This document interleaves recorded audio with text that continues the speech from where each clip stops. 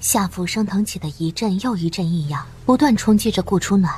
他猛地打了一个寒战。身为21世纪高级特工兼世界顶级医师，顾初暖知道自己此刻应该是中了毒。姐姐，你可莫怪妹妹，要怪只能怪你无才无德有无貌，可偏偏生成了这嫡出三小姐，从小便被定为泽王妃，那般风华俊逸的人，岂是你能配得起？哼，姨娘已经将丞相府的人都引了过来，那些汉子马上也到了。你放心，你中的千日罪绝对会让你欲仙欲死。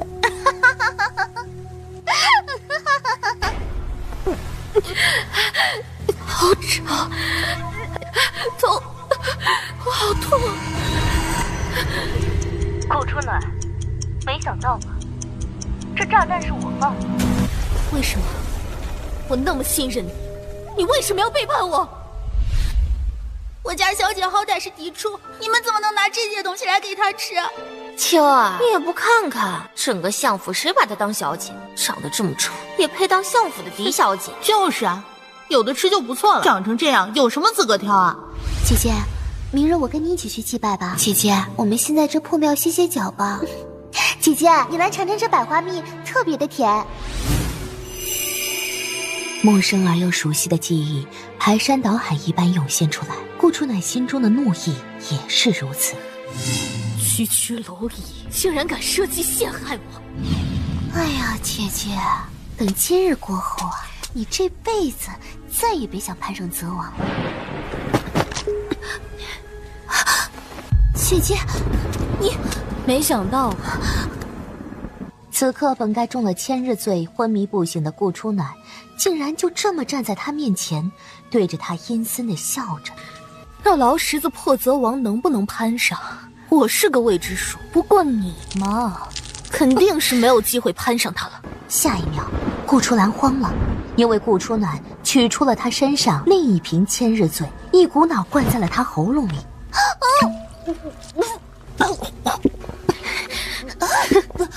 千日醉这么好的东西，怎么能让我一人独享？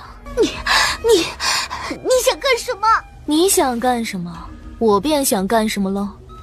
白皙修长的手点了顾初兰的马血，鄙夷地扫了一眼慌乱的顾初兰，身子一闪，如清风一般闪到柱子后。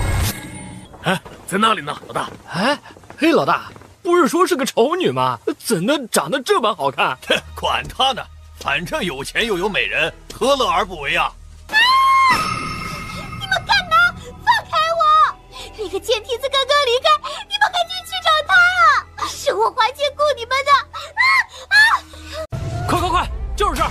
你去那边。是，你们散开，把这庙围住了啊！一个都不能放走。是。你们敢碰我，我让我姨娘杀了你们！你他妈老实点！别动！不要碰我！姨娘，再吵，连你姨娘一起。没错，兄弟们，压住了，别动。好嘞。放开我！哇，老大，这女人好嫩呐！放开你，想得美！快，就是这儿！你去那边。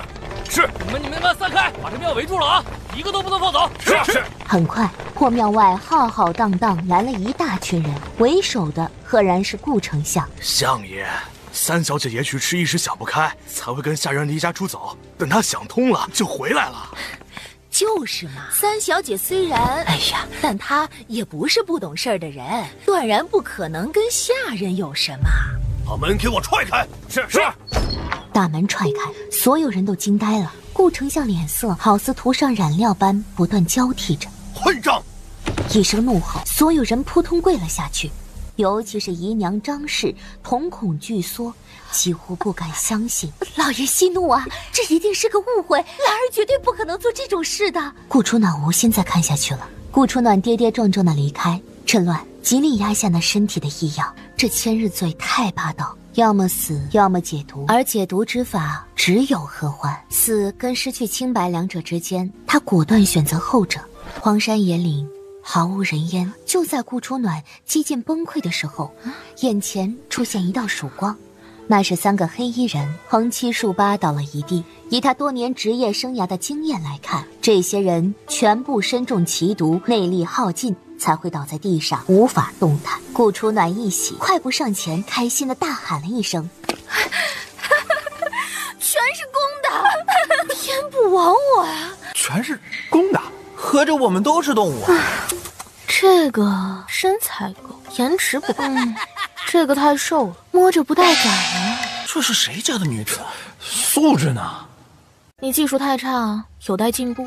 女人，我要扒你皮，拆你骨，断你肉，让你死无葬身之地！剑眉斜飞，眼若寒星，五官棱角分明，稳如雕刻，竟然挑不出一丝毛病，这简直就是上天最杰出的作品。不知道是不是因为重伤，他的脸色有些苍白，可即便如此，他的周身依然散发着睥睨天下的霸气与浑然天成的尊贵优雅。顾初暖心跳加快了些许。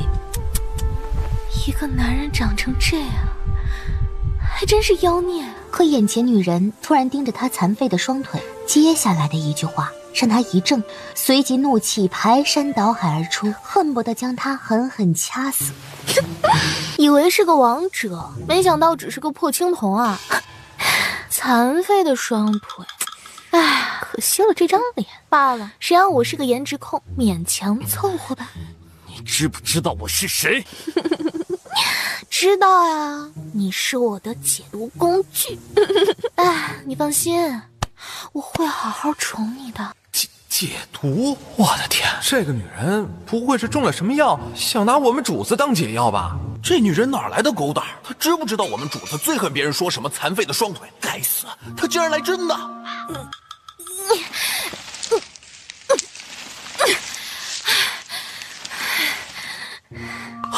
她居然真的敢！若非我们主子毒性发作，又中了别人的暗算，焉能让她如此放肆？可恶！他们想去救主子，奈何中毒动不了，心有余力不足。你敢碰我一下试试？碰一下哪够啊？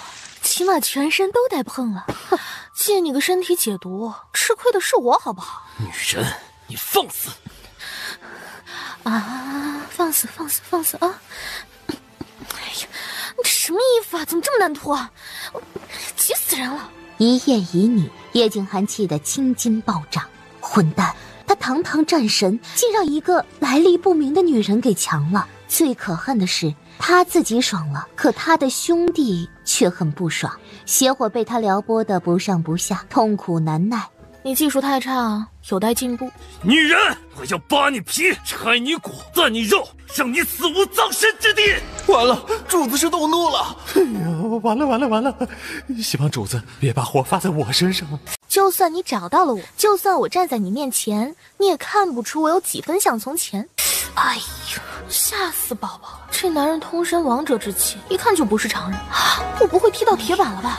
罢了罢了，36计走为上计，溜了溜了。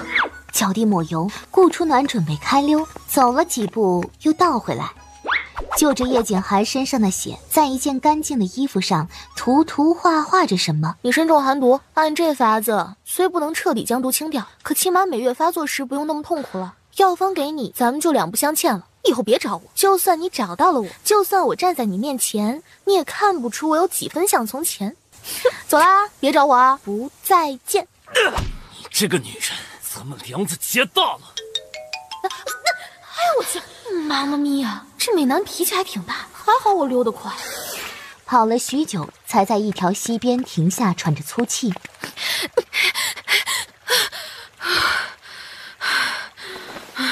脑中记忆涌来，他在执行任务时被最亲密的人背叛，死于一场爆炸，却借尸还魂，穿越到同名同姓的顾初暖身上。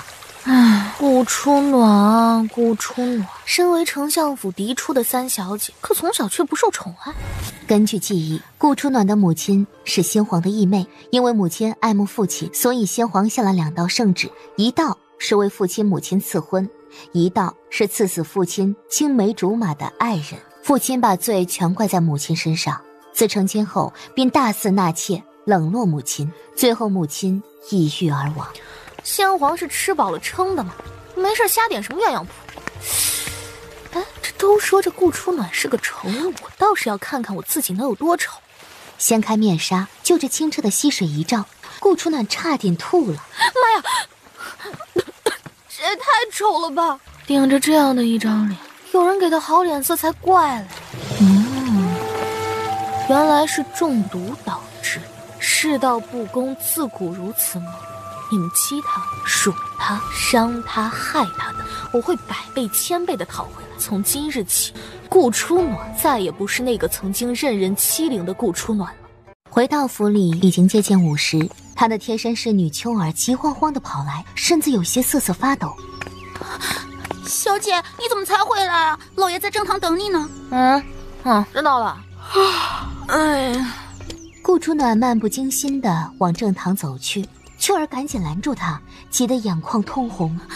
小姐，老爷发了好大的火，吴小姐说你设计害了他，这到底是怎么回事啊？老爷怒不可遏，肯定不会轻易放了你的，咱们还是赶紧想想办法吧。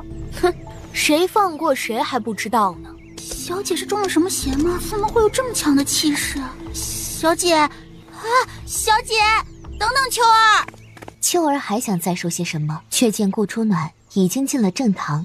顾初暖进去的时候，正堂里密密麻麻站着一众的人，为首的是他的父亲顾丞相，在顾丞相身边还有大夫人、三姨娘、五姨娘以及他好几个嫡庶姐妹，场面甚是壮观。跪在地上的顾初兰看到他，立即炸了，控诉道：爹，就是他，是他设计陷害我，他把我演到破庙的。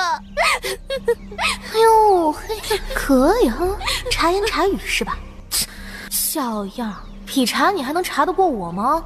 妹妹，我听不懂你在说些什么。昨天不是你让我去破庙吗？难道你是气我没有去才这样说的吗？昨天是我娘亲忌日，娘亲前几日托梦给我说她想我了。那我就先去云清庙给我娘祭拜，没想到等我去破庙的时候，久久没有等到你，以为你先回来了，于是我也就回来了。误会啊，妹妹，你不要生气，我以后一定不会再迟到的，姐姐保证。这个贱蹄子，什么时候说谎也不打草稿了？明明是你，明明是姐姐你陷害我，你给我过了千日罪啊！啊，千日罪是什么呀？啊，千日醉啊！对，妹妹跟我说过这个名字。千日醉，我给妹妹灌了千日醉，我也喝了呀，很好喝的。爹爹你喝不喝？我也给您泡一杯。就这装可怜，谁不会？顾初暖，你说谎！当时你逼我喝下千日醉的时候，可不是这副嘴脸的，你不要骗人了。妹妹，你到底怎么了？姐姐知道错了，姐姐不应该迟到的。妹妹，你别生气好不好？这个贱人，我一生的清白都被他给毁了，他反而一脸无辜，看我不撕了你！妹妹，放肆！娘，你做什么？老爷息怒啊！兰儿只是一时糊涂，才会跟三小姐一起出去。那千日醉，想必是有心人所下。大夫人与三姨娘等人嗤笑一声：“有心人所下，是暗指我们吗？你顾初兰要陷害，也得找个好点的理由。刚失了清白，这会儿是连脑子都没了吗？这老五平日里仗着相爷的宠爱，平日里没少对我耀武扬威，都快骑到我头上来了。如今顾初兰失去清白，我倒要看看你这回还能翻出什么天衣。这三小姐生性内向，平日里除了偶尔去给她死去的娘亲上香以外，从未出过府，也没有什么亲近的人，哪来的门路买来千日醉呢？三姨娘似笑非笑，就是，也不知道是谁告诉相爷，三小姐跟下人私奔去了破庙，别是想害人不成，反害了自己吧？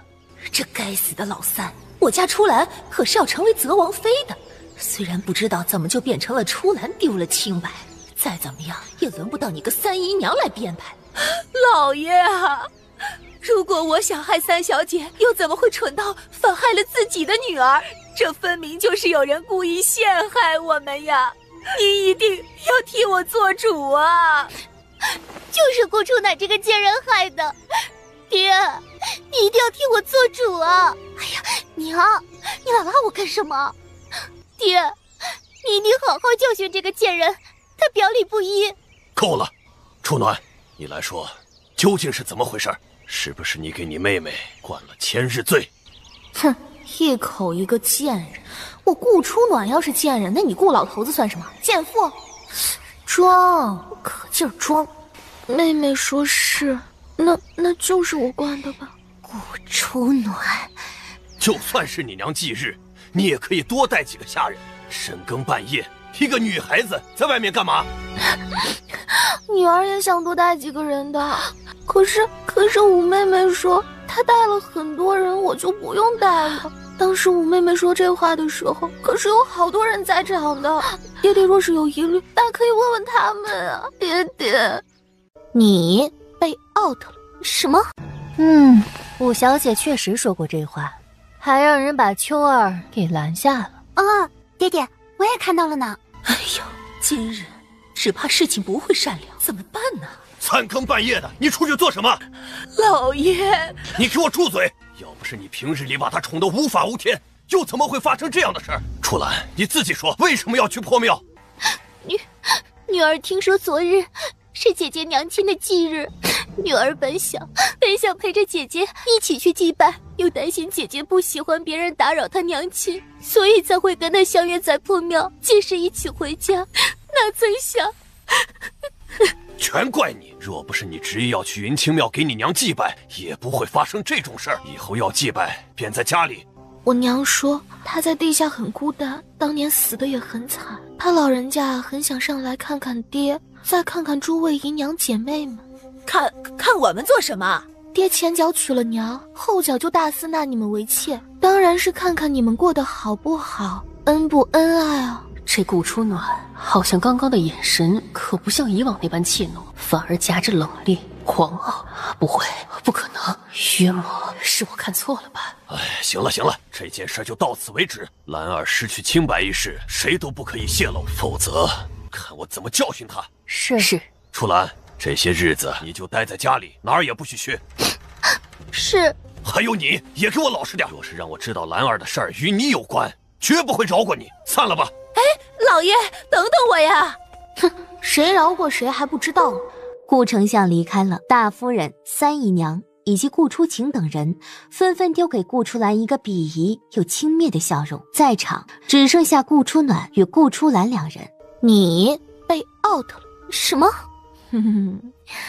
就是你出局了。在叶国，女子的清白比性命还重要。没了清白还不出局，难不成你还能逆天吗？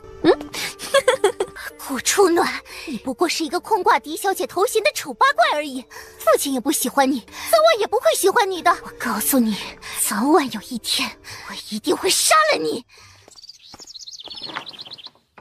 回到屋子后，顾初暖将面纱取下，看到那张坑坑洼洼的丑脸，他又倒了一次胃口。仔细观察了许久，顾初暖心中有了答案。一寸灰，这毒应该是一寸灰。还好，倒是能解，只是需要的药材中有2味比较稀缺。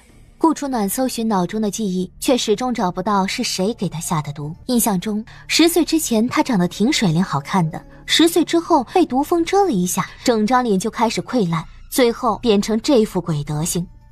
毒风导致的，扯呢。秋儿，我美吗？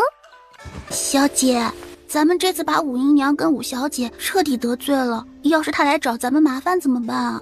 要不咱们去求求泽王爷，让泽王爷帮帮咱们。一个小妾跟一个庶女，至于让你这么害怕吗？哎呦，我的小姐，五姨娘可是老爷最宠爱的人，在府里的地位不比大夫人差到哪儿。她要是想整死我们，比捏死一只蚂蚁还简单。放心吧，凭他们2人还不够资格对咱们怎么样。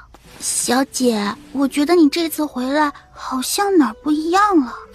是多了一块肉，还是少了一块肉啊？奴婢也说不上来，不过小姐好像变狂了。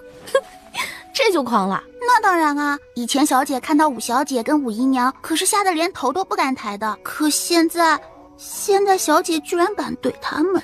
先不说这个，去把我的银子都拿出来，小姐，咱们哪有什么银子啊？就您头上的发钗，还是奴婢用自己的月俸买的呢，可把奴婢心疼死了啊！我不是狄小姐吗？你不会告诉我连1文钱都没有吧？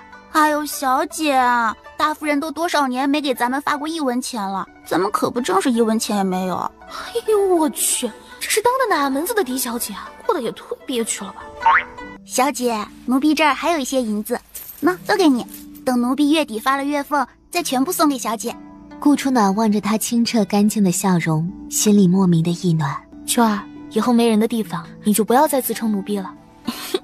小姐，您跟我说了好多遍，我总是忘记，以后我一定记得。小姐，你还差多少钱啊？我去跟别人借借。不用了，你收起来吧。这片大陆懂医术的人极少，药材更是贵得离谱，即便是最普通的止血药，都得要好多两银子。这100文钱连塞牙缝都不够，比买药治脸更是差得远呢。唉，看起来得赶紧想办法从别的地方搞钱了。小姐，你歇着，我去给你烧壶热水。快去快回啊！哎，晓得。没多久，又急急忙忙地奔回来。小姐，我听厨房的春草姐姐说，泽王来了。泽王？对啊，小姐你的未婚夫泽王呀，他来看你了。好啊，我还没去找他呢，他反而送上门了。秋儿，帮我梳妆。你家小姐要艳压群芳，给泽王来点好看的。哎，好嘞，小姐。小姐虽然是狄小姐，可这衣裳别说跟树小姐比，就是连府里的丫鬟衣裳都不如，选来选去也就只有这么几件。看秋儿迟迟选不下来，哎呀，秋儿，你出去等着，我自己换。等到顾初暖再次开门的时候，秋儿想死的心都有了。秋儿，我美吗？哎呀，小姐，咱能别闹了吗？泽王可是好不容易才来咱们相府一次，这次很有可能还是来提亲的，小姐。没毛病啊，就是来提亲的本小姐才特意打扮的呀。走，随小姐我去见见未来夫君。小姐，你把衣服换下来啊，我给你重新梳妆打扮一下再去，咱们回屋。哎呀，秋儿，打扮什么呀？也许他泽王爷就好这一口呢，对吧？我觉得这身衣裳很是衬我的气质呀。什么东西？你是谁？哎呀，走，快去给泽王爷看看。小姐。转了几个回廊，顾初暖看到正在花园凉亭品茶的泽王爷。每次泽王爷过来，五小姐跟七小姐总是缠着泽王爷，他们就是想得到泽王爷的欢心。小姐，等我给你打扮好，你就上去讨好泽王爷，绝对不能把泽王爷让给他们。哼，从来都只有别人讨好本小姐，能让本小姐讨好的人还没有出生呢。秋儿啊，你就好好看看泽王是怎么败在你家小姐16裙下的吧。泽王爷，你是不是太想我了，所以等不及来相府偷偷看我呀？什么东西？你是谁？哎呀，我是你的未婚妻顾初暖啊。泽王爷，你好久没来相府啦，来，我带你四处走走，咱们增加感情啊。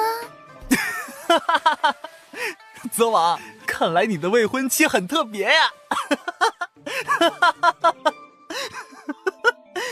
直至今日，我才体会到为什么泽王恨不得马上退婚。就这品味，绝不是一般人能够欣赏得来的。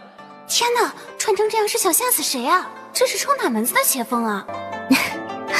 姐姐，你怎么又穿成这个样子了？泽王面前，你可不能像对待我们一样无礼啊！泽王爷，姐姐一向如此，还希望您不要计较才好。切，什么叫又？哪门子的又？清白都没了，你还好意思继续缠着泽王？又，你表里表气。妹妹，你这话说的，就是因为知道泽王要来，所以我才特意打扮的。你们看我的衣服美吗？美吗？泽王，你别管他俩。那个，咱俩都到了婚嫁的年纪了，你打算什么时候正式来我家提亲？快点把我娶回去啊！哎呀！顾初暖往泽王方向蹭去，故意差点栽倒，脸上的面纱迎风而掉，露出一张狰狞而恐怖的丑脸，放大在泽王面前。天哪，这就是我要迎娶的未婚妻吗？这也太丑了！最恶心的是，她竟然在脓包上擦了大量的粉底与艳红的胭脂，看起来跟鬼一样的。顾春鸾，我告诉你，我娶谁都不可能娶你！我这就去跟皇上请旨，咱们两个人的婚事就此作罢，以后你别再缠着我。哎，咱们的婚事可是先皇所赐，只怕皇上也没有权利取消婚约的吧？泽王呀，依我看呢，咱们俩还是凑合过吧，免得自讨苦吃。你说呢？你，这个丑女人，她是吃定了这桩婚事不可撼动吗？简直是粗鄙不堪！你且等着退婚的圣旨吧！哼！泽王爷，初雪也觉得姐姐配不上你，我支持你取消婚约，我送您。姐姐啊，就算泽王不娶你，你也不用难过。凭咱家的权势，即便你长得丑了些，还是有大把人想娶你的。那是啊，可泽王爷就算不娶我，也绝不会娶你啊。当然，包括那些什么达官贵族的，也是不会娶一个失去清白的庶女为妻的吧？爹爹都说了，清白被毁一事必须保密。他顾初暖却故意当着萧家公子的面直接说了出来，让我以后怎么做人呢？哦，你不说我还差点忘记了，爹说过不能把你跟下人苟且的事情说出来，免得你将来嫁不出去。哎呀，我给忘了。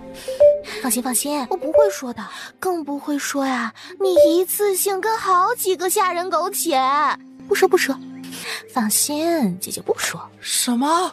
一次跟好几个下人苟且？真的假的？也太生猛了吧！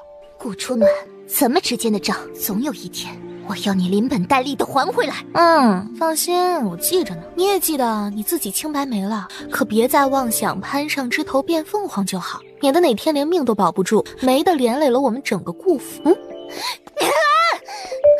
顾初兰跺脚，恨恨地离开。你这女人长得不咋地，嘴巴倒是挺利的。其实啊，你也不用难过，天下间又不是只有泽王一个男人，好男人多的是，比如我。哼，你要娶我？我不是这个意思，我的意思是，这天下间还有很多好男人，你不用只盯着我跟泽王。哎呀，小子，我是越看你越顺眼，这干脆咱俩成亲得了。别！萧雨轩吓得一个趔趄，连滚带爬的逃离丞相府，嘴里惊恐的喊着：“三小姐秀外慧中，温柔人笑，而我就是一个纨绔子弟，咱们怎么看都不搭配。江山不改，绿水长流，你还是另找他人吧。”小姐，你不是很喜欢泽王吗？为什么要把他给吓走啊？万一泽王真的退婚了怎么办？人嘛，口味是会变的嘛。就说我吧，口味已经变了。小姐，你难道都不难过吗？难过？你看我的样子像在难过吗？小姐，难道你看上萧公子了？可千万别啊！萧公子虽然是萧老将军的幼子，人也长得俊朗了些，可他就是一个纨绔子弟，是帝都出了名的花花公子，而且文武皆不通，就是一个草包。你对他的怨念倒挺重的。他夜夜流连花丛，身边的女人换了一个又一个，就是不肯娶人家，害了好多姑娘。小姐，你可千万别被他给骗了。哎呀，秋儿，看事情别只看表面，传言向来不实的好吗？想到刚刚萧雨轩的安慰，以及他眼里一闪而过的同情，顾初暖轻笑。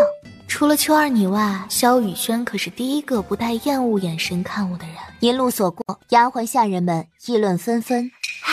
你们说，三小姐出去一趟回来后，是不是比以前更傻了？居然把自己打扮成了一个花痴，愣是把泽王给吓跑了。可不是说嘛，虽说这泽王一直不喜欢三小姐，可那婚事那是先皇定下的，泽王再怎么不情愿，也得咬牙娶她。听说这次泽王就是来提亲的呢。你看现在，三小姐这辈子算是毁喽，现在连泽王都不肯娶她了，看以后还有谁会娶她。当天下午，顾初暖就等来了取消婚约的圣旨。圣旨到，顾丞相接旨。臣接旨。先皇赐皇子泽与顾府三小姐婚约一事，本为佳话，两子业已成年，本应尽快完婚，奈何皇子泽一心忧国忧民，心系国之社稷，学业未成，不敢成婚，恐误三小姐之假期，特请解除婚约。其心可探，其情可悯，其笑可嘉。着令自今日起取消黄子泽与顾府三小姐之婚约，往后各自婚嫁，无有怨尤，钦此。顾丞相、三小姐接旨吧。谢吾皇体恤，谢皇上恩典。还别说，这泽王爷还挺给力。只见偌大的丞相府都用同情的眼神看着他，唯有他本人满心的喜悦。高兴了没一会儿，宫里又传来一道圣旨：丞相府三小姐温柔贤良，秀外慧中，特赐婚于韩王，于下月初1举行大婚，不得有误。许给韩王？韩王不就是战神王爷？如果是几年前能够嫁给韩王，那可是天大的恩赐。可现在韩王中毒，命不久矣。哎，传言呀，韩王可是活不过今年的哦。对啊，我也听说了，而且还听说这韩王喜怒无常，阴狠残暴，杀人如麻。跟他成亲，那不是找死吗？顾丞相这厢却是在细细揣测圣意。三女儿不仅貌丑，而且连大字都不认识几个。韩王手握重兵，权势滔天，把我的女儿许给韩王，那不是明目张胆的羞辱韩王吗？以前皇上虽然和韩王不和，但起码表面上还是能够维持一下关系的。这婚事这么一次，怕不是皇上和韩王要正面宣战了的意思。哎呀，这可如何是好啊？这都叫什么事儿啊？叶国皇帝瞎给人指婚，这种喜好也会一脉相承的吗？我这好不容易取消了一门亲事，又来一门，这是不把老娘嫁出去不甘心是吗？如果三小姐的花轿没有送到韩王府，你们丞相府就等着被诛三族吧。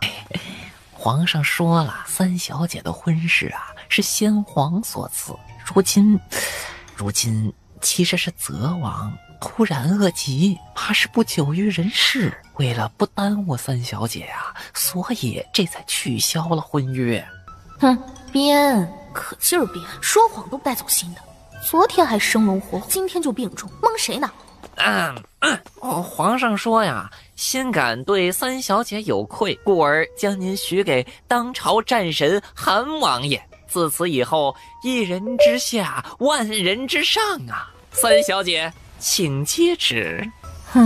公公，您说，要是战神爷知道您传这道旨意，会不会特别把您记在心里呢？这，放肆！皇上下旨，哪里容得了你抗旨？还不速速接旨！我说不接又怎样？抗旨可是要出满门的，你若不接旨，是要害死丞相府满门吗？满门抄斩就抄斩呗，反正下辈子咱们还是一家人。哼！顾初暖说完，起身在众人目瞪口呆中潇洒离开。顾初兰恼怒，拦住他的去路：“你自己想死我不管，但你不能连累丞相府满门，赶紧去接旨。”哎呀，妹妹可真是大意。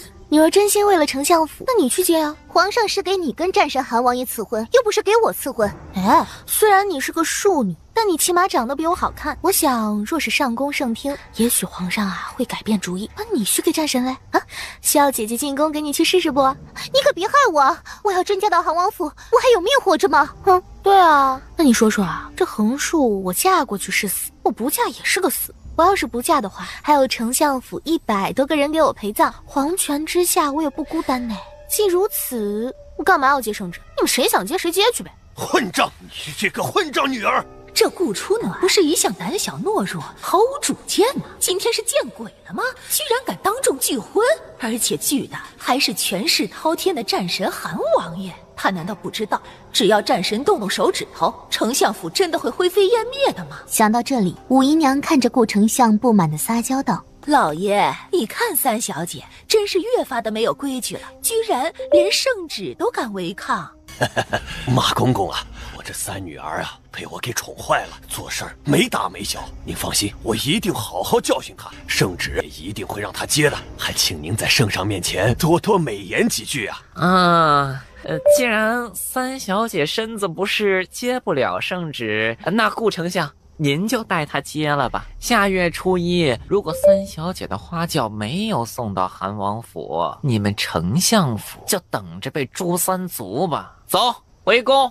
还希望老爷万万不要对她灰心。书房里，顾丞相看着圣旨发呆。老爷还在想着圣旨的事啊？接了旨得罪韩王，不接旨得罪皇上，无论是哪一边都得罪不起呀。老爷，听说韩王前不久遭遇刺杀，导致旧毒复发，如今是怎么也压制不了了，怕是今年都活不过去。而皇上正值青春年华，又娶了楚皇最宠爱的公主为妃，势力正在崛起。如果非要得罪一人，依切身看，还不如得罪韩王。毕竟他再怎么权倾天下，也只是一个短命鬼。我又何曾不知道这一点？可韩王手握天下重兵，如果他真对丞相府起杀心，只怕丞相府根本无法抵抗。那老爷是要站在韩王这一边？当然不，韩王性情阴晴不定，即便我投靠了他，他未必会保我。既然如此，那老爷何不彻底站在皇上这边？皇上已经不是当年的皇上了，只要老爷心智坚定，皇上正值用人之际，定不会亏待咱们。你说的没错，既然总要得罪一人，那便站稳一端吧。老爷，妾身以为您可以向皇上进言，让三小姐进入皇家学院学习。三小姐马上就是韩王妃了，多学一些东西，对她总是有利无害，而且还能彰显皇上对韩王的尊重。希望我选择站在皇上这一边是对的。你说说，这兰儿若是能有你一半的聪明，也不至于失去清白呀。老爷，兰儿还小，方方面面考虑不周，这才遭人陷害。好在知晓这件事的人不多，只要隐瞒得好，兰儿失去清白一事便不会有人知道。妾身以后定会好好教她的，还希望老爷万万不要对她灰心。没多久，丞相府又来了一道圣旨。圣旨的内容是三小姐即将贵为韩王妃，怕以前在丞相府所学不多，所以特准进入皇家学院继续学习。五小姐顾初兰作为伴读，一并进入皇家学院学习。三姨娘府里，顾初云才情非然，被破例送往皇家学院也就算了，皇上要羞辱韩王，把顾初暖那个贱人也送去皇家学院丢人现眼，我也认了。可顾初兰凭什么去皇家学院？她只是一个庶女，还是一个失去清白的庶女啊！丞相府一共4位小姐，如今老2、老3、老5都去了，只剩下我一个人没去，我的面子往哪里摆？娘，我不甘心啊！够了，爬得越高摔得越惨，你慌什么？他不是很嚣张吗？那我就拭目以待，看看他们能嚣张到何时。锣鼓，扬手啪的一声，狠狠甩了五姨娘一巴掌。似是不解气般，他扬手又甩了一巴掌。哎呀，小姐，你赶紧起床吧！今早来了一道圣旨，让你即刻去皇家学院读书，这可是天大的赏赐呢，多少人挤破脑袋都进不去。人家还没睡够呢，好不容易熬过了3年高考，4年大学，你还让我读书？一刀雷劈死我得了！什么赏赐？羞辱还差不多。小姐，时间都快来不及了，第一天上学就迟到，会给夫子们留下不好的印象的。我说姑奶奶啊，你能不能让我再睡一会儿？我很困。该死的，跟那个身份不明的男人一夜缠绵，我到现在2条腿都还是酸的，好不好？不行，皇上还让五小姐作为您的伴读，一起进入皇家学院读书。五小姐一向仰慕泽王，她肯定会使尽全身解数讨好泽王的，我们绝不能让五小姐抢了先。好了，我起还不行吗？顾初南起床，任由秋儿给她梳妆打扮。哼，太阳打西边出来了，丞相府终于舍得送新衣裳过来了。才不是，奴婢跟府里几位姐妹借了一些银子，买了一身新衣裳给小姐。虽然布料比不上五小姐，到底也是新衣裳，小姐穿去皇家学院也有个面子。什么？你的手怎么了？顾初南掰开秋儿的手，却见她的手心一片红肿，似是被什么打过一般。没什么，就是干活的时候不小心伤到的。老实说。顾初暖脸色严肃，全身气势凛然，紧盯着秋儿。就是去买衣裳回来的时候，碰到了武姨娘的贴身丫鬟，她非得让奴婢交出衣裳，奴婢不肯，就被小小的惩罚了几下。什么？拿起锣鼓跑到院子，咚咚咚地敲了起来。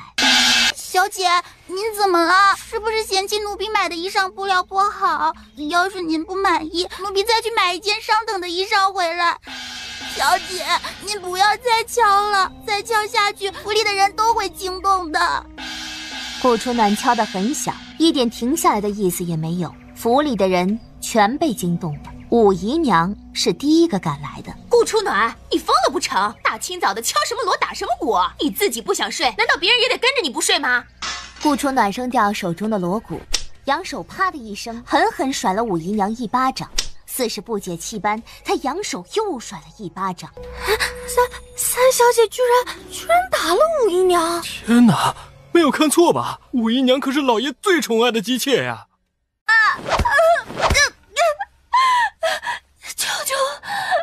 救我！你居然敢打我！打的就是你！嘿，反了，真是反了！来人，把三小姐给我拿下！今日我定要好好教训教训她！我看谁敢！我娘乃是先皇的御妹，封号昭灵公主，而我则是公主的嫡亲女儿，丞相府的嫡三小姐，未来的韩王妃。武姨娘，你算什么东西？不过是丞相府一个卑微低贱的姨娘罢了。别说我今天打了你，就算我今天杀了你，也没人敢对我怎么样。这个贱女人，今天是见鬼了吗？居然敢如此嚣张！武姨娘的贴身丫鬟夏雨见状，怒斥道：“就算你是嫡三小姐，也不能无端的对武姨娘动手，她毕竟是长辈。主人说话哪有你说话的份儿？把她拿下！”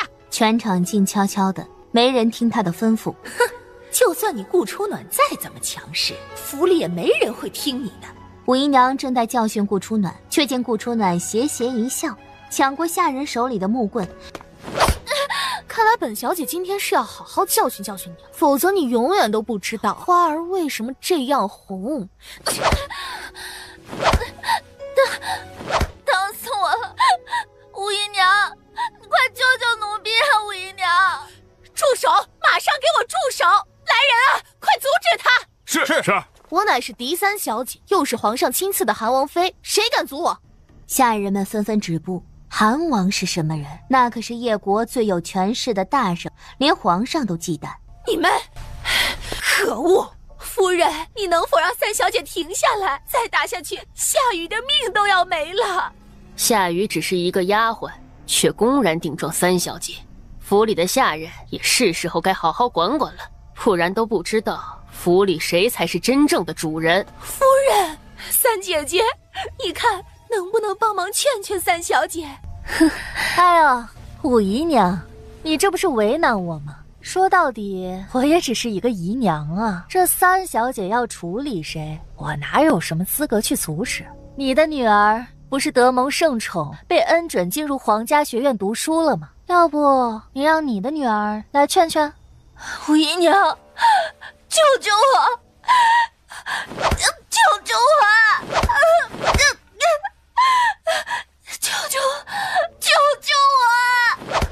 夏雨是武姨娘从府外陪嫁过来的，她若是死了，武姨娘等于断了一条胳膊。她上前挡在夏雨面前。夏雨，顾初暖，你居然真敢用棍子打我！哎呦，武姨娘，我教训下人，你跑上来做什么？哎呦，这棍子不长眼，你瞧，一不小心他就往你身上招呼去了。顾初暖，三小姐呀，这个贱丫头也得到惩罚了，我想她以后也不敢再犯了，不如就这么算了吧。哼，算了，我堂堂一个嫡小姐，穿的衣服居然还不如一堆丫鬟仆人，这么多年来，我连1文钱的月银也没有收到过。大夫人，你是不是该给我一个解释啊？她这是跟武姨娘算完账，又跑来跟我算账。白嬷嬷，三小姐的月银呢？为什么她说没有收到？是不是你们贪污了？大夫人明察，就算给老奴天大的胆子，老奴也万万不敢克扣三小姐的月银。老奴这就去好好查查看。白嬷嬷是该好好查查看了。毕竟我现在是战神韩王爷未来的王妃，若是被韩王知道他的王妃过得太寒酸，怕是他也会不高兴的。是。府里在场的人没一个有好脸色的。环木扫向在场所有人，霸气地说道：“你们都给我听着，从今往后，谁若敢欺负秋儿，便是欺负我。虽然我在府里的地位低了些，但我想，凭着我是昭灵公主亲生女儿的份上，想处死某些人，还是有点权力的吧。”三小姐说笑了，以后府里谁敢欺负你，你尽管跟我说，我定替你撑腰。多谢大夫人。不过眼下还是请大夫人帮我把以前被克扣的银子一文不差的都还给我吧，免得有人说呀，大夫人虐待原配昭灵公主的女儿，您说是吧？这个女人字字句句都在威胁我，就因为皇上把她赐婚给了战神韩王爷吗？不，绝不可能。也许我们都被顾初暖给骗了，眼前嚣张狂傲的她才是真正的她。自然是的。那初暖就多谢大夫人啦。哦，对了，大夫人会安排一辆马车送我去皇家学院的吧？那是自然。白嬷嬷，给三小姐安排一辆马车，免得有人说咱们丞相府寒酸。是。顾初暖冷冷扫了一眼在场脸色五花八门的众人，吹着口哨嚣张的离开。秋儿赶紧跟着离开，她眼眶通红，心里说不出的感动。小姐，秋儿只是一个小小的丫鬟，怎么值得小姐你如此舍命相护？秋儿誓死追随小姐。顾初暖打了一个哈欠，晃悠悠地进入学堂。来者何人？丞相府三小姐，奉命前来读书。这都什么时辰了，怎么才来？赶紧进去。所有王孙公子的仆人皆在外守候，没有命令不可进入。小姐，放心吧，秋儿，没人能把你家小姐我怎么样。倒是你，好好保护自己啊，可别一会儿我出来了，你还要跟我哭鼻子。小姐快进去吧，秋儿才不会哭鼻子呢。顾初暖漫步在学院，将学院的风景欣赏了一遍，这才进入了学堂。嗨，老师好，同学们好，我是顾初暖。顾初暖，第一天上学你就敢迟到，谁给你的胆子？你眼里还有没有学院？还有没有皇上？哎，夫子此言差矣，我文不成武不就，皇上却破例让我来皇家书院读书，我真是铭记在心，不敢或忘。发誓一定要好好学习，天天向上，不辜负皇上，不辜负夫子，不辜负所有对我满怀希望信心的人，更不能给韩王丢脸。所以啊，我才会焚香沐浴，一路所过，无论大小庙宇都三跪九叩进去朝拜。再加上这对宫里地形不熟，这才迟到了些许。但是夫子，你一定要相信我，我天没亮就起床准备了。夫子被挤兑的一口气差点上不来。老夫就说了一句，他倒好，劈头盖脸说了一大通，偏偏字字句句都无法反驳。要是再处罚他，那老夫岂不是得落人口实？胡说！夫子，顾初暖在说谎，他明明是睡过了头才会迟到的。你怎么知道我睡过头了？如果我没有记错的话，你好像是我的伴读吧？我若是真的睡过头了，身为我的伴读，难道没有责任叫醒我吗？顾初兰噎住，不知该如何回答。还是说你没有焚香沐浴，随我三跪九叩感谢皇上，所以才故意污蔑我呀？你胡说！该死的，又被顾初暖这个贱人使套子了。萧雨轩朝着顾初暖竖起了一个大拇指，因为顾初暖就站在他身边。他低声道：“厉害呀，小丫头，才一日不见，你的嘴巴又裂了哈。”好说好说，嘴巴不利怎么娶你宠你啊？这个女人属猴的嘛，这么猴急，她懂不懂什么叫矜持？我要是真娶一个丑女回家，老爹还不得把我的腿给打断啊！谁都别管我，宝宝需要静静，不许问静静是谁。一个丑女还真够嚣张的，明明就是你迟到了，口得好像是夫子故意为难你似的。没错，当当公主说得对。我也没说公主说的不对啊，我这不是知道错了，希望夫子给我一个机会改过自新嘛。行了，这件事到此为止了。顾三小姐，念你是初犯，这次就不与你计较了，下次万万不可再迟到了。是。自己找个地方坐吧。顾初暖扫了一圈，坐在了萧雨轩的身边。萧雨轩一惊：“你坐我旁边干嘛？哎，是我先来的呀。”我管你是不是先来的，反正这位置又不是你家设的，你要是不愿意跟我坐一起，自己挪窝便是。我操，这个女人比我还不要脸，她他不会是看上我有颜有钱又有才吧？嘿，还挺有眼光。刚刚我们讲到物类之起，必有所始。学父子缓缓讲起了课。下课。不才小姐居然敢打公主！课堂外，秋儿欢喜地奔来。小姐，你终于下课了，父子有为难你吗？哪儿来的贱奴，居然敢挡本公主的路，不想活了是不是？说着，当当公主扬手，直接甩了一巴掌过去。你顾初暖，本公主教训一个贱奴，你敢阻止本公主？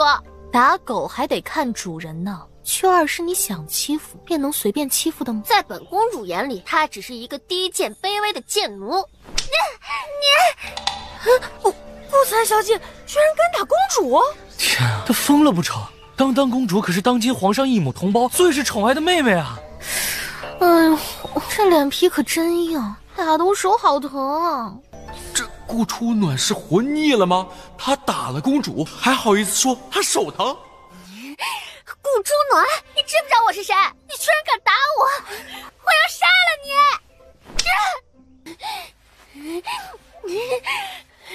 还愣着做什么？还不把顾初暖给本公主拿下！本公主让她求生不得，求死不能，让她永生永世后悔来到这个世上。侍卫们纷纷将顾初暖围住。我是公主的皇婶，皇婶教训皇侄女儿天经地义。你们要拿我啊？行啊，那咱们到战神王爷面前，好好把家事捋一捋。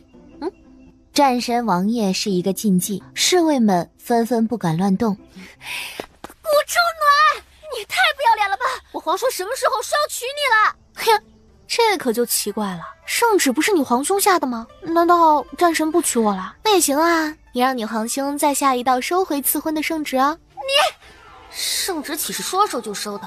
顾初暖是不是存心为难我吗？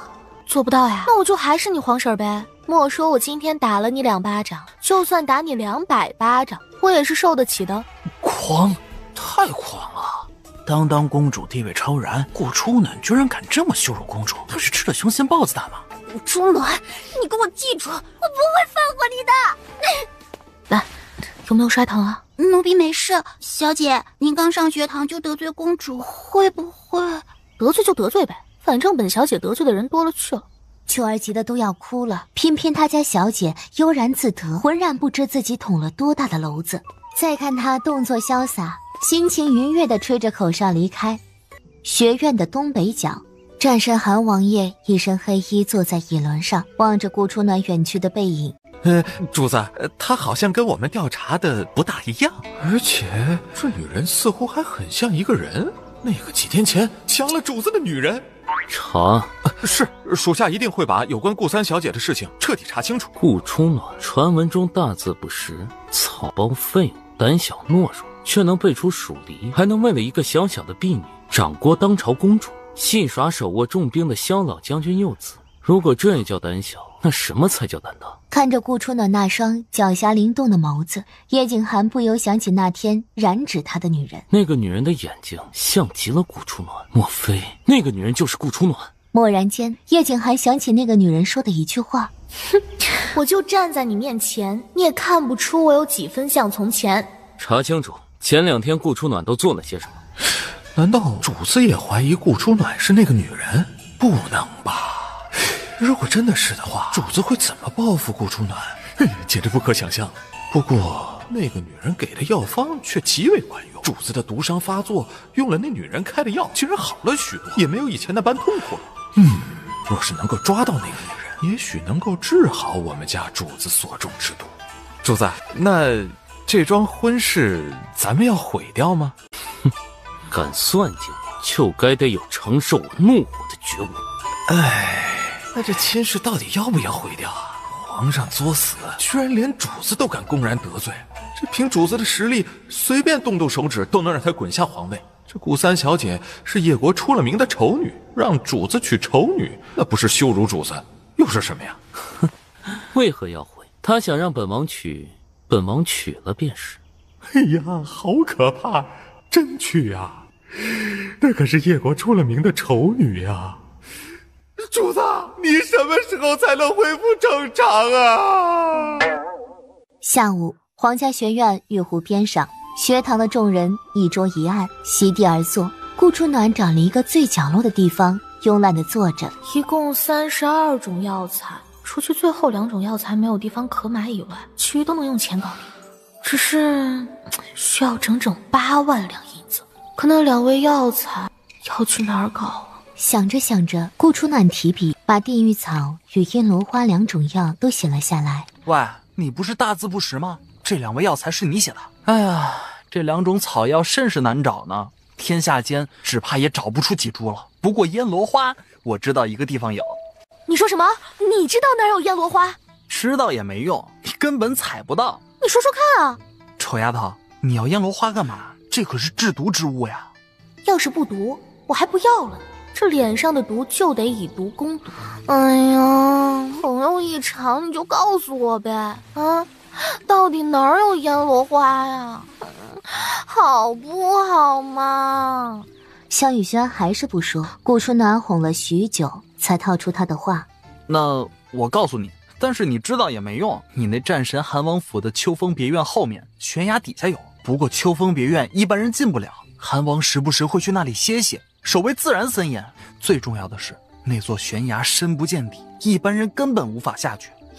谢谢你啊，小轩轩。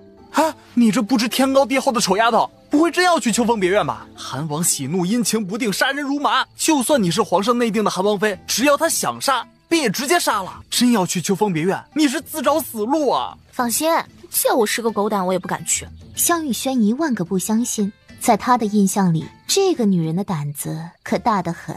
小轩轩，我们明天见喽。丞相府里，秋儿忐忑不安地看着顾初暖。小姐，你今日把夏雨打成重伤，还打了武姨娘几棍子，武姨娘会不会跟老爷告状？他们会不会为难你啊？会啊，不过肯定不是今天找我们麻烦。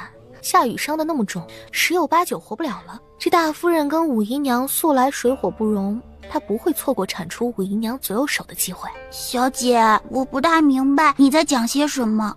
哎，简单讲呢，就是大夫人跟武姨娘在斗，至于怎么斗，不关咱们的事。反正在夏雨死之前，他们是没精力来找咱们麻烦的。顾初暖将秋儿哄回房间后，从衣柜里找了一件破旧的衣裳，又换了一条面纱。她身材窈窕，动作轻盈，如同燕子一般，几个轻点间已然消失在夜色中。看得出来，她之前练过舞。顾初暖有些惊讶，这具身体似乎比我想象中好得多了。莫不是原主会武功？可是为什么感觉不到丹田有丝毫的内力？算了，还是先去秋风山庄吧。秋风山庄位于城东一个僻静的地方，众所周知是战神韩王爷的行宫。顾初暖闭上眼睛，感受着空气里的气息。前世他是世界顶级特工，最是擅长黑夜作战，潜入一个地方对他来说并不是什么难事。可顾初暖蓦然睁开凌厉的眼睛，空气波动异常。若他没有猜错，正大门不仅埋伏大批高手，还有不少绝世大阵。只是一个山庄而已，要不要这么狠？顾初暖自知大门混不进去，如同夜宵般迅捷的速度再次一闪，围绕着秋风山庄走了一大圈，寻找最薄弱的地方下手。终于在秋风山庄的西面停了下来，他捡起几颗石子往里面一丢，里面咻咻咻，瞬间闪出不少人影。他身子鬼魅般的一闪而入。谁？什么人擅闯山庄？我操！那么谨慎了还是被发现，战神的手下有几把刷子。寒光凛凛的月牙刃破空而来，若不是顾初暖眼疾手快，凌空一个鸽子翻身，只怕早已被当场射死。随之阵法大起，一个八卦阵将他困在场中央。哪来的毛头丫头，居然敢擅闯秋风山庄？你可知道这是什么地方？哼，听说这里风景很美，我过来赏赏枫叶。好狂的口气，那你便留下好好观赏吧。话落，八卦阵力变杀阵，一道道凛冽的杀气直袭顾初暖。这八卦阵蕴含毒气，在发动攻击的时候，毒气也跟着外放。普通人闻到，即便不死也必残。他们根本没想留活口，对我用毒，哼！巧了，本小姐医毒双修，这世上还没有什么毒能难倒我。至于阵法嘛，也巧。身为特工，我前世也钻研过不少上古阵法。顾初暖脚踩坎位，转离位，横移巽位，手上聚集全部力气，直扫前卫。无懈可击的八卦阵居然炸裂，顾初南也趁这个时候足尖一点，身子如同一缕清风，迅速消失在夜色中。咻咻咻咻，一个又一个高手紧追不舍，在夜幕中如同猎豹一般疾驰如风。眼见前面写着禁地2字，顾初南冷眸微眯，直奔禁地而去。果然，秋风山庄的人都在禁地停了下来。里面的人赶紧出来！擅闯禁地，只有死路一条。你若出来，也许还能饶你一条全尸。既然都是死，我为何要出来受死？在这里欣赏欣赏美景，难道不美吗？你若敢继续前行，信不信我们灭了你九族？爱灭就灭去呗，反正我对丞相府的人也没什么好感，灭了就灭了。顾初南打量禁地，禁地是一座石林，一眼望去皆是形状诡异。不知走了多久，才在石林的尽头看到一座悬崖。难道这就是秋风山庄的后山悬崖？刚刚在秋风山庄摸了半圈也没有找到悬崖，应该就是这里了。因为是黑夜，顾初暖看不出悬崖有多深，只能捡起一颗石子朝着崖下丢去。等了半天也没有等到回音。还想跑？没门！你快放开我！这里地势也不高啊，悬崖无论多深，应该都会有回音才对。肯定有猫腻。顾初暖看到周围的石林，忽然眼睛一亮，原来又是阵法。好家伙，看我如何破了你！说罢，在其中一块其貌不扬的石头凹槽上一按，哇！轰隆隆，地形移位，石林还是那些石林，只是石头的摆设形状不一样了。顾初暖又捡起一颗石头丢下悬崖，却听咚的一声响起回音。有戏！阎罗花，我来了！妈呀！成千上万的箭射来，他想躲也没地方躲，仓促间只能果断地跳下悬崖。老天爷，救命啊！从崖上栽下来，他扑倒了一个人，一个未着寸缕的男人。最郁闷的是，眼前怒气腾腾的俊美男人不是别人，正是那天被他强了的男人。叶景寒隐忍着滔天的怒火，他正在这里清毒，莫名其妙头上被人砸了2个石子，疼得他脑袋都起了包。接着居然又被人给扑倒了，还被人给摸了。若不是正在预读关键时刻，全身无法动弹，本王定要将这女人凌迟处死。四目相对，一个震怒，一个震惊。是你？不是我，你认错人了。混账！就是你这个无耻的女人！一声震吼，鸟兽惊走。顾初暖挠了挠耳朵，赶紧起身想溜之大吉，却被叶景寒紧紧抱住大腿。还想跑？没门！你快放开我！你抱着我干嘛？老兄啊，讲讲道理哈，要不是你设了震中阵，我也不会误中机关，对不对？更不会扑了你摸了你，对不对？这真不怪我啊，我跟你道歉还不行吗？你还说啊？行，我不说。你要是觉得亏得慌，那最多我让你扑回来，再摸回去，行吗？再看他愤怒的想吃人的模样，他没来由的有些慌。能出现在秋风山庄禁地，又身中奇毒，双腿残废，难道他就是战神韩王爷？不是吧？有人在吗？这里要出人命啦！喂，你要是再不松开我的手，可别怪我又摸你哦。那个，你现在运功预读正是关键时刻，万不可以动怒，否则容易气血逆转，危及性命的。叶简寒冰冷的双眼死死地瞪着他。那什么，我不跑就是，你先松手啊！叶景寒还是瞪着他。你要是再不松开我的手，可别怪我又摸你哦。说着，顾初暖朝着他的身下扫了扫，这招果然有效。叶景寒松开他的手，紧紧捂住了自己的下身。无耻的女人！这里是万花林，偌大崖下都是各种各样具有解毒的百花。每月15，他都会褪去全部衣裳，利用万花御毒。每月的这一天也是他最虚弱的一天，因为这一天他全部的内力都会化为虚无。那啥，你不要一直瞪着我，你瞪得我心里发慌。其实咱俩之前发生的那些事儿吧，我是个女孩子，吃亏的应该是我才对。明明是阳春3月，顾初暖却感觉仿佛寒冬腊月。她缩了缩脖子，眨了眨无辜的小眼睛，憋了半天，憋出一句：要不我让你抢回来，咱俩算扯平了，怎么样？这还是女人吗？说出这种话，她都不觉得羞愧的吗？别啊，你这么看着我干嘛？很吓人的好不好？这男人身上的气势怎么这么强？他不会又生气了吧？给你赔偿你不要，让你抢回来你也不要，那你到底想怎么样？我要你的命！这无耻的女人，接二连三玷污本王，不杀她简直难消心头之恨。哎，我说啊，现在呢，身中奇毒，动弹不得的是你，可不是我。我要是真想对你再做些什么，这荒山禁地、鸟不拉屎的地方，可没人能救你哦。你，哎呦，别这样嘛，我开玩笑的啦。我现在不会对你怎么样的啦，毕竟你的技术是真的还有待加强。嘿嘿。他说的头头是道，句句在理，却把叶景寒气得气血上涌，一口血喷了出来，人也是被活活气晕了过去。哎，真气晕了！天助我也，正好开溜。顾初暖是想跑的，可看到他神仙般的俊颜，染着一抹惨白。哎，气血逆转，毒气攻心，若是不救，他必死无疑。我也不知道上辈子做了什么孽，这辈子总能碰到。算了。看在啃过你又是被我气晕的份上，再救你一次吧。说着，顾初暖蹲下身，搭住他的脉搏。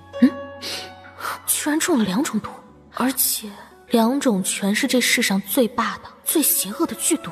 一种寒毒，这寒毒应该是在他还在娘胎里时就有了，所以自打他出生后，每月15都要忍受常人无法忍受的痛苦吗？寒毒一发作，从体内5脏6腑直至血液逐步凝结成冰，能把人冷得生不如死，却无法死去，真是有够恶毒的。另一种发作时痛入骨髓，全身仿佛万蚁噬心，如千刀万剐，可致人死命，是血液邪毒。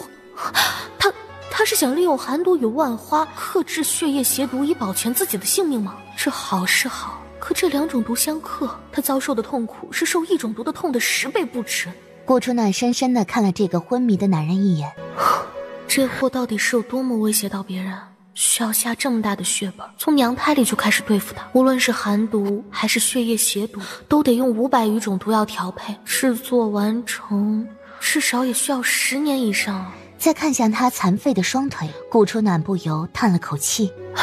所以你的毒气无法逼出体内，只能逼到双腿，眼睁睁看着自己双腿残废，对吗？叶景寒，我要你活着去手刃仇人。事不宜迟，顾初暖取出银针，动作熟练地扎在寒王百会穴、涌泉穴等穴位上，尽可能地先帮他缓解痛苦，同时将体内的剧毒清除。晨曦升起时，顾初暖才缓缓收回自己的银针，解下自己的衣裳披在他身上。为了保住你的小命，可把老娘给累死了。你醒来可别再找我麻烦了。顾初暖伸了一个懒腰，在万花丛里找到自己想要的烟罗草，回头意味深长地看了一眼还在昏睡中的叶景寒，身子如同猎豹一样，咻的一下没了影子。哎呀，都这个时辰了，小姐怎么还没来啊？皇家学院一个角落处，秋儿急得团团转，时不时伸长脖子望着远处。好半天，她终于看到自家小姐穿着农妇的衣裳，打着瞌睡，晃悠悠地过来。来了，小姐来了。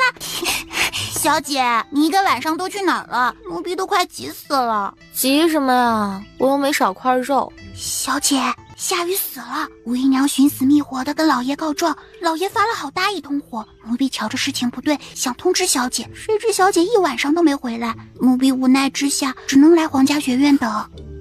我还以为什么事儿呢？那刁奴死了就死了呗。不错哎。我们家秋儿有长进，知道事情不对就拔腿开溜。秋儿都快急死了。小姐，秋儿是担心你，一知道事情我就赶紧出来通知你了。老爷跟五姨娘肯定不会放过我们的，咱们往后怎么办啊？总不能一直躲在皇家学院吧？秋儿别担心，船到桥头自然直，兵来将挡，水来土掩呗。顾初暖嘴里说着不在乎的话，眼底却闪过一丝寒芒。按理说，夏雨起码要在今天下午才会翘辫子，怎么可能昨晚就丧命了？哼，是府里其他人迫不及待想除去武姨娘的左右手吧？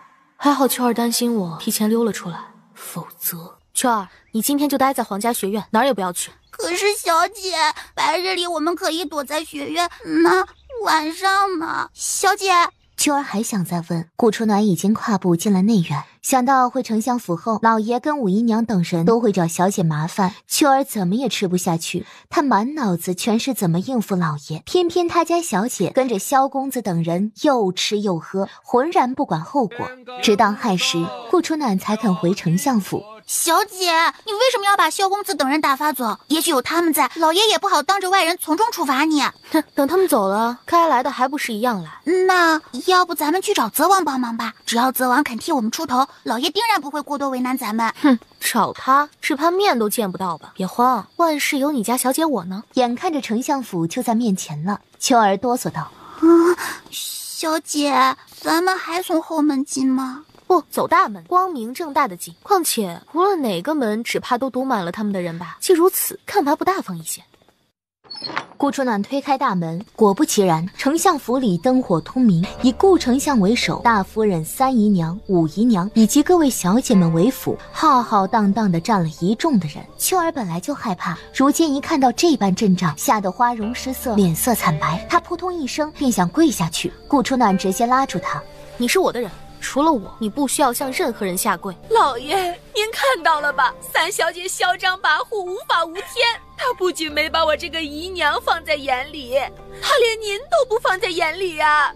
顾初暖，你眼里还有我这个爹吗？哼，那你眼里可有过我这个女儿？从我出生起，你便不闻不问。我娘过世后，你更是纵容下人对我百般欺凌。我在府里饿得奄奄一息，冷得瑟瑟发抖的时候，你在做什么？你在搂着我这一众姨娘们风花雪月。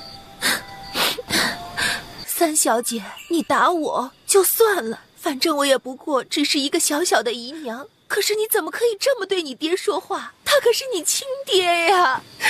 武姨娘故作委屈，用手绢不断抹着泪。顾初暖连一个眼神都懒得给她，彻底将她无视。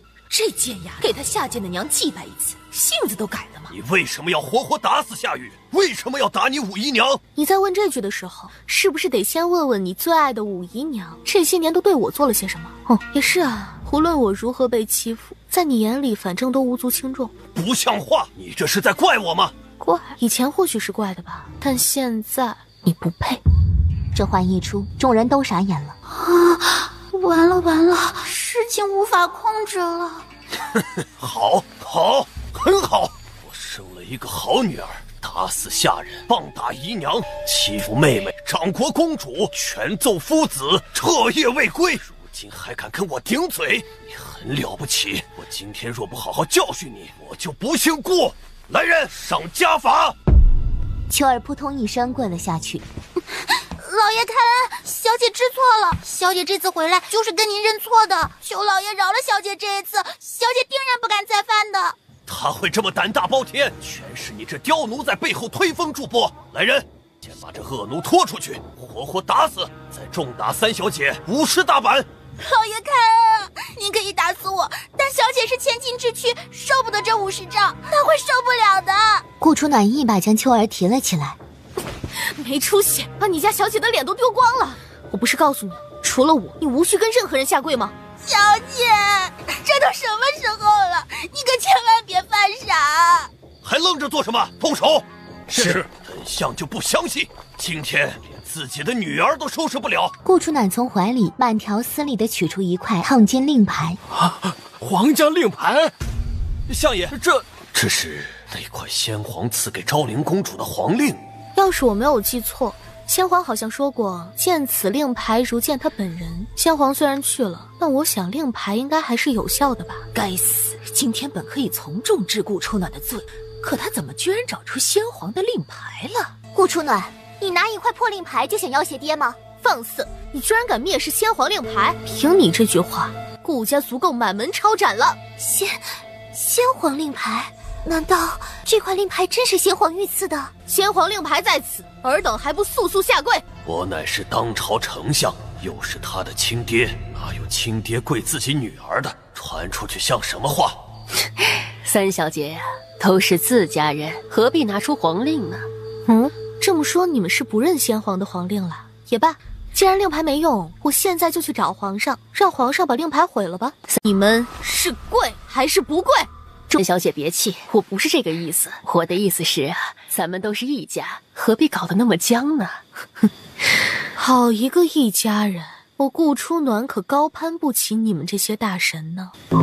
你们是跪还是不跪？众人被他这一喝给吓到了，再看他冷漠的眼神，众人毫不怀疑，一旦他们拒绝，顾初暖绝对会跑到皇宫大声事端的。顾丞相气得咬牙切齿，可在皇帝面前，他不得不选择屈服，只能跪下，心不甘情不愿地行了一个大礼。顾丞相都跪下了，众人又怎好意思不跪，只能跟着跪下。顾初暖是他们最看不起的人，他们从未想过有一天他们竟会给顾初暖下跪。顾初暖偏偏没有让他们马上起来。这令牌还挺好玩的，以后我是不是每天都得亮一下？每天亮一下，他也说得出口？哪有人把先皇的令牌随便排出来的？都跪了那么久了，顾初暖是眼瞎还是哑巴了？还不赶紧让我们起来！顾初兰与武姨娘等人都咬牙切齿，又等了好一会儿，顾初晴先忍不住了。顾初暖，你到底要让我们跪到什么时候？怎么着？你不愿意给先皇跪？那要不咱们去找皇上，让皇上给你特权？顾初暖，你玩我是不是？奇了怪了，我玩你什么了？让你们跪的是先皇，又不是我。巧舌如簧，先皇都已经去了那么多年，他怎么让我们下跪？还不是你顾初暖狐假虎威！哼，小姐，老爷他们还在跪着呢，夜里风凉，要不先让老爷起来吧？行吧，看在你的面子上，先皇姑且放过他们了。你们可以起来了。你个不孝女！天底下哪有人仗着先皇要挟自己父亲下跪的？也不怕遭到天打雷劈！哼，你既不把我当成女儿，我为何要把你当成父亲？我们的关系犹如此布，自此一刀两断。顾初暖，你疯了不成？顾初暖，你知不知道，如果没了丞相府作为依靠，你将举步维艰。小姐，你是不是被鬼附身了？怎么不能离开丞相府啊？顾初暖，你知不知道你在说什么？知道，咱俩再也不是父女关系了。你不是一直觉得我是你的眼中钉、肉中刺，是你的奇耻大辱吗？这下好了，以后我的一切皆与你无关。老爷，我看三小姐是不想把兰儿的20万两还回来，也不想把银公主等人的钱拿出来，才故意与您断绝父女关系的。对呀，爹，三姐姐是不是以为怎么要跟他抢银子？外公给兰儿的20万两银子，兰儿从未想过要私吞。兰儿本来想给爹爹扩充家族的，可是三姐姐她使劲先把银子给抢了。哼，100多万两足够他几辈子生活无忧了。你要跟我断绝关系可以，但我有2个条件：第一，把你从公主跟兰儿那里赢的银子都交出来；第二，从顾家上花轿到韩王府。那100多万两银子是我凭本事赢的，为何要给你？胡说，明明是你使的计。哦，我使什么计了？难道是我逼着你跟我打赌的？我，即便那些银子是你赢来的，但你总归是丞相府的人，丞相府养了你那么多年，你总该回报点什么吧？啊，对，就是这样。回报？如果不是因为我娘的关系，他能当上丞相；如果不是因为我娘的陪嫁品，丞相府能有今世的风光，你们能有今世的锦衣玉食。可丞相府这些年是如何待我的？吃的是残羹剩饭，穿的是粗布麻衣，比下人还不如。我几次病得奄奄一息的时候，可有人请过一次大夫，熬过1碗药给我吗？府里又不是我在管事，你朝我吼什么？这句话无疑把矛头扯到大夫人身上去了。府里一众公子小姐姨娘们，我都是严格按照份例给的。至于三小姐为什么收不到，那得问问夏风了。毕竟三小姐的一应物实都是由夏风送过去的。谁不知道夏雨、夏风都是武姨娘的左右手？若是查出夏风有问题，那么事情还是得牵连到武姨娘身上。狗咬狗，一嘴毛啊！这常言道，不是一家人不进一家门。今晚就看你们谁斗赢。三姨娘则是慵懒地把玩着单扣，也不怕把事情越捅越大，妩媚道：想知道谁克扣了三小姐的月历，查一下不就知道了吗？哎哎呀，三姨娘，这种小事可以慢慢查，但顾初暖那100多万两银子必须先拿出来，我还要拿去还给当当公主呢。哟，堂堂第三小姐的阅历被人克扣至此，这也是小事儿呢。够了，吵什么吵？顾初暖，你被克扣阅历的事儿，我自然会查清楚。但那100多万两银子，你必须现在、马上、立刻交出来。真是人至贱则无敌，在他眼里，无论我受何等委屈，他也不会有一丝愧疚。他的眼里只有那100多万两银子，这就是所谓的家人。想要银子啊，那可真是可惜了。你说的太晚了，我已经全送人了。你说什么？全送人了？怎么可能？那可是整整100多万两银子呀！怎么你不信吗？那你们尽管去查。秋儿，你说那100多万两哪儿去了？小姐起先送了萧公子50万两银子，后来又送了30万两，共计80万两银子。小姐还送了柳公子20万两，于公子20万两，以及买了一些补药，花了12万两银子。你个不孝女！管家从门外急急跑来，在顾丞相耳边耳语了几句，顾丞相差点昏厥。这个败家女居然真的拱手送了整整100多万两银子出去，她知不知道那100多万两银子意味着什么呀？那可是可以让一个濒临破产的家族重新攀上顶峰啊！孽子啊，孽子！那我的20万两银子呢？顾初暖，你把我的20万两银子还给我！怎么顾初兰，你又想赖账了？白纸黑字我可都保留着呢，以后赌不起可千万别赌。这书像忒难看，那是我外公留下的，你必须还给我。行啊，你尽管去告，只要你告得赢，我立即还。爹！顾初兰委屈地看向顾丞相，那水汪汪小可怜般的眼神，似是把顾初暖控诉成十恶不赦的罪人。你这个不孝女，就不相信我今天还教训不了你了。来人，家法拿来，我要活活打死他！谁想活活打死本王的韩王妃？蓦然间，一道低沉又好听的声音缓缓响起，紧接着砰的一声，大门被狠狠踢开。门外来了一批目光精湛、气势凛冽的侍卫，这些侍卫步履整齐，分站两边，众星捧月般的迎来一人。韩王爷，他怎么会来这里？只见战神坐在轮椅上，战神戴着一张鬼脸面具，看不出容貌。微臣见过韩王爷，王爷千岁千岁千岁！丞相府的人齐整整地跪了下去。不是说赵王病入膏肓，极少出门吗？怎么突然来丞相府了？他这话又是什么意思？难道他是想帮着顾初暖？将顾初暖赐婚给他，那可是在羞辱他。他怎么可能帮着顾初暖？他到底什么意思？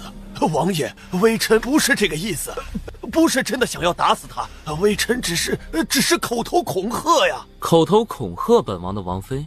那双狭长的眼神似笑非笑般的扫向顾初暖，似要把顾初暖给全部看透。微臣不敢。我操！在古代最头疼的时候来了，这动不动要跪的，所有人都跪了，难不成我也跪？不行，真的没办法适应。36级，爬为上策，溜吧。三小姐，几日不见，别来无恙。正想开溜，冷不防叶景寒的这句话让他无处可躲。妈呀，这货不会是认出我了吧？这第一次见面我强了他，第二次见面我又扑了他，还摸了他。说真是被认出来，还不得被大卸八块啊！这具身体可只是身手逊气了点，内力是半分都没有啊！妈妈呀，瞧他这配置，不说手下高手如云，但是他自己的武功就深不可测。我这是粪坑上打地铺，离屎不远了。初暖故意身子直打哆嗦，吓得牙齿咯咯作响。你就是战神韩王爷？我们见过面吗？丞相府的人纷纷吐血。顾初暖是吃软怕硬吗？刚刚还一副嚣张跋扈的样子，如今战神来了，却是吓得脸色惶恐，哆嗦的跪也不是，站也不是。三小姐若是想不起来，本王不介意陪着三小姐慢慢想。慢慢想？想让我当众说出我是如何英勇无畏强了你吗？韩王，你脸呢？王爷说笑了，民女无权无势，只是一介卑微女流，如何能有幸认得王爷呀？卑微？本王怎么听说有人拒婚于本王？顾初暖佯装双腿一软，栽倒下来，半天也爬不起来，如同一只受惊的小白兔，眨着可怜巴巴的小眼睛，啜泣道：王爷，您说的这事儿，其中肯定有误会。民女貌丑，诗词歌赋、琴棋书画又样样不通，说是嫁给了您，少不得要给王爷丢面子，不是？思来想去，这才拼尽全力求圣上收回赐婚圣旨。哎呀，王爷啊，民女就算有天大的胆子，也不敢拒婚王爷的。三小姐还是一如既往的牙尖嘴利。女人，你这倒在地上瑟瑟发抖、头都不敢抬的样子，你低头之下的眼神，该是怎般的张狂不屑？本王姑且看看你能装到何时。韩王和顾初暖之间的暗潮汹涌，丞相府的人当然是一点都看不出来。就在顾初暖想着怎么甩掉叶景寒的时候，叶景寒语气一变，扫着丞相府众人，淡声道：顾丞相，本王是不是应该感谢你跟皇上提议赐婚？王爷，微臣。你养出了一个好女儿。这话高深莫测，全场所有人都听不明白他到底什么意思，只有顾初暖知道，这货肯定是怀疑他了。朝堂变幻莫测，顾丞相可要站稳了。这话是在威胁本相。既然三小姐跟你断绝父女关系，那么丞相府他是不方便待了，不如就住进本王的王府吧，反正你早晚都要过门。王爷，这不太好吧？民女配不上王爷的。话音刚落，数十个侍卫纷纷拔刀。这哪里是请啊，这分明就是拿着刀好言相劝。小姐，咱们怎么办？那个，既然王爷诚心相邀，那民女只好却之不恭了。请吧。是。随着叶景寒等人一起离开丞相府，丞相府的人依旧缓不过气。老爷，听说战神杀人如麻，手段残忍，他不会报复咱们吧？这到底是怎么回事啊？府外奢华的马车里，三小姐这演技堪称世间第一。王爷，民女不知道您在说什么。你第一天在皇家学院的事，本王全都看到了。我操，这个偷窥狂居然躲在暗处偷窥我。那天公主太嚣张了，所以民女才拳打夫子，掌掴公主，这可不是一般人敢做的。那天太生气了，事后民女也自责害怕不已。你的身上有一股淡淡的药草香，即便你抹去了，可那缕药草香似与你融为一体，还是隐隐的露了出来。王爷您怕是闻错了吧？这男人属狗的吗？我都用特殊药材去掉味道，居然还能闻出来。你的耳后有一颗眉形朱砂痣，巧的是那女人也有。耳后有一个梅花痣，我都不知道。这男人没事观察的这么仔细干嘛？话都说到这份上，顾初暖知道再装下去也不过是掩耳盗铃罢了。刚刚的小可怜模样消失殆尽了。Hello， 帅哥，一日不见，你又帅了。女人，你胆子很大。看到这抹欠揍的目光，怒气缓缓聚集起来，右手一扬，便想捏死他。顾初暖迅捷的身子赫然一闪，可那双大手如影随形，无论他怎么闪，却始终避不开。就在刚刚，他竟然感觉死亡降临到了他头上。王爷您高高在上，翻手为云，覆手为雨，定然不会难为我一个小小的弱女子，对不对？小小的弱女子，你是弱女子吗？连男人都敢抢，也叫弱女子？自然是。您看我小胳膊小腿的，我怎么能拧得过您呢？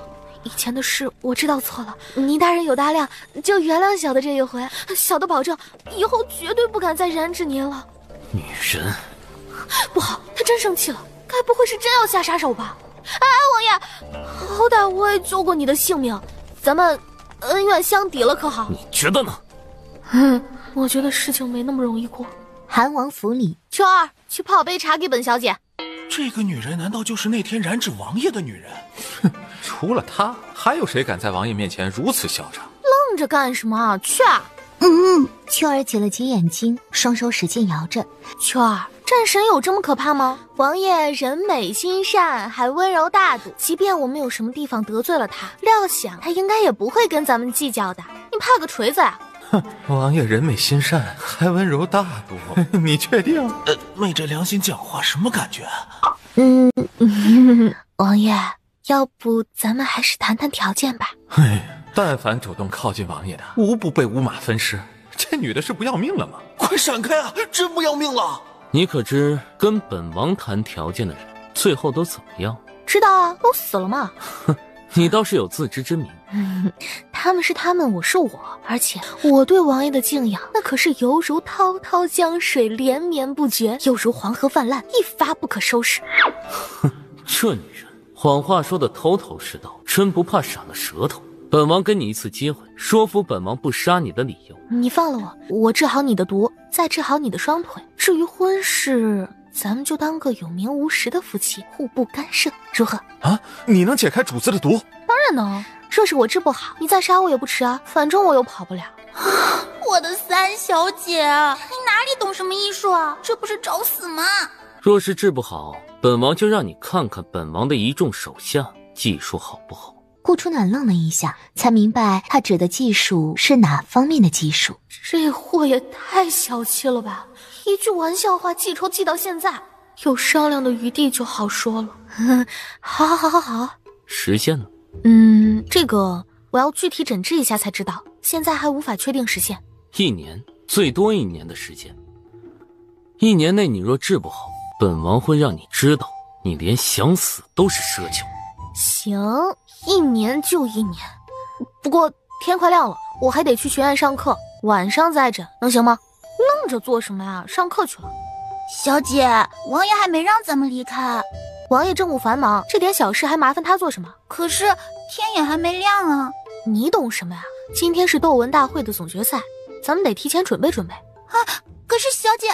秋儿还想说些什么，已然被拉走了。哇，这女人好大的胆子，居然敢无视王爷！主子，属下这就去拿下他们。哎，秦风啊，干嘛？你是不是傻？要是主子想让他死，他能出得了这扇大门吗？是不是彪啊？啊，这女子这般嚣张，主子居然还任由她胡来，这可不是主子的性子啊！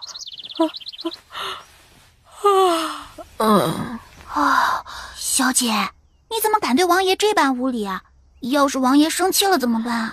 放心吧，他不会杀我，起码现在不会杀我。那男人求生欲很高，经历2次搭救，想必叶景寒也能知道，我或许真能治好他的病，又怎么可能轻易杀我呢？小姐，你以前跟王爷认识吗？为什么奴婢感觉你们2个认识似的？别问这么多了，我去上学了，你自己找个地方好好睡一觉。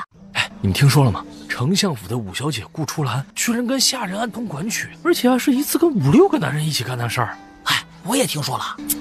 瞧他那外表一副冰清玉洁的，没想到骨子里那么贱。若非人证物证俱全，说什么都不敢相信的。啊，什么人证物证？顾五小姐怎么了？啊，你还不知道啊？顾五小姐私生活浪荡不堪，无论是老幼皆是来者不拒。据说前些日子还在破庙里跟几个地痞流氓偷腥，被顾丞相以及丞相府里的一众姨娘们当场给抓了。最可怕的是，顾五小姐欲求不满，居然还花重金买了千金醉，以此增加情趣。不是吧？地痞流氓他也能看上？可不就是吗？顾初兰也太不要脸了吧！那顾丞相知道后，他不气死啊？气呀，怎么能不气啊？不过据说顾丞相最疼顾初兰，也只是随口骂了几句，并没有过多责难。不过顾丞相严令所有人保密，还把那几个地痞流氓暗中给杀了。人都被杀了，你怎么知道的？当时不止那5、6个地痞，还有一个因为迷路姗姗来迟，刚好看到那一幕。还有丞相府有下人偷偷泄露，说顾五小姐的房里经常传出暧昧的男女声。太不要脸了吧！哎，这样的人怎么配来咱们皇家学院读书啊？跟他一起上学，我都嫌脏。我也嫌脏。你们2人也忒狠了吧！人家好歹也是一个女孩子，这般损她名声，让她下半辈子情何以堪呢？啊，老大，不是你让我们散步的吗？我这么纯洁善良，怎么可能让你们干那种黑心的事儿？纯情善良，老大的良心不会痛吗？是，老大最善良了。那般万恶的事情，老大怎么会做呢？分明是顾初兰自作自受，遭到报应罢了。哎，跟你说啊，不仅如此，顾初兰居然还肖想嫁给泽王呢。据说她屋子里放满了泽王的画像。哎，你们这么一说，我似乎想起来了。顾初兰每次来上课的时候，都直勾勾地盯着泽王。我呸！就凭他那种货色，居然还敢肖想泽王，也不知道他哪来的自信。这么一对比，顾三小姐虽然相貌丑了些，也草包了些，起码不至于那般不要脸。萧雨轩也提前来了。啊，奇怪，今天怎么走到哪儿都是顾小姐的流言蜚语？臭丫头，这该不会是你干的吧？天地良心，我这么单纯，怎么可能会干出这种事情来？单纯？你？我呸！我信你个鬼！怎么说话呢你？别踹！我错了还不行吗？不过你怎么这么早来学院？这可不像你的风格啊！哼，不来学院，难道流亡府里看着那座冰山脸吗？还能活着来学院，我容易吗？我不要听，你离我远点，别把我碰脏了。公主，你要相信我，我真的没有做那些事情，这些都是别人以讹传讹罢了，一定是有人故意陷害我的。皇家学院那么多人，别人为什么不说，偏偏说你呢？我管你是不是被诬陷的，反正啊，以后离本公主远一点，再敢靠近本公主，休怪本公主不客气。公主，当公主扫手，直接甩了她一巴掌。滚，跟你在一起，本公主嫌脏。我没有，我真的没有做那些事。你要是清白的，就把手工纱亮出来证明啊！哼，我就说吧，他不敢亮出手工纱的，因为他就是一个继子。刚刚我还想着会不会是谣言，如今顾小姐迟迟不敢掀开手工纱，这证明心里有鬼。就这种货色，也有脸来皇家学院读书？赶紧滚回你的丞相府去，免得丢人现眼。我没有，我真的没有。为什么短短一晚上，好像全帝都的人都知道我的事情？到底是谁泄露的？顾初暖，是你做的对不对？你故意散播谣言，说我那些事的，对不对？啊，吴妹妹，你可不能把事情都赖我身上。你是我的亲妹妹，我为什么要抹黑你啊？抹黑了你，对我又有什么好处呢？你撒谎，一定是你！你气我害你跟泽王解除婚约，你心悦泽王，可我却多次阻拦你们见面。哦，还有这事儿？泽王跟他也有染啊！哼！顾初兰刚说到泽王，泽王好巧不巧的来了。王爷，你听我解释，我是清白的，我没有跟那些下人做那些肮脏的事情，你一定要相信我。你有没有跟那些人做肮脏的事情，与我何干？王爷，顾小姐，本王警告你，若再敢靠近我，休怪我不客气。泽王越过他，连一个眼神都懒得施舍。在走到顾初暖身边时，他顿了下来。顾初暖，本王已经跟你解除婚约了，你我再无瓜葛，我叶慕泽此生此世都不可能娶你，你死了那条心吧。萧雨轩的怒火一下子被挑了起来，顾初暖伸手拦住了他。泽王爷，你是哪儿来的自信，认为我会嫁给你呢？以前顾初暖看到本王总是巴巴的往前凑，如今这是报复本王吗？切，你也配！你放心，我顾初暖就算嫁猪嫁狗，也不可能嫁给你。倒是你啊，以后可别后悔再死皮赖脸求着赖上我。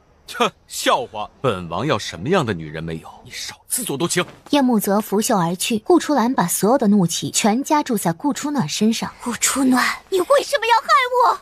吴妹妹，咱做人可得讲良心，我什么时候害你了？你有证据吗？柳月和余辉对视之后，互相翻了个白眼。天哪，他也好意思提良心？除了你，谁会这么诬陷我？你嚷嚷着是我陷害你，你倒是拿出证据啊！你要是拿不出证据，你把袖子掀起来，只要你的手工纱还在，那就当是我诬陷你的吧。所有人把矛头再次指向顾初兰，顾初兰气得脸都绿了，偏偏没勇气掀开袖子。哼，愣着做什么？干活了？干活？干什么活？去赌几把。好啊，咱们这次压谁赢啊？当然是压我了。老大，是压你输吗？说什么呢你？自然是压我赢。压你赢？臭丫头，你知不知道想在总决赛胜出有多难？你的对手不仅有叶国无数才子才女，还有齐胜、诗仙等各国高手，你别是没睡醒吧？哎，小轩轩，你对我没有信心吗？废话，能有自信吗？买你还不如买我自己赢呢。可我感觉我今天能赢第一，成为天下第一才女。异想天开。吴妹妹，你不信我能得第一名？那要不咱们来打个赌，如果我不能得第一，我就把20万两银子退还给你，额外再送你20万两，并且任你处置，如何？真的？好，我答应你。我的赌注下了，那你的呢？如果你能得第一名，我给你30万两银子。40万两银子，赌你30万两银子，好像我亏了呢。唉，不过看在你是庶女的份上，我也不欺负你，30万两就30万两吧。臭丫头，你不会是玩真的吧？40万两可不是小数目，天下第一才女的名头也不是那么好摘的。你疯了吗？40万两赌30万两，这种吃亏的赌法，怎么看也不像丑丫头的风格呀。萧公子，就是顾初兰在背后使绊子告恶状，这才害得你被你爹痛揍一顿的。想到昨天秋儿悄悄跟他说的话，难道丑丫头这是要替我讨回公道？还真的有这个可能啊，不然好端端的忽然之间，怎么放眼帝都都是顾初兰不堪的流言蜚语？再说了，这丑丫头寻常静得跟只狐狸似的，平白无故，又怎么可能赌这种对自己不义的赌局呢？丑丫头，我知道你的心意了，不过这场赌局咱还是不要赌了。之前想嫁给你，你不要，现在晚了，下月初1我就嫁给战神了。哎，收起你垂涎欲滴的口水吧，别再想你老大啦。你说什么？垂涎欲滴？我什么时候流口水了？哎，不是，你知道战神是什么样的人吗？你就敢嫁给他？知道啊，一人之下，万人之上，有权有势又有颜值，我瞧着不错。你脑子烧坏了吧？战神残暴冷血，喜怒阴晴不定，这街头巷尾世人皆知。只因为别人多看了他一眼，他就能把人满门全屠了，连条狗都没留下。还有那聚焦帮，只是说了他一句坏话，他就把聚焦帮全帮300多条人命全部都给屠了。300多条人命啊，就因为一句坏话全屠了呀，简直就是一个杀人狂魔呀。所以你的意思是咱俩还是凑一对儿？萧雨轩一下子噎住了，脸色蓦然一红，连耳根子都火辣辣的烫着。这个看在你那么丑，没有其他人要的份上，我也不介意。你在想屁吃？魔怔什么呢？哎，借我20万两银子，快点！萧雨轩清秀的俊脸有些难看，第一次想接受顾初暖，却被他这么鄙视，让他的面子往哪儿摆？老大，那可是整整40万两银子，就算丢水里也能听到不少声音呢。这可是总决赛啊，怎么可能还有那么好的运气？小轩轩，你信我？一句你信我，再加上那坚定自信的笑容，萧雨轩的心开始摇摆起来。给你吧，反正本来也是你的银子。行了。顾初暖来到竞技场，将自己20万两以及从萧雨轩身上借来的20万两银子都压了下去。喏，40万两。吴妹妹，要是我赢了，你到时候可别哭鼻子哟。那也得等你先赢了再说。我的30万两。草包就是草包，他还以为总决赛头筹只要睡一觉就能落到自己头上了呢。怎么，公主是看不起我吗？废话，你要能得第一，我这公主也不当了。或者我们再赌一局。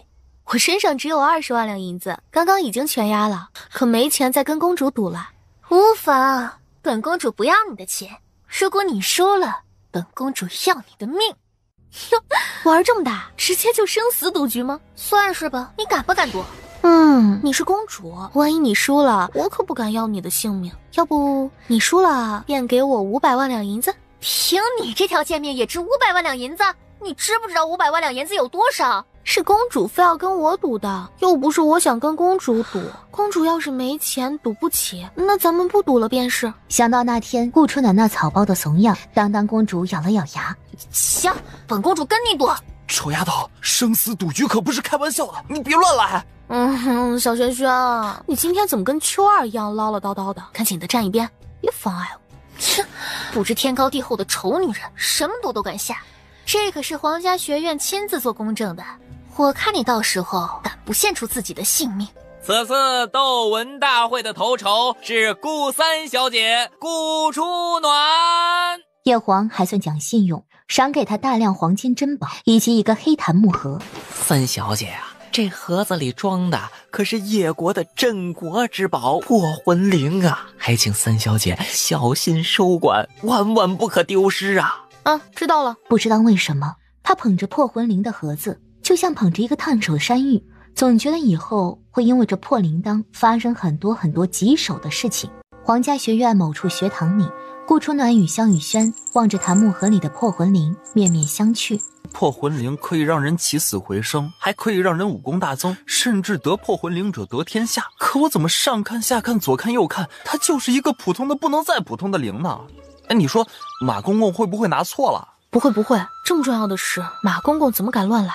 或许这些符文就是解开破魂铃的秘密。这符文密密麻麻、奇形怪状的，到底是什么意思啊？你问我，我怎么知道？那小皇帝这么大方的把破魂铃拱手让出去，依我看也是解不开这符文的秘密。同意。不过我们要这铃铛做什么？又不能卖了换钱。先收着，以后再说吧。走，赚了这么大一笔钱，你说我们是不是应该出去乐一乐？柳月跟余晖乐歪了，早就包下醉梦酒楼了。我们此时去正好开吃，走。醉梦酒楼有什么好去的？我们换个地方。醉梦酒楼不是帝都最好的酒楼了吗？难道有比这更好的？有酒有菜，当然还得有美人作陪啊！啊，臭丫头，你不会告诉我你想去青楼吧？哪家青楼既有美人又有小官，咱们就去光顾那家。当然，我的性取向可是正常的，美人跟美男之间，肯定优选美男。臭丫头，你别忘了啊，你是战神未来的王妃，要是被战神知道你还没过门，就让他头上长满青青草原，你且看战神会不会饶了你。战神他算什么东西？姑奶奶想临幸谁，还用得着通过他？走。你这个见异思迁的女人，撩完易晨飞又想去青楼找小官，你不说我差点给忘了，这易晨飞不是说要陪我7天吗？他人呢？让他一并到青楼陪姑奶奶我喝几杯。你简直没救了。易晨飞是什么样的人？怎么可能陪你去青楼花天酒地风花雪月？三小姐有此雅致，晨飞定然作陪。易晨飞，你怎么会在这里？易某愿赌服输，既然说了陪三小姐7天，又怎能食言？你好歹也是读圣贤书的儒家大人物，难道就不知道男女有别吗？你让外人怎么想？萧公子此言差矣。正所谓与朋友交，言而有信。虽曰未学，吾必为之学矣。小义子不错嘛，你挺符合我的审美标准，也很符合我的口味。今晚也宠定你了。走，先陪我去一趟丞相府，再找个小官好好庆祝庆祝。哎，楚丫头，你不会真要去青楼找小官吧？人生得意须尽欢，莫使金樽空对月。人生匆匆数十载，自当及时行乐。丞相府的房梁上，顾初暖翘着2郎腿，冷眼笑看底下暴怒的顾丞相等人。在他的左右两边，分别跟着2大美男，一个萧雨轩，一个易晨飞。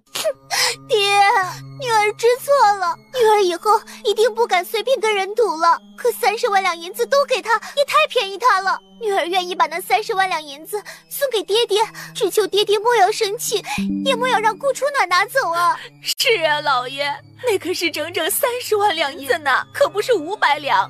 要是用在丞相府里，可以给丞相府增多少光啊！够了！之前我问你们，张老还留给你们多少银子？告诉我，只有那20万两银子。现在这30万两银子又是怎么来的？老爷，我也是后来才知道，原来父亲还留了30万两银子给我们。老爷明鉴啊，就是给我们10个胆子，我们也不敢骗老爷呀。当我知道父亲还留有50万的时候，我就想送给老爷。可哪知道三小姐不知从哪儿知道兰儿手里还有30万两银子，就全给坑走了。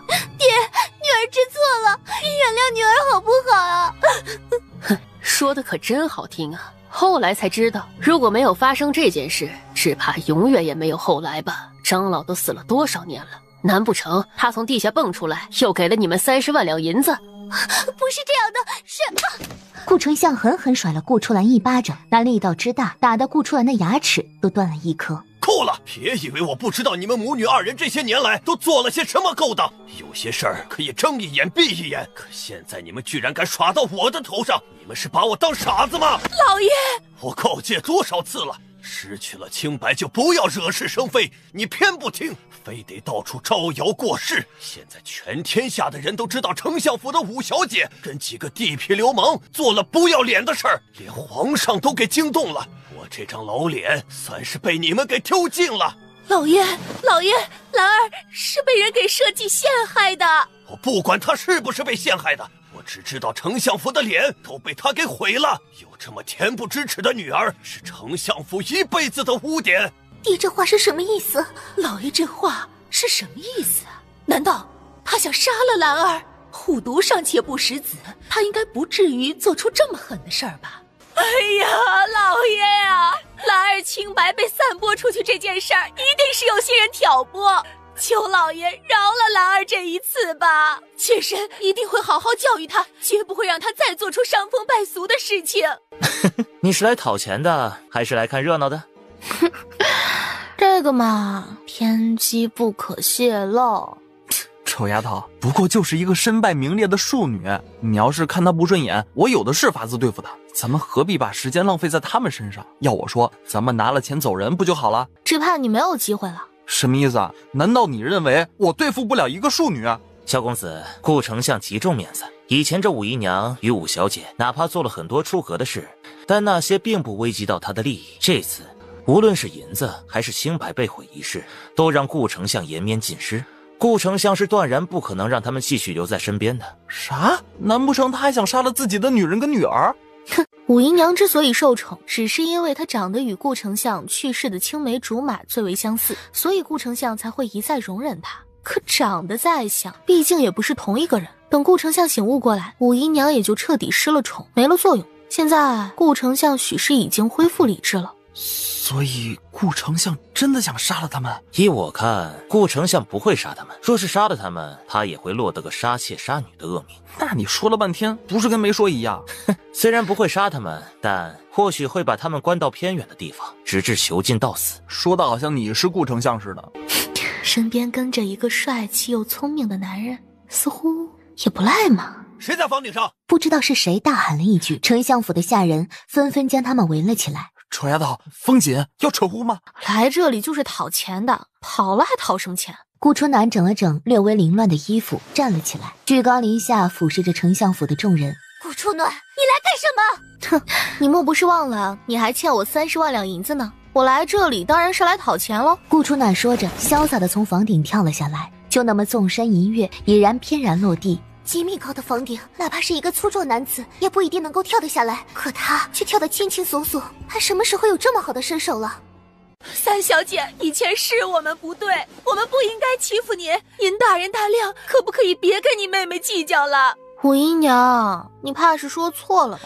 我顾初暖孑然一身，无父无母，更无兄弟姐妹，何来的妹妹？哼，我呢也不想过多废话，30万两银子给我，我马上走人。至于你们的家事，你们自便。三小姐，我错了，我跟您道歉，我给您跪下好不好？斗文大会上您赢了那么多钱，也不在乎这30万两银子，可这30万两银子对我们却比天都大呀！听着武姨娘的意思，你们是想赖账？哎呀，如果顾初暖那30万两银子肯放弃，也许老爷还能饶我们一命，否则兰儿这辈子就彻底毁了呀！无父无母，你是当我死了吗？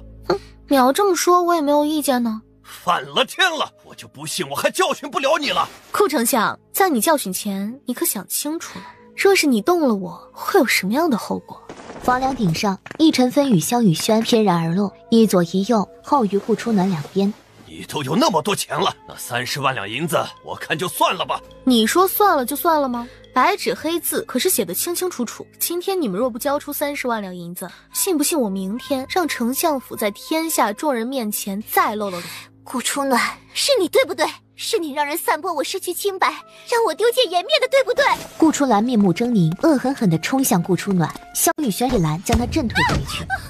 哪来的疯狗啊！乱咬乱吠！我说你们丞相府没有狗绳吗？需不需要我们将军府送你们一条？他说的是将军府，而不是他自己。言下警告的意思是十分明显了。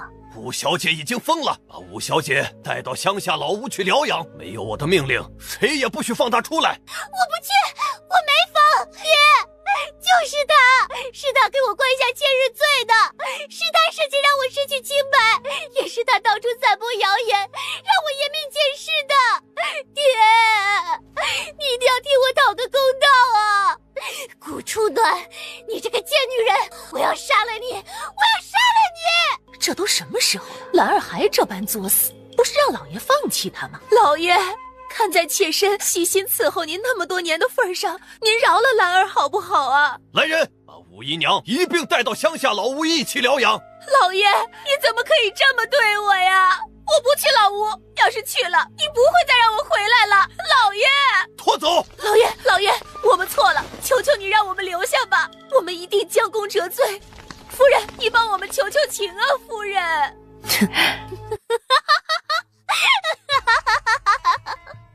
顾初暖，我诅咒你不得好死，诅咒你！忽然一道白影闪过，谁也没有看到易晨飞是怎么出手的。只见顾初兰满嘴的牙都被易晨飞打落。顾初兰骂我，关易晨飞什么事？他这么激动做什么？你再敢诅咒他一句，我要了你的命！他的声音如同万年寒冰，冷得不带一丝温度，连带着周身也缭绕着森冷的气息。是个狠人。是他们太聒噪了。易晨飞刚刚做的一切都是下意识的，根本没有经过任何思考。如果没有猜错，原身跟他应该关系很好，所以我占据这具身体后，才会莫名觉得易晨飞很亲切。却见易晨飞一步步走到顾丞相面前，与他对视而立。顾丞相，30万两买一个相位，你说划算吗？易晨飞这话是什么意思？如果不给30万两银子，就闹到皇上面前去吗？易晨飞地位尊贵，又是赵国的使臣之一，皇上不可能不给面子的。加上窦文大会上小赌怡情，本来就是默许的，何况还有皇家书院做见证人，如果闹开，只怕丞相之位不保啊！哎呀，易公子说笑了，初暖也是我的女儿，这30万两银子，无论给了谁，都是我们顾家的财产。何况不过区30万两银子。哎 ，no， 我跟你不是一家人，咱们早已断绝父女关系了，你少在这里攀亲带故。你要钱还是要官位？你选一个，本小姐没那么多时间陪你耗。一句话让顾丞相颜面尽失，偏偏这里一个是萧老将军的幼子，一个是赵国的使者，无论哪一个他都轻易得罪不起。顾丞相再不甘心，也只能咬牙把30万两银子拱手送给顾初暖。暖儿，爹知道以前亏待了你，才让你心灰意冷，离家出走。爹以后一定会好好疼你，你就搬回家里住吧。哼，收起你那虚伪的嘴脸，我看着恶心。顾初暖望着面前2大箱的银票，有些惆怅道：钱太多，我都没地方放。要不你们2人一人1箱直接扛回去吧。大夫人差点栽倒，武姨娘跟顾初兰那2个贱人被打发到老屋去，她是开心的，可这30万两送给顾初暖，她心疼啊。丑丫头，你别再塞给我了，我也没有地方放了。还有人嫌钱多的，这是故意虐我们的吧？要是没有地方摆，那就别拿呀！30万两还给我们。却见易晨飞从怀里取出一个戒指送给顾初暖。哎，老兄，你不是要求婚吧？说什么胡话呢？这是空间戒指，虽然小了一些，只有200立方的空间，你先凑合用着，改天我再送你个大的。空间戒指200立方空间，空间戒指可是好东西啊！即便只有10立方，也得要天价，普通人根本买不起。就算买得起，也是有价无市。易晨飞一出手就是200立方的空间戒指，这手笔也太大了吧！易公子，你还有多余的空间戒指吗？也送我一个呗，我不要太大，只要50立方就满足了。没有了。易晨飞绝对是故意的，这货比上官夫子也好不到哪儿去。外表越温润的人，内心越腹黑。这戒指怎么用啊？你戴在手上，用意念催动就可以了。顾初暖试着用意念收起2大箱的银票，没成想那2大箱银票竟然真的消失。这空间戒指不错，我喜欢，谢谢你啊，晨飞大哥。你喜欢就好。谢谢你的30万两银子啊，不是50万两银子。随后带着易晨飞与萧雨轩扬长而去。晚上咱们找个地方好好挥霍享受，看能不能把这30万两都花出去。老爷，那30万两银子难道就这么便宜他们了？有皇家学院作证，你敢赖？30万两啊，得赚多久啊？无忧馆，帝都最大的销魂窟，这里不仅汇聚全国顶尖绝色美人，还有容貌俊朗、多才多艺的小官。呀，这不是萧公子吗？您都多久没来了？可想死奴家啦！哎呀，萧公子啊，您上次还说要带我去放河灯呢，结果一转身你就宠幸牡丹姐姐去了，您是不是把我忘记了呀？哟，小轩轩，看来你也是风月中人啊。来青楼这种地方玩，带着一个女人，怎么看怎么偏。而且帝都城还没有哪个女人敢公然上无忧馆寻欢找乐的吧？哎，今天爷不找女人，都散了吧。萧公子，不知道这二位是看着有点眼生呢，不如让奴家来陪他们吧。都说今天不找女人，全散了。哎，小轩轩，别这样嘛，美人嘛是用来疼的。你们这些男人就是大老粗，一点也不懂得怜香惜玉。走，陪爷进去喝几杯。哼，你看看他，有一点女人的矜持吗？你怎么会任由他胡闹，来无忧馆这种肮脏的地方？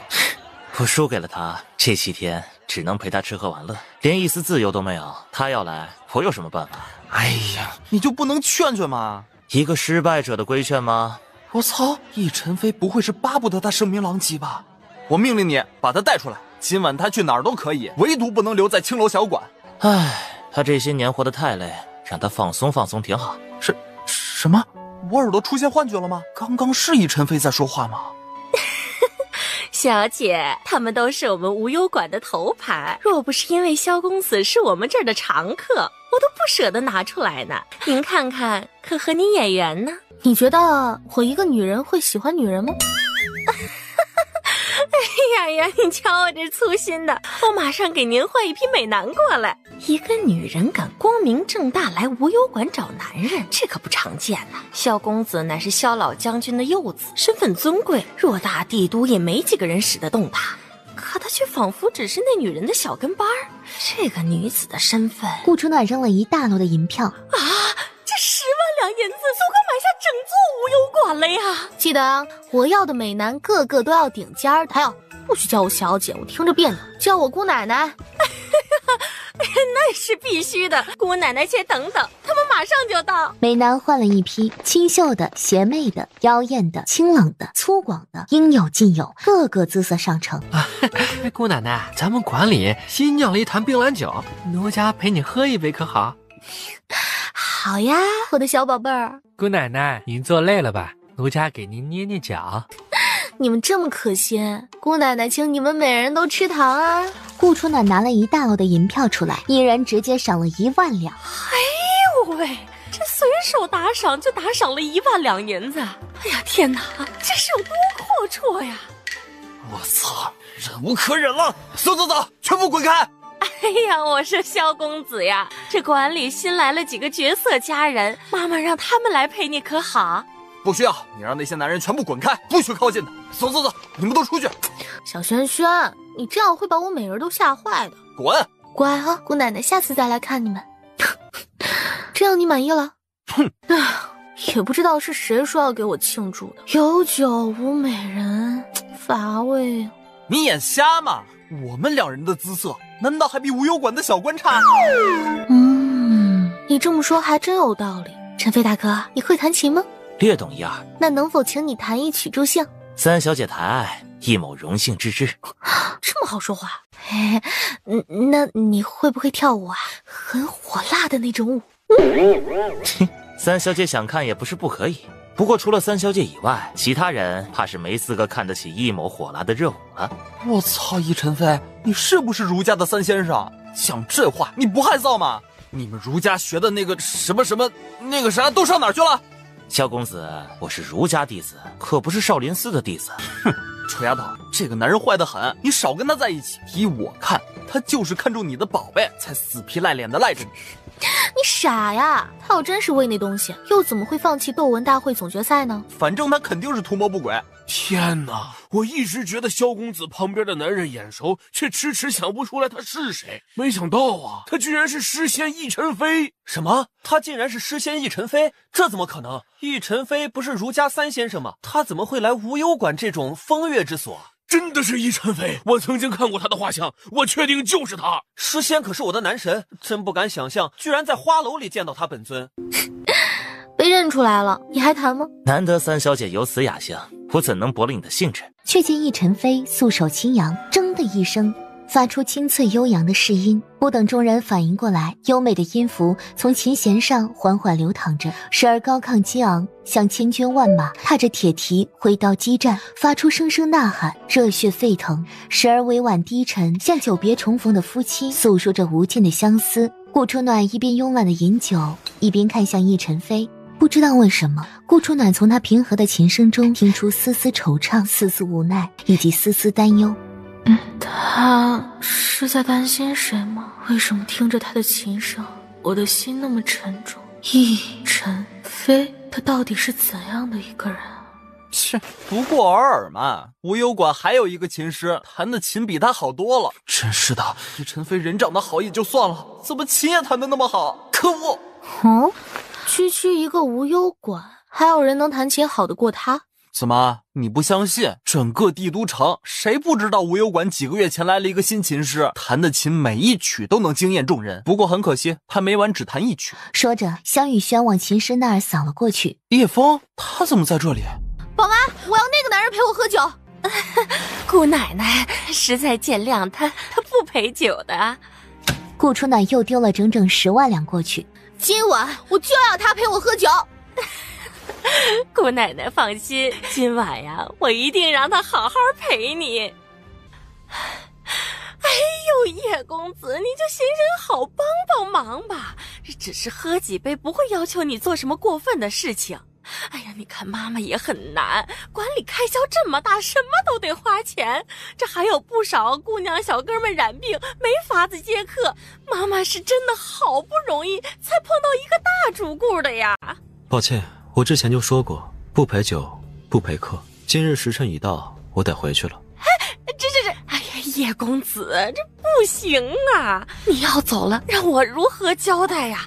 三宝妈求你了，好吗？哎，你看啊，当初你婆婆重病，你走投无路，也是妈妈我心善，请了大夫给你婆婆治病的，不是？哎呀，你就算看在妈妈帮过你一次的份上，这次帮帮妈妈好不好？你们跟叶枫很熟吗？回姑奶奶的话，叶枫沉默寡言，平日里话不多，也不与人亲近。馆里的兄弟姐妹们跟她都不熟，只知道她家境贫寒，与一个瞎眼的婆婆相依为命。当初她婆婆病得奄奄一息的时候，是妈妈心善帮她请了大夫。叶枫感恩妈妈的救命之恩，也为了赚取微薄银两，便留在馆里弹曲，一天弹一曲，不陪酒也不陪客。每天无论是否弹琴，都在亥时之前回去，说是什么担心她婆婆担忧。那你知道叶枫的身世吗？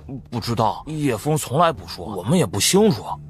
行了，你退下吧。臭丫头，斗文大会结束后，皇上不是赏了她不少金银珠宝？你看看她的穿着，怎么还是那么朴素啊？你问我，我怎么知道？顾初暖不知道宝妈妈是怎样劝服叶枫的，却见叶枫冷着脸来到他面前。哎呀，姑奶奶，这我家叶枫呀，虽然不善言辞，可他却是我们无忧馆里最俊朗的，而且呀，他饱读诗书，才华横溢，绝不是一般公子可以比拟的。姑奶奶真是顶顶的眼光好啊！哎呀，行了，说你家的，说的好像他是你儿子一样。你退下吧。是，小峰峰，阔别不到1天，我们又见面了，快来坐。三小姐，您有什么吩咐，直接说吧。我哪敢对你有什么吩咐啊？我只是想跟你交个朋友而已。抱歉，我从不交朋友。那你陪我喝几杯？我不喝酒。刚刚宝妈可是收了我10万两银子，难道10万两银子请你喝一杯都不行吗？你要不喝，我这就让宝妈把10万两银子退给我。我不过一介寒衣，三小姐何必再三捉弄于我？我哪有捉弄你啊？我只是今天开心，想找人喝几杯，偏偏我家小轩轩不许我跟其他美男喝酒，我只能找你了。几杯？先来3杯吧。顾初暖懒散地坐着，一手撑着下巴，静看着叶枫。小峰峰，你不仅人长得好看，喝酒的动作也好迷人哦。臭丫头，色女。这小丫头让我来弹琴，一曲未弹完，她又勾搭别的美男去了。唉，我可以走了吗？当然不可以，你不是琴师吗？要不你也弹首曲子给我听，让我看看是你弹得好，还是陈飞大哥弹得好。你这么紧张做什么？我又不会吃了你。说着，顾初暖起身又去拉他，冷不防地绊到桌角。这一摔，顾初暖把叶枫扑倒了。叶枫在下，顾初暖在上，两人的姿势暧昧到了极点。无忧馆忽然涌入大批身穿乌黑铠甲的士兵，随后众星捧月般来了一个人。叶景寒，我的未婚夫战神韩王爷，他怎么来了？顾初暖，糟糕！这个刚刚那是意外，我还有事，你们聊啊，我先撤了。清风拦住他，顾三小姐不是喜欢美男吗？这么着急往哪儿撤呀？我说韩王爷，趁着咱俩现在还没有成亲，要不咱俩解除婚约吧？你也看到了，我就是这么花心的一个女人，只要看到美男，我的眼神就挪不开。巧了，本王有个癖好，专爱强人所难。这家伙心里扭曲的紧，他都不怕头顶长满草原，我怕什么？带走。你不能这么霸道，丑丫头又不是你的私人货品。战神，易某既然答应陪三小姐7天，这7天里自然有责任负责她的安全。怎么，儒家想跟本王为敌？若你敢动她一根头发，不止儒家，整个赵国也不会答应的。陈飞大哥，你放心，他不会对我怎么样的。明天我再去找你。战神，就算你势力再大，我们萧家也不怕你。如果你敢对丑丫头怎么样，我们萧家不会放过你的。你可以试试。我的乖乖哦，萧家就算势力再强，那叶景寒也不是善茬，他连皇帝都不放在眼里，何况区一个萧老将军。小轩轩，你还不相信我吗？夜深了，咱们明天学院见吧。啊，还有小峰峰，明天咱俩再好好唠唠。小轩轩，小峰峰，咱俩的事儿能不能回家再算？你瞧你把这满屋子的人吓的。回府。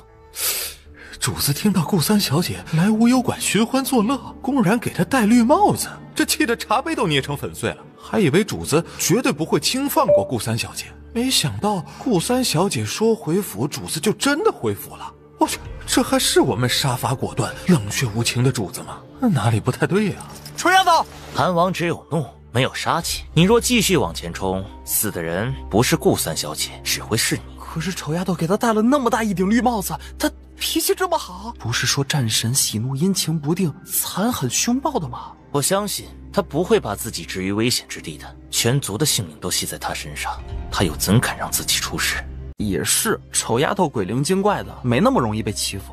刚刚那人真的是杀人如麻，残暴冷血的战神韩王爷，不是说他病得奄奄一息了吗？怎么瞧着精神状态这么好？这世上还有谁敢冒充战神韩王爷？更何况诗仙易公子连萧公子都喊他战神了，他们两人身份显赫，难道还能认错人不成？那他身边的女人难道是丞相府的三小姐？斗文大赛头筹第1名，也是战神的未婚妻？战神的未婚妻居然敢来逛花楼，给战神戴上了一顶绿油油的绿帽子，我没有看错吧？他就不怕战神把他千刀万剐？韩王府里，秋儿瑟瑟发抖，小脸一片惨白，唯独顾初暖毫无形象地坐在檀木椅上，歪着头呼呼大睡。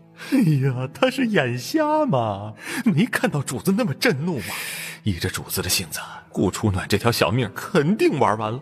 要你担心那么多？你看人家睡得不是挺好的吗？叶景寒嗤笑一声，手上打了一个响指，降雪会意，扬声道：秋儿身为贴身女婢，却任由主人逛花楼戏美男，此乃不忠。不忠之奴按王府规定，应拉下去赏给将士们玩乐。请王爷饶命，您怎么处罚奴婢都可以，只求王爷不要把奴婢赏给别人。拉下去！小姐，救命！顾初暖直接被吵醒，他一个旋风腿将拉住秋儿的下人全部踢飞。谁敢动他？顾小姐，王府赏罚分明。你喊我顾小姐，证明我还不是王府的人。既然我不是王府的人，少拿王府那套规矩来唬我。8条人影直接窜了出来。王爷，您这是什么意思？你不是很喜欢调戏美男吗？本王让你的婢女先体会体会本王的一众手下技术究竟好不好。我操，这都几百年前的事儿了，居然还记着。这货的胸襟比针眼还窄。王爷呀，不用想都知道，你那一众手下的技术自然是极好的，依我看就不用体会了。本王看很有必要。叶景寒，你别太过分！你堂堂战神王爷对付一个手无缚鸡之力的小婢女，你也不嫌害臊。本王知道你轻功不错，你若能在下人带走秋儿之前打赢他们8人，本王便放了他。这叶景寒分明是在刁难人，8个绝世高手，但我是神啊，他还敢不敢再无耻一些？己所不欲，勿施于人。你堂堂王爷，难道连这个理儿都不懂吗？世人皆道本王杀人如麻，残暴嗜血，你指望本王有多善良？行，你说的。只要我能在下人带走秋儿之前打败他们，你便不许追究我逛青楼的事儿，更不许为难秋儿。好。清风降雪对他不抱任何一丝希望，然而跌破他们眼镜的是，这8人连一招都不曾跟顾初暖对上，便砰的一声齐齐栽倒。啊！他们怎么都倒下去了？你对他们用毒？不可能啊！他们是3阶高手，怎么可能轻易中你的毒？谁说我用毒了？我用的是麻药。你说过，只要在下人带走秋儿之前打倒他们8人，你就不追究我逛青楼跟秋儿的事。堂堂战神，你不会说话不算话的吧？此事就此结果，再有下一次，你自己掂量。那是，战神都发话了，我哪儿还敢逛青楼戏美男啊？战神算什么东西？你想离性谁，还用得着通过他？我操！这货派人调查我，连我讲过什么话都知道。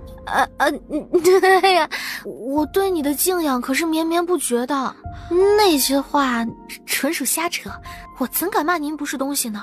开始吧。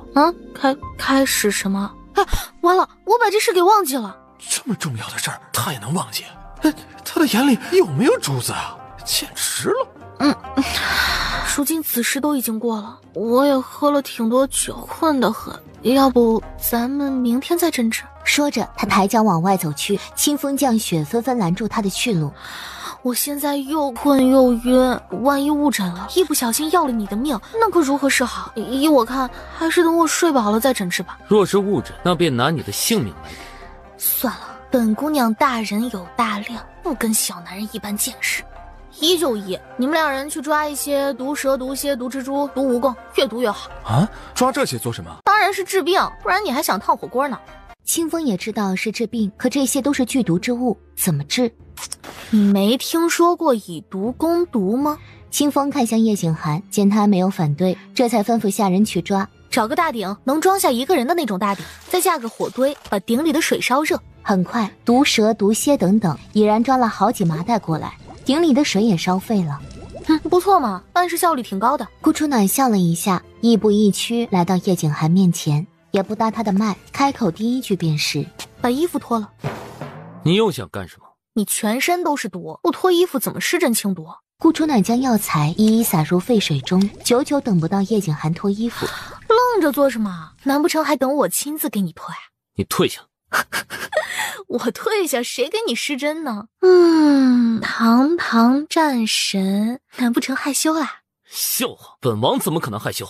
那就快点，磨磨唧唧浪费我睡觉的时间。你全身上下有哪一处我没见过？哎呀，顾三小姐太没底线了，哪壶不开提哪壶啊！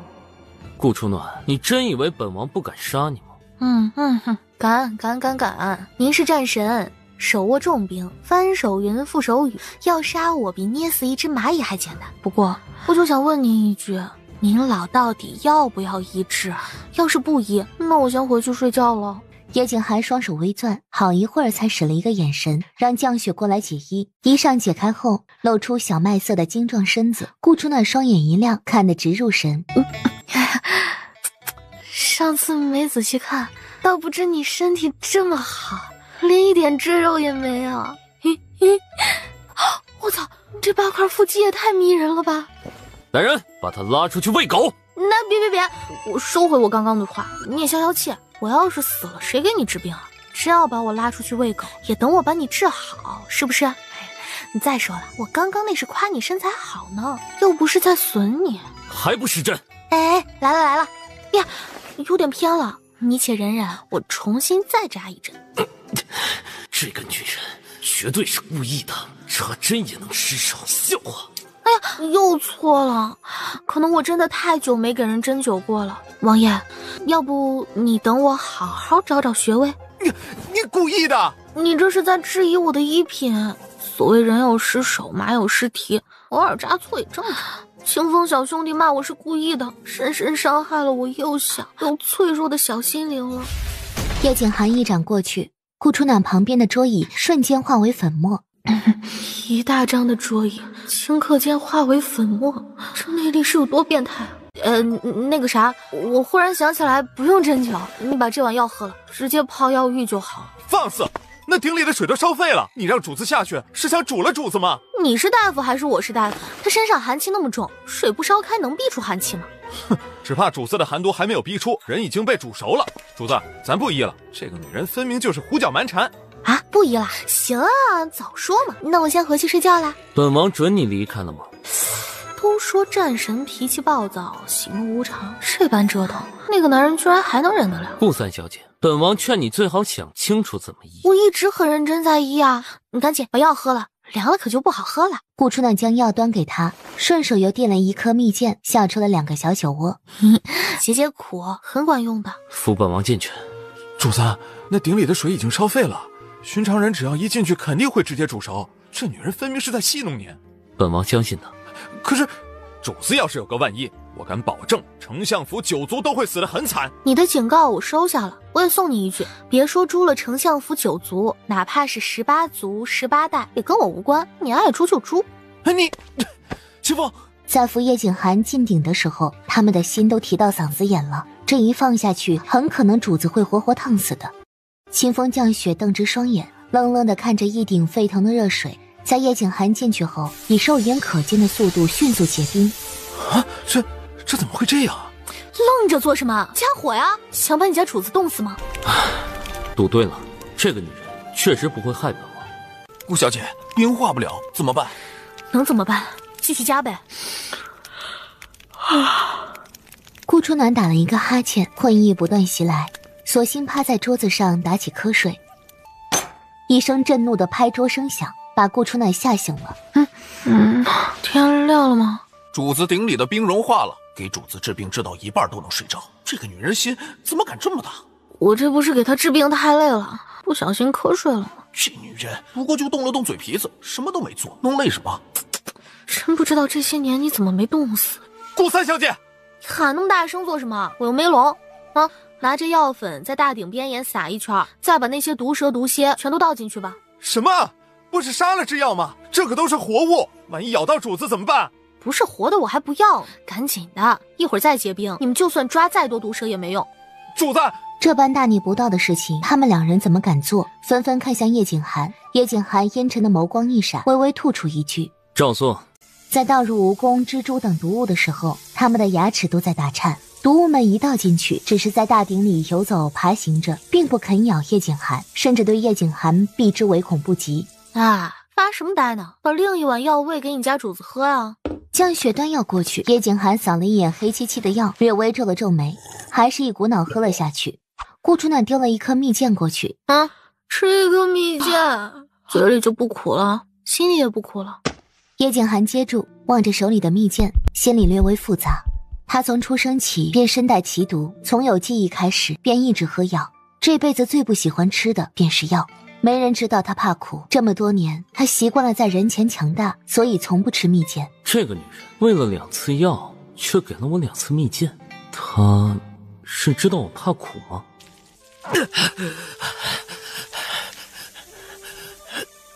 叶景寒吃痛，抬手就想将那些毒物震飞，可他意外地发现全身竟然软绵绵的。你对主子做了些什么？你若此时将他捞出来，我敢打包票，他绝对活不过今晚。是故意谋害主子的，对不对？以毒攻毒，促进血液循环，你懂不懂？要是没有这些毒物，他身上的毒血怎么撼动？放开他！主子，那么多年的痛苦他都忍了，区数百毒物的啃咬，他有什么挺不过去的？直到该死的那些毒蛇！该死的那些毒蛇！竟然死死咬住了他的兄弟顾初暖。冤枉！我真不知道那几条可恶的小蛇会咬你的那里，他们太不长眼了，我一会儿就把他们碎尸万段。小蛇？那是小蛇吗？分明就是大蛇，好不好？有见过身长2米多的小蛇吗？那瞧，他自作自受，见阎王去了。一条死了，还有不少条，以及还有很多蜈蚣蝎子。个别毒物只能朝着他的身下咬去，一阵阵的疼，疼得他撕心裂肺。顾初暖好心的将那刚刚喝药的大碗拿过来，朝着大鼎底下探了探，一本正经道：盖住不就好了？叶景寒屈指成爪，掐住顾初暖的脖子。你找死！被我下了重药，又在驱毒重要关头，叶景寒居然还有这么迅捷的速度，他真的只是凡人吗？我救你性命，你却要杀我，好人果然难当啊！你救我性命？哼！顾初暖，你当本王是猴子，可以任由你戏耍。你试着运气，看丹田还会不会刺痛？叶景寒试着运气试了试，丹田果然没有以前那么疼了。以前的毒，即便没有发作，全身也如坠冰窟，冷得人瑟瑟发抖。现在能明显感觉身体似乎没有以前那般冷了，隐隐还有一股暖气，似是在丹田凝聚着。叶景寒震惊，松开钳制他的手。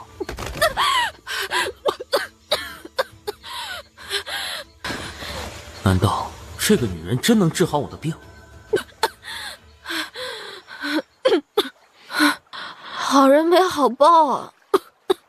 谁让你戏弄本王？谁戏弄你了？你倒是看看你鼎里那些毒物。却见鼎里的毒物全部都死了，尸体漂浮在水面上，密密麻麻，很是骇人。你身上的毒连这些剧毒之物都害怕，你以为他们能对你做些什么？怎么不能做些什么？不是咬了主子吗？还把主子的下身也给咬了。最可恶的是，顾初暖还拿着一个药碗让主子遮挡，伤害性不大，侮辱性极强。一直知道主子的毒很霸道，可万万没有想到，这么多剧毒的毒物，只是咬了主子一口，便全被活活毒死了。还有啊，主子泡着的那顶药浴，从纯白色变成了乌黑色，黑得跟墨水一样。这算是清除主子体内很多剧毒吗？那这些毒物的尸体怎么办？怎么，你又想留着炭火锅呢？当然是捞掉了。哦，好，那主子可以起来了吗？继续泡着，1个时辰后拔罐，放出体内毒血。啊，拔罐？那是什么呀？那是一种疗法吗？为什么我们从来没听过？去砍几节竹子回来，削成小罐子，一面留空，一面留底。这个时代的医术是真落后，连个拔罐都没有。哦，好，我马上去。降雪，给本王看好他，若他敢打瞌睡，把他丢到蛇窟清醒清醒。自己的兄弟被蛇咬了，又不是我给咬的，有必要把账算在我头上吗？小气男人，你泡你的，我睡我的，咱们互不干涉不好吗？当然不好，本王的命金贵得很。行，你的命金贵。天将亮，战神从药浴里起来，又沐浴了一遍，整个人神清气爽。把衣服脱了。又脱？这女人不会是想报复我吧？不脱怎么拔罐？你要不想拔罐，那我可就走了。拔罐是为了清除毒血。哼，不然呢？身材好的又不是只有她一个人，至于防本姑娘跟防贼似的吗？那天晚上纯粹是中毒才会强了她的好不好？现在倒贴送给本姑娘，本姑娘都不带要的，好吧？换个法子医治。那就照今天的办法，先泡上1个月吧。就这样？知足吧，老兄。你也不看看今天逼出了多少毒血，那整顶药浴水都黑成浆糊了吧？叶景寒忽然看向自己的一双腿，我的腿真的有希望恢复吗？顾初暖下意识的想说没有，可不知道为什么，看到他眼里那一抹一闪而过的希冀，当然有希望。我操，我被套路了吗？想治好他的腿难如登天啊！我真是傻逼了。天亮了，我要去上学了。哼！主子，文斗大会结束后，一共有18批人对顾三小姐出手，其中3批武功极高，属下也是费了不少力才重创他们。哼，18批，看来想要破魂灵的人还真不少。江雪欲言又止，说。主子，属下发现暗地里似乎还有一伙势力在保护着顾三小姐，那些人武功个个极高，不输咱们。属下查了许久，也没能查出蛛丝马迹。属下甚至出动了天网阁，一阁一楼，鬼神夜愁。天网阁与天下第一楼齐名，天下间大大小小所有的情报都瞒不过本王，连天网阁都查不出来的人，那便是天下第一楼的人，又或者受天下第一楼庇护的人。你究竟是属于前者还是后者？丞相府不受宠的三小姐，哼！若如此，那为何会有人在背后保护你？大字不识的草包！继续查，如果查不出来，就从易晨飞身上查。易晨飞，赵国诗仙，儒家3先生，他跟顾三小姐能有什么关系？把我们的人都撤出来！撤出来！主子，您的意思是不再暗中保护顾三小姐了吗？眼下多方势力都想得到破魂灵，如果无人保护，只怕顾三小姐凶多吉少。既然查不出他背后的势力，那便让他们自己暴露出来。主子，管家说昨夜连太妃来过，哭诉顾三小姐在斗文大会上狠狠羞辱了泽王，还把泽王的全部家当都赢了去。连太妃想请您主持公道呢。轰出去，告诉他们欠顾初暖的1分不少全部奉上，还有当当公主那里也派人传个话。是。准备早膳，本王要与顾初暖一起用膳。是，属下马上去请三小姐。降雪推着他的轮椅，一步步往花园走去。顾初暖看着叶景寒，又看看一桌丰盛的饭菜。无事献殷勤，非奸即盗。叶景寒，你又想干什么？自然是为了感谢你。感谢？这顿饭我好啃啊！想跟我一起吃饭是吗？那我就恶心死你！顾初暖一把扯掉脸上的面纱，露出一张骇人的面庞。早膳很丰盛，你也吃点。说着，顾初暖一边狼吞虎咽，一边夹了几块肉给他。顶着这样的一张脸，也不知道他承受了多少压力，难怪世人都说他相貌奇丑无比。叶景寒嘴角动了动，踌躇着想要说些安慰他的话。顾初暖擦了擦鼓鼓的腮帮子，因为他这一擦，脸上的脓包破开，脓水直接掉进桌子上的佳肴里。抱歉啊，脸上的脓水时不时的溢出来，我也没法子。不过脓水没毒，你将就些还是可以吃的。哎，我上学时间到了，先去学院上学了。顾初暖拔腿往外跑去，跑了没几步，又倒了回来，将自己一张丑陋的脸放大在叶景寒面前。王爷，哎，我这么丑，咱俩要是真成了亲，你一辈子都会被指着脊梁骨骂的。咱们俩的婚事呢，还是尽早解除的好。您觉得呢？丑女配残废，本王觉得甚当。哼，王爷的爱好跟寻常人还真是不一样。您老呀，最好别后悔。说着，他懒散地离开王府。还以为她的容貌会跟她的才情一样，只是隐藏在外，没想到。属下马上让人重新换一桌饭菜。不必了，撤掉吧，回房。才刚到学院，立即被人围成一圈。三小姐，我以前有眼不识泰山，竟然不知道你的才学竟然这么高，不知道三小姐师从何处啊？三小姐，你有那么好的才学，为什么别人说你是草包的时候，你都不反驳啊？哼，我本来就是草包，那天可能脑袋被雷劈了，所以灵感大开了吧。三小姐，昨天一场斗文大会，不知道你赢了多少钱？大家都在赌你赢了一座金山。哼，别以为肚子里有了几滴墨水就可以张狂，天外有天，人外有人，比你厉害的人多了去了。哟，我还以为是谁呢，原来是当朝最受宠的当当公主呀。哎，我忽然想起来，你欠我的500万两银子还差100万两没给呢。小公主打算什么时候给呀？还是说你跟你皇兄一样没钱要赊账？哼，笑话！本公主需要赊什么账啊？不就是100万两银子吗？你急什么呀？过一会儿本公主自然会给你。过一会儿是多久？一盏茶，一炷香，还是1天，又或者1年？一天后，我把100万两银子还给你。公主乃是皇室贵胄，身份尊贵，自然不会赖账。不过嘛，虽然只有短短1天，这利息咱们还是得算算的。什么利息啊？就1天的时间，你要算利息？你皇兄欠我300万两银子，我算了他利息。要是不算你利息呢，我怕你皇兄幼小的心灵会受到重创，所以为了公平起见，我只能象征性的收一点了。多少？好说好说，1万两银子。1万两银子，你怎么不去抢啊？100万两收你1万两利息，我还嫌低了呢。那1万两你要是不想给也没有关系，现在就把100万两银子还给我呀。啥？1万两就1万两？萧雨轩跟柳月、余辉窜到顾初暖面前，望着当当公主愤怒离开的背影。小丫头，你也太坏了吧！赢了人家几百万两银子了，连1万两也不放过。1万两可以喝多少花酒了？人家既然愿意送，咱们干嘛不要？他哪儿是愿意送，分明就是你把人家给逼的啊！对了，昨晚回去战神有没有刁难你？哼，你老大我像任人拿捏的软柿子吗？你给战神戴了那么大一顶绿帽子，战神居然没找你麻烦，简直不敢相信。老大，昨天我跟余辉在醉梦酒楼等了你1个晚上，结果你跑去喝花酒也不带上我们，你也太没义气了吧！行，那下次带上你们2个。别跟战神的未婚妻一起去喝花酒，打死也不敢啊！战神还不把我们都给捏死了。哎，对了，昨天无忧馆发生那么大的事，今天怎么一点风声也没有？这还用得着猜吗？肯定是战神封锁消息了呗。这对于他们本身也不是什么光彩的事儿。哎，老大，你看那不是叶枫吗？啊，奇怪，叶枫昨晚不是好好的吗？还是你凶猛的扑倒了他，把他吓出病了？哼，我那是绊到桌角，不小心扑倒的好不好？再说了，叶枫虽然尽可能让自己像个平常人，可他气息不稳，分明是受了重伤。难道说昨天离开后有人重伤叶枫？昨晚扑倒叶枫时，他那一闪而过的恐惧与杀气，叶枫只怕是有武功的吧？没武功的人断然不可能有那么强的杀气，更不可能让杀气瞬间发出又瞬间消失。皇家学院不少青间小姐三五成群，皆是在指指点点。叶枫无视别人的指点，只是挺直背脊，一步步朝着学堂走去。哼，瞧你脸色不大好，可是昨天夜里想我啦？回应顾初暖的是叶枫的沉默。这男人以为有点才学就可以目中无人吗？在皇家学院还敢转什么转？看我怎么教训他！哎呀，你对美男说话温柔点，小心再把他吓出个好歹来。可是他那么对你。唉，无言的沉默代表千言万语尽在不言中。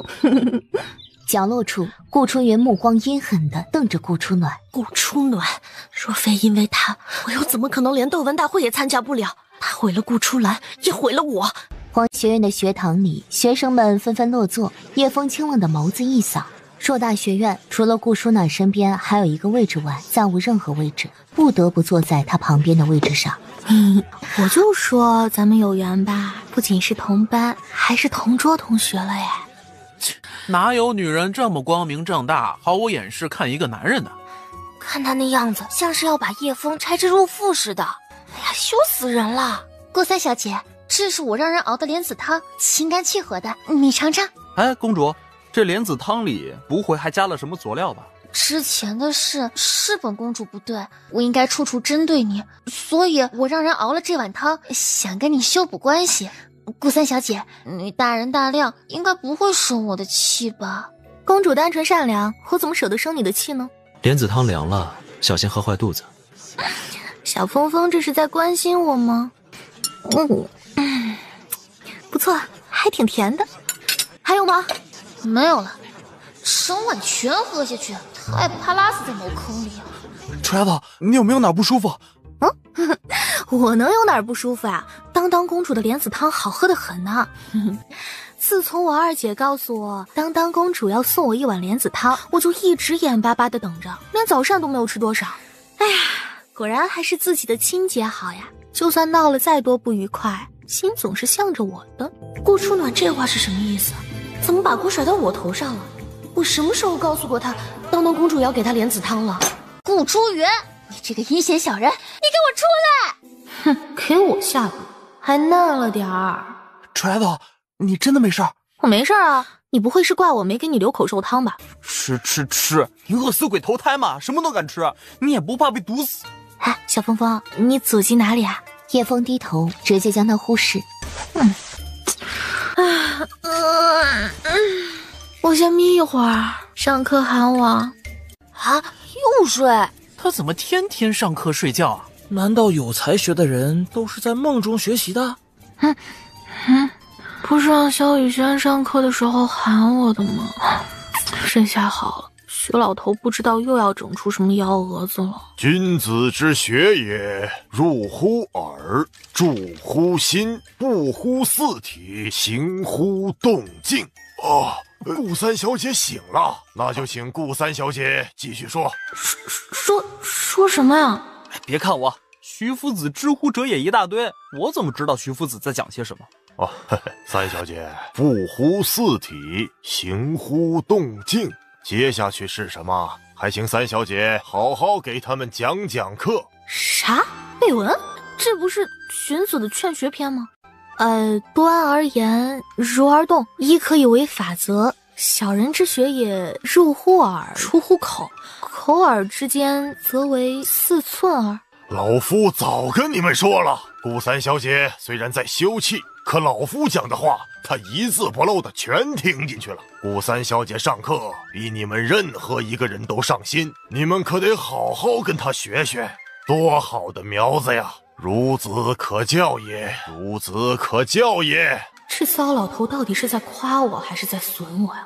不是我吹，从顾三小姐第一次来学堂上学，我就感觉她与众不同，潜力无限。试问谁能张口背出数理？老夫也算顾三小姐在皇家学院的第一个老师。瞧瞧老夫教出来的好学生，那可是为学院长足了脸呐！夫子，您的意思是我还可以再眯会儿？当然可以，你眯着眼睛听课都比他们厉害，老夫准了。哎，早说嘛，害我刚刚还紧张了好一会儿。下面由上官夫子继续给你们上课。上官夫子，上官楚，那个腹黑阴险的夫子。算了，睡觉吧。顾初暖上课时间打瞌睡，下课后把今天教的话再画50遍，没有画完不许回去。徐夫子不是同意我睡觉了吗？刚刚是徐夫子的课，徐夫子同意你睡觉，现在是我的课，我可没有同意。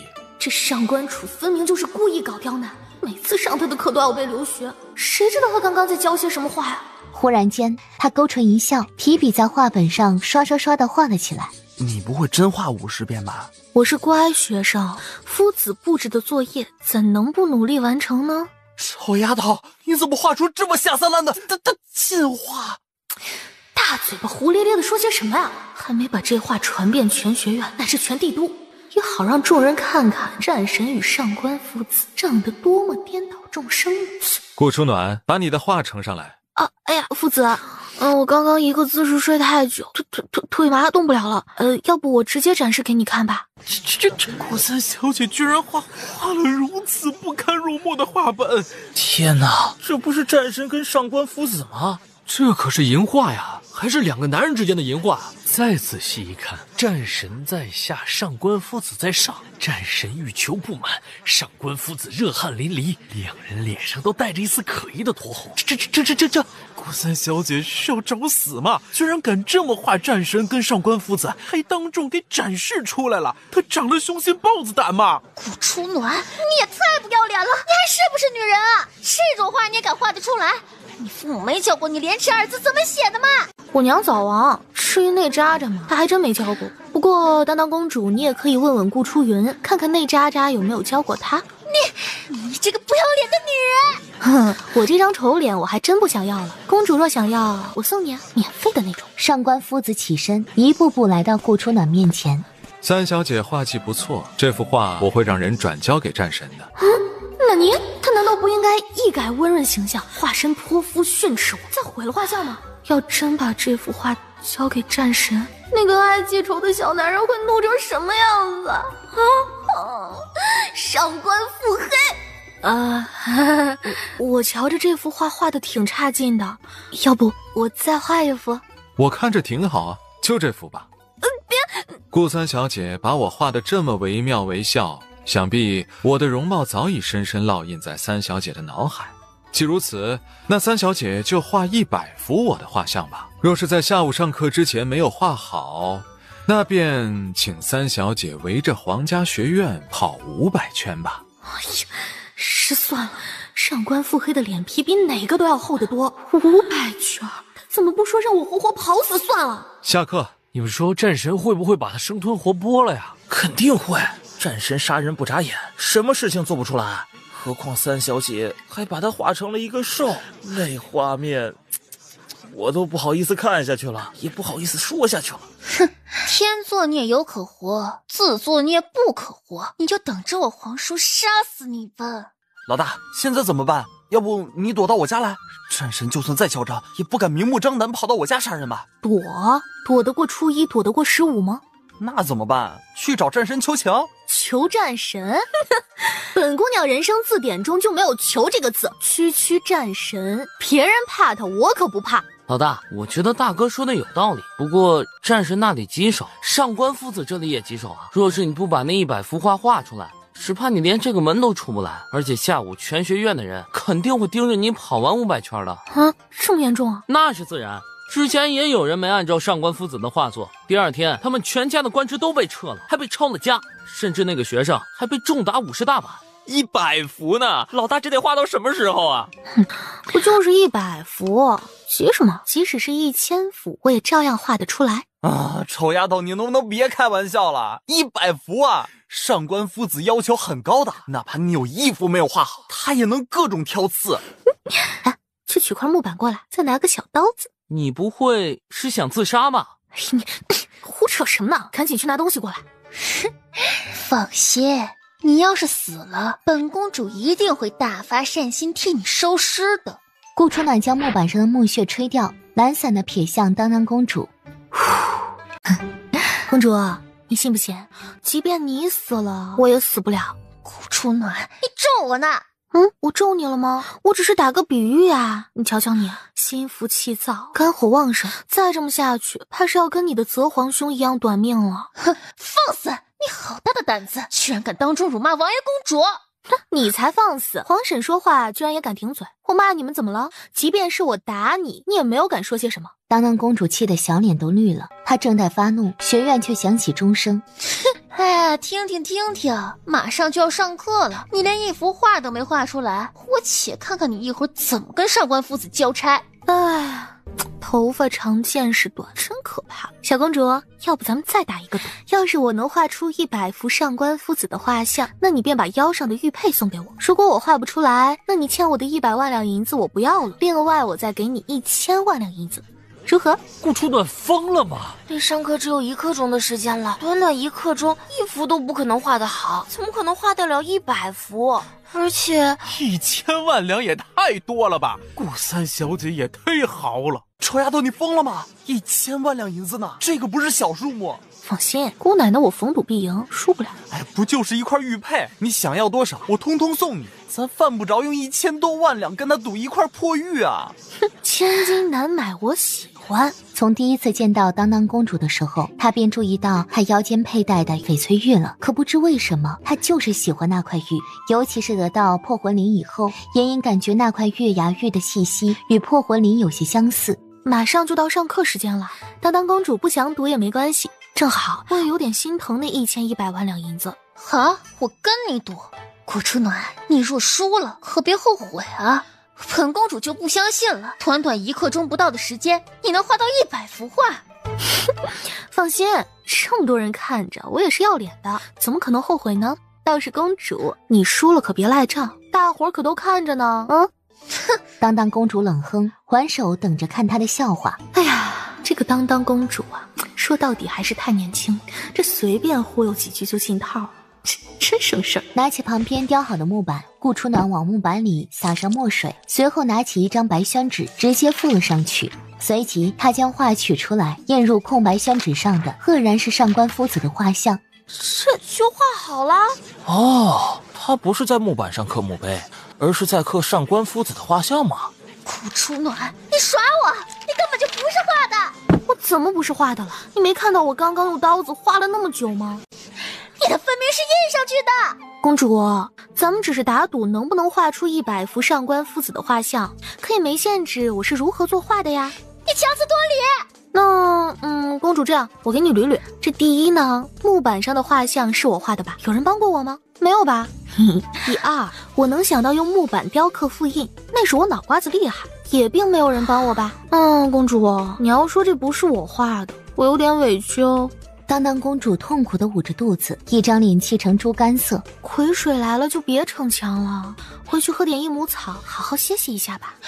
顾初暖，你胡说八道些什么呢？我什么时候来癸水了？屁股上的裙子都沾血了，难不成是你受伤了？100张好了，我另外附送了100张给你，不用谢我。把玉佩交出来吧。当当公主不想给她。公主，你不会是想赖账吧？不就是一块玉吗？本公主要不是给不起。顾初暖接过玉佩，触手温润。臭丫头，我瞧着这块玉也没啥特别的呀，你干嘛砸下那么多钱去赌这块玉啊？都说了，千金难买我喜欢。上官夫子到，夫子好。夫子，你让我画的100幅画像，我已经画完了，请喝茶。上官楚修长的手翻了翻一大摞的画像，温润的眸子微微一挑，只是画像上的笑容温润中，怎么还夹着一缕腹黑？夫子，你看我也完成你布置的作业了，咱俩的账是不是应该清了？三小姐歪脑子不错呀。你也没说不能借助木雕复印呀，所以我也不算违规，对不对？顾三小姐这一招，饶是任何人也挑不出错呀。用木雕复印，亏他想得出来。不知道他脑子里装的都是什么，这种奇思妙想也能想得出来。下午我的课取消，院长跟齐胜过来给大家讲齐礼。院长到，齐胜到，徐夫子到。什么情况？怎么连院长都来了？院长可是极少露面的。哎呀，师傅啊，你果然在这里呀！我昨天等了你好久，却没有等到你，可把我急死了。废话，斗文大会一结束，你就缠着我教你博弈之术，不能不闪。哎，师傅啊，昨天那盘玲珑棋局你是怎么破开的？能不能指点我一下啊？还有，你是怎么做到一个人分心对弈我们几个人的？哎，没看到院长跟夫子们都在吗？他们喊你前辈，你喊我师傅，我在喊他们夫子，这辈分都可以乱成一锅杂粥了吧？要不你还是别喊我师傅了，我怕折寿哎。师傅，这个好说，以后我喊他们祖夫子就好了。哎呀，棋圣前辈，万万不可呀！您是享誉天下的棋圣，身份尊贵，而且比我们年长，我们怎敢？还啰嗦什么？难不成你们想让我欺师灭祖吗？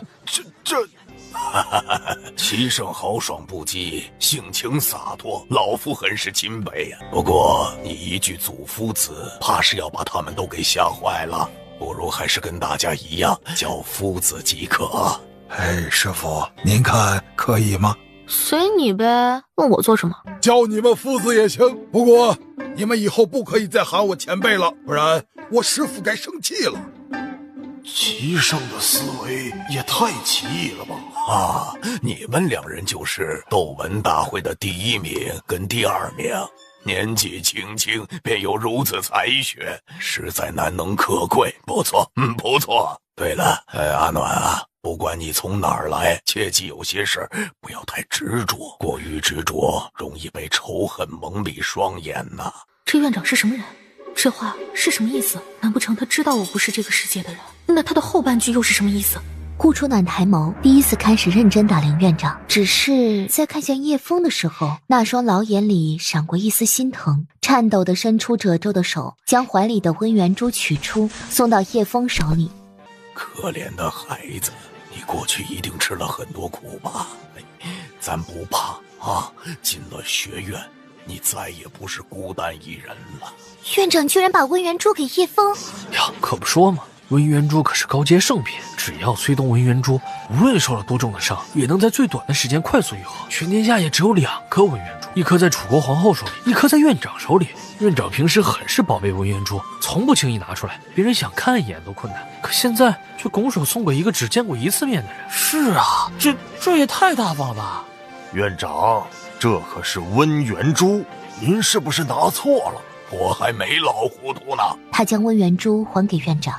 院长，温元珠太贵重了，叶枫不能要。哎，不过区一颗温元珠，就当是我送给你的见面礼。你就把学院当成自己的家啊！若是有人欺负你，你随时来找我，爷爷替你出气。爷爷，院长难道想认他为孙？天哪，叶枫的运气也太好了吧！居然能让院长收他为孙，我怎么没有这么好的命？啊，我说老头，你也忒偏心了吧？斗文大会第1名可是我，怎么也不见你送我点什么见面礼？哎，三小姐说笑了，刚才不是送了你一句话吗？啊，就那么一句莫名其妙的话，我都不知道是什么意思，好不好？院长，哎，你是个好孩子，上天会眷顾你的。你若不收下温元珠，那就是看不起我这个老头了。啊，谢谢院长。哎，这老头怎么感觉神神叨叨的？他除了院长还有什么来头？你连院长的身份都不知道，他可是咱们叶国的国师，能够知晓过去未来的。院长既然说叶枫过去吃过很多苦头，那他的过去就一定不会好到哪了。说的这么玄乎，你真的假的？当然是真的。臭丫头，你心中在执着什么事啊？为什么院长会这么说你？执着？我能执着什么事儿？不就是恢复容貌吗？这也不能算执着，好不好？这种玄乎的话你也相信？他要这么厉害，那他知不知道自己什么时候死啊？我才……萧雨轩一把捂住他的嘴，没好气地白了他一眼。你这丫头怎么什么话都敢说啊？院长在叶国可是深受百姓爱戴的，你这话要是传出去，非得让叶国的百姓口吐横沫淹死了。还有，难道你不知道算命的人只能算别人，不能算自己吗？院长还在这儿，你们2人在窃窃私语说些什么？我跟丑丫头昨天都没睡好，今天站着都能梦遗，我们有啥办法呀？混账！你除了吃喝玩乐、风花雪月外，你还会些什么？还有你以为你得了斗文大会的第1名，给薛院长了脸，就可以无法无天、目无尊长？今天下课后，你们2个沿着学院跑10圈。这死老头哪儿冒出来的？一点都不可爱。孩子，你明天晚上有空吗？若是有空呢，就到藏书阁，我有些话想同你说。好。太后娘娘驾到！太后来这做什么？见过太后娘娘，娘娘千岁千岁千千岁千千岁。起身吧。不知太后驾临学院，可是有什么指教啊？是这样，当当公主年幼，刁蛮无知，竟然将先皇送给她的月牙玉输给了顾三小姐。那块玉玉质普通，算不得上乘，可毕竟是先皇留下的遗物，对于我们孤儿寡母意义甚大。不知道顾三小姐能不能归还？哼，骗小孩呢！如果这块玉真的这么普通，那你这么着急干什么？再说了，先皇赏给当当公主的又岂止这一件东西？当当公主赌输了的，可有不少东西是先皇留给她的呢。简直是啊，欲盖弥彰。当然，本宫不会白拿。当当不是输了你1100万两银子吗？本宫用2400万两银子跟你换月牙玉。2400万两，这也太多了吧！母后，一个月牙玉而已，哪里值得了2400万两银子？你懂什么？那可是先皇送的礼物。可是，干嘛呀？不就是一块玉吗？就对照这么紧张？那块破玉，我早就想扔掉了。丑丫头，你还愣着干什么？赶紧答应啊！2400万两银子不少了。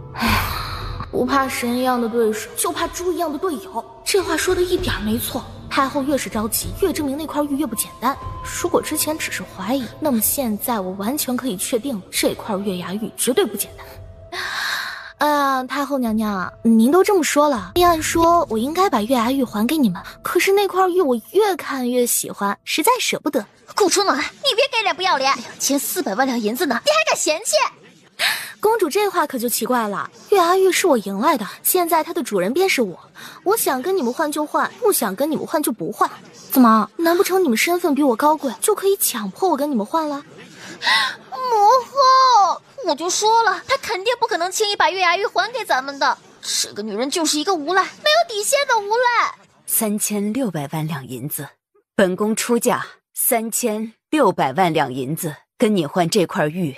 母后魔怔了吗？3600万两银子换一个玉，无论这块玉背后有什么意义，都不可能值3600万两银子啊！这些年戴在身上，没少被其他公主千金们取笑，现在却要花这么多银子去换，哎呀，亏死了！都是顾初暖害的。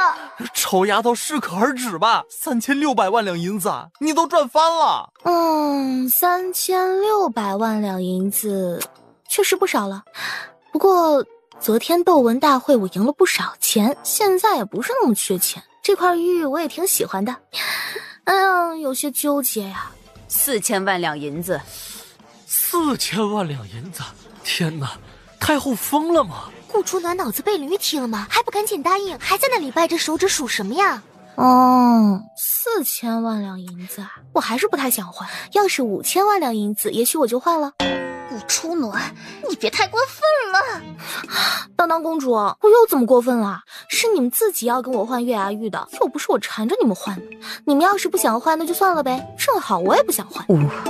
5000万两银子，5000万两银子，知足吧。这个小人说的好像我很黑似的。顾三小姐，5000万两银子换你一块玉，不知你愿意换吗？所有人都以为顾初暖不可能再拒绝了，连太后也以为顾初暖肯定会答应。齐老头，你是不是想学棋？是啊，想啊。那你信不信萧雨轩一个人就能秒了你？秒？就是赢。齐胜摇摇头，眼里尽是不屑。老头，你看不起人呐！太后娘娘，您信他们两人对弈，萧雨轩能在一炷香的时间内赢了齐胜吗？齐胜享誉天下，弈棋之术自有他独特的地方。萧公子年纪尚浅，恐难赢过。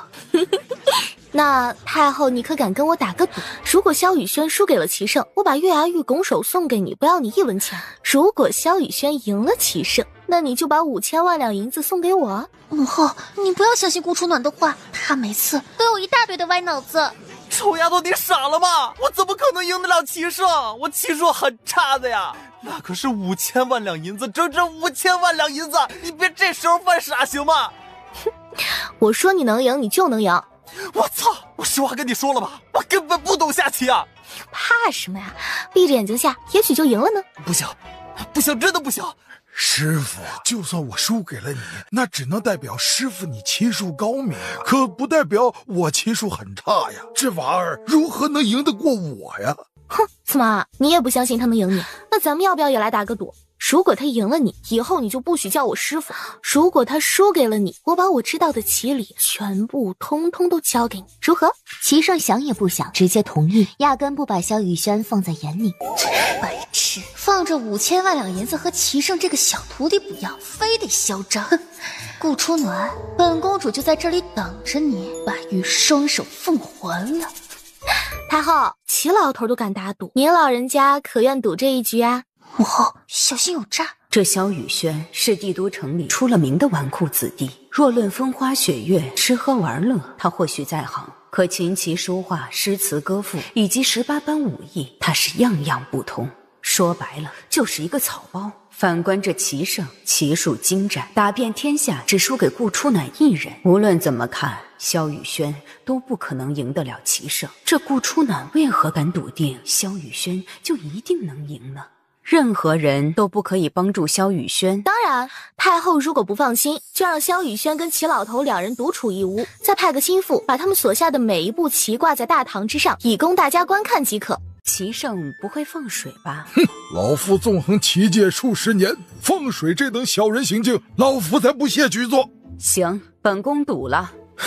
一旁的上官楚嘲讽一笑，似是替太后感到悲哀。顾初暖分明是挖好了坑等着跳。臭丫头，如果只有我跟齐胜2个人在屋里，你怎么帮我作弊啊？我连屋子都进不去，怎么帮你作弊？你自个儿下呗。啊，臭丫头，我还以为你下了什么后招，会在暗中指点我呢，没想到真让我自己上啊！我什么都不懂，下个屁呀！太后，萧雨轩不懂棋理，能不能给我1盏茶的时间教教他？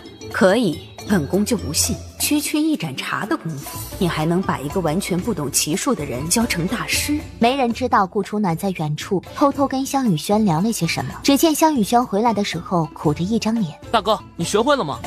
太复杂，听不大懂。院长觉得本宫这局是胜是输呢？博弈之术，知道结局就不好玩了。何况为了小小一场一棋胜负，耗费精力推算，岂非太不划算呢？太后何不拭目以待？赌局正式开始，萧雨轩与齐胜2人对坐在一间雅致的屋子里，他们想看看萧雨轩是如何被打得落花流水的，却没想到是齐胜被吊着打。不对啊，这是怎么回事？萧雨轩不是不懂棋吗？他怎么突然这么厉害？难道他跟顾三小姐一样扮猪吃老虎？不大可能吧，我们跟萧雨轩同窗这么久了，难道还不明白他确实不懂棋吗？天啊，不会是顾三小姐利用1盏茶的时间把他教成一个棋术大师吧？怎么可能？短短1盏茶的时间，别说是把一个完全不懂的人教成棋术大师，就算只是说着下棋的规则，恐怕都是说不明白的。萧雨轩何时变得这么厉害了？前几天上棋术课的时候，他明明还什么都不懂。还好，看这情况，说不定大哥还真能赢。顾三小姐呢？她上个茅房怎么上这么久？回太后娘娘的话，顾三小姐从茅房出来，便坐在门外静等，说是大堂里人太多，她闷得难受。她有帮忙作弊吗？应该没有，奴才已经按您的指示，不让顾三小姐靠近那扇门2丈以内。再仔细检查检查，看看他有没有传递什么消息。是。母后，你看看他，就他那么不入流的奇迹，也配叫棋圣？他输给顾初暖那个贱女人也就算了，现在连萧雨轩这么一个纨绔子弟也胜不了。依我看啊，以后啊，教他棋书得了。上官楚一直关注着棋盘，发现萧雨轩每下一子都会抬头一次。他顺着萧雨轩的方向看过去，却见窗上的方格时不时的闪过一道亮光。我就知道这个鬼丫头不可能不作弊的。萧雨轩最后一子落下，众人纷纷惊得站了起来。啊！齐胜居然输给萧雨轩了，我没有看错吧？好一招声东击西！齐胜中了他的调火离山之计，全部棋子瞬间就被吞噬殆尽。天哪，萧雨轩怎么想到这一招的？也太厉害了吧！棋下完了，哎呀，我今儿个运气这么好，小轩轩居然赢了！太后，你让我怎么感谢您才好呢？那5000万两银子啊，我一定会好好的攒着，保证不会到处乱花的。顾初暖，你作弊，这场赌局不算啊！我怎么作弊了？那间屋子里3层外3层都是你们的人在把守，难不成我还能飞进去？何况我刚刚除了上茅房之外，就一直在院子里晒太阳，全学院的人都看得一清二楚。还是说你们输了就开始赖账？哎呀，太后，您可是天下人的太后，母仪天下，代表的是一国之母，您身份尊贵，怎么可能赖账呢？当公主这是在抹黑您，故意让您失去民心。纵使太后想反悔，也没有立场去反悔，只能认输，答应拱手送上5000万两银子。母后，那可是整整5000万两银子，就算是国库，几年也只怕收不到那么多银子。说是白白给他，也太亏得慌了吧！混账东西！本宫乃是一国太后，你却怂恿我毁约，你让本宫如何面对天下人？还有你堂堂一国公主，要么别赌，既然赌输了，就好好履约，否则不知道的人还以为你堂堂一国公主言而无信。当公主本来心里就委屈，这么一挨巴掌，不由更加委屈，哭着闹着冲出皇家学院。太后气急攻心，她努力平复笑容。顾三小姐，5000万两银子，本宫晚点会让人送过来的。当的话，还请不要放在心上。哼，皇侄女年纪还小，我自然不会放在心上的。顾初暖用了皇侄女3个字，意在警告太后，她现在是战神的人。既然如此，本宫便替当谢过了。顾三小姐，月牙玉是先皇留下的，还请顾三小姐好好保管，万莫弄丢了。那是自然，我肯定会好好保管，绝不让任何人抢了去。如此，那本宫便替先皇谢过顾三小姐了。哼，一口一个本宫，难道不是应该自称哀家？还拿先皇压我，警告我别把月牙玉弄丢。我顾初暖是任人威胁、吃软怕硬的人吗？太后浩浩荡荡的来，又浩浩荡荡的离开。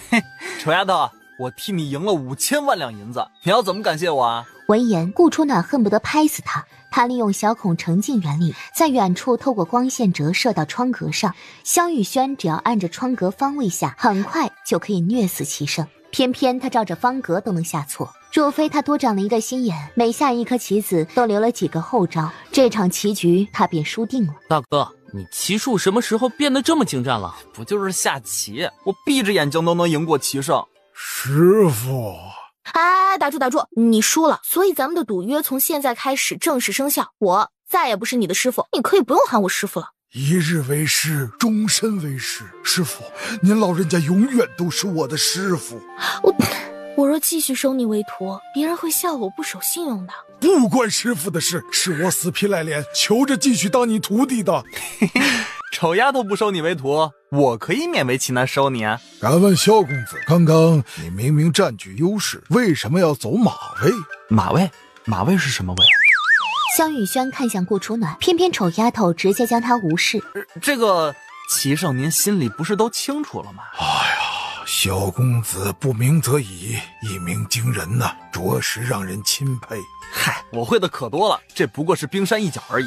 哦，不知萧公子还精通些什么？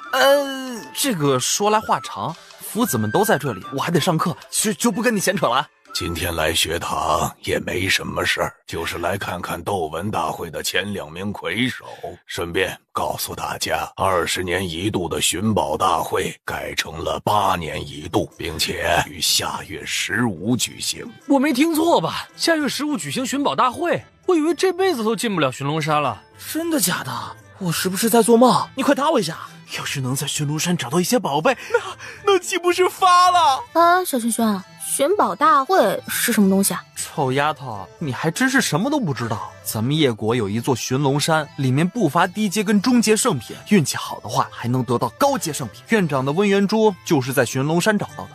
然后呢？只要进去的人要是在里面找到什么宝贝，那宝贝便是他的了。不过想获得进寻龙山的资格，那是非常难的。当然，我们皇家学院的人有优势，可以优先给名额进去，这也是为什么那么多人想进皇家学院的又一个理由。高阶圣品吗？放学后，众人都离开了，只剩下顾初暖与萧雨轩还在围着皇家学院跑着。臭丫头，跑了那么久，你不累吗？你要是累了，可以休息一下，反正他们又没要求你多长时间内跑完。你不是歪主意最多吗？能不能想一下怎么逃过这次体罚呀？不就是10圈？我懒得动脑子。不就是10圈？臭丫头，你知不知道皇家学院有多大？我不管。反正你得照我跑不动了。萧雨轩累得瘫痪，拿起怀里的扇子，自顾自地摇了起来。顾初暖离他近，扇子上摇出来的风扫到了他身上，月牙玉上的纹路忽然动了一下，他一惊，玉上的纹路好像会动。有吗？我怎么没有看到？你不会是眼花了吧？顾初暖抢了他的扇子，脚尖一点，身子如同一缕清风，消失在学院尽头。喂，臭丫头，你抢我扇子做什么？那是我最喜欢的扇子，你还给我呀！皇家学院偏僻的一间屋子里，顾初暖试着用扇子给月牙玉吹风，月牙玉上的纹路却没有一丝动静。奇怪，刚刚我明明看到它动了一下。顾初暖从怀里取出一个黑檀木盒，木盒里装着破魂铃，一个铃铛，一个月牙玉。冥思苦想半天，也捣鼓不出什么所以然来。顾初暖有些较劲，拿起一块砖头，对着破魂铃狠狠砸下去。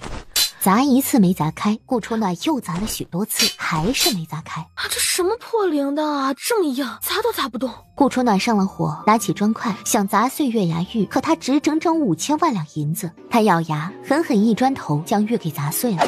5000万两银子被我一砖头给拍碎了，我操！气得他将破魂铃与月牙碎玉通通拍掉。就在月牙玉碰到破魂铃的时候，碎玉上的纹路忽然绽放光芒，甚至月牙玉上的纹路以肉眼可见的速度迅速剥落，露出一串串与破魂铃上相似的符文。黯然无光的破魂铃光芒大绽，铃铛上的符文与月牙玉上相似的符文不断合二为一。难道这破魂铃是一个藏宝图？只有把符文全部破译了，才是完整的藏宝图吗？那如果这破魂铃真是一个藏宝图的话，这里面藏着的究竟是怎样逆天的宝贝？顾初暖推门而出，却见萧雨轩满头大汗。下雨了吗？怎么头上全是水？臭丫头，你知不知道你中途离开，害得我被荣父子又罚了10圈。他说是我故意甩开看守侍卫放你离开，所以你的10圈加在了我的身上，我的腿都快断了。乖，知道你委屈，姐姐晚上带你去好好放松一下呀。你又想去无忧馆？我不去，上次闹得还不够难看吗？突然间，一种杀气汹涌而来，顾初暖脸色一变，揪住萧雨轩的衣领，将他往旁边一带，堪堪避过38枚暗器。谁在暗中偷袭？可能就是一些上不得台面的小毛贼，可能见我最近赢了太多钱，起了财心吧。臭丫头，一般的毛贼哪有这么高的武功？我看他们是想夺你性命。夺什么性命？我又没得罪什么人，估计是看上我手里的东西了吧。你怎么没得罪人？你在斗文大会上可把泽王还有各国使者虐惨了，你还把太后跟当当公主等人也都给得罪了。他们技不如人，输给了我，我能有什么办法？我看你手里的破魂铃也没什么用，可能还会招来杀身之祸，要不然找个地方扔了得了。就算我扔了，那些人也不会信的。何况我好不容易赢来的东西，为什么要扔？那你今天晚上就别离开皇家学院了。如果学院不安全，外面肯定更危险的，指不定你一出去就有天罗地网在等着你。哎呀，我说你什么时候跟秋儿一样唠唠叨叨了？天都这么晚，我回去干嘛？难不成专门回去受战神的气啊？晚上我就睡在学堂，哪儿也不去。还倒是你若再不赶紧回家，信不信你爹会把你的腿打断？哎呀，偶尔一晚上没回去，老爹也不会说什么的。晚上我陪着你。更深路重，孤男寡女，你想让全学院的人都误会我们的关系吗？可万一又有杀手来呢？你不是说了吗？皇家学院潜藏着很多高手，一旦学生的生命受到威胁，他们都会出来。那我怕什么？话虽如此，可万一……哎呀，哪有那么多万一啊！你赶紧回去。顾初暖几乎是用轰的，才把萧雨轩给轰了出去。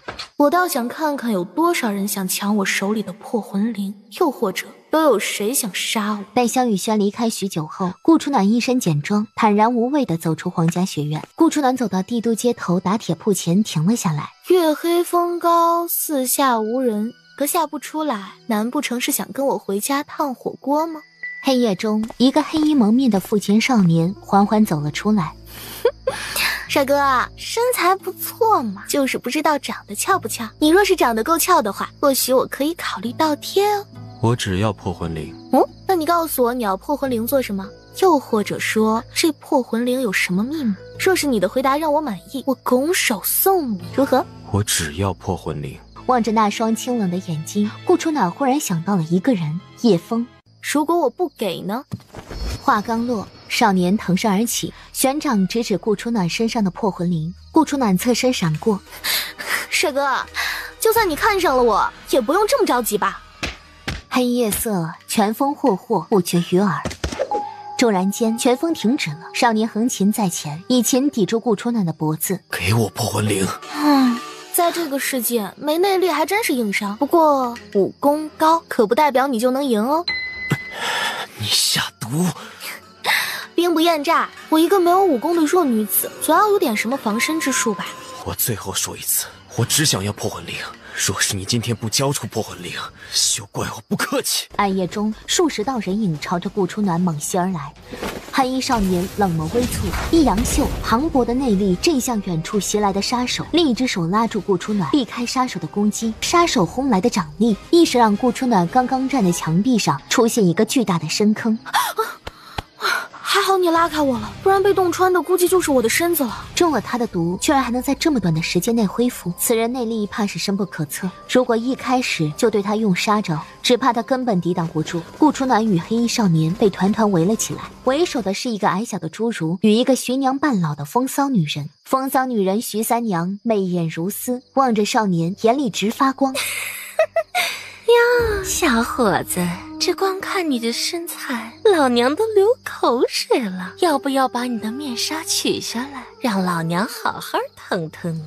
哟，小伙子，这光看你的身材，老娘都流口水了。要不要把你的面纱取下来，让老娘好好疼疼你？阴山七鬼。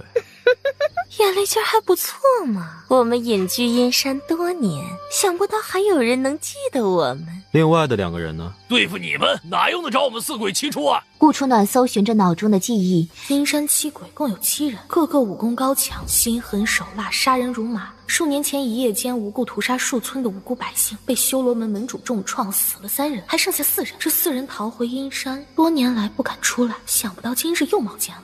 哼，我还以为是谁呢，原来是4个败家之犬。小丫头，你胆儿这么大，是急着见阎王吗？难道我说错了吗？难道你们不是被打得灰溜溜的逃回阴山？放屁！你以为我们怕他吗？这些年来我们日夜苦练，为的就是杀他报仇。要是我没有记错的话，当初人家可是单手秒了你们7人。这些年来你们长进了，难道修罗门主就没长进吗？放屁！放屁！放屁！少年目光一凛，素手一翻，墨琴已然在手，翰林拨3弦，琴弦化为杀气，砰的一声，与简竹如的大刀撞在一起。这看不出来，居然还有点本事呀！我喜欢。老五，这个男的留活好，老娘看上他了。好，小子，这女人跟你什么关系？值得你拿命保护她？她是我的，跟那小丑丫头能有什么关系？最多也是想得到破魂铃罢了。我们阴山七鬼看上的东西，你也敢抢？胆儿挺肥呀！老五，今天过后，他也许就是我们阴山七鬼的人了。你可悠着点儿，别把人给弄残了。知道了。烦不烦？顾初暖站在一边，悠闲地看着场中的大战。奶奶个熊的，老子就不相信还砍不倒你！悠扬的琴声化为利刃，准确无误地射向简竹如致命之处。阴功，你居然会阴功！老五，快让开！他一边说着，一边印出一掌，正偏少年琴弦上的利刃，堪堪救了简竹如一命。小少年，你是什么人呢？这世上懂阴功的人可不多呢。混蛋，竟然敢伤我，老子杀了你！随着铮的一声琴响，简诸如双手皆被琴刃划了一道深可见骨的血痕，随即身子像是炸开了花似的，鲜血冉冉而出。你们还愣着做什么？都给老子杀了他！啊！这么多人打一个少年，亏你们还好意思自称阴山七鬼，丢人呐！哼，小丫头，嘴巴挺贱呐！把破魂灵交出来，老娘还能留你一个全尸，不然老娘让你化为血水！哼，你看我是那种受人威胁的人吗？今日没人能救得了你。是吗？喏，你看看你的兄弟们。徐三娘转头望去，却见周围的落叶凌空而起，化为有形薄刃。顷刻间，不少黑衣高手纷纷被一夜封喉，倒地不起。简诸如也被千刀万剐，最后被少年一掌拍向天灵盖，当场死亡。少年，找死！一人祭出血蛇，一人弹出阴功。帝都城的小巷子里杀气霍霍，出门混就别吹嘘自己有多厉害，不然怎么死的都不知道。瞧瞧他们就是最好的例子。少年挨了一掌，嘴角溢出一缕鲜血。今日你们俩都别想活着离开。顾初暖找了一个舒适的地方，从怀里拿出一包瓜子，悠哉悠哉地看着热闹。哎，下盘，你快踢他下盘！哎呀，你差了一步！你瞧你这速度慢的。好，爆他脑袋，把他打得脑浆四溢！你快！哎呀，你怎么搞的嘛？又差了一点！哎，小星，他要爆你头了！还好我提醒了你，不然你准得挨他一掌血魔功，届时你连脑袋都要被他给融化了。又一声巨响，仿佛平地响起一声大爆炸。徐三娘子身子倒退几步，脸色煞白；少年则是一口鲜血吐出。你居然用这种以命打命的打法跟我硬拼，你可知道，再打下去，我不会死，而你却必死无疑。一条贱命而已，死了便死了。他跟你到底是什么关系？什么关系也没有，只是不想让你得到破魂灵罢了。很好，这笔账我们阴山七鬼记下了，就等着我们的疯狂报复。徐三娘目露凶光，瞪着顾初暖及少年，眼里满是恨意。最后不知想到什么，愤恨地离开。啊，你没事吧？把破魂灵交出来。你五脏六腑都被重伤，若不好好医治，很容易危及性命。刚巧我有药可以医你。把破魂灵交出来。不是我不交，而是又来了一群人。你瞧，我找的是他，不想死就赶紧滚开。少年冷言寡语，身子却像磐石一样屹立不动，无需言语，他已然做好了打算。找死！黑衣人一声怒喝，一群人挥着手中的兵器，纷纷攻向少年。小小的巷子，一夜间尽是打斗声，吓得附近的百姓都不敢出门。少年末发不知是被汗水又或者血水染到，粘稠稠的，他的身上也被砍了不少刀，鲜血冉冉而出。明明是不知，可他还是拼命保护顾初暖，杀出重围。追！我操！我就知道肯定有人要对你不利，还好我折了回来。好不容易击退一波杀手，转瞬又来一波。一晚上，他们也不知道冲出多少包围圈。你是不是有病？这些人又不是擅长，他们要杀我们，你处处忍让，是想让他们砍死我们吗？少年并不回答，只是除了恶贯满盈的阴山七鬼一伙人外，从不取任何一条性命。眼看又一波杀手围上来，他素手一扬，数十根银针齐出，杀手一个接着一个倒下去。我操！小丫头，你有这本事，怎么到现在才使出来？是你们一直带着我跑，把我当成毫无还手之力的弱女子，那我还不得满足一下你们的大男人主义精神？眼看又一波人把他们围住，这伙人看着可不像小喽啰。骷髅面，你们是魔族12旗的人。魔族？臭丫头，你赶紧跑回韩王府或者皇家学院都行，记住，一刻也不许停，越快越好。你看看那边，再看看那边，到处都是弓箭手，我怕一动就会被射成马蜂窝了。这位少侠，我拦住他们，你能不能带他离开？走不了了，只要被他们盯上的人，无论天涯海角都跑不了。切，还没打呢，你尽长别人的志气。他说的没错，只要是被我们盯上的人，即便是他长了100双翅膀，也飞不了。就像他，一辈子只能苟延残喘，活在12花旗的阴影之下，活在我江旭的阴影之下。什么意思啊？让你来是为了保护他的吗？还不把他给杀了？你也是魔族的人？他罪不至死，我让他交出破魂灵便是。可是我想看着他死，而且还想看着他求生不得，求死不能。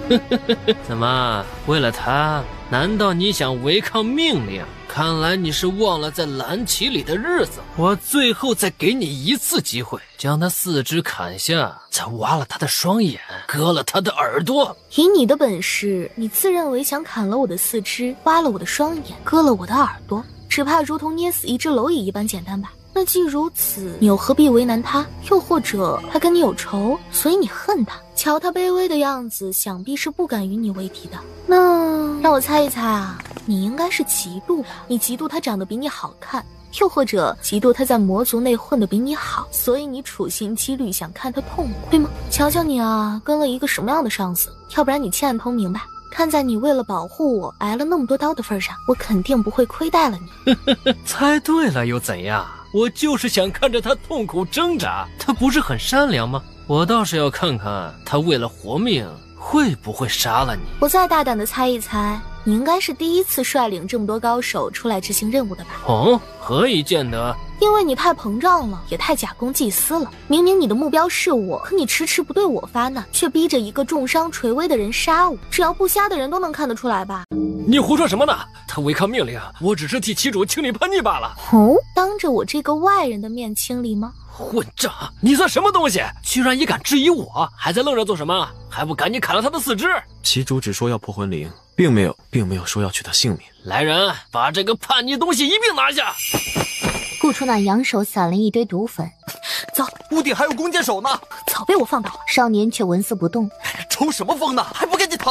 你们走吧。哎，你若留下来，他们不会放过你的。那是我的命。逃？往哪儿逃啊？看来我运气不太好啊。把他拿下，我要将他千刀万剐。不是说他不懂武功吗？萧雨轩若出了什么事，我要你们整个魔族陪葬。他愤怒出击，狂妄！老者一声怒喝，内力凝于掌上，轰向顾初暖。蓦然间，远方一道更加霸道的掌力轰然而至，两股掌力撞击在一起，连整个地面都震出一个巨大的深坑。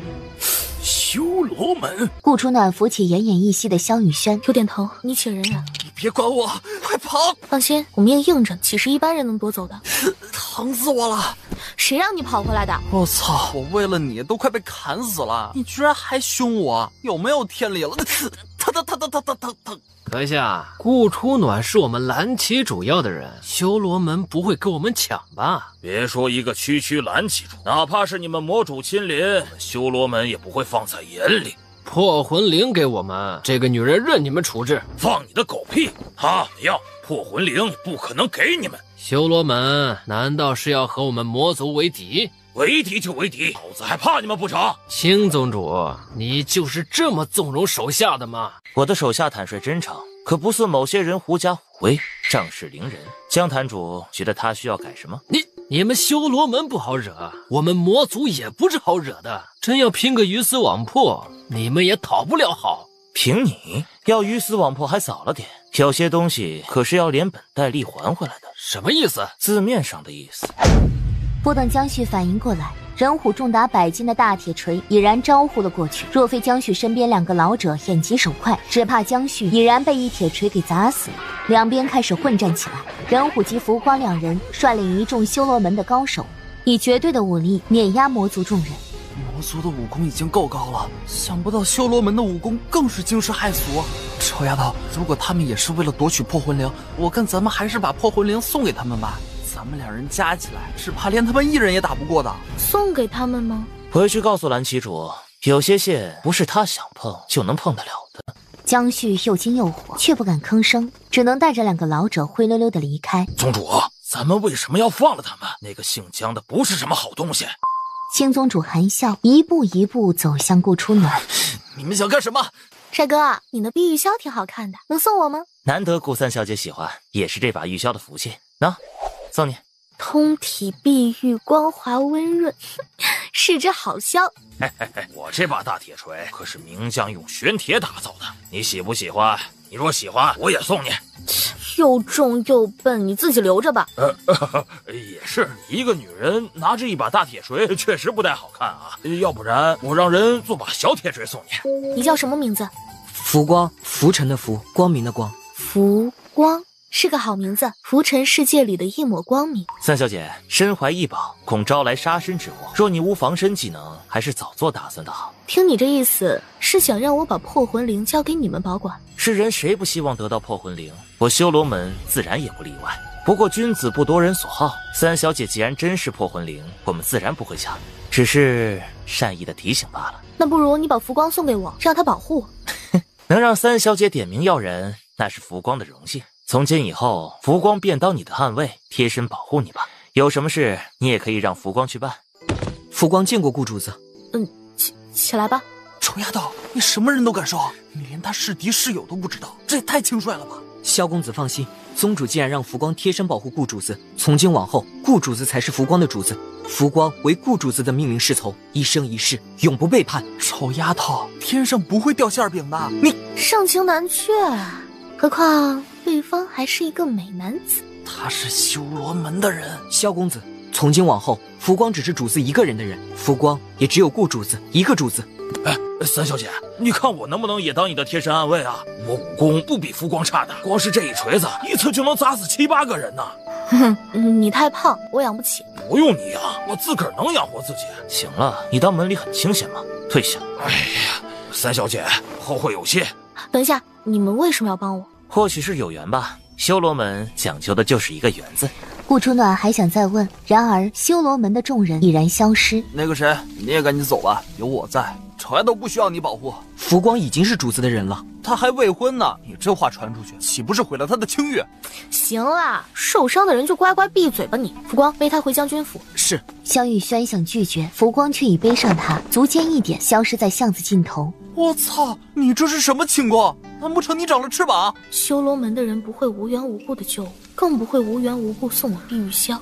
他们在打的什么主意？又或者原身跟修罗门有什么渊源？拐了几条街后，大街稀稀疏疏的出现了一些早起摆摊的百姓们。小风啊，我瞧着你脸色不大好，是不是哪儿不舒服啊？要是不舒服，可一定要去看大夫。我没事的，只是最近没休息好。你说你小年纪做那么多份差事，你这样迟早会把自己累死的。行了，我来和面就好，反正今天也没有多少客人，你先回去好好休息，工钱呢我照算。这个时间点我回去休息也睡不着了，还不如留下帮忙就好。你这孩子真是让人心疼啊。对了，你婆婆的病好些了吗？我听说城北来了一个游方大夫，医术高着呢。若是你婆婆没有好转，或许可以让那位新大夫试试。城北的游方大夫？对呀，听说治好了很多疑难杂症呢。不知那位大夫收费贵吗？哎呀，不贵，一点儿也不贵。我邻居家就只花了100文钱。100文确实不贵。摊主将半两碎银塞到叶枫的手里。大叔知道不喜欢欠别人的，不过你婆婆的病不能再拖了。那大夫也只是一个游方郎中，这几日在这儿摆摊看病，也不晓得什么时候就离开了。趁着天色还早，你赶紧带你婆婆去看看。不行，我不能拿你的钱。看病的钱我自己会想办法的。你媳妇刚刚生了孩子，家里上有老下有小，你比我还缺钱。叶枫啊叶枫，你说你这孩子怎么这么固执？你先拿过去，等以后有钱了你再还给我不就好了吗？再说了，要不是你呀，我媳妇早就难产而亡了。你对我们的帮助我们全家都感激不尽。这叶枫什么情况？斗文大会第2名，皇上赏了那么多财宝，他为什么连100文都掏不出来？昨天那位少年会是叶枫吗？如果不是，为什么叶枫今日的脸色那么苍白难看？眼看叶枫离开摊子，前去城北打探游方大夫的消息。老板，来碗面。好嘞，马上来了。老板，我听你刚刚喊他叶枫，他是斗文大会的第2名吧？怎么会那么寒酸？他是叫叶枫，文采也很好，可他不是斗文大会第2名那个叶枫。他要是能得到斗文大会第2名，又怎么会为了一点要钱四处奔波劳碌呢？顾初暖生了一丝兴趣。哎呀，叶枫这孩子呀，你别看他平时冷冰冰的，他的心可好着呢。几个月前，她带着病得奄奄一息的婆婆经过我们村，明明饿的是饥肠辘辘，全身乏力，我们瞧得可怜，给了她一个馒头。她起先说什么也不肯要，最后眼看她婆婆差点饿死，才勉强要了我们一个馒头给她婆婆吃。这几个月来呀，她把我们菜地的活都给干了，还把我们屋顶都给重修了一遍。我媳妇儿难产，还是她背着我媳妇儿去找的产婆，这才保住了我媳妇儿跟孩子的性命。你说她是几个月前带着她婆婆来到你们村的？那她除了一个婆婆，没有别的亲人了吗？没有了，据说她从小跟她婆婆相依为命，家乡闹了灾，这才流浪到我们村的。我们第一次见到叶枫的时候，她身上伤痕累累，触目惊心的，还有好多鞭痕跟烙伤的。也不知道她这一路走来遭了多少难呢。鞭痕、烙伤，你可知她婆婆得的是什么病吗？这个我也不大清楚。只知道她婆婆经常咳嗽，还常常咳出血来，并且心口也有些问题。她婆婆的病啊很奇怪，经常在大半夜里啊疼的是嗷嗷直叫，那凄厉的声音真是让人心疼啊。每次她婆婆发作的时候，就是她最痛苦煎熬的时候，好几次我们还看到她偷偷的哭呢。偷偷的哭？可不是，就躲在角落抱着自己的膝盖闷声哭呢，可让人心疼了。叶枫身体不大好，我们炖点肉补补，他说不吃荤，只吃素。后来有好几次我们村办喜事，请他过来喝喜酒，他一块肉也不吃，我们才知道他确实是不吃荤的。他善良的让人心疼，平日里啊连只蚂蚁都舍不得踩死。你知道他家住在哪儿吗？就在我们小河村的村委。她一穷二白的，攒下来的钱都拿去给她婆婆看病了，也没钱盖房子。我们村长好心给她一间破茅屋，暂且避风雨。她在你这里干活，你一天给她多少钱啊？哎呀，她都不跟我收钱呢，我是硬塞给她的，她才勉强收我一天5文钱。说到这个，有件事儿我很纳闷，就是叶枫时不时的就会消失几天，问他去了哪里，他从来都不说，每次只说出远门赚钱了。可你知道吗？他每次消失后再回来，身上总是伤痕累累的。伤痕累累？难不成当杀手去了，被人给重伤的？你带我去叶枫家里一趟吧。你想做什么？叶枫虽然老实善良了一些，可他也不是随便人都能欺负的。你以为我想干嘛？我只是听你把她说的那么好，想买点东西过去送给她婆婆，纯当救助。救助？就是去探望她婆婆，说是她婆婆有什么需要帮忙的，我也可以帮忙一二。原来姑娘是做善事啊！不好意思啊，我误会姑娘了，我这就带你过去。顾初暖买了一些布匹衣食，跟着面摊老板一起去小河村。姑娘，你看那间屋子就是叶枫家，那位老人家就是叶枫的婆婆。谢谢大叔。行，那你自己去吧，我就在这边的庄稼地上，有事儿你喊我。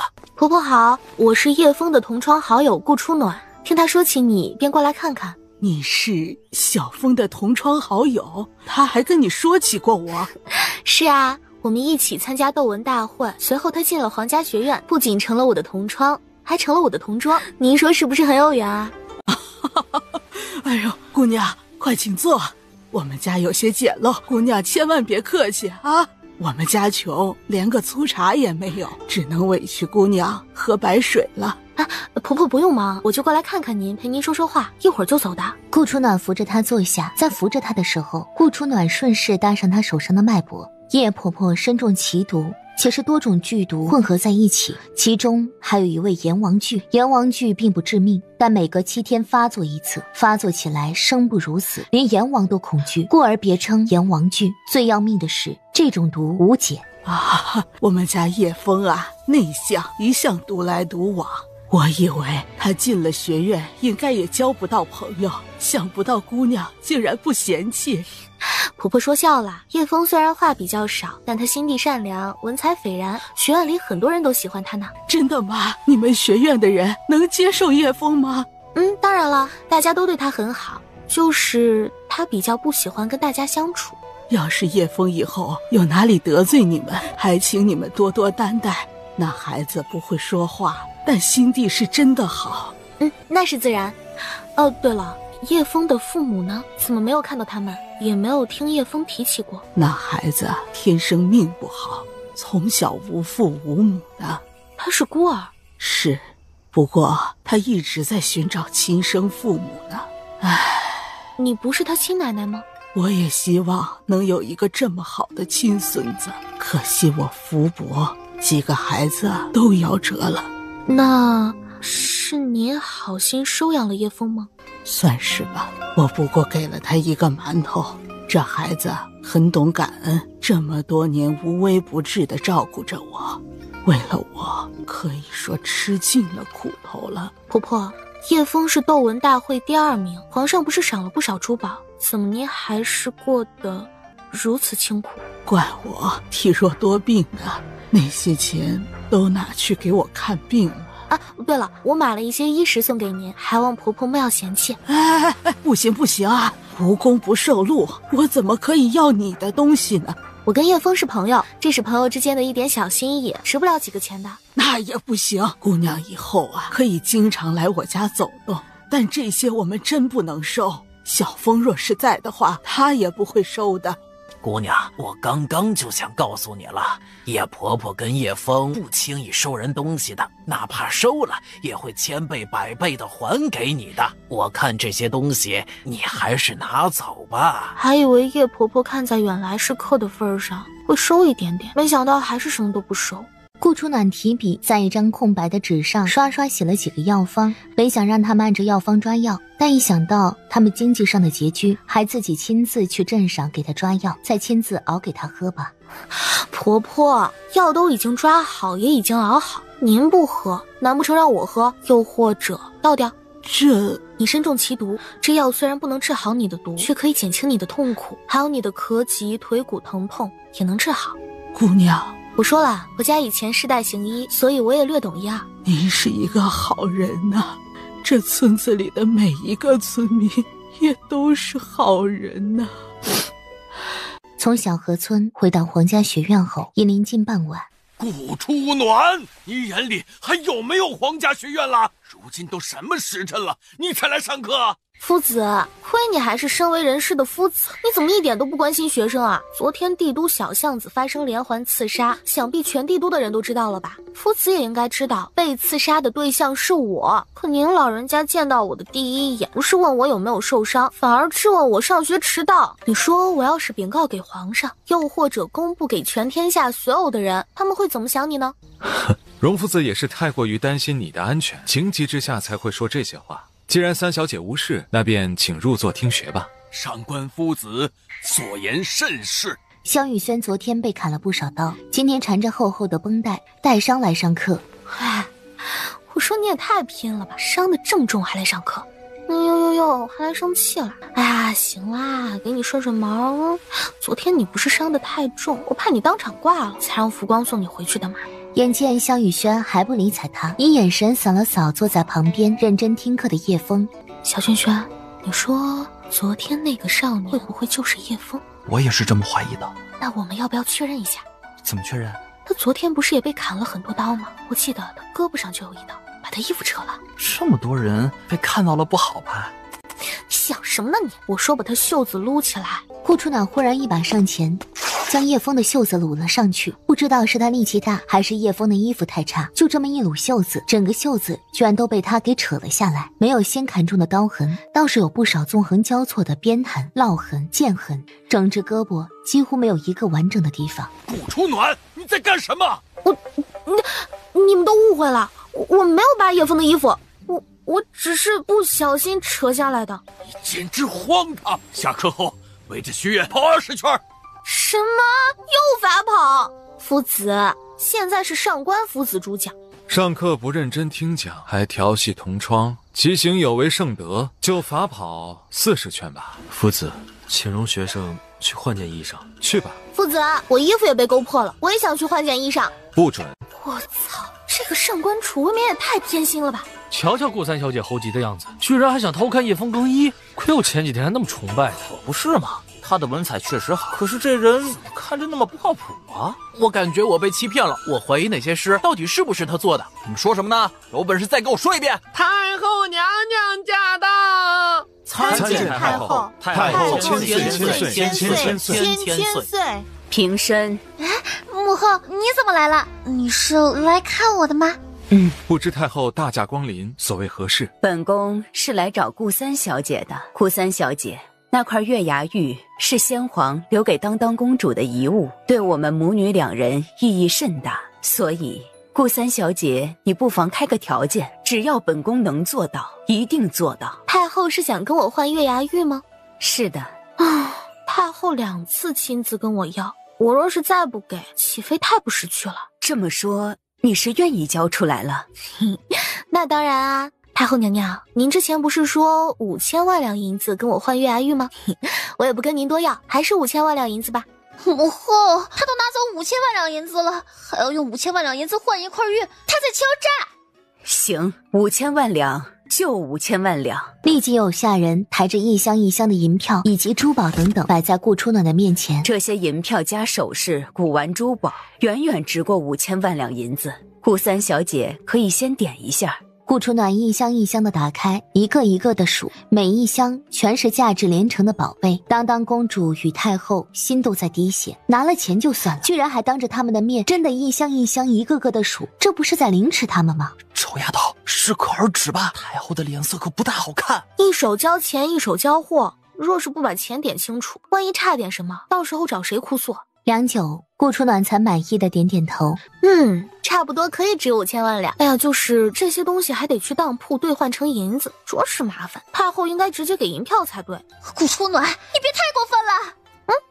公主这话说的，我哪儿过分了？你们要是舍不得这些银子，不换便是啊。反正那块月牙玉我也喜欢得紧。三小姐，既然银票已经点清，那月牙玉是不是应该给我们了？好说好说，就是我想多嘴问一句，太后您是不是一定要跟我换月牙玉？自然，保证不后悔。当然不后悔。顾三小姐是还有什么疑虑吗？没有，我就是怕你后悔。既然太后不后悔，那我就放心了。顾初暖用意念催动空间戒指，硕大一堆珠宝银两尽数纳入空间戒指里。天哪，真是空间戒指！我敢保证，他的戒指少说也有50方以上。你既已收了钱，是不是该把月牙玉还给本宫了？喏，给你。当当公主接了过去，一打开，顿时脸色大变，里面的月牙玉碎成10几块。月牙玉怎么碎了？顾初暖，你做了些什么？怎么会这样？月牙玉怎么碎了？昨天夜里我被多番刺杀，逃命间月牙玉掉了，然后它就碎了。太后，天子脚下，那些人居然胆敢随意行刺皇家学院的学生，这是什么？这是藐视圣上，藐视太后，藐视叶国的一切律法。更可恶的是，还把先皇留给当当公主的月牙玉弄坏了。恳请太后一定要捉拿凶手，严惩凶手。放肆！顾初暖，月牙玉是在你手上弄坏的，你难辞其咎。来人，把这个女人给本宫抓起来！太后，昨天夜里确实有很多波杀手追杀丑丫头，若不是她跑得快，只怕早已没命。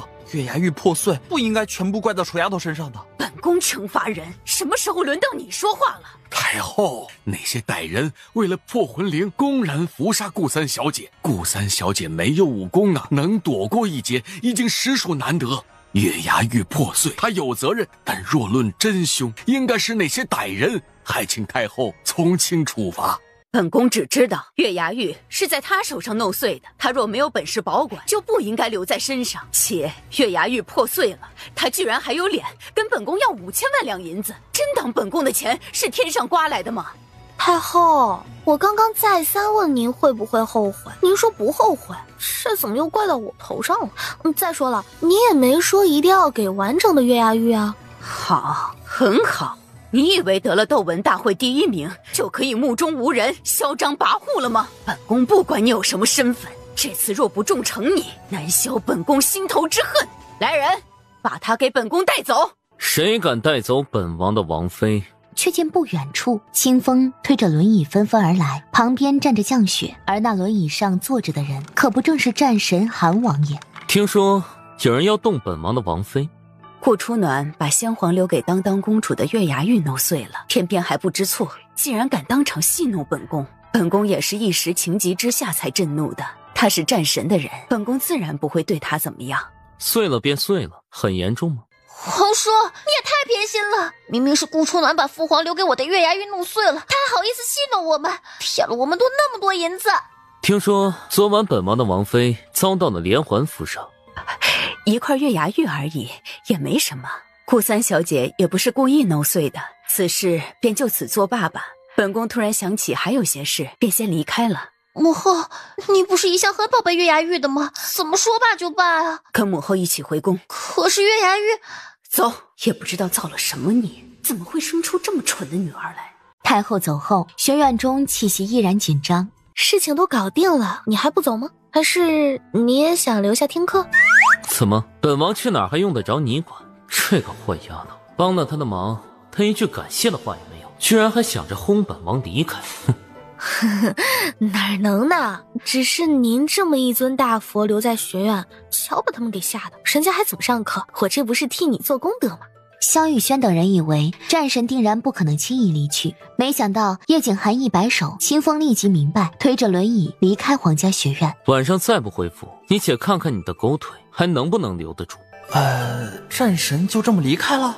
他来这里难道真的只是为了帮丑丫头？狗腿？我的腿是狗腿吗？行了，大家各坐各位，继续上课。下一个，叶枫。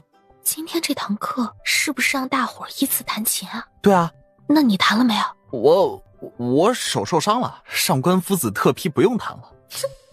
小样，瞧给你慌的，分明就是在说谎。不会弹就不会弹呗。按你说啊，上了这么多天的课也没见上官夫子弹过，他真懂琴吗？当然懂，他的琴技可是名闻天下的。懂他为什么不弹？你天天上课不是迟到就是打瞌睡，上官夫子就算弹了你也听不到呀。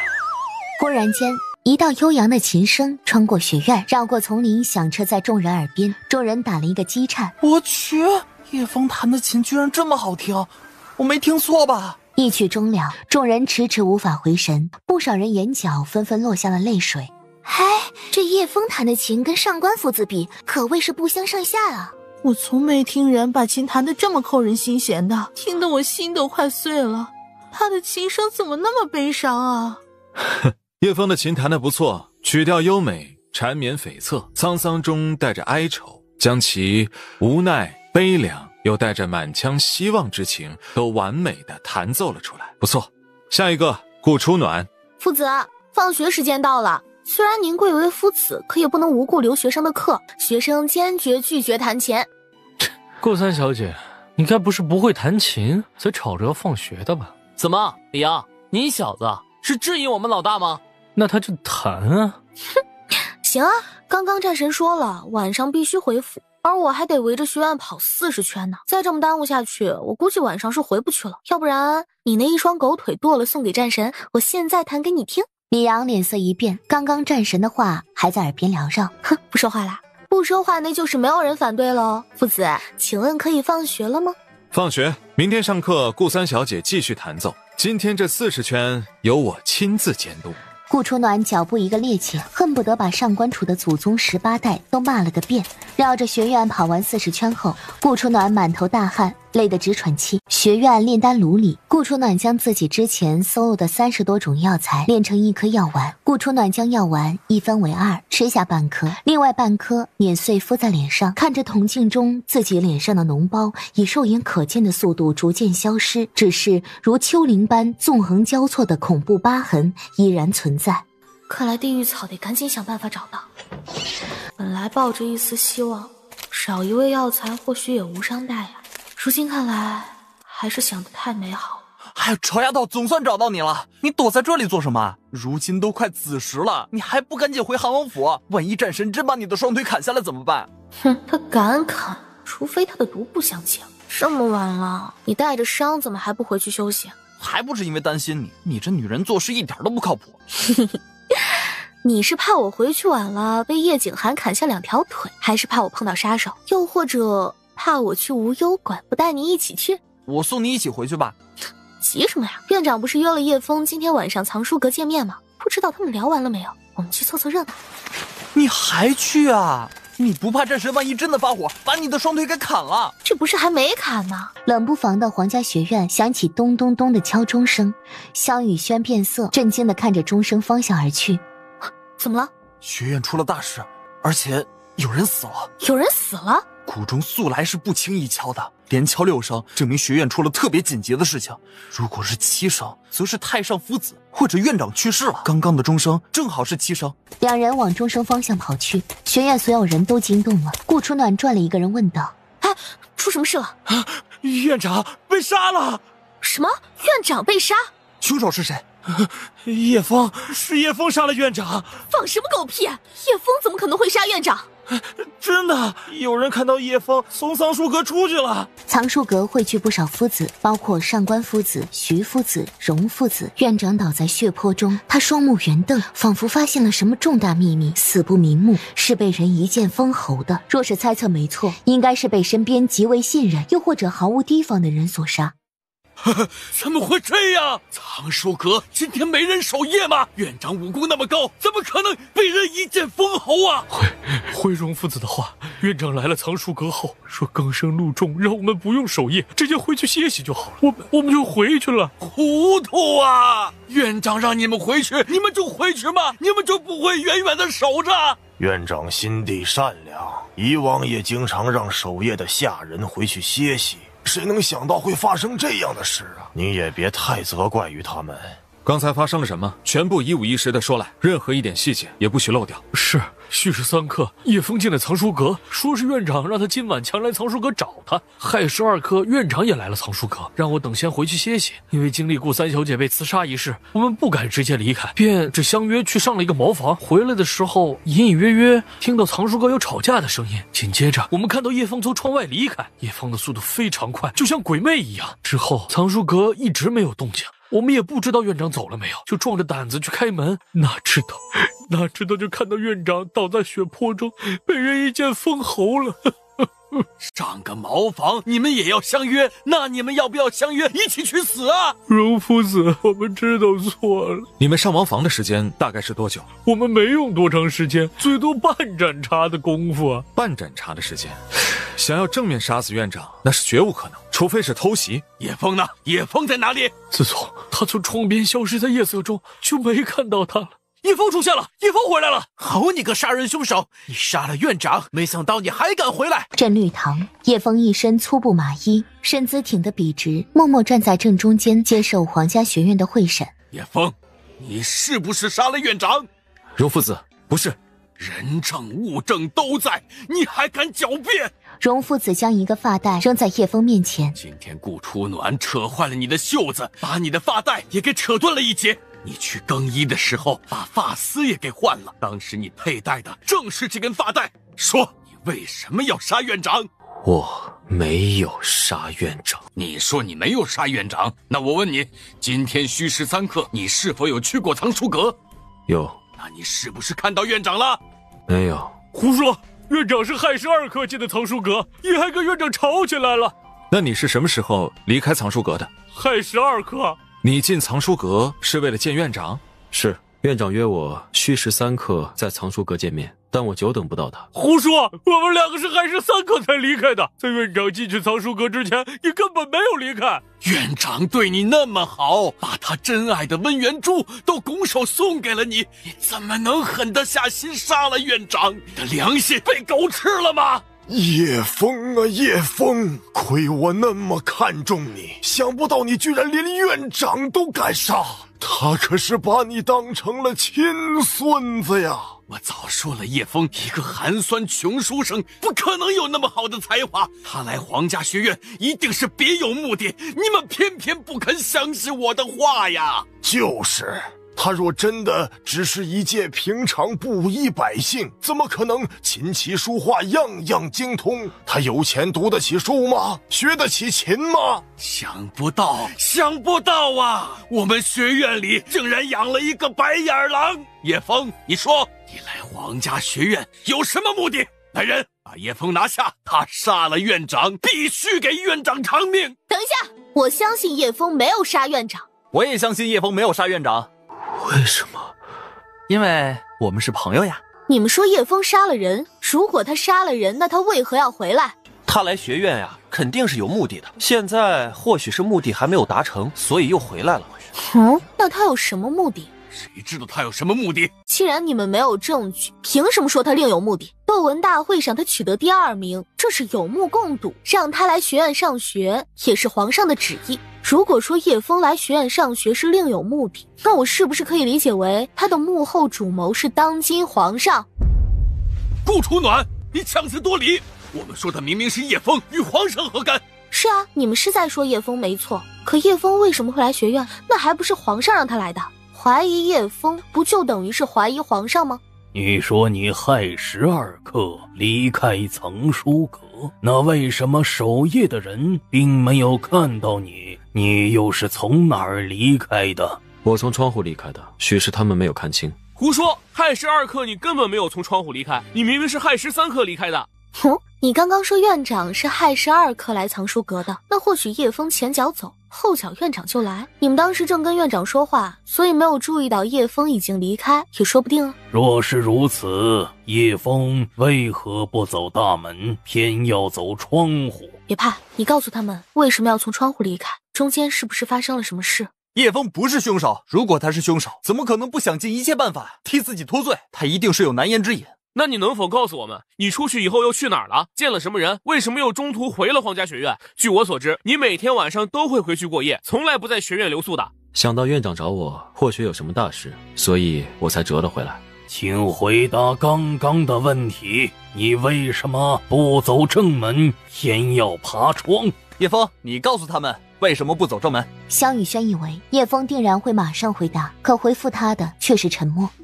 你个闷葫芦，真把我急死了！你快告诉他们你爬窗的理由啊！没有理由，只是爬窗快。你离开藏书阁后去了哪儿？都做了些什么？叶枫，你告诉他们，无论你说什么，我都相信你。萧雨轩招了招手，示意他回答，然而他又失望，因为叶枫并不说话。你有什么难言之隐，直接说不就好了？如果你不说，怎么证明自己清白？我无话可说。来人，把他拿下！我没有杀院长，你们可以软禁我，可以杀我，但必须给我一些时间，我还有一些事没办完。给你时间让你逃跑吗？想都别想，带走！我知道你放心不下你婆婆，我会替你照顾好她的，也会在最短的时间内还你清白。你先忍耐一阵子。你跟踪我？不算跟踪，恰巧看到。荣父子等人并未给到他们太多的时间对话，已然让人把叶枫给押走了。小暖，知人知面不知心，叶枫不是什么好人，你别被他给骗了。韩王府内，叶景寒坐在轮椅上。主子，三小姐被多方势力追杀，其中包括皇上、太后以及魔族的人。出手解救三小姐的是修罗门的人。修罗门是，而且还是修罗门主座下的7大宗主之青宗主亲自出手的。他们对三小姐态度极为恭敬，不像初时的，倒像认识蛮多年一样。而且青宗主还把得力助手浮光送给了三小姐呢。哼，有意思。修罗门素来低调，多年来未曾出过江湖，想不到重出江湖后，却是因为顾初暖。若是没记错，浮光可是修罗门主的贴身暗卫。青宗主地位再高，也没有权力调动门主的贴身暗卫吧？除非是修罗门主亲自授意的。他跟修罗门到底什么关系？主子，属下无能，暂时查不到三小姐跟修罗门有什么关系。据查探，三小姐在此前跟修罗门并没有直接联系，也不认识青宗主等人。至于易晨飞嘛，属下调查他的时候遭到多种阻碍，有人刻意隐瞒易晨飞的身份背景，每次查到蛛丝马迹的时候，线索就被人给切了。啊！居然有人能阻碍我们？难道是天下第一楼的人？除了他们，还有谁有这个本事？哎，主子，是否需要将浮光抓来审问？不必了，他既然能当修罗门主的贴身暗卫，又岂是随意屈服于酷刑之下的人？可他留在三小姐身边，青宗主会亲自出来解救顾初暖。他是想告诉众人，顾初暖是他们修罗门护着的人，想动顾初暖，得掂量掂量自己的身份。主子，那他们的关系是？继续查，无论多难，都给本王查出来。是。东方已然出现一丝鱼肚白。叶景寒几次望了望大门，那扇紧闭的门始终没有被打开。主子，皇家学院的院长刚刚被杀，学院怀疑叶枫是凶手，三小姐力挺叶枫，如今还在学院查案，今晚怕是不会回来了。三小姐真是胆大，主子都警告了，居然还不回来，这存心是让主子难堪呢。院长死前面露惊讶，似乎发现了什么重大秘密。此时周围并没有打斗的痕迹，是被人一刀封喉，喉咙的刀痕极薄，应该是细如薄刃的刀刃所杀的。至于叶枫的身份，他是魔族蓝旗主的琴师，也就是一个身份卑微的乐人。越人？是，他是奉命参加斗文大会比试的，意在破魂灵。叶枫看起来似乎并不坏，昨天他黑衣蒙面，还替三小姐挡了不少刀子呢。皇家学院内，因为顾初暖的极力相护，叶枫只是被软禁起来。3天内我找出真凶，还院长一个公道。如果3天后我查不出凶手，你们再处置叶枫也不迟。不行，3天的时间，什么事都能发生。万一他另想法子替自己开脱呢？除非你现在就能证明这件事与他无关。偌大的皇家学院，难道连一个书生都看不住吗？你们这是非得置他于死地？他杀了院长，一命偿一命也是人之常情啊！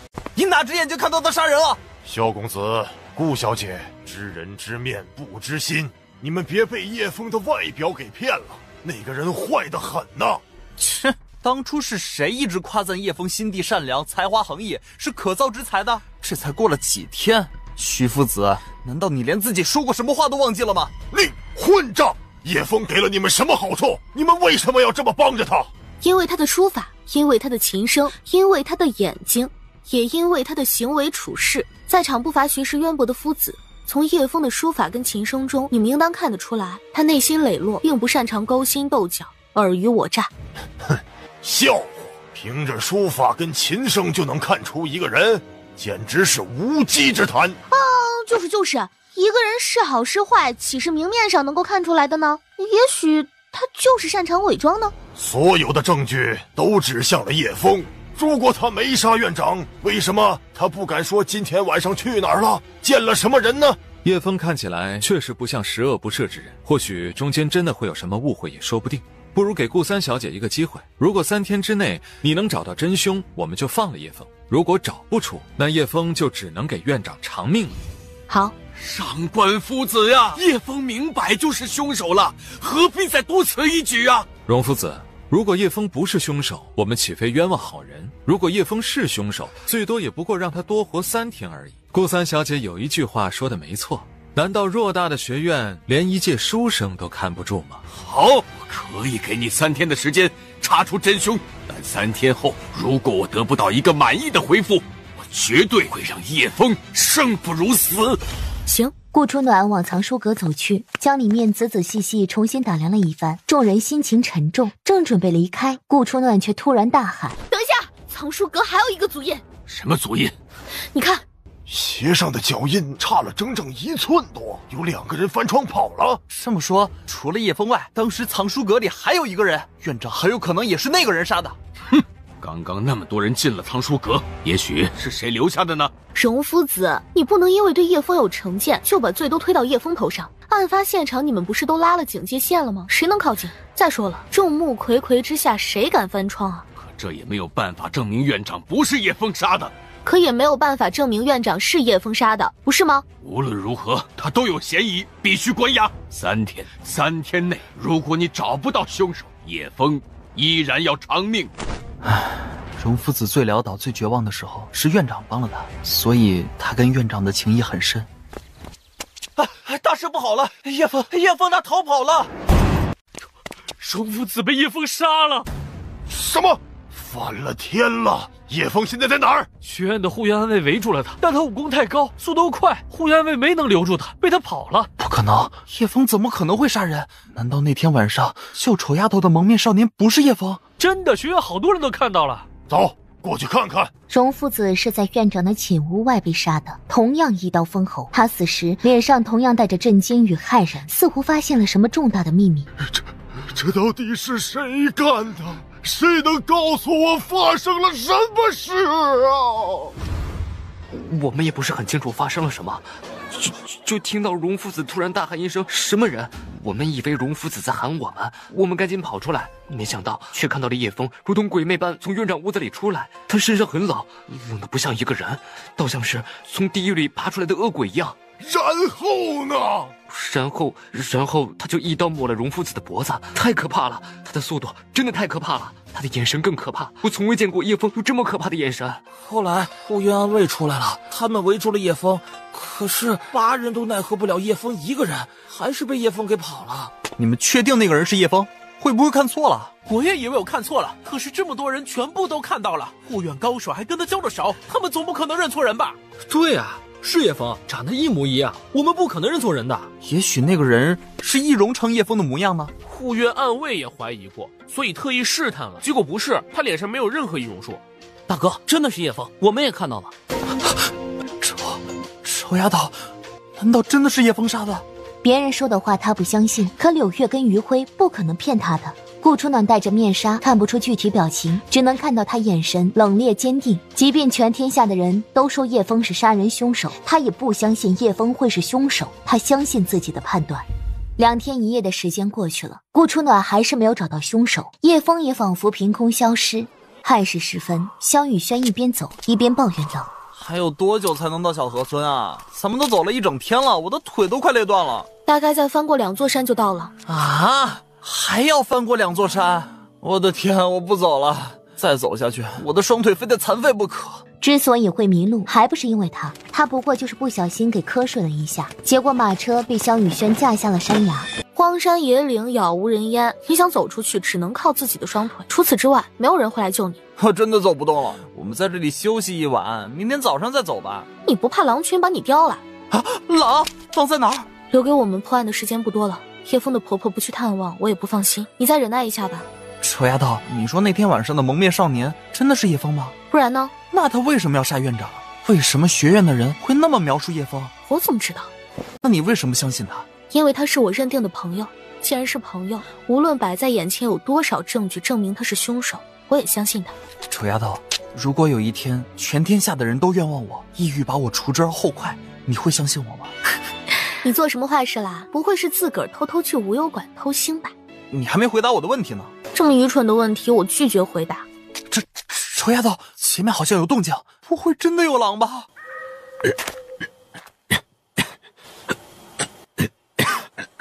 深更半夜，又是在10万大山里，怎么会有人出现在这儿？莫不是跟我们一样迷路了？喝成这样，不会是鬼吧？终于，顾初暖与萧雨轩看清了来人，是叶枫，竟然是叶枫。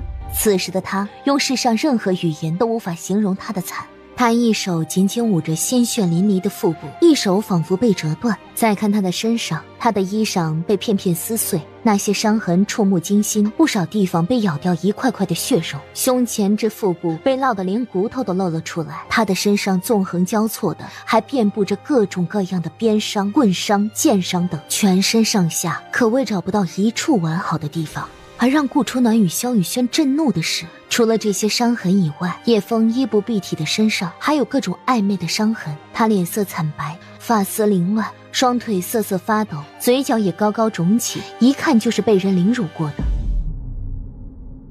叶枫抬头，痛苦的眸子里闪过一丝震惊与慌张。叶枫，萧雨轩如鲠在喉，千言万语只能化作一句叶枫。他想上前去扶他，叶枫却不断后退，他踉踉跄跄地往破庙跑去，却因为伤痕过重，直接栽倒。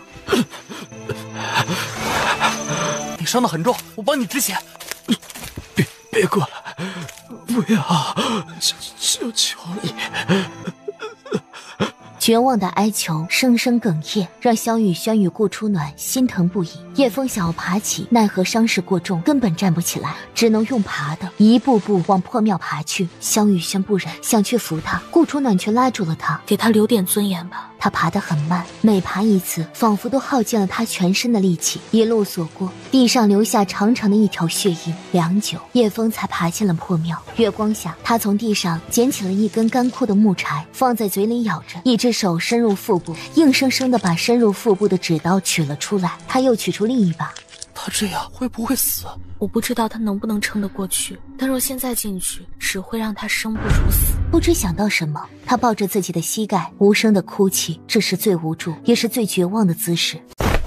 主子，叶枫的身份查出来了，他自幼在魔族长大，是魔族蓝旗主的琴师，也是一名乐人。琴师？乐人？给人弹琴助乐的？不是。你说的乐人，不会是指那方面的乐人吧？是，说难听点儿，就是蓝旗主的玩物。给我一五一十的说清楚。是，叶枫是个孤儿，从小在魔族长大，蓝旗主有特别嗜好，喜欢折磨人，还喜欢叶枫5岁的时候，因为长得好看，性格又乖巧懂事，便被送给了蓝旗主。蓝旗主玷污了他。等等，你刚刚说什么？5岁？叶枫5岁的时候就被蓝七主给凌辱了？是。他刚刚得到消息的时候，也着实震惊了一把。原来不止叶枫一个人，还有很多幼童。这么多年，蓝旗主隔三差五的便凌辱叶枫一次。他在魔族的日子非常艰难，常常饥寒交加，重刑加身，说生不如死，一点也不为过。蓝旗主一心想得到破魂铃，但破魂铃在叶国皇宫，宫里到处布满了战神韩王爷的人，蓝旗主几次盗铃都未能成功。听闻叶皇举办斗文大会，意欲把破魂铃当作礼物送给魁首，于是蓝旗主让才华横溢的叶枫前来参加。然而叶枫不仅没能取得魁首，还几次三番失手，甚至帮助主子。此次应该是蓝旗主震怒，才折磨了他一顿。原来一切的罪魁祸首是蓝旗主。蓝旗主很好，这个梁子我们结大了。那蓝旗主真不是东西。臭丫头，我们找机会灭了他，替叶枫报仇。主子，蓝旗主十恶不赦，众人皆知。这么多年，一直也有人想除掉他。然而不可否认的是，蓝旗主武功极高，又常年隐居棋里，且他棋里高手遍布，机关重重。即便是我们青宗主亲自出手，也未必可以奈何得了蓝旗主。想杀他很难，除非门主亲自出手。可门主把一切都给忘记了，连武功都没了。这世上能奈何得了蓝旗主的，怕是只有战神韩王与魔族魔主。魔主不可能杀自己的手下，战神与魔族一向井水不犯河水，更不可能出手。真想毁了蓝旗主，只能由他们修罗门众多宗主一起出手才有机会。可如此一来，修罗门跟魔族也就彻底开战了，而我们的使命却由不得我们与魔族交恶。这种人活着，不知道一天得害死多少人，再难也得想办法除掉。月光照射下，叶枫倒在地上一动不动。他3步并作2步往破庙跑去，这才发现叶枫不知何时已然昏死过去。把火点上。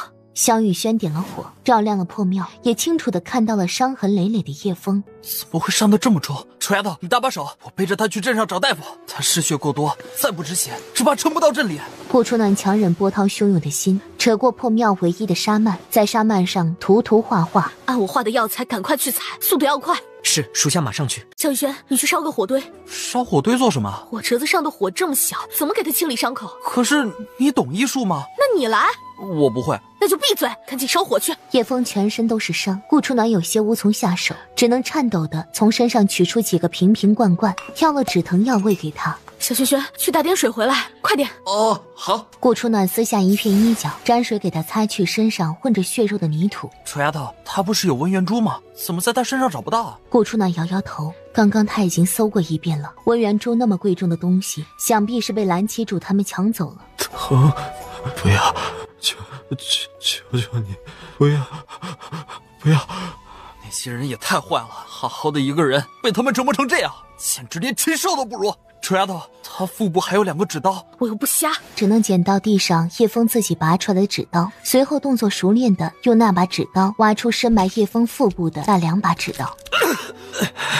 按住他，别让他乱动。好。萧雨轩几乎惊呆了，看着顾初暖动作熟练的清洗、上药、包扎，动作一气呵成。就在顾初暖无药可用的时候，浮光带着药材回来了。主子，还差1种药，这附近没有，我再跑远一些找。不等顾初暖回话，浮光已然消失。你把衣服脱了。啊？为什么要脱我的衣服啊？他的血止不住，必须要包扎，而这里已经没有东西可供包扎他的伤口了，只能用你的衣服。好吧。萧雨轩解下外衣，然而顾初暖又让他脱了。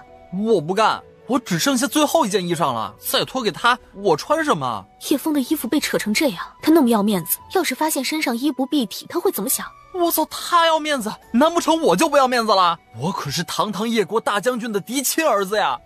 他身上有暧昧的伤痕，你身上有吗？可我只剩下1件衣裳了，要是真给了他，我还怎么见人啊？那外面树叶那么多，穿一圈随便套一下不就好了？我又不会笑话你。这里又没有线，而且这针是针灸用的银针，又不能穿线。我不管，反正我打死也不脱。这要传出去，我的名声可就毁了。我的外衣也都给他包扎了，如今也只剩下1件。你不脱，难不成我脱？可不是还有浮光吗？等他回来脱他的不就好了？浮光还不知道什么时候回来呢，难不成你让他一直光着身子？这都什么事儿啊！顾初暖翻了一个白眼，索性亲自动手，将那身上的衣服给扒了下来。喂，你知不知道什么叫男女授受不亲啊？住手！你赶紧住手！就算你要我的衣裳，也得给我一些时间吧，不然我咋办？快点儿！我算是败给你了，以后打死都不再跟你出门了。顾楚南也不知道他从哪儿找到了几条纱布，勉强挡住了自己的身子。别看了，前面不远处还有一个山神庙，我在那里找了几条破布，喏，给你。顾楚暖并没有接，而是走了出去。你给他穿上，另外他的腰部以下你帮他处理一下。你不是会医术吗？你直接处理不就好了？我粗手粗脚，万一弄疼他怎么办？男女授受不亲，你懂不懂？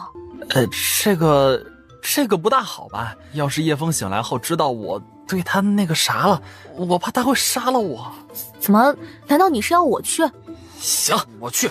不过你不许告诉任何人，尤其是叶枫跟柳月余晖他们。知道了，那么多废话。足足有半炷香多的时间，萧雨轩才脸色沉重的出来。处理好了。好了。生气了，仅此一次，下次绝不会让萧大少爷再干这种事儿了。丑丫头，3天时间快到了，现在一点头绪都没有，你怎么跟学院的人交代啊？谁说一点头绪也没有？这不是证明叶枫是被人凌辱了整整2天，而不是杀人潜逃吗？你知道我说的不是这个。船到桥头自然直，以后的事以后再说吧。等到叶枫悠悠醒来的时候，映入眼帘的是顾初暖与萧雨轩疲惫的瞌睡。你醒了？还疼吗？叶枫瑟缩的后退，不敢去看他们的眼神，他太怕那种嘲讽的眼神了。低头的瞬间，他才发现不知道是谁给他换了萧雨轩的锦衣华服。你身上还有伤，乱动的话很容易把伤口扯开。叶枫孤冷的眼神微微一敛，悲凉涌上心头。他最狼狈的一幕都被他们看到了。衣服我明天还给你。随即他踉踉跄跄地离开破庙，往小河村的方向走去。你伤得那么重，不宜再赶路，会没命的。我婆婆还在等我，不能让她担心。萧雨轩还想追出去，顾初暖将他拽了回来。丑丫头，他脑子被驴给踢了，难道你脑子也被驴给踢了？他伤痕累累，又失了那么多的血，如何能够走出这片大山？你的脑子才被驴踢了。他伤得那么重，依然撑着一口气，为的是什么？还不是担心他婆婆。那我们怎么办？在后面慢慢跟着。那万一他发现了怎么办？离远一些不就好了？丑丫头，要不我们把他打晕扛走？前面就是小河村了。前面这不还是荒山吗？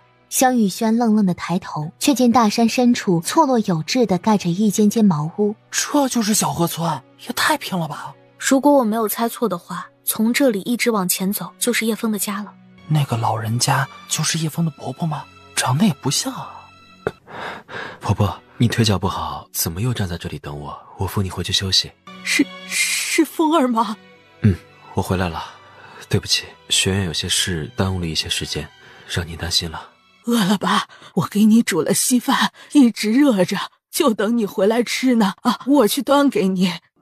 我自己来吧。你读书也辛苦，婆婆端给你。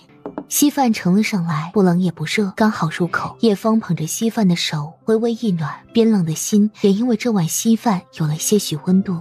慢点吃，里边还有呢。前些日子我闲着无聊，做了一件新衣裳，你看看合不合身呢？望着石桌上叠得整整齐齐的衣裳，墨眉一蹙。咱们家不是没有布料了吗？你又去做苦工赚钱了？反正闲着也是闲着，有点活做啊，还可以打发时间呢。婆婆，我衣服够穿，你身子不好，以后不要再去接那种脏活累活了。你这样我会心疼的。傻孩子，你那衣服破的都补不起来了。现在你去皇家学院读书，虽然学院有送衣裳，可你也得有个像样的便衣吧。我求您了，需要衣服我可以自己去买。您身子不好，别再去接那种活了好吗？好，听你的，以后啊，我什么活也不接，就靠你养就好了。家里好像没药了，我去镇上给您抓点药。说罢，不等叶婆婆回话，她迈着沉重的脚步，故作镇定地离开。但远离茅草屋后，叶枫再也忍不住，一口心血吐了出来。臭丫头，叶枫伤得那么重，她这是要去哪儿？大抵是找个无人的地方独自舔舐伤口吧。走，去他家转转。我们这个时候去不太好吧？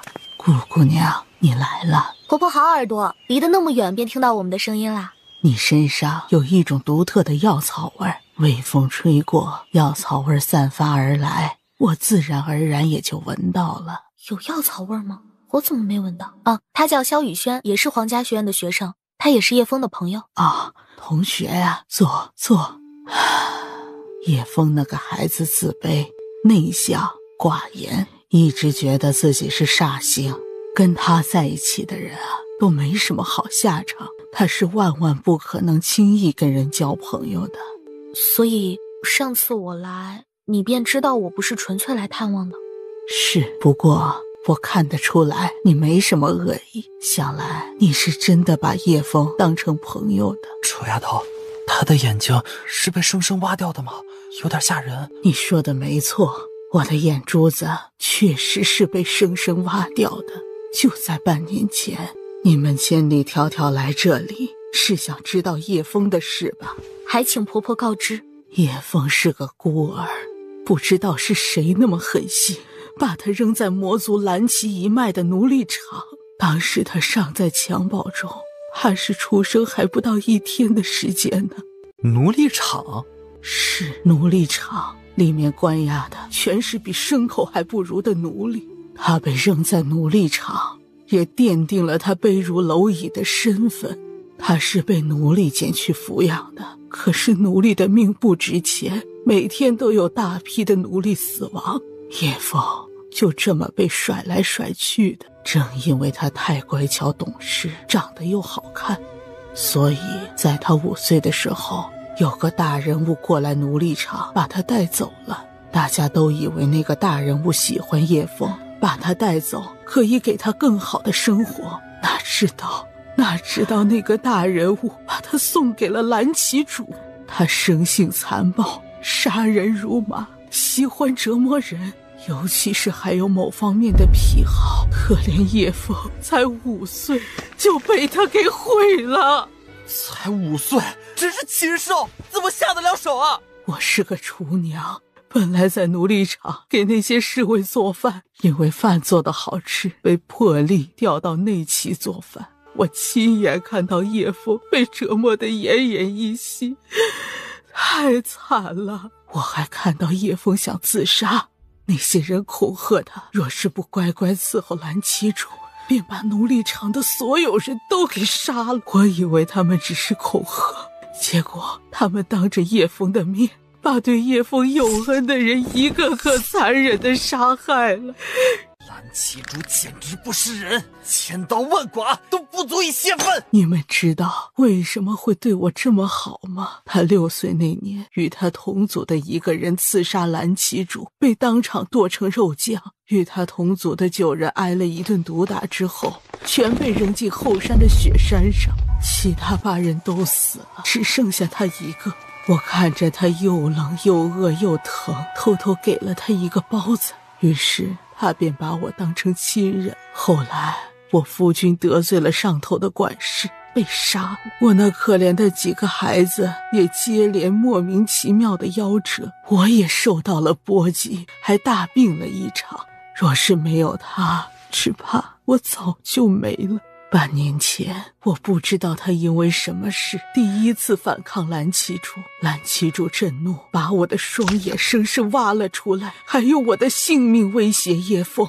我太疼了，疼得晕了过去。昏迷前隐隐听到了什么破魂铃、龙珠，所以蓝旗主是想让叶枫拿到破魂铃跟龙珠。破魂铃我知道，龙珠又是什么东西？不知道，我只知道最后蓝旗主开出一个很诱人的条件，只要叶枫帮他找到他想要的东西，就放了我们，给我们自由。所以叶枫才会千方百计想从我身上得到破魂铃，至今也没弄明白破魂铃到底有什么用，为什么那么多人费尽一切也想得到它？难道真如传言中那样？不相信。临走前，蓝旗主在我身上下了毒，每隔7天必须要有一颗解药，不然便疼得求生不得，求死不能。所以叶枫就算再怎么不想回去，每隔7天还是会回去一次。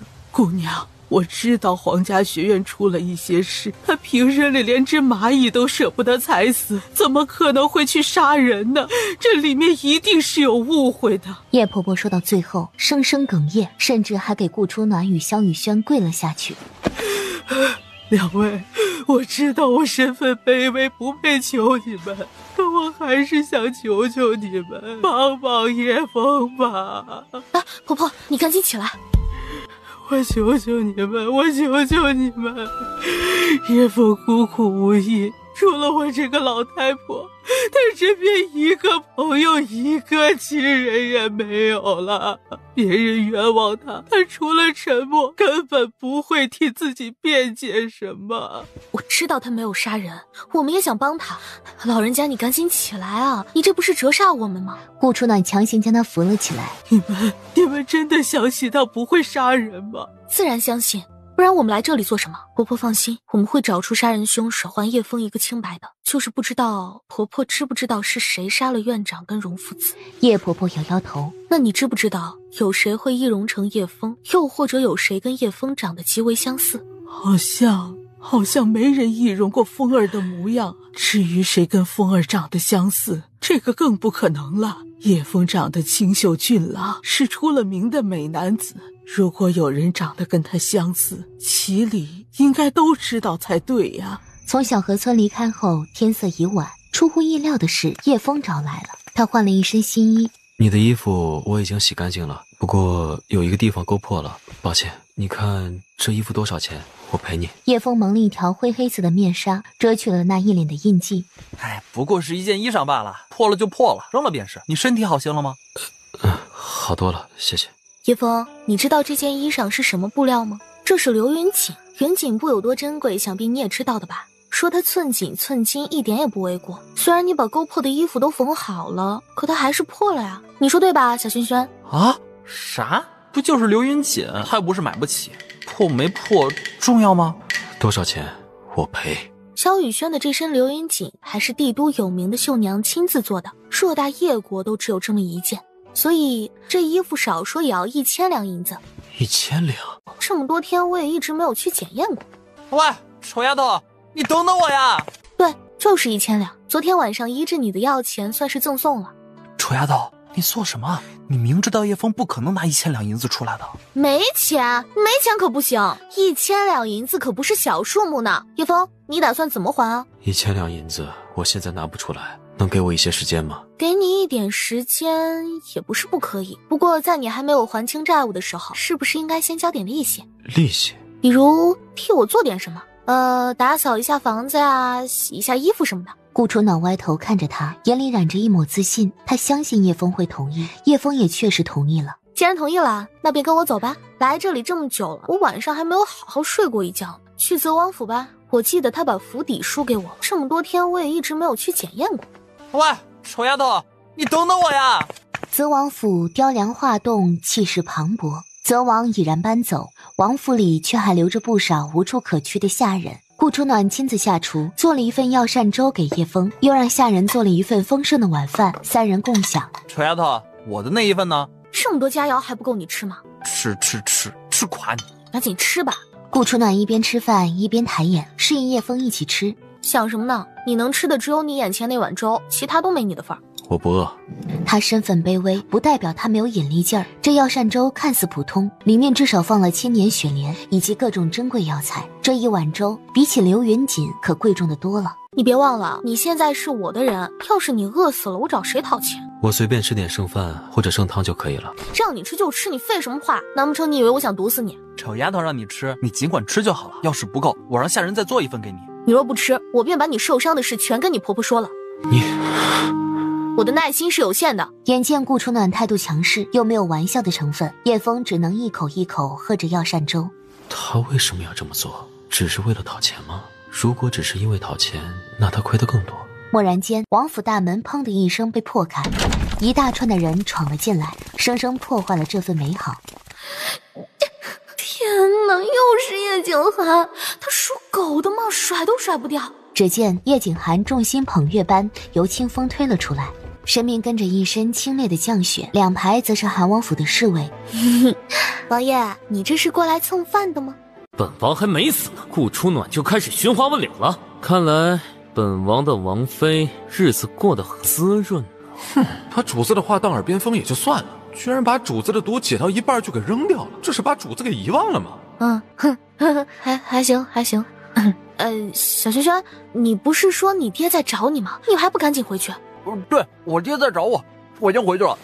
说完，萧雨轩直接离开暖阁，叶枫识趣的起身，让他们两人独处。先把粥喝完，一滴都不许剩。叶枫看了看战神，又看了看顾初暖，沉默地将粥喝完。你带他去客房歇息。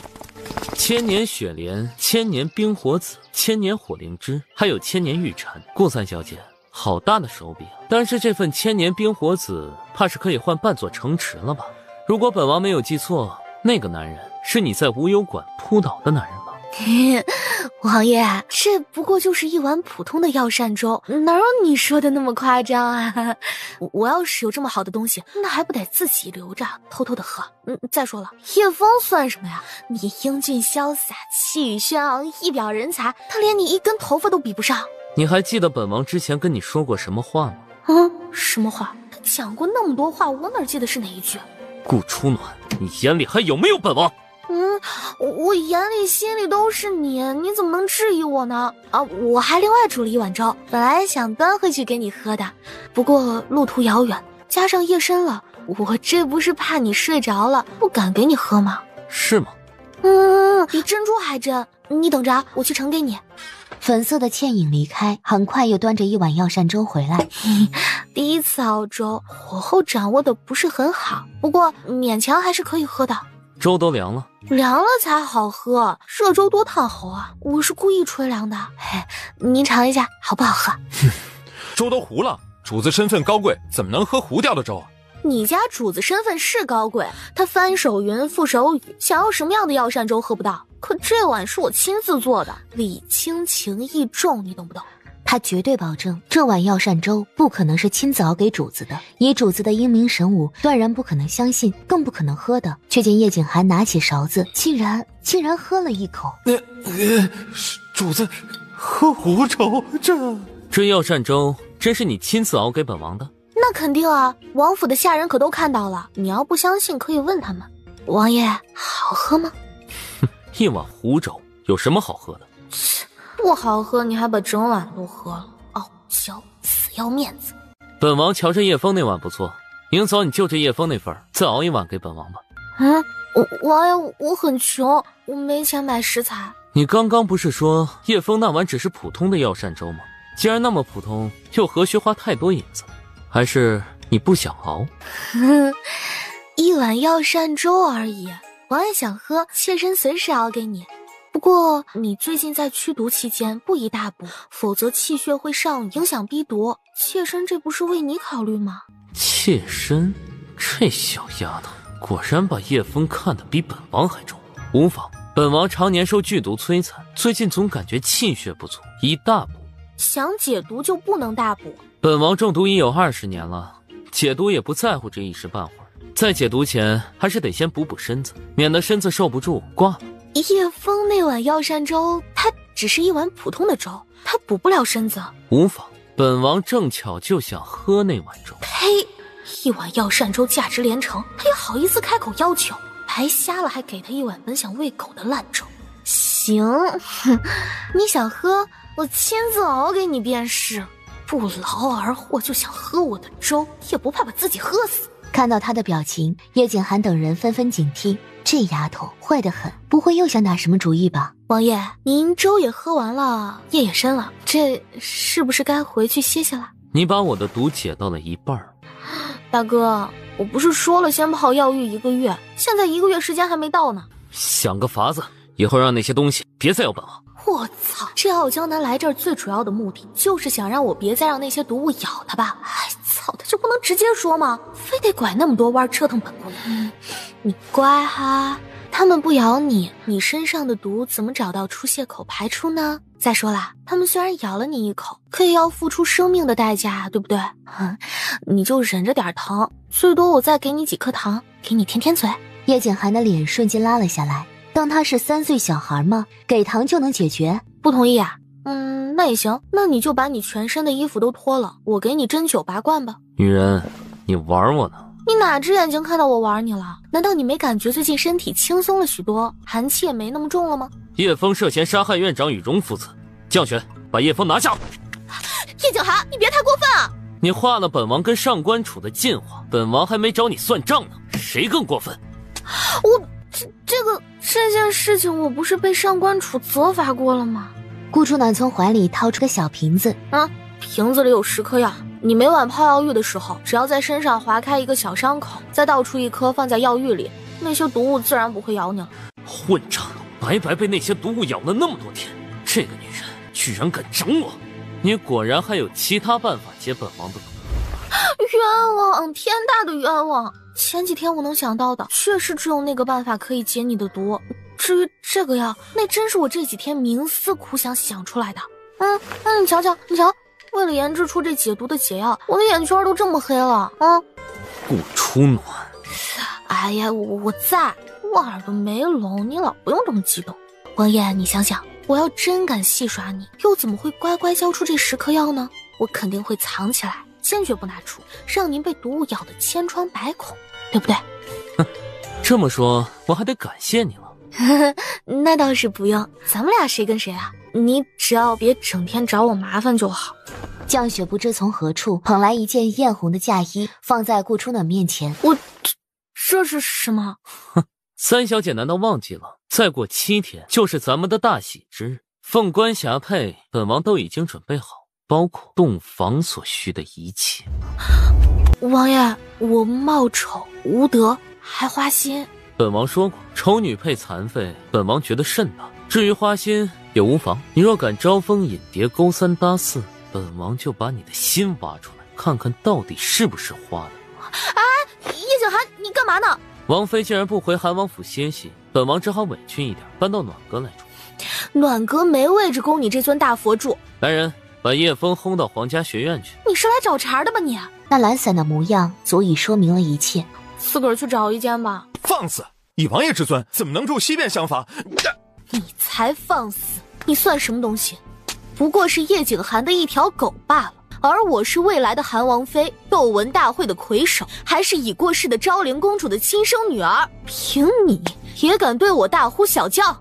主子，叶景寒却是毫无表情，只是指了指正阁的一间天宇楼。本王就住那间了。那间是我挑中的闺房。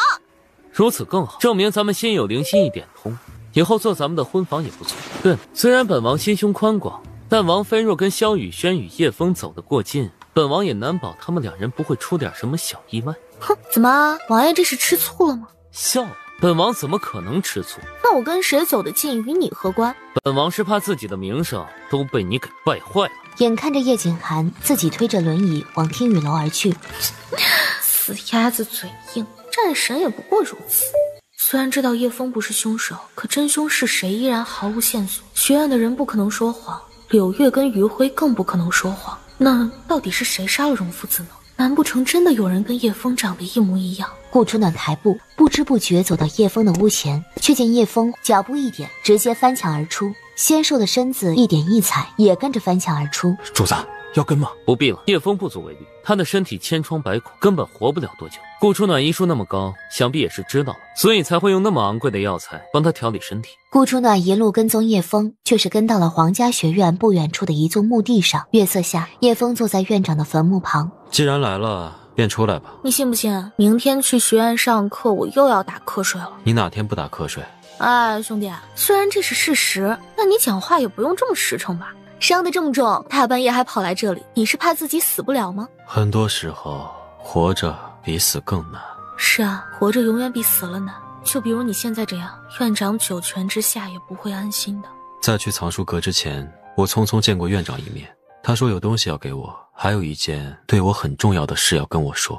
当时几国使者有事找院长，院长便约我晚上务必到藏书阁。他有跟你说要给你什么东西，又或者是有什么重要的事吗？不清楚，他只说暂时不要外泄。所以院长的死或许跟他要跟你讲的事有关。跟我在一起的人都没好下场，你离我远一些吧。我面硬，克不死。顾初暖毫不在意，从怀中取出一个黑檀木盒。破魂铃？为什么？你不是一直想要破魂铃吗？送你了，反正对我来说也没什么用。你是看我可怜才给我破魂铃的吗？世上可怜的人那么多，难不成我每个都送破魂铃？我只是把你当成我朋友，所以朋友想要的，我倾尽一切也会送给他。虽然我不知道破魂铃具体是做什么的，但应该跟龙珠有关，你还是收起来吧。龙珠？如果我没有猜错，他们想要的并不是破魂铃，而是龙珠。这破魂铃上所画的地图，应该就是龙珠的所在。如今破魂铃上的地图3缺2，还得补齐才能找到龙珠。龙珠是干什么的？我也不清楚，不过我无意间曾听到蓝旗主跟人谈话，龙珠不仅可以让人武功暴涨，还可以扭转乾坤，颠覆天下，甚至死而复生，破除世间一切诅咒。曾经有人说得破魂铃者得天下，也有人说得破魂铃者可以得到自己想要的一切。我得到了，我想要治好脸上的伤疤，可我脸上的伤疤好了吗？这破魂铃值不少钱呢，当公主的那块月牙玉也搭在了里面，可值整整5000万两银子呢。你若再不收下，小心我反悔不给你了。顾初暖将破魂铃塞在他手里，叶枫握着破魂铃，仿佛握住了整片世界。你少用这种眼神看我，太肉麻了。谢谢。一个破铃铛有什么好谢的？真要谢，你倒是可以告诉我哪里可以找得到地狱草。落魂谷。落魂谷？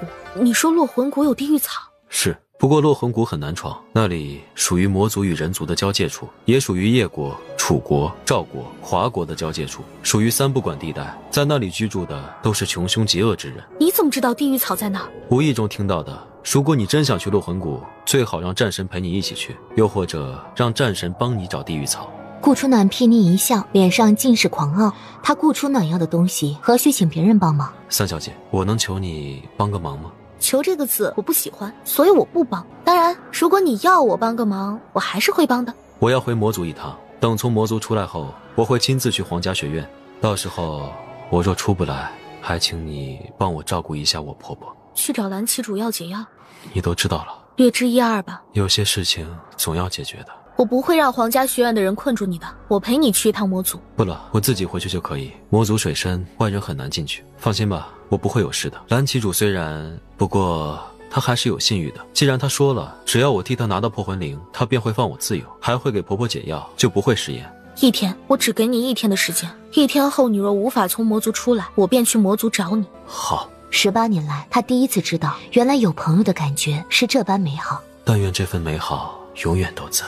顾初暖回到学院，学院的学生们3、3两两的聚集在一起。你们知道叶枫曾经做过什么吗？在码头给人搬过粗活重活，在路边小摊给人洗过碗筷。什么？他一介书生，怎么会去做这种下贱的差事啊？你会不会搞错了？怎么可能？我可是托了很多关系，才让朋友帮我查到的。他不是才华横溢吗？靠着手里的笔墨，难道赚不到钱？偏偏要去做这种卑贱的活？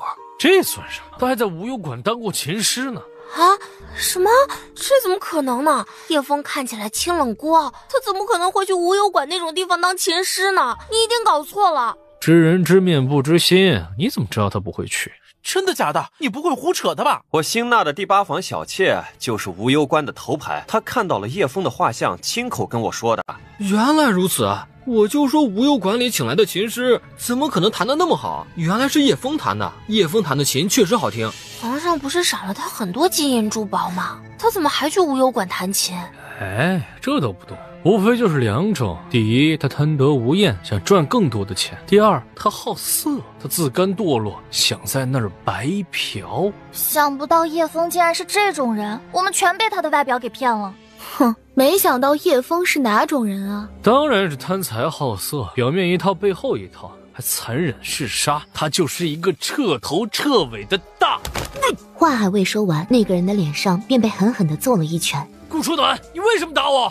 哼，打的就是你。若是让我再听到你们谁敢说叶枫一句坏话，到时候打落的可就不只是一颗牙齿那么简单了。顾初暖，叶枫给了你什么好处？值得你一而再、再而三的维护他？本小姐天生就爱打抱不平，怎么你有意见吗？顾初暖，我忍你很久了，今天你打了我表弟一拳，如果你不能自打10拳，我就狠狠的把你打趴在地上。看来你是需要别人给你点颜色瞧瞧了。来人，给本少爷好好的招呼他，我要他跪在地上学狗叫、学猪叫，我要他后悔跟我作对。李恒的话还未说完，这他是怎么出手的？我们可都有武艺防身的呀！你是自己滚出去，还是我把你丢出去？我告诉你啊，我可是国公府的嫡传公啊！话未落，李恒便被顾初暖拎小鸡般的丢出了窗外。哎呦，疼死我了！顾初暖，你这个贱女人，我……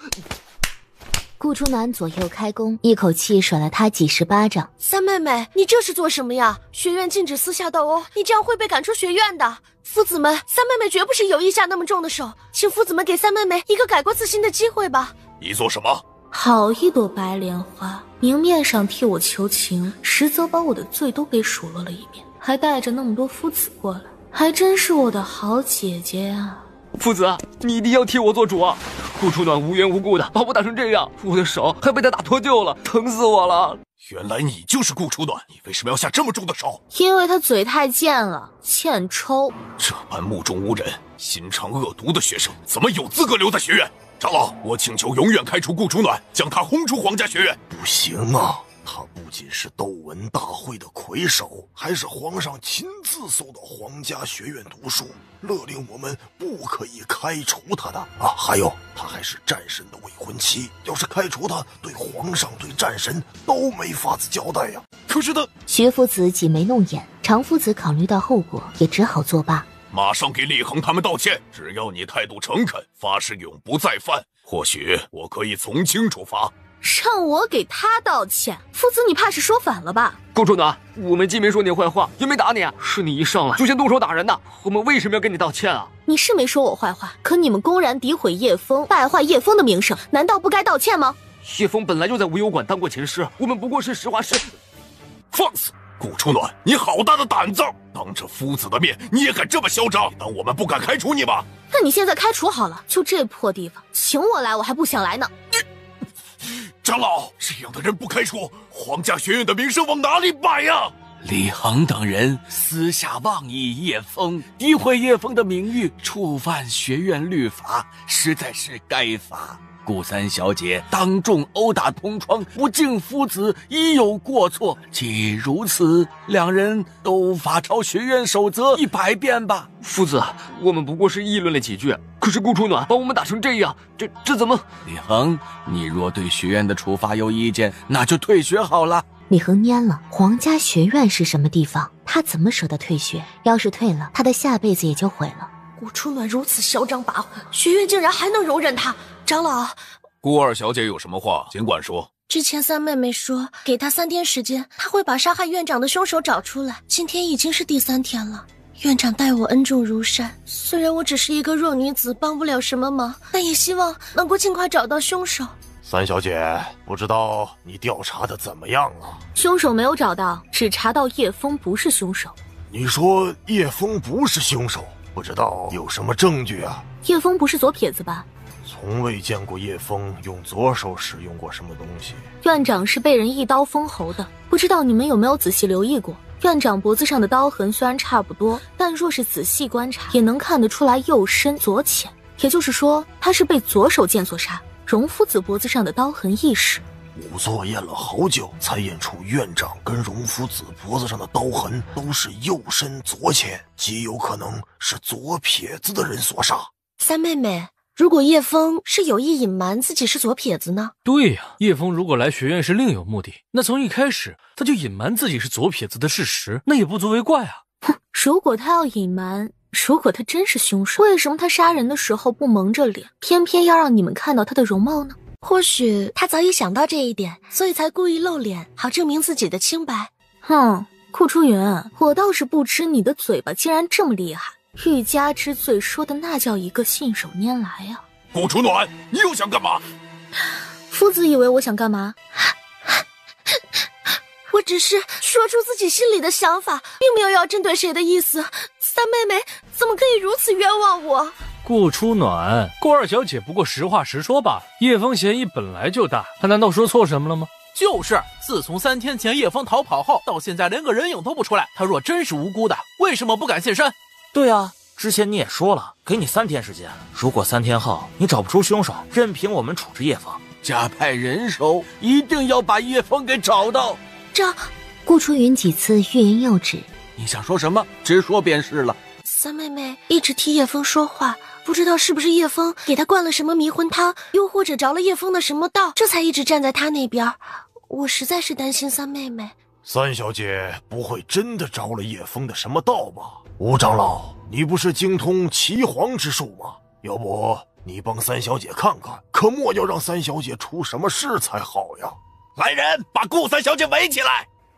叶枫来了，杀人魔头回来了！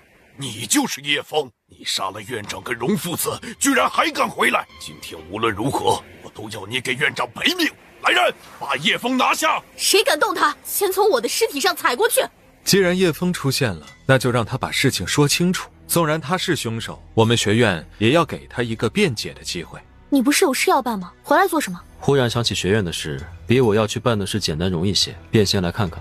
叶枫，你说你有没有杀害院长？你有什么证据证明自己？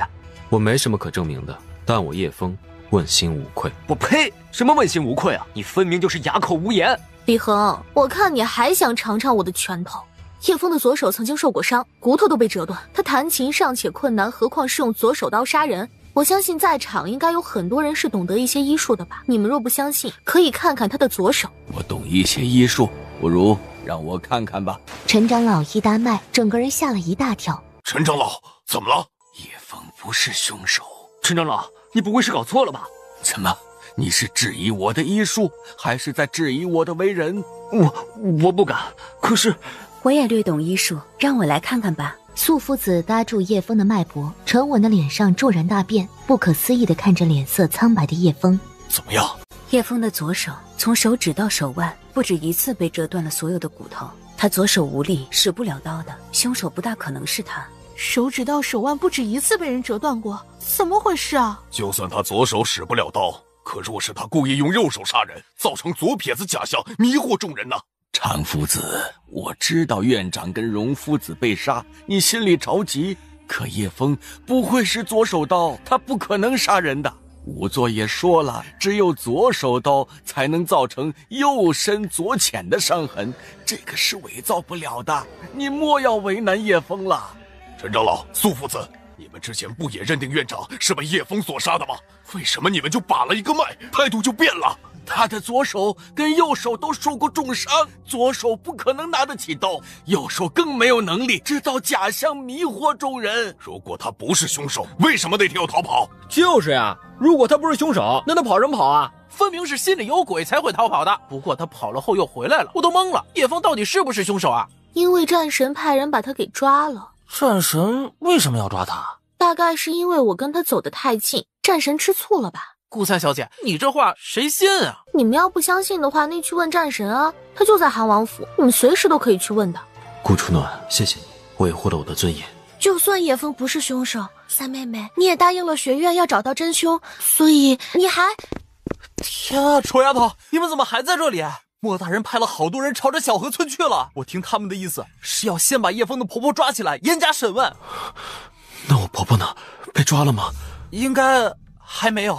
叶枫的身子化为一缕青烟，转眼已消失在数丈之外。小萱萱，我们也去小河村看看。目无尊师，目无尊师啊！长老，这样顽劣的学生，无论如何都要开除啊！上课时间到了，大家都散了吧。小河村，顾初暖三人赶到的时候，莫大人已经派人抓了叶婆婆。是叶枫，他就是叶枫。什么？你就是叶枫？是你杀了院长！来人，把他拿下！却见一个皇令赫然出现在他们面前。皇令，先皇留下的金牌圣烈，这吾皇万岁万岁万万岁！滚！莫大人还想说些什么，却见顾初暖脸色不善，只能放了叶婆婆，带着一众手下灰溜溜的离开。风儿，风儿，婆婆，你有没有事？有没有受伤？没有，我命硬得很，不会有事的。顾姑娘，谢谢你又帮了我们一次。小事一桩。叶枫，他们说你是斗文大会胜出的第2名，这是不是真的呀？真的是你啊！能参加斗文大会的可都是大人物呀，那可是能够名闻天下的。想不到你竟然可以得第2名。爷爷，我就说了，叶枫哥哥很可能就是斗文大会胜出的那个叶枫，你们就是不相信我。我一直觉得你文采好，没想到你竟然能够打败全天下的才子才女，名列天下第2。叶枫啊，你知道这是多大的荣耀吗？你下半辈子不用愁了。叶枫哥哥，为什么他们都说你杀了人啊？对呀，他们为什么说你杀人啊？是那些人看你好欺负，把锅就都推到你身上吗？叶枫，这件事有办法解释清楚吗？如果没有办法解释清楚，你就赶紧逃。天下乌鸦一般黑，那些当官的大多都不是什么好东西，就爱欺负我们这些平民百姓啊！学院已经调查清楚了，凶手不是我，相信很快就能传到官府。真的吗？要真是这样，那可太好了。叶枫，你知不知道皇家学院可是天下才子梦寐以求的地方？只要从里面出来，以后准能当大官啊！你前途有着落了，我们也不用担心你们了。晚饭过后，独自一人带着破魂铃往魔族而去。顾初暖、萧雨轩在小树林等他。我还是那句话，1天，我只给你1天的时间。1天后，如果你没有回来，我就独闯魔族。还有我会跟丑丫头一起独闯魔族，我们3人是一体的，只要一个人有难，另外2人绝不会袖手旁观。叶枫鼻子一酸，将他们深深烙印在心里，含笑着点头，迈往他最不想去的地方。顾初暖望着寂寥孤挺的背影，没来由的有些不安。丑丫头，你说蓝旗主真的会给叶枫自由吗？姑且等等吧。转眼1天时间即将过去，村口也不见那抹孤冷的身影。丑丫头，我越想越不对劲儿。叶枫那么善良的一个人，怎么斗得过那些豺狼虎豹？要不然我们还是去魔族看看吧。好啊，走吧。萧雨轩正想领路去魔族，冷不防的脖子被一根圆针扎到，身子一歪，倒落在地。你先睡一觉，睡醒后一切都解决了。赵国使臣驿站，他双手环胸，倚在门外，看着正在沐浴的易晨飞。三小姐，您深更半夜闯到驿站，就是为了看我沐浴吗？美男出浴图应该很养眼，能不能让我换一下衣裳？你换你的，我又不妨碍你。愁虑间，顾初暖却突然转了身。前几天这丫头高调得很。你知道蓝旗族吗？烈士一二，我要去蓝旗族那里。蓝旗分部？对，就是那里。蓝旗分部位于叶国北部望魂山，那里距离帝都城最近，快马加鞭，大概只要2-3个时辰便能赶到。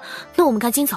望魂山虽然离帝都不远，可那座山里终年云雾缭绕，瘴气丛生，且机关阵法遍布都是，寻常人只要闯进去，基本没有活着出来的。蓝旗主武功更是深不可测，罕逢对手。有人传言他的武功几乎追上魔族魔主了，与他对上并不是明智之举。我这人有一个癖好，喜欢挑战困难。就算你想让我陪你去魔族，总得给我一个去那里的理由吧。听说那里风景好，我带你去逛逛好风景。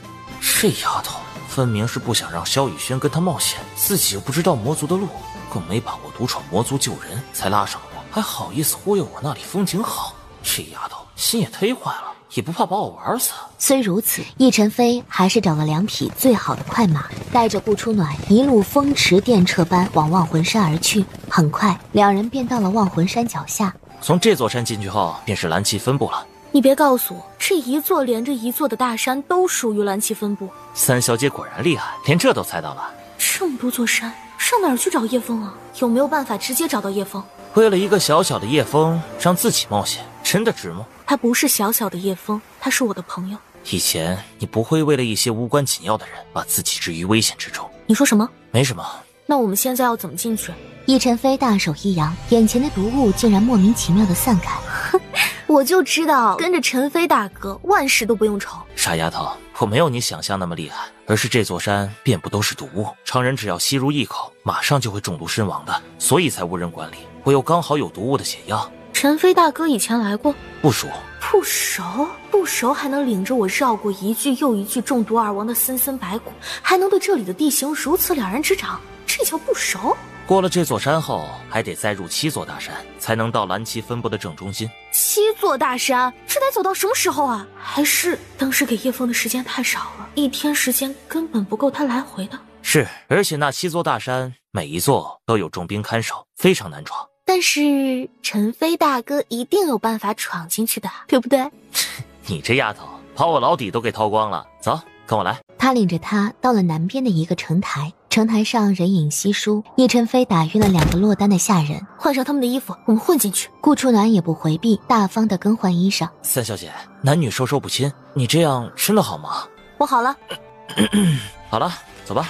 赵国诗仙，儒家3先生，脾气文弱书生，只会吟诗作画，手无缚鸡之力。陈飞大哥啊，做人可不能披太多马甲，很容易掉马的。你这丫头，我帮了你，还被你数落，那不然我掉头折返，你自个儿独闯魔族去。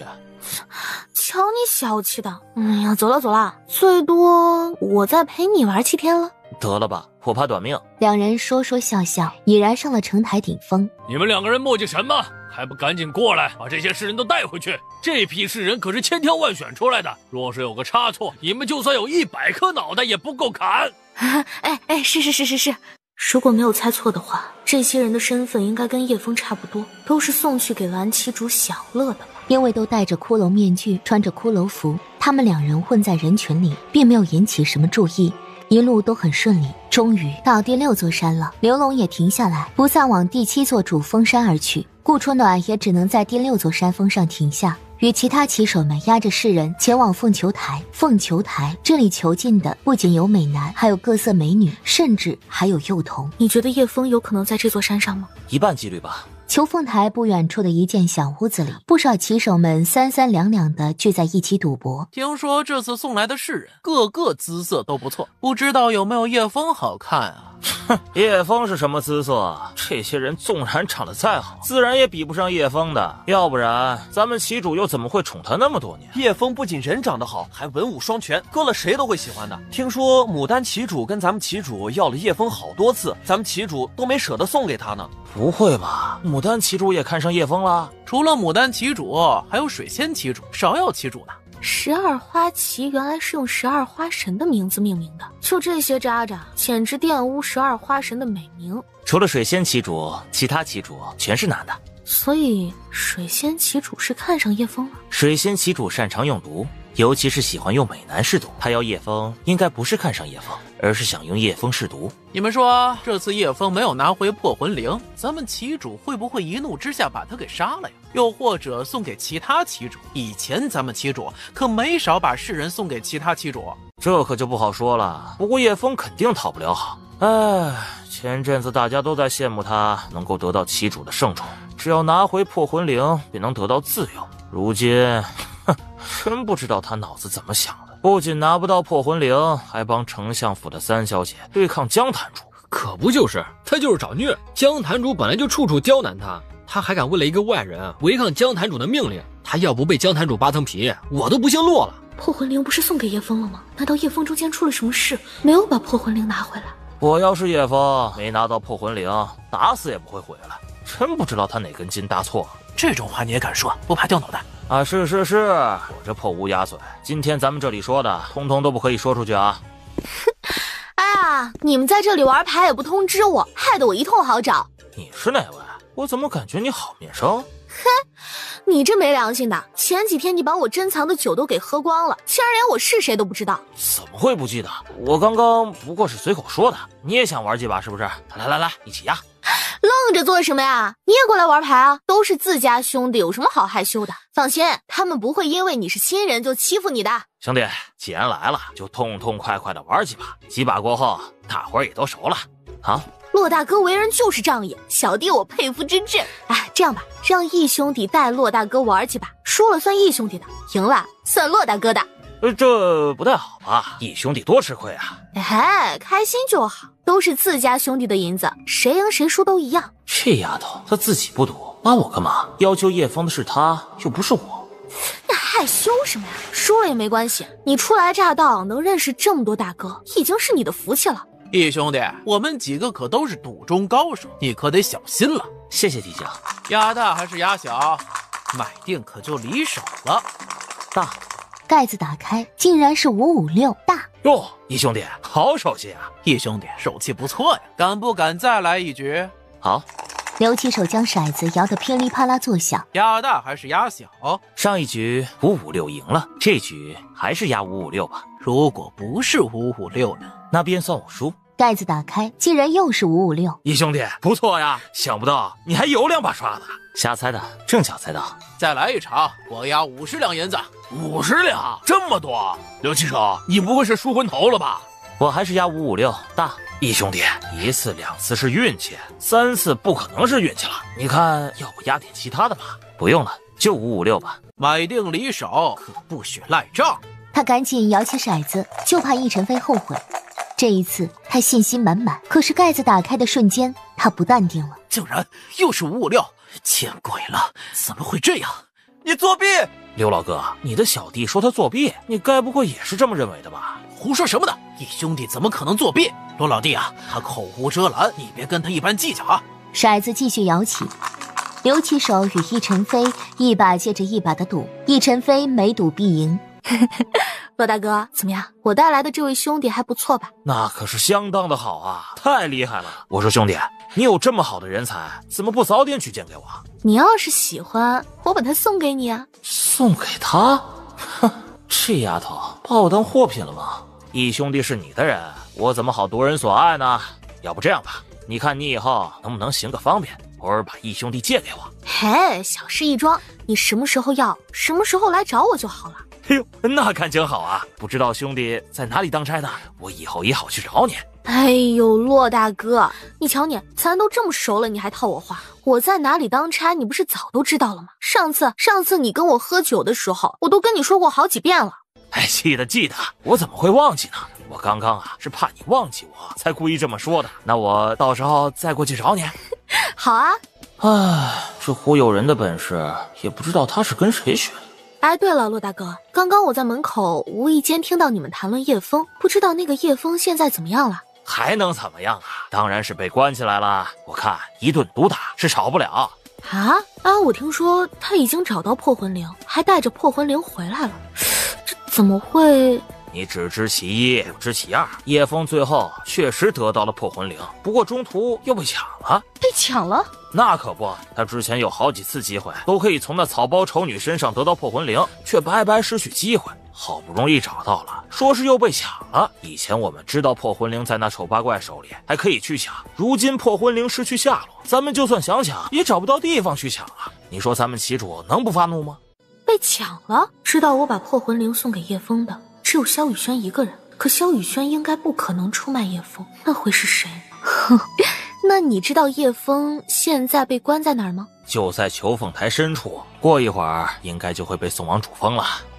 送到主峰的蓝旗主那儿吗？那肯定的，兄弟，看在我们这么有缘的份上，我给你透露一个消息，咱们蓝旗主打算最后玩一次叶枫后，就把他送给芍药旗主。芍药旗主跟咱们蓝旗主一样，都有特别的嗜好，不过芍药旗主更狠，只要他玩腻的人，都会把他们的脸皮给剥下来，挂在密室里。听说他的密室密密麻麻全是人皮，可吓人了。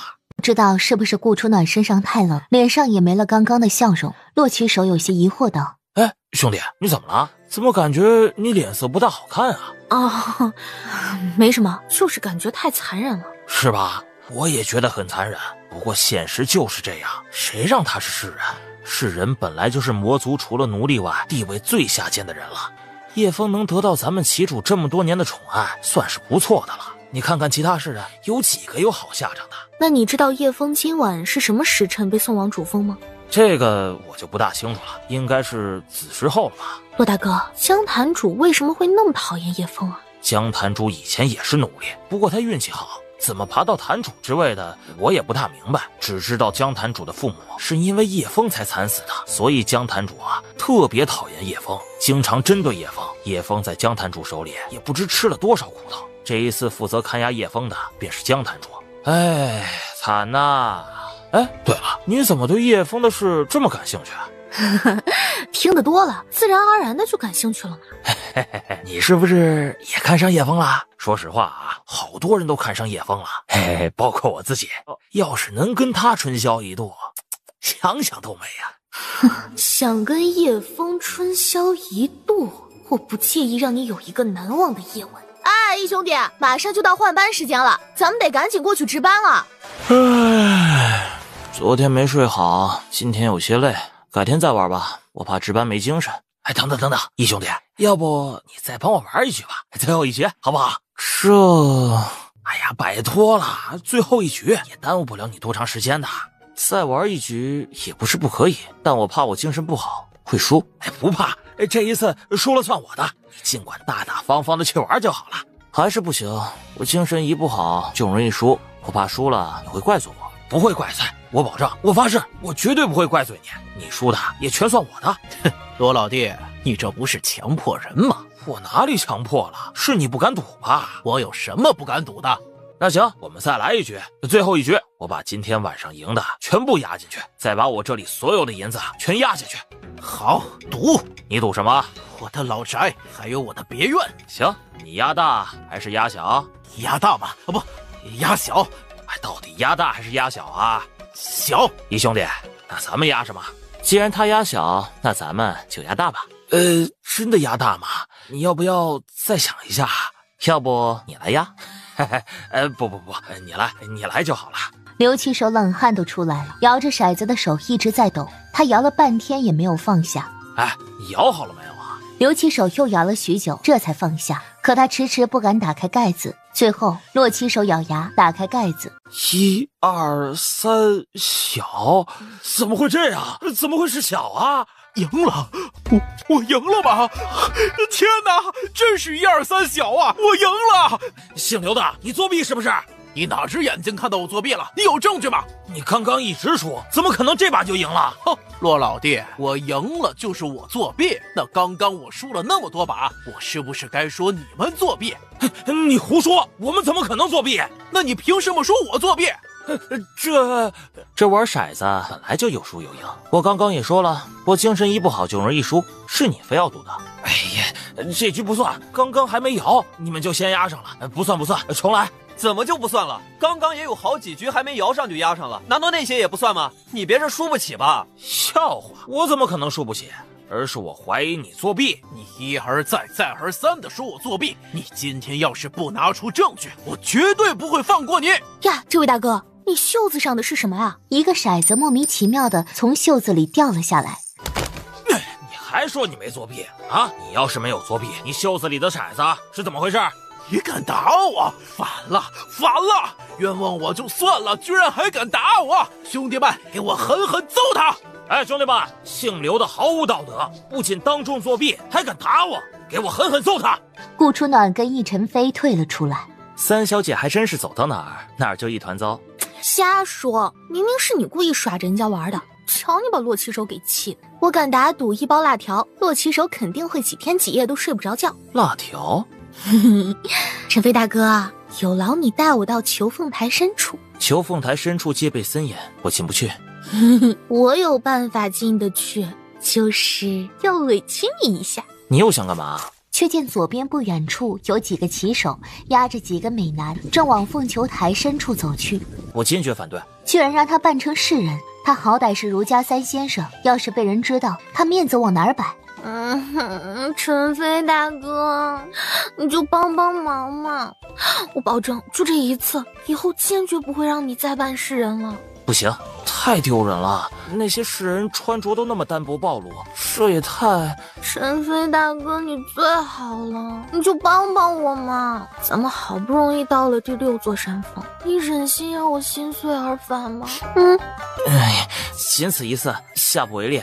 还有，不许泄露。好，我答应你。啊，天爷啊！这丫头套路外人也就算了，为什么一直套路我这个哥哥呀？难道哥哥生来就是给他玩的吗？也不怕把我给玩坏了。这丫头疯了吗？一直盯着那里看。易晨飞身披白色纱衣，将他身材完美的展现出来。站在中间的那个世人看起来气质好像很不错啊。是啊，举手投足都有一种贵气，不会是帝都哪个贵族公子吧？我也不知道，不过据说这批世人姿色都不错，旗主应该会满意的。罢了，只要他能开心，怎样都好。毕竟他真的很久没有笑得这般开心了。思绪还未闪过，顾初暖的视线逐渐往下，最后落在他的腰部中间。这丫头疯了吗？一直盯着那里看。哎呦，真是的，有什么好挡？衣服穿着呢，都看不到什么。不过，易晨飞的身材貌似还真不错，一点赘肉也没有，跟叶景还有的一拼。就是人太小气了，看几眼都不肯，都是小气鬼。求凤台深处的一座7重塔里，叶晨飞等人被关入3重塔。顾初暖费了好大的劲才去而复返，折了回去。哟，帅哥，身材不错嘛，就是不知道那方面的技术好不好啊？小丫头，你还能再不靠谱些吗？还不赶紧给我找件衣服？哎呀，光顾着欣赏身材，忘记给你找衣服了。不过你身材那么好，穿这样多耀眼，我看你以后干脆都穿成这样得了。帝都的姑娘们真得被你迷倒。求求你们，救救我们！你们都是被他们抓来的吗？是，他们把我们强掳了过来。两位大侠，你们能救救我们吗？你们被抓来多久了？我被抓来1个多月了。我半个多月了。那你们见过蓝旗主吗？没有，不过听说今天晚上子时会把我们送过去。听说蓝旗主性情暴虐，送过去的世人基本没有活着出来的。我们不想死。子时？之前听洛奇手说，叶枫好像也是子时要被送过去的。那老不死一晚上玩这么多美男美女，也不怕把自己累死？你们在这里这么久了，知不知道叶枫被关在哪？我知道，他被关在7重塔，就是最后1重塔。我再问你们一个问题，你们知道这座塔里关了多少人吗？不大清楚，不过最少有将近100人。除了这座塔，还有好几座塔，也分别关着不少人。只救叶枫一人，或许可以带着几百人一起从戒备森严、高手如云的魔族离开，那难度太大了。许是察觉到他们不愿意，世人们纷纷跪下，重重的磕着头。求求你们行行好，救救我们吧！我们的家人都在等着我们呢。如果我们被送到主峰，等到我们的只有死亡。我的家人还需要我，我不能死的。是我家里还有年迈的爷爷奶奶需要照顾，我爹娘早亡，爷爷奶奶只有我一个亲人了。我没有爷爷奶奶，也没有父亲母亲，我只有一个5岁的妹妹，她还那么小。要是我回不去，我真不敢想象她一个人该怎么办。丫头，你别胡闹了，这里是魔族，叶枫能不能救出来还不知道，带着这么多人，我们肯定是出不去的。我知道很难，不过不试一下怎么知道出不出得去？陈飞大哥，如果今天不试着将他们救出来，我心里怕是一辈子都会自责。所以你非救不可？非救不可。不过咱们未必没有机会。来的时候我仔细查看过了，只要那几个烽火台我们能顺利通过，便可以离开魔族。他的武功不是被自己封印起来了吗？难道破除封印了？不，他身上毫无内力波动，分明没有解开封印的。你有办法闯出去？山人自有妙计。如果是以前，以他的武功，想带着这么多人离开，或许有可能。可现在有几成机会？9成。9成？这么多？9成机会出不去，不过至少还有1成不是。顾初暖让世人们留在原处静心等待，偏偏易晨飞不肯这样出去，打晕一个骑手，换上他的衣服才肯出来。白瞎了这么好的一副身材，穿个白纱多养眼。以后不许再提白纱的事。行啊，那你答应我一个条件。易晨飞警惕地盯着他，不知道这坏丫头又想怎么整他。不会让你做违背侠义的事，就是你能不能跳个脱衣舞给我看？男女授受不亲。你不说话我就当你答应了。我什么时候不说话了？不是说了男女授受不亲吗？小丫头呀，你坑死哥算了。急到脚步声由远及近，易晨飞与顾初暖分站两边守卫他们。哎，你们2个把这些酒搬到第7重塔，速度快点，耽误了江坛主的事儿，看我怎么收拾你。这么多酒给谁喝的？是属下马上搬。顾初暖与印晨飞搬着酒光明正大的上了第7重塔，刚一进去，顾初暖便看到了让他愤怒的一面。叶枫呈人字形，双手双脚全被铁链锁着。坛主，门口众星捧月般又来了一个人，这个人就是当日袭杀他抢夺破魂铃的那个江旭。江旭缓缓走向叶枫，若不是旗主有令，不可以对你用刑，你以为你能这么轻松啊？不过旗主点名了，今天晚上他要你伺候。你从小到大不是最害怕伺候旗主吗？我相信比起重刑，你应该更怕被送到主峰吧。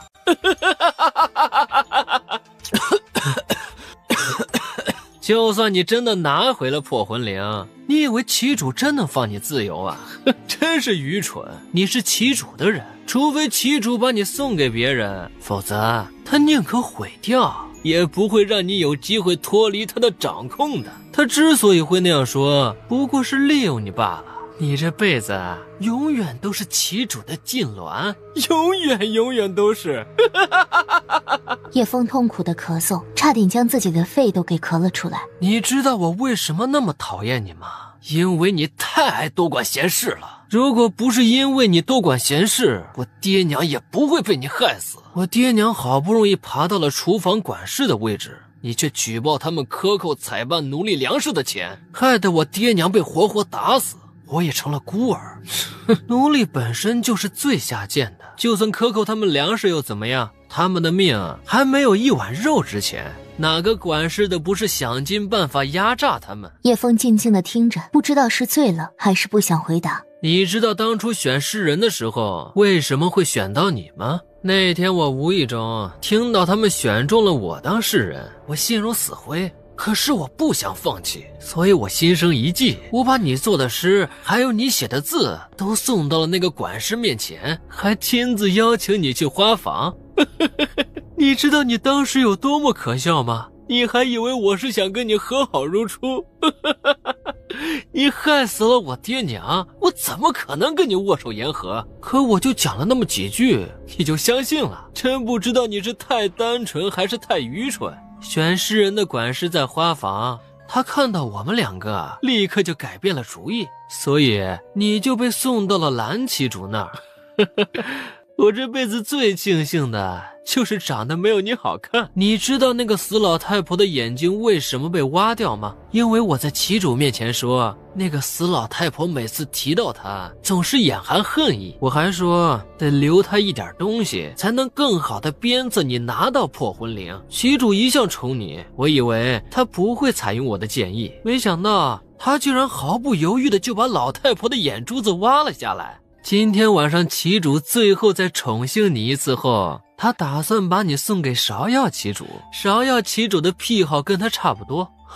不，应该说芍药旗主的口味更重，只要是他宠幸过的人都会把他的脸皮剥下来挂在墙上赏玩。顾初暖在旁边听得怒气丛生，他不大清楚他父母的具体死因，叶枫断然不可能随便害人的，除非他父母本就是十恶不赦的罪人。等你被送到芍药旗主那里，你猜那个死老太婆的命运会怎样？你想干什么？你觉得我会做什么呢？他只是一个可怜的老人家，他并没有哪里对不起你，你何必处处为难他？因为他是你在乎的人呢。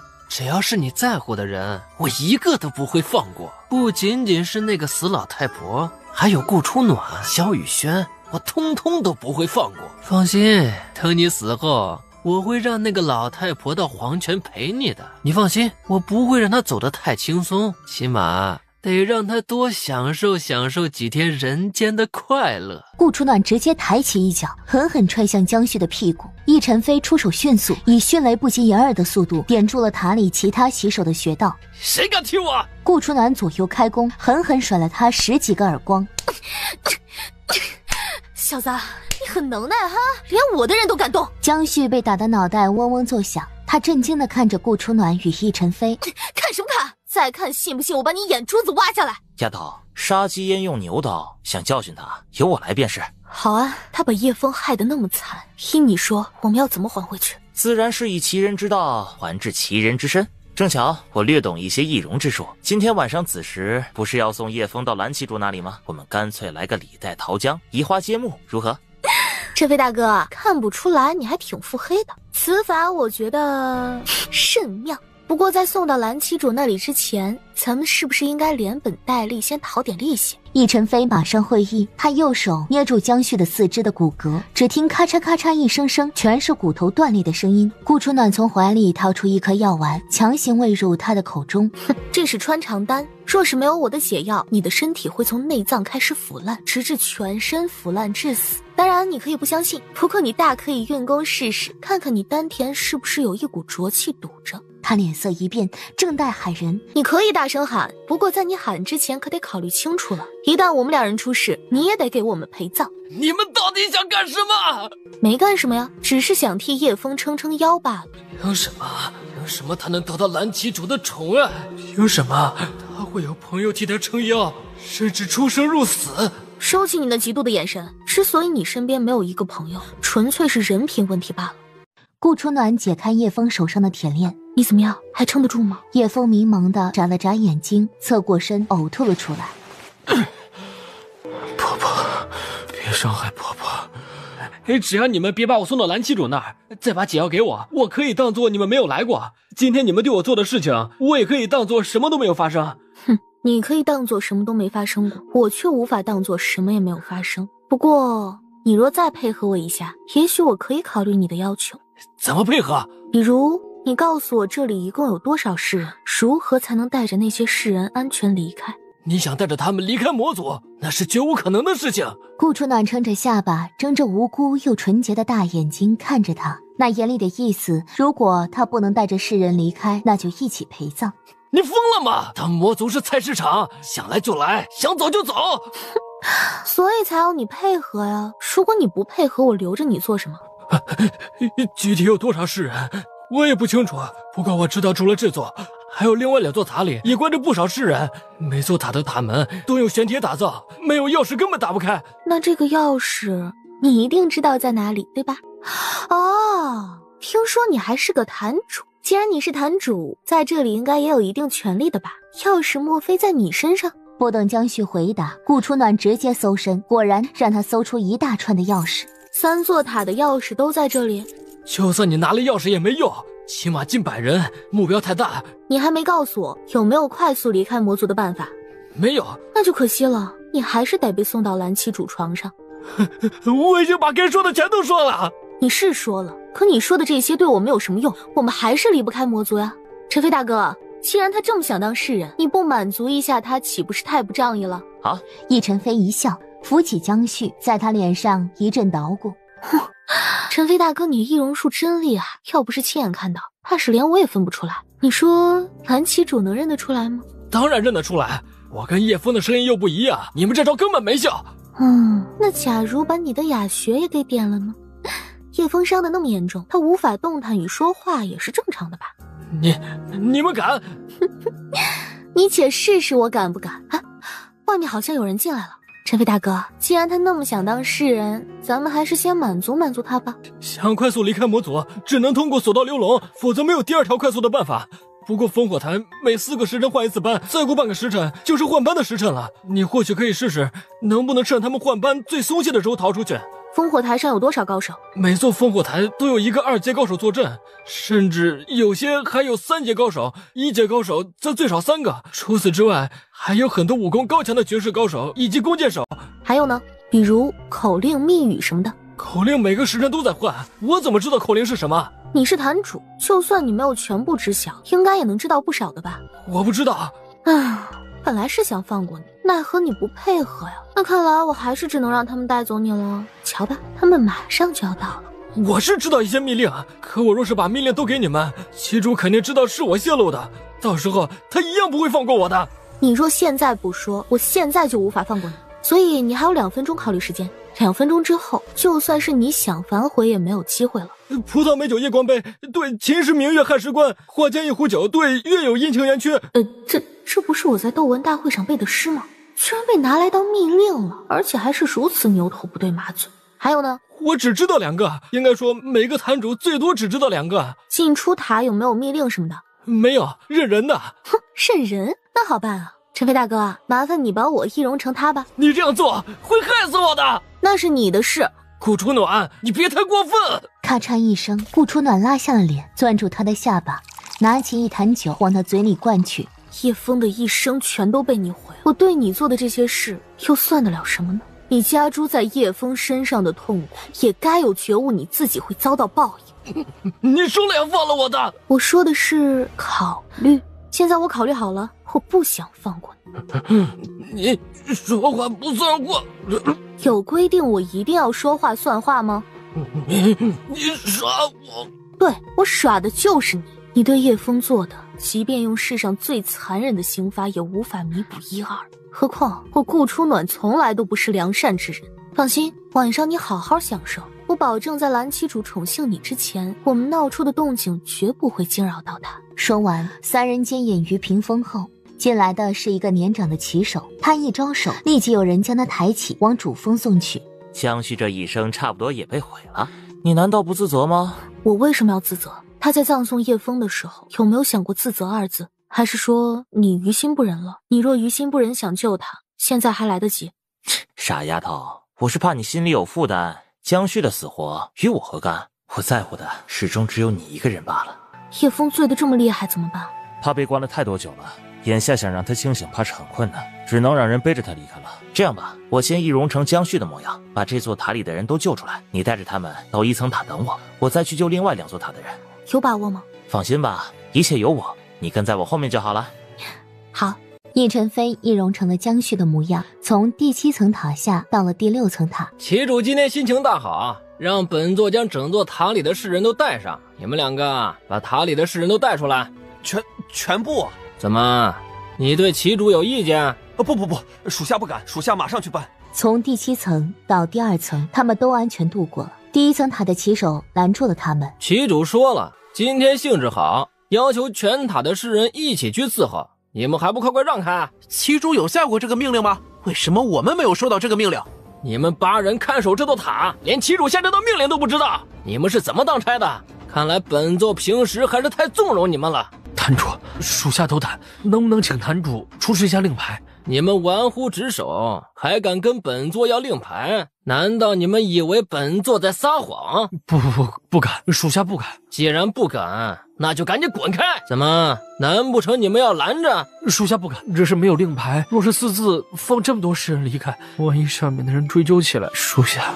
本座平时果然是对你们太好了，以至于你们连旗主的命令都敢违抗。来人，把他们给本座拿下！坛主请。哼，还不赶紧把人带到烽火台？难不成还得本座亲自教你们押送？是。第1座塔还算顺利，第2座塔也很顺利，第3座塔……站住！你们带那么多世人出去做什么？回林坛主，旗主有令，要把塔里的世人都送到主峰。所有的世人？我怎么没接到命令？这……旗手为难地看向易晨飞。原来是江坛主啊，我还以为是什么人。江坛主，你的手未免伸得太长了吧？连我风云塔的世人都想管？哼，旗主要世人要的着急，我也是迫不得已，只能先调人，再知会你了。风云塔归我所管，旗主要人，为何不找我，偏要找你呢？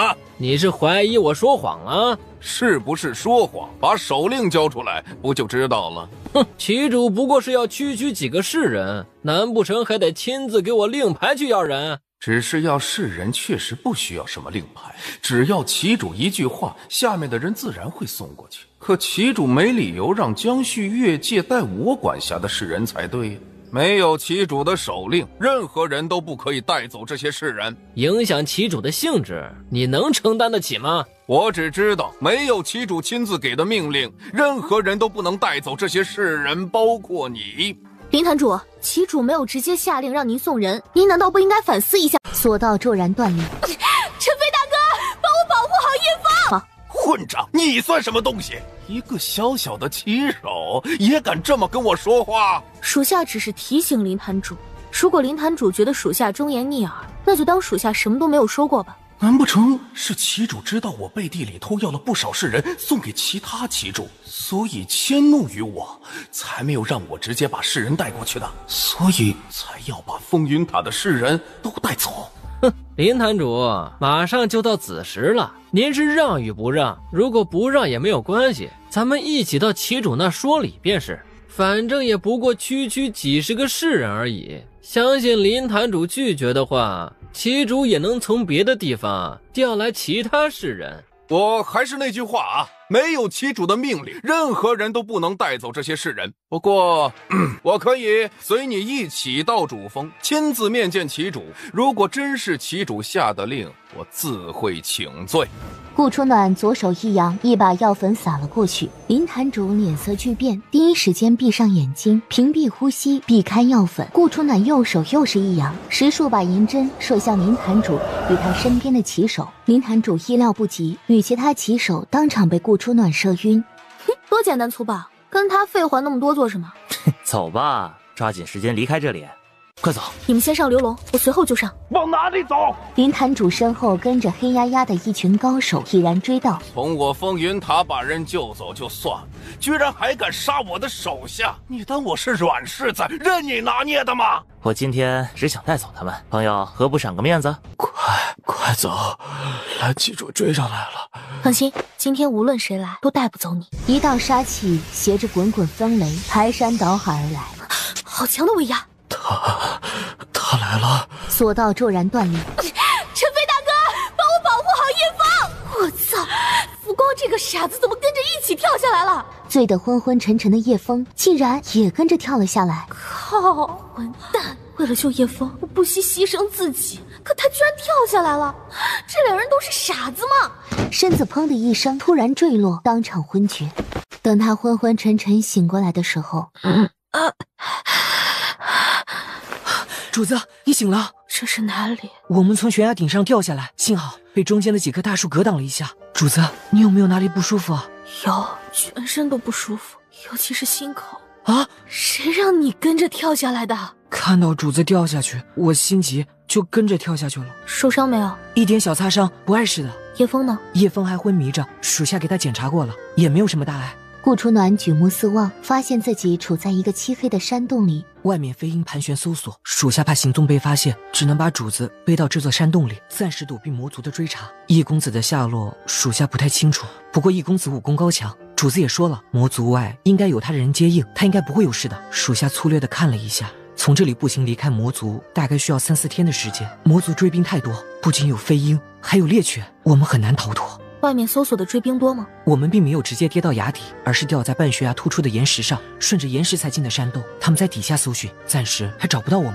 这个山洞好像挺长的，走，先进去看看。属下先背主子进去。哎呀，不用，一点小伤而已，我还没那么娇气。你背上叶枫，咱们一起来场山洞探险之旅。三人几乎在洞里走了2天1夜才走了出去，又在大山里转了2天才来到镇子青红镇。青红镇属于叶国边界，往关外再走一个镇子便出了国界，属于三不管的地带落魂山。你们先找个客栈好好休息一下，我先回一趟小河村。魔族的人追不到你，肯定会去小河村堵你的，此时回去无异于自投罗网。或许这就是我的命吧。婆婆待我有恩，我不能让她有事。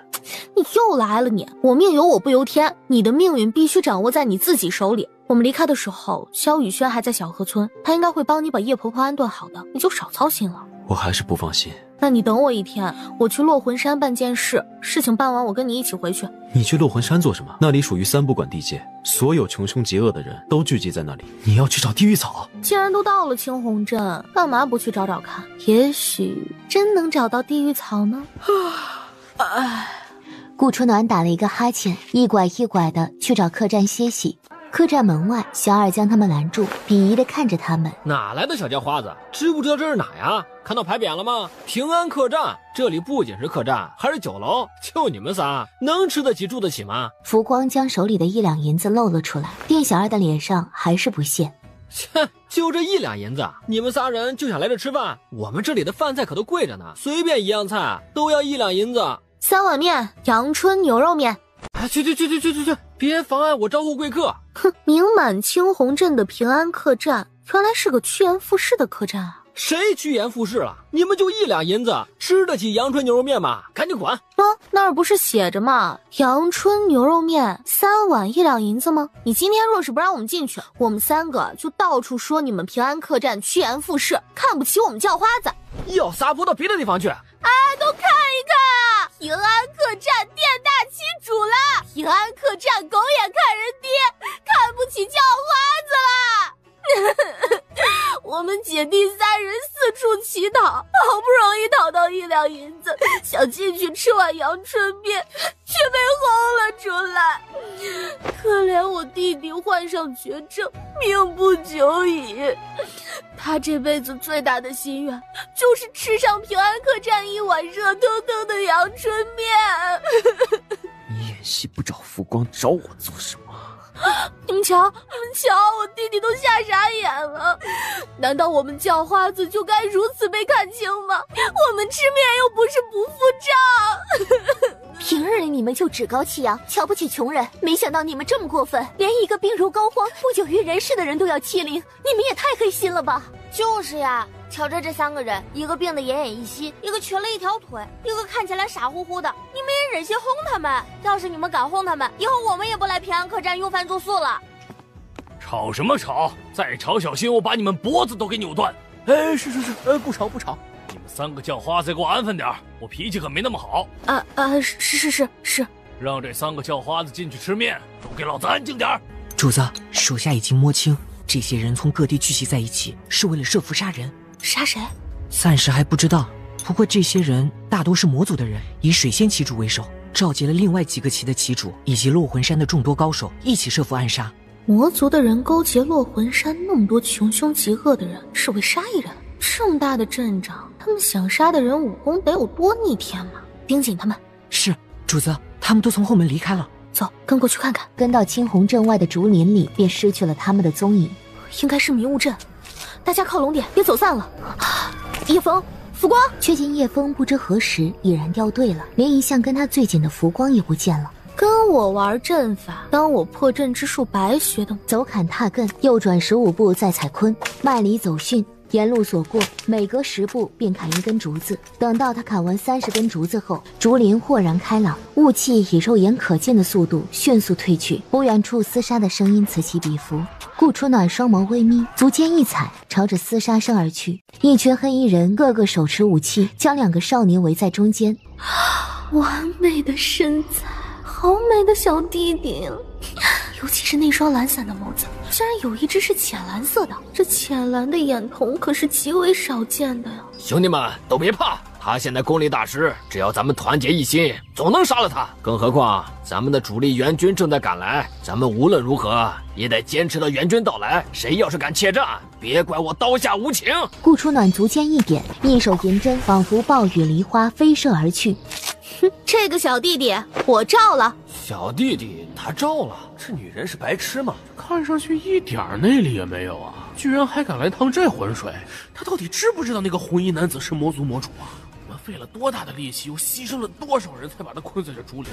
而且这还是他在散功的紧要关头，失去了大部分内力才做到的。小弟弟，你长得真好看，别怕哈，姐姐罩你。魔主的手下血杀，脚步也是一个踉跄，不敢置信地看着顾初暖。这妖孽男人什么来头？个个都这副表情，他身上似乎也没什么内力波动啊。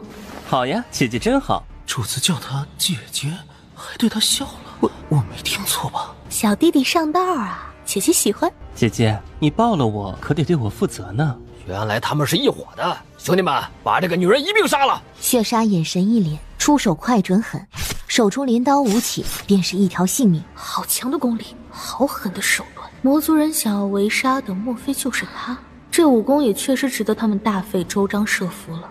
小弟弟，姐姐先带你离开。好呀，姐姐。顾初暖揽住他的腰，闻着他身上淡淡的曼陀罗花香味，趁乱跑了出去。小弟弟，你抹了什么脂粉啊？身上这般诱人。泡了点花瓣澡，留了点花香在身上吧。小弟弟，你的眼睛真漂亮。你是第一个说我眼睛漂亮的人。我是第一个，那别人怎么形容你的眼睛的？妖怪、魔鬼。那是那些人嫉妒，你这眼睛看着多养眼。是吗？那当然啊，瞧你这样子，莫非你也是魔族某个旗主的世人？世人？哎呀，人嘛，谁不得经历一些坎坷波折？尤其是像你这么美的美人，以后你跟姐姐混，姐姐让你知道花儿为什么这样红。好啊。啊，你是魔族世人，又出现在落魂山，那你知不知道地狱草？你想找地狱草？能帮我搞到吗？可以。真的？好弟弟，快告诉姐姐，地狱草在哪儿？落魂山深处魔主的寝宫里。魔主莫不是把地狱草放在枕边当宝贝？怕了？笑话，我顾初暖怕过什么？只觉得那魔主真穷。穷？可不是嘛，区区一棵地狱草，居然放在枕边当宝贝。也许那魔主空有一个名头，实际上呢就是一个小兽，或许还是蓝旗主，或者芍药旗主、牡丹旗主什么的小兽。小兽是什么意思？小兽跟世人差不多，就是床上躺下边的那个。啊，小兽世人？哼，这丫头还真把我当成世人了。那什么，也许魔主只是觉得地狱草长得好看，养在寝宫赏玩罢了。呸，谁信？你似乎对魔主成见很大。哼，成见能不大吗？他若不变态，怎么会养出那么变态的旗主？姐姐，你是第一个敢公然辱骂魔主的人，不过我欣赏。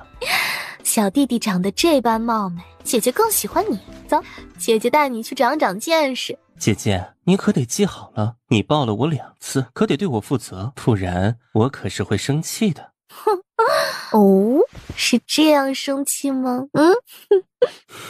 除了你，没人敢捏我的脸。魔族那些人没捏过他，莫非他长得太好看，那些人舍不得？还是说他跟了一个好旗主？同样是诗人，他身上的气质跟叶枫比起来，确实相差太多。叶枫浑身都散发着一种淡淡的忧伤，连呼吸都是悲伤的。他活得谨小慎微，孤独绝望，而他全身都散发着一股阴柔的美。虽然懒散不羁，可眉宇间没有半丝卑微。莫非他不是诗人？小弟弟，你叫什么名字？司莫非。姓司，这个姓倒是少见，以后我叫你阿莫吧。只有我的家人才能叫我阿莫。阿莫。落魂山，一男一女携手而行。不是说落魂山到处都是穷凶极恶的人吗？这都快到落魂山深处，怎么连个人影都没有？或许是他们起了内讧，顾不上咱们吧。还有多久到达魔主的行宫啊？往前再走1个多时辰便到了。你画张地图给我，我自己去，然后你自己乖乖找个地方躲起来等我。密道很多，我画不出来，而且我也不会画画。跟我进去会有危险。那咱们都不进去了？不进去？怎么可能？地狱草搞不到，我永远顶着一张纵横交叉的脸，还不如让我再穿越一次得了。落魂山深处，一座巍峨辉煌的行宫里，顾初暖正拿着手里的地狱草。就这么容易拿到了地狱草？我莫不是在做梦吧？魔主的行宫守卫这么松散吗？姐姐若不喜欢，那我把守卫都喊过来。哎呀，你走，咱们从密道原路返回。顾初暖将手里的地狱草放入空间戒指。修罗门的空间戒指，你知道修罗门？略知一二。哦，那你跟我说说，修罗门主是个怎样的人？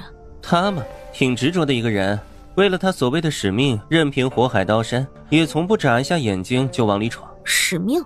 什么使命？大抵是为了救他的族人吧。不过他失败了，也彻底消失了。失败了，消失了，这是什么意思？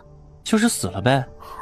江湖传言他只是失去踪迹，可没人敢断言他死了。你又怎么知道他死了？因为他是被魔主杀死的。你怎么知道的？猜的。魔主大大方方地走着，带着他绕过几条小道。这条密道可以一直通往城外。我不想问你怎么对这里这么熟悉，也不想问你到底是谁，不过这个恩情我顾初暖记下了。姐姐，你只要记得你之前说过的话就好了。我之前说过什么话了？也没说什么吧。走，我们离开这里。好呀。听说蓝旗主最宠爱的世人叶枫被咱们护法给抓回来了。一个小小的世人竟然敢勾结外人，大闹忘魂山，还杀了蓝旗主那么多手下。哼，就算他再怎么深受宠爱，蓝旗主怕也不会放过他。不过你说咱们护法会把叶枫还给蓝旗主吗？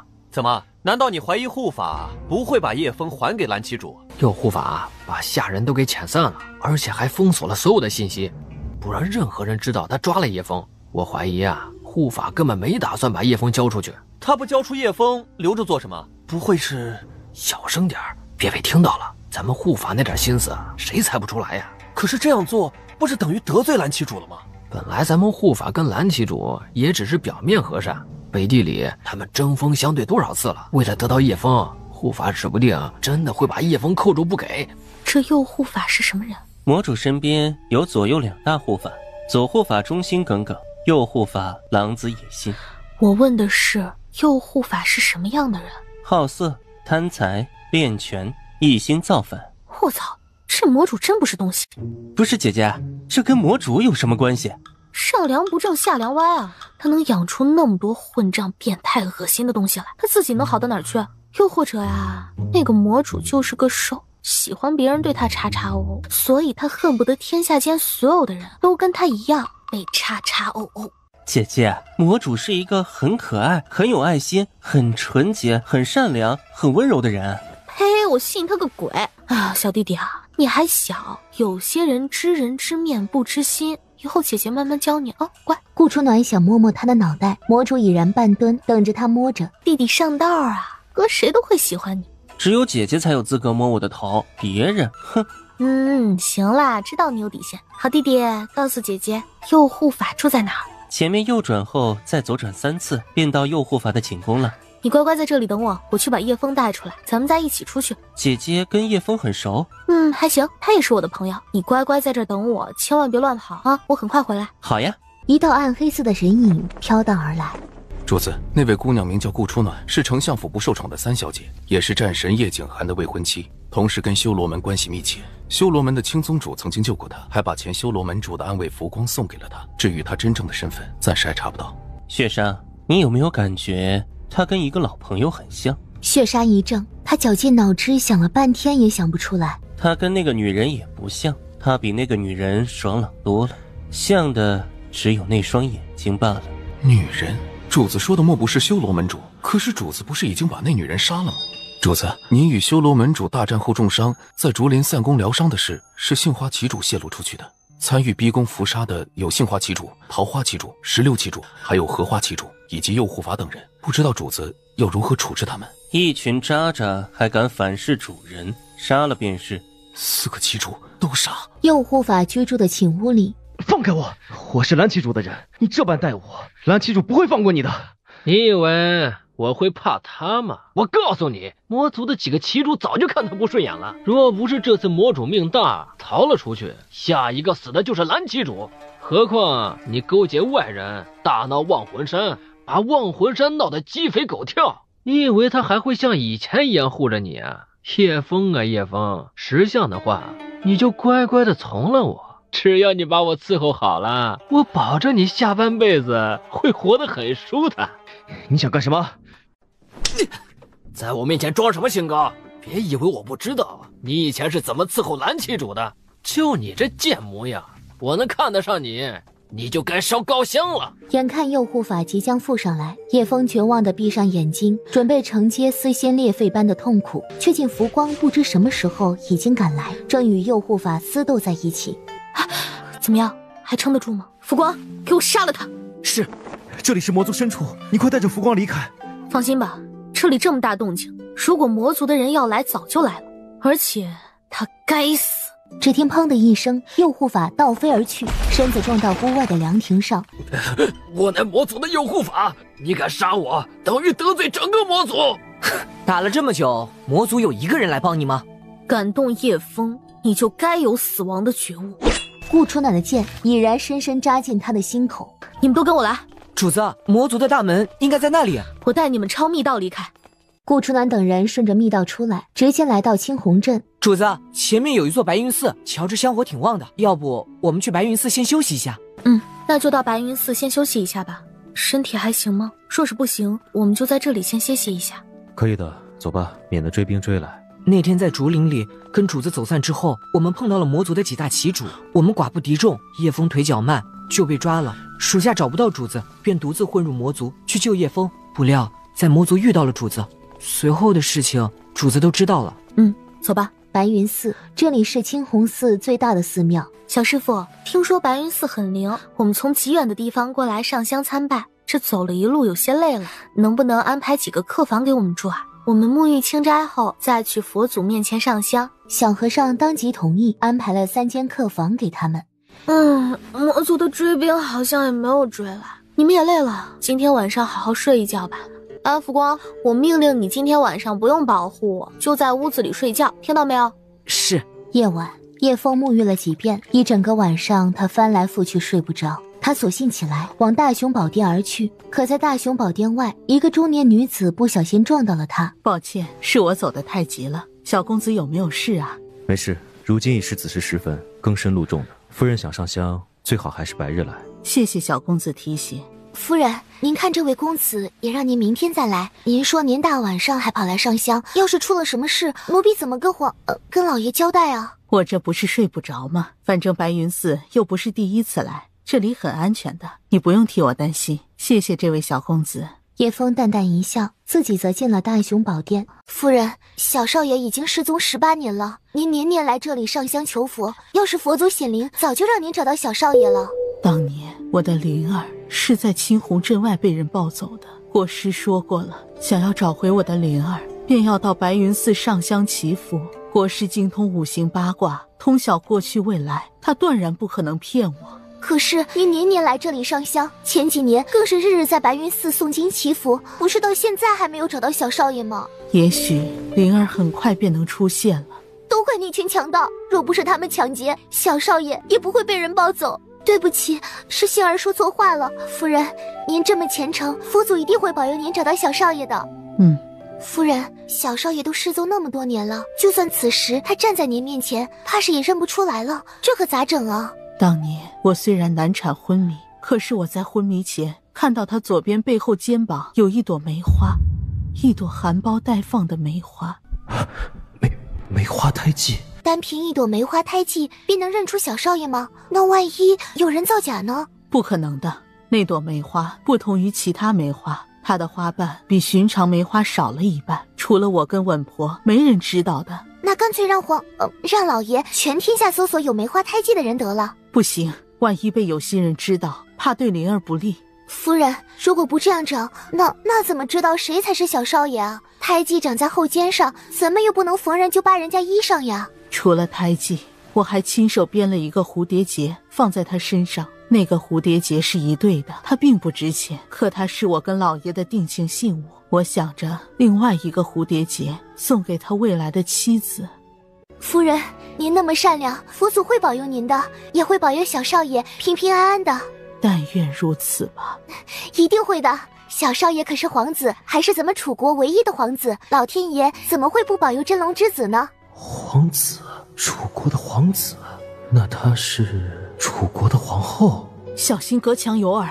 娘娘，您多心了，这哪里有人啊？咱们年年来白云寺上香，也没见过一个歹人，这里管理的可好着呢。纵然如此，也不可乱说。是，奴婢说错了。不过咱们皇上虚设后宫3000佳丽，除了您以外，从没宠幸过任何妃嫔。您跟皇上也只有这么一位皇子，他的身份可高贵着呢。老天爷不保佑他，保佑谁呢？我只要他平安健康，于愿足矣。至于他是不是楚国最高贵的皇子，一点都不重要。皇子多么高贵，而我只是蓝旗主的一个玩物罢了。夫人，你怎么了？啊，没什么，就是忽然想起刚刚那位小公子，眉眼好像很熟悉呀。您这么一说，我也才想起来，他跟您长得有几分相似呢，跟皇上也有些相似。你说的是真的吗？是，不过天底下长得相似的人也很多，也许只是凑巧长得相似罢了。顾初暖来到斋房，早啊！听说你一大清早就起来做饭了？是啊。都做了些什么好吃的呀？一些素菜斋饭。你3道菜摆得真好看。真好看吗？当然啊，看着就很有胃口，恨不得多吃2碗饭。我也觉得好看。其实你不用如此，我这人很好养的，随便炒几个小菜就可以啦。太阳都已经升起了，时间有些来不及了，麻烦你先让让。啊，这些饭菜不是给我的吗？难不成是害羞要送到我屋子里去？顾姑娘，我的脸色会不会很难看？不会啊。谢谢。叶枫道了一声谢，转身离开斋房。这是什么情况啊？叶枫难道没有看到主子在这里吗？叶枫脸皮薄，咱们得理解。走，回房吃叶枫做的斋饭。两人一前一后的出了斋房，可他们发现叶枫并不是往他们的客房而去，而是拐去了另一处客房。小公子，怎么是你啊？我们又见面了，你这是……做了一些饭菜，本来想送给我朋友吃的，不过我朋友不太喜欢吃这斋饭，所以……这叶枫什么时候也学会说谎了？我什么时候说不吃了？我明明很想吃的好不好？而且这叶枫说谎的技术也太差了吧，那眼睛都不敢抬头看那中年女人，一看就是在说谎。你朋友真有福气。夫人吃了吗？若是还没吃，这些饭菜便送与夫人。我家夫人的早膳已经做好，不劳公子。公子的饭菜还是留着自己吃吧。抱歉。公子做的饭菜闻着甚香，我都饥肠辘辘了。若是公子不介意，这饭菜我便收下了。夫人。然，这个少年身份不清不楚，昨天与咱们偶遇，如果是凑巧，今天怎么可能又碰上？还送饭菜给您吃，依奴婢看，他根本就是刻意接近您，您可不能吃他的饭呀。我瞧着他挺面善的，不像坏人呢。知人知面不知心，他是坏人也不会表现在脸上。行了，你先退下吧。丫鬟不懂事，还望公子不要在意。不会，忠心护主是好事。天才刚亮，公子也还未用饭吧？不如一起吃。杏儿，你再去添一双碗筷过来。是。这女人到底是谁啊？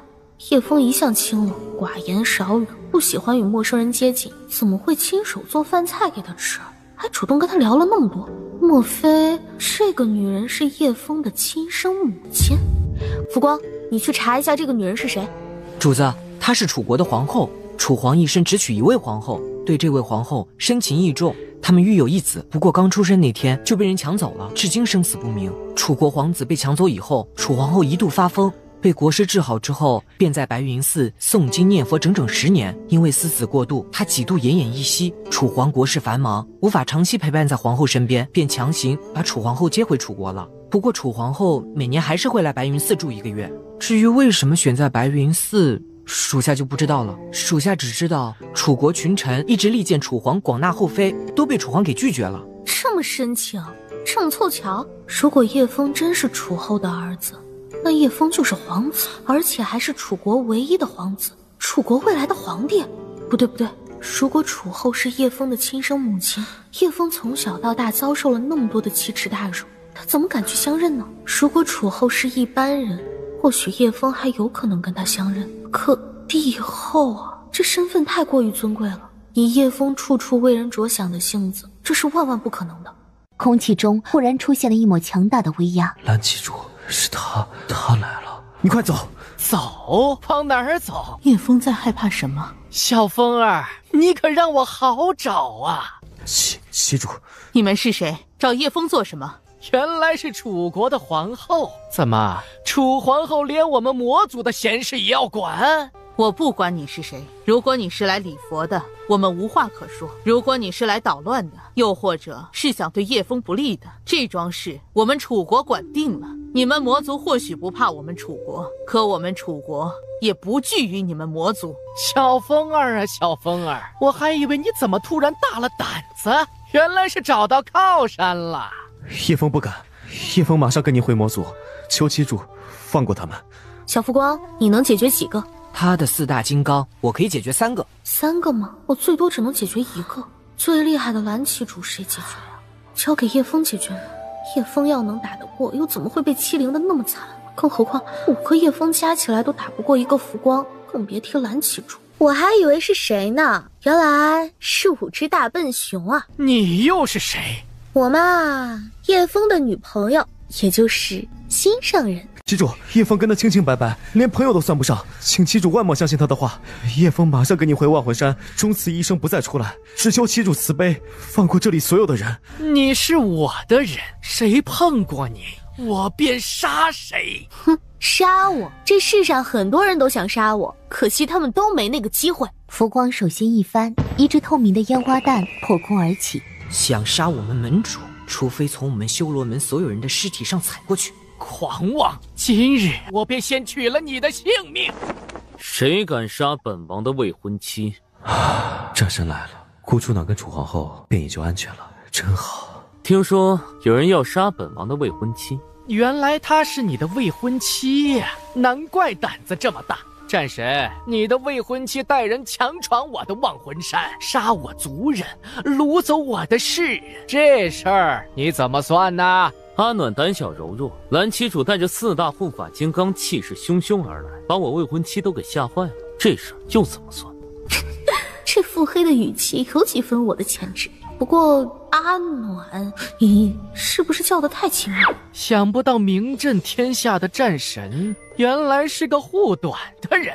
我的妻子我不护，难不成护着你？本王要带走自己未来的王妃，蓝旗主不会是想阻拦吧？我家王爷的意思是呢，要带走我跟叶枫、浮光还有楚国皇后。蓝旗主，你不会想阻拦吧？蓝旗主，你手下士人无数，他不过区区士人之一，蓝旗主何不忍痛割爱，将他赠予我家阿暖？叶景寒，你别欺人太甚！旗主，叶景寒太嚣张了，让属下去杀了他吧。纵然你们魔主在这里，也不敢说出如此张狂的话。你又算什么东西？我不是东西。听到没有？还有人说他自己不是东西的。哎呀，不过他也算有自知之明，还知道自己不是东西。混账！我是东西。哦，原来你不是人，你是东西啊。这个女人你可以带走，不过叶枫必须留下。如果本王也想带走叶枫呢？战神，为了一个世人，你当真要与我魔主为敌？哼，魔族很神气吗？王爷，盘他！这丫头，瞧这语气，怎么像是巴不得我与魔族大战300回合？哎，浮光，你怎么回事？清风和降雪在这儿呢，有你什么事儿？别总想着抢他们的风头。顾三小姐什么意思？把我们当免费劳动力？蓝旗主要找的人是他，好不好？主子，我拼尽全力，一个人也可以对付3个。刚刚那一战你不是受伤了吗？站着，哪儿也不许动。哎呀，我的胸口好疼啊，全身内力也提不起来了。王爷，刚刚蓝旗主说你双腿残废，第3条腿又小又无能，还面容丑陋，连正脸都不敢露出来。我深深替你感到愤怒哎，奈何我没有武功打不过他，不过我会替你摇旗呐喊，鼓励加油的。第3条腿又小又无能，这个女人，本王真想捏死她。她是一个女人吗？怎么这种话也说得出来？她是不把自己作死，不甘心吗？战神还真是找了一个好王妃呀！回应蓝旗主的是叶景寒毁天灭地的杀招。不，王爷威武！继续盘他，烧他，把他第3条腿也给烧了！蓝旗主怒上心头，就在他想全力一战的时候，血杀忽然赶到，在蓝旗主耳边耳语了几句话。魔主，看我做什么？我脸上有东西吗？他嘴型吐出来的2个字，好像是魔主。那个人不是魔主吗？回主子，他是魔主身边的左护法，血杀，武功甚高，是魔主的心腹手下。他不是魔主，我之前都认错人了。这个女人到处撩男人就算了，居然撩到魔主那里去了。血杀，你确定？确定。小凤儿长大了，翅膀也硬了，连我的命令都敢违抗了。你信不信，很快你就会乖乖的回到忘魂山，求着本座留下你。叶枫身子猛地一抖，不等他反应过来，蓝旗主与4大护法金刚等人已经离开。很快我就会乖乖回到忘魂山，求着他留下我。他想做什么？啊，这就走了？不是还没开始打吗？跑得也太快了。顾初暖。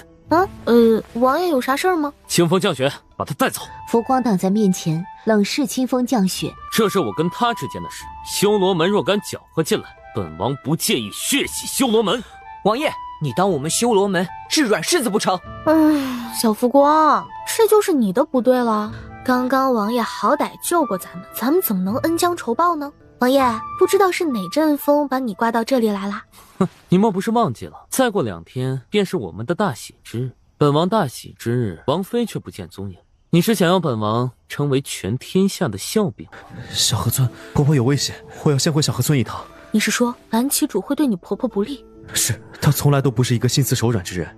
夫人，我有急事要先离开一趟。若是你不嫌弃，可以把我当成你的母亲，只要你累了倦了，随时可以到我这里来。谢谢夫人抬爱，只是叶枫无福享受。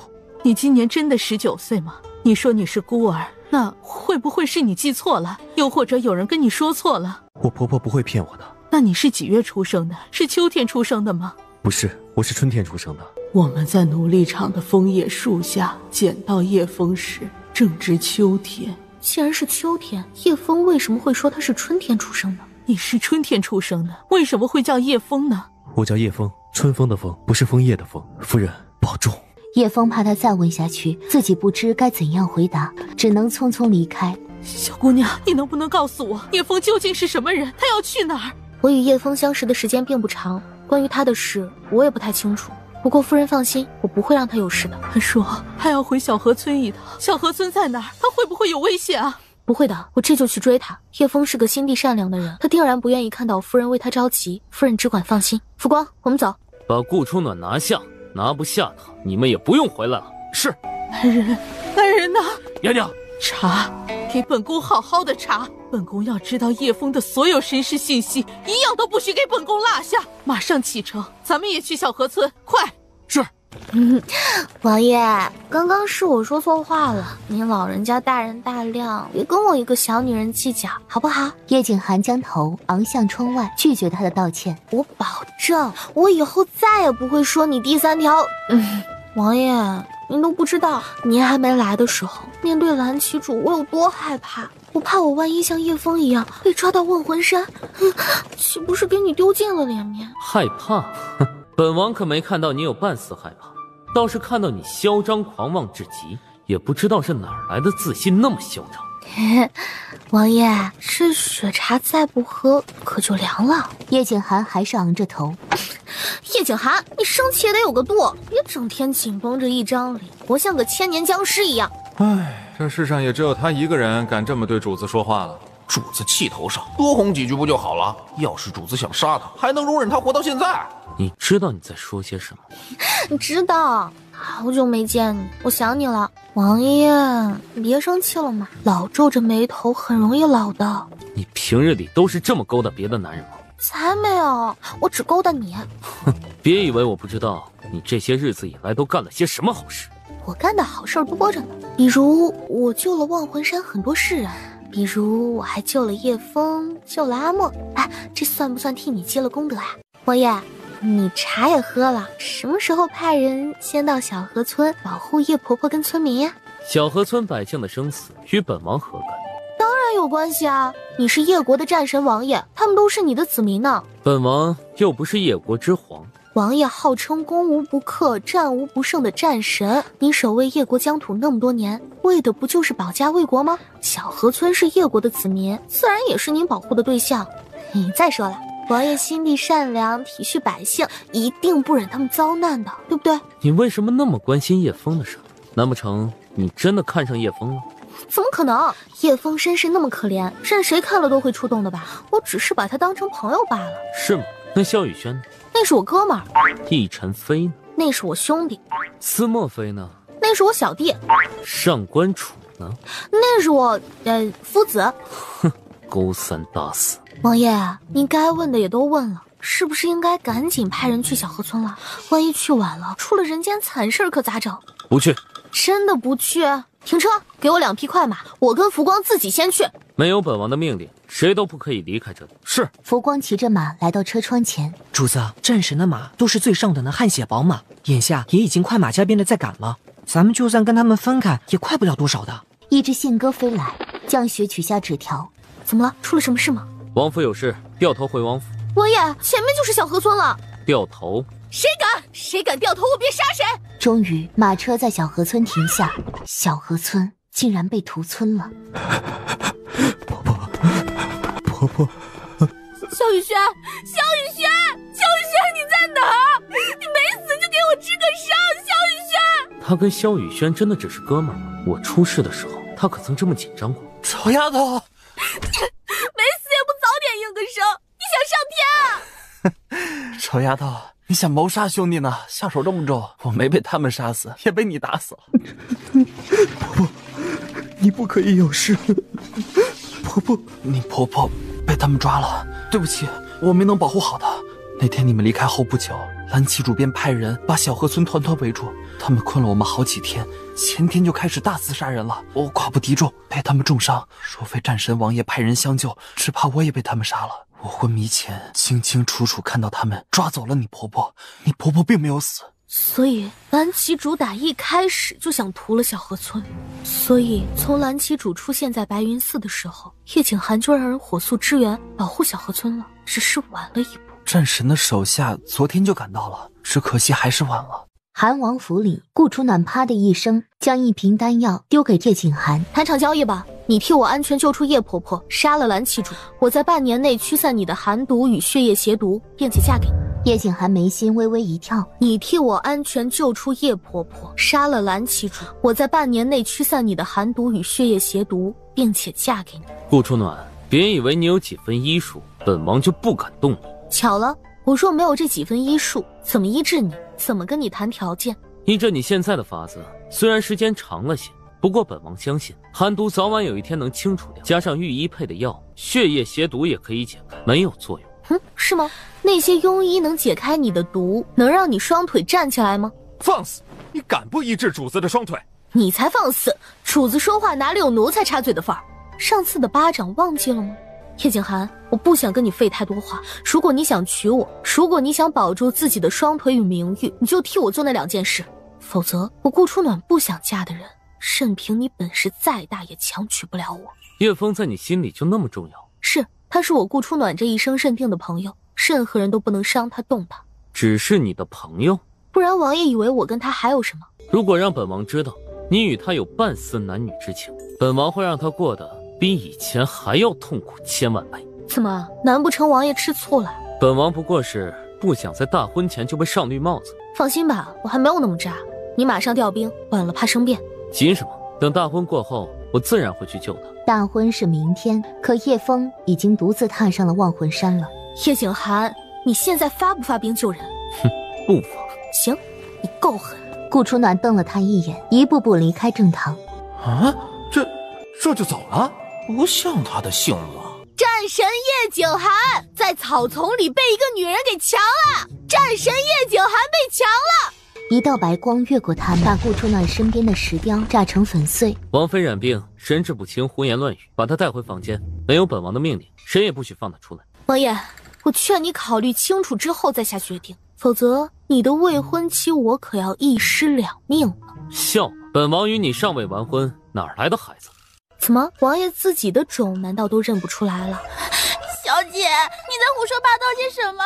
奴婢带你去试婚服，明天就是您的大婚之日了。秋儿啊，看好眼前这个男人，他把我吃干抹净，还弄大了我的肚子，居然还敢不承认，怂货呀！当日明明是他把主子拉到草丛里做了那事，如今怎么倒打一耙，说主子强了他？我就说了，那个男人肯定不欢迎你来到人间，你还不相信？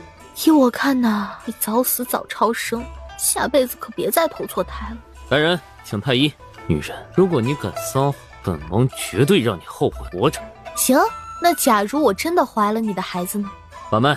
太医很快来了，把完脉后，回王爷的话，王妃，顾三小姐确实怀孕了，孕期大概在1个多月左右。王爷跟王妃还都没完婚，这王妃肚子里的孩子又是怎么回事啊？不会是还没大婚就给王爷戴了绿帽子吧？就那么一次，他就怀上了主子的孩子，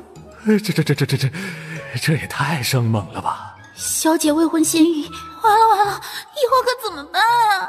确定怀孕了吗？仔细瞧瞧，是不是她下药伪装的？王爷，顾三小姐确实是有喜了，她的脉象没有一丝下药伪装的痕迹啊。如果这件事泄露出去，你们知道后果的。是，滚吧。是。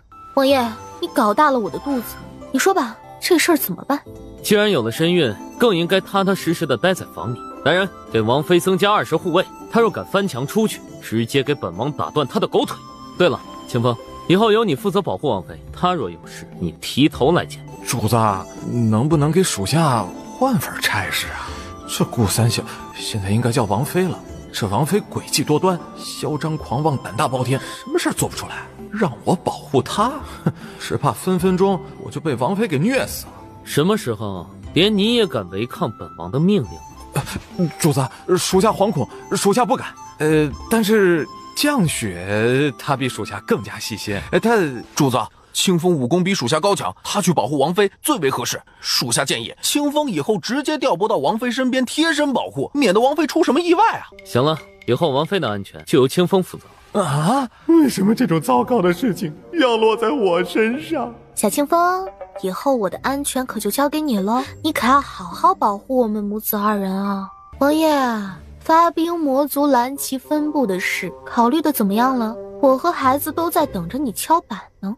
降雪，调动人马，即刻前往忘魂山。本王要蓝旗主的项上人头，以及叶枫的婆婆。是。顾初暖，本王只是不想孩子未出生就背上人命，而不是因为你才发兵忘魂山。是，你替孩子积攒功德，我替孩子谢谢你。还好他医术够硬，制造了有喜的假象。王爷，你确定能救出叶婆婆吧？你觉得本王是纸糊的？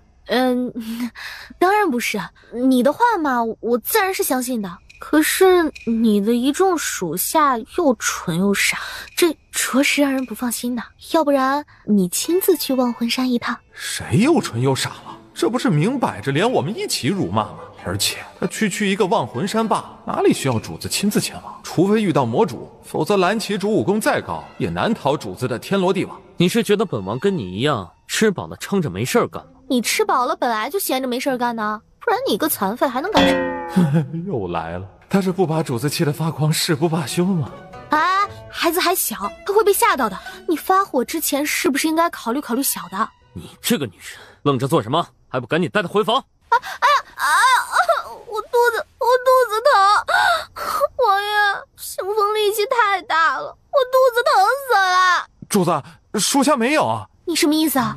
你的意思是我装疼吗？我什么我肚子都快疼死了！你们有没有人性啊？还不赶紧宣太医！去叫太医过来。这个女人戏精转世吗？当我眼瞎，连清风有没有碰到她都看不出来吗？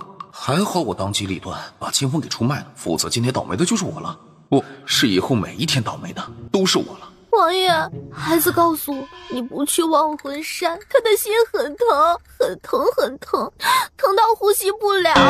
韩王府的启月阁里，小姐，你怎么还站在那里啊？您现在有了身孕，可不能一直吹风呢。小姐，尝尝奴婢炖的燕窝粥，挺好吃的啊。秋儿手艺见长嘿。小姐，都说战神王爷残暴阴狠，杀人如麻。依着奴婢这些日子的观察，其实王爷人也蛮好的，尤其是小姐有了身孕后，王爷待小姐就更好了。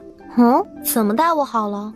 王爷让人送来了好多补品，还有好多绫罗绸缎、古玩珍宝，府里的人呐可羡慕了。小姐，虽然奴婢不知道您什么时候怀上王爷的孩子，不过您既然有了小王爷，明日也要大婚了，您还是跟叶公子、萧公子等人保持一些距离吧，免得又有一些嘴碎的人说三道四。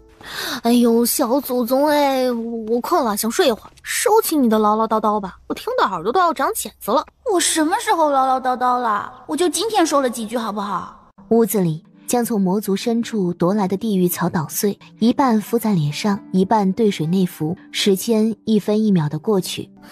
靠，什么地狱草，一点效果也没有。就在他差点放弃的时候，脸上蓦然一疼，紧接着脸上坑坑洼洼、纵横交错的伤疤竟然以肉眼可见的速度迅速愈合。顾初暖照向镜子，镜中的自己宛如新生婴儿，说是绝世美人，一点也不夸张。清风，属下在，不知王妃有何吩咐？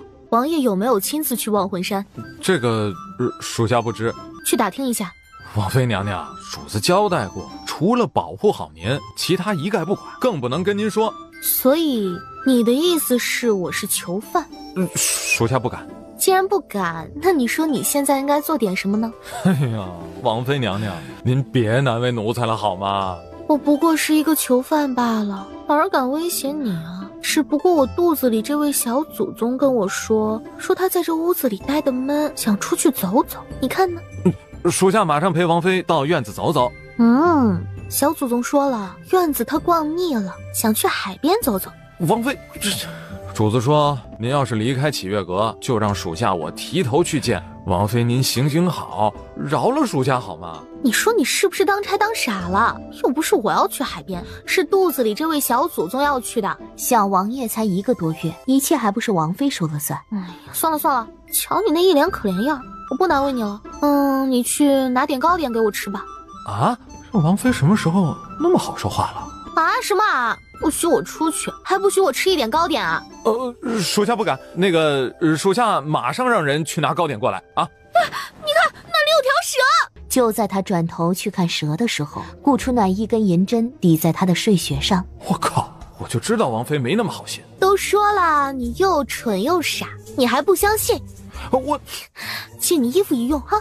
主子娶的这是什么王妃啊？一个女人怎么可以随便拔男人的衣服？王妃娘娘，您看错了，那不是蛇，王府不可能有蛇的。属下这就去拿糕点给您吃。顾初暖竖起耳朵，静心聆听，外面的高手皆没什么动静，他才易容成清风的模样，借机混了出去。才刚出院子，就被几个护卫拦住了。王妃要吃东府桂花糕，你们速速让开！王爷有令，任何人都不可以离开院子半步，尤其是您，王妃娘娘。我操，我都易容了，这些人怎么还能认得出来？清风大人一向谨遵王爷命令，他断无可能离开启月阁。而且王爷特别交代，王妃擅长五行八卦阵、易容术、诡辩术，任何人想要离开这座院子，都可能是王妃易容假扮的。至于吗？至于吗？至于把我分析的那么透彻吗？所以，如果我要强行出去，你们是不是要打断我的狗腿，又或者是打掉我肚子里的孩子，再取了我的性命啊？属下不敢。不过王爷交代了，如果王妃离开启月阁，就打断秋儿姑娘的腿。哼，我今天啊，把话撂在这儿，启月阁我是一定要出去的。你们若是敢打断秋儿的腿，我马上就毁了肚子里的孩子。你若不信，大可以一试，反正这孩子我本来也不想要。再者，秋儿不过是一个丫鬟罢了，她若残了，我再找一个丫鬟不就好了？她又是我肚子里的孩子，一旦没了，可就没有第二个。这是王爷唯一的骨肉，你们仔细掂量掂量。去通知降雪大人，请他来一趟。降雪还在府里，那叶景寒岂不是也还在府里？带我去见王爷。王爷不在府里。王妃娘娘，您若是想找王爷，不如先在启月阁里稍等一会儿，属下马上派人通知王爷。软的不成，顾初暖直接来硬的，他施展轻功，直接强闯。叶景寒留下的侍卫一个个都是高手。我的肚子啊，疼死我了！我不会是滑胎了吧？顾初暖趁势撒了一把毒粉。王妃，请回吧。回个屁！打死也不回去。他忽然紧紧捂着自己的胸口，一口血喷了出来。谁那么阴险，居然下毒？太医，快找太医！没有脉搏了，王妃没有脉搏了。就在众人紧张无措中，顾初暖又是一把毒粉撒了出去。小朋友们，没人告诉你们不要相信陌生人的话吗？良久，顾初暖才停了下来。小样，想困住老娘，再多练几年吧。主子，怎么这么久？战神手下有些棘手，费了一些时间才溜出来。主子，战神的手下似乎碰到了一些麻烦，好像有仇家找上他们了。叶景寒的手下能打得过那些人吗？双方武功都很高，不过在战神的地盘上，战神的手下吃不了大亏。既然吃不了大亏，那边不管了，先去万魂山看看叶婆婆救出来了没。是。为了一个女人，你10几年的隐忍，当真要放弃？本王自有分寸。分寸？什么是分寸？你出兵攻打蓝旗分部，等于公然与魔主撕破脸皮。别忘记了，你的仇家一直虎视眈眈，修罗门、魔族还有你，3族鼎立，互不相犯。一旦这种局势打破，两虎相争，天坟族势必趁虚而入。天坟族是千年古族，底蕴深厚，族长武功高深莫测，不比你低。族内还有那么多长老，甚至太上长老。据说天坟族的少族主青出于蓝，武功也不比族长差。你的手下纵然再怎么不凡，比起他们又如何？何况天坟族势力盘根错节，天下各国都有他们的势力。叶若非有你，早被各国瓜分了。现在的小皇帝还能安享太平？我看你是太闲了。我也觉得自己太闲了，你都不急，我替你急什么？不过你真的甘心吗？我的事你少管。行行行，我不管，我就静静看着你们3虎相争。我倒要看看你的双腿还未恢复，如何力战魔族与天坟族2只大虎。主子，我们的人已经攻入万魂山了。主子，叶枫比我们早一步杀入万魂山，此时正与魔族的人血战。主子，叶枫重伤，被我们的人保护起来了。主子，我们的人与他们在第5座山峰僵持不下，万魂山地形易守难攻啊。主子，天坟族的人果然出现了，不过中了咱们的计，已被全部拿下。只可惜他们都咬舌自尽了。主子，王妃设计，趁乱逃出去了。王妃逃出去了？是，王妃仗着肚子里还有小王爷，属下不敢强行相拦，而且王妃还诈死。不是跟你们说了，那个女人诡计多端，无论她说什么都不可以相信的吗？属下今夜过后，所有人各领100杖。是，马上派人，无论如何都要找到王妃。命人在万魂山大量搜捕，若是本王没有猜错，那个女人一定会来万魂山。是，李洛，本王要你亲自去找到王妃，贴身保护她。是，主子，我们的人已经攻破第5座山峰，如今正往第6座山峰逼近。魔族的人溃不成军，蓝旗主也被属下的人团团围住了。主子，叶婆婆救出来了。主子，魔主不知为何降临蓝旗分部，如今就在万魂山附近。速战速决，拿下蓝旗主人头，再把魔主引过来。你疯了吗？这次来的极有可能是天坟族的少族主，你一个人力抗天坟族少族主与魔主，你以为你有胜算吗？魔主交给我，你专心去对付天坟族吧。来不及了，你若想帮我，就替我找到顾初暖。我看那个女人精明得很，你又调了那么多手下去找她，她不会有事的。你现在该想的是你自己。没有找到他之前，我无法安心。行，我去找他。不过，你真的想好留下那个孩子了吗？你的废话可真多。行，我不废话了，我这就去找他。你自求多福吧，希望我回来后不用替你收尸。主子，与魔主同行的有3大旗主与左护法，如今3大旗主、左护法都去支援蓝旗主了。北边战况陷入焦灼，东边天坟族以春夏秋冬4位长老领阵，率数千高手与我们在东辰山决战。因为黎洛大人调了一大部分兵力寻找王妃，如今战况一时陷入焦灼。既然来了，何不光明正大的出来？好久不见。不久，才1个多月而已。战神威风不减当年，雪林一战连杀我天坟族16长老，当真是厉害。不及天坟族厉害，只会背后干一些见不得人的勾当。我又迷路了吗？忘魂山怎么走？你们继续打吧。哼，魔主，叶景寒派兵攻打忘魂山，杀你族人。你身为魔主，莫不是惧怕他，所以才急着离开？哼，叶景寒，你莫不是看我最近肌肤变好了，生了嫉妒之心，所以率兵攻打我魔族？区区忘魂山，本王想打就打，还需要经过你同意？哼，你俩打不过本座再替你打。唉，魔主真是好雅量啊，这般受辱还能如此心平气和，温某佩服。哼，好说好说。战事起，地动山摇，飞沙走石。打快点儿，本座还得去找小姐姐呢。好强的气势！是天坟族，天坟族的人跟战神打起来了，那是天坟少族主的绝招之一，冰封万里。冰封万里？是他实力鼎盛时期，可以冰封整座忘魂山，一瞬间夺去这里的一切。不过冰封之后，他自己也会重创，所以他从不轻易使用这招。天坟族到底是什么样的存在？实力如此恐怖？天坟族的人擅长巫术，是个卑鄙无耻、虚伪残暴、滥杀无辜的组织。小浮光，你跟天坟族到底有什么仇怨？主子，你以后会知道的。那天坟族的人又为什么会跟叶景寒打起来？好像是天坟族的人杀了战神的母妃，所以他们之间有着血仇。至于天坟族为什么要杀战神的母妃，属下就不大清楚了。打得那么激烈，叶景寒会不会重伤？是我误会叶景寒了。叶枫，属下见过王妃，王妃千岁。起身吧，怎么伤得这么重？快走。王妃娘娘，这里危险，请速跟属下离开。怎么这么多蛇？主子，应该是天坟族的东长老，他最是擅长控制各种毒虫蛇蚁。有办法解决吗？除非杀了东长老，或者制服东长老。可他一般都在极远的地方，通过巫术来控制。眼下我们并不知道他的方位。我操，那个死变态哪儿招来的这么多毒蛇？不行，得想个法子，不然你会内力耗费而亡的。王妃，属下开一条道护送您离开。别分散，分散更容易出事。你们所有人都用袖子捂住嘴巴，不要踩到药粉。主子，你那是什么药？怎么这么管用啊？这个嘛，灵丹妙药。不会是专门用来对付男人的那种药吧？王妃，不知您的药还有多少？这里还是不安全，属下先护送您离开忘魂山。来不及了，一群群蝙蝠急奔而来，这样下去不是办法。浮光，你想办法找到姓东的长老，将他制服，否则我们没人逃得了。可是属下走了，主子怎么办？我自有办法，我掩护你，你快去，否则等你内力耗尽，想对付他也对付不了了。我大概知道他的方位，主子你撑住，属下会在最短的时间内找到他，并将他解决。好，顾姑娘，你轻功好，先离开吧，我掩护你。还有你们能走便走吧，能走一个是一个。说什么胡话呢？叶枫，我们都不会有事，我相信浮光。王妃，属下掩护您离开。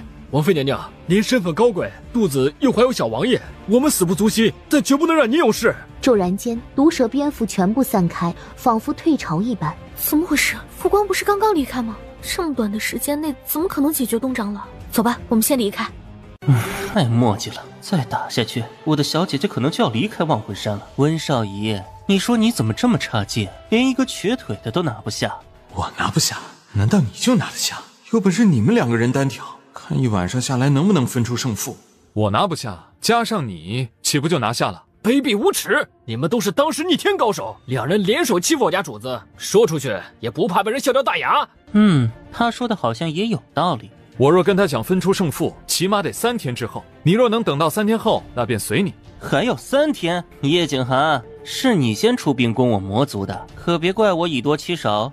叶景寒，小姐姐，他们好可怕，打得地动山摇的。这演技，他身为魔主，还要不要脸了？还天坟族少族长呢，这也太不要脸了！怂恿魔主跟他联手，以多欺少也就算了，竟然还欺负咱们主子腿疾不便。马上下山去接应王妃，快！是主子。小姐姐，你怎么才来啊？阿莫都快吓死了。是司莫非？可他怎么也在这里？难道？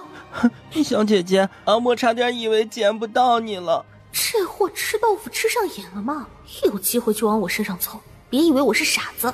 当初他出现在落魂山，发生一系列怪事。落魂山离忘魂山那么远，他要是没个几分本事，又是怎么来忘魂山的？他的身份诡异着呢。阿莫，你怎么会在这里？被人抓来的。哦，谁这么坏啊？居然敢抓我的阿莫！姐姐，你是要替我出头吗？那是当然啊，谁让你是我的弟弟？小阿莫，如果姐姐被欺负了，你会帮姐姐吗？阿莫保证让她后悔来到世上。这么说，你会替姐姐出头的？当然。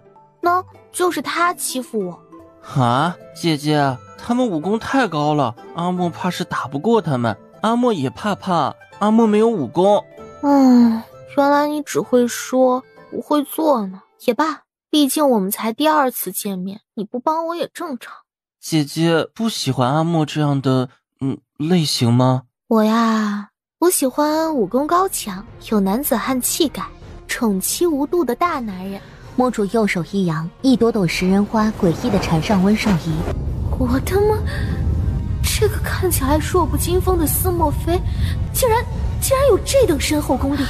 那是什么花？竟然能穿入地底数10米，将整座山丘连坐拔起。我操，他到底是什么人？哼，青山不改，绿水长流。叶景寒，咱们改日再战。温少仪，你回来！小姐姐还没看到我彻底打败你呢。温少仪轻功高，眨眼已消失在山林间。魔主双眸微眯，火红的身子一动，追了过去。谁来告诉我，这个红衣妖孽是什么人？什么人？你自己招惹了什么人？你不知道吗？属下护主不力，请主责罚。马上找太医给王妃把把脉。叶景寒的眉宇间透着一丝担忧，尤其是望着她肚子的时候。你过来。叶景寒竟然握住她的小手，源源不断的内力传到她身上。你以为本王是为了你？本王是为了孩子。叶枫已经换了一件干净的衣裳，叶婆婆也已清醒，两人纷纷向她道谢。救你们的不是我，而是战神，你们要谢就谢他吧。若非顾姑娘，战神又怎肯救我们？这一声谢还是要的。你手上的伤还疼吗？习惯了，过阵子就好了。楚后不是送了你一件衣裳吗？怎么不穿那件？我身上这件是婆婆亲手为我缝制的，穿着挺舒服。马上就是我大婚的日子了，为了纪念这大好日子，我送你几件。你真要嫁给他吗？这是一辈子的大事，如果你不想嫁给他有什么不好？权势滔天，金山银山绫罗绸缎，一人之下万人之上，要风得风，要雨得雨。其实嫁给韩王是个不错的选择，他对你很好，能给你幸福，也没有传闻中那么可怕。知道你不想回皇家学院，也不愿跟我在一起，所以我让浮光带你们去修罗门，修罗门愿意收你们。这蓝旗主的手伸得再长，也伸不到修罗门去。顾姑娘，我们真能去修罗门吗？当然，不信你问浮光。啊，是我跟修罗门的人都说好了，他们愿意收留你们，以后你们就安心的在那里生活就好，没有人能打扰你们。只要我们到了修罗门。是，您身上的毒我已经有眉目了，会在最短的时间内尽量替你解开。我都一把年纪了，怎样都无所谓，我只担心这次忘魂山被毁，蓝旗主会恼羞成怒，找风儿的麻烦。放心吧，我们修罗门可不是什么人都能闯的，蓝旗主武功再高也进不来。谢谢你们啊！使不得，这不是折我的寿吗？再说了，我跟叶枫是朋友呢。我叶枫这辈子最大的幸福便是遇到你跟萧雨轩，在我最无助最狼狈的时候陪着我的一直是你们，感激的话我便不多说了，保重。偌大的帝都城十里红妆，张灯结彩，这是皇帝大婚？回王妃娘娘，皇上没有大婚，是主子与您大婚。这排场未免也太大了吧？叶景寒搞这么隆重做什么？不是说了这场婚礼只是有名无实，做给外人看的吗？这些人送的礼是送给我跟王爷2个人的吧？自然是，这是他们送给主子跟王妃的大婚贺礼。所以说这些贺礼其实有一半是我的啊。这样你去告诉收礼的管事，让送礼的人分开登记，哪个是送给王爷的，哪个是送给王妃的，可不能厚此薄彼，不然王妃会生气的哟。啊，王妃娘娘，这样会不会不太妥当啊？不知道的人还以为您是在借机敛财。哪儿不妥当了？我瞧着妥当的很。瞧瞧这些人，个个人模狗样，穿金戴银的，那些金银珠宝，我看大多都是搜刮来的民脂民膏吧。再去告诉管事的，让他把每个人送的什么礼都大声的念出来，再弄个公告，把礼物公开告示出来。啊什么啊？还不快去办！王妃娘娘，这怕是不太好吧？我说好就好，你若不去，我亲自去告诉管事。王妃息怒，能否容属下去禀告一下主子？怎么，我身为韩王正妃，连这点权利都没有吗？属下不敢。你叫什么名字？黎洛。黎洛，刚被提升的小暗卫。算了，看在你是新人的份上，我也不为难你。只要你好好办事儿，我便不跟王爷告状喽。快去吧。黎洛极不情愿，只能硬着头皮去跟管事的说明。王妃娘娘，事情办好了。办得很好啊，继续努力。也许哪天表现好了，我就把你调到身边当差。多谢王妃赏识，属下如今的岗位很满足，不敢高攀。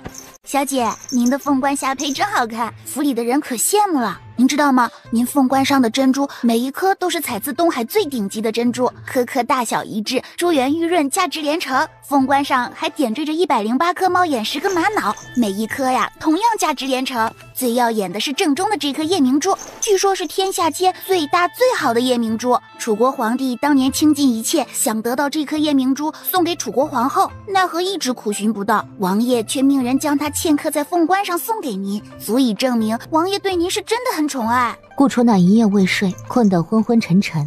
小姐，雀儿知道您伤了脑袋，很多记忆都不大完整。不过您既然嫁给王爷，以后可就不能再花心了，免得王爷生气，到时候呀都不进您房间了。女人不花，何来貌美如花？男人不坏，何来子孙后代？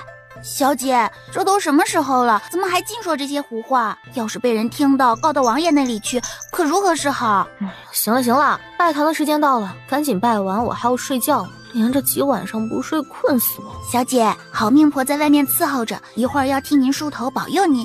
梳什么梳啊？你都梳多少遍了？哎呀，小姐，你怎么把红盖头盖起来了？红盖头一盖起来，可不能再掀开了。您脸上的妆还没有上呢。你懂什么？小姐，您老是说雀儿什么都不懂，可您倒是告诉雀儿，您又懂什么呀？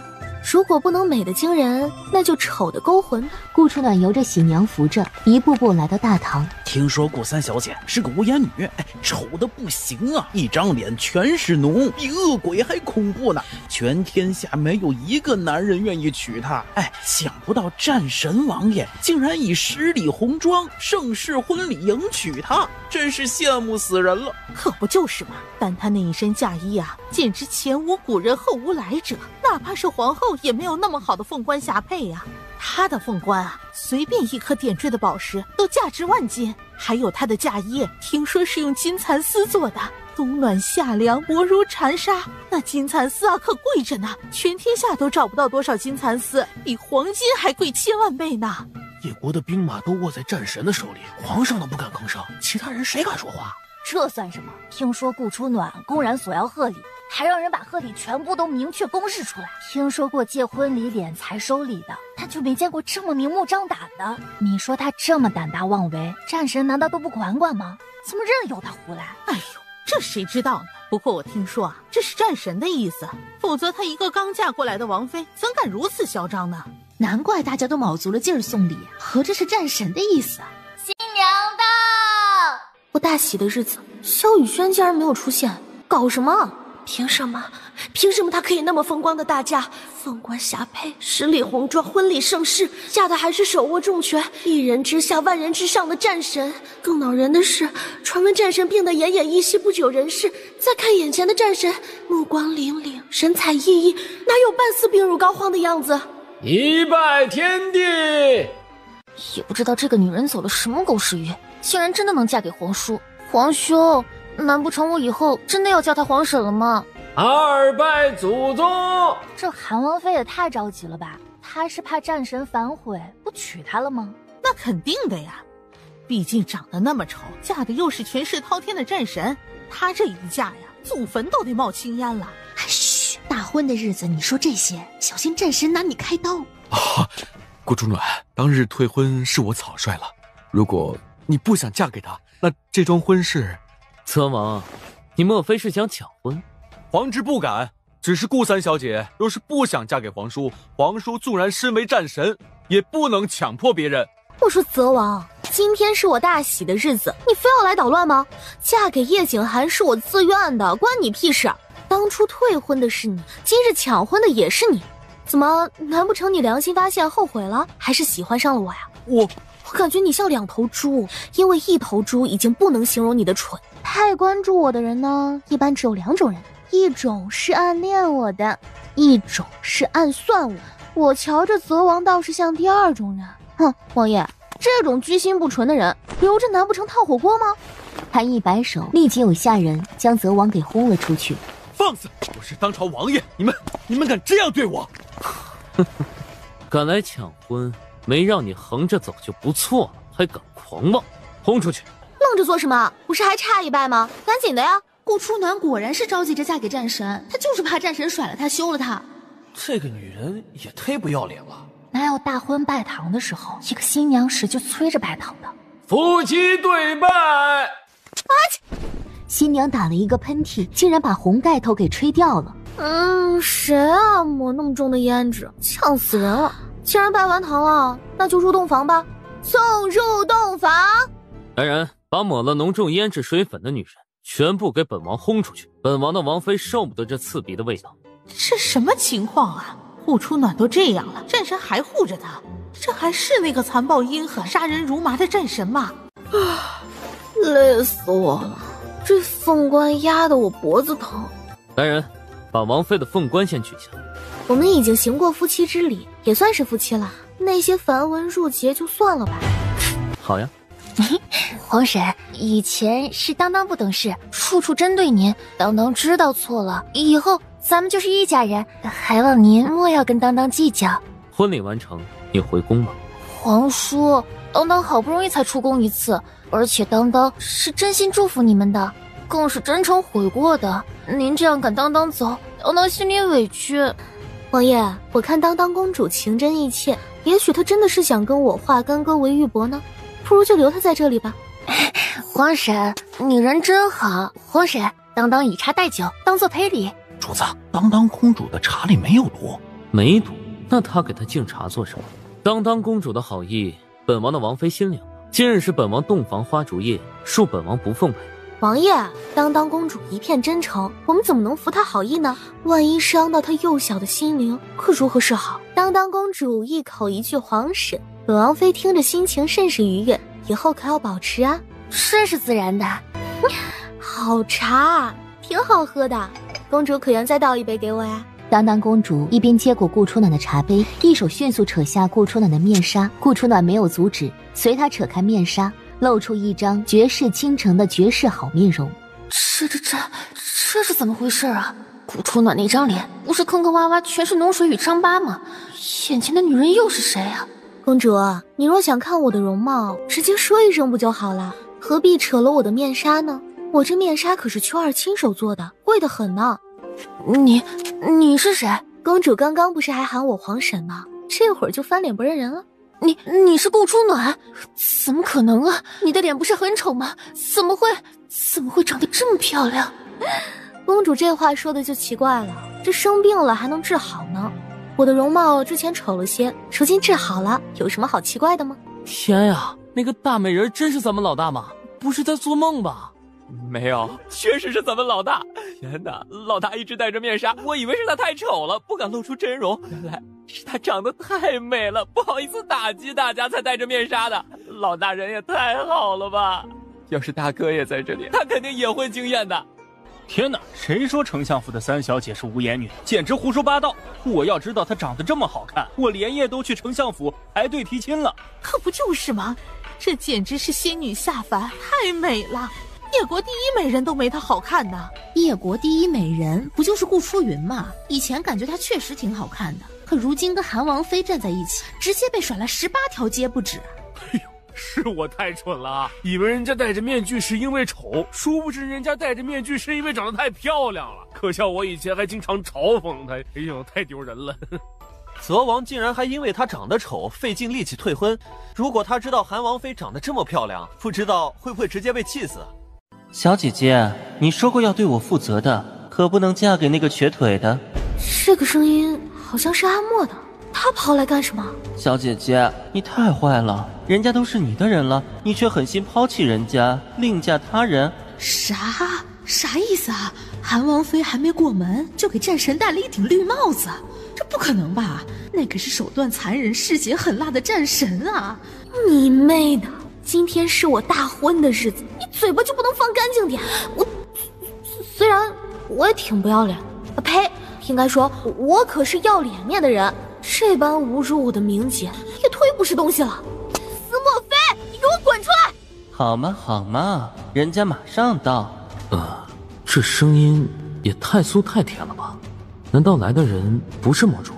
随即，一个绝色美少年已然在正堂。这男人谁呀？不知道啊，从来没有见过。难不成是哪个世家公子？可是这也眼生得很啊。小姐姐，你长得好美，阿莫越看越喜欢了。我家王妃端庄美丽，温柔贤良，魔主莫不是嫉妒本王讨了一房好媳妇，所以吃醋吗？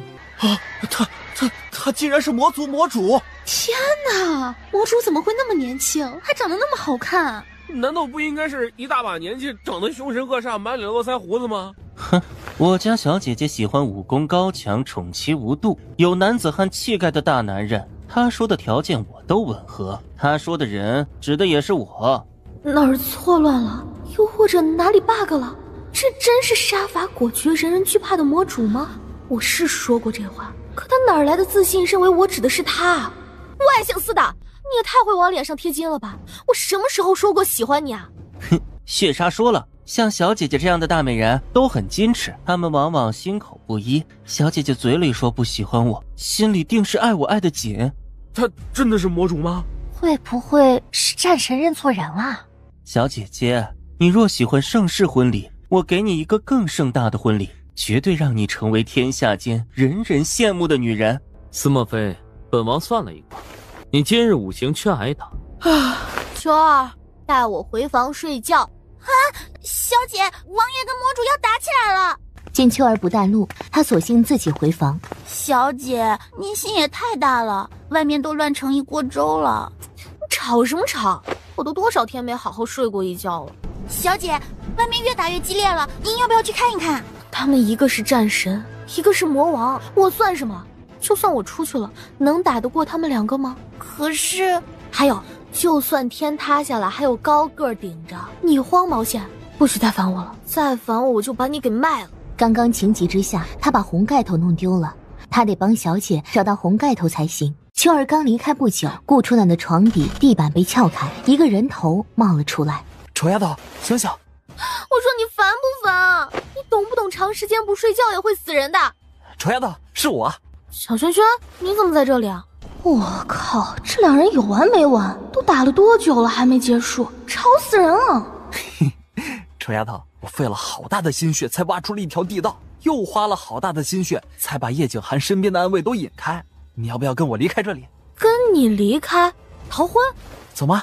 我若是逃婚了，叶景涵还不得上天入地的追杀于我？算了，韩王府也挺好的。秋儿拿着红盖头，慌慌张张的进来。秋儿，如果你喊了，你家小姐我的清誉可就彻底没了。你若狠得下心，那你就喊吧。我知道你想说什么，放心，萧雨轩马上就离开，我哪儿也不去。这红盖头是给我的吧？谢了，一会儿我自己盖上。小姐，外面打完了吗？还没有。小姐，今天是您大婚的。我做事自有分寸，不过魔王武功高强，你去看看，要是叶景涵受伤了，记得让他回来找我医治。秋儿，你腰间戴的是什么东西？哦，小姐说这个铃铛啊，秋儿刚刚去捡红盖头的时候，不小心在地上看到的，我瞧着挺好看的，就戴在了身上。小姐若是喜欢，便送给小姐。哎，丑丫头，这不是破魂铃吗？怎么会在你丫鬟手上？这破魂铃你具体是从哪儿捡来的？就是在正堂里，也不知道是谁不小心给丢的。正堂具体哪个方位？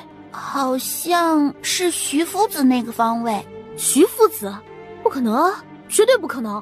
徐夫子都半百的人了，怎么会是抢叶枫破魂铃的蒙面人？据叶枫描述，抢他破魂铃的是一个武功极强的白衣蒙面少年。难不成是徐夫子派人去抢破魂铃的？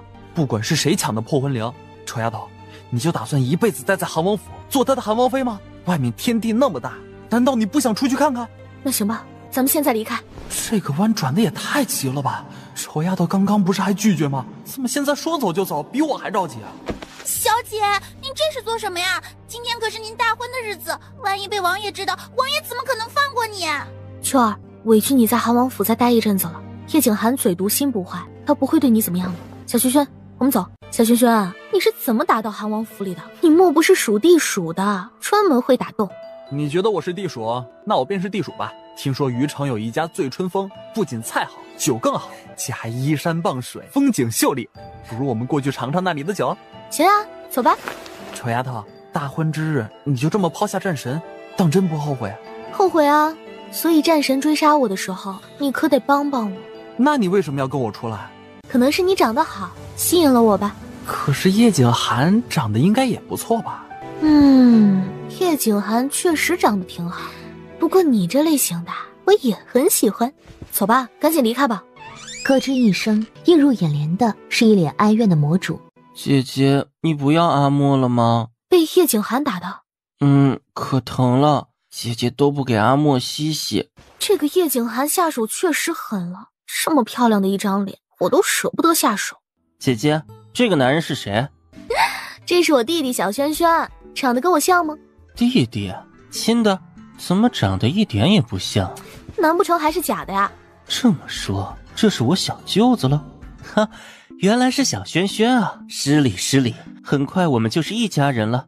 小轩轩，这是我的弟弟司莫非，你可以叫他阿莫。姐姐，虽然他是你弟弟，但是阿莫这个名字只有你一个人才能叫哦。不就是一个名字吗？叫什么不一样？不一样的，全天下只有你一个人才有资格叫我阿莫。行，他叫司莫非，我的弟弟。魔主是他弟弟？真的？亲的？莫不是我消息有误，又或者是我误会了？魔主只是顾丞相在外面的私生子，再看他们关系似乎蛮亲密的。魔主也是一口一句姐姐在叫，也许真的是我误会了。顾初暖并没有我想象中的那么花心。如果魔主是丑丫头的亲弟弟，那岂不是我的小舅子了？失礼，很快我们就是一家人了。这两人搞什么飞机？刚刚不是还剑拔弩张吗？怎么转瞬就握手言和了？一家人，莫不是魔主看上萧雨轩家的姐妹，又或者萧雨轩看上魔主家的姐妹了？是啊，很快就是一家人了。所以你们可千万不能打起来。看来顾初暖是真的看上我了。小轩轩，难得你我一见如故。刚刚听你们说要去虞城醉春风喝酒，不如今天就由我做东吧，我请你们喝酒。这个要不你还是叫我名字就好了，小轩轩三个字实在有些……我懂，要叫弟弟。弟弟，不知道有没有这个荣幸，请你到醉春风喝几杯。叫我弟弟，难道不是应该叫我姐夫吗？莫不是我们还没有成亲，所以魔主不好意思叫我姐夫？也是，毕竟丑丫头现在的身份还是战神韩王妃，看来我得努力想办法替她脱去韩王妃这个身份才行。弟弟客气了，这杯酒怎样也应该由我来请。若是你不嫌弃，我们喝个3天3夜如何？这个小轩轩怎么不喊我姐夫？喊姐夫多威武霸气。还是因为我没有正式跟小姐姐提亲，所以小轩轩暂时不好意思喊我姐夫。当然不嫌弃，你请的酒我求之不得呢。不过初次见面得弟弟来，还是弟弟来吧。弟弟来。你们两人到底谁是弟弟，谁是哥哥？我是弟弟。我是弟弟。不，我才是弟弟。您谦虚了，我才是弟弟。你们两人到底谁是弟弟，谁是哥哥？我是弟弟。我是弟弟。不，我才是弟弟。您谦虚了，我才是弟弟。这两人脑袋被门给夹了吗？还有人抢着当弟弟的？你怎么知道我在这里？啊，你的身上沾了我的曼陀罗花粉，我顺着花粉找到小姐姐的。姐姐，你就这么离开，留下阿莫一个人在韩王府，阿莫都快吓死了。你瞧，阿莫都被打成这样了。靠，要不是你是魔主，我差点就信了。这个男人装腔作势，真是一把好手。你当我眼瞎吗？不知道你与战神战得多威武霸气。好啊，阿莫，你监视我。哪能呢？阿莫是担心迷路找不到小姐姐，才在你身上留了一些味道。马上把你的味道清掉，快点！哎，丑丫头，你怎么能这么对弟弟说话呢？万事好商量嘛。哈，到底是我的小舅子，心还是向着我的。小姐姐不喜欢身上有阿莫的味道吗？废话，若是我在你身上装了 GPS， 时时刻刻跟踪你，你能开心吗？ GPS？ 那是什么死法？姐姐放心，有我在，谁都伤害不了你。马上把我身上的味道除掉。好吗，好吗。那你能不能把你肚子里的球除掉？你想干什么？那颗球太讨厌了，阿莫不喜欢那颗球。臭丫头，你怀孕了？不会吧，孩子的爹是谁？战神？他们眼瞎心也瞎吗？要是真的怀孕了，能逃婚吗？真不知道他们哪儿来的智商。臭丫头，你快告诉我，是不是战神逼你的？叶景涵敢逼你？真是两个白痴，跟他们说话都觉得掉智商。臭丫头，你也别多想，这个孩子你若想留下，那就留下吧，我会把他当成自己的亲生孩子一样看待。相信弟弟也跟我抱着同样的心思。是的，我会把他当成自己的亲生孩子一样看待的，所以你不用担心孩子未来的问题。我司莫非的孩子，天下间谁敢欺负？丑丫头肚子里的孩子不是你的孩子，以后会是我们的孩子。你们谁敢找叶景涵麻烦，休怪我不认你们当弟弟。丑丫头，叶景涵那么对你，你怎么还替他说话？是不是他威胁你什么了？他敢？他什么都没威胁我，我拜托你们脑子能不能正常一点啊？跟你们在一起我真的很掉面子，尤其是你，不许再找叶景涵麻烦。叶景涵不是东西，我看你更不是东西。瞧瞧你手下12旗主，个个全是人渣，尤其是蓝旗主，我说他是人渣都抬举他了。小姐姐，现在只剩下7旗主了，我也没打算再替补被我抹除的5旗主了。我且问你，蓝旗主凶狠残暴，虐待世人，是不是你授意的？魔族的人若不是凶狠残暴，何以立足啊？所以是你授意的。本座也不喜欢打打杀杀的，更不喜欢他们凶神恶煞的，所以本座还在犹豫要不要整顿整顿风气。早就该整顿了。要不姐姐随我一起回魔族，你帮我整顿。那我肯定会把你手下的旗主都给杀了，尤其是蓝旗主。蓝旗主不能杀，他虽然凶残了些，对我倒是挺忠心的。忠心？真的忠心吗？姐姐，你身上的破魂灵是残缺的。那你知道怎么才能找到另外2块碎玉，将它拼凑完整吗？姐姐对这有兴趣？你真有办法？喏，这是1块碎玉，还有1块应该在寻龙山。以前也有一个女人一直在收集龙珠。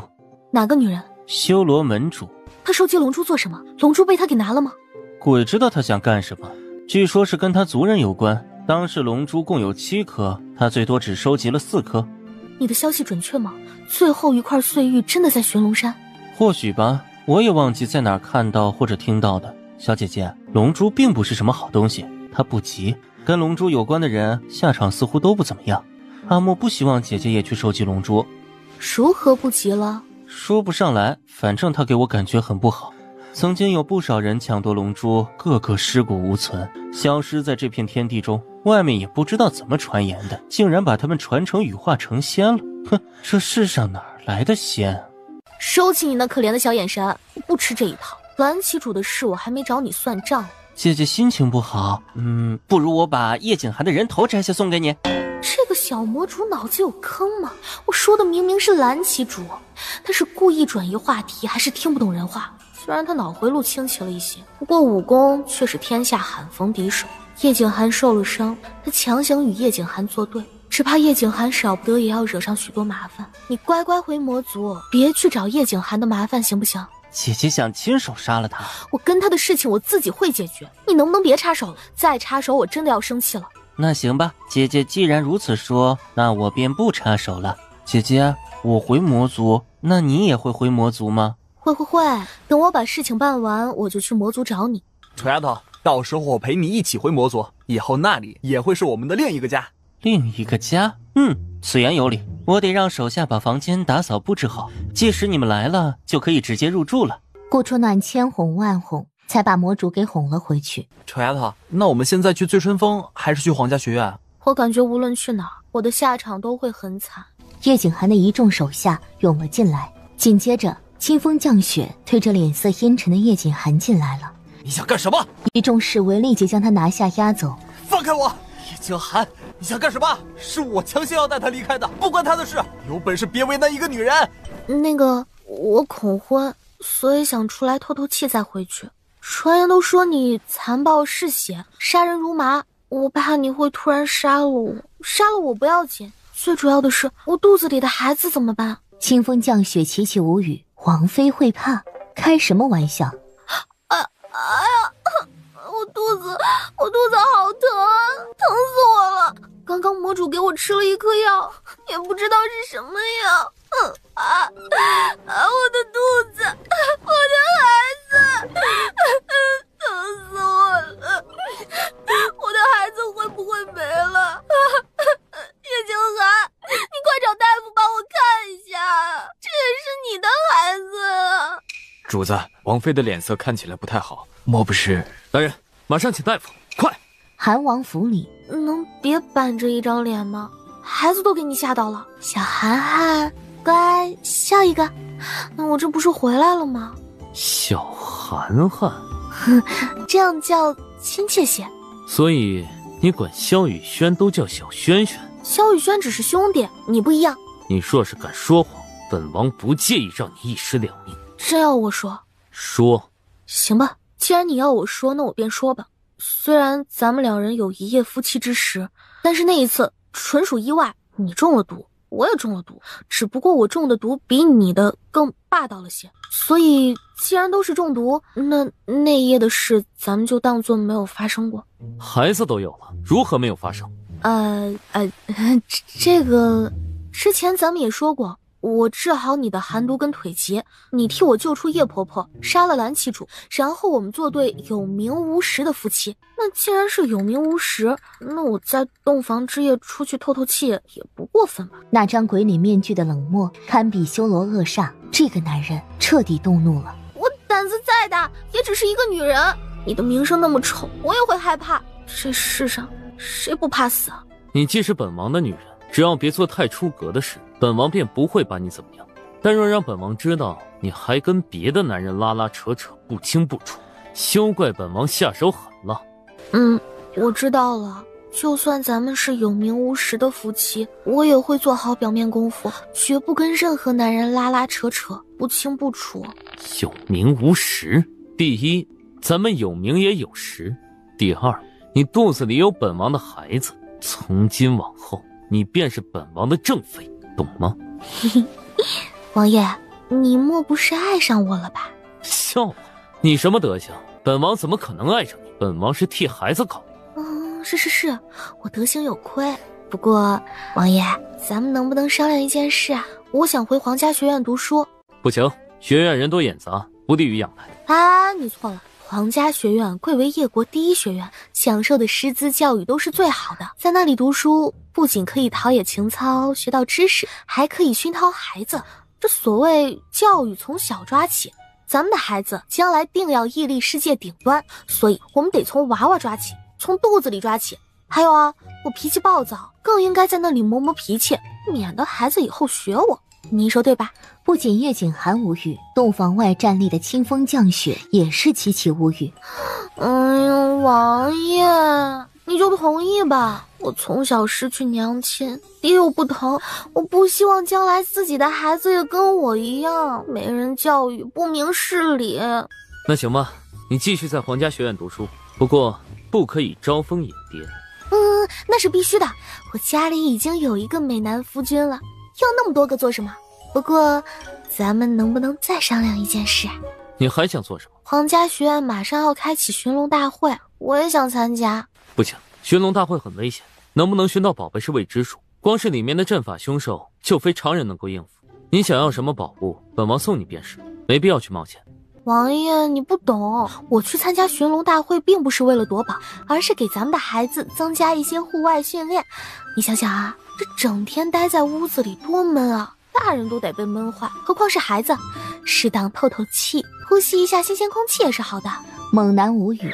再说了，你也不希望咱们的孩子生下来就像叶枫一样内向吧？要想孩子不内向，还得多出去走走。肚子里的孩子也是需要社交的嘛。我这是带咱们的孩子出去增长见识。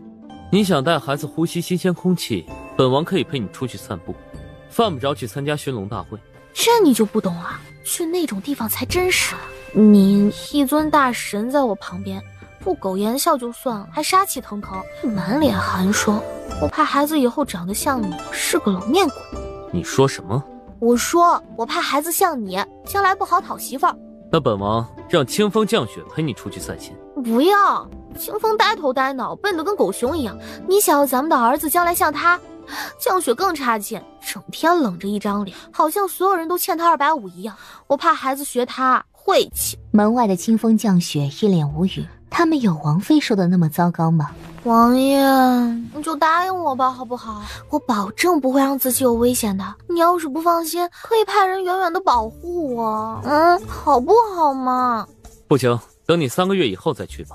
王爷，你少听那些太医胡说八道，我自己也是大夫，我比他们更清楚我的身体情况。前3个月虽说不能过度运动，可也不能都不运动，不然更容易流产。你要是实在不放心，不然你跟我一起参加寻龙大会，有你保护我，孩子总不可能出事的吧？行吧，到时候本王陪你一起去。孩子怕挤，你自个儿找个地方睡吧。这个女人目的达到就把我给甩了吗？这是我们的新婚之夜，喝锦酒还没喝呢。书房里，主子，王妃的身份查了又查，还是查不到任何线索。奕宸妃的身份很迷，一直有人隐藏着。每次属下查到一些，就被人中途掐断。不过，他很大概率跟修罗门有关。至于修罗门主，他是在抢夺第4颗龙珠的时候被魔主重伤，撑着最后一口气儿跳下万丈悬崖。那悬崖极高，魔主动用了很多人，也未能找到修罗门主。修罗门的人同样派了很多人去寻找，一直找不到踪影。属下仔细查了，修罗门主的7经8脉都被魔主震断，5脏6腑也全被重创，在此之前还受了很重的内伤。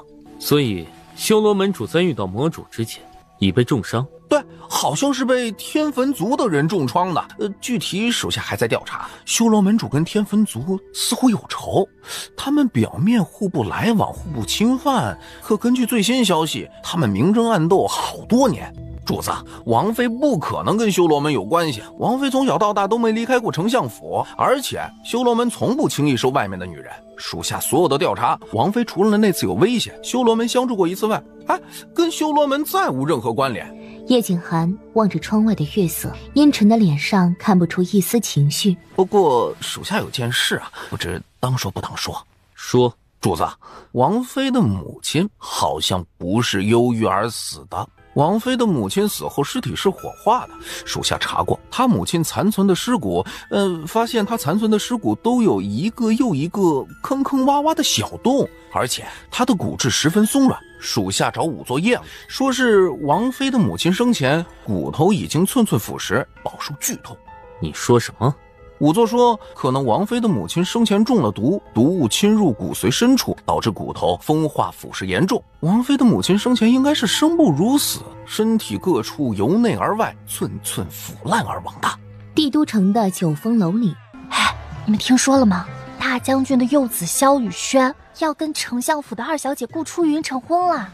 不会吧？大将军的幼子不是一个纨绔子弟吗？听说他文武不通，大字不识，而且还经常流连花丛。咱们帝都大大小小的青楼，他都玩了一个遍。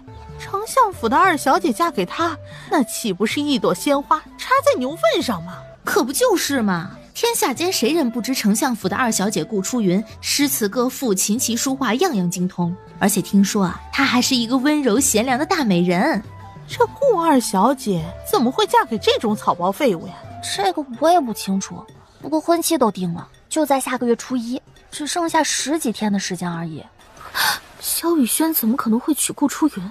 叶景寒，这事不会跟你有关系吧？叶景寒一双眼如同深潭般望不到底，对于酒楼里众人的议论丝毫也不好奇。不是吧，不是吧，这货不会就因为我跟萧雨轩走得近了些，所以从中作梗，让萧雨轩空降了一个媳妇儿吧？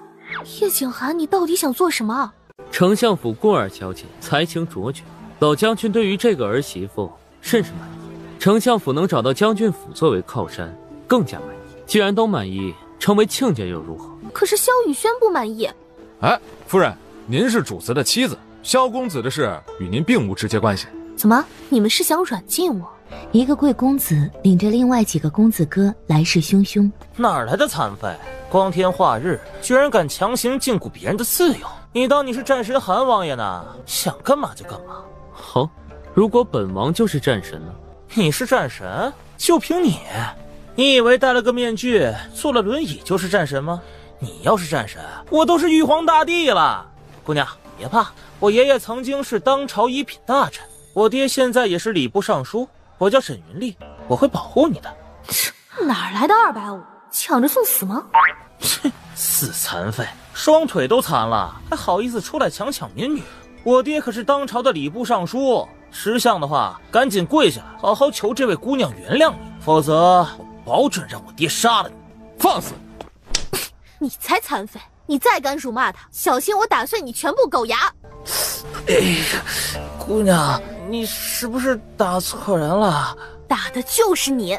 你知道他是什么人吗？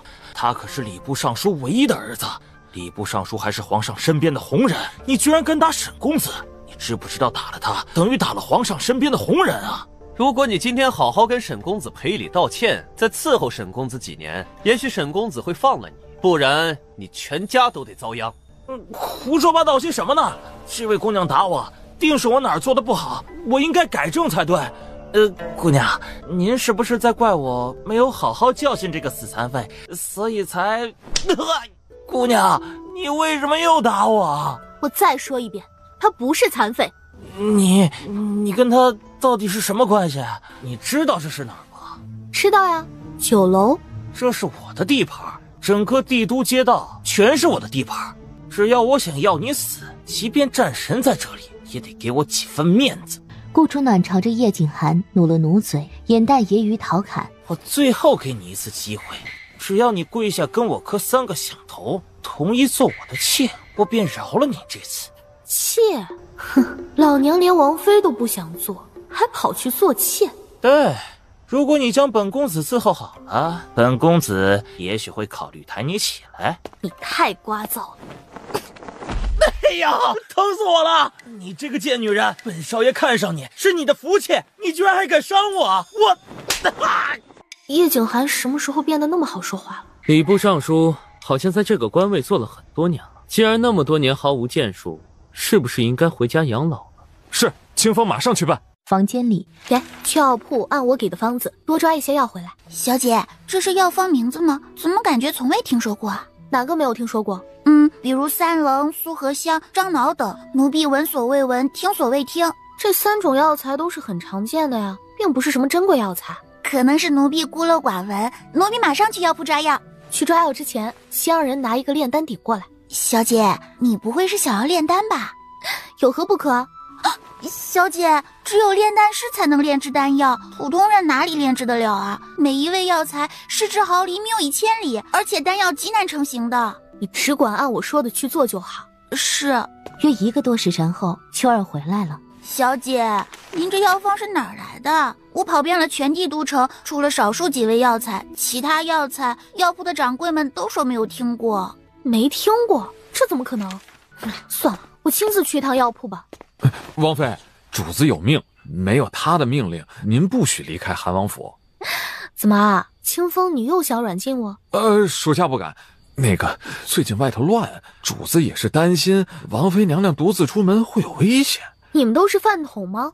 什么？如果你们不是饭桶，难道连我也保护不了吗？多派些人手不就好了？王妃娘娘，您就别再为难属下了，属下也是奉命行事罢了。眼看顾初暖执意要出去，王妃，您是想要抓药吗？要不您把药方给属下，属下让人去抓。行吧，越快越好。是。清风等人的速度很快。王妃娘娘，属下连太医院的每个太医都找了，确实没有听说过您药方里的药材，更加无法帮您抓到那些药材。小姐，要不奴婢陪您在王府散散心，叫几个医术厉害的大夫回来。既然这个世界没有那些药材，那他随便找一些跟他们相似的药材顶一顶，整整1夜，顾初暖一直在跟大夫核对药材，直到快天亮才满足的看着那些辅助药材，准备开始炼丹。清风疲惫的揉了揉太阳穴，整整一夜，他被使唤来使唤去，就没停过。里面又传出一声爆炸声，又一声大爆炸。王府的下人都在救火，顾初暖的头发被炸得乱糟糟的。清风将他安排到了另一间雅屋。秋儿，去门外候着，任何人都不许让他们进来，包括王爷。小姐，您又想干什么？你又知道什么呀？赶紧出去！可是，不等秋儿说完，顾初暖已将他推了出去，自己盘膝坐在床上，拿起洗髓丹吃了一颗，丹田升起一股热流，五脉却无打开的迹象。顾初暖又吃了几颗。用相似药材替补，果然效果还是差了一大截。这洗髓丹也太次了。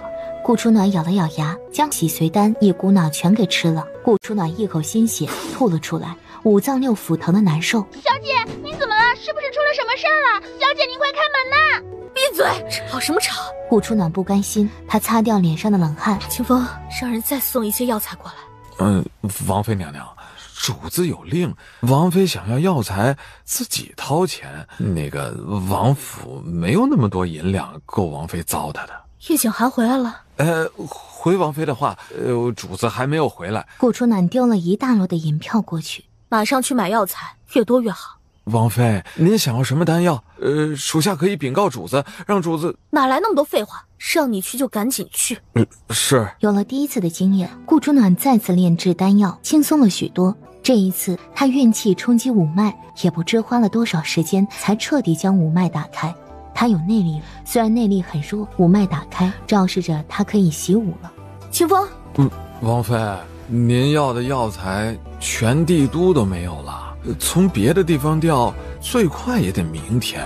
我让你买那些药材了吗？按这张方子再多买一些药材回来。方子上的药材若是没有，就用方子下面标注的其他相似的辅助药材。王妃，这张药方的药材比刚刚的贵了许多，您看这个，这是10万两。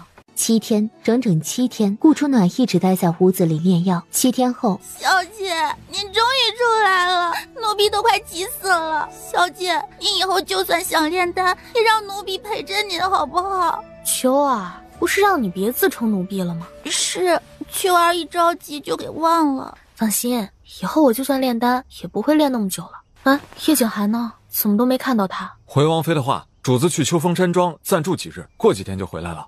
他受伤了？没有，主子可能是很久没有去秋风山庄，所以想多住几天吧。其实属下也不太清楚，属下的责任是保护王妃娘娘。你家主子以前可是答应过我，让我参加寻龙大会的，你该不会是又想阻拦我吧？主子是说过让您参加寻龙大会，可是主子还说他会陪您一起去参加的。既然说过让我参加寻龙大会，那我现在就去皇家学院报道。至于你家主子要不要跟去皇家学院，又或者跟去寻龙大会，那就是他的事喽。清风还没有捋清事情，顾初暖已然出了王府，马上派人去禀告主子，王妃要参加寻龙大会。是，老大，你终于回来了，可把我们给想死了。听说战神把你软禁在韩王府，是不是真的呀？你觉得我像是能被人随意欺负的人吗？萧雨轩呢？还被他老爹软禁着吗？可不是，今天才刚刚放出来。萧老将军让大哥参加寻龙大会，务必要寻到一件宝物，作为定情礼物送给顾初云呢。柳月指了指前方不远处无精打采的萧雨轩，小轩轩，好久不见呀！瞧你无精打采的样子，是把我忘了吗？臭丫头，他没有为难你吧？你觉得呢？没事就好，没事就好。离婚期还有多长时间？寻龙大会结束后就举行了。不过你放心，我绝不会娶她的。你当然不能娶她。臭丫头，你果然不希望我娶她，对不对？你放心，等寻龙大会结束后，我帮你摆脱这门亲事。好，顾初云来了，还跟着2个长相俊朗的世家子弟。天哪，那不是1阶高手慕容晨和东方哲吗？他们怎么会出现在这里？难不成他们也要去参加寻龙大会？如果他们参加寻龙大会，那好宝贝不是都被他们给抢了吗？我们还能找到什么？他们又不是这一届皇家学院的学生，夫子们怎么可能让他们前往？应该只是凑巧回来皇家学院而已的吧。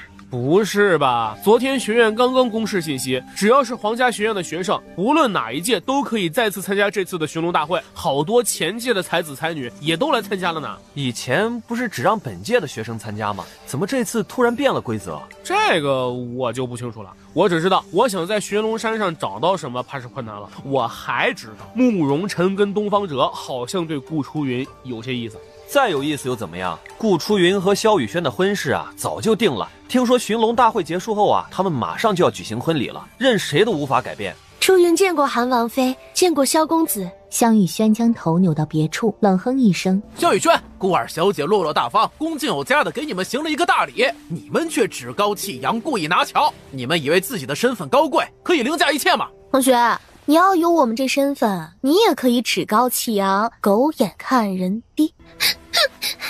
三妹妹，东方公子不是这个意思。他是什么意思？与我何干啊？你们最好别惹我，否则我会让你们死得很有节奏感。好，很好，我东方哲倒要看看究竟谁会死在前头。东方公子，在你说出这番话之前，最好先掂量掂量自己有几分资本。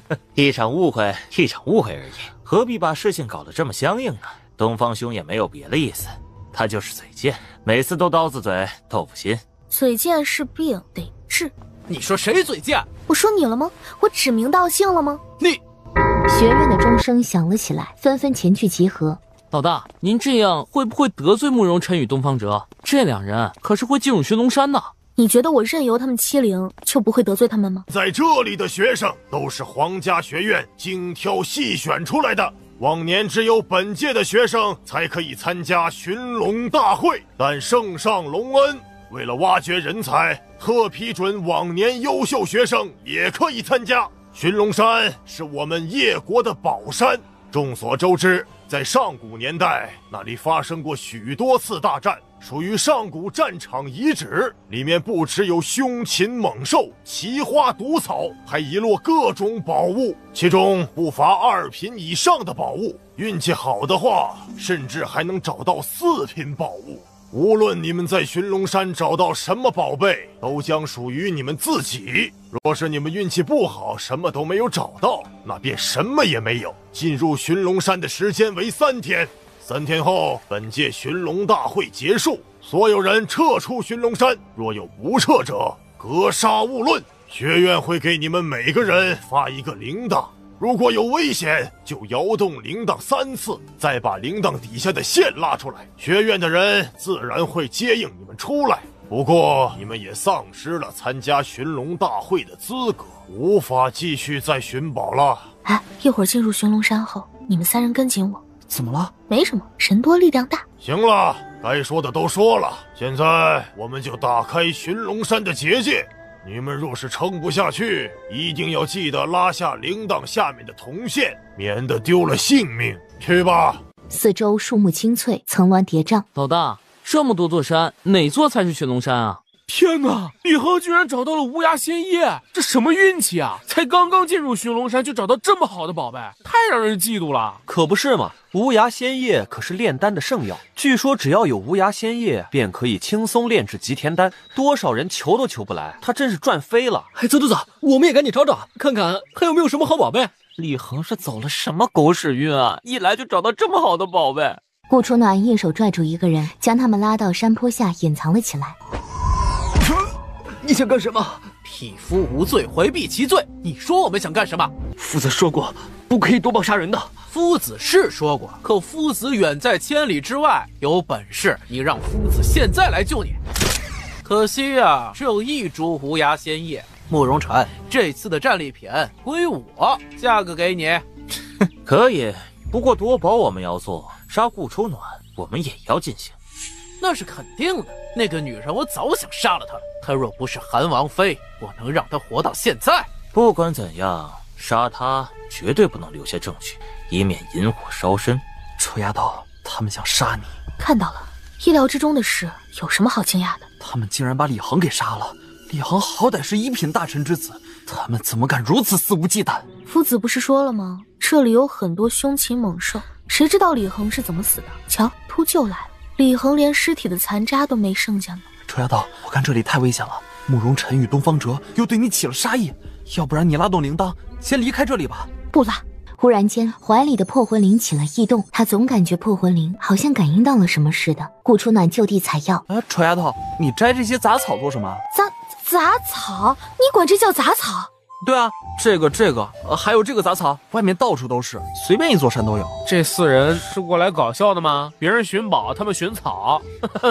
笑，有什么好笑的？我们乐意采草，关你们屁事！走，赶紧走。老大，我们还要找地方躲慕容晨和东方哲吗？你们再仔细看看，我这麻袋里的药材，你们有哪些没有见过的？这些我们都没有见过，这是什么杂草？你们3人按这几种药材找，多采一些，采得越多越好。啊？采这些杂草做什么？臭丫头，你莫不是脑子烧坏了？你才脑子烧坏了！我是那么无聊的人吗？我是让你们采，肯定有我的用处。有什么用处啊？哎呀，以后再说，时间宝贵，赶紧采。那万一碰到东方哲他们呢？去人多的地方采，人越多越好。4个傻子以为这些杂草是灵药呢，采了就可以赚钱啊！要是灵药那么容易采，寻龙山怎么可能遍地都是这些杂草啊？我以为顾初暖的脑子灵光了，没想到还是跟以前一样草包。哎，看来啊，我还是太高看他了。算了吧，他们爱采杂草就采去吧，咱们赶紧继续寻宝。哎，对了，千万不要往东南方向走，那里有很多猛兽，凶得很。咱们学院好几个学生都被吃了。什么凶兽这么厉害，竟然还会吃人？我也不知道什么凶兽，那样子四不像，从来没有见过。不过速度非常快，见人就咬。那我也不去东南方向了，我们去西北方向吧，听说那里出了很多宝物。小雨轩，走，我们去东南方向。他们刚刚不是说东南方向有凶兽吗？而且东南方向人少，万一东方哲他们追上来怎么办？刘月、余辉，你们2人继续采药，在人多的地方采。小雨轩，你跟我走。啊，我们都采了这么多了，还采？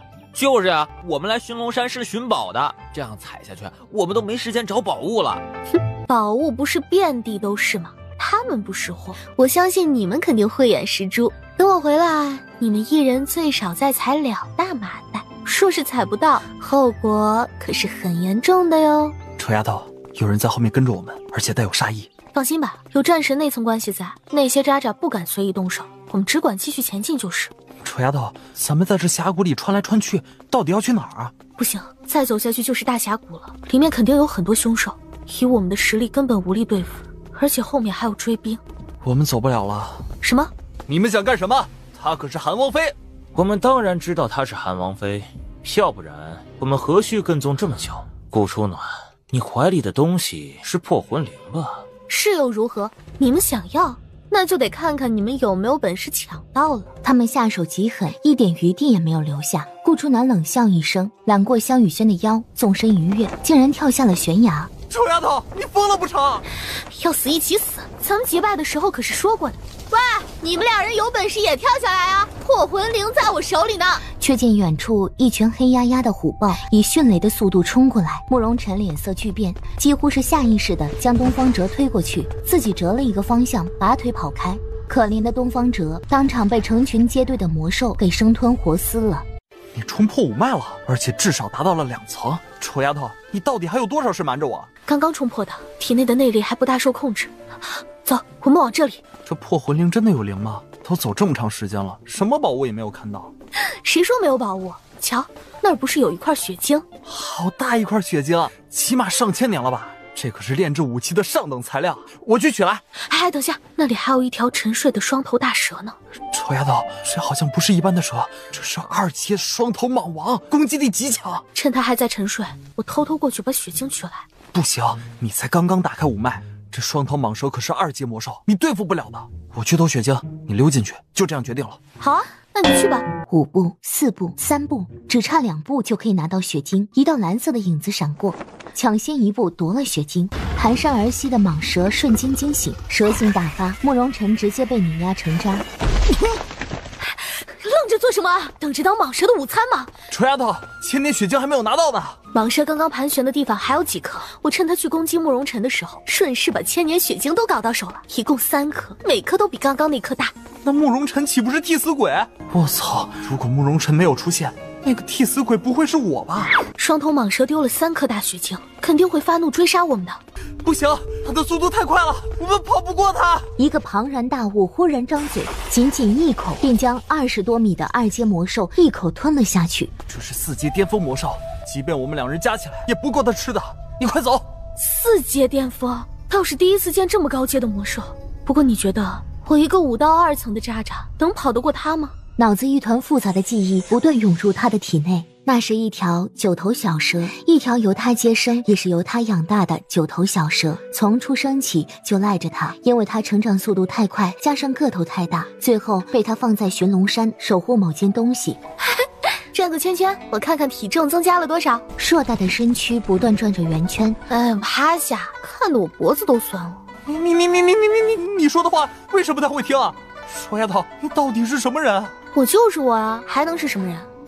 这蛇多可爱啊，有什么可怕的？过来，我摸一下。你傻，万一把你的手咬掉怎么办？放心吧，它不会伤害我的。哎呦，瞧你啊，第9个脑袋又长了一个包，是不是又调皮找小花豹玩了？小九，这里有什么宝贝？快带我去找。9头蛇蛇躯一扭，卷起顾初暖与萧雨轩，携着他们迅速往前。9头蛇跑了近半个时辰，在一座雪山上停了下来。我第一次看到蛇也喜欢玩雪呢。小九性子活泼。小九儿？9个脑袋可不是小九。好浓郁的灵力！天啊，这7彩晶核是独角兽的晶核，而且起码上万年了。臭丫头，这可是无价之宝啊！干得不错，等我有空给你做一桌肉。臭丫头，她都这么胖了，再吃下去岂不是胖的没法走路？小九，从这儿往下挖，这里应该还有宝贝。臭丫头，算了吧，都100多米了，谁会挖那么深去埋一个东西？我们别的地方找找。不，破魂灵指引的地方就在这块区域，继续挖。小九委屈的嘶。行，3桌就3桌，等挖到宝贝，我就给你做3桌大鱼大肉。小九的眼神不断眨着。行，4桌，不许再耍赖了啊，不然1桌都不给你做。那雪地的大坑里，除了一点小蛇尾外，根本什么也看不到。这蛇挺贪吃的，为了那么几桌肉菜，也不怕把自己折在哪儿。小九又喷了一口大唾液过去。臭丫头，我告诉你，这蛇太讨厌了，有我没它，有它没我，你自己选一个吧。哼，这还用得着选吗？我肯定选我们家小九啊。你重蛇轻友。小九会抓魔兽，会挖宝，你会什么？呸！我一个大活人跟一条蛇吃什么醋？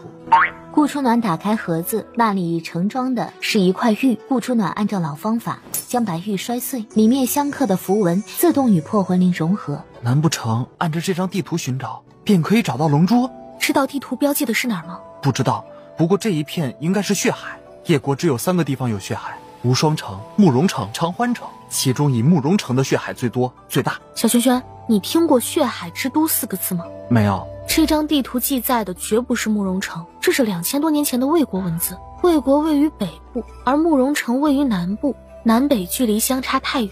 你的意思是，地图上记载的地方应该是在无双城？先离开这里，免得动静太大引得强敌过来。寻龙大会后，我们一起去一趟无双城。小九，送我们离开这里。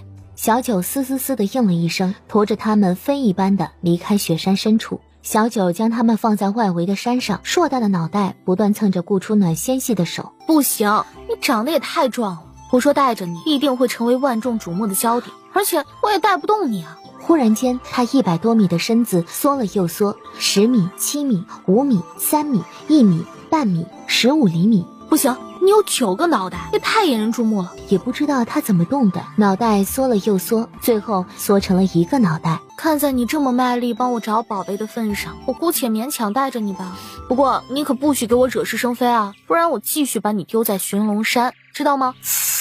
唉，怪事年年有，今年特别多。这大蛇我惹不起，还是躲远一些为好。我说你们2人该不会什么都没有寻到，只挖了一些杂草吧？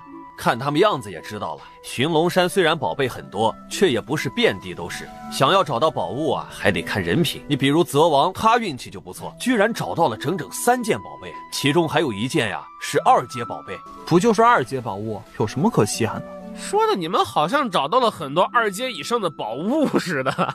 他们当然找到很多2阶以上的宝物了。柳月跟余辉不是还在挖着杂草吗？都挖了几麻袋了。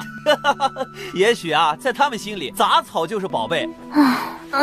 一晃眼天都黑了。小轩轩，去打点野味，今天我们烤野味吃。好，把柳月余晖喊过去一起打，打得越多越好。我今天胃口好。知道了。整整半个晚上，他们看到萧雨轩与柳月等人打了一只又一只野猪。他们不是只有4个人吗？怎么吃那么多？难不成他们是想借着烤猪的香味吸引什么宝物？累死我了！这货到底还要吃多少才能饱啊？我都烤了大半个晚上的猪肉了。蛇尾100只猪，你怎么不去抢啊？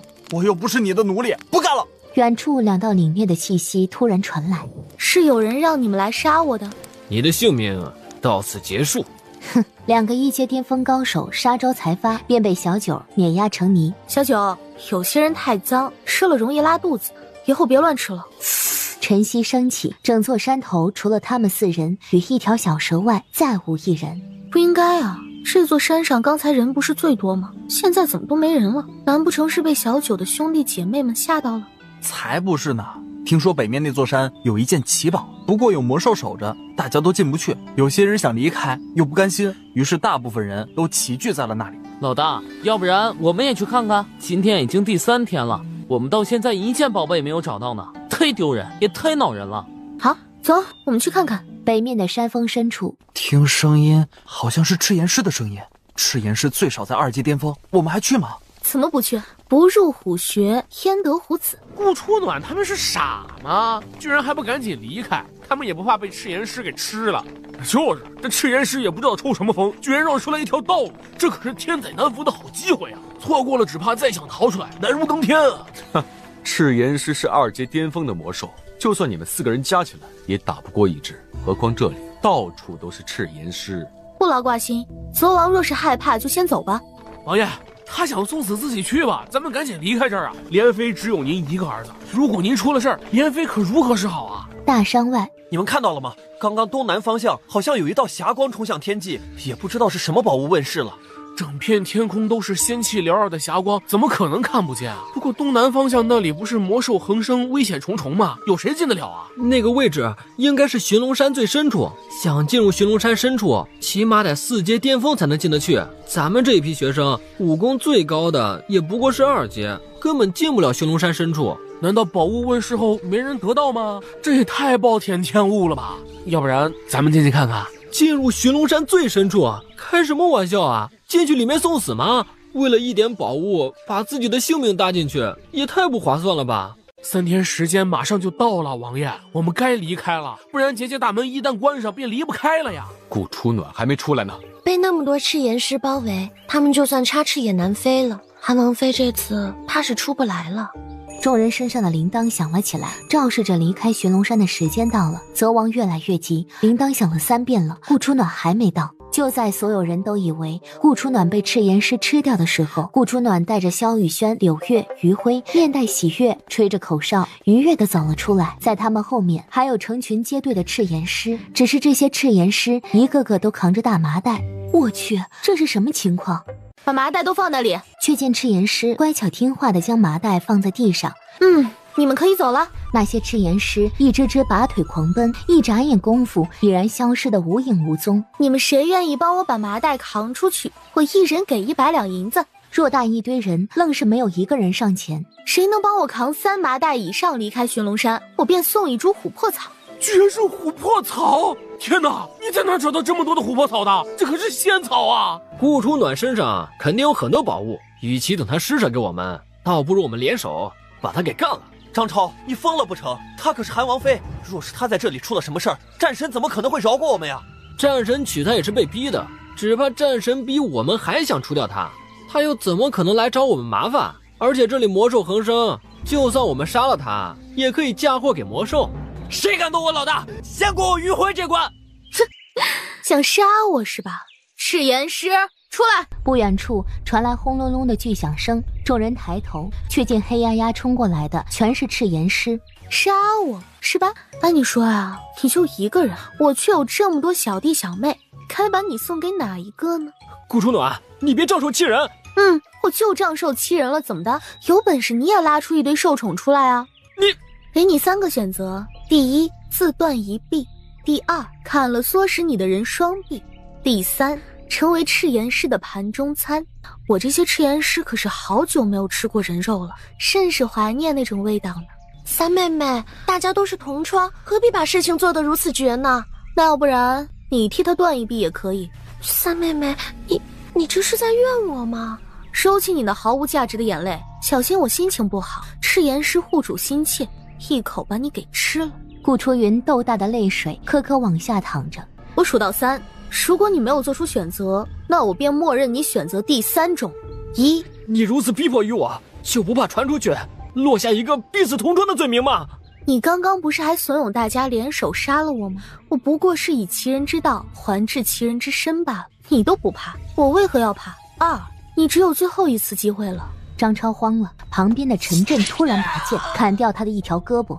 男子汉大丈夫，不过是断一条胳膊，有什么好害怕的？这次是让你长个记性，下次啊，别再想着害人了。人群中不知道是谁起了头，扛起3大麻袋，其余人等见此，也纷纷帮忙扛起麻袋。结界门大开，白光一闪，顾初暖等人已然出现在皇家学院。顾初暖，你采那么多杂草出来做什么？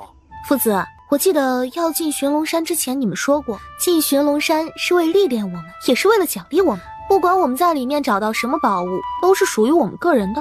是啊，我们是说过这话，可这跟采杂草出来有什么关系啊？喏，这些就是我要找的宝物。你们之中是否有人得到过5阶以上的宝物？夫子啊，宝物出现的地方是寻龙山最深处，我等根本无法进入，故而没人得到5阶宝物，也不知道5阶宝物究竟是什么。夫子，我在寻龙山3天，光采药材去了，困得不行，能不能先回去歇息啊？行了，你先回去歇息吧，明天记得来学院报到。知道了。回到韩王府，王妃，咱们王府的柴火很多，不需要再扛杂草回来烧火了。你若敢把我这些药材烧了，我保证会把你烧得连阎王都不认识。你们几个把药材扛到西厢房，清风去宰杀2头牛10头猪，差人送到我房里。啊，王妃，您这是要贩卖牛肉、猪肉吗？我就不能自己吃吗？自己吃？娘娘，属下马上让人多做些佳肴，定会把您的朋友招待好的。王妃，您是要把这条小蛇炖了吗？哎，王府新来了一个厨师，手艺不错，哎，无论炖、蒸、炒、烧都是。你若是能抓到他，那便炖了吧。那到底是炖还是不炖啊？叶景寒呢？哦，王爷刚从秋风山庄回来，如今正在寒楼等您，属下带您过去，主子交代过了。不用了，我很累，我要回暖阁睡觉。除了送肉之外，没事别打扰我。属下见过主子，退下吧。是，主子啊，那条小绿蛇太小了，怕是不够王妃吃。属下再去抓一些营养丰盛的小蛇，一起炖给王妃吃。猛男无语，他怎么会让这么一个白痴跟在身边多年？主子，王妃身上的灵气太浓郁了，普通高手倒还没什么，但3阶以上的高手定然有所察觉，王妃怕是会被盯上。却见暖阁上紫色破窗而出，整整围了3圈。王妃突破5到第3层了。王妃什么时候打开的5脉？好像没人帮她呀。不对，王妃要突破5脉第4层了。却见暖阁传来一声惨嚎，他打开暖阁的大门，却见顾初暖痛苦地蜷缩在床上。叶景寒抱起他，源源不断地将自己的内力输送到他体内。主子，退出去，把门关上。没有本王的命令，谁也不许进。可是，退出去。就在他想着如何终止的时候，顾初暖终于停止了吸收他的内力。叶景寒运气调息，尽量稳住自己的毒伤。顾初暖悠悠醒来。就算我们是夫妻，但有些账也得明算的。这些血清我费了千辛万苦才从寻龙山拿出来的，你可不能跟我抢。顾初暖这才发现叶景寒脸色苍白，中气不足，身体虚弱到了极致。你的毒伤发作了，而且你的内力乍然间少了1半多，这是碰上什么强敌了吗？什么样的强敌能吸走他1半的内力？这个女人占了他的便宜还卖乖。躺下，我帮你针灸稳住毒伤。不必。冷不防的，顾初暖突然袭击，直接将他扑倒在床。这是一个暧昧的姿势，叶景寒在下，顾初暖在上。顾初暖，本王警告你，马上离开，否则本王会让你死得很惨。乖，我只是帮你针灸，不会对你怎么样。这亲昵的动作，宠溺的语气，让叶景寒极为不适应，可他却舍不得推开顾初暖，只是转过头，死鸭子嘴硬道：你以为你能对本王做些什么？哼，当然不能啊！咱们王爷可是叶国的战神，攻无不克，战无不胜，翻手为云，覆手为雨，而且还武功高强，英俊潇洒，谁能对你怎么样？我也只是担心你的身子罢了。他阴沉的脸色瞬间消失，取而代之的是微不可闻的愉悦。怎么针灸？把衣服脱了，医者自有法子。而且我保证这次定能去掉你身上的一种毒素。那条小蛇看着呢，它不过是一条蛇罢了，懂什么？你连条蛇也要防，难不成怕它咬你命根子？不提命根子还好，一提叶景涵的脸色又难看起来了。小九，你去外面散步，不许进来。一向听话的小九这次竟然耍赖，你说不出去，一块肉都别想吃。你的血晶盒是他帮你找到的？叶景涵，你不会是想打血晶盒的主意吧？我可告诉你啊，帮你针灸我也要花很多精力的，你可不能恩将仇报。万年血晶盒不能直接服用，除非实力达到5阶巅峰以上才可以咬一口，否则任何人都会爆体而亡。顾初暖怔住，5阶巅峰才能咬一口，那他5脉3层的时候就咬了好几口。谁让你服下血晶盒的？小九儿让我吃的，他说吃了能功力大涨。顾初暖起身，重新搭上他的脉搏，又检查了一番他僵硬的大腿。想治好你的双腿吗？你真有办法？没有把握，但是有一定几率，不过有风险。什么风险？2个选择，你身上有2种毒，它相互牵制，我可以解开你其中1种毒，另外1种还得再等等，但你的双腿恐怕是很难再站起来了。还有一个选择是，我可以让你的双腿站起来，但你身上的2种毒我得再找机会解，看你要选哪一个。但不管选哪一个都有可能失败，失败的后果则是你很有可能会搭上性命。那你之前帮我解的毒呢？难道都是白解的吗？之前帮你解的毒是逐渐化去你身上的脓毒，但残毒太多，用之前的办法很难全都去除。当然，你如果没有坚持去除身上的剧毒，一次性也解不了全部余毒，2者都至关重要。我选择第2种。我忘记告诉你了，治疗期间你将暂时失去所有内力，变得虚弱无力，连平常重病的病人还不如。不行，无论何时，我的武功都不能失去，哪怕只是暂时的。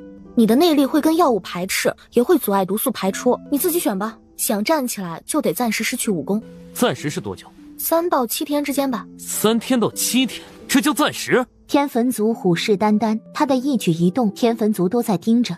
有办法保住我的内力，又能治好我的双腿吗？没有。大哥，我能保住你的性命，保住你的双腿就已经很不错了，也不看看你中的是什么样的剧毒，而且都中了多少年了。正待有所动作，一个吻印在他微薄的唇上。有几成成功的几率？2成。好，2成足够了。什么时候开始？主子，请三思，请三思。退下。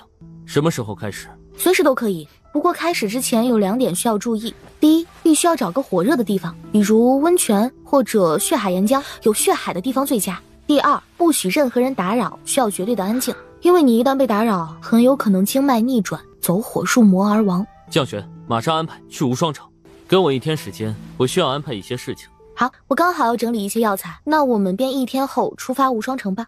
无双城的某座山道上，战神病重，去秋风山庄养伤，是战神王妃带煞克他的。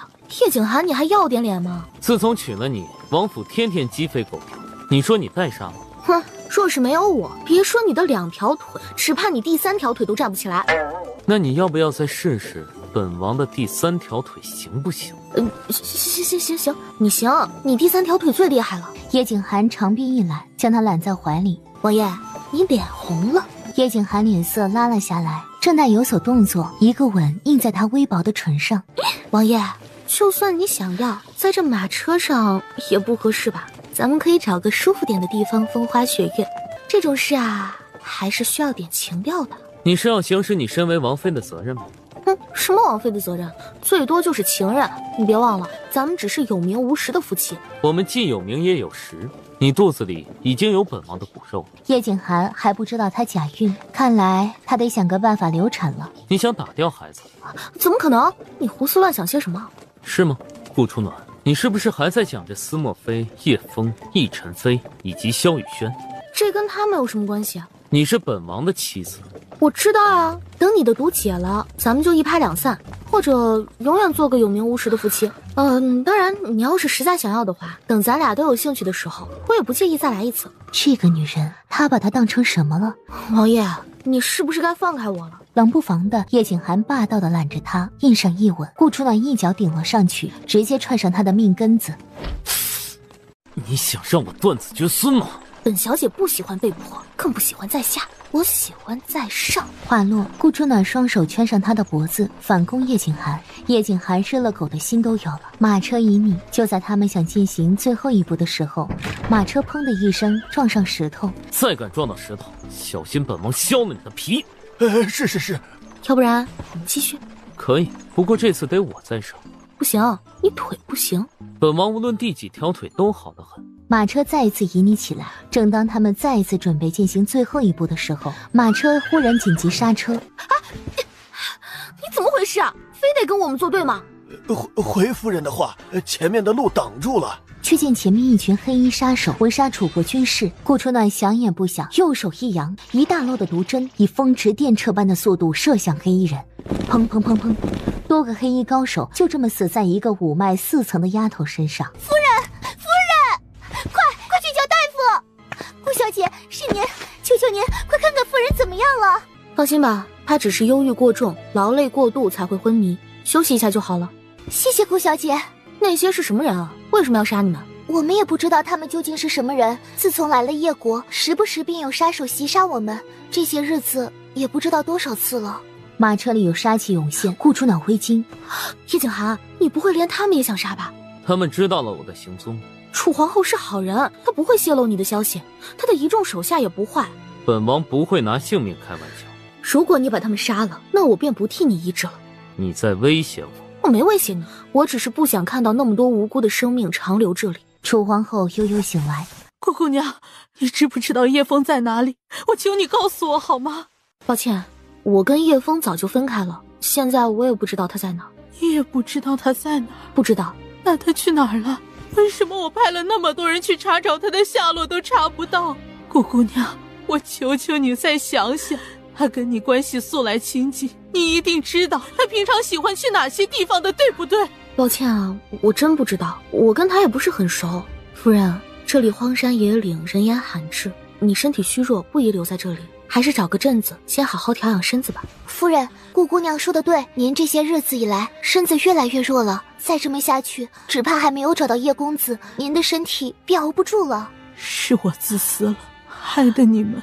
这里离无双城近，我们先去无双城休整一下吧。血山之所以叫血山，是因为这里整座山都血海岩浆，温度极高。这里温度太高，你武功太低，怕是撑不住。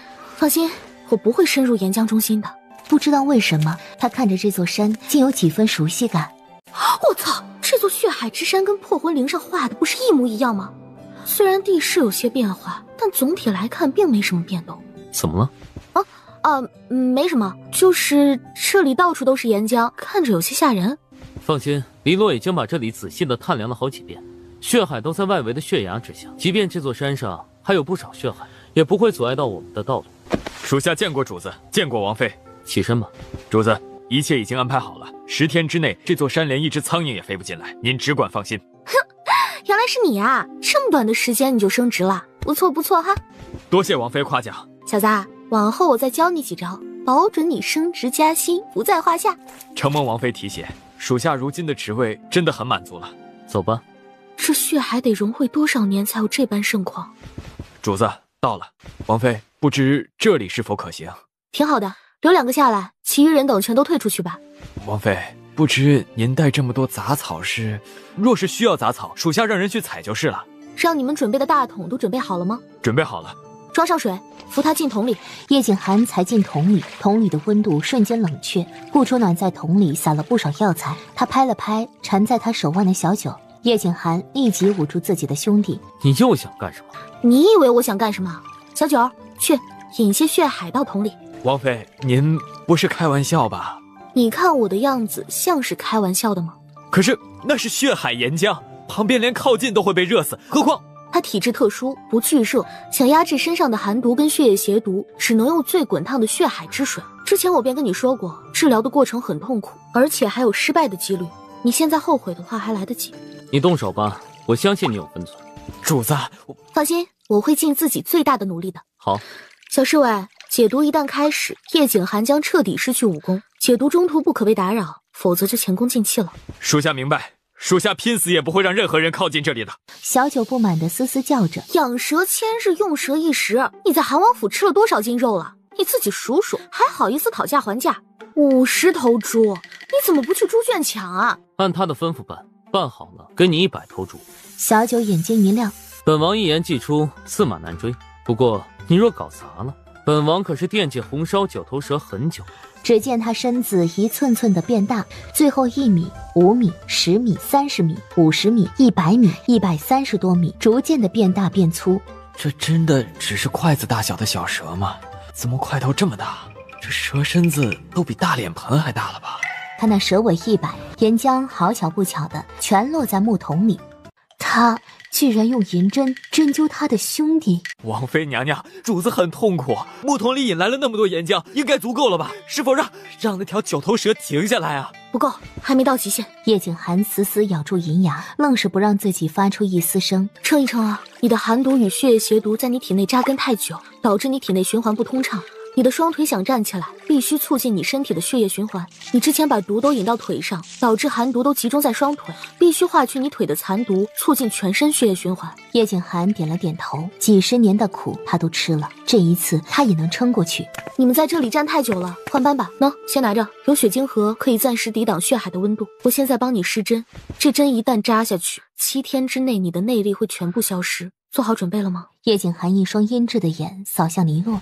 主子放心，属下已经安排好了一切，保证不会有任何人发现您跟王妃来了无双城，更不会有人发现您跟王妃娘娘在这里。施针吧。顾初暖也不敢大意，取出银针扎在他的天池穴、百会穴等重要穴位上。有点痛，不过你忍忍啊，只要能扛过5天，你的双腿便可以站起来了。好，终于好了。你们把木桶里的水舀掉，再放入清水，药材按这个比例放进去。是。对了，每隔2个时辰便按这个方法照做一遍。新鲜的药浴可以更快排出它的毒血，促进它的血液循环。王妃娘娘，是不是按着这个法子泡，5天后主子的双腿真的就可以痊愈了？哪有这么快啊？去，把你家主子的衣裳都脱了，让他躺在那块岩石上。衣服解了，躺在这里，这可是露天的。你泡在水里，我怎么帮你针灸双腿？你不躺在岩石上，怎么抵挡寒毒？换个法子。这是唯一的法子，说不用此法，不仅你的双腿无法站起来，连你的小命也会交代在这里。你们2个还不速速扶他起来？可是你们想眼睁睁看你们主子死亡是不是？当然不是。那还不快扶他起来躺好？等一下，躺在岩石上可以，但身体的重要位置必须遮住。搞得好像我没看过你的全身似的。顾初暖。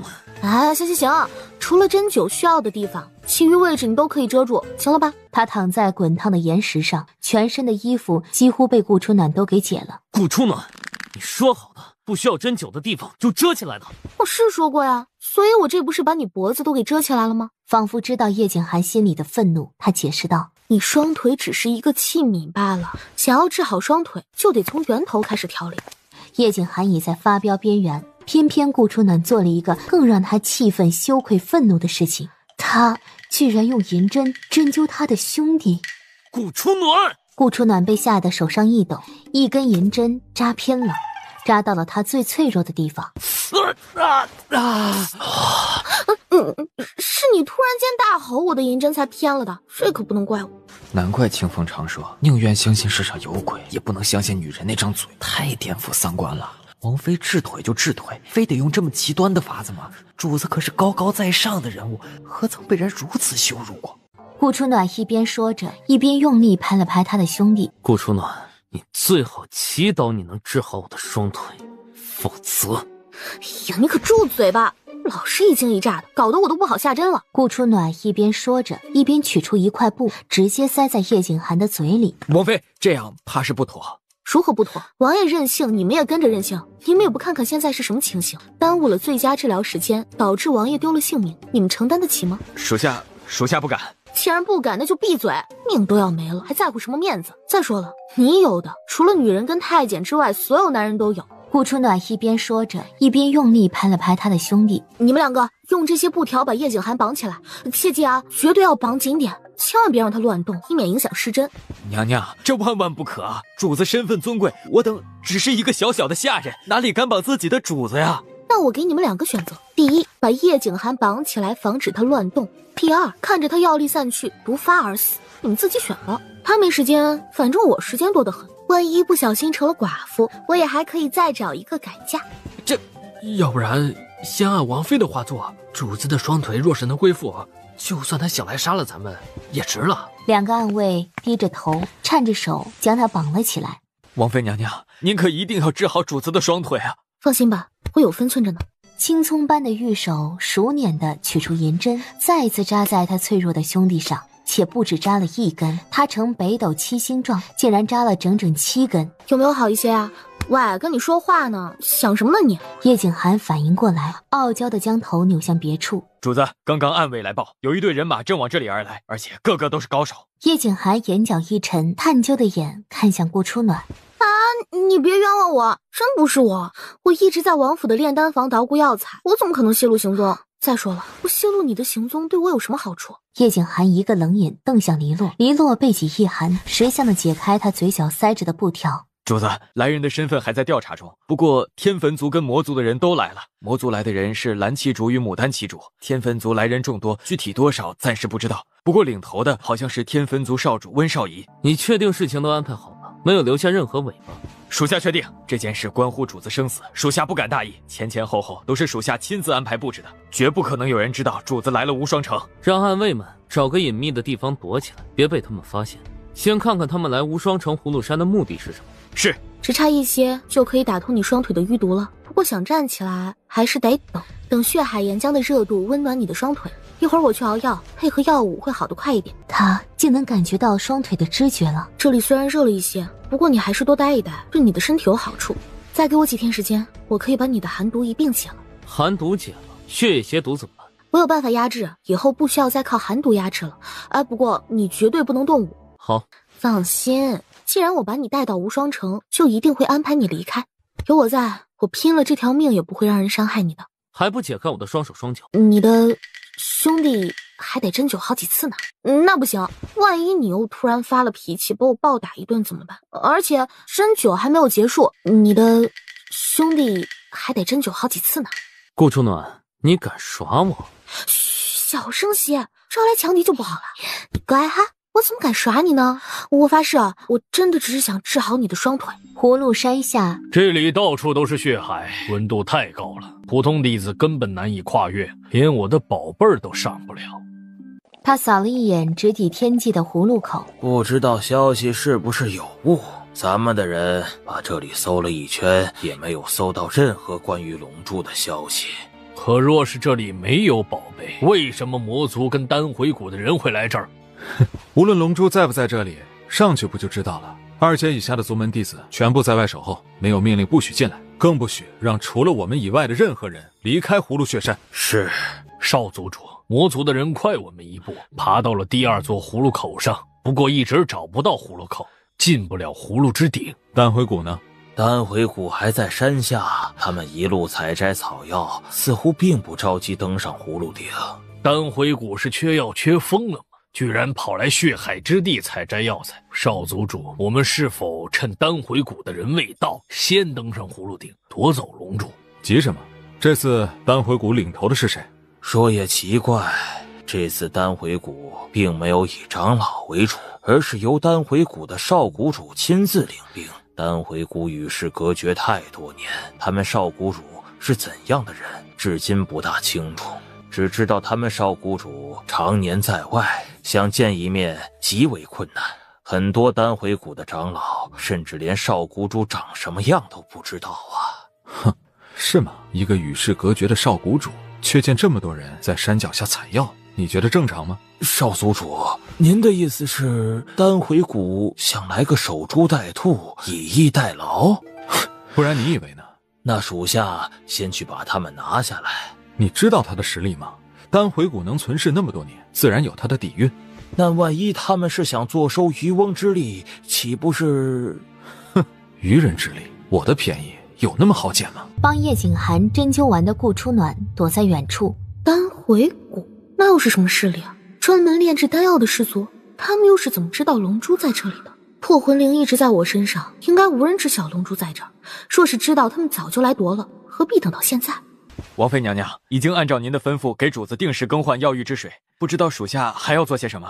什么都不需要做， 2个时辰帮他换一次药即可。那王妃不守着主子吗？你们好好守着叶景寒，我还有事要处理，不必跟着我。王妃，放心，我不会走太远，只是在附近找找药材。凭着对破魂铃上的记忆，一步步踏上葫芦口上。楚皇后跟叶枫被抓了，楚皇后也就算了，叶枫为什么会出现在这里？她不是去修罗门了吗？叶枫在这儿，那浮光呢？浮光是不是也在这里？旗主，求求你，先送楚皇后下山吧。她只是一个手无缚鸡之力的弱女子，这里温度太高，她的身子承受不住。放了她，你跟她什么关系？为了她，不惜下跪来求我；为了她，不惜自愿送上门来，还不惜牺牲自己的性命。顾楚暖年轻貌美也就算了，楚皇后不过是一个上了年纪的老女人，你看上她什么了？放了她。他是我的世人，想对他做些什么，全凭我的喜好。怎么，楚皇后莫不是深闺寂寞，看上他这个小白脸了？浮光，主子，属下在。拿着，可以抵御热气，这颗药你服下，对你的伤势有好处。谢谢主子。怎么回事啊？叶枫不是去了修罗门了吗？怎么会出现在这里？还被蓝旗主给抓了？回主子的话，魔主突然出现，闯入楚皇后行宫，把楚皇后给掳了。战神也不知怎么回事，派了很多人保护楚皇后，又或者监视楚皇后。但叶景寒的人敌不过魔主，楚皇后被掳，魔主向楚皇后询问您的消息，楚皇后不知，魔主便中途丢下她。结果蓝旗主发现了楚皇后，把楚皇后给抓了。正在去修罗门总部的叶枫看到楚皇后被抓，不顾一切的去相救，被蓝旗主重伤。我为了救叶枫，也被蓝旗主跟牡丹旗主全力重伤。紧接着，叶枫跟楚皇后就被带到了这里。属下本来想借机救出他们，没想到在这里碰到了主子。叶枫这个混蛋，次次见他，次次都被蓝旗主给抓了。他真是一个死脑筋，就不会另想法子救楚皇后吗？非得一头撞进去。怎么，之前的霸气去哪儿了？你不是对我很不屑、很愤恨吗？这会儿又装什么可怜？咔嚓，他的左手直接被折断，蓝旗主还将他的左手的手指一根根的捏断。住手！住手！蓝兄还是一如既往喜欢听骨头碎裂的声音。怎么，你有更好的玩法？余兄不才，最近还真研究出了一个新玩法。哦，我研究了一个铁屋，铁屋的内中全是倒刺，只要把人放进去，关上铁门，里面的铁刺便会扎进他的身体。当然，铁刺分很多种，你想让他刺哪儿，他就刺哪儿；你想让他死，他便会活活扎死；你不想让他死，我保证他在里面死不了，只会生不如死。哈，这法子试过没有？自然试过，找过无数人试过，才研究出来的。放心，弄不死他，只会让他生不如死。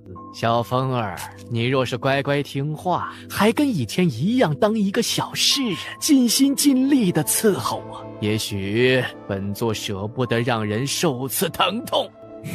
乖乖听话，尽心尽力伺候他。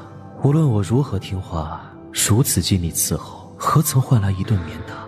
囚禁台那么多年，哪一次不是在生死边缘徘徊着？就是男宠禁卵。只要你放了楚皇后，我什么都听你的。楚皇后跟你是什么关系？没有关系。没关系？既然没关系，你着什么急？她是楚国皇后，一旦出事，楚国皇帝也不会善罢甘休的。我可以理解你是在替我担忧嘛。没人知道楚国皇后在这里，更不会有人知道她死在这里。楚皇即便冲冠一怒为红颜，挥兵魔族，也是讨伐魔主，而不是本座。怎么担心了，小风儿啊？我记得你跟在我身边这么多年，可从来没有担心过我，着实让我吃醋呀。旗主，叶枫知道错了，求您给叶枫一个机会，叶枫乖乖跟您回去，我保证以后一定会好好伺候您，绝不敢再背叛您，只求您网开一面。晚了，无论你是否真心悔过，在本座眼里都不重要，因为你在本座眼里只是一条狗，一条我想杀便杀，想玩便玩的狗。楚皇后，你不是一直都想知道叶枫的过去吗？今天本座心情好，便一五一十的告诉你吧。不要！他只是我的一个世人，一个任我玩弄的世人。世人，就是男宠禁卵。楚皇后身子猛然一震，她从5岁起，本座就把她收为世人。10几年来，她一直都只是本座的一个玩物罢了。她也只配在本座的身下婉转承欢。够了！刚刚还说要乖乖听话，永不背叛，这才多久？小风儿，你又忘记了？为什么要这么对我？因为你是我的人，你此生此世都是我的人。除了我不许你心里还有任何人的存在。你在意楚皇后，那她就该死。5岁，他才5岁，你就对他做那种事，你还是不是人？他只是一个孩子。怎么，你想亲眼看看？蓝旗主狠狠甩了叶枫一个耳刮子。贱人，本座早就玩腻了。牡丹旗主，你不是一直都很想得到他吗？今日本座便将他送给你了。哼，那我可多谢蓝旗主了。你放心，我绝不会让他孤单寂寞冷的。等我玩腻了，还有好几个旗主呢。再不济，我的一众手下对叶枫也是垂涎已久。主子，怎么办？蓝旗主怎么会突然来葫芦雪山？这个属下不太清楚。我们对付不了魔族的人，有人却对付得了。主子是想请战神帮忙，有战神出手，想必叶枫等人有希望可以救出来。顾主暖附耳在佛光耳边说了一番。主子，这不太妥当吧？有何不妥？按我说的做。是，就是男宠禁卵。今日我更想见见红，蓝兄，不如咱们就一起欣赏欣赏我新研究出来的玩意儿吧。那感情好，这贱骨头最近太贱了，也是该让他吃吃苦头了。你们想干什么？叶枫只是一个善良的孩子，你们不可以如此折磨他。几个骑手扛来一个铁桶，里面密密麻麻都是铁刺。放心，背后的铁刺是最多的，它会固定住你，不会让你在里面乱动的。你们要怎样？冲着我来，放了他。夫人，叶枫贱命一条，不值得您如此。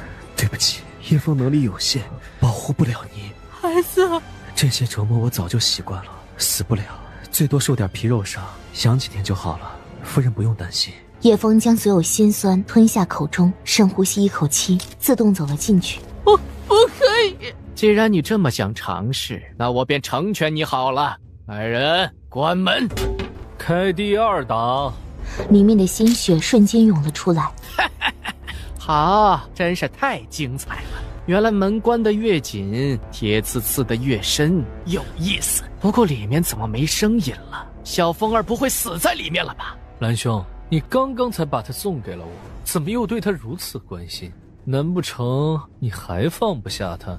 我是怕把他玩死了，那就无趣了。放心吧，叶枫长得如此俊朗，我怎么舍得让他死呢？他死不了，只希望蓝兄莫要忘记，你既已把叶枫送给了我，可别反悔。开第3档。放开他！你们若不放开他，我们楚国与你们誓不罢休。你觉得你能活着离开这里吗？底下便是血海，楚皇后死在这里，连尸骨都没人发现得了。楚皇就算怀疑，也找不到咱们头上。这儿视线开阔，富景极佳，是上等的埋尸之所，我看甚好。你若敢杀他，我即便死了，灵魂也会永生永世缠着你，诅咒你！把这个女人的手脚都给砍了，再扔到血海里，本座要她死无全尸。住手！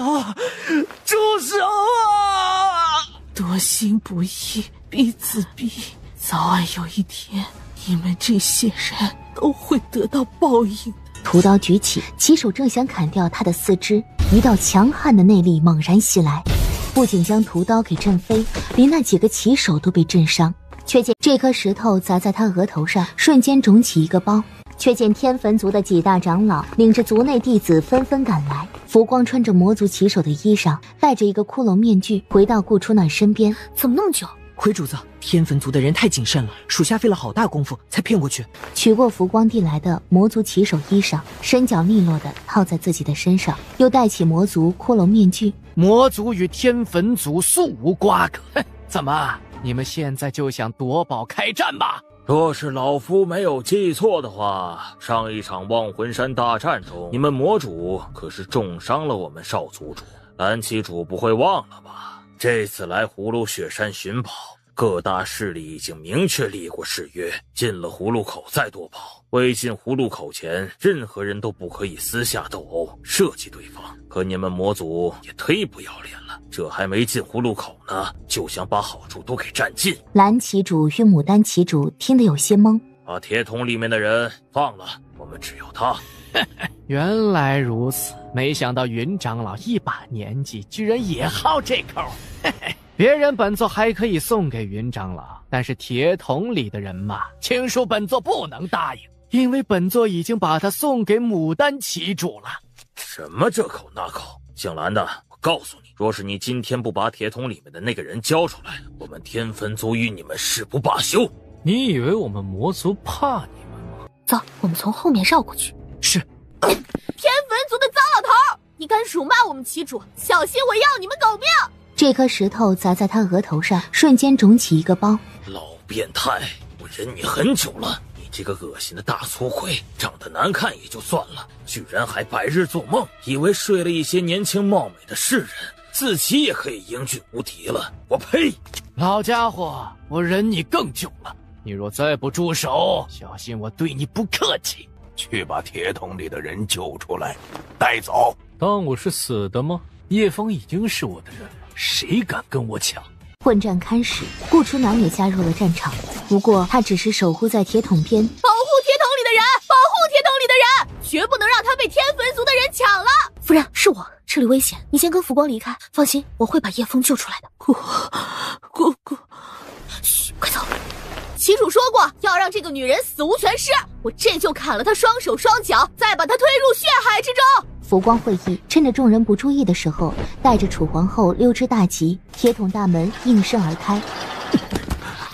你是谁？少族主知道这里发生的事，让我易容成魔族骑手的模样，把叶枫带回去给他。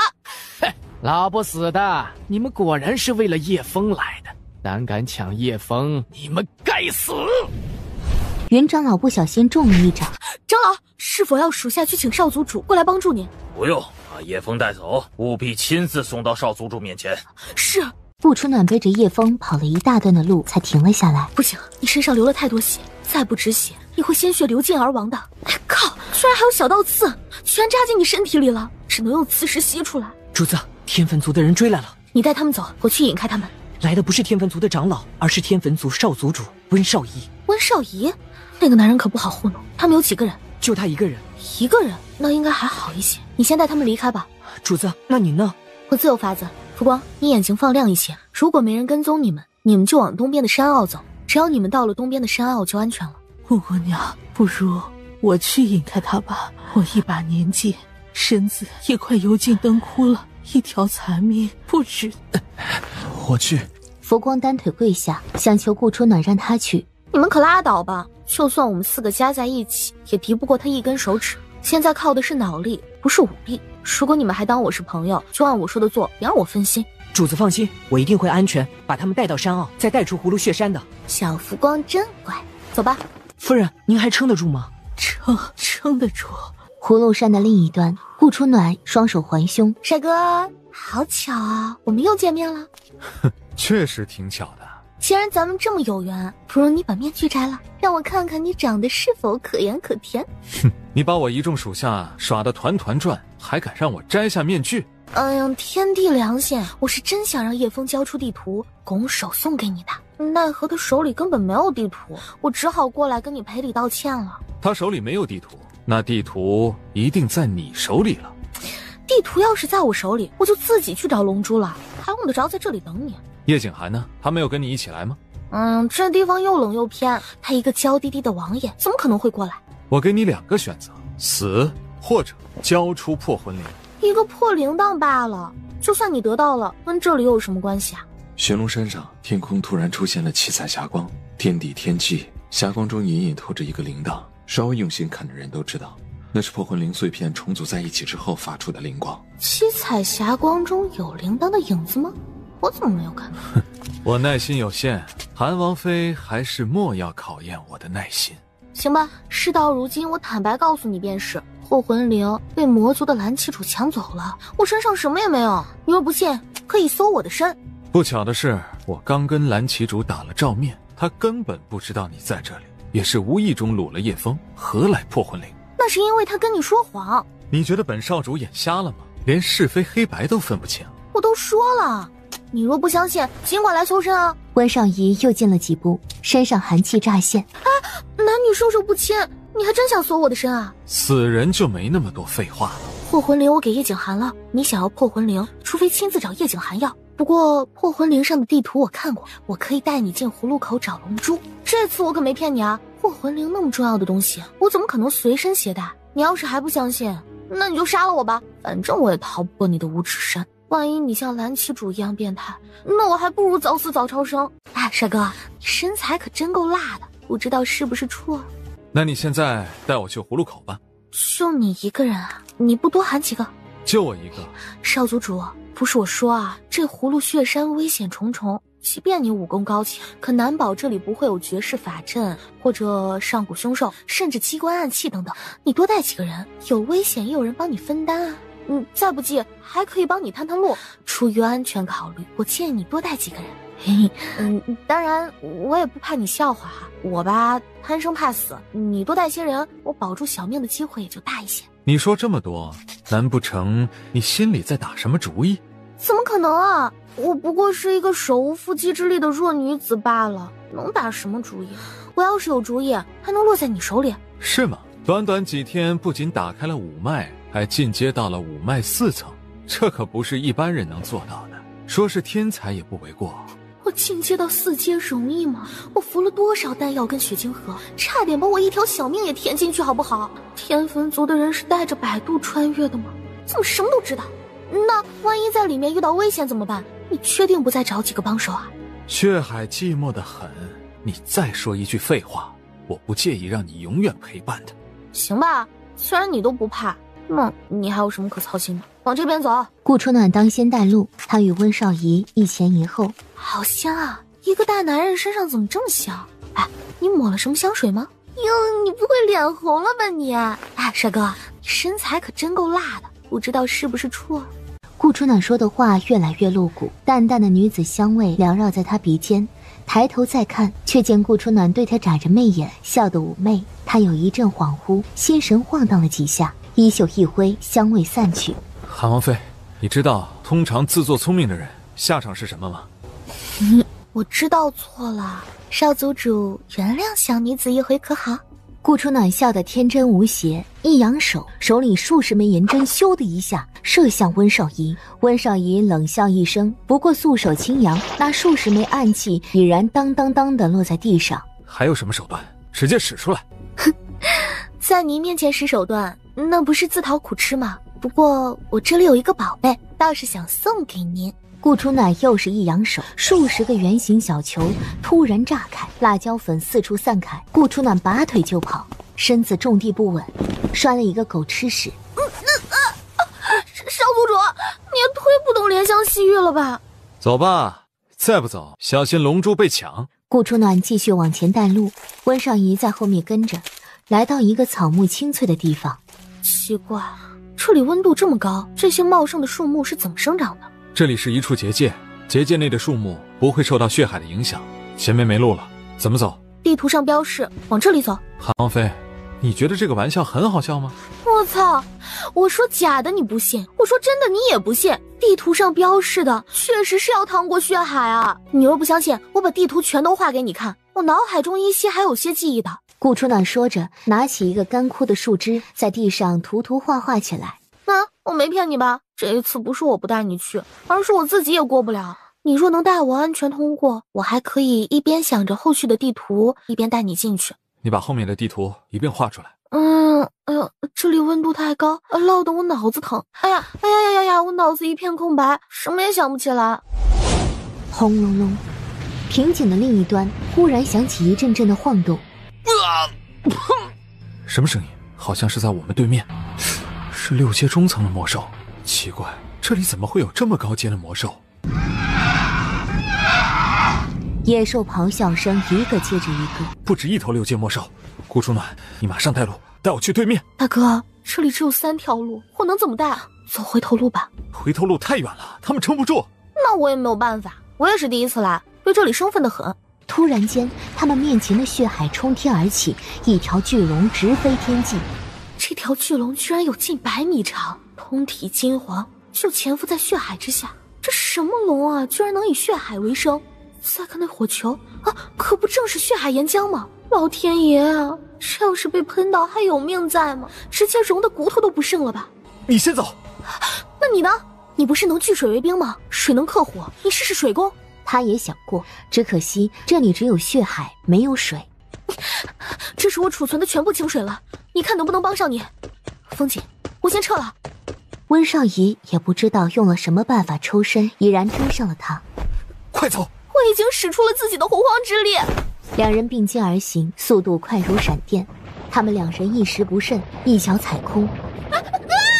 温少仪脸色一变，一手揽住顾初暖的纤腰，一手抓着岩壁。别怕，有我在。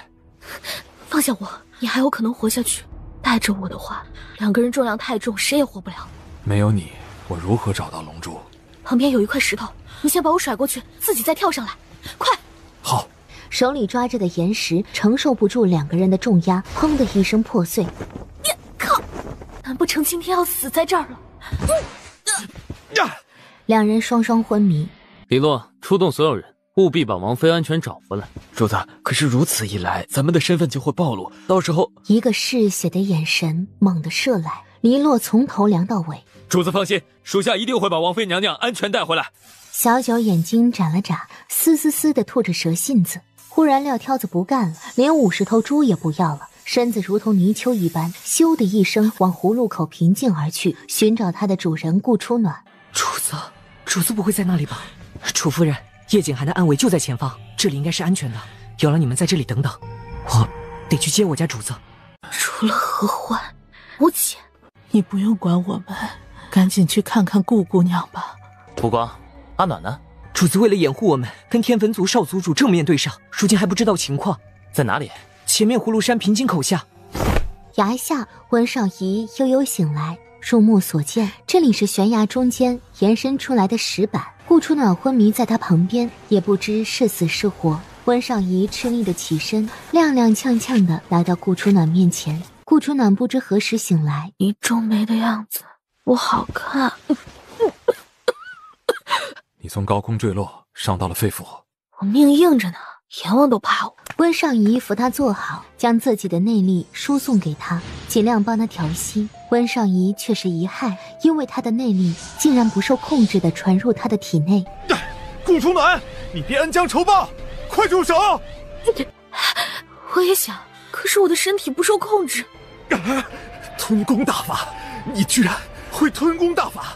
这个女人究竟是谁？她怎么会失传千年的吞功大法？温少仪越来越急切地收回掌力，他又试了无数办法都无效，只能眼睁睁地看着自己苦习多年的内力一息间就这么消失。什么是吞功大法？温少仪，你快撤掌！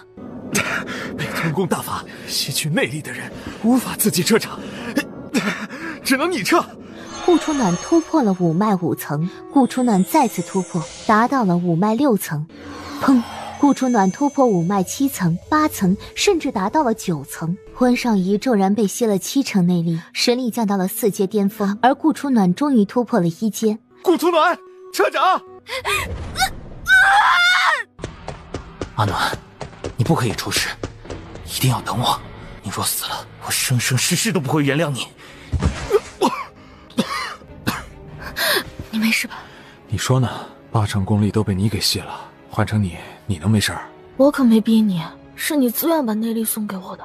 温少仪咬牙切齿，恨不得吃了他。奇怪，为什么温度越来越高？可这感觉他刚刚穿越过来的时候体会过了一遍，分明就是中药了。好端端的，怎么会中药？热。喂，我告诉你啊，男女授受不亲，你别乱来。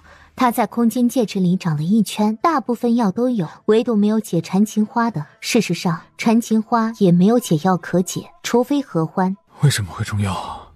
岩壁上都是缠情花，这里全是缠情花香，能不中毒吗？缠情花？那是什么花？催情花。你不是懂些艺术吗？怎么解？除了合欢，无解。大爷的，老娘憋不住了！一男一女在荒山野，你说我要干什么？无解，会怎么样？要么死，要么生不如死。疼到极致，温少仪努力盘膝而坐，嘴里不断念着佛经，以盼心静自然凉。靠，这个时候念什么经啊？念经要是管用，母猪都能上树了。温少仪索性放弃。大爷的，老娘憋不住了。他以为就算要扑，也是温少仪先扑过来，哪知道他宁死也不敢扑过来。你干什么？男女授受不亲啊！薛阿俏陛下，就算我们发生了什么，也没人看得到。我一个女的都不怕，你一个男的怕什么？你想干什么？一男一女在荒山野，你说我要干什么？若是此时你与我发生什么关系，将来总有一天你会后悔的。他们两人大汗淋漓，呼吸急促，皆已在边缘。一阵暖风吹过，顾初暖与温少仪意识彻底涣散，再也撑不下去了，已然缠绵在一起。就在他们即将发展到最后一步的时候，崖顶一个浑身浴血的青色人影从崖顶迅速跃下，暴怒的青宗主已然一掌狠狠横扫过去。住手！你中毒了？中毒了。很霸道的缠情花，你快走！青宗主顾不得调息自己的内息，双手置于他的后背，用自己的内力替他化去缠情花的剧毒。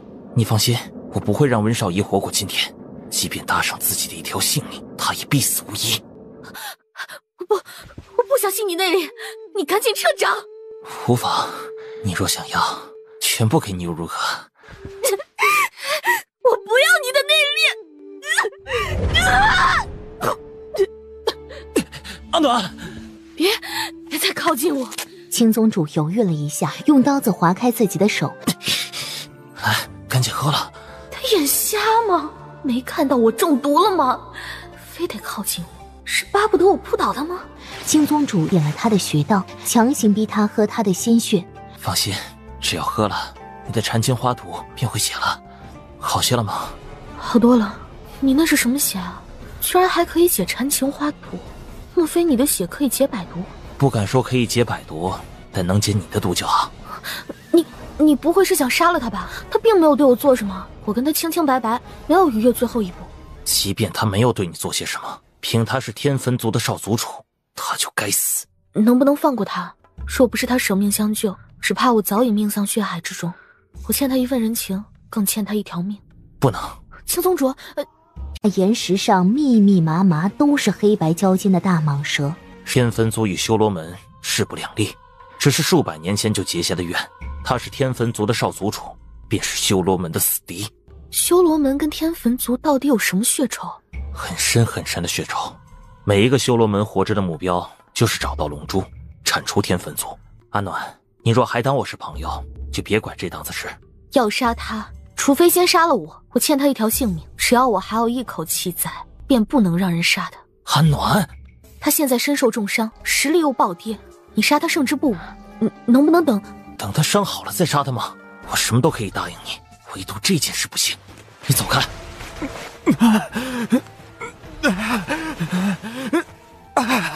我说过，只要我还有一口气在，便不会让人伤他。你若想取他性命，便先杀了我吧。你以为我不敢杀你吗？那你便杀吧。温少仪，你记住，今天是阿暖用性命救了你，他不欠你什么了。下次再欠，我绝不会在手下留情。我就知道你最好了，谢谢。你放心，如果他将来敢做什么对不起修罗门的事，我第一个不会放过他。但愿你不会后悔今天做的决定，也不会忘记今天说的话。不忘不忘，怎么可能会忘记？我虽然不杀他，但也不会救他。是生是死，全靠自己的造化。我相信你会活下来的。温少仪的视线逐渐模糊，最后再也撑不下去，彻底失去意识。你上来，我背你上去。啊，崖顶太高，3条藤绳都给了我，那你怎么办？我一条足矣。此地温度越来越高，不宜久留，我们赶紧离开吧。我觉得你很像一个人。哦，像谁？像一个大哥。你被火龙伤到了？不妨事，一点小伤。你放下来，我自己能上去。你伤得太重了，带着我们2人都上不去的。傻丫头，我既然说能带你上去，就一定能带你上去。你别怕，要是累的话就睡一觉，等睡醒了我们就上去了。顾初暖眼眶一红，他伸手解开他脸上的面具，是易晨飞，果然是他。小丫头，你也太坏了，这个时候揭我面具，是怕我甩下你吗？晨飞大哥，你为什么对我这么好？你都喊我大哥了，大哥怎么能不照顾好妹妹？乖，听哥哥的话，闭上眼睛，好好睡一觉。啊，你做什么？你身上没有任何安全措施，万一出了事，你连尸骨都保不了。阿暖听话，只要你安全了，我便不会有事。你乖乖趴我背上就好，不要乱动。要活一起活，要死一起死。陡峭的崖壁上忽然响起了嘶嘶声，不是小九，而是一只黑白相间的大蟒蛇。我身上还有暗器，一条毛毛虫我还能应付。不是一条，而是很多条。很多条？那岩石上密密麻麻都是黑白交间的大蟒蛇。是2阶火蛇，喜欢在温热的地方冬眠。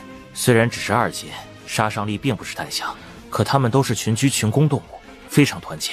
一旦有一条受伤，或者有一条发起攻击，所有的蛇群都会一拥而来的。方向一转，凌空而起，竟然驮着它们飞上了崖顶。那现在怎么办？你抓紧我，我速度快些，努力往上再爬2米。往上2米的地方有一个凸起的石壁，石壁上没蛇，你先过去避避风头。我想不用了，他们已经发现我们，而且我觉得他们应该饿了很久，忍不住想捕食我们了。一条火蛇以迅雷不及掩耳之势迅速扑来，顾初暖条件性的射出一把毒针，火蛇被射中，跌下血海之中，瞬间被血海吞噬。其他的火蛇见状，全部扑咬而来。顾初暖脸色一变，取出一把又一把毒针射向他们，砰砰砰，有10数条火蛇被他们打中，纷纷掉下血海。咔嚓，最后一根藤蔓也断了。易晨飞用仅存的内力将顾初暖用力往凸起的岩石一抛。顾初暖察觉出他的想法，在易晨飞动手之下，反手将他甩上石壁。顾初暖的身子却再也支撑不住，直直坠下血海。阿暖！易晨飞瞳孔一缩，想也不想，直接跳了下去。你大爷的！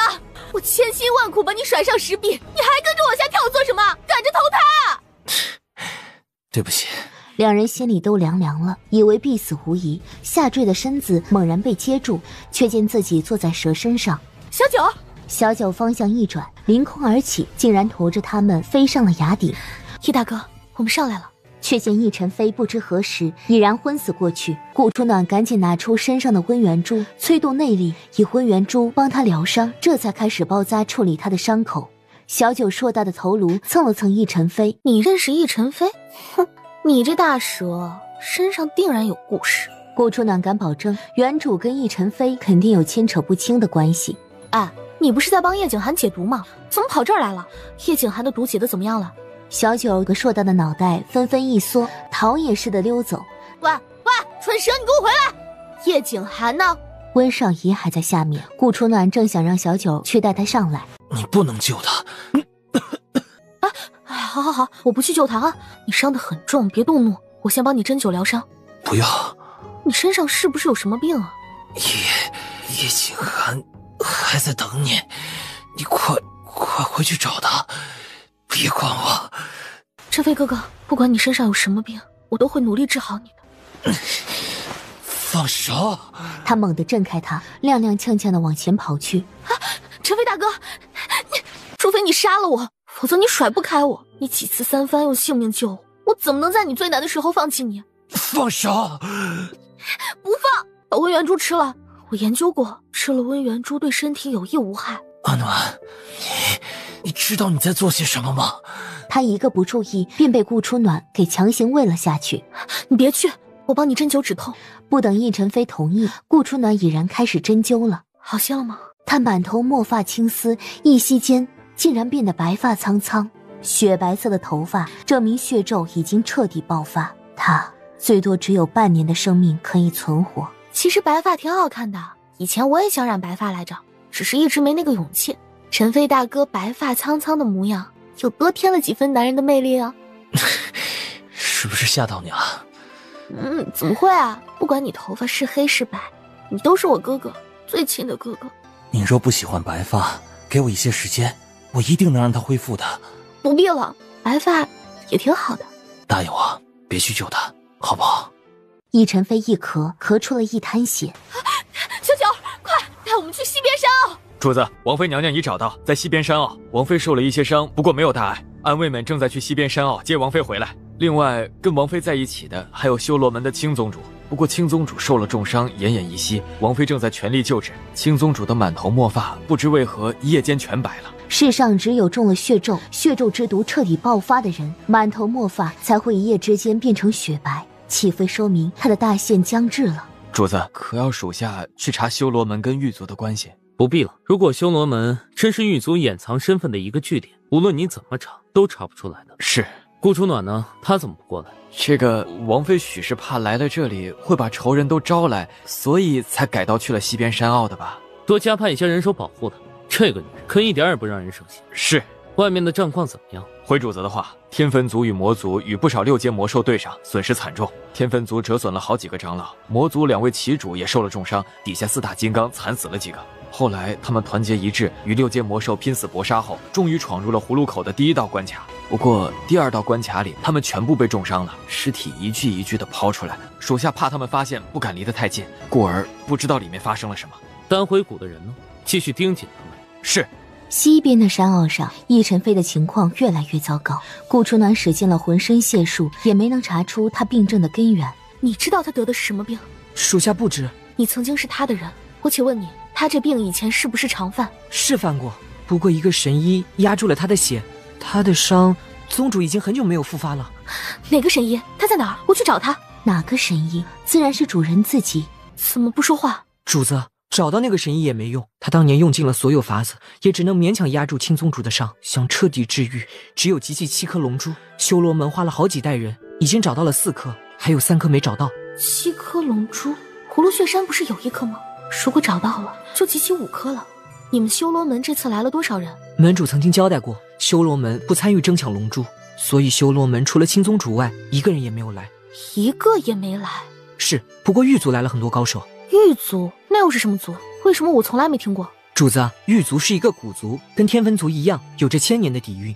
狱卒跟天分族势不两立，不过跟我们修罗门关系却很好。青宗主准确的说也是狱卒的人，修罗门只是他隐藏在人世间的一个身份罢了。所以儒家3先生是为了掩藏他是修罗门青宗主的身份，修罗门青宗主则是为了隐藏他是狱卒人的身份。差不多吧。那他为什么不能直接亮出狱卒人的身份？难不成是怕天坟族的人追杀？主子，这些事情很复杂，属下一时间也不知道怎么说。属下并不是真正狱卒的人，属下只是门主从外面捡回来的孤儿。我最后问你一句，如果我能帮狱卒找到龙珠，此次行动狱卒能听我号令吗？当然能。行。另一边，夫人，这里都是岩石，寸草难生，可那边的山坳却是草木青翠，还盛开了不少鲜花。我便做了一些花瓣糕，您尝一下，是否合口味？你伤得如此严重，还忙活这些做什么？我爱。真好看，我还没见过这么好看的花瓣糕呢。夫人若是喜欢，以后我天天做给你吃。好孩子，你有伤在身，以后别再忙这些了。我不饿，相信顾姑娘也不愿意看到你带病劳累的。来，你也吃一些。瞧你衣服破的，我不是送了你一件衣裳吗？怎么不穿呢？等离开这里以后，我就换上。好，等离开这里后，我再给你多做几件。谢谢夫人。孩子，你的后肩能不能给我看看？夫人，叶枫不过一个残躯，吓坏了夫人就不好了。我只是看一眼罢了。那你能否告诉我，你的后肩有没有什么胎记呢？夫人，你已经问我好几次了，我后肩真的没什么胎记。是吗？你们2人都伤得太重，这里气候恶劣，勉强再留下，怕是你们连性命都保不住。我先让人送你们离开这里。那你呢？我晚些时候离开。主子，那是天坟族的4大太上长老，武功非常高，他们隐居多年，极少问世。想不到这一次，天坟族竟然派了他们4个太上长老过来，实力很强。有多强？比叶景寒如何？比战神应该差一些，不过4个联手，战神是万万不可能打得过他们的。修罗门的2位宗主都死在那几个太上长老手上。这么说，这些天坟族的太上长老都不是什么好东西啊。当然，他们坏事做尽，草菅人命，修罗门不知有多少无辜的人死在他们手里了。主子，我们现在要怎么做？还能怎么做？当然是坐下静看好戏。你过来一些，小心溢出来的岩浆把你给烧了。天空的大战越来越激烈，4象阵消失，天坟族4大长老缓缓重伤倒地。4大太上长老输了，这一击火龙之力非常霸道，那4个太上长老估计是没有多少再战的能力了。主子，咱们要现在上去收拾魔龙吗？还是趁机把4个太上长老解决了？急什么啊？瘦死的骆驼比马大，你现在上去有把握杀那4个糟老头吗？还有那火龙，就算他受伤了，我看他精力也好着呢。啊，那我们现在怎么办？还能怎么办？吃瓜看戏呗。主子，那2人是魔族的另外2位旗主，其中桃花旗主被魔龙重伤，且伤在致命处，怕是无法活命了。魔龙这次也伤得不轻，龙爪都断了1只。主子，我们现在上去吗？你赶着上去投胎吗？急急慌慌的做什么？可是我们要是再不过去，万一龙珠要是那么容易抢，你们早都得到了，还能等到现在吗？啊，小浮光，我看你平时也挺机灵的，怎么一事关龙珠，你整个人都傻了呢？瞧着吧，他们马上又会进行下一波攻击的。小浮光，我先睡一会儿，一会儿他们打完了你再喊我。我哪里贪吃了？主人说要给我吃的，每次都食言。这条魔龙的生命力也太顽强了，若是能够收为坐骑，倒是也不错啊，起码不会比小九差，至少他不贪吃。我哪里贪吃了？主人说要给我吃的，每次都食言。哼，你怎么还在这儿？还不赶紧去帮叶景寒解毒？小九叫了几声后，心不甘情不愿的离开。休息够了，该开工了。啊，开什么工啊？你先躲起来，等我需要你的时候我喊你。蓝旗主，你们魔族的人早先要是出手了，我们何至于如此狼狈的落败，任由丹回谷捡了便宜？你们天坟族还不是留了不少高手提防咱们？如果团结一致，一起上7阶魔龙，或许都不需要我们出手，你们自己就解决了。说到底，你们还不是不相信我们？我们一起上，全部重伤，然后你们好捡便宜吗？够了！与其在这里说再多，还不如想想怎么从丹回谷的手里把龙珠抢回来。丹回谷这次领头的是少谷主，他不过是个小娃娃，想从他手里拿回龙珠，还不是轻而易举的事儿。要我说，我们也不需要回去搬救兵了，先原地疗伤，等伤势好一些后，我们在下山的路上设下埋伏，直接抢便是。你抬头看看，云长老，丹回谷的实力这么强吗？他们不是炼丹出名的吗？丹回谷炼丹闻名天下，可是鲜少有人知道，他们的武功与阵法也是独步天下。试问，丹回谷炼丹那么厉害，怎么可能不给谷内弟子服用，以增强实力？是他们太低调了，所以世人才不知道。那也太恐怖了吧！太上长老，这合理吗？不，他们没有这么恐怖，应该是他们看我们跟7阶魔龙大战时，观察出了魔龙的弱点，所以专门攻击他的弱点。那我们还愣着做什么？先养伤，再设伏吧，免得被他们抢了先。对了，你们把少仪安全送出去了吧？一定要保证他的安全，绝不可让他有丝毫伤害。谁？出来！再不出来，小心我杀了你！你们想做什么？是你怎么会在这里？叶枫呢？叶枫已经离开葫芦雪山了。你怀里藏着的是什么东西？我一个弱女子，怀里能有什么东西？不过是怕你们这么多大男人非礼我罢了。小丫头，我劝你乖乖把东西交出来，否则……这小丫头虽然脏了些，不过身材倒是挺好的，勉强当个暖床的似乎也不错。你们想干什么？我告诉你啊，我可是韩王妃，你们敢对我做些什么，韩王不会放过你们的。什么？你是叶景寒的妻子？那我们天坟族更不能放过你了。来人，将他杀了！你们再往前一步，我就把破魂灵丢到血海里。破魂灵，竟然真是破魂灵！把破魂灵交出来，我留你一条全尸。开什么玩笑？人要是死了，是不是全尸有什么关系？你们要是能放了我，我还可以考虑把破魂灵交给你们。如果你不是叶景寒的妻子，我们可以考虑饶了你。可你偏偏是那个人的妻子，我们天坟族万万不可能放过你。你跟叶景寒有什么仇恨吗？哼，你交不交？命跟龙珠比起来，肯定是小命重要。不过我怎么知道你们会不会反悔杀了我呀？我以天坟族太上长老的信誉保证，只要你交出破魂灵，任何人都不会为难你，否则，行吧，看你仙风道骨、慈眉善目的，我相信你。你可一定要保证我的安全啊！给。破魂灵是真的，是葫芦雪山的地图。想不到这里还有这么多结界与未知的风险。如果我们能早点得到，就不会损失这么多人马了。不对，这地图怎么只有一半？还有一半呢？另外一半被丹回谷的人抢走了。你们看着我也没用。我要是有另外一半地图，还不早乖乖交出来送给你们了？丹回谷？对啊，要不然你们以为丹回谷的人怎么可能沉得住气，在外面看你们打那么久？除了这条下山的路，葫芦血山的平静处还有一条出路，可以直接离开葫芦血山。如果他们得到了龙珠，应该是不会再往这条路下山了。各位，这个女人嘴里没有一句实话，你们可不能轻易相信她。我们的人进来葫芦雪山，损失惨重，可是丹回谷的人好像一路畅通无阻，也没有碰到什么阻碍。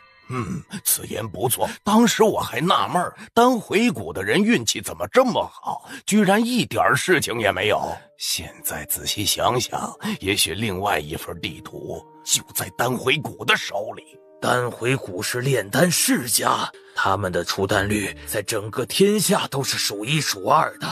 得罪了他们，又没办法彻底将人全部杀光，以后还能买到好丹药吗？那我们怎么办？小丫头，我问你，另外一条路在哪里？我也不知道啊，另外一半地图很复杂，我还没记住就被丹回谷的人抢走了。虽然我有些武功，但我那武功纯粹就是三脚猫的功夫，哪里敌得过丹回谷的人？你胡说！那你自己好好看看破魂灵上的地图，你看几眼，能不能记下全部地图出来？蓝旗主，我知道你对我有意见，可是公归公，私归私，你不能把什么事情都冤枉到我头上，对吧？你确定你不知道另外一条路在哪里？我要知道，我至于走这条路来犯险吗？我早就抄小路开溜了，还能等到现在？看到没有，七阶魔龙被丹回谷的人制住了。你们若是不赶紧上，丹回谷的人夺到龙珠后，就会从小路离开了。太上长老，要不然我们赶紧进去看看，免得他们从小路跑路了。走，上山去看看。你也跟我们一起上去。你们刚刚不是才答应让我安全离开吗？难道你们想食言啊？你给的地图只有一半，除非帮我们找到另一半，或者找到龙珠，否则你哪儿也走不了。你这不是言而无信吗？那你是想葬身在这里？顾初暖只能心不甘情不愿地跟他们继续往平津口而去。小娃娃，告诉我们他们是怎么渡河的？我也不知道啊，地图那么复杂，你们都看不懂，我怎么可能记得住？是不是从这里过去的？我看这里有一条密道，好像可以穿过血海，直抵对面。那愣着做什么？走吧！天坟族与魔族的人顺利冲出密道，不过他们的人损失了整整2/3，这个代价太惨了。你这个地图是真是假？破魂灵不是都给你了吗？难不成你以为我给你的是假的破魂灵？这里我也没有走过，怎么知道有那么多凶残的毒物？刚刚我自己的小命也差点挂了哎！而且我们不是已经通过平静口，逐渐进入顶峰了吗？算了吧，不过是一个小女娃罢了，谅她也不知道这里这么凶险，后面注意一些就好了。兄弟们啊，我害了你们。早知道这里这么危险，早知道强行闯入会让你们惨死在这里，我宁愿被他们活活打死，也不会交出破魂铃的。是我对不住你们，我该死，我对不住你们，你们杀了我吧。这么多条人命，天啊，我该怎么还啊？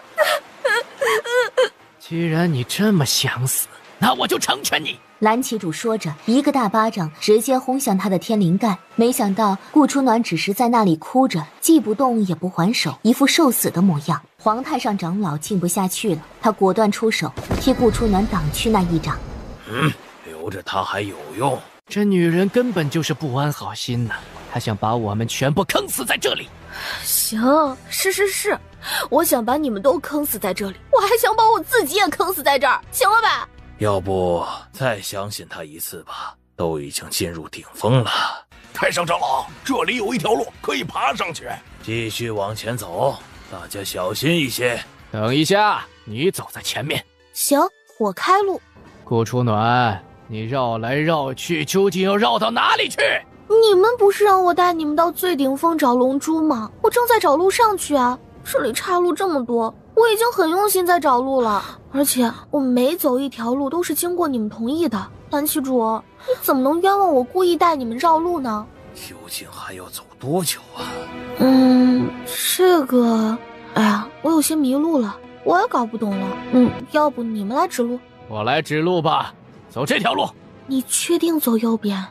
右边这条路好像有点不太对劲哎。就走这条路。行吧，这可是你让我走的啊，要是出了什么事可别怪我。顾初暖往右走200-300米后，倒是平平安安。可等到他们走的时候，光滑的石壁上突然落下了不少重达千斤的巨石，轰隆隆！巨石太大，范围又太广。他们虽然第一时间或撑起巨石，或闪躲开来，可天地玄黄中的天太上长老却因为伤势过重，被当场直接砸死。天太上长老，又不是我带的路，而且我也说了，往右走好像不太对劲，可蓝旗主偏偏让我往右走，我也没有办法呀，我咋知道蓝旗主存的什么心？明知道往右不对，还非往右。你是故意的，对不对？你想独吞龙珠，所以想把我们一个个都害死，对不对？你们别听他乱讲，这个女人分明就是挑拨离间。我怎么挑拨离间了？是我非得往右走的吗？蓝旗主，你处处刁难我，还一心想杀了我，莫不是心里打了什么小九九？而且山顶的大石偏偏刚好落在天坟族各位长老头上，而你们却都在边缘，轻轻松松就躲过了。顾初暖，你什么意思？难不成是怀疑本座设计的？我可没那个胆子这么说，我的小命还捏在你们手里呢。那大石不也没砸到你吗？我没被大石砸死，那是我命大，谁知道你一会儿带的路会不会坑死我？本座今日若是不杀了你，我便不是魔族12花旗的蓝旗主。魔族的小小们，我早就看你们不怀好意了，你们就是看我们天坟族人多势众，才想一一整死我们，好坐收渔翁之利啊！顾初暖说的没错，你就是故意设计的。混账！你们居然敢伤我的脸！既然如此，那就没什么好说的了，手底下见真章吧！我看天坟族是故意挑刺，想借机除了我们，好独吞龙珠吧。跟这些人有什么好说的？直接杀了便是。顾初暖嘴角扬起一抹残忍的笑容，他趁乱选了一条岔路，拔腿狂奔而去。很快，他到了顶峰。龙珠离地面距离太远了，根本拿不到，而且那莲花台柱有机关，除非破开机关，不然取不出龙珠。间隔太远，莲花台柱上有什么机关，谁也不知道。你就是丹回谷的少谷主？是，在下纳兰凌若，这厢有礼了。其他人呢？他们去找点东西，很快就回来。哦，找什么东西啊？自然是能越过血海来到莲花台的东西。这龙珠只有鸽子蛋大小，真有传说中那么厉害吗？不然你觉得各路人马倾尽一切争抢它做什么？那你呢？你又为什么争抢龙珠？我嘛，想抢就抢喽。女人，这颗龙珠可不是吉祥之物哦，我劝你还是赶紧离开这里，免得招来杀身之祸。巧了，我什么都怕，就是不怕杀身之祸。这颗龙珠看着挺精致，做成项链挂在脖子上应该好看。本姑娘喜欢上了，也想要，怎么办啊？你若喜欢项链，本少主送你一个更大更好的。不必，我就看上这一个。这里只有1颗龙珠，我们却有2个人，你说怎么分才好？还能怎么分？当然是给我喽，女士优先嘛，男人得有点绅士风度。而且想要龙珠的可不只有我们2个人哦。他们嘛，是没机会了。少年，你很狂啊！好说，都是跟某人学的。这样吧，咱们各凭本事，谁得到龙珠，谁都不可以跟对方抢，如何？可以啊。闪开，可别欺负我是一个弱女子啊！本少主从不欺负女人，尤其是姿色貌美的漂亮姑娘。思绪转着转着，顾初暖忽然灵光一现，龙珠这么重要的东西，当初放置的人总不可能是想让后人永远无法得到吧？这里一定有机关。思及此，顾初暖开始在周围寻找开关。小丫头，你脑子挺灵光的嘛？好说好说，你不也发现了吗？否则你哪来的自信在这谈笑风生？怎么找不到？若我没有猜错，得到龙珠的关键东西还是破魂铃吧？你很聪明，若是朋友倒是无甚，若是敌人，那将是一个非常恐怖的对手。那咱俩就做朋友啊，以后且照你。好啊。你带来的那些人能打得过天焚族跟魔族的人吗？如果是以前，打不过，不过他们现在个个身负重伤，不足为惧。好样的！你若真想要龙珠，我亲自将它取了，送你也无妨。这么好说话？不过它是作为聘礼送给你的。晚了，我已经嫁人了。我不介意。我怕你被打死。丹回谷不怕战神。你们不怕，我怕。那我罩着你。我宁愿相信世上有鬼，都不信你那张破嘴。正当此时，丹回谷一个长老负伤而来。少谷主，破魂铃已抢到手。怎么会伤得这么重？天焚族来了很多帮手，如今外面还在交战，几位长老掩护我先回来的。自己人，不用顾虑。少谷主，他们快打进来了。我听得见。走这里，再走这里，然后往左。可靠吗？这个9宫格这么复杂，等你自己研究出来之前，他们早都攻进来了。少谷主，此事事关重大，万万不可听他一面之词啊！您安心破魂阵法，老夫就是拼了这条性命也会挡住他们。可得了吧，如果他们都挡不住，凭你一个人更挡不住那些豺狼虎豹。我瞧天焚族的武功可不是吹的呢。怎么，你是看不起我们丹回国？行了行了，花叔，我知道自己在做什么，你只管看着就好了。再左，再往左一些，往前进2步，往右挪3步，哎停，再往后转5步。少谷主，有些来不及了，只差1道石门，他们便可以闯进来。如今他们合力正在破开石门。走这里。众人一喜，岩浆终于没了。他们正想去拿莲花台上的青色龙珠。青色龙珠是我们天焚族的了，你们休想染指。这老头武功高得很，勉强上去也不过送死罢了。不就是1颗龙珠吗？他若想要，便给他。还是小娃娃识大体，只要你们不阻拦我得到龙珠，我便放过你们。少谷主，我去抢回来。这位姑娘说的没错，为了1颗龙珠，拼掉1条性命不划算。罢了，这颗龙珠便先给他吧，反正还有那么多颗龙珠呢，我们慢慢再找就是了。少谷主，你对我们少谷主说了些什么？少谷主，这个女人不是好东西。你继续，我们不跟你抢。他伸手去夺龙珠，龙珠突然是发出了耀眼的光芒，他瞬间被震飞而去，重重砸在岩石边上。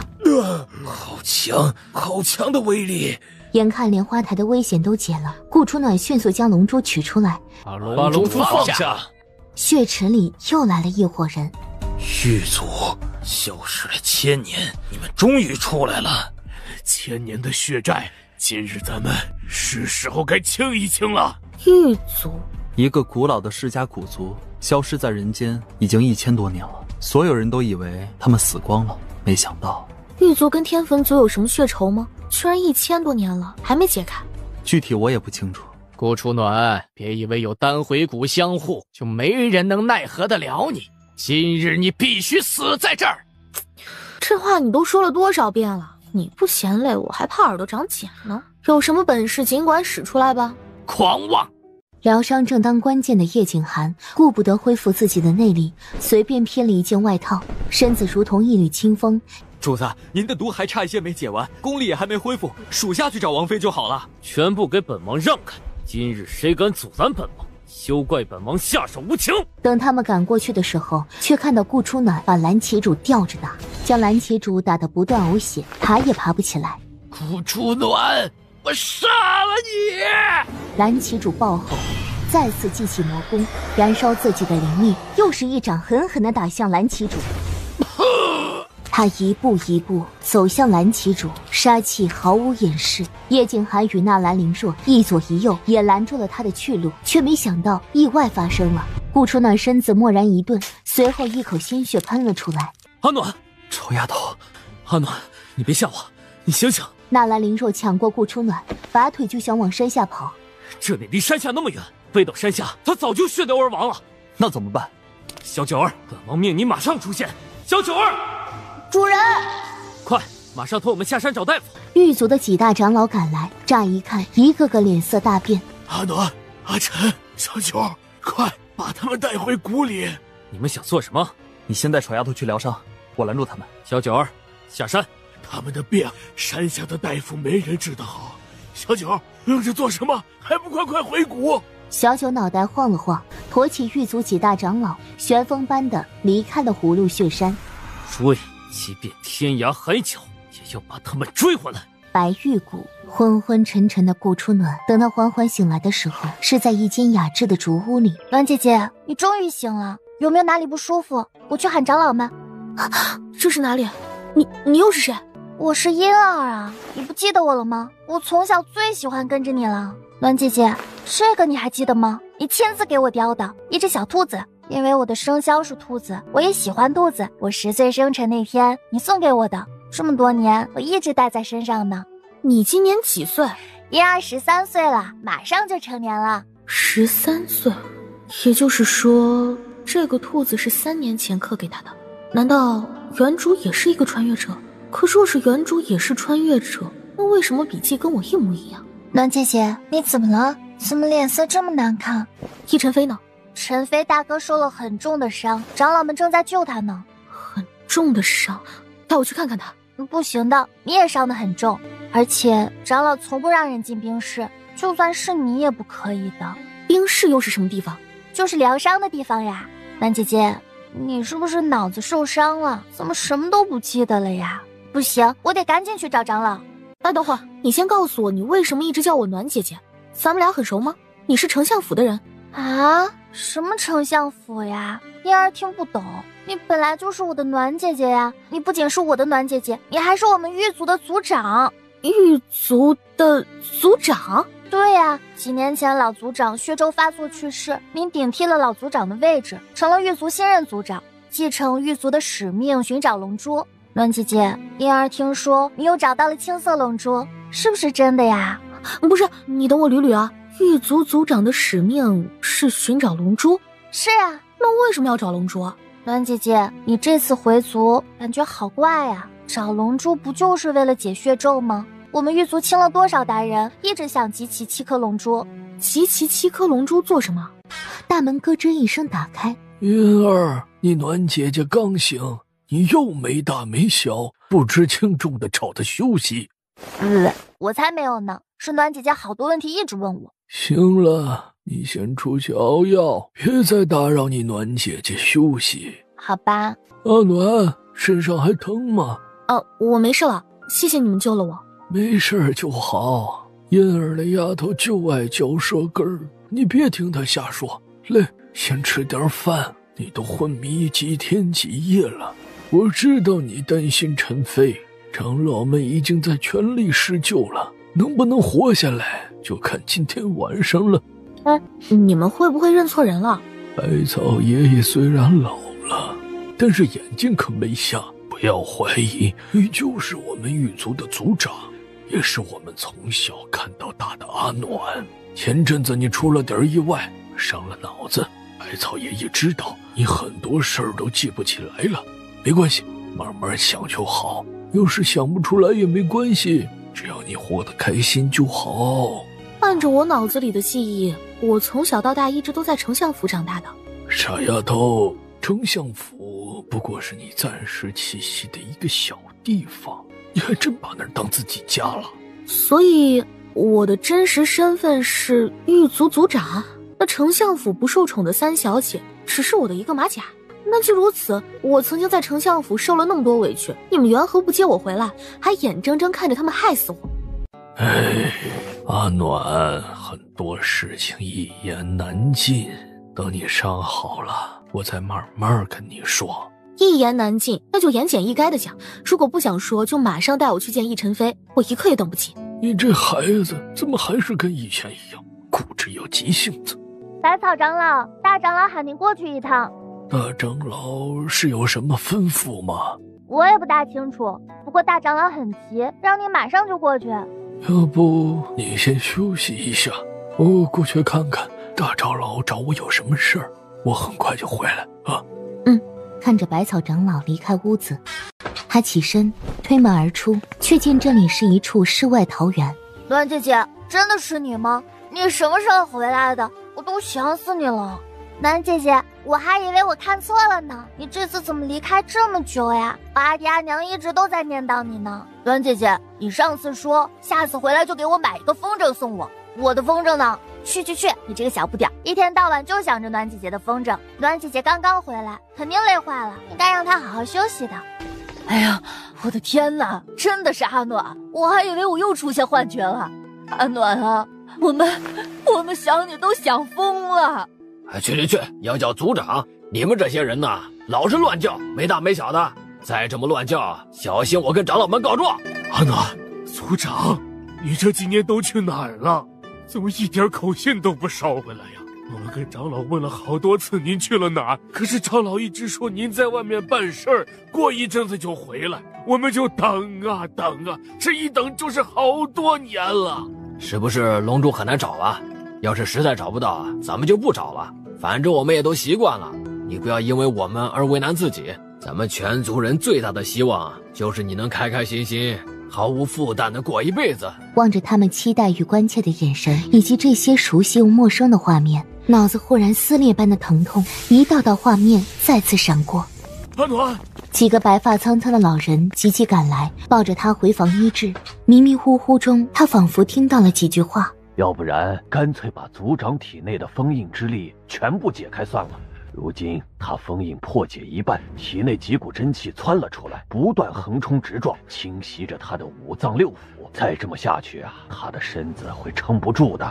不行，龙珠还没有全部找到。如果封印之力解开，天分族很快便能知道族长的身份。到时候天分族倾全族之力追杀族长，那天分族有什么可怕的？他们若敢倾全族之力追杀咱们族长，那咱们也倾全族之力端了他们。你整天就知道打打杀杀，天分族势力那么大，你能杀得完吗？如果他们在背后阻拦我们找到龙珠呢？大不了龙珠不找了。这些年看着族长这么痛苦，我早就受够了。最多大家要死一起死。说什么胡话？我们几个老骨头死了就死了，可是狱族还有千千万万的族民，你有什么资格夺走他们的性命？赶紧救族长！他的封印之力若不彻底封印好，他的身子会因承受不了巨大的真气而爆炸死亡的。顾初暖猛然坐了起来，大口大口的呼吸。阿暖，感觉怎么样啊？还有哪儿难受吗？你这丫头，封印之力连着2次差点破开，差点没把我吓死。你说你要是实在不想封，族长，你身子虚，我已经吩咐他们别来打扰你，你且在这里多休息几日，什么都没有你的身体重要。我的身体到底封印了什么？今天你们若不把事情真相一五一十的告诉我，我马上死在你们面前。别，你快把匕首放下！要是你出了什么事儿，我们怎么跟狱族的族民交代？那就说，你们若认识我，就应当知道我耐性不太好。既然你想知道，那我告诉你便是。老七，哎呦，族长的性格你们又不是不知道，要是他出了什么事，你们瞒着再多的秘密又怎样？阿暖，你是我们狱族最年轻的族长，实力达到了7阶。你为了掩藏身份，寻找龙珠，自己封印了自己的武功，寄身在丞相府。不久前，你为了得到第4颗龙珠，不知道被哪个天杀的给重伤了，差点丢了小命，连记忆都给弄丢了，所以你才会暂时记不得我们了。等等，你说我是你们族长，那丞相府原来的3小姐呢？3小姐也是你啊，狱卒身份太敏感，所以你刚出生的时候，你娘选择把你留在丞相府，算是有一个遮人耳目的身份。所以丞相府3小姐从来都不是任人欺凌的人，而是在扮猪吃老虎。这也算吧。那我娘呢？我娘也是狱卒人，她为了掩藏身份才故意嫁给那个渣男顾丞相。这个事情有些复杂，不过你这么说好像也没什么毛病。你娘本来就是利用顾丞相妻子那个身份掩藏。顾初暖忍不住自嘲一笑，没想到他一直活在别人编织的一张大网里。阿暖，你别着急，咱们现在已经找到了第5颗龙珠了，只要再找2颗，我们狱卒就有救了。实在找不到也没有关系，别给自己太大的压力。我是要找龙珠，可我找龙珠只为奕晨飞，不为别人。5长老、7长老、百草长老，青公子的情况不太好。大长老说，如果集不齐7颗龙珠，青公子最多只能再撑2个月了。走，去看看奕晨飞。清雅的寝室里，奕晨飞脸色惨白，双目无力地紧闭着。见过族长，族长万福。老人家快起来！哎呦，阿暖呐，你可算回来了！我等你的好久，等的头发都白了。我的酒呢？你是不是又偷偷藏在哪里了？老六，奕晨飞怎么样了？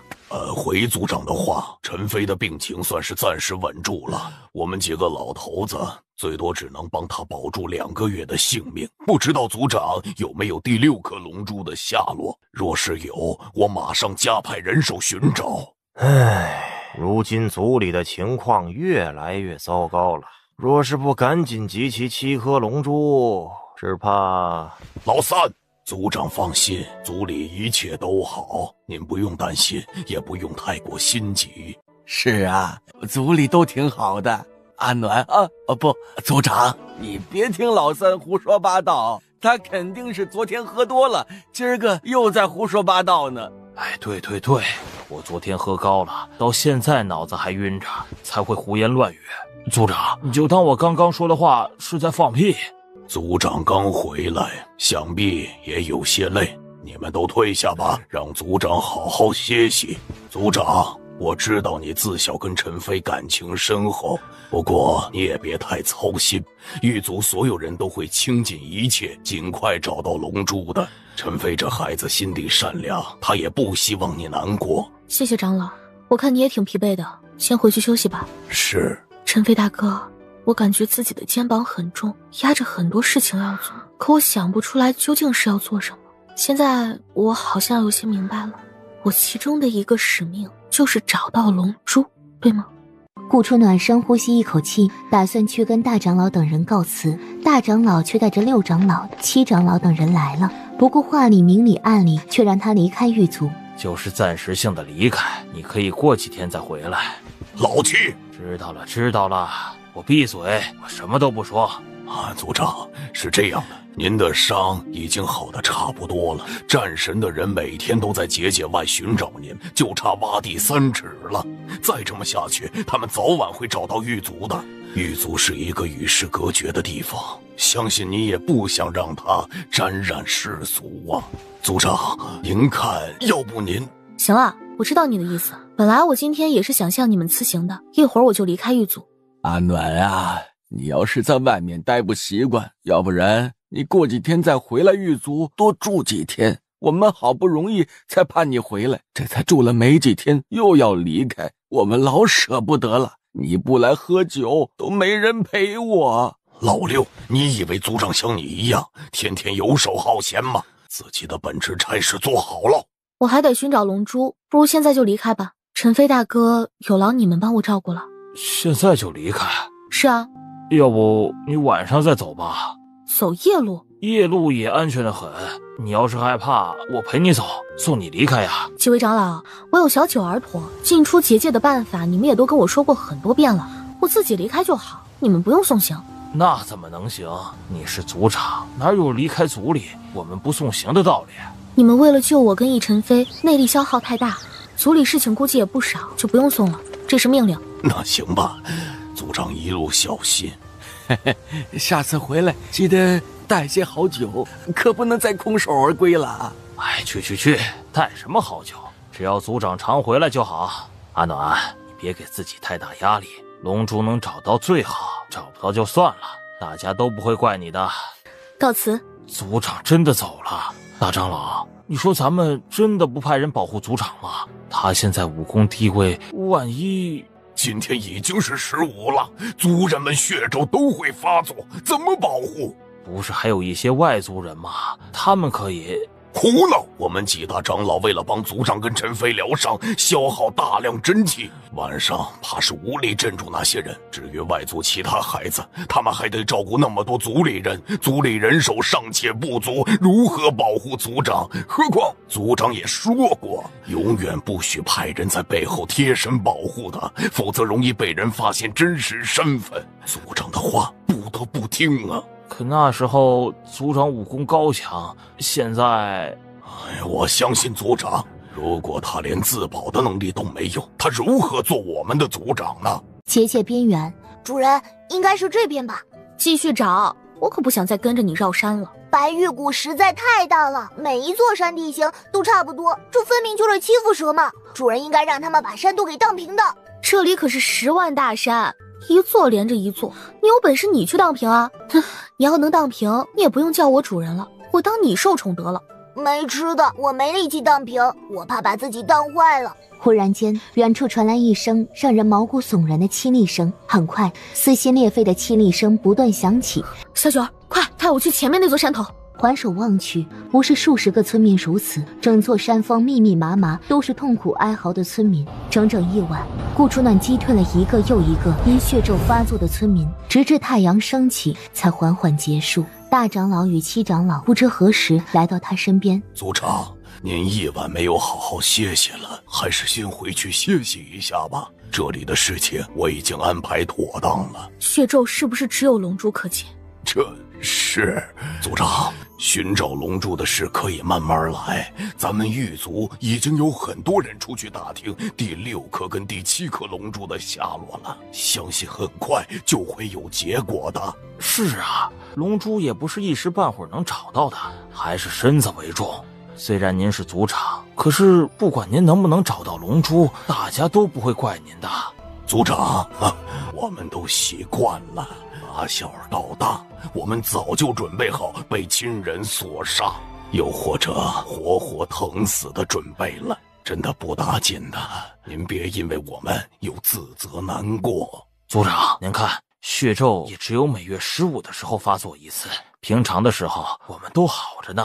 所以只要15那天我们熬一熬，啥事也没有，您别再难过了，好吗？大长老，能否请你帮我解开封印？解开封印？是。不行。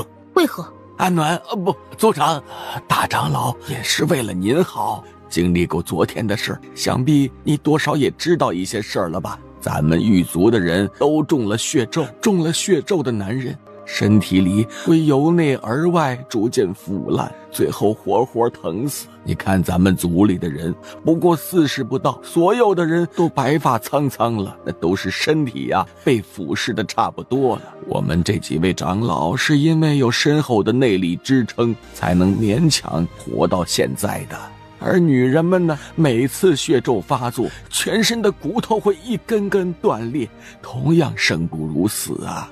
想等到骨头长好，差不多需要20天左右的时间。你也是狱族的人，你的血咒之所以没有发作，那是因为几位太上长老啊心疼你，以生命为代价帮你把血咒之力逼到丹田封印。后来太上长老的封印之力越来越弱，你索性自己封印了自己的武功，血咒才没有再发作。如果你现在解开封印，不只容易露出你的狱族之人的身份，你好不容易控制下去的血咒也会爆发的。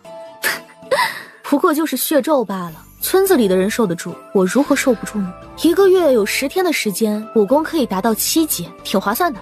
不行，你的封印之力不能解开，族长，您说什么我们都听你的，唯独这事儿不行。是啊，几位太上长老拼了命，才勉强把你的血咒封印到丹田。如果解开你的封印之力，那几位太上长老就白死了。行，既然你们不帮我解，那我自己重新练。不过就是7阶，我还不信我自己达不到呢。族长，天坟族为什么要对狱族下这么恶毒的血咒？这个你们总可以告诉我吧？1000年以前，狱族是一个国家，叫狱国；天坟族也是一个国家，叫陈国。狱国与火国原本是姻亲国家。姻亲国家？对，狱国的皇帝还在腹中的时候，就与同样在腹中的陈国公主定了娃娃亲。陈国公主痴恋狱国皇帝，但是狱国皇帝早已心有所属，宁愿放弃皇位，甚至不惜牺牲自己的性命，也要娶一国女子黄真真。陈国以巫术出名，陈国公主杀兄杀父，登上陈国女帝之位，以整个陈国为祭，设下全天下最恶毒的血咒。所以狱国的子民全部都中了血咒，100年来世世代代都要忍受血咒之苦。狱国啊，原本很强盛的，就因为血咒，国人一代代的减少。如今，以陈国所有人为祭，那天坟族现在又是怎么来的？那女魔头贼精着呢，留下一支亲信血脉，所以陈国的子民并没有全死。那后来陈国女帝呢？死了吗？被先皇先后杀了。不过这血咒除了龙珠外，却没有任何办法可解。顾初暖去看望易晨飞。晨飞大哥，你什么时候醒的？怎么也不差人跟我说一声？刚醒。天气开始转凉了，你身子不好，一定要多盖一些。瞧你瘦的，待会儿我留下一张食谱，让嫣儿按食谱给你做好吃的。你要离开了吗？不过我很快会回来的。阿暖，龙珠的事不着急，能找到固然是好的，若是找不到也便算了。这么多年，大家都习惯了他。陈飞大哥，我是狱族的人，那我娘呢？我娘真的是抑郁而死的吗？顾丞相真的是我爹吗？这些事我也不大清楚。那你爹娘呢？对不起啊，我问到你的伤心事了。你真想知道吗？其实说了也没什么关系。我4岁的时候，我娘怀了身孕，跟牛婶一样，8、9个月了。15那天，我爹血咒发作，神志不清之下把我娘给杀了。可惜的是，我娘没有牛婶那么幸运，她一尸两命。我爹接受不了这个刺激，次日自尽在我娘尸体前。所以我4岁的时候，双亲就不在了，是几位长老把我抚养大的。陈飞大哥，你还有我，我会一直陪着你的。以前你也跟我说过这句话，那年我4岁，你3岁，你也是这样握着我的手，信誓旦旦地跟我说你会一直陪着我。阿暖，我知道以你的性子，谁也无法阻止你去寻找龙珠。我只想说，找不到也不打紧，凡事别太勉强，也不用担心我会好好照顾自己，一直等你回来。荒山上的一处茶棚，顾初暖戴着面纱，将那绝色的容貌遮盖起来。你们听说了吗？楚国跟魔族杠起来了啊！这是为什么？楚国跟魔族不是素来井水不犯河水的吗？兄弟，你这消息是有多堵塞？外头早就传疯了。我这些日子一直在深山里打猎，还没回家呢。你快给我说说吧，楚国为什么和魔族杠上了？楚国楚皇后10几年前生了一位皇子，却被人给抱走了。这么多年，楚皇一直没有子嗣，这个你知道吧？这谁不知道？楚国年年月月都贴告示寻找皇子，不止楚国，全天下各个国家他们都张榜呢。我记得告示上还说啊，谁能找到或者提供皇子的信息，赏黄金1万两，直接官赐1品，可羡慕死个人了。不过这跟魔族有什么关系？楚皇的那位皇子找到了，不过被魔族的蓝旗主给搞死了，生生掉下血海岩浆，连尸体都找不到。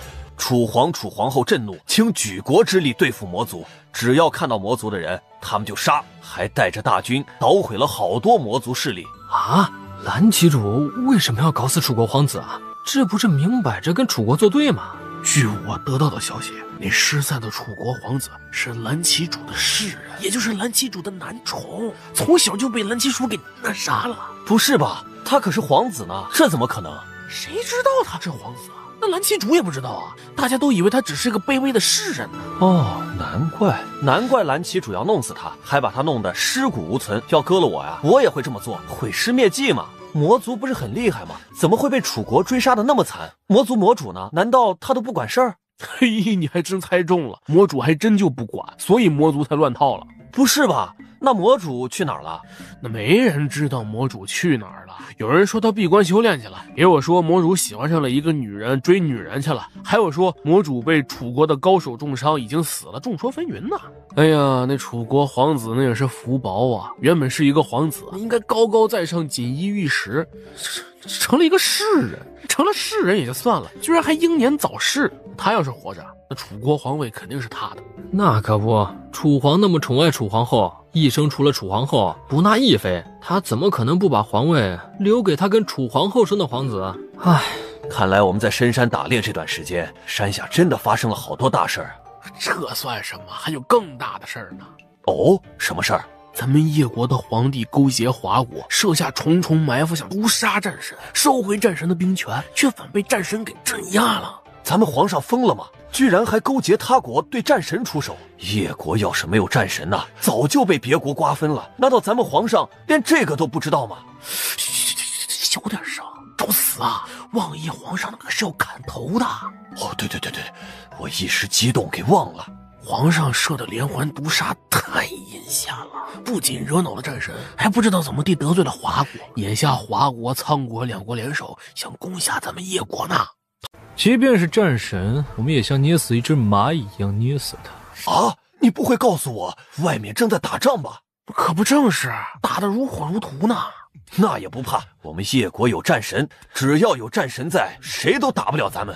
郁闷就郁闷在这儿，皇上彻底把战神给得罪了，战神撂挑子不干了，咱们叶国打不过人家华国跟仓国，节败退呢。活了大半辈子，我就没见过叶国败得这么惨啊！不是吧？咱们叶国可是大国呀，就算华国和仓国再强，也不可能压着我们打呀。那我还能骗你不成？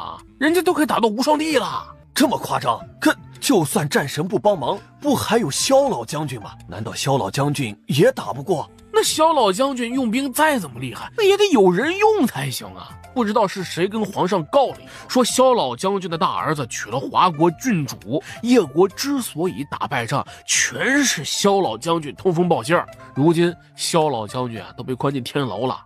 这怎么可能？萧老将军忠心耿耿，绝对不可能做对不起华国的事儿，一定是有人陷害他的。我也知道萧老将军肯定是被陷害，可是咱们皇上不信呢。那萧老将军的幼子萧雨轩呢？萧老将军全家都被下天牢了，萧小公子应该也被关了吧？这个我就不太清楚了。姑娘，你是萧老将军的什么人吗？这里虽然是荒郊野外，可难保不会有过路的人偷听到，或者是心怀不轨的人故意报官，在议论帝王的时候，还是掂量自己有几颗脑袋哦。还有楚国帝后睚眦必报，你们若是再敢说他儿子坏话，小心楚皇千里追杀你们。哟，姑娘，我们不敢了啊，我们刚刚都是胡说的，你可千万别报官啊。那就管好自己的嘴。顾初乃一进城就被跟踪了，认出跟踪他的人是叶景寒的人，任由他们去通风报信。呀，这哪儿来的小美人啊？瞧你风尘仆仆的，是来寻找情郎吗？可别怪我没给你忠告，马上下跪磕头叫3声姑奶奶，然后滚出去，或许还能保住你一条小命。你让我滚？我没听错吧？你知道我是什么人吗？我们公子可是安国公府的3公子，此次是皇上特意召我们回来的，你敢对我们公子不敬？哼，安国公府的3公子，官儿很大吗？废话，我们国公可是先皇御封的，可谓一人之下万人之上。你若能跟着我们家公子，以后荣华富贵锦衣玉食绝对少不了你。可惜啊，我已经嫁人，没有这个福分。美人儿，只要你肯跟着我，就算你嫁人又能怎样？我马上让人把你男人弄死。哼，我男人位高权重，我怕你不仅弄不死他，反而把你自己弄死。开玩笑，你也不去打听打听我们安国公府的势力有多大？只要我们安国公府动动手指头，别说什么达官显贵、商贾巨豪，即便是战神，我们也像捏死一只蚂蚁一样捏死他。谁敢捏死本王？一个紫衣锦服的男子策马狂奔而来，他一勒马绳，缓缓停了下来。你是谁？竟然敢冒充战神！大胆！见了战神王爷还不下跪？难道真是战神叶景寒？安三公子双腿一软，扑通跪下。王爷，下官该死，下官不知道您是王爷，冒犯了您，您大人不计小人过，就原谅下官这一次吧。王爷，他轻薄我。王爷饶命，下官以后再也不敢了。下官给您再找10个100个跟他一样年轻貌美的女人，给您赔罪。哼，轻薄本王的王妃，还想给本王塞110个年轻貌美的女人？你是不把本王放在眼里，还是想让本王回去跪搓衣板？什么？那个穿着廉价的女人，居然是战神的王妃？怎么可能啊？还有他刚才说什么？跪搓衣板？堂堂战神怎么可能跪搓衣板啊？轻薄本王的王妃，下场只有一个，那就是死。王爷，我是安国公的三公子，你不能杀我！我爹是朝廷命官，而且官本。降雪手起当落，已然砍下他的人头。以后谁敢对王妃不敬，这就是下场。回去告诉安国公，想给他儿子报仇之前，先掂量掂量安国公府有多少颗脑。那可是安国公的儿子，他说砍就砍了，一点情面也没有留。出去演了那么久，回家的路都忘记了吗？还不赶紧回家！韩王府里，叶景寒不知何时已经让人备好了一桌佳肴。主人吃饭，小蛇别掺和。主人，人家饿了。哼，你该告诉我你哪天不饿。这么多你也吃不完，就留一口给人家吃嘛。看我可怜的小眼神儿。滚，少卖萌装可怜。将军，去拿10头烤猪给小九儿吃。好人啊，好人啊！哼，没骨气。主人，人家是蛇，不用骨气。哟，可滚吧你！出门别说你认识我，丢人。慢点吃，没人跟你抢。那个啥，王爷，龙珠不在我手上，狱卒的人把它抢走了。至于狱卒在哪儿，我也不知道。我是昏迷着进去，蒙着眼睛出来的。抓你的人是狱卒？你跟狱卒是什么关系？能有什么关系啊？不就是我身上有龙珠，他们想得到龙珠罢了。是吗？可是狱卒带走你的时候说，山下的大夫救不了你，只有他们才能救得了你。是吗？或许是因为他们从我身上得到了龙珠，觉得欠我一个人情，所以就顺手救了我。嘿，那你在狱卒都发生了什么事？狱卒都有些什么人？他们是怎么医好你的？王爷，你的问题这么多，让我回答哪一个啊？你媳妇儿差点没命，你不知道体贴也就算了，还一个劲儿的质问，我是你的囚犯吗？不是说了，王府的一切用食都不可以加辣吗？万一王妃肚子里的孩子有任何损失，你们担得起吗？属下该死，是属下疏忽了。奇怪，怎么那么久了，肚子也不见大？莫不是你身体不适？清风，去把大夫请来。是。不用了，王爷，我身子好得很，依我看就不必麻烦了。不麻烦。王爷，我自己是大夫，我的身体如何我自己清楚得很。王妃这么紧张，莫不是有什么见不得人的事？我能有什么见不得人的事啊？难不成你以为我去偷汉子了？我长途跋涉累得很，要回去歇歇，没什么事别喊我。王爷，大夫来了。参见王爷，参见王妃娘娘。叶景寒，你这是什么意思啊？嘿，王妃娘娘，主子关心您，所以把全帝都最好的大夫全召进府里了。以后由他们给王妃把脉调理身子，好健健康康的生下小王子。嘿，王妃娘娘，主子对您是真的好，属下看着都感动。我好得很，让他们全都滚！你不仅有身孕，前阵子你还受了重伤，让大夫给你把脉，本王也安心。不用，全都让开！王爷，有了身孕的人体内燥气比较旺，王妃这情况啊也属正常。微臣一会儿开一些祖传的静气凝仙的药给王妃服几贴就好了。王妃娘娘，我等一定会好好把脉，也占用不了您多长时间的。您我肚子疼，是不是刚刚的饭菜不新鲜啊？疼死我了！让一让啊！我要去蹲个茅坑。主子，许是王妃这些日子风餐露宿，导致肠胃不大好，应该是没什么大碍。清风，你说怀孕3个多月的人，肚子会一点反应都没有吗？这是不是王妃娘娘太瘦了？回王爷的话，一般3个多月的身孕已经很显怀了。这王妃看不出身孕，或许是身子骨太弱了。王爷，虽说怀孕3个多月很显怀，但也有个别不显怀。先皇的年贵妃当年怀孕3个多月的时候也是不显怀，那会儿呀还闹了好一阵子。怎么一回来就碰到这种事儿？眼下可怎么搞啊？我承认假孕，不行，还不得被叶景寒活活揍死？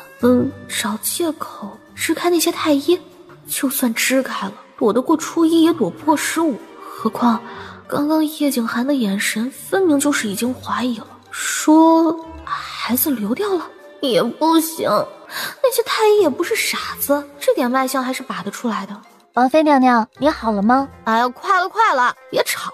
王妃娘娘，您在里面很久了，是否身子有什么不适？我好着呢。王妃还没出来吗？回王爷的话，是的，王妃让我们别吵。本王亲自进去。我上厕所你也要进来，有没有搞错啊？你是本王的妻子，对自己的夫君有什么好忌讳的？从来不知王爷居然还有这个癖好。本王的癖好加起来再多也不及王妃的零头。这货什么意思？暗讽我吗？王妃既然没事了，那便让太医把脉吧。你都说我没事了，那还把什么脉？我困了，让开。有病治病，没病预防，这可是王妃以前跟本王说的。哼，你是铁了心不让我回去睡，对吧？本王也是为了王妃好，王妃一直不让把脉，莫不是心中有鬼？你才心中有鬼，你全家都心中有鬼。要把脉是吧？行，那把吧，不过速度给我快点啊，别耽误我睡觉。顾初暖找了个舒服的地方坐下，撩起自己的袖子。怎么样？这个王妃的脉象有些奇怪，小人一直探不出啊。王妃到底怎么样了？若不说出一个所以然来，今天你们人头便全部都留下吧。王爷息怒，王妃娘娘的脉象很奇怪，好像是中了毒，又好像没中毒。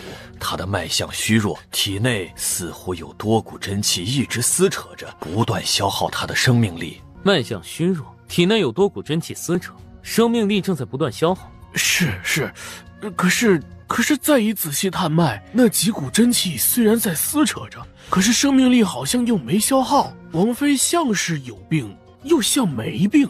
本王再问你们一次，王妃的身体到底怎么样？王妃身体有些虚弱，需要好好调补。那王妃有没有病？这个，王妃只要好好调理，多加休息，便没有大碍的。全是一群庸医。王妃肚子里的孩子呢？还健康吗？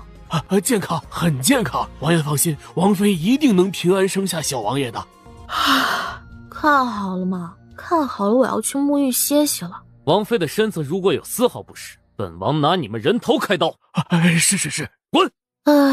我可真是命苦啊！好不容易九死一生，捡回一条命，火急火燎的回来，居然还被自己的丈夫怀疑。有没有哪不舒服的？当然不舒服啊，上上下下里里外外都不舒服。尤其是这颗心呢，更不舒服。本王错怪你，不过以后你还是多吃一些。瞧你肚子扁的，不知道的人还以为本王虐待你了。他光吃不长，我有什么办法？有本事你自己钻我肚子里去问问他。既然你肚子里的孩子好好的，为什么怕大夫把脉？废话，30-40个大夫呢，一个探一下脉得花多长时间？这屋子统共就这么一点大，你不嫌闷，我还嫌闷呢。顾初暖丢了一个白眼给他，直接推开他，往自己的寝宫而去。吩咐下去，好好伺候王妃，只要她想要的，尽一切满足她。是。暖阁里，小姐，您知道吗？王爷对您啊是真的好。您不在的这段时间，王爷派了好多人去找您，差点没把自己急死。您住的暖阁，王爷一天也来好几趟呢。王爷还问了秋儿好多次关于小姐小时候的趣事儿。以前秋儿觉得泽王好，现在秋儿感觉韩王比泽王更好。韩王就是外冷内热，表面看起来凶巴巴的，其实啊，韩王的心可好了。小姐，你有没有在听秋儿说话？你说什么？小姐，您怎么了？为什么秋儿感觉您这次回来以后心事重重，还闷闷不乐的？小姐，您是不是有什么心事啊？秋儿，你知道王爷一般都把最宝贵的东西放在哪儿吗？这个秋儿也不大清楚，不过秋儿听说韩王府里的贵重东西不是在藏宝阁，就是在书房或者王爷居住的寒水阁。小姐，您问这个做什么呀？是不是看上王爷的什么宝贝啦？王爷现在那么宠您，只要您开口，指不定王爷就送给您了呢。帮我更衣吧。是。穿那件。小姐，夜深了，您不歇息吗？睡不着，想出去走走。您在外面奔波劳碌那么久，还是早些歇息好。就算您不爱惜自己，也要为肚子里的孩子着想一下呀。小姐，是不是因为王爷没有来暖阁歇息，您心情不好？要不秋儿去请王爷过来？哎，我说你这个嘴啊，天天巴拉巴拉巴拉没完没了的，你不累吗？小姐，闭嘴，不许说话，更不许跟。藏宝阁外，小姐，您不会是想进藏宝阁吧？就算您是王妃，没有王爷的命令，您也不好直见，这毕竟是属于王府的宝物。我是韩王妃，整个韩王府一半的财产都是我的，何况一个区区藏宝阁？把门打开！王妃让你们打开，你们还不赶紧打开？是。王妃娘娘，你想要什么？吩咐奴才一声，奴才亲自送到你面前啊！不必了，我自己去找。你们谁也不许跟过来啊！秋儿也不许跟。是。管家对小姐这么客气，还随小姐挑，小姐可贪财着呢。他们也不怕小姐把整个藏宝阁都给搬空啦。终于顾初南出来了，他双手空空出来，脸色阴沉又失望。王妃娘娘，不知道里头有没有您中意的东西？如果有，奴才马上差人送到暖阁。没有，带路，我要去书房。书房？怎么我去不得吗？王妃说笑了，您是韩王府的女主人，王爷的正王妃，只要您想去韩王府任何地方，你都可以去，奴才马上带您过去。藏宝阁被翻得乱七八糟的，但是一样东西都没少，不知道是不是王妃没有看上什么。王妃娘娘，王爷还没歇息，此时正在书房看书，是否要通知一下王爷？不必通知了，你们全都下去，我自己进去。王爷，您还没歇息呢？这么晚了，找我有事儿？怎么，我没事儿还不能来找你了？你有身孕，在房里好好歇息，等我过去暖阁就好。你这看的都是什么书啊？这么多呢！别动。育儿论、取名通鉴、声律启蒙、孕期调补法，还有这个夫妻阴阳道。哎，叶静涵，你搞什么呢？清风最近也不知道是怎么办事的，怎么就拿这些东西给本王？本王明天便让人全烧了。王爷，这不丢人，你放心，我不会传出去的。混账！本王是什么人？需要看那些书吗？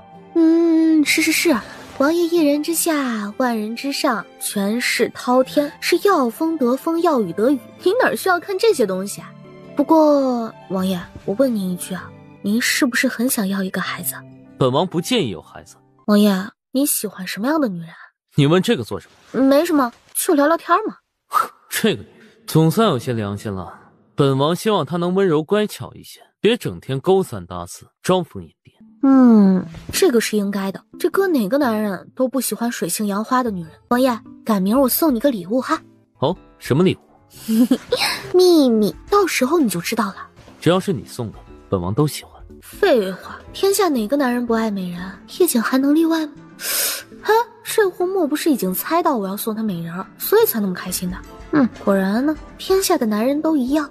王爷，夜色深了，有什么政务明天再处理吧。我呢，建议你赶紧去歇息，早睡早起，有益身体健康。确实该歇息了。今晚他要让他知道他的技术好得很，而且他绝对只上不下。快去！你不跟本王一起回去歇息？跟他一起歇息，美的吧？脑子怎么想？我是那么随便的人吗？王爷，我现在怀有身孕，头几个月不能剧烈运动，否则对孩子不好。确实，还是以孩子为重吧。你放心，本王不碰你。你瞧你这书房也忒乱了，正好我现在不困，帮你收拾一下吧。这种小事让下人收拾一下就好了。这可不是小事，书房乃是重地，里面很多重要文件，万一被弄坏了或者被泄露了怎么办？我亲自收拾，心里也踏实。你身子重，一边歇着就好，本王自己收拾。不行，你是王爷，身份尊贵，怎么能做这种事呢？你还是先回去歇息吧。本王是王爷，也是你的夫君，夫妻之间没有贵贱。王爷，我睡不着，想在这里赏会儿月，你先回去歇息吧。那本王陪你赏月。王爷，你明天不用上朝吗？不上了，就陪你了。哼，这怎么能行呢？如今叶国与华国大战，你身为战神，应该以国家为重。就算皇上再怎么对不起你，你也得考虑一下百姓，不是？我建议你赶紧回去歇歇，明天好精神抖擞、容光焕发的去上朝。放心吧，华国吞不了叶国。所以你是故意让皇上头疼，到时候不得不来求你。阿暖，国家大事你不必管。对了，萧老将军跟萧雨轩他们呢？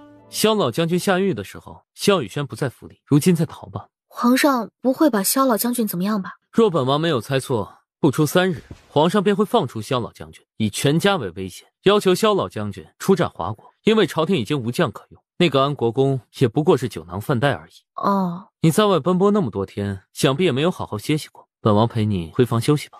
不用，你一直推诿，莫不是？王爷，您想哪儿去了？我只是肚子饿了啊！你也知道，孕妇特别容易饿。想吃什么？本王让人去做。下人做的我不想吃，我想吃王爷亲自做的。你想吃什么？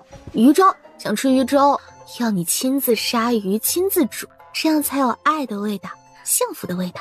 好，你在这里等一下，本王马上去煮。王爷，清风降雪两人我看着忒讨厌，让他们也下去。我想自己在这里赏赏月，看看书，不想被这2个傻缺打扰。乖乖等我，我很快回来。快去吧，快去吧，晚些回来更好。确定叶景寒离开后，开始在书房翻箱倒柜的寻找着羊皮古卷。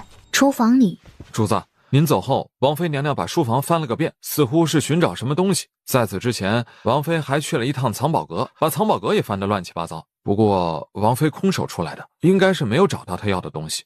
属下暂时还查不出王妃想要什么，也查不到有人逼迫她什么。主子，要不要把王妃喊过来质问她？都什么时候了，这傻清风怎么还认不清事实？不管他去哪儿，要找什么，都随他吧。仔细盯着他的动向，别让他发现。是，主子，您不会真的要杀鱼做鱼吧？你有意见？属下不敢，这点杂活属下来就好了。她是你的王妃，还是本王的王妃？属下不敢，属下该死，属下该死。去把御厨喊过来，今晚本王要亲自煮鱼粥。是。书房里，整个书房里里外外上上下下都被他搜遍了，根本什么都没有。难不成羊皮古卷在叶景寒的房中真被他当做枕头了？来人，王妃娘娘，把这里收拾一下，恢复原状。是。你带我去王爷的房间。他前脚到了叶景寒的书房，后脚叶景寒便亲自端着鱼粥过来了。我想在书房找个好书看，却没有找到一本中意的，我又有点累，就来你房里了。不好意思啊，把你的书房弄得乱七八糟的。没事儿，让下人收拾就好了。等久了吧，鱼粥好了。好香啊！饿死我了。哎，等一下，有鱼刺。叶景寒坐在他对面，体贴地将鱼刺一根根地挑掉。好了，没有鱼刺了。不过吃的时候还要小心一些，别卡到了。谢谢，这鱼粥是你亲自做的。冲着你这手艺，当老公妥妥够格了。老公？啊，就是夫君的意思。你若是喜欢吃鱼粥，以后我天天做给你吃。他这深情的样子是演给谁看的？天天做给我吃，我没听错吧？我还是叶景寒真的对我有意思了？可千万别啊！我还想多活几年呢。您是王爷，天天做鱼粥给我吃，我哪消受得起啊？你应该煮给别人吃。确实不用厚此薄彼。都这么大的人了，怎么吃个鱼粥都呛到？我吃饱了，你吃吧。只吃几口就饱了？明天早上本王再做给你吃。别，天天吃鱼粥，我怕胆固醇太高。胆固醇？说了你也不懂。我要歇歇了。今晚就歇这里。夫君，我今晚能睡这里吗？你现在怀有身孕，还是应该克制一些。克制你妹啊！脑子有坑吧？当我什么人啊？见人就上吗？夫君，不知道为什么，我一进我的暖阁，全身都不舒服，睡也睡不好。可来到你的寝宫后，我感觉全身舒畅。我晚上就想住你这里，要不你挪个窝到别的地方睡去？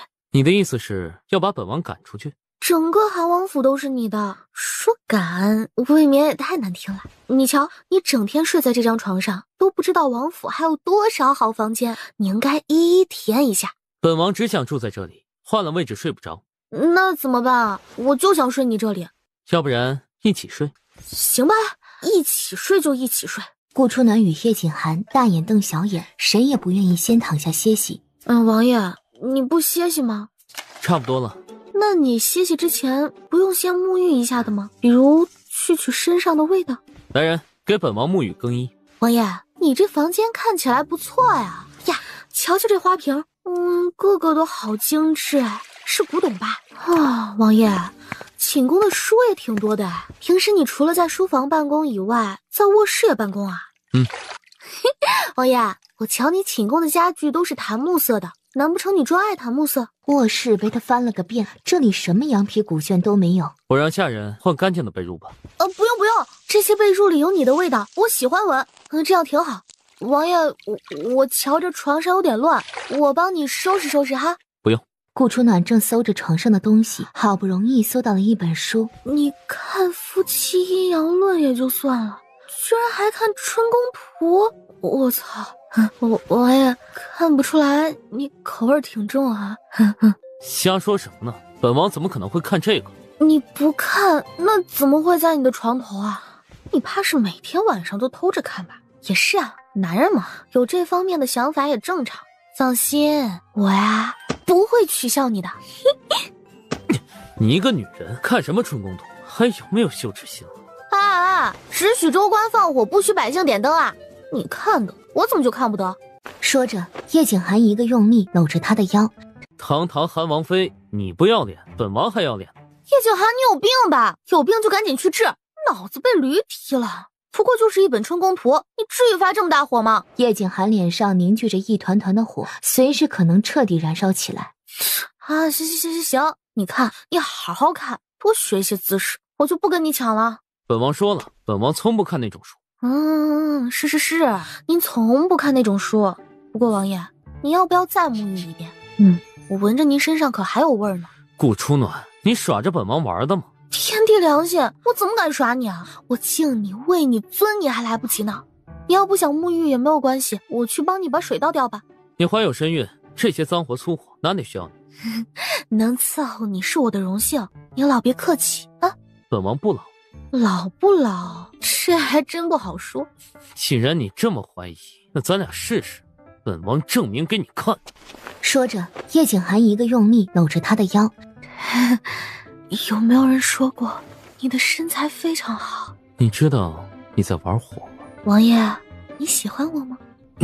顾初暖，你好大的胆子！1、2、3，小样，当姑奶奶是软柿子呢，你想捏就捏，也不看看姑奶奶之前是干什么的。顾初暖起身，整了整自己凌乱的衣裳，开始在床上搜起来。床尾没有，顾初暖正想搜床头。你不是中毒昏迷了吗？本王从小就在药缸里泡大的，这点小毒毒不到本王。也是，我怎么给忘了你全身上下都是毒呢？哎呀，王爷，我这不是看你挺累的，才自作主张给你下了点蒙汗药，想让你好好睡。你瞧，我这不是正在帮你铺床吗？再看叶景寒，还是那个姿势。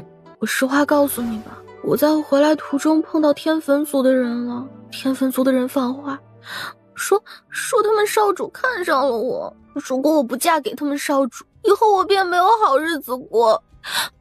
天坟族的人还让我在王府找一样宝贝。叶景寒似信非信，这个女人满口谎话，谁知道她又在打什么主意？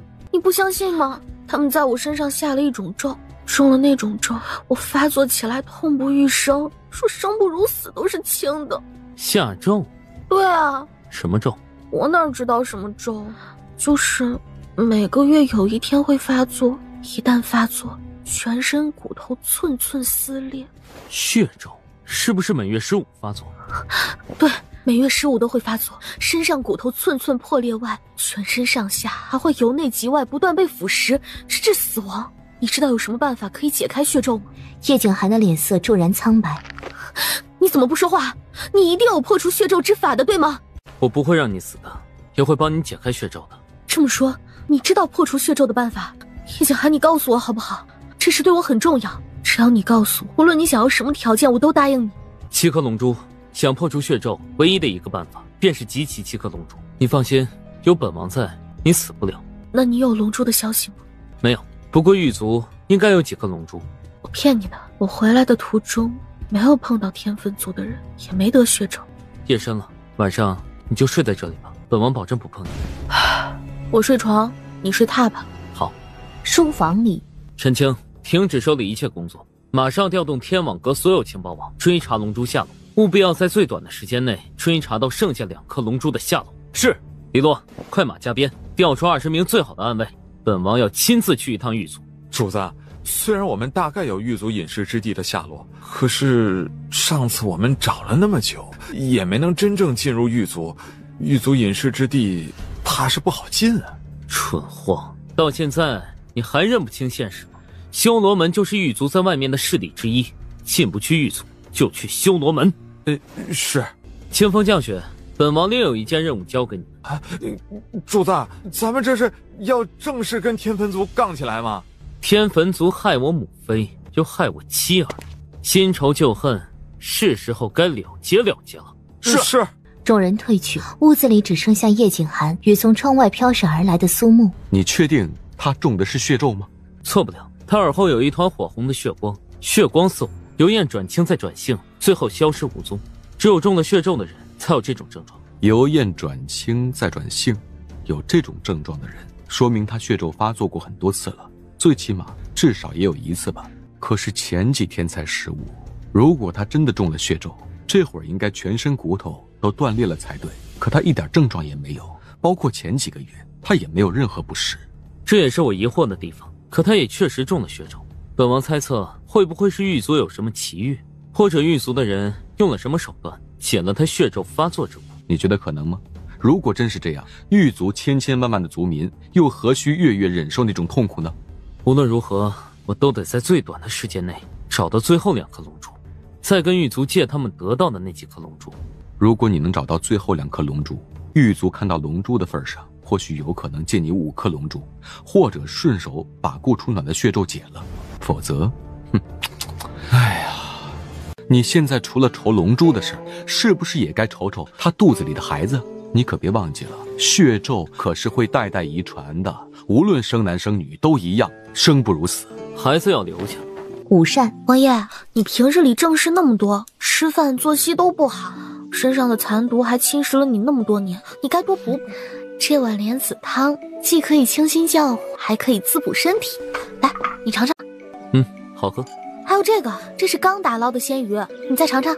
鱼刺我都让人挑掉了，不用怕卡到。好吃，比以前吃的鱼都好吃。还有这个，你也试试。猪蹄吃了以后可以补腿的，你双腿刚恢复，需要补补。这些饭菜都是你亲自让厨房的人做的？何止啊，我还亲自督工。唉，要不是我昨天没休息好，我都恨不得亲自下厨了。你怀有身孕，这种粗活让下人去做就好。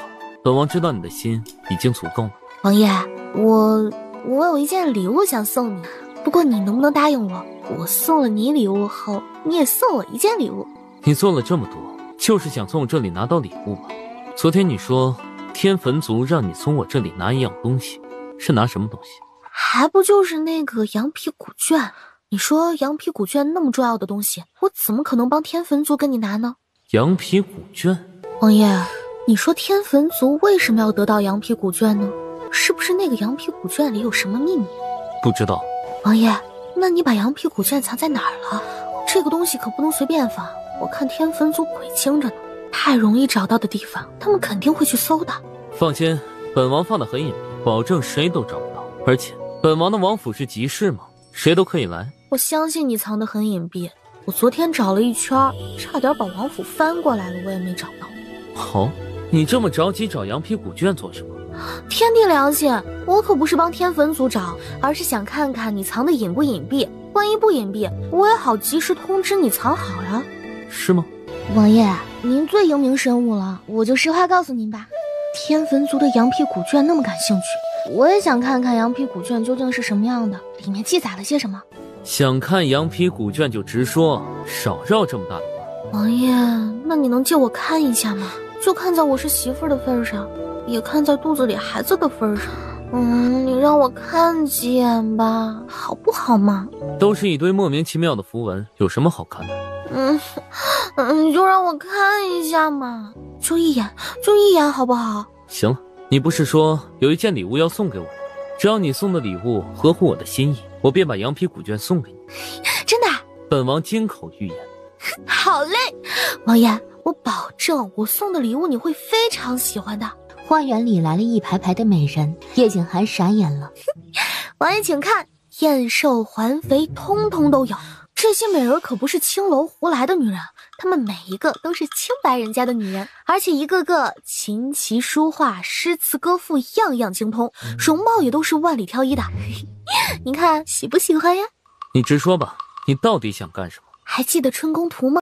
顾初暖，你到底想干什么？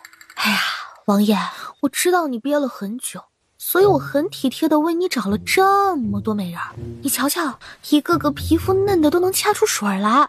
我要是男的呀，肯定直接扑倒。再看这个瓜子儿脸，温柔善良，这绝对是好媳妇人选。啊，还有这个，哎呀，屁股多翘，绝对能替你生一个大胖儿子。啊，不是一堆大胖儿子。是不是看傻了，不知道怎么挑？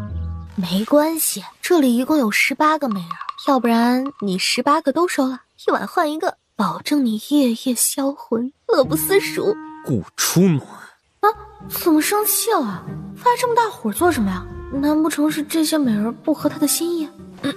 你要是对他们不满意，我再找一批就好了。瞧你把他们吓得一点也不懂得怜香惜玉。顾初暖，你是吃饱了撑的吗？哪儿呢？我既要给你安排美食，还得给你物色美人，一刻都不得闲呢。叶景寒隐忍着怒火，努力告诉自己克制。难不成你是觉得18个美人太少了？啊，也是，你是战神王爷嘛，高高在上，18个美人确实不够衬托你的身份。这样我再给你找12个，凑够30个，这样你可以一晚换一个，保证夜夜不寂寞。顾初暖，管家，王爷，老奴在。身为王府管家，你就这么任由王妃胡来吗？王妃年纪轻不懂事，你也跟着不懂事。王爷，奴才从今天起撤除你的管家职位。王爷开恩，王爷开恩啊！老奴以后再也不敢了。拖下去！谁去帮王妃物色这些女人的？回王爷，是徐管事，一样撤去她的职位。是。王爷饶命！奴以后再也不敢进王府了。王爷饶命啊！王爷息怒，奴一定会好好伺候王爷的。你算什么东西？凭你也配伺候本王？来人，杖责20，轰出王府，其他女人一概赶出去。以后若再敢进寒王府，本王不仅会要了她的性命，也会要了她全家的性命。是。什么情况？难不成没拍对马屁？可那天他不是在看春宫图还有育儿论吗？他不就是想成亲生子吗？啊，王爷，你刚刚说过会把羊皮古卷送给我的。送给你？哼，本王是说过，可是本王前面还加了一句话，若是你送的礼物合乎本王的心意，本王或许会考虑送给你。可惜你送的礼物本王不喜欢。我靠，这什么男人，翻脸比翻书还快。小姐，我早就说了不能这么做，你偏不信。哪有正妃给自己的夫君物色那么多女人？你又懂什么？起码奴婢懂得不能让自己的男人跟别的女人在一起。可小姐倒好，巴不得全天下的女人都来上王爷。厨房里还有汤吗？汤？什么汤？什么汤都行。补品啊，或者糕点、水果什么也行。小姐，你又想干什么？混账，怎么说话的？我是小姐还是你是小姐？按我说的做就好。书房里，王爷，人家都说饭后吃水果有助于消化，我拿了一些水果给你吃，很新鲜的，你尝尝。下一次本王必须再上门。王爷，是不是只要跟你发生了关系，你就会把羊皮古卷送给我？你先告诉我，你又想打什么主意吗？这话说的好像我每次给你送吃的都别有目的。难道不是吗？王爷，您不仅是一个男子汉大丈夫，你也是叶国百姓的天，叶国百姓的守护战神，心眼儿怎么能这么小呢？我这是真心诚意给您送水果，您不感激就算了，怎么还冤枉我？这些果子啊，我可是一颗颗亲自洗过才送过来的。你瞧，我手都洗得起皱了。王爷，您就看在我那么辛苦洗水果的份上，多少尝一颗吧。来，你尝尝葡萄，很甜的。顾初暖，本王允许你喂了我。这里又没外人，装什么矜持啊？我错了，王爷，以后没有您的命令，我绝不往您嘴里塞葡萄了。你就原谅我这一次吧，人家也不过是好心，想把最甜的葡萄分享给你嘛。叶景涵还是看不得他委屈巴巴的眼神。王爷，刚刚是我太冲动，我不该塞那么多女人给你，我保证以后绝不再犯。你消消气儿。知道错了吗？知道了，我错的太离谱了。错在哪儿了？错在不应该当着那么多人的面给你塞美人儿。还有，我以后只会偷偷塞美人给你，绝对保证不会让任何人知道的。叶景涵，你又抽什么风？有病就赶紧去治！你不把本王气死，你是誓不罢休吗？现在是你在气我。我明着给你美人你不要，暗着给你美人你也不要，给你送个水果你还生气，那你想干什么？上天吗？本王只想要你。说罢将顾初暖扑倒，直接堵上他的嘴。王爷，是不是只要跟你发生了关系，你就会把羊皮古卷送给我？顾初暖反手围攻，一边抱着叶景涵，一边加深缠绵热吻。乖，闭眼。一夜已拟，屋子里充斥着男女暧昧的声音。天明，顾初暖与叶景涵衣衫不整，彼此大眼瞪着小眼。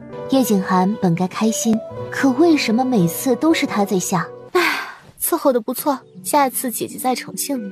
我是王爷，也是男人，是我宠幸你。是，你宠幸我能伺候你啊，是我的福气。下一次本王必须再上门。还有下一次？行，你说什么都行。不过王爷，我都跟你发生过关系了，你难道不送我一些礼物吗？送，必须送。你是我的王妃，只要你想要的，本王通通都送。累吗？废话，当然累，也不看看谁在上面，享受的都是下面的人，好不好？那下次换你享受。下次的事情下次再说吧。王爷，您都享受一天了，是不是该去准备些什么了？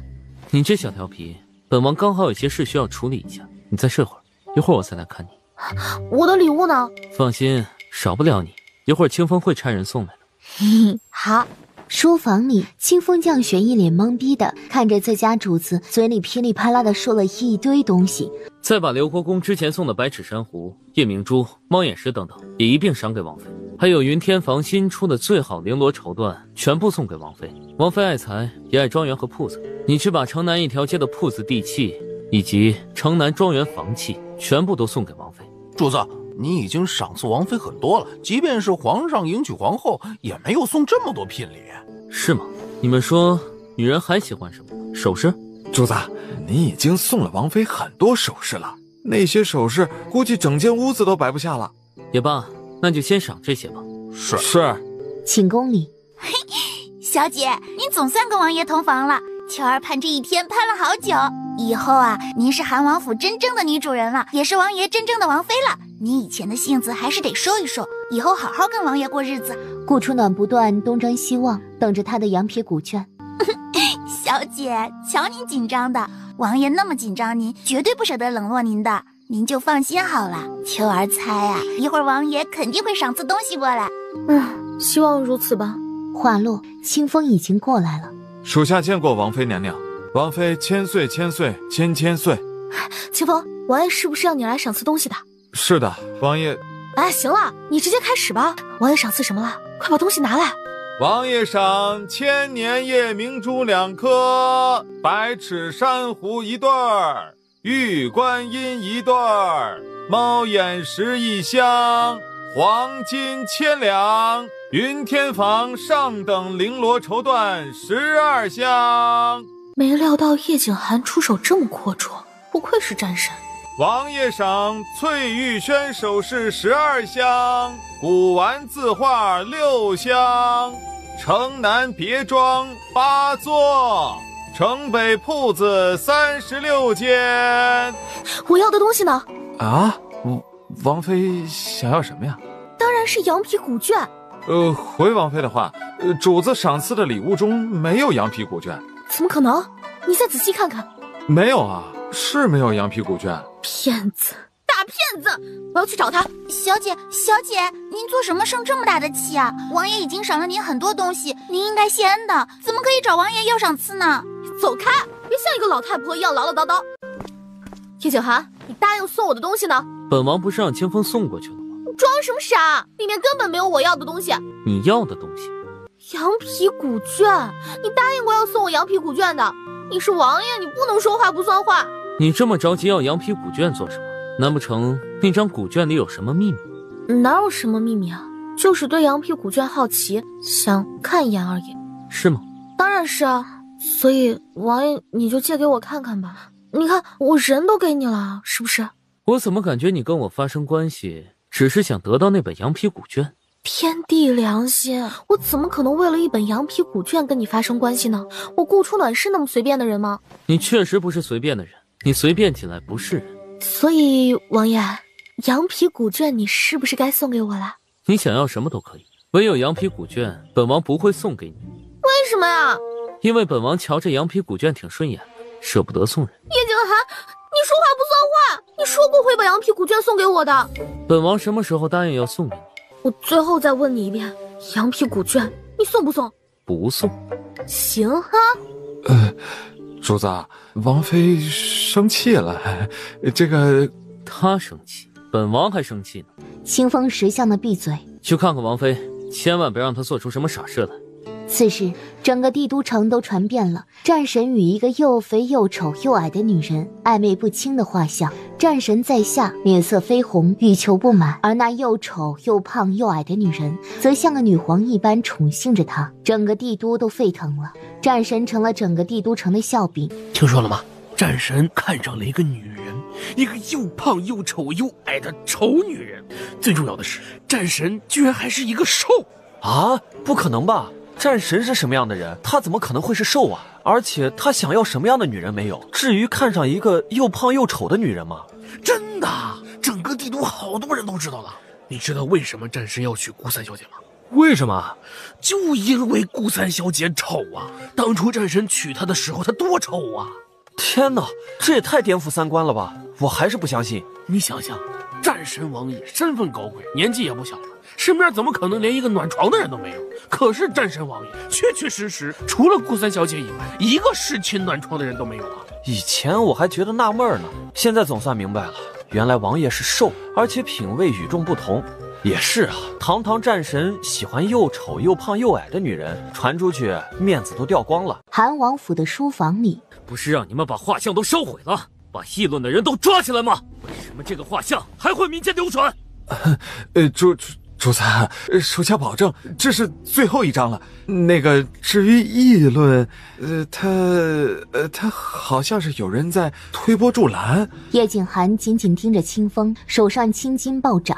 画像是王妃传出去的，推波助澜的人有修罗门，有天坟族，还有皇上。属下有罪，属下马上去把议论的人全部抓起来。顾初暖，唉，喊那么大声做什么？整个帝都的人都在传，你抓得完吗？对付天坟族的计划提前进行。至于修罗门，把修罗门的总部位置透露给天坟族。是。还有那个小皇帝，本王看他闲得很，既然那么闲，那就让他再忙一忙得了，调回所有部将，传令下去，谁敢帮小皇帝，就是跟本王作对。主子，要是调回所有部将，只怕叶国挡不住华国的连番进攻。这是你该关心的吗？你现在该关心的是如何保住你脖子上的人头。这件事摆不平，你自个儿提头来见吧。是，属下马上去处理。主子，把修罗门的总部位置泄露给天坟族，天坟族肯定会攻打修罗门的。这修罗门毕竟是狱族的，咱们想得到5颗龙珠，还得靠狱族，直接得罪会不会？你是主子还是本王是主子？属下逾越了，请主子责罚。一会儿自己去领8师长。是。顾初暖呢？他在干什么？王妃说这几天没有睡好，如今正在暖阁睡觉呢，还吩咐了所有人不许打扰。王爷，王府外被一群又丑又胖又矮的女人给围住了，他们都嚷嚷着要进府当侍女，请求王爷留下他们，全部轰出去。轰了，他轰不出去。轰不出去就全部抓起来，重打50大板，在一起扔出去。是。顾初暖这个女人太不是东西了。降雪，通知下去，王妃德行有亏，禁止出府，让她在暖阁闭门思过，谁也不许帮她在外面传递什么消息，违令者直接杖毙。是。叶景寒跨步而出，怒气腾腾地往暖阁而去。顾初暖，唉，喊那么大声做什么？府里死人了吗？叶景寒将一张画像丢到顾初暖面前。王爷，想不到您的口味如此与众不同啊！这般绝色美人你也看得上？哎呀，瞧这小表情，还这么享受。你居然还是在下面，你拒绝那么多美人，该不会是为了他吧？你就没什么需要跟我解释的？我是你的正妃，你跟别的女人黑咻都不跟我解释，我需要跟你解释什么？还是说你想废了我的正妃之位，好迎娶她？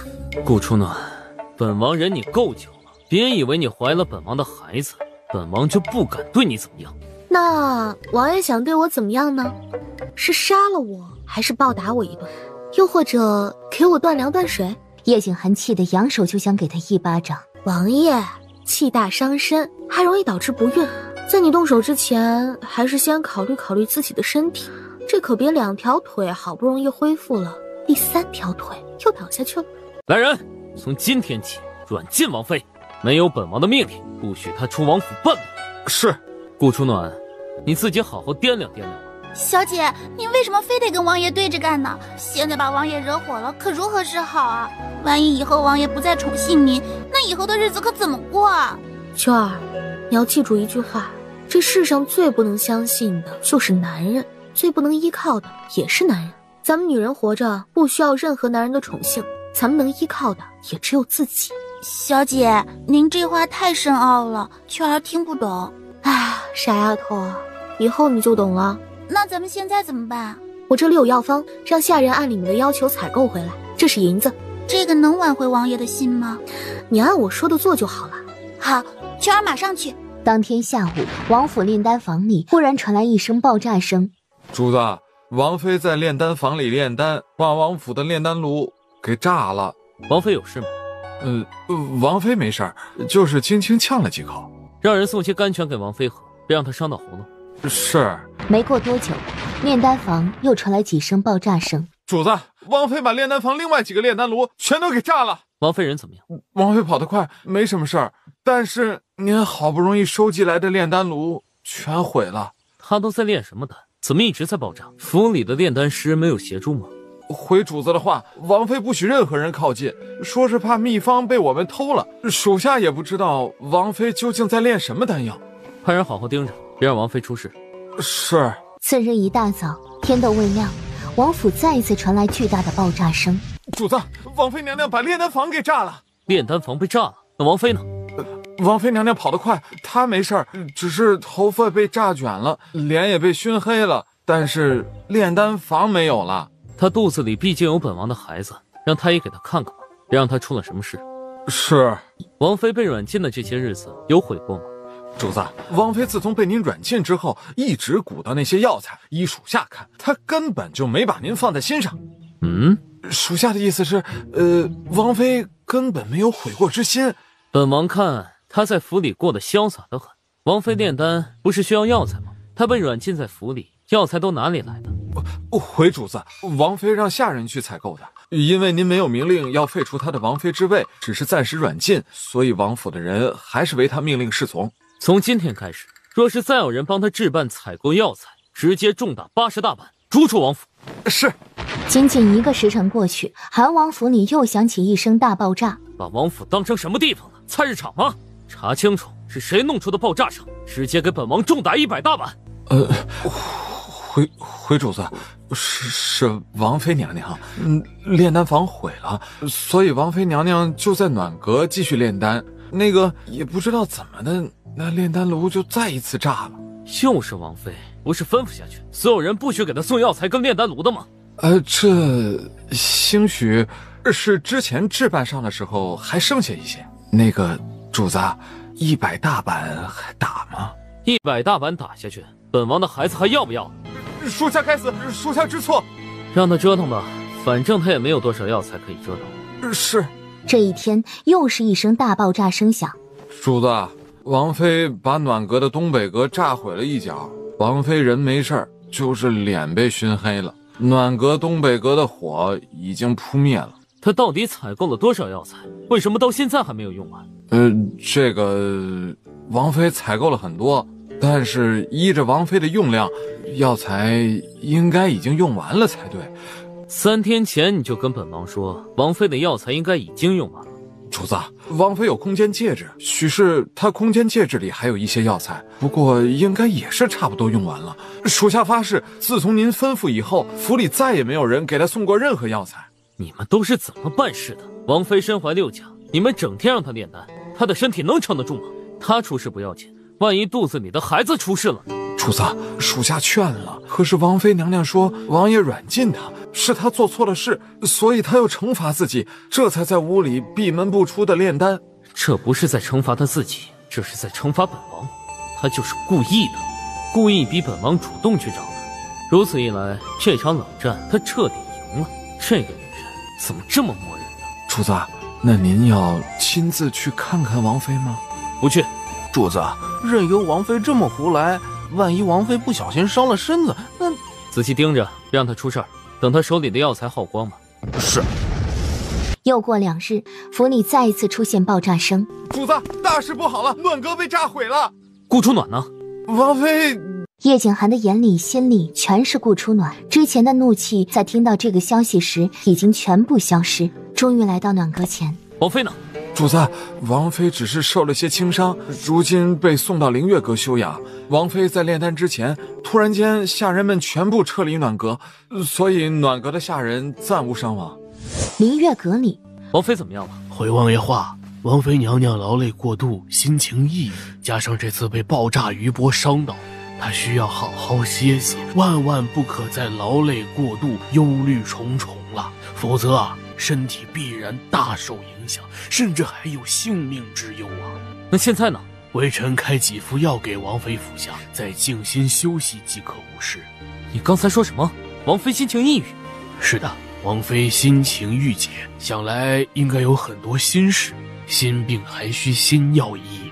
王爷还是得尽快解除王妃的心病，不然长期下去……那王妃肚子里的孩子呢？这个王妃脉象有乱，微臣还得再观察观察。行了，知道了，退下吧。是因为本王，所以他才心情抑郁，还是本王对他太狠了？主子对王妃这般好，打着灯笼都找不到像主子这么好的人了。主子哪里对王妃心狠了？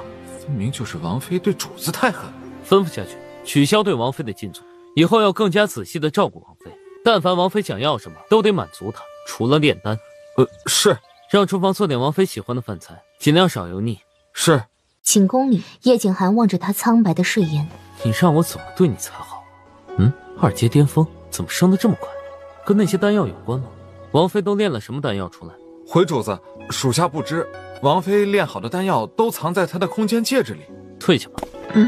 王爷，你怎么来了？你身体不适，躺着吧，对孩子也好。你不生气了？叶景寒傲娇地将头扭向一边，不肯理睬他。王爷，我知道错了，您别生气了好不好？您看，我现在不是得到报应了吗？我这被炸的呀，全身都疼，尤其是胸口，疼得我都喘不过气了。来人，传太医。王爷，我现在不想看到那些太医，我一会儿就好了，你别担心。太医诊一下，本王比较放心。看到那些老头我就心烦，不想看。好，那就不看了。如果你哪儿不舒服就说。好，我现在饿了。本王为你喝粥。好，王爷，我前几天那么对你，你不生气了吗？过去的事就算了，以后不可再胡闹了。好，我听你的。你这些日子都练了什么丹药？又或者有什么奇遇？怎么功力提升如此迅速？随便练了几颗普通的丹药罢了，我哪懂什么炼丹术啊？至于功力提升，我也不清楚。欲速则不达，有时候功力提升的太快，也不是什么好事。王爷，上次枫香拍卖行不是说还有一场拍卖会要举行吗？虽然现在已经过了时间，可我还是想再去看看。你能陪我去吗？枫香拍卖行取消了拍卖，具体时间待定，所以那场拍卖会还没有正式举行。那你陪我去好不好？好，谢谢王爷，你真好。告诉我，你要羊皮古卷做什么？我要听实话。就算我说了，你也不会送给我。送给你？真送给我？是，真送给你。王爷，这都是些什么符号呀？我怎么都看不懂呢？本王也看不懂。没关系，我来研究。等我研究出来了，我就告诉你。那这本书就先放我这里喽。好。王爷，我有点累了，想好好睡一觉。好，那你睡着，本王过一会儿再来看你。监灵又捣鼓了2天，最后大概破解了羊皮古卷里所记载的意思。外面响起敲门声，进来。望着推门而入的叶静涵，脸上绽放一抹微笑。你怎么来了？你在屋子里已经待了很多天，听下人说你哪里也没去，是不是哪不舒服？没有，我好得很。本王喊了太医过来给你看看诊。不用了，我身体好得很，你可别让那些老头再折腾我了。且不说你身子不适，就说你肚子里的孩子也要按期看诊。我自己是大夫，我诊过了，没有任何大碍。叶静涵皱眉，她这么着急做什么？王爷，你看我啊，我身体倍儿棒，你给我的补品我也按时喝，真的不需要再补什么了，你就别操心了，好不好？好吧。哦，对了，王爷，我能不能问你一件事啊？何事？归云峰在哪？你问这个做什么？没事啊，我就随口一问。怎么，我哪里说错了吗？归云峰不是你该问的，也不是你该去的地方，以后不许再提。翻脸比翻书还快，这归云峰到底是什么地方？为什么叶景涵这么忌讳？能让叶景涵忌讳的地方一定不简单吧？那丹回谷呢？丹回谷又在哪？你问这个做什么？听说那里炼丹很厉害，我想去看看，跟他们多学一学。若是有好的丹药呢，我也可以买一些。丹回谷从不让外人进入，你进不去，他们也不可能教你炼丹之术，除非你是他们族里人。所以你的意思是，就算我知道了丹回谷在哪，我也进不去？是。走着走着，不知不觉地走到了拍卖行门口。2位可是韩王与韩王妃？有事？小鹿姐姐有交代，如果您2位来了，就请您直接进入雅间。顾姑娘，您可让我好等，之前说要来的，却让我等到了现在。叶景涵伸手拦住小鹿柔媚无骨般的身子。顾姑娘，瞧瞧您夫君对您可真好，羡慕死小鹿了。什么时候您也给小鹿介绍一打这样的夫君啊？介绍一打夫君，这不是现代用语吗？小鹿怎么也会说这样的话？是凑巧还是？小鹿姐姐，要不然我把我夫君送给你啊？别，小鹿还想多活几年呢。这美色我可无福消受。旁边的人纷纷惊讶，那2人戴面具的人究竟是谁？居然能让枫香拍卖行的当家小鹿如此另眼相待，还亲自接待。2位，这里人多眼杂，不如随我到3楼。好啊，走吧。这2人莫不是比战神王爷他们还有钱，居然要小鹿亲自带到3楼？我看有可能，当时战神王爷跟王妃也没有资格被请进3楼。难不成是拍卖行的大老板？这不可能吧？枫香拍卖行的老板至今不是不知道是谁吗？3楼雅间里，小鹿姐姐，这次你们有什么好东西要拍卖啊？事先说明啊，东西可一定要好，不好我下次可不来了。瞧您说的，我们枫香拍卖行要么不拍，拍了可都是精品，保管您喜欢。是吗？我有一些东西，你们拍卖行能帮忙拍出去吗？什么东西？顾初脑晃了晃手，从空间戒指里取出一整桌的药瓶。洗髓丹，虽然只是1品中等，不过胜在量多，也不错了。能卖吗？当然能，不过我们拍卖会抽取2成的佣金，这个顾姑娘知道吧？以前不知道，现在知道了。小鹿姐姐，我可是把你当成亲姐姐一样看待。你瞧，咱们也这么有缘，就打个折呗。9折，我们抽1成。9折也太多了，再打个。再打就骨折了，骨折续上不就好了？你瞧，这一大桌都是上品灵药呢，而且每一瓶都是满的。你也很少见到我这么好的顾客吧？培元丹，1品上等，这个丹药不错，可以卖个好价，而且量还大。那是必须的，我这也算是给你带了很多好东西吧。小鹿又打开第3种极天丹，这可是2品丹药。小鹿姐姐，再打个折呗。这么多好东西，我们自然也愿意再打个折扣。顾姑娘，我们95折给您，这个价格在枫香拍卖行可是从未有过的。小鹿姐姐，你再看看其他丹药嘛，不用决定的那么快。能出2品丹药已经很逆天了，难不成他还有3品丹药？瓶塞打开，3品竟然真的是3品，而且还是中等的。小鹿继续打开，居然4品！天哪，有多少年没有看过4品丹药了？这世上也没有几个炼丹师可以炼出4品丹药吧？叶景寒望着顾初暖的眼神有些复杂。顾姑娘，您身后是有炼丹大师吧？不知道能不能把那位炼丹大师介绍给我们枫香拍卖行？那你打算怎么回报我呢？瞧您拥有这么多灵丹妙药，还在乎这点佣金？97折吧，我们枫香拍卖行只抽0.3折。小鹿姐，你这也太不够义气了吧！薄利多销，你知不知道？0.3折也能赚很多钱了。咱们帝都还有一家拍卖行叫牡丹拍卖行，名字挺俗气的，不过实力好像挺大的。你信不信？如果我拿着这些丹药到牡丹拍卖行，他们肯定不会抽这么多的，毕竟这都是好东西啊。98折，不能再少了。98折还是太贵了。小鹿姐，我看你根本没把我当成妹妹。你瞧啊，我多穷，你怎么忍心赚我那么多钱？98折还不知足，还砍什么价？算了，谁让我跟你投缘呢？99折吧。以后你有什么好东西，可要记得光顾我们。这一次我们可只抽了0.1成，这怕是以后也永远不可能开的先例了。小鹿姐姐，你也说了，咱们很投缘。既然咱们这么投缘，你怎么忍心赚我的钱呢？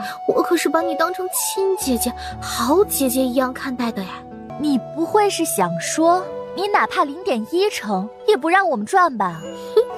小鹿姐姐上当，愚昧正有此意。你看啊，我背后有一个炼丹大师，他炼制的丹药那么好，量又那么大，以后只要是他炼制出来的丹药，都可以给你们枫香拍卖行。这一次你行个方便，不赚我们的钱，下一次你就可以大赚一笔了嘛。小鹿无语。哎呦，好姐姐，你就行一次方便吧。等这次过后，我把他介绍给你，保证你们枫香拍卖行后续能够大赚特赚。行吧，这次不赚你的钱，你可记得一定要把那位炼丹师介绍给我们。那是必须的，谢谢小鹿姐姐。小鹿已经去主持拍卖了，雅间里只有顾初暖跟叶景寒2人。你哪来这么多丹药？还能怎么来的？练的呗。自己练的？不然你帮我练。叶景寒紧紧盯着他，眼里尽是不信。前阵子不是得到一个羊皮古卷吗？我照着里面练的，不信你查呀。就靠一张羊皮古卷，还有你让人买的那些药材，算是吧。降雪不知何时进了雅间，在叶景寒耳边耳语了几句。我出去一趟，很快来接你。我没回来之前，你先留在拍卖行。清风，你留下保护王子。是。顾初暖摆了摆手，让他有事先去处理。清风忽然倒了下去，顾初暖警惕地抬头，却见小鹿不知何时已然进来了。跟小鹿进来的还有几个身材魁梧的男子。属下见过主子。喊我？主子，属下们盼了好久，终于把您给盼来了。哎，等等，你说我是你们的主子，枫香拍卖行的主人，你们没认错吧？主子，您又说笑了。除了您，普天之下有谁还能当枫香拍卖行的主人？属下跟了您那么多年，怎么可能认错？丞相府不受宠的草包3小姐是你们的主人？主子，谁敢说您是草包，我第一个捏死他！您明明是风华绝代、运筹帷幄、决策千里的大人，那丞相府的3小姐不过是您最不起眼的一个马甲罢了。我操，合着他们早就知道我是他们主人了。那他之前还一直砍价，砍个寂寞啊！这赚的钱还不全都到我的口袋里？你们说丞相府3小姐只是我的一个马甲，那我还有什么马甲？你们一并说来。您是狱卒的族长，也是修罗门的门主，更是天下第1楼的楼主。至于其他马甲，属下暂时不知道，属下只是负责枫香拍卖行。天下第1楼的楼主，那不是跟天网阁齐名的天下第1情报网吗？一阁1楼，鬼神也抽，只要是他们想查的，就没有查不出来的。主子，您好久没来枫香拍卖行了。上次您来枫香拍卖行，我们都激动了好久，以为您有什么指令需要我们去做，可我们等了好久，也没有等到您的指令。我失忆了，懂吗？对于枫香拍卖行，我一点记忆也没有了。属下知道主子发生了一些事，受了很重的伤，醒来之后很多记忆都失去了，不过还好，只要主子平安就好。这个你们也知道？枫香拍卖行的背后是天下第1楼，所以关于主子的事情我们都知道。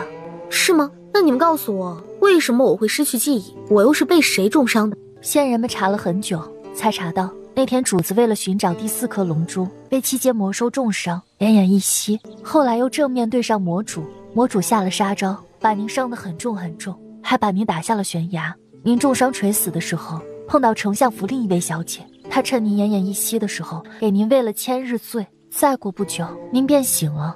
醒了后，属下便查到您失去了所有的记忆。属下不敢贸然去找您，怕您是假装失忆的。后来才知道我是真的失忆吧？主子，您失去记忆没关系，别忘记我就好。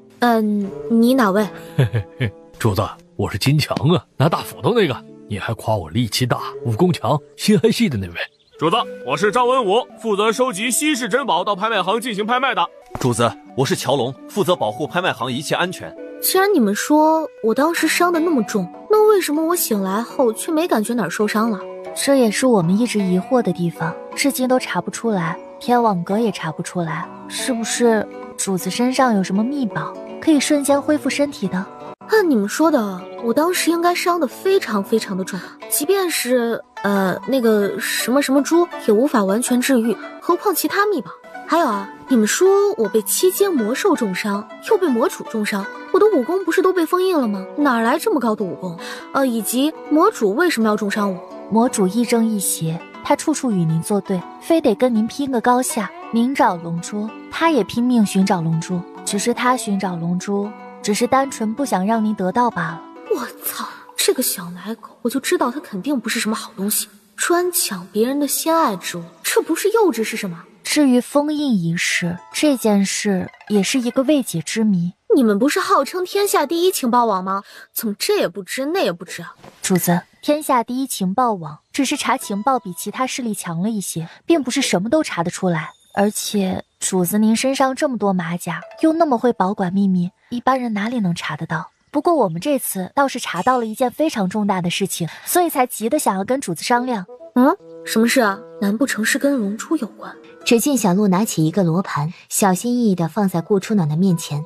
这个是……主子，我们查了好久，终于查到一份非常重要的消息，只要破开这个罗盘，便可以知道第6颗龙珠的消息。我们的人破解了好久，也没能破开。后来请教了温先生，温先生研究了许久，说这个罗盘上3个星形凹洞，还有心形凹洞，应该就是4把钥匙，只有集齐4把钥匙，才能破开罗盘，查到龙珠的所在。但是因为时隔1-2千年了，关于3把心形钥匙的下落，我们始终查不到。倒是罗盘上这个心洞，也称为罗盘之眼，我们却查到了消息，它就在皇宫藏宝处。羊皮古卷上记载了3个地方，一个忘魂山，一个归云峰，还有一个丹回谷。莫非那3把星形钥匙扣分别遗落在那3个地方？可惜我们前进皇宫好几次，也没能找到罗盘之心。那个腿的！主子，我们都快把皇宫翻遍了也没找着。后来我们猜测，那个罗盘之心应该在皇宫最隐秘、最难突破的皇家藏宝室，那儿看守严格，且是战胜叶锦寒亲自派心腹看守的。里面不仅看守严格，还机关重重。我们试了2次都进不去，就不敢再试了，怕引起战神的注意。是啊，那个藏宝室，连皇上想进去都得经过战神的同意，想强闯进去也可以。但是怕闹出太大动静，所以我们想听楼主的指令，要不要强闯进去？皇宫层层把守，一旦强闯，就算进去，想出来也难如登天。这事交给我吧，我去找。第7颗龙珠呢？有下落了吗？没有，一直在查。最近狱卒又调了许多长老出来一起寻找，试试极北之地的冰川。主子，您是有第7颗龙珠的下落吗？我也不清楚，反正可以多关注关注。是，我马上派人去极北之地的冰川寻找。主子，您要回天下第1楼吗？外面都是叶景寒的人，算，下次再去吧。对了，叶景寒是不是你们引出去的？是，但也不是。战神策划了大战，杀了天坟族好多人，还有剿灭了好多势力。天坟族这次可谓损失惨重，不过他也陷害我们修罗门了。怎么陷害了？他把我们修罗门的总部透露给了天坟族。那个战神忒不是东西，他自己咽不下一口气，想对付天坟族，却把我们修罗门总部的位置透露给天坟族，引得天坟族无数高手齐上阵对付咱们修罗门。还好咱们修罗门刚好换了总部位置，门里留下的人并不多，不然咱们非得损失惨重。你这个大老粗想的都是些什么呀？如果我没有猜错，应该是战神查到咱们都撤出了总部，所以故意引天坟族的人到修罗门，他自己则埋伏好了一切，与咱们里应外合，把天坟族的人全部都一网打尽。那也是他胡乱泄露修罗门总部的位置呀。这次天坟族是损失惨重，几乎死伤殆尽。那万一这一次他没跟咱们里应外合，咱们岂不是要大出血了？咱们应该反思，堂堂修罗门总部的位置，竟然让叶景寒查到了，连搬出总部的消息也被人查到了。主子，属下有过，属下往后一定注意，绝不让任何人知道修罗门总部的位置。错，应该让他们知道。哼，啊！经过上一次大战，天坟族的人想必也知道修罗门换了总部位置，只是战神利用修罗门围剿他们罢了。如果消息再透露出去一次呢？你们觉得天坟族是相信，又或者不相信？这个可就难搞了。第一次上当受骗，第二次肯定想报复回来，但是万一又是陷阱呢？而且也许叶景寒已经用过此计了，断然不可能再用一次，所以天坟族有很大可能还是会试一下。不是很大可能，而是一定会。天坟族这次死了这么多人，还被拔了这么多势力，加上跟修罗门仇深似海，只要有一丝机会，他们都会试一试的。哼，知道该怎么做了吧？主子放心，我们一定会把消息透露出去，且透露的让他们摸不着头脑，也定然会让他们再大出血一次的。归云峰是什么地方？回主子的话，归云峰就是天坟族的总部，但世人只知道归云峰3个字，至于归云峰在哪儿，至今无人知晓。所以你们也不知道归云峰究竟是哪儿？是，普天之下无人知晓，就像无人知道咱们狱卒在哪儿一样。属下猜测，归云峰应该跟狱卒一样被结界笼罩住了，所以世人无论怎么查，也不可能查到归云峰的位置。那丹回谷呢？丹回谷也是一个隐士之地，知道入口的人极少。主子是要去丹回谷吗？如果主子去丹回谷，属下马上让人拿出地形图，再派人暗中前往丹回谷。也就是说，你们知道丹回谷的下落？知道。把丹回谷的事说与我听听。丹回谷以炼药出名，不少世家贵族为了求丹回谷一颗丹药，经常倾家荡产，还有人穷其一生都在寻找丹回谷入口，为的也只是求一颗丹药，能够让自己实力变强，或者挽救他们的亲人。他们之所以避世，是老祖宗留下的规矩，其他并没有什么。所以跟我们狱卒也没有什么恩怨纠葛？没有，不过这些年来不知道怎么回事，丹回谷也一直在寻找龙珠，且与我们发生了不少矛盾，好几次还打了起来。据属下调查，丹回谷内部出现了一次分歧，有人建议入室，有人不愿入室。三当家，战神回来了，马上就进来了。哎，知道了。都退下吧，最近除了寻找龙珠之外，别轻举妄动，有事我会联系你们。是。清风悠悠醒来，有些摸不着头脑。王妃，我怎么会晕倒的？你问我，我问谁啊？叶景寒让你保护我，你就是这么保护的？这什么这？哎，老实交代啊，你昨晚是不是出去寻花问柳了？所以今天打瞌睡？冤枉啊！我怎么敢啊！也行啦，废什么话？这拍卖会都快结束了，整场拍卖会下来，没有看到一样顺眼的东西。拍什么？大型拍卖会，简直够坑。清风满心疑惑，他好好的怎么会突然昏倒？看你的表情，肯定在想，是不是我做了什么？没错，我是做了一些不得了的事，比如约会某个美男。你大可以跟叶景寒告状，不过告了后，你自己想清楚，你可是有责任的。王爷让你保护我，你就是这么保护的？清风脑子滑下3根黑线，他莫名其妙晕倒，这难道不值得怀疑吗？我记得你最近跟我家秋儿走得很近，是吧？你莫不是想勾搭秋儿吧？清风，你可是王爷最忠心的护卫，怎么能勾引秋儿呢？你今天勾引秋儿，明天是不是就想勾引我呀？王妃娘娘，您说的什么话呀？属下怎么敢勾引你啊？您可是主子的正妻，韩王府的王妃。这么说，你承认你勾引秋儿了？没有的事儿，属下对王爷忠心耿耿，绝对不会乱来。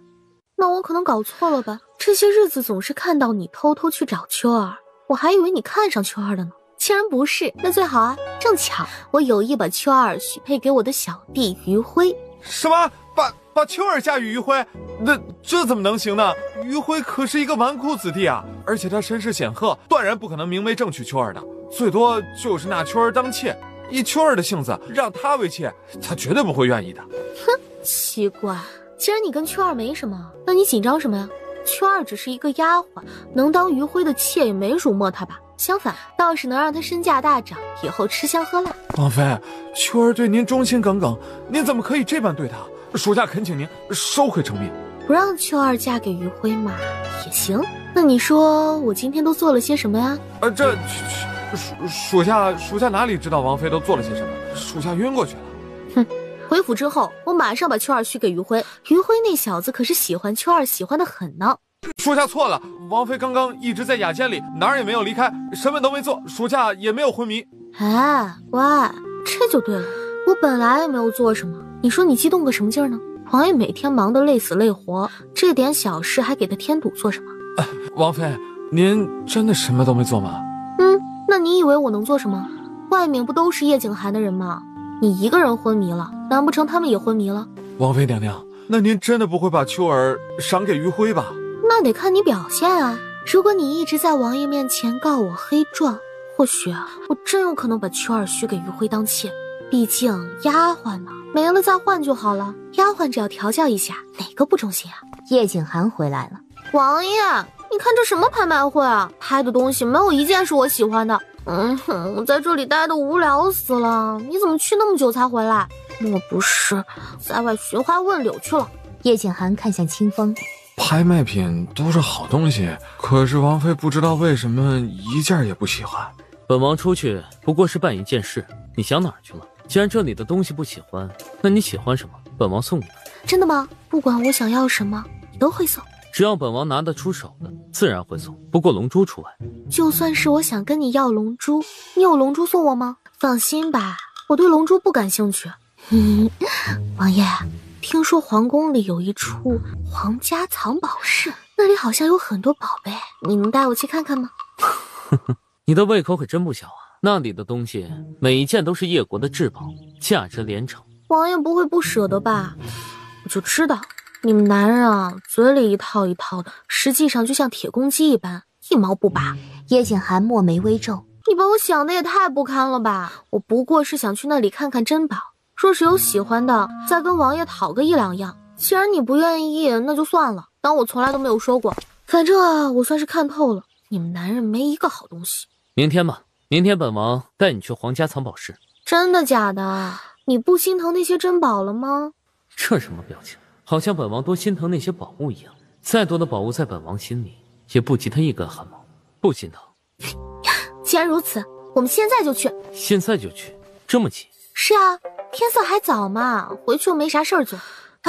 我都在王府里闷了那么久了，而且我今天开心啊，赚了那么多钱。好，不知道绕了多少条公道，终于到了藏宝室。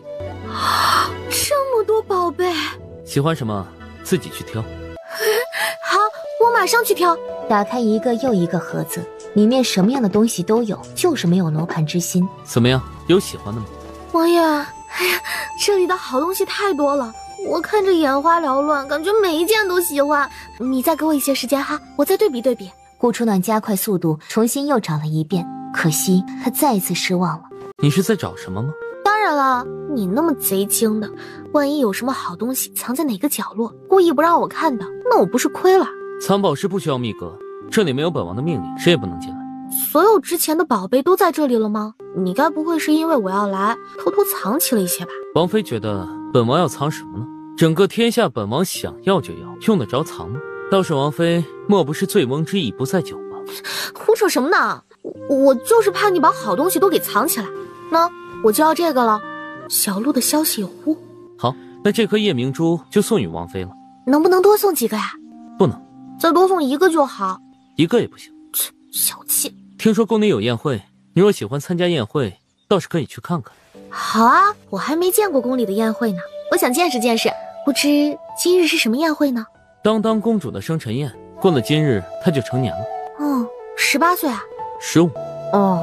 也行吧，长长见识总是好的。晚上本王有事，你自己去参加宫宴就好，清风会陪着你的。好啊。顾春暖与叶景寒分开后，你家王爷最近都在干什么？为什么我感觉他整天都在忙？不会又想什么小九九的坏事吧？属下只是一个下人，主子的事儿属下也不清楚。宴会在哪儿啊？带我去。是。顾初暖让他走在前面，介绍皇宫的风景。可说着走着，顾初暖不知道什么时候不见了。又被王妃给甩了。王妃娘娘每次都戏弄我，如果她在宫里出了什么事儿，那我可怎么跟主子交代啊？不行。御花园里，什么？又败了？怎么会这样？朕养你们那么久，是养着吃闲饭的吗？皇上息怒，实在是华国的大将太厉害了，咱们这儿没有大将，所以皇上要不把战神请回来吧？只要他去打，或者他的手下去打，咱们叶国一定可以赢的。赢什么？就算赢了，那朕的皇位也不保了。你也不看看战神的野心。皇上，并非是我们叶国无将，而是战神下了一道命令，让咱们叶国的大将不许上战场，否则战神就要给他们好看。荒唐！朕是皇帝，还是他是皇帝？你们拿的是谁的俸禄？说话呀！怎么都不说话？全哑了吗？华国已经打到无双城了，再打过来，朕的江山都没了，朕成了亡国奴，你们也好不到哪儿去。皇上，眼下只有2条路可选。第1条，咱们继续拼死抵挡；第2条，则是请战神帮忙。朕不可能请战神帮忙的。战神野心勃勃，他就是看上了朕的皇位。一旦他把外敌赶出去，下一刻他就要对付朕了。皇上，其实还有一个办法。什么办法？萧老将军英勇善战，可以让他领帅出征。萧老将军，不行不行，他的儿子可是娶的华国的郡主，万一他们2个勾搭在一起，那朕的皇位一样会丢。萧老将军忠心耿耿，料想他不敢背叛叶国，而且他如果要背叛叶国，早就全家逃亡了，怎么会等皇上派人将他们团团围住呢？萧老将军几代英烈，靠的都是赫赫战功，眼下别无他法，只能殊死一搏。叶小皇帝不断来回踱步，皇上可以恩威并施，只派萧老将军一人出去，若是他能够打胜仗，便放了他满门，给他加官封赏；若是他失败了，那将军府所有人都得跟着陪葬。如此一来，萧老将军还敢不全力以赴吗？妙啊，此计甚妙，就按顾丞相说的做。朕就不相信他能眼睁睁地看着将军府那么多人给他陪葬。马上去天牢传朕命令，让他戴罪立功，让他只许胜不许败，否则萧家几百条性命可都得给他陪葬。是。大臣们纷纷退下，顾春暖缓缓站了出来。谁？出来！你嚷嚷什么呀？又没鬼。是你，你怎么会在这里？夜色好，我出来逛逛。放肆！见到朕也不知道行礼下跪，你的眼里还有朕吗？哎呦，聒噪！放肆！朕可是叶国的皇帝，95之尊，你敢对朕如此不敬？来人，来人呐！皇上，我劝你在喊人之前仔细想一想，就算你把侍卫们都喊来了，凭我是战神的正妃，他们敢拿下我吗？你！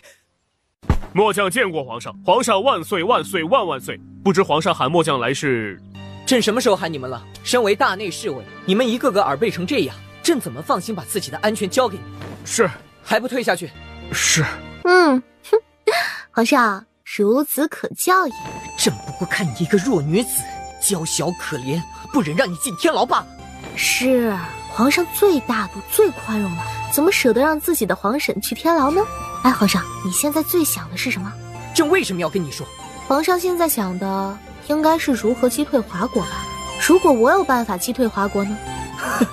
你满朝大臣都没有办法，你一个女人家能做什么？回家绣花去吧，朝廷的大事不是你能参与的。是啊，我一个女人家是不懂国家大事，可是韩王懂啊。战神？对，战神不是打仗很厉害吗？只要他出手，还愁华国贼人攻进来吗？朕怕华国还没有攻进来的时候，战神已经先攻进来了。如果我说战神不会攻进皇宫，也不会夺取你的皇位，只会击退华国呢？你拿什么保证？你是叶国的皇帝，我所拥有的一切不都是你的？朕凭什么相信你？你自己想想看，华国倾国之力攻打叶国，无非就是赌战神不会出手帮你。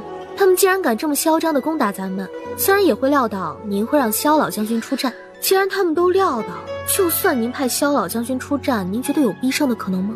何况若是无法取胜，叶国危矣。叶景寒难不成看着朕亡国吗？他也是叶国的皇叔。是啊，正因为他是叶国的皇叔，所以叶国亡国后，他再发动大军击退华国。到时候他想要登上皇位，名正言顺，谁敢服你他？倒是你啊，就成了那个弃子了。所以啊，你不如选择相信我，我保证一定能让叶景寒出手击退华国，保咱们叶国平安。叶景寒能听你的？当然喽，皇上想必也听说过王爷如何宠我吧？可你为什么要帮我？我肚子不是怀了战神的孩子吗？前些日子我做梦，梦到观音托梦，观音娘娘说战神屠戮太多人，煞气太重，孩子受他影响很难平安降生，除非找到一个心形之眼戴在身上，才能保孩子平安。我想着皇上是真龙天子，如果由您出手亲自帮我寻找，那我一定可以找到观音娘娘托梦的那个心形之眼。那观音娘娘有没有说你肚子里的孩子是男是女？有，是个女孩，像我。行吧，要朕帮你找到心形之眼也行，你先帮朕退兵，两边一起进行呗，省得浪费时间。我把心形之眼画给你看哈。哎，对了，观音要我找的那个心形之眼有1000年历史了，是个古物，你可别乱找一堆乱七八糟的。顾初暖提笔将心形之眼画了出来。比例要一模一样，多1寸不行，少1寸也不行，必须刚好吻合。这么复杂，既要有1000年历史，又要尺寸1对1，这个很难找吧？比起叶国的江山呢，皇上觉得是这个难找，还是江山难守啊？奇怪，我怎么看着这心形之眼这么熟悉呢？它是不是一块宝石？火红色的宝石，像鸡血石一样，红的像会渗血一样。怎么，你见过？这个朕也有点记不住了，但是小时候好像看过，因为它是心形的，形状倒是很好看，就是红的太吓人了，所以朕还有一点点记忆。那这块心形之眼在哪儿？太久了，朕记不住了，只知道是孩童的时候见过一次。皇上还是好好想一想，若是皇上想不出来是在哪儿见过这块心形之眼，那我也想不出来该如何让战神退敌。你这是在威胁我？随便你怎么想，反正江山万一真丢了，也不关我的事，我照样吃香的喝辣的。顾初暖，你放肆！谁让我是你的皇婶，谁让我是战神的妻子，所以我有放肆，也有嚣张的资本。你若是不服，直接去找叶景寒啊。朕好像想起来了，是当当公主。小时候当当公主脖子上就佩戴着一块心形之眼，红得像要出血一样，好多人都嘲笑她。后来当当公主发怒，再也不肯戴那条项链，从那以后就再也没有见过了。所以你的意思是心形之眼在当当公主那儿？大抵应该是吧，不过以当当公主的性子，她若不喜欢的东西会直接丢掉，那条项链也不知道有没有被她丢掉。今天是当当公主的成年礼吧？是啊，走，我们去看看。你刚刚不是说只要朕帮你找到心形之眼，你就会帮朕退兵吗？是啊，我是说过，可你现在不是还没帮我找到吗？先找到再说。御花园的另一处，那里歌舞升天。皇上驾到，韩王妃驾到。皇帝哥哥，你把顾初暖带来这里做什么？怎么说话的？他可是你的皇婶。皇帝哥哥，听到了吗？我可是你的皇婶，看到皇婶也不知道行礼，真不懂礼貌。当当，给你皇婶行礼。母后，快点行礼。当当公主年纪还小，不懂这些礼仪也是正常。今天又是当当公主的成年礼，咱们便不要跟公主计较了。顾初暖，别以为你是韩王妃就可以为所欲为。我母后是当朝太后，我皇兄是当今皇上，而我是当朝的嫡亲公主。论起身份，我可比你高贵多了。韩王妃，当当公主年纪小，你别与她一般计较。改天我让当当公主亲自去府上赔罪。母后，你给我闭嘴！我怎么可能跟她计较？太后言重了。啊，你们刚刚在说什么呀？聊得这么开心。当当公主说她想玩射箭比试，如果谁拔得头筹就大赏。啊，这样，那我能不能加入？虽然我没有提过弓箭，不过我也想玩一玩。你想玩也可以啊，不过你是不是也得压点什么？听公主的语气，是又想跟我打赌吗？怎么，你不敢吗？有什么不敢的？好久没赌了，我手正痒呢。那行，如果你输了，你就跪在我面前学一100声狗叫，再围着御花园跪着盘一圈。好啊，那假如我赢了呢？公主又该如何？那你想怎么样？公主这话说的，我好歹也是你的皇婶，难不成我赢了你也让你跪着学狗叫吗？这样吧，你若输了，我便从你公主府取一件东西，算是彩头了。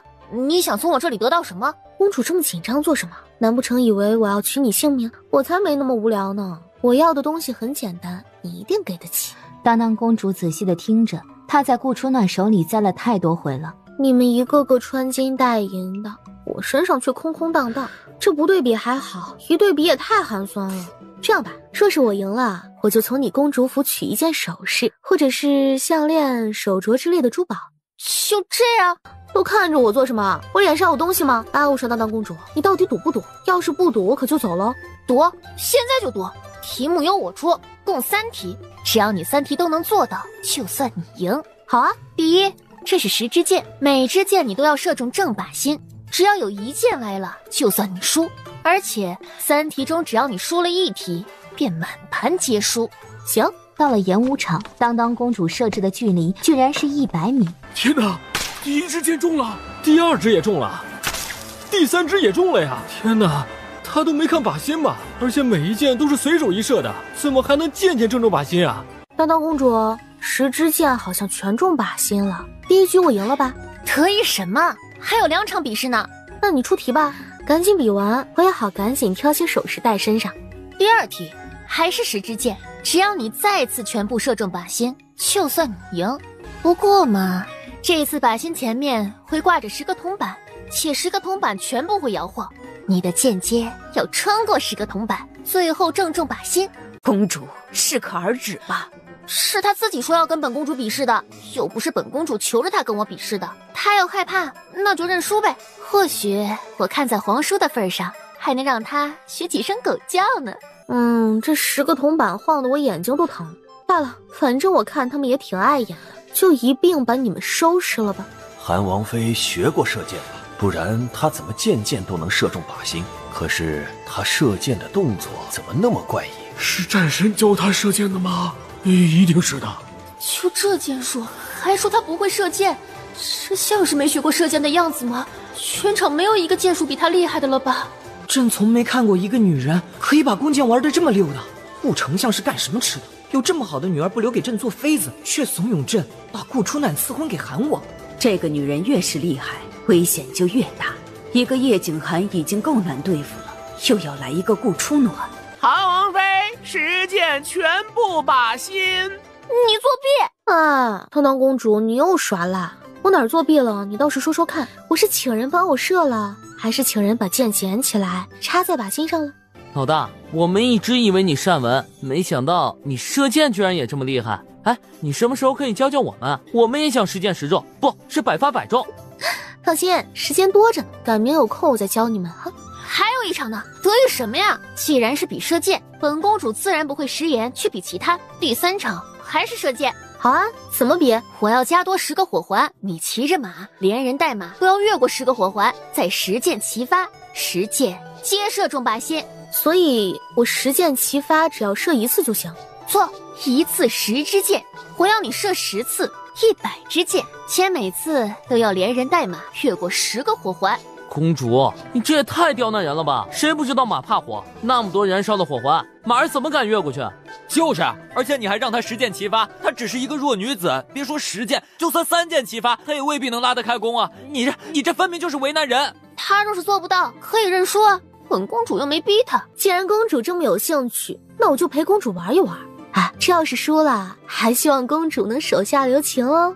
要不还是算了吧。今天是当当公主的成年礼，舞刀弄剑的，有什么好玩的？还不如看看歌舞。皇兄，你是谁的皇兄啊？你的皇妹之前被他欺负得那么惨的时候，怎么不见你来帮啊？我不管，反正我的成年礼，我就想看骑马射箭。多谢皇上，不过这是我跟当当公主之间的游戏，就让我们自己玩吧。这小黑马真的是初生牛犊不怕虎吗？熊熊燃烧的火环，他都不害怕。还有顾初暖，他的手明明那么小，怎么能够握得住10支箭，还10箭齐发，接中靶心的？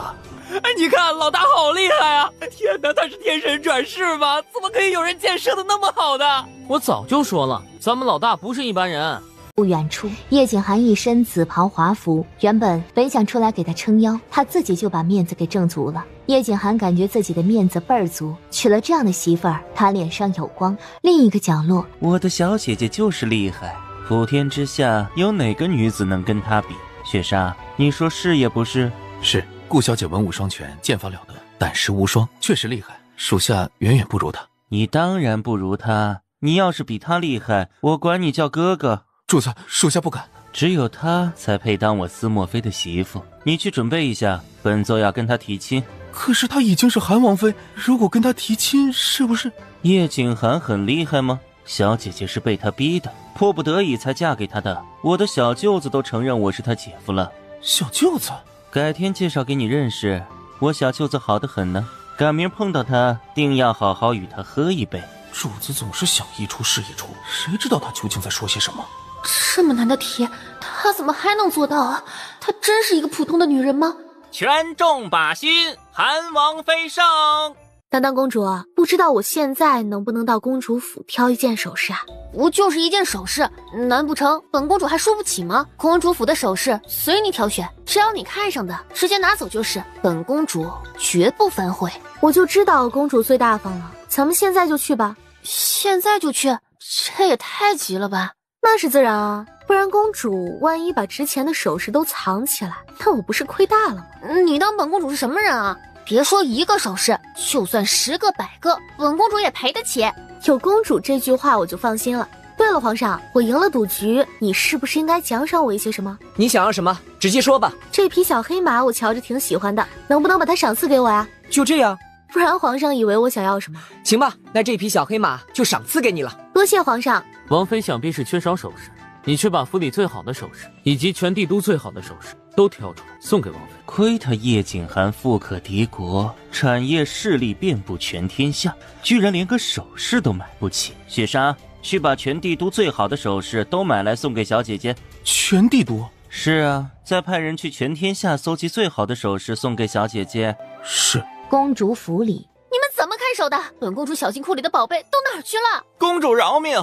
公主之前让人当了很多值钱的宝贝，眼下公主府所有值钱的东西都在这里了。放肆！我是叶国的公主，我需要当首饰吗？明明就是你们这些狗奴才监守自盗。说吧，本公主值钱的宝贝都去哪儿了？公主明鉴，给奴才100颗脑袋，奴才也不敢盗宝啊！是公主。行了，下去吧，韩王妃。叶国战乱处于风雨交加的时候，哀家怕军费不够，让人变卖一些珠宝以充军需。韩王妃应该不会介意这个吧？当然不介意，没钱当了就是当了，扯这么多理由，当我是傻子吗？他转了一圈也没有找到心形之眼。韩王妃不知有没有看上的首饰，若是有就拿去吧。你若是看不上，那便去朕的库房看看，挑选几件吧。我再认真看一下吧。忽然间，他脚上碰到一样东西，那个木箱里都是一些不值钱或者不吉祥的东西，本来想扔的，后来给忘了，就一直扔在那个旮旯角了。你要是想要的话，全部送你。心形之眼，这莫非就是罗盘上的佩剑？这条项链这么珍贵，它怎么会放在这个旮旯角，还被当成残次品？当时他不是千交代万叮咛，这条项链一定要好好珍藏的吗？你不会是想要这条项链吧？那就送你呗。不过可别怪我没提醒你，这条项链可不是什么好东西。我父皇得到它不久就驾崩了，我戴上它之后，接二连三发生倒霉的事情。这条项链可是个不祥之物，你要是戴了，出了事儿可别怨我。哀家的宫里还有很多好看又值钱的首饰，不如你去哀家宫里挑选看看。公主府里的首饰确实不大好。母后，算了吧，比试比了半天也累得很，我也懒得走了。公主府里确实没有我想要的东西，我就勉强要了这条项链吧。当当也说了，这条项链是个不吉之物，万一你拿了后发生了什么，战神还不跟哀家急。依我看，还是换条好一点的首饰吧。多谢太后美意，不过人嘛，知足常乐，我有这条就足够了。哎呀，母后，既然他想要那条破项链，那就给他好了。反正咱们也都提醒过了，他执意要，以后发生了什么也赖不到我们头上啊。哀家真是生了一个败家无脑的女儿，月牙玉被顾初暖给坑了，如今连心形之眼也要被顾初暖坑走吗？这可是至宝，哀家连皇上都舍不得给，只留给哀家的小女儿。多少次哀家都一直叮叮当当，一定要把这条项链保管好，万万不可以丢。它就是这么阳奉阴违，扔在旮旯角落吗？哀家最怕的就是顾初暖顺走那条项链，没想到还是被他给找到了。母后，算了吧，他想要就给他吧，正所谓萝卜青菜各有所爱。多谢太后，多谢皇上，多谢公主，你们都是诚实守信的好人。我还以为啊，你们会欺负我，只要我看上的东西，你们都会拒绝给。看来是我想太多了，我跟你们道歉。母后，你怎么了？脸色这么难看。怎么了？你还好意思问怎么了？哀家以前是怎么交代你的？哀家跟你说过多少次了，这条项链不是普通的项链，你一定要保管好，不可以送人，也不可以弄丢。你再看看你干的什么好事，你把它装在废弃箱里，当成残次品一样扔在旮旯角，你是要气死我吗？那条项链有什么好的？我早就想丢掉那条项链了。要不是那条项链，父皇怎么会驾崩？要不是那条项链，我怎么会几次三番遭到刺杀，差点死于非命？要不是那条项链，皇姐怎么会因为救我而被人害死？我讨厌那条项链，非常非常的讨厌。傻孩子，你知不知道那条项链是什么？不知道，我只知道我讨厌他，他让我失去了父皇和皇姐。那条项链是你父皇拼了命抢来，打算送给狱卒的，可惜狱卒与世隔绝，这么多年也一直没有出现。狱卒是什么？罢了，都是些陈年往事了。这么多年过去了，狱卒也许已经亡族了，否则怎会从未出现过？现在提这些也无济于事。如果那条项链真的那么重要，我去跟顾初暖要，无论如何我也会要回来。也许是老天爷故意让那条项链落在顾初暖手上吧。那咱们不去要回来了吗？不了，要回来又能怎样？哀家所在乎的人能回来吗？狱卒的大难也不会因为一条项链而有所改变。这一天，顾初暖在皇家学院里奋笔疾书，稿件自然而然的也传到了韩王跟叶皇等人的面前。小李子，你说顾初暖是不是因为朕把他赐婚给韩王，所以对朕怀恨在心，故意丑化朕？皇上，您怎么会这么想呢？能得到您的赐婚，那是他三生有幸，祖上烧了高香了。韩王妃感激您都来不及，怎么可能对皇上怀恨在心呢？你看看他写的这个大暴君轩辕景泽，分明就是在暗示朕也是个大暴君。要不是因为朕，他也不会跟顾丞相闹翻，断绝父女关系，最后孤零零的嫁给韩王。皇上，您英明神武，宽厚仁慈，轩辕锦泽怎么比得上您呢？那你觉得他这个故事当中哪个人物是朕的化身？这个皇上，韩王妃写的书太好了，奴才没读过多少书，实在看不大懂。哎呀，算了，就你这点知识，谅你也看不懂。韩王府里，清风降雪，你们说王妃写的这个故事里，谁是本王的化身？那还用说，肯定是男主楚雨辰了。他运筹帷幄，决策千里，对女主一往情深，就像您对王妃一样。他是把杨楚若当成自己的化身，故意让本王看到这个故事，让本王知道他过得有多不容易，让本王好好疼他吗？杨楚若孤苦无依，柔柔弱弱，咱们家王妃是那种柔弱善良、任人欺凌的人吗？从来都只有她欺负别人的份儿，还没见过哪个人能让她吃瘪的。就连咱们主子都屡次三番折在她手里，拿王妃一点办法都没有。你们说，王妃书中风铃的化身是谁？魔主还是萧雨轩？这个主子，不管魔主还是萧雨轩，都不太像吧？难道王妃肚子里的孩子不一定是本王的？难道他身边还有一个本王不知道的男人？王妃只是写了一个故事罢了，主子会不会太对号入座了？查，给本王好好的查。除了萧雨轩跟魔主以及一尘飞外，顾初暖的身边还有哪个男人跟他暧昧不清呢？王妃可千万别再写长了，再写长还不知道中间又得出多少美男。要是每出一个，主子就怀疑王妃跟某些人有暧昧不明的关系，那我们还不得查死掉？这个女人太可恶了，她居然写杨楚若怀孕了，而且孩子不知道是楚雨辰的还是风铃的。她为什么要这么写？难道王妃肚子里的孩子不一定是本王的？肚子，这只是一个故事而已。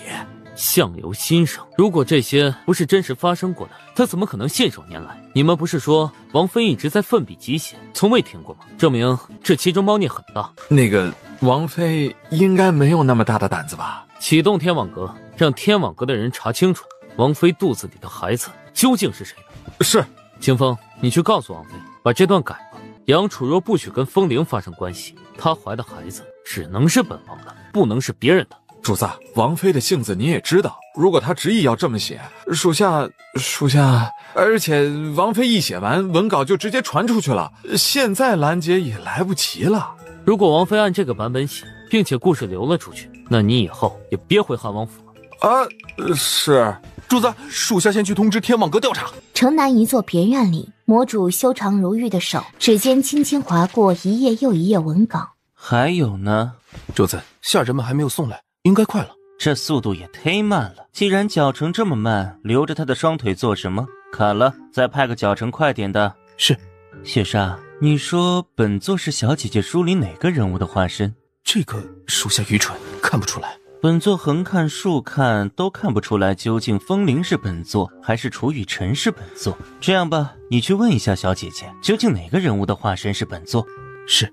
等一下，还是算了吧。小姐姐要是知道本座连这个都猜不出来，证明本座对她了解不够深，她会生气的。雪莎想说，顾姑娘也许只是单纯写一个故事。本座感觉楚雨辰应该是本座，本座怎么可能会是风铃呢？要知道风铃刚开始可是宁选要天下，也不选杨楚若，他只是把杨楚若当成一颗棋子利用。可是本座从头到尾都没有利用过小姐姐，并且天下跟小姐姐让本座选，本座才不会傻傻选择天下。是，主子说的是。这风铃真是蠢货，就算得到了皇位，就算得到了全天下又怎样？生不带来，死不带去，还触摸不到。唉，倒不如跟小姐姐游山玩水，共享人生来的快活。是。还有，小姐姐最后写到杨楚若嫁给了楚雨辰后，还跟风铃发生了关系，不知道肚子里的孩子究竟是谁的？她是不是想暗示她不想嫁给韩王生孩子，想跟本座生啊？要不属下差人去问一下顾姑娘。你猪脑袋呢？小姐姐要知道本座连这个都猜不出来，她那么要强的一个人会嫁给我吗？是。再派人催促一下，把后面的故事赶紧送来。主子，已经派了18个人在火速传送了。再派18个人去，速度快点，别磨磨唧唧的。皇家学院。属下见过王妃娘娘，娘娘千岁千岁千千岁。有事快说，没事滚蛋。王妃娘娘，主子让属下过来传话，您的故事不能这么写，女主杨楚若只能跟男主楚雨辰发生关系，不可以跟风铃发生关系。这肚子里的孩子也只能是主子，不是，也只能是楚雨辰的。写个小故事，你家主子也要管？他住海边的呀，管那么宽？这个。主子还说了，这个女主杨楚若只能对楚雨辰一心一意，绝不可以跟其他男人有暧昧关系，更不能喜欢上其他男人。那你怎么不叫你主子自己过来写啊？王妃娘娘，属下只是过来传话而已啊。叶皇身边的贴身太监也来传话了。韩王妃，皇上有令，轩辕锦泽虽然是个暴君，可他以前也是一个很深情、很勤政爱民的好贤主，你不能把他写得太坏，他的结局一定要好，而且还得跟杨楚若恩恩爱爱的在一起。皇上还说您写得太慢了，让您写得更快一点，皇上等得很着急呀。写了1天1夜，累了，不写了。韩王妃，您这样，奴才怎么跟皇上交代呀？那是你的事，与我无关。我写了1天1夜，不用吃饭睡觉的吗？而且我现在没有灵感了，我写不出来。那您什么时候有灵感？不一定，也许等10天，也许半个月，也许1年半载，又或者10年8年都有可能。回到韩王府后，顾初暖望着满地狼藉的王府，怎么回事？华国打进来了。小姐，你终于回来了，可把秋儿急死了。秋儿害怕在外面碰到那个大魔头呢。啊，大魔头？对啊，华国才没那个本事可以打进韩王府呢。是魔族那个大魔头，他趁韩王毒伤发作的时候袭击韩王，把韩王打成了重伤。魔主司莫非啊？等等，你说叶景寒毒伤发作，他的寒毒不是暂时压制住了吗？怎么会突然发作？这个秋儿也不大明白，听下人说好像是被人气的，究竟被谁气的，秋儿就不知道了。那他现在人呢？去秋风山庄了。王爷说让您回府后立即启程，也去秋风山庄。秋儿，收拾一下，去秋风别院。刚进秋风山庄没多久，外面便响起敲锣打鼓的提亲声。小姐，不知道哪个大户人家要去提亲，排场弄了好大好大。哼，多大？听说光是珠宝古玩就有整整108箱，还有好多绫罗绸缎、玛瑙翡翠，扛着聘礼的人呐，都站了好几条街了。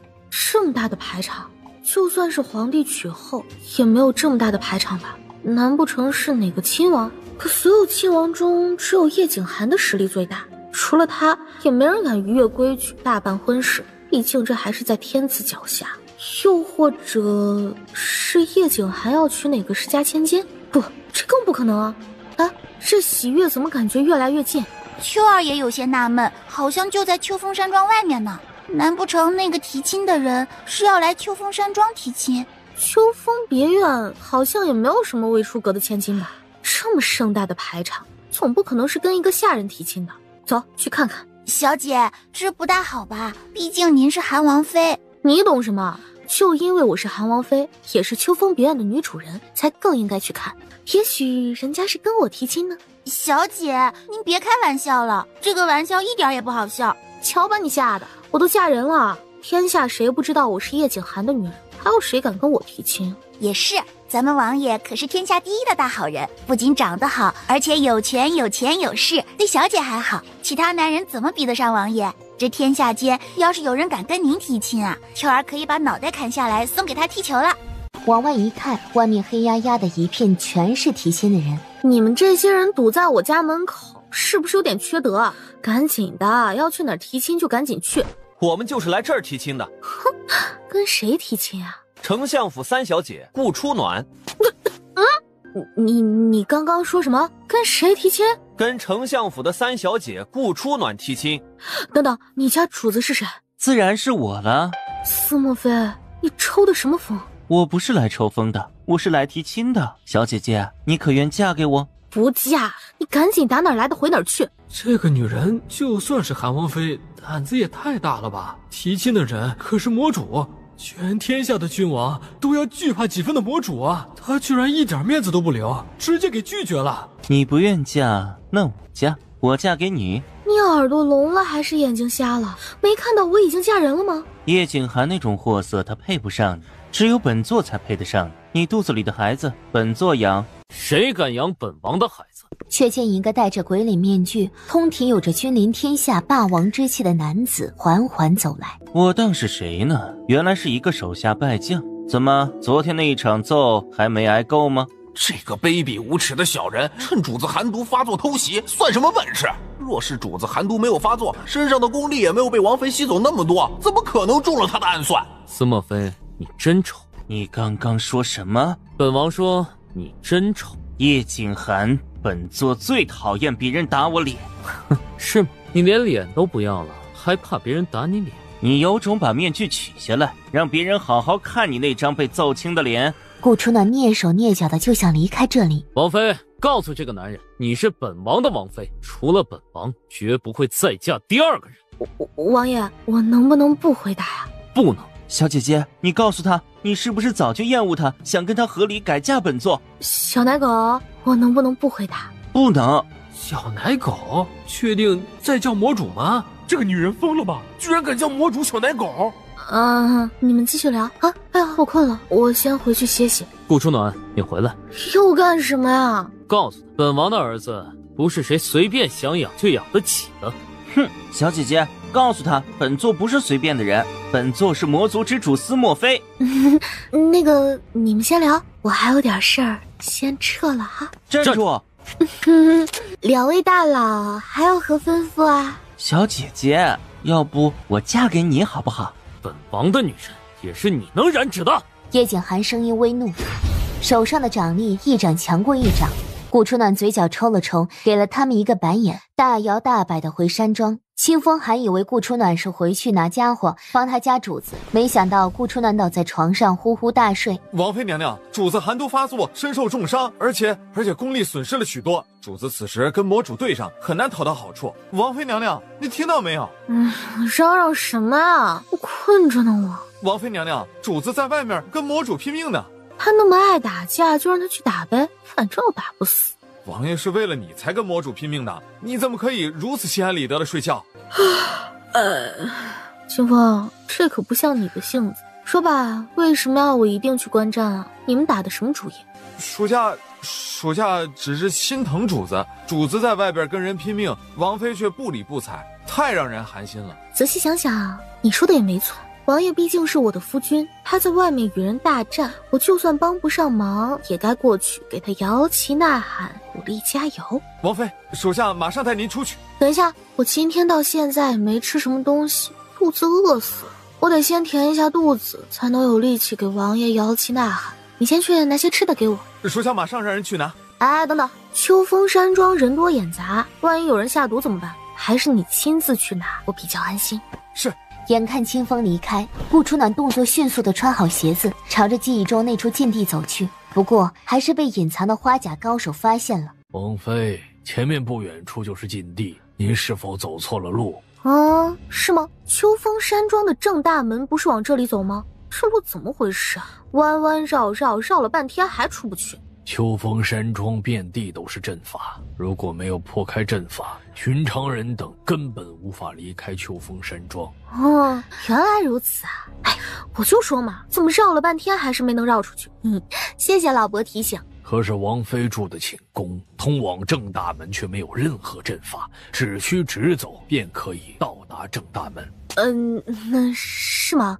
可能是我比较路痴，这走着走着就绕的东西南北都分不清了。顾春暖暗中打量了周围，他的实力深不可测，以他目前的实力，直接对上他必败无疑。哎呦，我肚子疼！我肚子怎么这么疼啊？是不是刚刚有人在马车的食物里下了毒？疼死我了！太医，你们快去帮我找太医啊！来人，快去请太医，把王妃扶回房间休息。是，王妃娘娘，属下扶您起来。疼！你们都疼我了！我的肚子，我是不是要滑胎了？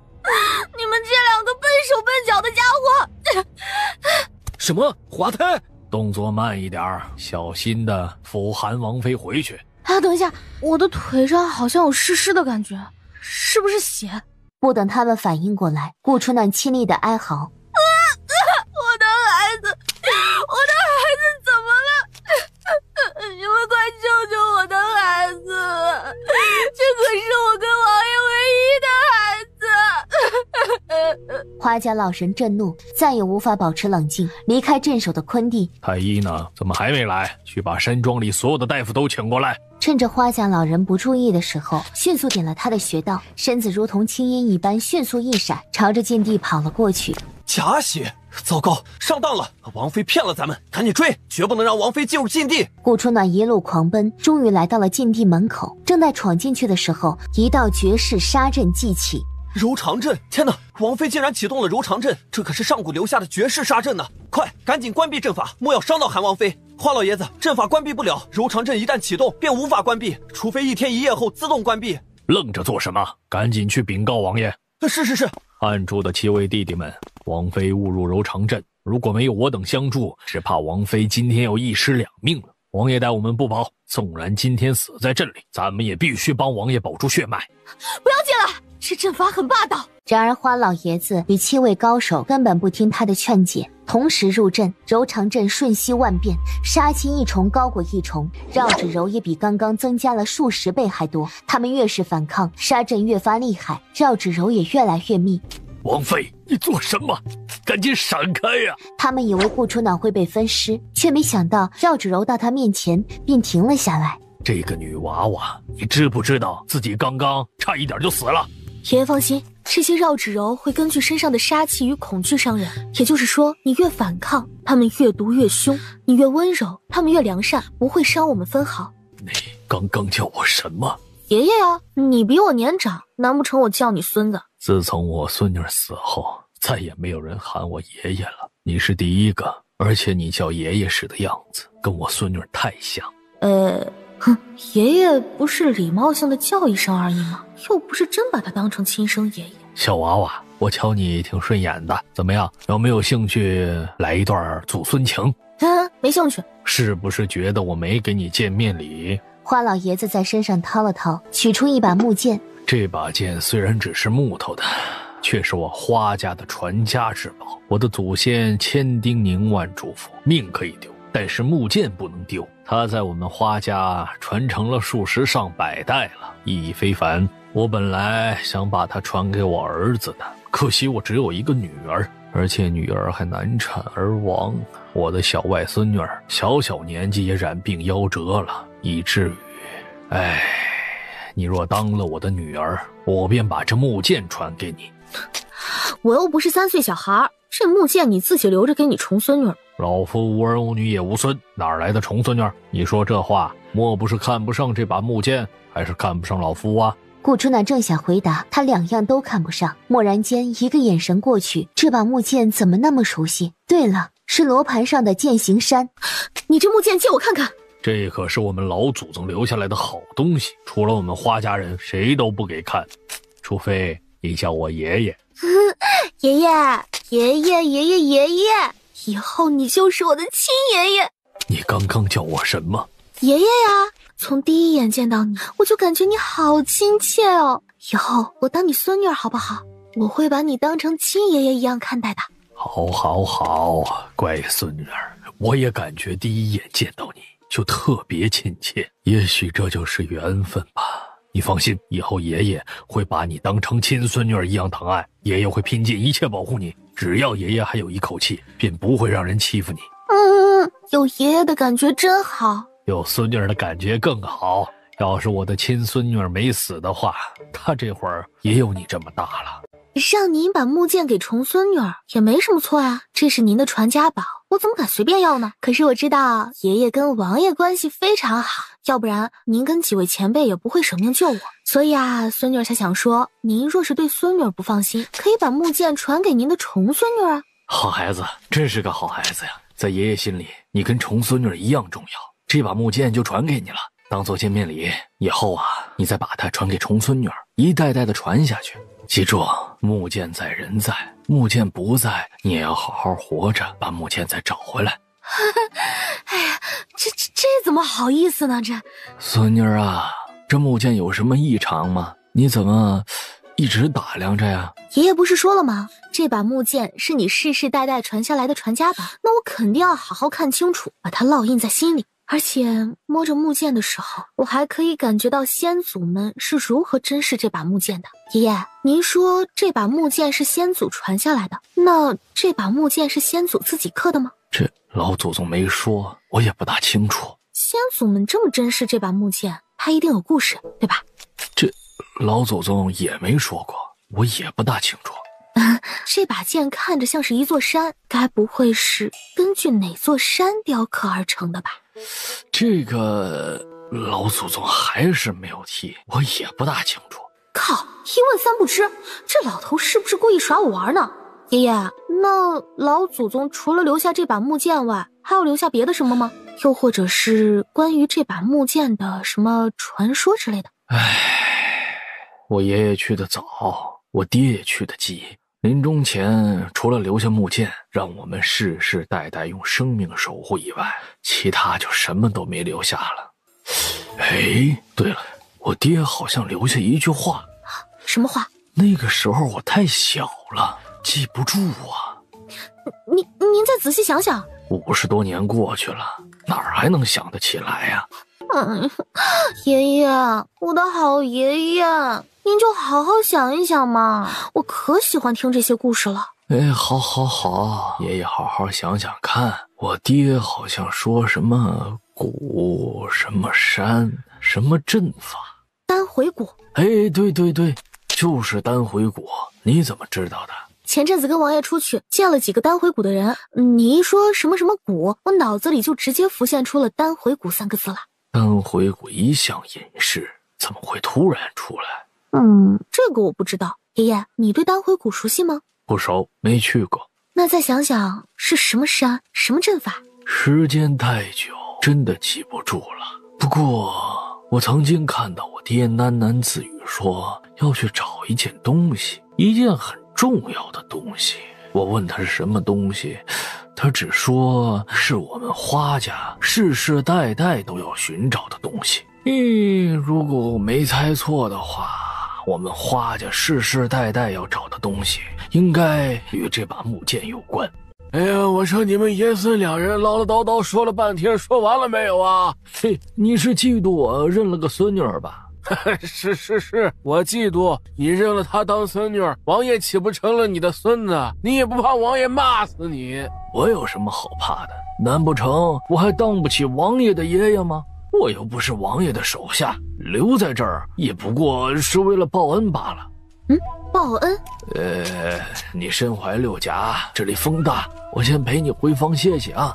话才落，原本消失的柔肠阵不知为何再次启动。柔肠阵变了，就算以柔敌刚也无济于事，大家小心！王爷呢？王爷怎么还没来啊？王爷跟魔主打得不可开交，而且越打越远，属下武功低微，根本无法靠近他们。那就大声喊，让王爷火速回来。属下喊了，可是他们打架的轰隆声太大，声音传不到王爷耳中。亲自去将王爷请过来，一定要快。是，你们别管我。三位老人几次险险被绕指柔伤到，都是顾初暖横击而来。刚刚是三位老人保护顾初暖，如今却已颠倒。我们快不行了，你别管我了，先自保。阵法是我启动的，我有责任保护你们。你是王妃，我们只是下属，保护你是我们的责任，你根本不需要顾虑我们。是啊，你肚子里面还有王爷的骨肉，如果你出了什么事，我们就算下了黄泉也没脸见王爷。哪来那么多废话？东北角阵法比较弱，你们都到东北角来。王妃，我求你了，你不要再管我们了，我们都一把年纪了，早就活够了。求求你了，不要再管我们了。来人呐，你们快想办法破阵呐！我说你们怎么这么多废话？留着力气，还不如留着破阵。孙女儿，小心啊！眼看绕指柔迎面逼来，顾初暖沧桑一笑，终究是要辜负狱卒了。不！就在顾初暖生死一瞬之际，忽然两道恐怖的掌力突然袭来。小姐姐，叶景寒与魔主龇牙欲裂，全力祭出一掌，可阵法还是没有破开，因为他们突然出手，导致顾初暖被震开，刚好避开死亡绕指柔。好强的阵法！叶景寒，你心思也太歹毒了，居然用这么恶毒的阵法对付小姐姐。阵法太强，单凭我们其中一人，只怕无法撕开阵法。你如果想救他，那就两人一起，全力击在一个点上。两道强势而霸道的内力注入，纵然是上古胸阵，也被撕开了一道口子。魔主见状，正想进入阵中，却被叶景寒抢先一步。无耻！阿暖，你怎么样了？叶景寒，如果你不行，那就出来稳住阵法，我进去救人。阿暖，阿暖，嚷嚷什么？我又不聋。王爷，王妃为了保护我们，伤得太重，我们惭愧。可是魔主怎么抱住了重伤的王爷？而且还是一个公主抱。他们看错了吗？瞎眼了吗？叶景寒背起顾初暖，一边带着几个拖油瓶带他们离开。咻咻咻，阵法又变，穹顶出现一张张巨网，还有毒物。可三位老人的抵抗力就没那么强了，一个个身体无力的倒下去。叶景寒眸光一亮，放弃跑出去的机会，反而用自己的掌力将三位老人给震出去。叶景寒，你没那个本事就别抢着进去，瞧你弱的。放弃我吧，你自己离开。你是本王的妻子，本王不可能放弃自己的妻子跟孩子，独自逃生。傻子，我一直是在利用你，看不出来吗？叶景寒苦涩一笑，他是很傻，明知道他对他没有几分感情，更多的也是利用，可他甘之如饴。你这个傻子，肚子里根本没有孩子，我只是利用你。你刚刚说什么？我说我没有怀上你叶景寒的孩子，我不过是在利用你罢了。从头到尾我都不爱你，你还不赶紧放我下来？没孩子，那我不用替别人养孩子了。哇塞，王妃好大的胆子啊！这种事情居然也敢说谎。叶景寒心跳扑通扑通的加快，他整个人空落落的，脑中想起的都是顾初暖的那句话。我说我没有怀上你叶景寒的孩子，我不过是在利用你罢了。从头到尾我都不爱你，你还不赶紧放我下来？为什么要骗他？也不知道他是被阵法伤到的，又或者被顾初暖气到了，一口黑血呕了出来。王爷，主子。叶景寒，叶景寒，你发什么乐？要发乐能不能等你出去再发乐？你赶紧放我下来！可可叶景寒越背越紧，顾初暖放弃了。叶景寒冷厉的眸光一闪，将背上的顾初暖推了出去。他放弃抵挡自身周围的危险。不！魔主司莫非用自己的身体撑着阵法裂缝的口子，同时右手一扬，叶景寒足尖一点，拔地而起，险而又险地冲出滚道阵。可是魔主怎么抱住了重伤的王爷？而且还是一个公主抱，他们看错了吗？瞎眼了吗？魔主的笑容还挂着，脸上就被狠狠扇了一巴掌。都看着本座做什么？小姐姐，你伤得那么重，怎么手劲还这么大？打得本座不止脸疼，连牙都快掉了，可真疼啊！小姐姐，难不成你是在怨我没有第一时间冲进去救你吗？主子，刚刚打您的是战神叶景寒。你说什么？打您的是叶景寒，您抱的也是叶景寒。难怪本座怎么感觉小姐姐胖了。叶景寒，你恶不恶心？谁恶心？把王梅杀了你已经很不错了。孙女，小姐姐，天哪，你伤的也太重了吧！魔主双手搭在他的后背，源源不断地将功力不断地输送到他身上。你伤得很重，找个大夫先止血吧。你刚刚说的话是真的吗？顾初暖眼里闪过一丝痛苦，一丝愧疚。太医呢？马上给他诊断看看是否有缘。叶景寒，你敢凶我的小姐姐？这是我跟他的事，让我们自己解决，你别插手。王妃娘娘得罪了。太医开始把脉，他们纷纷吓了一跳，心中的恐惧越来越大。回王爷的话，王妃娘娘确实没有身孕，微臣也不知道为什么前几次把的脉都是喜脉。没孕？那他说的都是真的？他一直在骗我，一直在利用我。顾初暖，我真想把你的心挖出来，看看是什么颜色的。对不起。一句对不起就了事了吗？你把本王当成傻子一样耍得团团转的时候，心里就不会愧疚吗？那王爷意欲如何？王妃德行有亏，先将她拿下。秋风山庄的侍卫齐齐将顾初暖围住，魔族的人则抢先一步挡住叶景寒的人。司莫非，这是我们夫妻之间的事情，与你无关。今天你若敢插手，我叶景寒与魔族从此势不两立。叶国战神很厉害吗？本座最讨厌别人威胁了。哼，既然你想玩，那本座奉陪到底。正想收回掌力除去叶景寒的时候，顾初暖的身上似有一股吸力，源源不断地吸收着他的内力。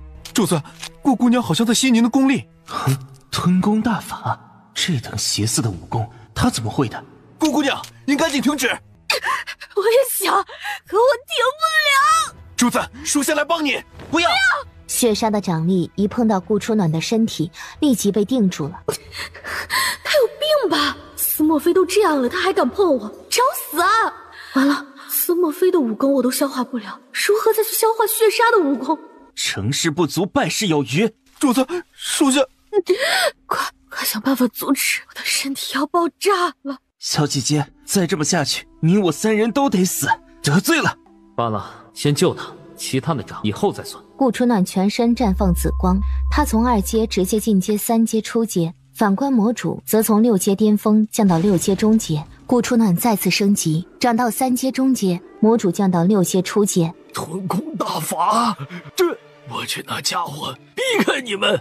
没用的。叶景寒身受重伤，可他还是咬紧牙关，将所有内力齐聚，强行将他们一分为3。主子，主子，太医呢？赶紧给王妃看看。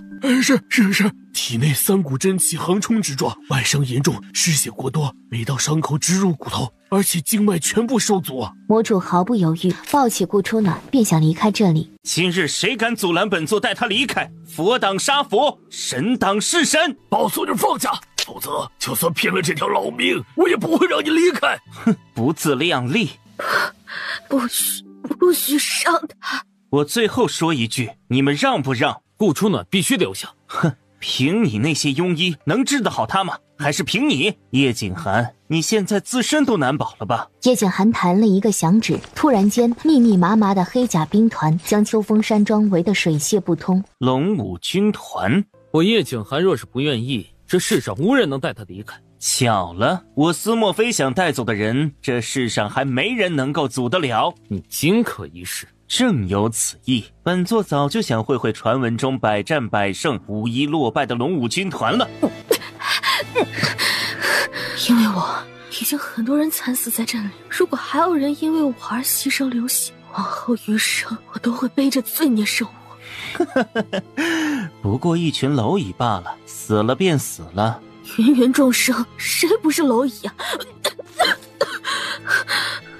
王妃伤得太重，微臣医术有限，怕是救不了王妃。魔主一个响指，直接把那太医给灭了。庸医，危言耸听。小姐姐，你别听他胡说。却见顾初暖已然昏迷倒地，且被叶景寒抱住了。叶景寒，放开你的咸猪手！哼，好，你很好，咱俩的梁子结下了。来人，把这里的人全部杀了，一个不留。你带他离开吧。什么？叶景寒，你刚刚说的是真的？喂，你的手往哪摸呢？还不赶紧放开你的咸猪手！他伤得很重，你赶紧带他去疗伤吧。废话，要不是你阻拦，本座早就已经在帮他治伤了。主子，这是咱的地盘，如果咱们不让，就算他是魔主，也奈何不了咱们。咱们为什么要放他离开啊？王爷，我孙女伤得这么重，这真能治好我孙女的伤吗？要不属下带人去把王妃抢回来。是叶景寒又一口血吐出来，一直隐忍的寒毒彻底爆发。快把王爷扶回房间去！太医，赶紧把所有太医都喊来！是。等到顾初暖悠悠醒来的时候，小姐姐，你终于醒了。这是哪里？云岐山魔族分部。你带我离开了，叶景寒呢？你们打起来了？没有，他畏惧本座，认输投降，乖乖放我们离开了。说实话。谁知道他抽什么风？兴许是不想闹得太难看吧。想到叶景寒，顾初暖心里堵堵的。怎么了？是不是伤口还疼着？小姐姐失血过多，你让厨房多备些补血的膳食给她补补。是。罢了，小姐姐刚醒，胃口想来不大好，本座亲自下厨做给她吃吧。主子，您要亲自下厨？小姐姐吃到我做的饭菜，一定会很开心的。外面的人进来。姑娘，不知有何吩咐？我请问你，云岐山是忘魂山吗？回姑娘的话，忘魂山是魔族的总部，这里是魔族的分部。那这里离魔族总部有多远？这个大概几千里吧。几千里啊，这么远？姑娘，您是不是身体不舒服？小人这就去找女医过来。小人见过顾姑娘，顾姑娘吉祥安康。不知道顾姑娘是不是伤口又疼了？顾姑娘伤口太多，且又伤得太深，小人建议最好卧床1个月。小人马上再开一些止疼药给姑娘喝。我不疼，你坐下陪我说说话。谢顾姑娘。你叫什么名字啊？小人名叫真儿。真儿，你是魔族中人吗？什么时候进的魔族？小人是一个孤儿，从小跟师傅学了点医术。几年前，小人的师傅意外去世，恰逢魔族一个首领受伤，前来医馆求医，小人治好了他。随后，他便把小人带到魔族，给了小人一个安身立命的地方。那你对魔族的事了解得多吗？这个不大多。顾姑娘是想问小人什么事情吗？你知不知道魔族有没有什么特别的地方？又或者说云岐山有什么特别的地方？特别的地方，这个小人不大清楚。不过小人听说云岐山在很多年前是魔族的总部，后来不知道发生了什么事情，总部迁到了忘魂山。云岐山在很多年前是魔族的总部？是的。那这儿有没有什么禁地，又或者是比较反常的地方？是有一处禁地，首领们不让任何人进入，说只有魔主才有资格进入，其余人等一旦进入必死。谢谢你真儿。对了，魔主呢？怎么都没有看到他？小姐姐，你是想我了吗？小人见过魔主。下去吧。是。小姐姐，你是不是不生我的气了？我知道你也是想替我医治伤口，只是不小心弄巧成拙了。我怎么会生你的气呢？小姐姐知道我的心意就好，你放心，以后我一定好好学习控制力道之法，绝不会再伤了小姐姐。不信，下次换药的时候，小姐姐可以考验一下我的技术。阿莫呀，你是魔族之主，这种低三下四的事怎么能让你做呢？交给女医就好了。你那控制力道的技术活也别练了。哼，不知道。知道，能给小姐姐换药，阿莫甘之如饴。女医不是说明天还得再换一次药吗？明天我来吧，小姐姐放心，我一定会很温柔的。明天的事明天再说吧。好，小姐姐，我熬了1碗燕窝粥，你尝尝看，还温着呢。你亲自熬的？他不是魔族魔主吗？怎么跟叶景寒一样会下厨？自然是本座亲自熬的，熬了很久呢。你快尝尝。咸死了！他是把整罐盐都倒下去了吧？怎么样，好吃吗？好喝。真的好喝？我也觉得肯定好喝。雪莎还说我的盐放多了，那小子根本不懂什么叫香甜可口。香甜可口？那是香甜的吗？那明明是又咸又焦的好不好？小姐姐，你把剩下的都喝了。有点热，我等它凉一点再喝哈。也行，那我以后天天熬给你喝。怎么啦？你是怕我太辛苦吗？放心，熬燕窝粥给你喝，我一点也不辛苦。你刚刚说我是你的女人？是呀。如果我是你的女人，那我在魔族任何地方是不是都可以走走散散步？是呀。听说云岐山以前是魔族的总部，那这里一定有很多历史古迹吧？我喜欢历史，你能带我去看看那些古迹吗？古迹？比如禁地呢？禁地？是啊，我听说云岐山有一处禁地是魔族以前的总部，我想进去看看，你带我进去看看行不行？那破地方除了骷髅还是骷髅，有什么好看的？我带你去其他地方玩吧。说什么在乎我，全是骗人的，我就知道你肯定不会带我去，亏我还跟别人打赌了。跟别人打赌？那可不，我说你对我很好，只要是我想去的地方，你肯定都会带我去。可他们不相信，于是我就拿禁地打赌了。现在好了，我赌输了，什么里子面子都没了。还不如让我活活疼死算了。除了这里，你想去哪儿我都带你去。除了禁地，我哪儿都不想去。禁地里很危险，那里号称魔主埋尸地，历代无数的魔主都陨落在那里，可以说那是每一任魔主的噩梦，魔族任何一个魔主都不愿进去的地方。我要是不进去，我也忒没面子了。你跟谁打赌的？本座去灭了他，谁敢取笑你，本座一样团灭。我自己瞧不起自己，难不成你也灭了我呀？小姐姐，阿莫，我知道你对我最好了，一定不舍得我难过的，对不对？你武功高强，无人能敌，普天之下，只要是你想去的地方，我相信无人能阻拦你的脚步。你就带我去嘛，我保证一定会乖乖跟在你身边，绝不会乱跑乱动。魔主是喜欢他的撒娇，也喜欢他崇拜他的样子。我的意中人一定是个盖世高手，如果你在禁地里都无法保护我的话，那我还不如跟叶景寒在一起算了，起码叶景寒能保护我。叶景寒内力大师，他现在连我都不是对手，如何保护你啊？叶景寒就算内力大师，寒毒发作也不会像你一样畏首畏尾的。你堂堂一个魔主，连区区一个禁地都不敢带我去，你有什么可拽的？不就是一个禁地，你想去，我带你去便是。这可是你说的，你不能反悔，不然你就是孬种。禁地危险，你先把伤养好，我再带你进去。这点伤不碍事，明天我们就进去。明天？对，等明天我的伤就好了，我自己是大夫，放心，我知道分寸。等过段时间吧，禁地又跑不了，待你伤势痊愈，你什么时候想去，我随时陪你进去。我说你一个大男人怎么像女人一样婆婆妈妈？伤在我身上我都没叫，你嗷嗷乱叫什么？魔主，那个女人是叶景寒的妻子，她来咱们云岐山定有图谋，请求魔主将她处死，或者将她轰出去。是啊，魔主，听说那个女人还让您带她去禁地，禁地只有历任魔主才能进去，哪怕是魔主夫人也无权进入，还请魔主三思，万万不可带她进去啊！请魔主三思，将那女人处死。说完了？说完了，还请魔主。还有谁要本座处死小姐姐的？魔主，可她毕竟是战神的妻子，万一她是战神派来的细作。她不是叶景寒的妻子，她是我司墨菲的妻子。再让本座听到这些话，本座保证让她后悔来到世上。魔主英明。哼，本座知道你们很多人心中不服，可那又如何？这世上本来就是强者为尊，你们若有意见，先打赢本座再说。属下不敢。小姐姐，不是让你卧床静养吗？你怎么起来了？魔族所有人不知何时已然不见，眼前只有笑得干净纯澈的司墨菲。躺太久难受。魔主扬唇一笑，亲自背着顾初暖往雅屋走去。你做什么？放我下来！你腿不好，我便当你的腿。你的腿才不好，你全家腿都不好。我家里只有你一个亲人。我不是你的亲人。本座说是便是。你说你躺太久了难受，那我背着你到处走走。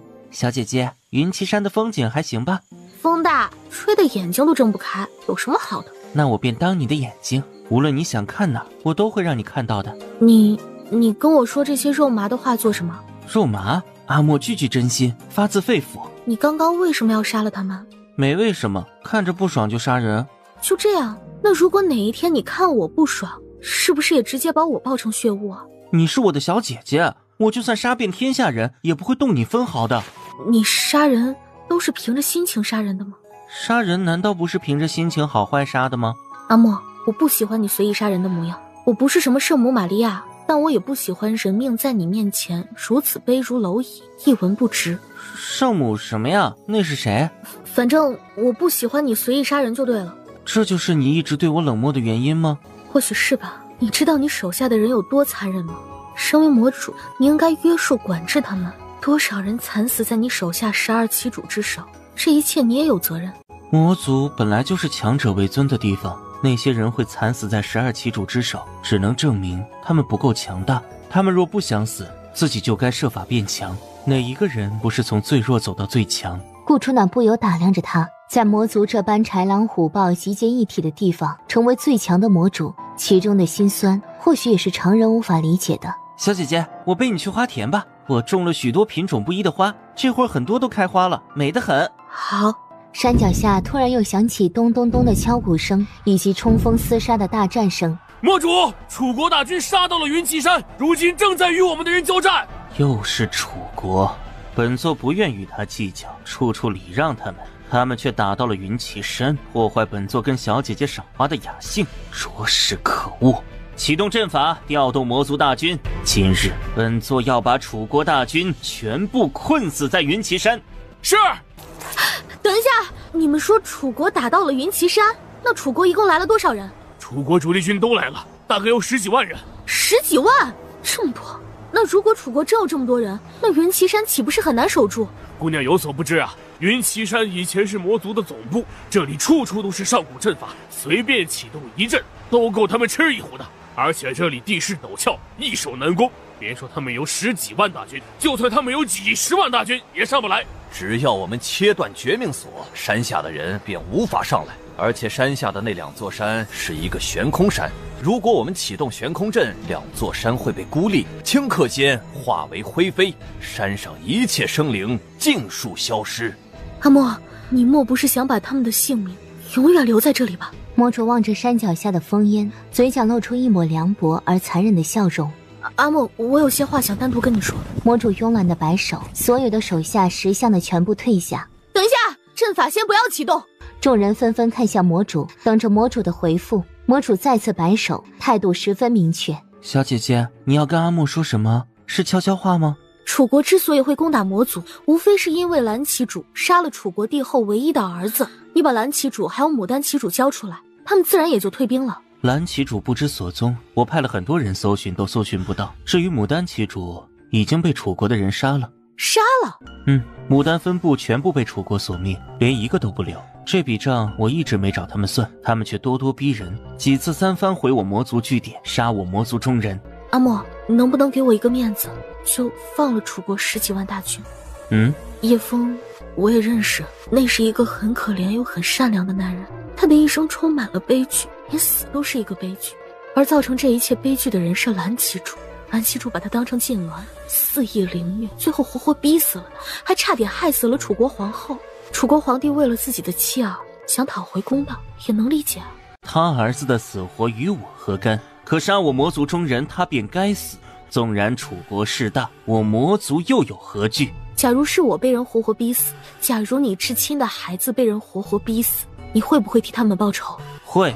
那不就得了？你会替他们报仇，楚国皇帝就不会了吗？而且蓝旗主跟牡丹旗主也不是什么好东西，他们私下豢养死士，对你早有不臣之心。他心思恶毒，残忍无度，早该死了。就算蓝旗主与牡丹旗主该死，也只有我能处置他们。楚国手伸得太长了。所以呢，你是非得让楚国10几万大军全部丧命在这儿吗？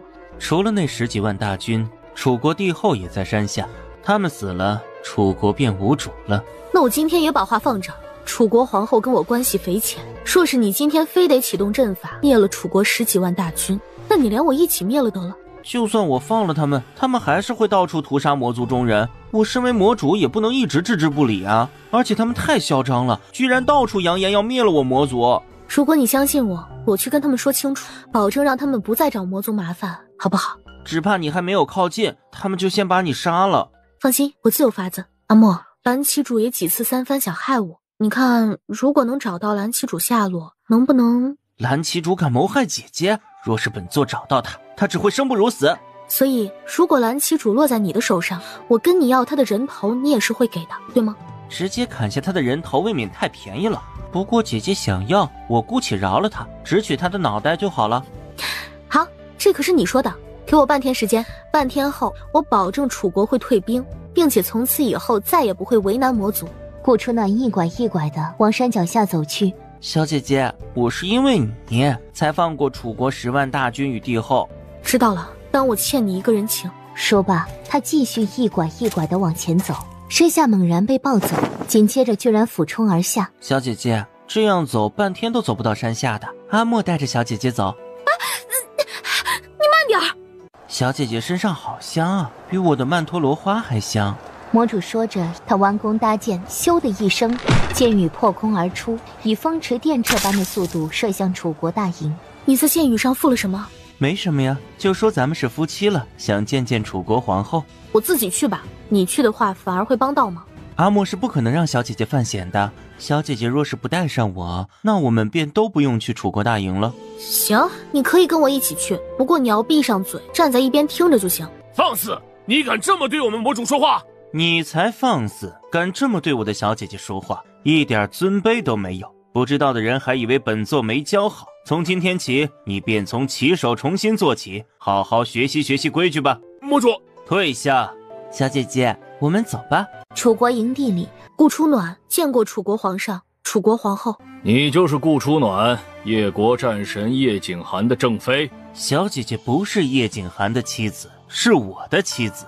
你是？他是我的弟弟。魔主不是说要过来吗？怎么没看到他人啊？莫不是他没胆，不敢来了吧？今日是我要见楚国帝后，并不是他要见你们。念在你帮过朕的妻儿份上，朕不想为难。只要你就此下山，不再管楚国跟魔族的事，朕保证楚国所有子民都不会为难你。如果我怕死，今天便也不会来了。那你来此作何呀？皇后，我记得你说过，只要有机会便会报答我，这话还作数吗？自然算数了。在我们母子最难的时候，你舍命救我们，这份恩情我们一直都记在心里。顾姑娘，你想要什么不妨直说，只要我们给得起的，我们全部都给。我要的很简单，我要你们退出云岐山，并且保证以后不再屠杀魔族任何人。笑话，这绝不可能！魔族杀了我们楚国的皇子，这件事怎么可能就这么容易罢了？就是他们用那么残忍的手段害死我们皇子，无论如何，魔族都必须得到血的报应。报应？哼！杀叶枫的是蓝旗主与牡丹旗主，又不是魔族其他人。你们就算把魔族所有人都杀了，又能怎么样？皇子当初在落魂山，除了蓝旗主，魔族一众旗手也没少欺负过他。可落魂山的旗手全都死伤殆尽了。他们那是咎由自取，他们有些死得早，我们没能替皇子报仇，自然要把魔族人等全部杀光。何况蓝旗主还没死呢，谁知道他是不是藏在云岐山？蓝旗主没在云岐山。你一心向着魔族，你说没在云岐山就没在云岐山吗？我相信顾姑娘，她不会骗我的。蓝旗主或许真的不在云岐山上。就算蓝旗主不在云岐山，那魔主总在云岐山吧？上梁不正下梁歪，他能教出蓝旗主与牡丹旗主这等败类，可想而知他也不是什么好东西。魔族千千万万人，魔主事情又多，哪里管得了那么多？魔主使劲点头，就是，还是他的小姐姐疼他懂他。你今天是替魔族做说客的吗？你救过朕的妻儿，朕应该感谢你。但今天你若是替魔族做说客，那便什么都不用提了。魔族残暴残虐我儿10几年，害得我儿生不如死，最后还惨死在葫芦血山，此仇朕咽不下。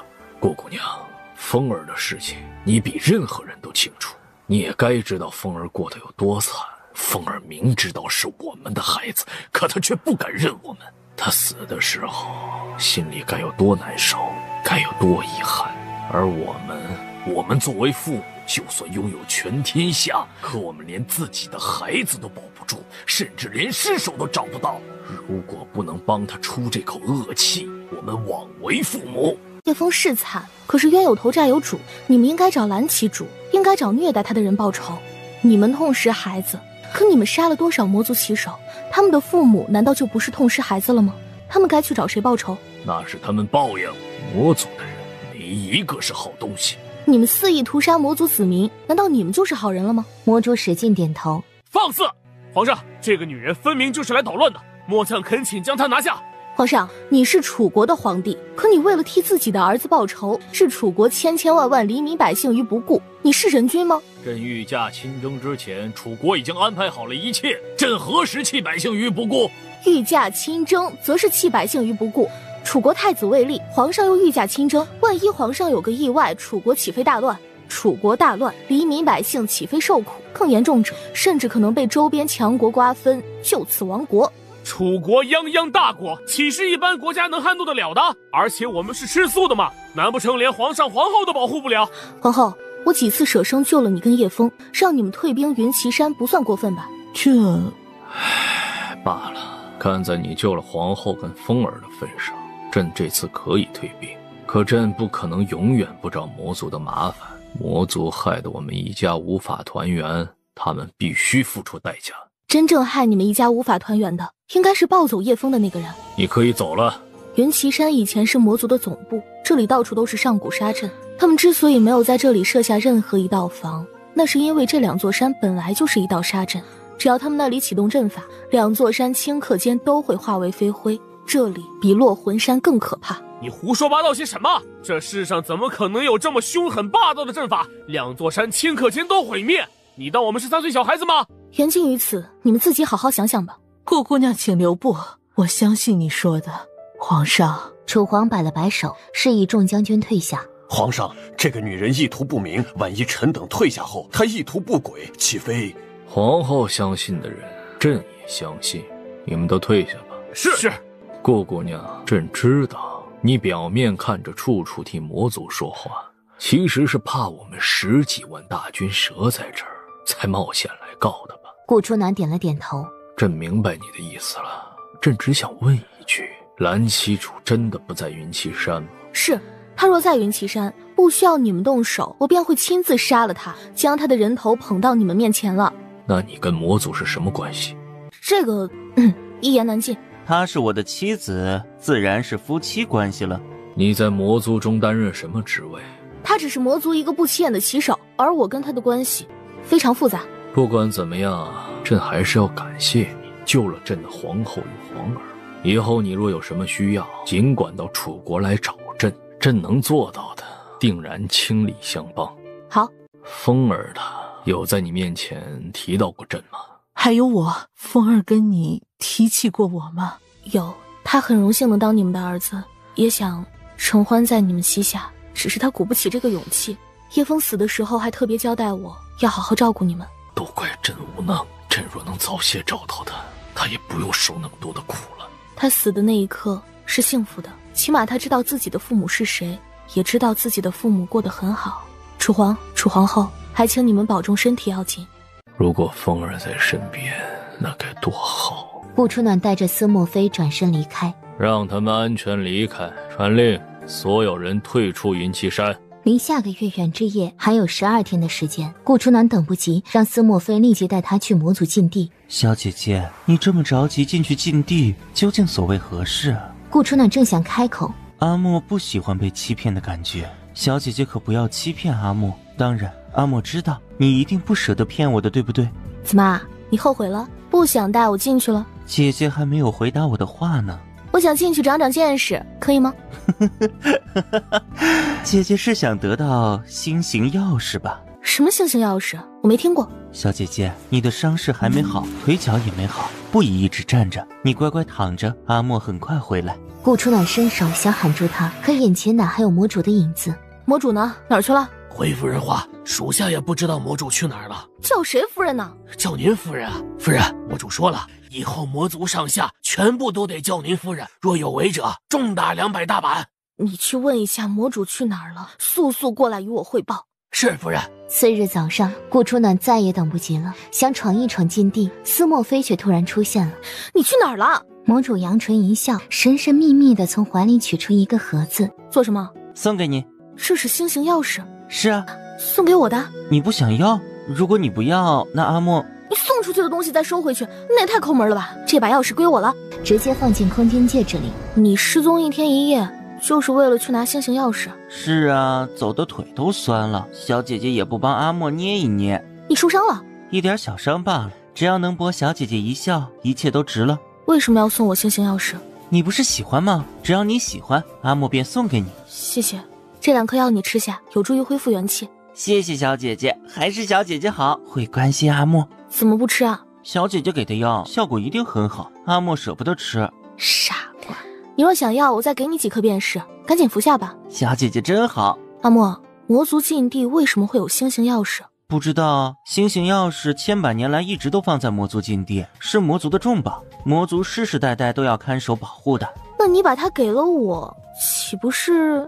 钥匙是死的，人是活的。阿莫才不管什么规矩不规矩，阿莫只知道现在的魔族之主是我，只要我不满意，随时都可以改规矩。那你知道剩下的2枚钥匙在哪儿吗？不知道，阿莫从来没有关注过这些钥匙。不过小姐姐想知道，阿莫马上派人去查。哎，等等，不用了，我就是随口一问。我在这里待了很久了，该离开了，谢谢你的款待。离开？去哪儿？过2天便是咱们大婚的日子。小姐姐，你可不能抛弃阿莫，阿莫会很难过的。我说过要嫁给你了吗？可你也没说不嫁给我呀。我不想嫁给你，你弄的劳什子婚礼取消吧。那你什么时候能嫁给我？以后再说吧，我有重要的事情需要下山，你能送我下山吗？魔主学着顾初暖的动作，摸着下颌，思考着要带她下山，还是强行留下，让她当魔主夫人。在你想把我留下之前，你可得考虑清楚了。我顾初暖这辈子只吃软不吃硬。吃软？好说呀，以后我让魔族所有的食物都做软。云骑山下，白色的衣裳像奔丧一样，一点都不符合我的气质。穿的妖里妖艳的，你想勾搭谁啊？我胸膛结实强壮，这件衣服没露胸。没露就对了，不然回头率还不知道得有多少。顾初暖想了想，从空间戒指里取出一条面纱。小姐姐，阿莫长得不丑，不用蒙面纱。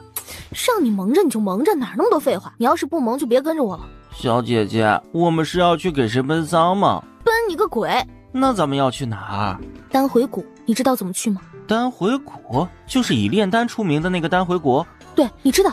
巧了，本座阿莫正好知道。前段时间啊，丹回谷送了一张帖子过来，说他们新炼制了几颗丹药，想请我去共赏。那个帖子里附有丹回谷的地图。共赏？说是共赏，其实是想开拍卖会，中金者得。丹回谷每隔几年就会举办一次，邀请的都是天下间数一数二的高手以及大势力。他们邀请了那么多人，也不怕有人把他们洗劫一空啊？那倒不会，天下人还是很尊重丹回谷的。一旦把丹回谷灭了，世上再无好丹药，灭丹回谷的人则会遭到天下各大势力的讨伐，没人愿意去做这吃力不讨好的事情。帖子呢？在哪儿？魔主高傲地从怀里取出一张帖子，炫耀般的递给顾初暖。我怎么都糊了？呀，许是上次泡温泉不小心给泡了水。没地图我们怎么去丹回谷？你还记得丹回谷的入口道路吗？这个应该是记得的吧，我之前认真研究过路线了。好，那你带我去，咱们现在就走。现在？是啊，怎么你还有别的事儿？这个那倒没有。魔主认准了一个方向，带着顾初暖前往。走了半天后，顾初暖停了下来。哎，等一下，咱们是不是绕回来了？没有吧，这山上种杨树的地方多得很。你认真带路，可别再绕回来了。哦，好。又走了半天，顾初暖累得够呛，然而他却看到了自己刚刚做记号的那棵杨树。看到没有，我们又绕回来了。你到底知不知道路？奇怪，我明明是按着地图往丹回谷走的，怎么又绕回来了呢？难不成这座山上有阵法？这里还属于魔族地界吧？有没有阵法，你这个魔主不是应该知道的吗？魔主事情那么多，哪里方方面面都能知道？奇怪，没有阵法呀？你是迷路了吧？怎么可能？本座是什么人？区丹回谷，本座怎么可能迷路？你再仔细想想，丹回谷究竟往哪儿走？往这里走。你确定？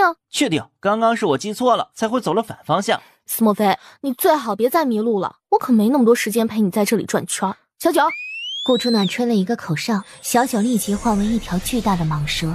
上来吧，小九速度快。这座驾貌似不错，赶明本座也去收服一只丑蛇当座驾。咻的一声，小九按着他的指点，动作迅速的狂奔而去。然后一炷香后，他们又来到了那棵杨树边上。顾初暖黑了脸，你到底会不会带路？斯莫菲，你不是耍我的吧？奇怪，怎么又绕回来了？我明明走了那条路啊，是不是小九儿带错了？小九是按你指的方向走的，你要是没指错，他怎么会带错？地图上写的明明就是这条路啊，我咋知道他怎么会一直原地打转？顾初暖头顶划下3根黑线。这样吧，你先带我下山，只要下了山我就知道路了。我们在这里转了1天1夜，你就是为了下山？对啊，当然要先下山，如果连山都下不了，那我们怎么去丹回谷啊？你要下山，你怎么不早说呀？你也没问我呀。我靠，一直往下走不就下山了吗？至于绕来绕去绕这么多弯弯吗？哦，对哦，我怎么没想到？小九儿，一直往前走，我们下山。瞄准了方向，小九很快便带着他们下山了。已经下山了，咱们接下来往哪儿走？往这儿，东南方向。那是西北方向。是吗？那我记错了，应该是往西北方向走。你不是告诉我丹回谷1年4季树木常青，位于10万大山之中吗？西北方向是荒漠，哪有什么青翠欲滴的树木？那应该还是这儿，东南方向。到底往哪儿走？斯莫菲，耍我很好玩吗？小姐姐，从来都没人敢对我这么凶过，你是第一个。何止凶，他都想揍人了。好吗好吗，你别生气了嘛，就是往东西方向走，这次绝对不会错了。东西方向还是东南方向？东南方向啊。那你刚刚说东西有吗？我一直说的是东南啊。如果你再带错路，以后你也不用再跟着我了。知道了。小九咻的一声，按着魔主指的方向，风驰电掣般飞腾过去。小九，停下！斯莫菲，这是哪儿？去丹回谷的路上啊。丹回谷在哪儿？这个就在大山里嘛。整整2天2夜了，你带着我在荒山上绕了2天2夜，我想请问还要多久才能抵达丹回谷？是小九儿速度太慢了，这不能赖我呀。你看看你把小九累的，整整1天1夜，他使劲吃奶的力气，你还赖他。我迷路了，小姐姐，那我们现在怎么走？丹回谷的地形图你还记得多少？画出来，我自己来找路。这个丹回谷的地形太复杂了，我一着急全部都给忘记了。这么说，你根本不知道路，只是随便指挥着小九到处乱跑，带着我四处乱绕。这个我也是想看看地形，或许能够记起一些什么，可是这山绕的我自己都晕了。滚出去！主人，你先上来吧，我带你先下山。罢了，先休息下吧，我去打猎给你填填肚子。打猎？打野味儿？我来。魔主宽阔的袖子一挥，远处响起几道哀嚎声。小姐姐，我知道我不该带错路，你就别生气了嘛。我烤野鸡给你吃。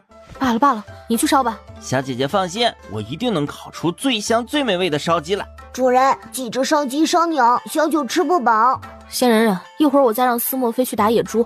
我要石头，一会儿让他去打。魔主会烤吗？应该会吧。什么味道？那个傻魔主烤焦了烧鸡呗，暴殄天物，可怜了那些鸡鸡鸟鸟。小姐姐，烤熟了，你瞧瞧好不好吃？顾春暖脸色一黑，这是烧鸡吗？这是焦鸡吧？奇怪，为什么跟下人送来的烧鸡不一样？我是不是烤焦了？你才知道，简直焦都不能再焦了。他这么高贵的身份，饿死都不会吃那焦鸡的。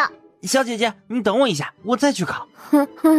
不用了，焦了更香，把外面的表皮撕掉就好了。将外面烧焦的部分撕掉，可他怎么也没有想到，里面居然是生的。你怎么烤的？那火太小了，我就用内力烤，烤着烤着就焦了。哎，我看里面没焦，没焦应该能吃吧？哎，这是傻地主家的儿子吧？半生不熟怎么吃？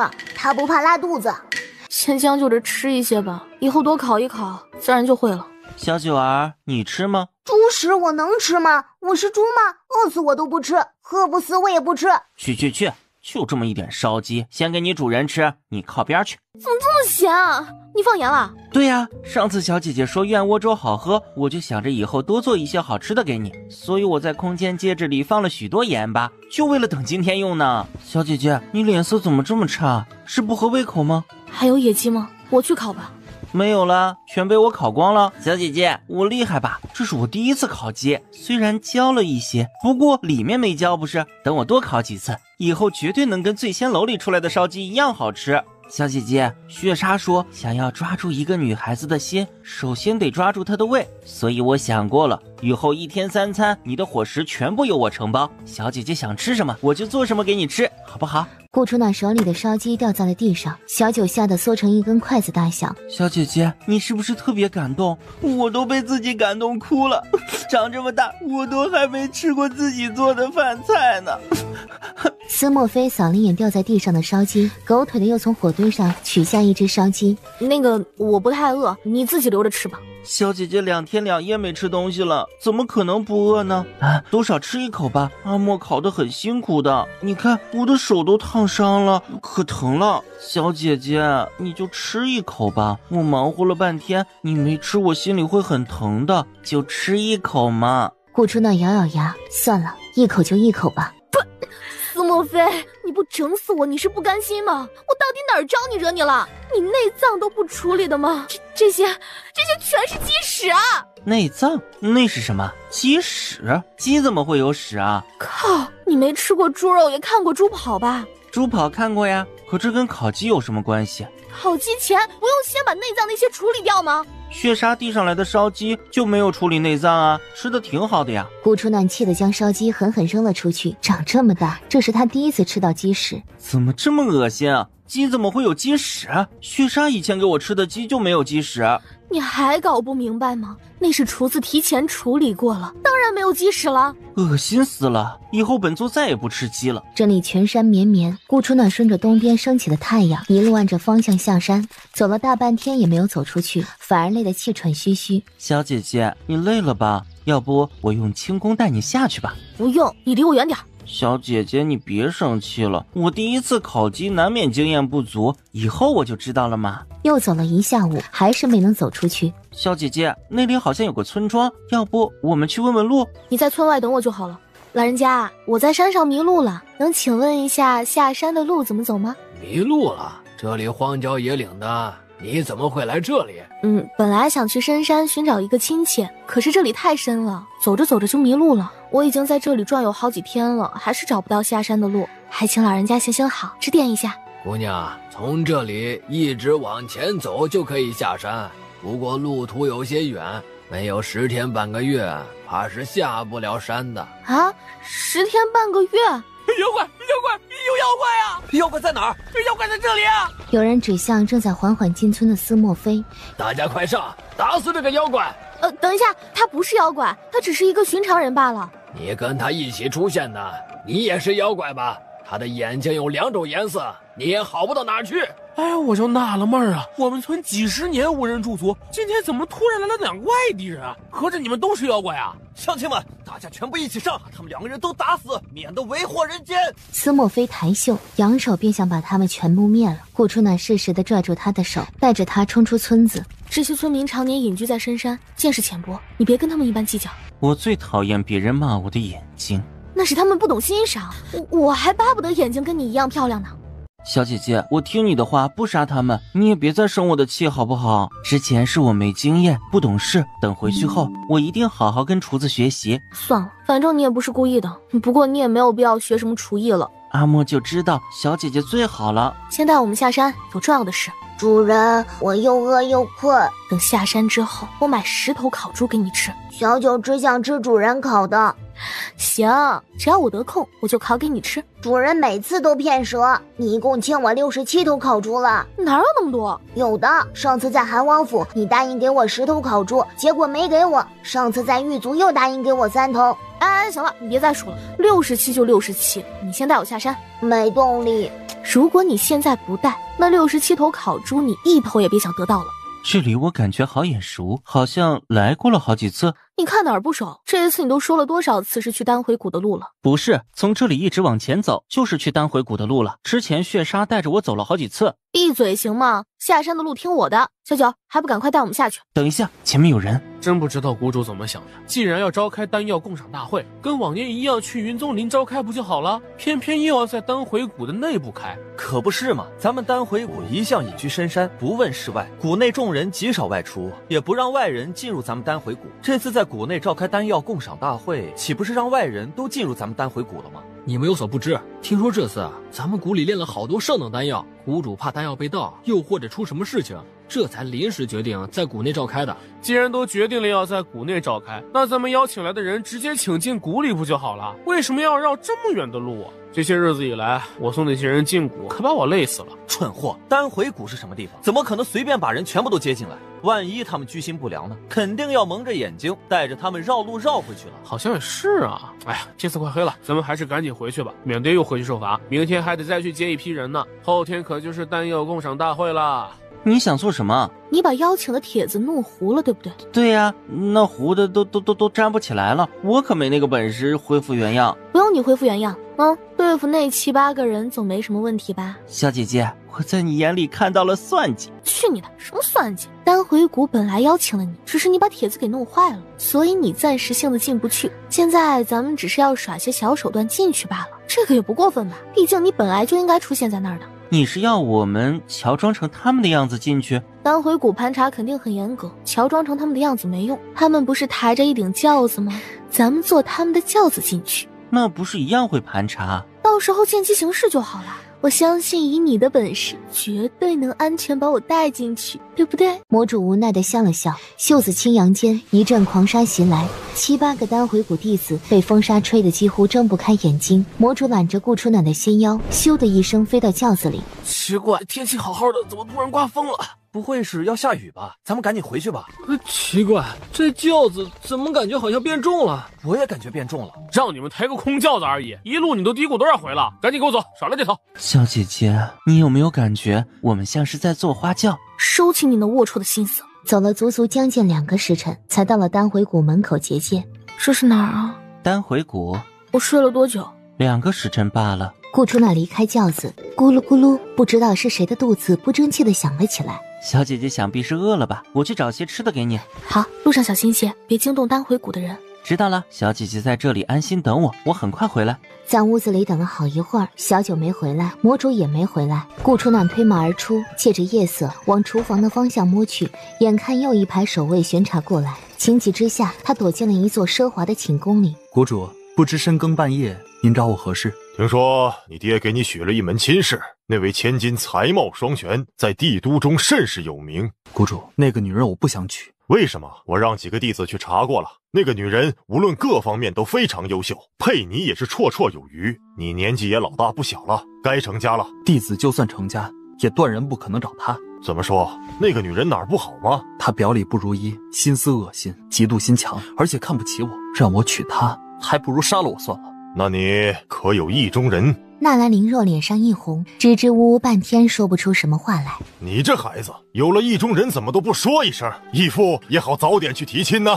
还不确定他喜不喜欢我，不过他对我很好。是哪家的千金？这个等确定他也喜欢凌若，凌若再让义父帮忙提亲。虽然你不是我的亲生儿子，但你从小跟在我身边长大，不是亲生胜似亲生。如果你实在不满意那门亲事，我便让你爹将那门亲事退了。多谢义父，不过我爹脾气执拗，想让他退亲，怕是比登天还难。没事，我慢慢跟他说。几个孩子中，你爹对你最是疼爱。当年你病重，奄奄一息，他为了救你，苦苦哀求我们，甚至不惜牺牲自己的性命。我没有子嗣，第一眼看到你便喜欢得紧，这才以此为要求，让你爹将你过继给我。你爹虽然答应了，可我知道他心里头有10000个舍不得。他平日里对你严厉，实则疼你疼得紧。给你定的那门亲事，想必也是他千挑万选选出来的。我知道，爹跟义父对我都很好，爹都把我过继给义父了。可是义父还是不忍，只认我做了干儿子，还把所有的本事华囊相授，更是力排众议，让我成了丹回谷的少谷主。马上就是丹药共赏大会了，这次来了很多人，连素来不理世事的修罗门也来了。修罗门跟天坟族素来有怨，到时候可要注意了，万万莫让他们打起来。是，孩儿知道，孩儿会尽量调和的。请帖不是送去魔族了吗？后天就是丹药共赏大会了，魔族的人怎么还没来？据手下回报，魔主说他们会准时赴约，或许是在路上耽误了吧。魔主本事虽高，可众所皆知他是个路痴，经常迷路，多派些人接应吧。义父，您多心了。送去魔族的那封帖子上，丹回谷的路线图标得清清楚楚，是所有门派中标得最详细的了。魔主不可能找不到的，就算魔主找不到，他的手下也会找到的。这次共赏大会上的丹药都是上等好药，万万莫出了差错。义父放心，灵若一切安排妥当。纳兰谷主谨慎地看向左右，见没人，拿出一个盒子。义父，您正春秋鼎盛，孩儿年纪又小，您虽然没有找到龙珠，可丹回谷如今也已经步入正轨，你的本事在谷内也是佼佼者，众人更是服你，传位给你，谷里的人都没意见的。我老了，谷内的事情管不动了，现在只想卸下重任，去看看以前我跟你义母一起走过的地方。无论怎样，灵若会一直陪在义父身边，给您尽孝的。傻孩子，等你成家后，义父也就彻底放心了。你爹那儿，我去跟他商谈就好，相信呢，他一定会给我一点面子的。何止一点儿，我爹除了你，怕是谁的面子也不会给了。再过不久，你便是丹回谷的谷主。丹回谷有些秘密，你不能不知道。什么秘密？我们丹回谷有一处禁地，历年来只有谷主还有炼丹共赏大会上的第1名才能进入，想必你是知道的吧？灵若知道。小时候我吵着要进去，义父跟我说那里很危险，即便是历代谷主稍不注意也可能陨落在那里。您说连您也不敢轻易进去，可灵若一直不肯相信，觉得能进入禁地是一种荣耀。现在看来，那怕是全天下最凶恶的地方之一了吧？禁地里有一处剑行山，剑行山里还有一处上古绝世杀阵，历代谷主口口相传，说的是里面有一枚星形钥匙，只要能找到那枚星形钥匙，就有可能找到龙珠。星形钥匙，那不是我要找的东西吗？我们丹回谷世世代代也是为了守护星形钥匙。义父，灵若一直不明白，为什么我们丹回谷一直想寻找龙珠？龙珠真有传说中那么好吗？无论龙珠是什么都不重要，重要的是丹回谷历代都要以寻找龙珠、保护星形钥匙为己任。上次被韩王妃抢走的那颗龙珠有下落了吗？灵若查过了，据说是被狱卒给抢走了。那颗龙珠不在顾三小姐身上，而在狱卒手里。可灵若无论怎么找，始终都找不到狱卒的入口。狱卒的入口若是那么容易找，那便不是狱卒了。狱卒的人为什么要千方百计寻找龙珠？据我们所查，狱卒已经得到好几颗龙珠了吧？这些事你不用管，只要知道龙珠既然落到狱卒手里，咱们就没有必要再抢了。保护好星形钥匙，努力主持好丹药共赏大会才是真的。是。纳兰谷主父子俩说完，又唠叨了一些其他的，这才离开了书房。顾初暖缓缓站了出来，只要得到丹药共赏大会的第1名，就可以进入禁地。厨房的肉又不见了，那可是用来接待各大门派的食物啊！不知道哪个天杀的那么缺德，一直偷到厨房里的肉。可不是嘛，整整500多斤的猪肉、牛肉、羊肉、驴肉等等，全都不见了。要是找不回来，我们可怎么跟上面的交代啊？那么多有头有脸的大人物都来了咱们丹回谷，要是连个肉食都没有，天哪，那咱们丹回谷的面子可就要丢到姥姥家去了。还想着什么面子呀？再不赶紧找到肉，咱们的小命都得玩完了。丹回谷守卫素来森严，一般人根本进不了厨房，厨房也没有搬动的痕迹。你们说那小偷究竟是怎么偷到的食物？总不可能是全吃到肚子里去了吧？想到哪儿去了？谁有那么大的本事？500多斤肉呢，全吃了，那不得撑死啊！说话的人越走越远，顾初暖蹑手蹑脚的离开。谁在那儿？怎么，本座不能出现在这里吗？呀，是魔主，下人们有眼不识泰山，还望魔主不要跟他们一般计较啊！魔主大人，不知您怎会出现在这里？你们丹回谷送了帖子给本座，本座自然而然就来了。他才不会告诉他们，他去厨房找吃的给小姐姐，结果在这里转迷路了。是，丹回谷有给您送一份帖子，可是下人们说您还没有来丹回谷，所以您突然出现在这里，我们才觉得意外呀。你的意思是本座来不得了？不是，我们怎敢？魔主屈尊降贵来到丹回谷，那是我们丹回谷的荣幸。本座赏月，赏着赏着，不知不觉就来到了这儿。顾初暖无语的闭上眼睛，这个傻货。赏月赏来这里的？月亮是你家的，本座还不能赏了？魔主抬头想着月亮给他看，却发现今天乌云蔽月，根本没有月亮可言。有些欣赏是用心去看，而不是用眼去看。是，魔主说的是。那我们不影响魔主赏月了。等一下，丹回谷的厨房在哪儿？你们是怎么办事的？本座来了这么久，也没人送上美酒佳肴，去给本座准备一桌丰盛的宴席，要有酒有肉，尤其是肉，煎的、煮的、烤的、烧的、炸的、吹的，通通都要。小姐姐喜欢，本座喜欢吃肉。肉席？你别告诉本座，本座在你们丹回谷还不配要一桌肉席。不，魔主大人这么说，我们惶恐。不知能不能请魔主等2天，2天后我们一定摆上一桌最丰盛的。你再说一遍，2天？你是想饿死本座吗？不敢。那就马上去做肉席，本座现在就要吃。是。对了，丹回谷停放轿子的杂货间在哪儿？不知道，魔主找杂货间是。本座走得久了，腿酸，想坐轿子。那我们马上给您安排轿子，送您回屋啊。本座要亲自挑选轿子。这可是放轿子的地方，离给您安排住的地方相隔甚远，只怕还没走到轿屋，您的雅间便已经到了。本座乐意。顾初暖无语的摇头，这个傻货。谢长老等人虽然心有疑虑，却也不敢多说，只能领着他去教室。你这个女人胆子可真够大的，居然连丹回谷都敢闯进来。纳兰凌若，她怎么会出现在这里？这里是丹回谷，而我是丹回谷的少谷主，我不出现在这里，又该出现在哪里？丹药共赏大会是什么？第1名又是怎么选出来的？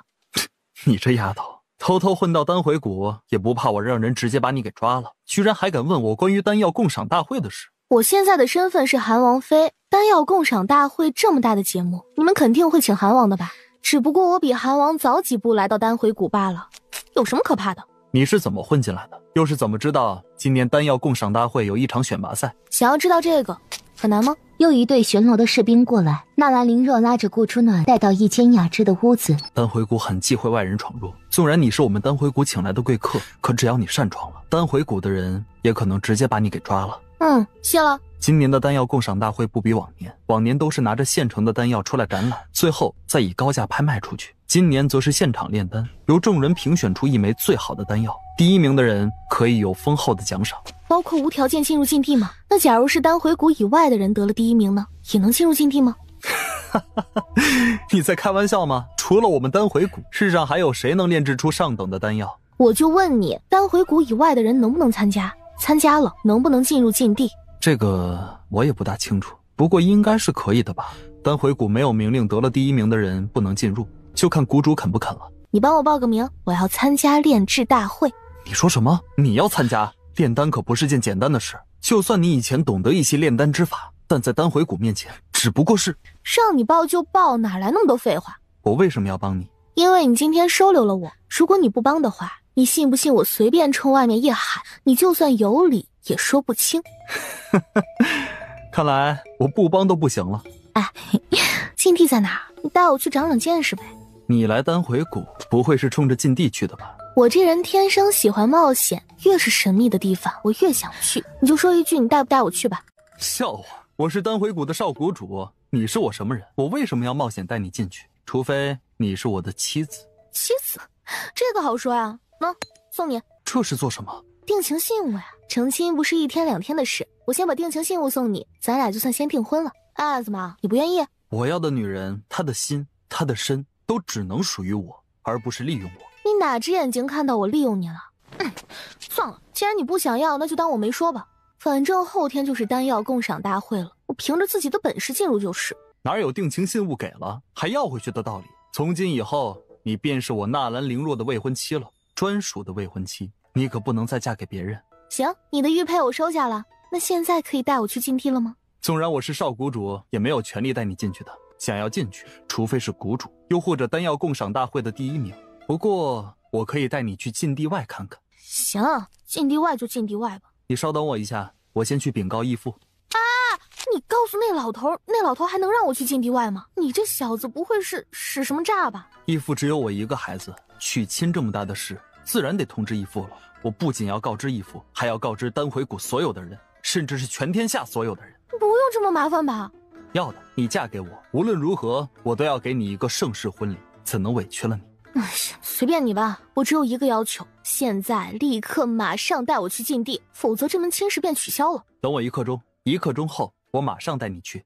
纳兰灵若已然不见，很快丹回谷便敲起喜钟。听说少谷主要成亲了，怎么这么突然？我们都没见过少夫人呀。可不是嘛，要不是谷主亲自下的诏令，我都不敢相信呢。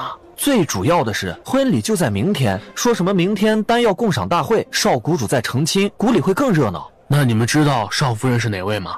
不知道啊，一点风声都没有，应该是哪个长老的千金吧？之前谷主不是说要在几个长老的孙女名单中选吗？如果真是长老的孙女，早就有消息透露出来了，绝不可能是长老的孙女。我听说好像是叶国帝都城里哪位官宦人家的千金。哎呀，不对，是长老的孙女，帝都的官宦千金。纳兰灵若已经来了。好了，我们的婚礼就定在后天，双喜临门，开心吧？哼，开心？有什么好开心的？这是挖坑给我跳呢。后天这么急啊？没有3书6聘，没有凤冠霞帔，成亲可是女人一辈子的大事呢。我就这么不明不白、简简单单的嫁给你，也太委屈了吧？凤冠霞帔早就准备好了，嫁衣是天云坊的限量版，珠宝首饰也是。至于3书6聘，阿暖母亲早亡，又跟父亲脱离了关系，所以不过你放心，我保证会给你一个盛世婚礼。靠，这只狐狸早就把我的身世背景都调查好了吧？可是我在这之前有嫁过人，对方是叶国的战神王爷，他权势滔天，手握重权，只怕是不好惹。最主要是我现在还没跟他和离。无妨，只要你想嫁给我，所有的一切我都会摆平的。纵然跟叶景寒翻脸又如何？我们丹回谷不惧怕任何人。他这是铁了心想跟我成亲的吧？一女怎可二嫁？怎么也得给我一些时间，让我先跟韩王解除婚约关系吧，不然传出去，我顾初暖的名声也太难听了。你该不会是不想跟我成亲吧？怎么可能？你想哪儿去了？只是不解除婚约，于你于我都不好，你说是吧？要不然这样吧，你给我一些时间，让我先把过去的事情都处理好。我会处理的。这是我的私人事情，还是由我来吧。你需要多长时间？3天，只要3天即可。3天后我就嫁你，婚礼延迟到3天后，好吧？不用了，就后天吧。后天是个好日子，3天后日子不好。随你吧。不过我先告诉你啊，我要先参加炼丹大会，谁也不能阻止我。好啊。顾初暖被蒙上了眼睛，由着纳兰灵若牵着手往禁地走去。到了，就是这里了。山门在哪儿？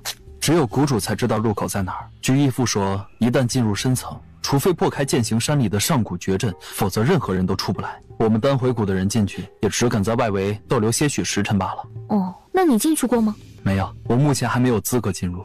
丑丫头，你老实告诉我，你千方百计想进入禁地，是不是想得到些什么？你这话说的好像我多贪心似的，我不过是想见识见识罢了。对了，炼丹大会的第1名可以进入，那以往他们都是进去做什么的？这我咋知道？虽然我是丹回谷的少谷主，不过我离开丹回谷已经好几年了。以前年幼的时候，义父跟各位长老也不肯多说些什么。直到正午时分，两人才从禁地回去。下人送来饭菜，满桌的菜全是素的。少夫人见谅，谷里已经派人出去外面大量购买猪肉、牛肉等等肉类食物了，很快就可以给您上上等的好菜了。啊，你们丹回谷没有养猪、牛羊等等的吗？这个倒是有，但不知道为什么那些活着的牲口也全部都消失了，不知道被哪个杀千刀的偷走了。小九搞什么呀？他也不怕撑破肚皮。没事，你先下去吧。是。等下，我且问你啊，丹回谷这次都请了些什么人？这次咱们谷里请来了很多人，有天下第一楼，有修罗门，有天坟族，有魔族，有兵族，有叶国战神，还有各国使者，还有很多大门派。最重要的是狱卒也有人来了。所以谷主特别看重这次的丹药共赏大会。兵族回少夫人的话，行了，别喊什么少夫人，还没嫁呢，喊我顾姑娘吧。是，兵族也是一个隐士大族，其势力非常大，不比魔族与天粉族差多少。这次来的是兵族绮罗使者，听闻他们兵族的圣女也有可能会来，不过还没有确定。兵族是哪个国家的？兵族不在任何一个国家之列，它是属于三不管地带的。谢谢，你先下去吧。少夫人，顾姑娘若有事，随时喊一声，奴婢就在外面候着。小九迟迟没有回来，万一被逮了，他去哪找蛇去？顾初暖还是不放心。你是这条臭蛇的主人？他偷看我洗澡。喊来了侍女，将他打晕，换上他的衣裳，蒙上面纱，直接离开屋子。隐隐约约间，他听到了小九打呼噜的声音。小九，你怎么了？这臭蛇是你的？你是谁？我叫绮罗。你是这条臭蛇的主人？他偷看我洗澡。不好意思哈，我这就把这条蛇带走。可是女蛇授受不亲，他看了我怎么办？那你想怎么办？看回来还是嫁给他？顾初暖捏了捏他圆嘟嘟的小脸蛋，笑道：最多呀，等他醒了，我替你揍他一顿啊！我可是兵族4大圣使之一的绮罗使者，圣女姐姐捏我就算了，你凭什么捏我脸蛋？因为你的小脸又滑又嫩又圆，任何人看了都忍不住想捏一把。你是谁啊？这么久了才知道问我的名字，不觉得太晚了吗？臭蛇偷看我洗澡的事，我就不计较了。你赶紧离开这里，不许告诉任何人你看过这盏灯，更不许打他的主意，听到没有？顾初暖挑眉，一盏灯而已。哎呀，我跟你说不清，反正你赶紧离开这里，再不赶紧离开，一会儿花锦姐姐回来了，她绝对不会放过你的。看过这盏灯的人，没有一个活在这个世上。听得醉醺醺的小九也不知道发了什么酒疯，忽然窜了出来，最后硕大的脑袋迷糊的一甩，竟然把琉璃灯给打碎了。你居然敢打碎七彩灯！你知不知道七彩灯对我们圣族意味着什么？小姑娘，就算我的蛇打碎了七彩灯，你也用不着下这样的杀手吧？这灯你要我怎么赔？我赔给你便是。赔？你赔得起吗？这可是我们兵族的圣物，即使你用全天下来换，也抵不上它一根毛发。这是灯，没有毛发。你就算杀了我，这盏灯也不可能复原了。与其如此，你倒不如想想怎么跟兵族交代这事。我用得着你教我吗？你若再不出手，可别怪我出手无情了。打碎了七彩灯，今天你非死不可，谁都救不了你。只能虚使一招，冲破窗门跳了出去。白锦姐姐，这个女人打碎了七彩琉璃灯，你怎么还帮着她？我叫白锦，不知道姑娘是顾初暖。顾初暖，你就是丞相府的三小姐，战神叶景寒的王妃。看来你知道的挺多呀。你呢？兵族4大圣使之一，顾姑娘最近风头很旺，白锦想不知道，怕是也困难。白锦姐姐不是一向最在意七彩灯的吗？她日夜不休的都带在身上，就怕七彩灯有个什么异样。今天晚上若不是七彩灯再次闪烁着异样的光芒，白锦姐姐有心去查探，又担心丹回谷此次邀请的人太复杂，不便带着七彩灯。怕七彩灯有个什么万一，所以才把七彩灯放在她屋子里，不然她早就带在自己身上了。白锦姐姐不是应该很生气的吗？为什么她还能笑得出来，而且还对顾初暖那么和蔼可亲？白锦圣使，不知道顾姑娘哪里得罪了您，我带她跟您赔罪。哼，赔罪？怎么赔？他把我们兵族的圣物都打翻了，你知不知道那七彩灯是……不过是一盏灯罢了，碎了就碎了。今天能认识顾姑娘，白锦很开心。白姐姐，你是不是弄错了？她打碎的可是……不管顾姑娘打碎了什么，想来她都不是故意的。不打不相识，七彩灯的事情我很抱歉，这次全当我顾初暖欠你们一个人情。以后有什么需要，只要力所能及，我一定全力相帮。顾姑娘真是快人快语，英姿飒爽，兵族能交到您这样的朋友，是兵族的荣幸。白锦姐姐，行了，要怪只能怪你不小心，怨不得别人。既然是误会一场，不如就此结过。凌若备了一些薄酒，替我的未婚妻表表歉意。明天就是丹药共赏大会了，还吃什么酒？回去养足精神，睡觉了。小绮罗，女孩子生气可是会长皱纹的哟，你再拧着眉，小心嫁不出去。顾初暖，你太过分了！屋子里，白姐姐，七彩灯碎了，你就不心疼吗？灯碎了，以后我们怎么找圣女啊？心疼什么？如果我没有猜错，圣女就在丹回谷，而且就在我们身边。在我们身边？在哪儿啊？远在天边，近在眼前。绮罗听不懂。傻孩子，你不觉得顾初暖的眼睛像极了圣女吗？啊，你说她就是圣女？这怎么可能？如果她就是圣女，为什么不认我们？而且还骂我嫁不出去。或许圣女有什么别的计划，又或者当年她伤得太重了，把我们忘记了吧。只希望不是后者。白姐姐，你确定是她吗？不大确定，不过8九不离10。改明儿我再试探一下。那我去找她，我刚刚差点把她给杀了，我太混蛋了，还好圣女姐姐没出什么事儿。你现在去找她，是巴不得所有人都知道她是我们兵族的圣女吗？那我们难道就不认了？先看看圣女有什么安排吧。万一她是故意不认我们的，此时去找她，岂不是把她的计划都给打乱了吗？凌若呀，非是为父不肯为你们操办婚礼，而是如果只是与叶景寒为敌，我们丹回国倒是不怕。可如今加上魔族、兵族，问题就复杂了。义父，您对孩儿的心意，孩儿都明白。婚礼取消就取消吧，反正来日方长，等阿暖跟叶景寒先行解除婚约，再商量迎娶她的事也不迟。你能这么想是最好的了。只要你们两情相悦，义父相信，终有一日你们会结为连理的。次日，艳阳高照，阳光明媚。哼，我当是谁？原来是手下败将啊！不可对我家主子无礼！两位何必动怒？这是丹回谷，有什么私怨，等丹药共赏大会结束再私下处理，岂非更好？我当是谁？原来是兵族的白景圣使与绮罗圣使。怎么，兵族也想管我们魔族的闲事了？我们才懒得管你们的闲事，这是人家丹回谷的地盘，你们要打不会出去外面打，在这里打，也太不给丹回谷面子了吧。你这小丫头牙尖嘴利，倒是有点像啊。本座今日便不与你计较了。两位，今日是丹药共赏大会的好日子，可否给老夫一些颜面？此事就此作罢。纳兰谷主，本王若没有记错，你好像想强娶本王的王妃做你的儿媳妇吧？她是本座的媳妇，她是我的未婚妻，她已经答应嫁给我了。胡说八道，她答应嫁的明明是我。你们当本王都是死了吗？她是我明媒正娶的王妃，且容你们休想。等下，你们说的是顾初暖顾姐姐吗？她不是叶景寒的王妃吗？跟你们两个又有什么关系？她根本不喜欢她，她是被叶景寒强逼着嫁的。她根本不喜欢她，她是被叶景寒强逼着嫁的。什么？你强逼她的？你为什么要强逼她？哼，笑话！本王想要什么样的女人没有，需要逼着她嫁？本王再说一遍，若是有人敢动本王的韩王妃，无论她是谁，无论她背后有什么样的势力，本王哪怕倾尽一切，也定要让她灰飞烟灭。各位，今天是丹药共赏大会的好日子，这些私下能不能晚些再说？在下顾初暖，感谢前辈仗义搭救。不知前辈是？属下见过门主，门主万福金安。门主？门主，您忘记了吗？我是徐老，修罗门徐宗主，与青宗主并列2大宗主之一。你到底有几个身份啊？我对天发誓，除了还有一个马甲外，再也没有任何马甲了。哪个马甲？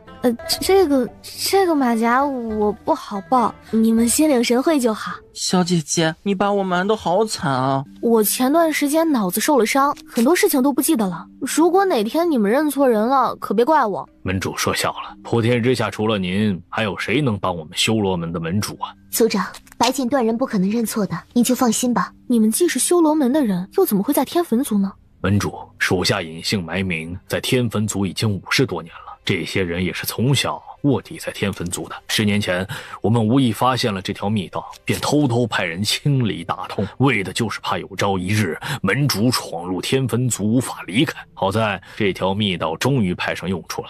隐姓埋名50多年？是啊，天坟族与我们修罗门有无法和解的深仇大恨。老门主年轻的时候就已经安排好一切了。那你们对天坟族的了解有多深？天坟族水太深了。纵然我在天坟族卧底50多年，很多地方也去不了，想拿下天坟族，怕还是有些困难。等一下，你是修罗门主，那我们不是宿仇了吗？你不是被我杀了吗？不是，你当时不是死透透了吗？我明明确认过了呀，你断然不可能活着的，怎么可能？那你觉得我现在是鬼吗？鬼倒不至于，就是你俩气质差的也太多了，举手投足都不像。还有眼神，他的眼神是忧郁的，全身上下充斥着让人悲伤的气息，而你朝气蓬勃，眼神犀利，只有冲劲儿，没有绝望。在你身上，我一点也找不到他的影子。还有你们俩的武功差的也太多了吧？所以呢，你是要再杀我一次吗？这如果你是他，我少不得得再杀一次。可你怎么就变成我的小姐姐了呢？那我现在是杀还是不杀？门主，这人莫不是假冒魔族魔主的吧？怎么感觉像个傻子？小奶狗，我请问你为什么要杀修罗门主？因为江湖传言他的武功比我高。就这样？本座找他比试多次，他次次要么回避，要么敷衍，惹得本座很是恼火。我家主子有急事要办，你却像个狗皮膏药似的，天天缠着他比武，当别人都跟你一样闲吗？还好意思恼火？混账！你算什么东西，也敢如此指责本座？若非看在你是小姐姐下属的份上，本座早就杀了你。难道我说错了吗？如果不是因为你日复一日、年复一年缠着我们家主子，我家主子早就办成他的大事了。若非你重伤我家主子，我家主子至于失去记忆、失去武功吗？哎呀，行了，吵什么吵，都闭嘴吧！这里再安全，天坟族的人早晚也能找到。以前的是非恩怨，出去后再说。楚国皇后还在天坟族，我不能把她落下。你们的身份已经暴露，也没有继续留着的必要了。麻烦徐宗主带叶景寒一起离开这里，白锦、西沁，你们两人也离开。主子，您先离开，楚国皇后的事儿包在我身上。白锦跟西沁伤得不轻，再战下去，只怕会有生命危险。徐宗主在天坟族卧底多年，天坟族的人对你都熟，由你出面也不大妥当。我虽然受了一些伤，不过都是轻伤，天坟族大多也不知道我的长相，由我去找楚皇后，再合适不过了。主子，您说笑了，您身份高贵，又身负重任，属下就算死，也不可能留您一个人在天坟族的。哪是我一个人啊，还有他呢。阿莫会陪我去的，对不对？我陪你去？对啊，我是你的小姐姐嘛。你以前说过，只要是我想要的，你倾尽一切都会满足我的。怎么这才过了多久你就反悔了？男人果然没一个好东西。你不是修罗门主吗？你不是本事通天吗？你不是很嚣张跋扈吗？那你看看我跟你以前认识的那个修罗门主像不像？这确实是不像。所以呀，也许他们认错了也有可能。反正我是一点记忆都没有，他们爱怎么认我就怎么认我咯。好，我陪你去。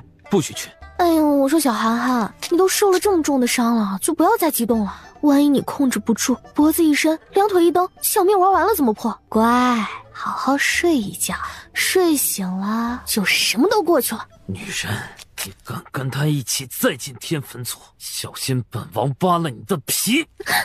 王爷放心，臣妾万万不敢。叶景寒不知道是被毒晕的，还是被气倒的。记得安全把他送回韩王府。是门主，要不属下留下接应你们吧。属下在天坟族40多年，对这里大概还是有些了解的。行吧，主子，我们也留下来。你们带着叶景寒撤退。叶景寒是叶国的战神，叶国国家能不能安宁还得靠他呢。这是命令，不许违抗。族长，外界在外面等您，兵卒都在等着族长回归。知道了。司空副族长喜欢楚国皇后，这静云院是司空副族长修给的心上人的，平日里任何人都不让进。如果属下没猜错，楚国皇后应该被转移到静云院了。主子只要到静云院找到楚国皇后，再顺着属下画的这条路线回来，速度快的话，应该没什么危险。这条是什么路？一条偏僻的小路，平素里没人，把手也比较松。好，小奶狗，你地形记清了吗？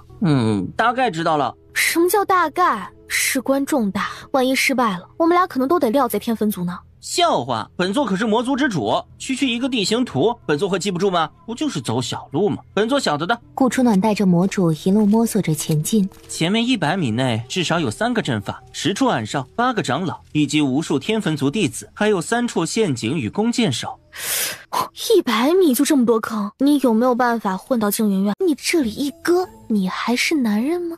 有啊，不过带着你估计是过不了。我轻功不差。我知道你轻功不差，可是你的轻功在天坟族那群老不死的面前并不算什么。天坟族除了诸多长老外，还有很多太上长老，那些老不死的一个比一个难缠。本座我好几次被他们缠上，弄得一身骚，烦死了都。所以你的办法是什么？你乖乖在这里等我，我自己可以混入静云院。那行，我就在这里等你。你是魔族之主，把楚皇后带过来，应该没什么大问题的吧？魔主手心一抖，脸色有些不自然。怎么？难不成你害怕了？笑话，本座是魔族之主，区天坟族，本座有什么可害怕的？那你还不快去？天都快亮了。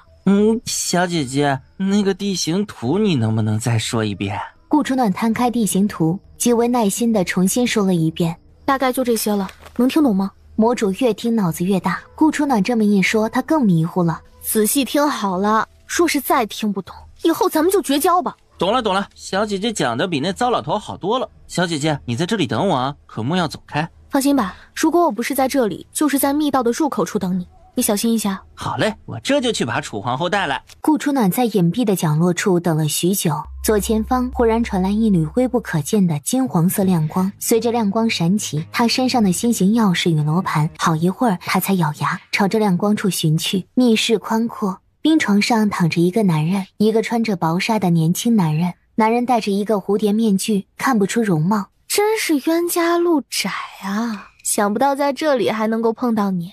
看不出来你的身材还挺好的，尤其是那里。你还是女人吗？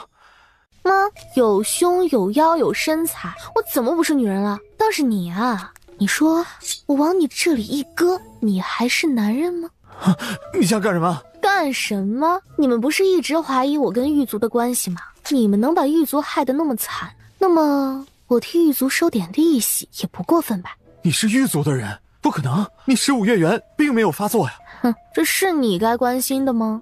这是个什么样的女人啊？如此光明正大的瞧着一个男人，她也不害羞。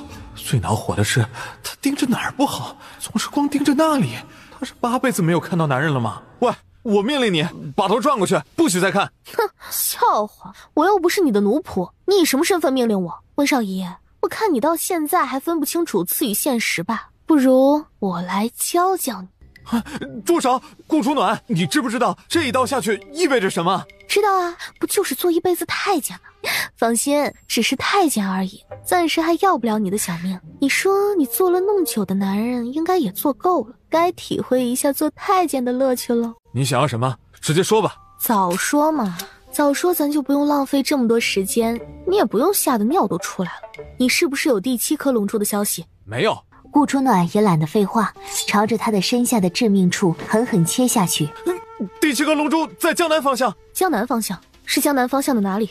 不知道，我也是无意间听到族长跟雪夜太上长老说的。目前我们天分族也不知道第7颗龙珠在江南的哪里，我们只知道天分族已经派了很多人前往江南了。那你们凭什么知道第7颗龙珠在江南？男女授受不亲，快住手！这是什么？族长送给我的，只是一颗普通的珠子罢了。是吗？既然是普通的珠子，那送我得了。你还知道哪些关于龙珠的事？说来听听。不知道。真的不知道？就算你把我阉了，答案还是一样。瞧你这身材，一点赘肉都没有，摸起来又舒服又带感，我怎么舍得阉呢？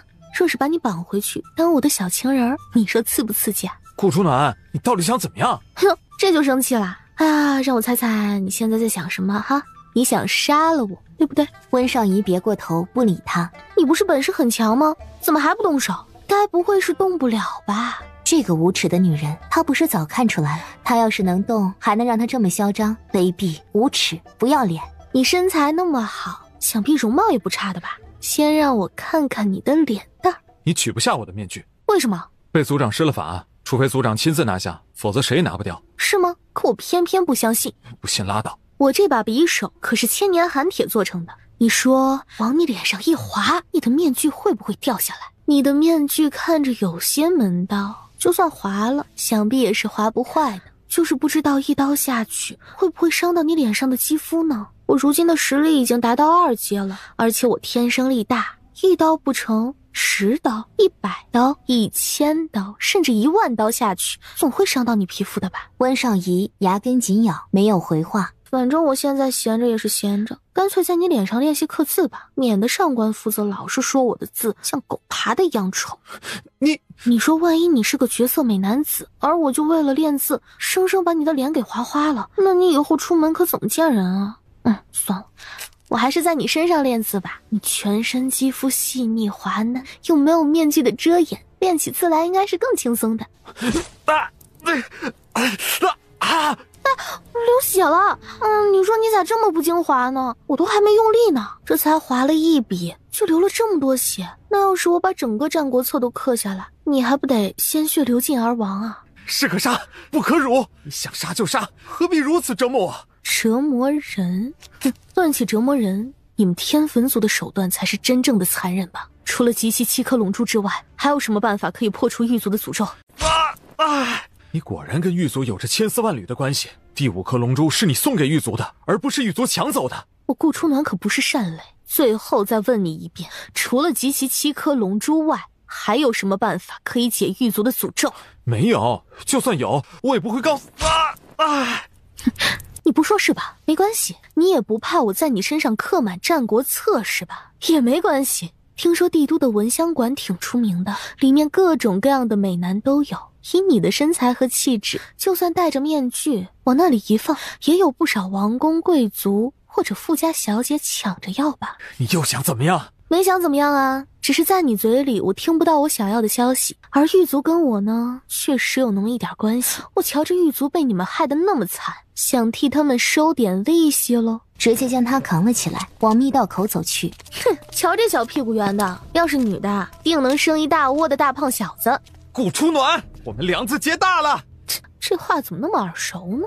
哦，对，好像叶景涵也说过，不过我跟叶景涵后来成了夫妻。至于你嘛，给我提鞋都不配，还是留着给闻香馆的那些肥肠男蹂躏吧。啊！你敢把我丢进闻香馆，小心我把你……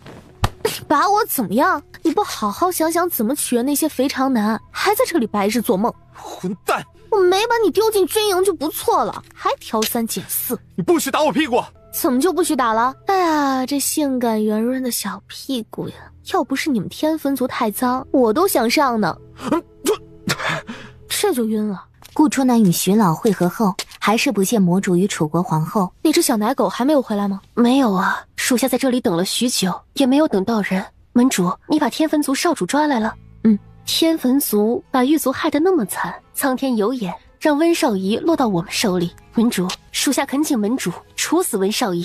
他暂时还不能死，我留着有用。他武功高强，说是现在不杀，以后再想杀他就困难了。放心吧，他穴道被我用金针封着，解不开的。静云院离这里并不远，他们又有小路的地形图，按说早该回来了才对，难不成有什么突发状况？门主，你先离开，属下出去看看吧。有人靠近这儿了，气息很强大，我们很可能被发现了，必须尽快离开这里。那魔主跟楚皇后怎么办？他们暂时不会有生命危险，我们先撤吧。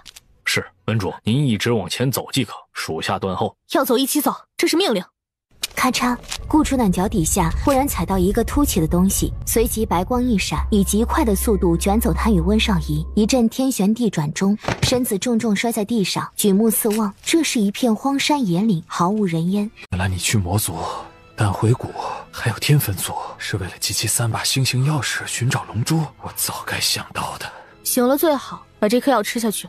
你就不能温柔一点？你第一天认识我吗？怎么走才能在最快时间内到达这里？温少仪别过头，拒绝回答。小九最喜欢吃肉了，尤其是第3条腿的肉。你说我要是把它放在你身上，它会不会以最快的速度钻到你裤里，一口一口的吃光你的第3条腿呢？顾初暖，你真是女人吗？怎么？难不成你想试试？顾初暖将手探向他壮实的胸膛，温少仪猛地一震，这种感觉很奇怪，是他从未感受过的，既享受又害怕，还羞涩。谁说你是个冰山男？明明热情似火嘛。温少仪，你该不会还是个处吧？瞧你这表情，看来我是猜对了。不过你这反应，就算是情场老手也没有这么大吧？顾初暖，你还不如直接杀了我！真生气了，我都还没开始动手呢。上一次碰到厨是啥时候？我想想啊，哦，想起来了，就是在荒山上强了叶景涵。你是天坟族的少主，想必多少也查到这件事了吧？不知道你的味道跟他比起来如何，是不是更美味一些？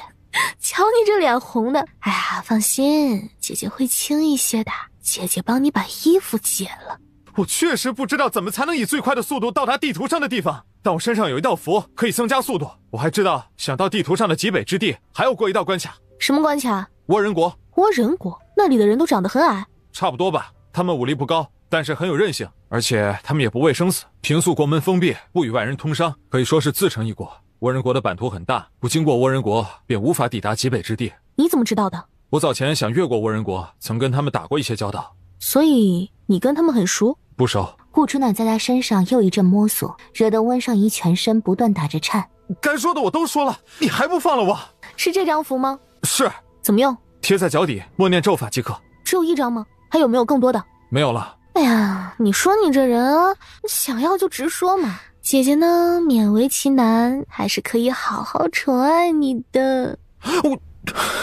罢了，看在你送了我加速符的份上，又告诉我倭国的秘密，这次姐姐就先不吃你了。等到哪天姐姐又来兴趣，再慢慢温柔的宠幸你，保证让你醉生梦死。你，刚刚你吃的那颗可是我秘制的毒药，2天之内必须服1颗解药，否则我保证你会求生不得，求死不能。顾初暖将飞行符贴在小九身上，按着地图全速行驶。人家还困吗？石头烤猪，只要你在最短的时间内帮我送到地图上的极北之地，我烤10头猪给你吃。能不能再多一些？不能，就1头。再敢讨价还价，我现在就把你烤了。小九一边抗议，一边伸着懒腰，以肉眼可见的速度，从一个手链般的小蛇，逐渐变成数百米长的大蛇。小九速度本就快，又有飞行符在身上，速度瞬间提升到了极致。这速度，哎，温少爷，飞行符可以使用几次啊？1次。直到第3天晚上才停了下来，两人一蛇无力地躺在雪地上，粗声喘气。入目所见，这里银装素裹。主人，小九的石头烤猪呢？哪凉快哪待着去，这冰雪纷飞的雪地哪来的烤猪？烤蛇倒是有1条。你答应给我烤石头猪的，找到第6颗龙珠再给你烤哈。小九不管，主人要是不给小九，小九就撂挑子不干了。嘿，几天不教训你还长蛇脾气了。温少爷，你去找找有没有野猪野兔之类的，抓一些烤给小九吃。这种地方你觉得会有野味吗？没有野味啊，没有野味就把你双手双脚卸下来，瞧你细皮嫩肉的，小九想必也会很喜欢的。你没看到我伤得那么重吗？我只看到你是我的阶下囚。小九啊，人家不愿意去找野味呢，不如你先吃他的第3条腿吧，那里最嫩最可口，嘎嘣嘎嘣脆呢。等第3条腿吃完，再吃他的双手双脚也不迟。小九丢给他一个嫌弃的眼神，既然他的第3条腿嘎嘣嘎嘣脆，那么可口，那他干嘛不吃？我这不是想把最美味的食物留给你吗？得了吧，这美味本身王无福销售，第3条腿留给你，其他留给我。那么嫩的第3条腿你居然还嫌弃，算了，我考虑做成肉脯，慢慢留着欣赏吧，哪天饿了还可以当零食啃一啃。听着顾初暖那没节操的下流话，温少仪脑壳一阵阵的疼痛。喂，给个爽快话，你到底要不要去找美味？考虑清楚了再回答我。他没再回话，而是踉踉跄跄的拖着沉重的身子前去寻找野味。这么听话，你成天这么恐吓他，他敢不听话吗？第3条要是真的被你做成肉脯，那也忒丢人了吧。哼，我最多只是把他第3条腿做成肉脯，你可是连渣儿都不想剩，想全都啃光抹净呢。本蛇王最多只是把它吃了，一口下去他什么知觉也没有。你要是把他第3条腿割下来做成肉脯，那他可是一辈子承受着奇耻大辱，你说哪个更狠？好像也是。温少仪看起来挺要面子的，阉了他确实比杀了他还要残忍。哎，你还愣着做什么？还不去赶紧拾点柴火？没柴火怎么烤野味？你答应给我烤猪的，难道不是你去拾柴火吗？你到底谁是主人啊？主人，你欺负蛇！哼，好久没喝蛇汤了，想想还真是美味，尤其是在雪地里一边喝蛇羹一边赏雪景。小九龇牙咧嘴，灰溜溜的离开，也不知道嘴里在骂骂咧咧些着什么。小九回来的很快，不过一会儿就卷来一堆的柴火。温少仪离开许久，他才带着2只雪兔回来。才2只，3牙缝都不够。别得了便宜还卖乖，这种地方能找到食物就不错了。很快，顾初暖便将雪兔烤好了。才2只小烤兔，不够吃。顾初暖在空间戒指里捣鼓了一番，将肉食都取了出来。小九一洗，埋头大吃。顾初暖只留了几个馒头。咕噜，温少仪的肚子不符时宜地响了起来。饿了，叫声姐姐，我就把这个馒头给你。温少仪别过头。香啊，尤其是馒头配牛肉干，简直人间美味。主人，小九也要。滚，那么多食物还堵不住你的嘴？堵不住的，小九喜欢吃肉。堵不住我就收起来了啊。别，现在还堵得住。3天3夜没吃没喝，你确定你不可不饿？确定。这可是我空间戒指里仅存的一点食物了，要是不吃，下一顿在哪儿可还不知道呢。不吃。哼，这么有骨气，饿死也不吃我的食物？行吧，反正饿的是你又不是我。小九，你多吃一些，再休息一会儿，我们就越过倭人国，正式进入极北之地。主人，我全部吃完了，还有肉吗？没了。你手上的牛肉干能给小九吃吗？去看看那些光点是什么。走不开的，我们被包围了。他们什么都不多，人最多。你们是谁？为什么要擅闯我们国家？我等只想进入极北之地，无意得罪各位，只有哪里冒犯了，还请海量。极北之地那可是恶魔之地，你去那里想做什么？是不是想毁了我们倭人国？恶魔之地，毁了倭人国，此话怎讲？你既然知道极北之地，难道会不知道那里是恶魔之地？任何生灵只要进去了，就没有办法活着出来。无知的人类，什么都不知道，还敢去闯极北之地？听你话的意思，好像你们不是人类。放肆！你敢这么对本将军说话？来人，将他们拿下！没想到这些侏儒不仅没有什么武功，而且力气弱得很。他随便一甩，就把几个侏儒狠狠甩了出去。你这狠毒的女人，居然敢杀我的族民！我们跟你拼了！一个又一个侏儒再一次密密麻麻地围上去，对着他的大腿一口一口狠狠地啃下去。全都放手松嘴！再不松开，小心我不客气了。我知道你本事强，我们也知道我们打不过你。你有本事就把我们全都杀了呀！主人，小九来救你！哎，住手！你别动，好好待着就好。小九力气那么大，小九要是出手，这里还不血流成河？杀！我投降了！你们想怎么样？直接说吧。还以为是个高手，原来不过如此。比起以前闯倭人国的人，差得远了。不过如此，我都还没使上力气，好不好？不知道这些人哪来的底气，又是怎么活到现在的？将军不好了，重伤的人中有太女殿下。你说什么？太女殿下？太女殿下怎么会在这里？这属下也不太清楚啊，应该是太女殿下又混进军营了。快把所有大夫都请过来，给太女殿下看看，务必要救活太女殿下，否则我们所有人的人头都保不住。她可是女皇陛下唯一的女儿啊！花将军，太女殿下的伤势太严重了，微臣实在是无能为力。你重伤了我们太女殿下，你还敢乱动？信不信我们现在就杀了你？我也是一个大夫，也许我能治好他的伤。呸！他们是我们倭人国最好的大夫，他们都治不好，你一个凡人能懂什么？关键你们最好的大夫，如今也救不了你们太女殿下，倒不如让我试试。反正死马当做活马医呗，至少你们还有一线生机。不然太女死亡，你们所有人都难逃罪责吧。让他试试吧。如果你治不好太女殿下，我保证你会生不如死。直接将他拎起来，倒甩了好几下。放肆！你敢对太女殿下无礼！来人，马上把他射死！太女殿下，您还好吧？无碍，只是刚刚一口气没有缓过来。是你救了我。是，所以能让我离开吗？不能，你医术那么高，你得留在我们倭人国当御医。你放心，我不会让你白当的。本太女可以考虑把皇帝嫁给你，让你在倭人国有权有势有地位。本太女保证无人敢欺负你。陛下驾到！母皇，你怎么来了？不是让你在宫里读书吗？怎么跑这里来了？哎呀，整天读书，读得我都快傻了。夫子说了，除了读书，也要学习兵法武功，儿臣这才偷偷混进军营里。混账！堂堂太女，倭人国未来的女皇，居然不顾性命安全，混进军营！来人，还不把太女带回去？是你，温公子，真的是你，朕还以为认错人了。温公子，一别多载，你是刻意来寻朕的吗？你们认识？你是谁？我呀，我是温少仪的姐姐，她受了伤，昏迷了很长一段时间，在昏迷之中一直嚷嚷着要来倭人国，所以我就带她来了。什么？她昏迷之中还嚷嚷着要来倭人国？可不是嘛。我记得她还说她在倭人国有心上人了。不过我问他的心上人是谁，他又不肯说，只说他身份高贵，他高攀不起。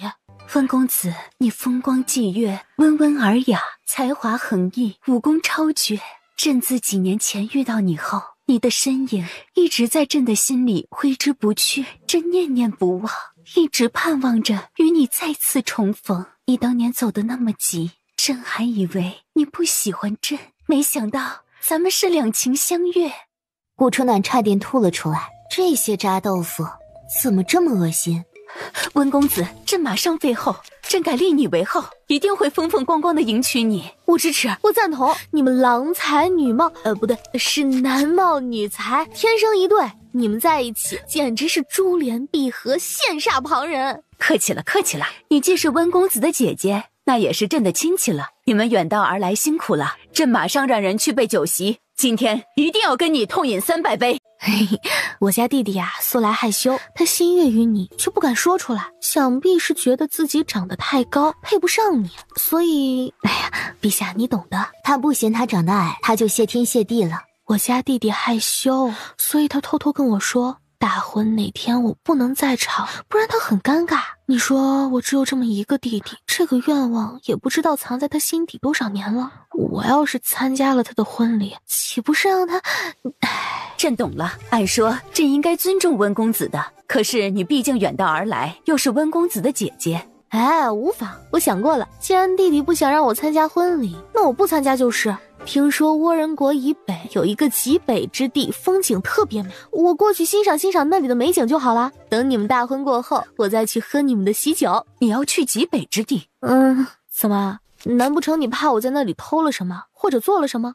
此言差矣，你是温公子的姐姐，又千里迢迢把温公子送过来，朕赶接都来不及。无论你想要什么，朕都会全力满足的。只是什么？只是极北之地危险重重，千百年来进去了无数人，基本都出不来，只有温公子出来了。女皇，您说那里危险重重，不知道那里有什么危险呢？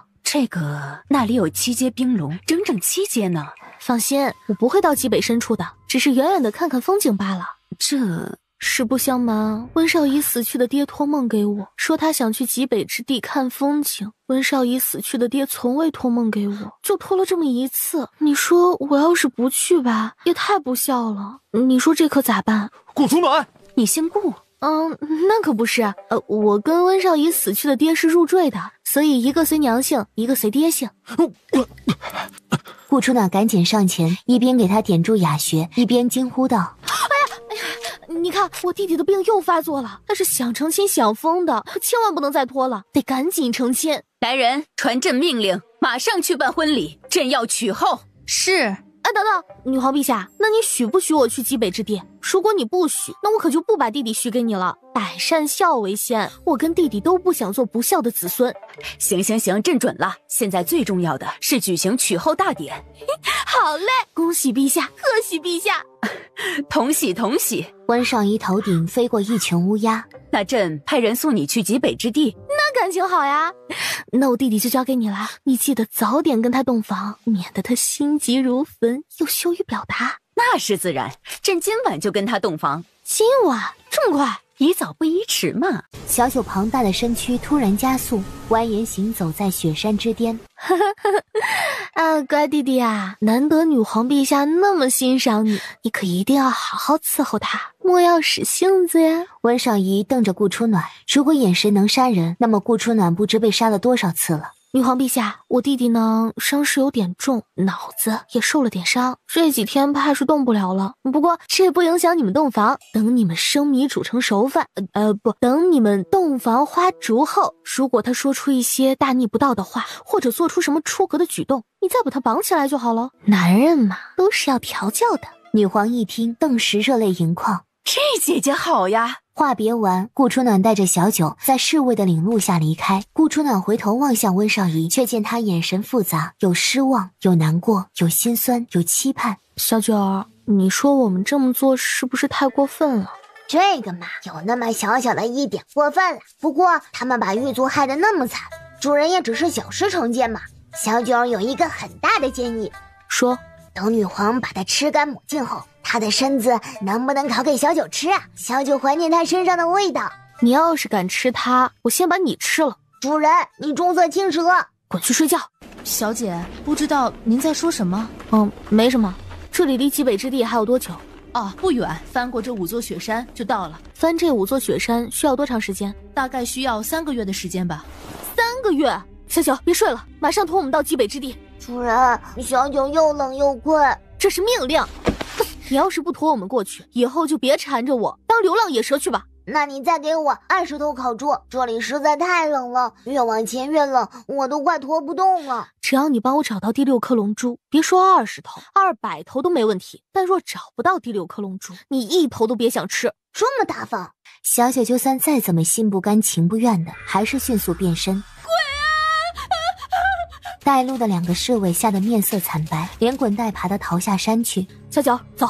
小九庞大的身躯突然加速，蜿蜒行走在雪山之巅。小九，把速度提到最快，我要在最快的时间内到达极北之地。倭人国女王一双眼睛贼溜溜的，想来给予温少仪时日已久。落在女皇手里，指不定温尚仪这辈子真的会毁了。他纠结着要不要回去把温尚仪带出来。主人，这就是极北之地的入口了。小九，带我回去。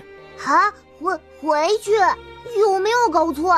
我好不容易才来到这里，这个时候回去干嘛？第6颗龙珠不整了，剧组不救了，好处不给我了，让你回就回，哪来那么多废话？主人，你这来来回回的，不给点奖励可不行啊！走，起飞！女人心，海底针，说的果然一点都没错。没有奖励，小九速度比刚刚慢了许多。他动作很急，撕拉一声就将温尚仪的衣裳解开。他们足足到第2天傍晚才到倭人国。有劳姑娘稍等，属下去禀告一下。禀告什么？都是自家人。今天是我弟弟的大喜之日，我过去讨杯喜酒喝。可是您不是说奉后大婚您不参加吗？此一时彼一时，你们不用跟着我了，我自己到处转转即可。姑娘，这怕是不大好吧？那你带我去见女皇陛下，我倒是想问问她，我是她奉后的亲姐姐，还不能在皇宫四处转转了？这陛下早下令，今晚他会跟奉后洞房花烛，谁也不见。那就去找太女殿下。这我是囚犯吗？不敢，小的马上去禀告太女殿下。温公子，你知道吗？前几年倭人国内乱，你从天而降，一袭白衣，出尘淡雅，空灵谪仙，仿佛天上下凡的仙子，一瞬间就迷眩了朕的眼。那一刻，朕就许下誓言，此生最大的心愿就是娶你为后，与你朝夕相伴。后来你帮朕荡平内乱，你出口成章，举止优雅，越发让朕沦陷其中。你说，世上怎么会有你这么美好的男子？温尚仪闭着眼睛，将女帝的话全部忽略。你是不是怪朕纳了太多后妃？那些人不过是你的替身罢了。朕喜欢你，所以但凡看到有些跟你相似的男子，朕就通通娶回来了，包括凤后，她跟你长得最像，朕才会纳她为后的。温公子，你别生气了好不好？你要是不喜欢，朕现在马上把他们全废了。此生此世，朕只要你一个人。顾初暖摇了摇头，这桃花债。温公子，你怎么一直不说话？是不是朕哪儿做的不对？温少仪任由他四肢反绑，既不挣扎也不说话。其实你根本不愿意嫁给朕的，对不对？虽然朕不知道那个女人为什么要把你送到朕的身边，可是朕不会放手的。朕对你日思夜想，为了你还专门修了这么大的一座宫殿。朕好不容易盼到你，就算你再怎么不情愿，朕也只能生米煮成熟饭了。等你彻底成为朕的男人，你就安生了。冷的温少仪突然睁开眼睛，好冷的眼神。少仪，今晚是咱们的洞房花烛夜，春宵苦短，不如咱们开始做咱们爱做的事吧。哼，敢碰我一下试试？我知道你武功高强，可是大夫诊治过了，你的身上被金针封住穴道，内力无法使出来，而且你受了重伤，根本没有力气。这铁链是金刚炼制而成的，专门用来对付你的。别说你现在没有丝毫内力，就算是你全盛时期，也不一定能够争得破。你还是乖乖做我的凤后吧，我保证你下半辈子一定会锦衣玉食，荣华富贵享之不尽。他动作很急，撕拉一声就将温少仪的衣裳解开。你别挣扎了，今天晚上谁也救不了你，你注定成为我的男人。你放心，我会很温柔的，绝对不会弄疼你的。你敢碰我，我敢保证倭人国全国都会为你今天的所作所为陪葬。你不会有那个机会的，只要你成为我的男人，以后我便是你的天，你的地，你的神。顾初暖，你还准备看到什么时候？顾初暖轻飘飘地跃到屋里，直接将疯狂的女皇打昏。哎呀，这身材确实够好的，别说女皇想上，连我看着都想上了。放开我！我还没欣赏完呢，这曲线，哎呀，比起叶景寒，顾初暖，你这么凶做什么？脱你衣服的是那个矮东西女皇，又不是我，你朝我凶什么凶？要不是我，你早被他给染指了。真是狗咬吕洞宾，不识好人心。温少仪气得连话都说不出来了。要不是他把他给卖了，他至于被人绑在这里还遭人侮辱吗？不过你这姿势还真是挺诱人的哈。哎，你说什么时候咱们也来试试，看看谁床上武功更好一些？无耻的女人！我牙齿在这里呢。瞧，2排大白牙。有刺客，保护陛下！好呀，你暗害我们陛下，还妄图抢走凤后，来人，给我杀！全部住手，否则别怪我手下无情。就算你救了太女又怎么样？改变不了你是细作的事实，也改变不了你暗害陛下的事实。就算我们倭人国今天举国全灭，也要杀了你这狼子野心的走狗！姓温的，你就不能想想办法？我武功被你锁住，又饿了整整4天，全身无力，哪有力气帮你？顾初暖将内力运在手上，用力一吸，将不远处的花将军吸了过来。全部住手，否则我杀了他！让路，打开宫门放我们离开，否则明年的今日就是花将军的忌日了。你以为抓了我就可以活着离开皇宫吗？呸！想都别想！本将军命令你们无需考虑本将军的生死，我要你们不计代价务必杀了这个女人！顾初暖气得爆了一声粗口，松手放了花将军，争取到一条小路，拉着温少仪逃了出去。你说你长得那么妖孽做什么？你要是长得丑一些，身材胖一些，至于发生这些事吗？顾初暖没办法了，只能带着温少仪足尖一点，朝着宫外不断跑去，一路狂奔，一路拨人不断追击。靠，这些人是蚂蚁吗？怎么成群结队的？哼，这里的人都很能生，每胎下来最少也有4、5人，且他们以谁生得多为荣。故而倭人国什么都不多，就人最多。啊，就没人管计划生育吗？计划生育？我没事了。你想哭就哭出来吧，我陪着你。等到顾初暖醒过来的时候，已经几天后了。小姐，您终于醒了，可把秋儿给担心死了。您说您以后出远门能不能带着秋儿？现在是什么时候？现在差不多快50了。小姐，您是不是饿了？秋儿马上端饭菜过来。回来，我问的是现在是什么日子？18呀，怎么了？顾初暖脸色一白，差点再次昏死过去。18了，怎么就18了？顾初暖紧紧捂着自己的脑袋，无助的落泪，自责、愧疚、担心、害怕。小姐，您怎么了？是不是发生了什么事儿？您不要下去啊！15已经过了，我没能在15之前找到7颗龙珠，你知不知道？我没能在15之前找到龙珠。小姐，秋儿不懂什么15，也不懂什么龙珠。不过15每个月都会有，龙珠没有找到，咱就接着找好了。秋儿去请清风帮忙，清风可厉害了，他一定能帮小姐找到龙珠的。哐啷！叶景寒听到他醒来的消息，马上赶了过来。看到如此孤独无助的顾初暖，先是愣了一下，随后则是满满的心疼。秋儿抹了一把眼泪，识相的退了出去。阿暖，15既然已经过了，也无力改变什么。不过，我们可以争取在下个月15之前找到最后1颗龙珠。我没事了。你想哭就哭出来吧，我陪着你。我要出去一趟。大夫说你病还没好，还得休息几天。休息？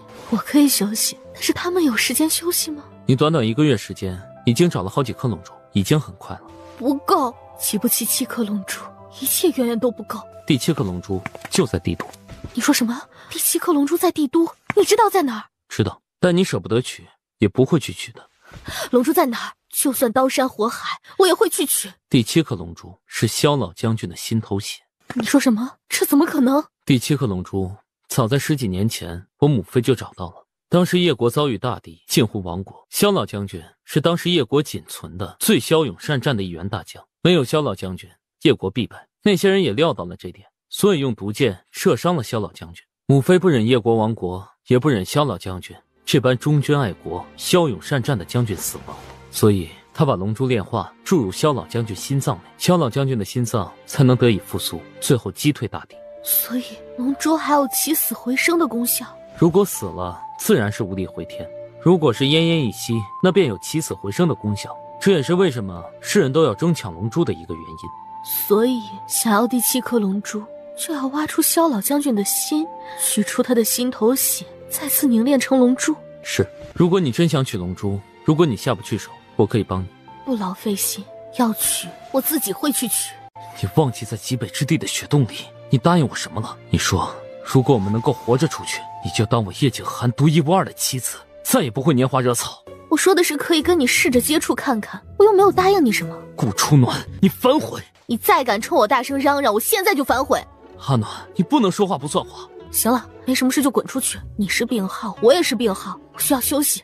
王妃胆子也太大了吧，居然把王爷给轰出来了。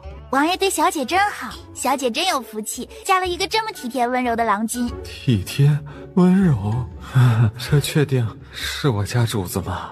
这天又到了正午用膳的时候。王府没肉了吗？怎么每天都是素菜？主子，王府的肉都被小九儿吃光了，您这桌上还有一些小肉丝，属下们可是好多天连肉渣都没有啃到了。还敢顶嘴？韩王府的肉就算都被小九儿给吃了，你们就不会去外面采买吗？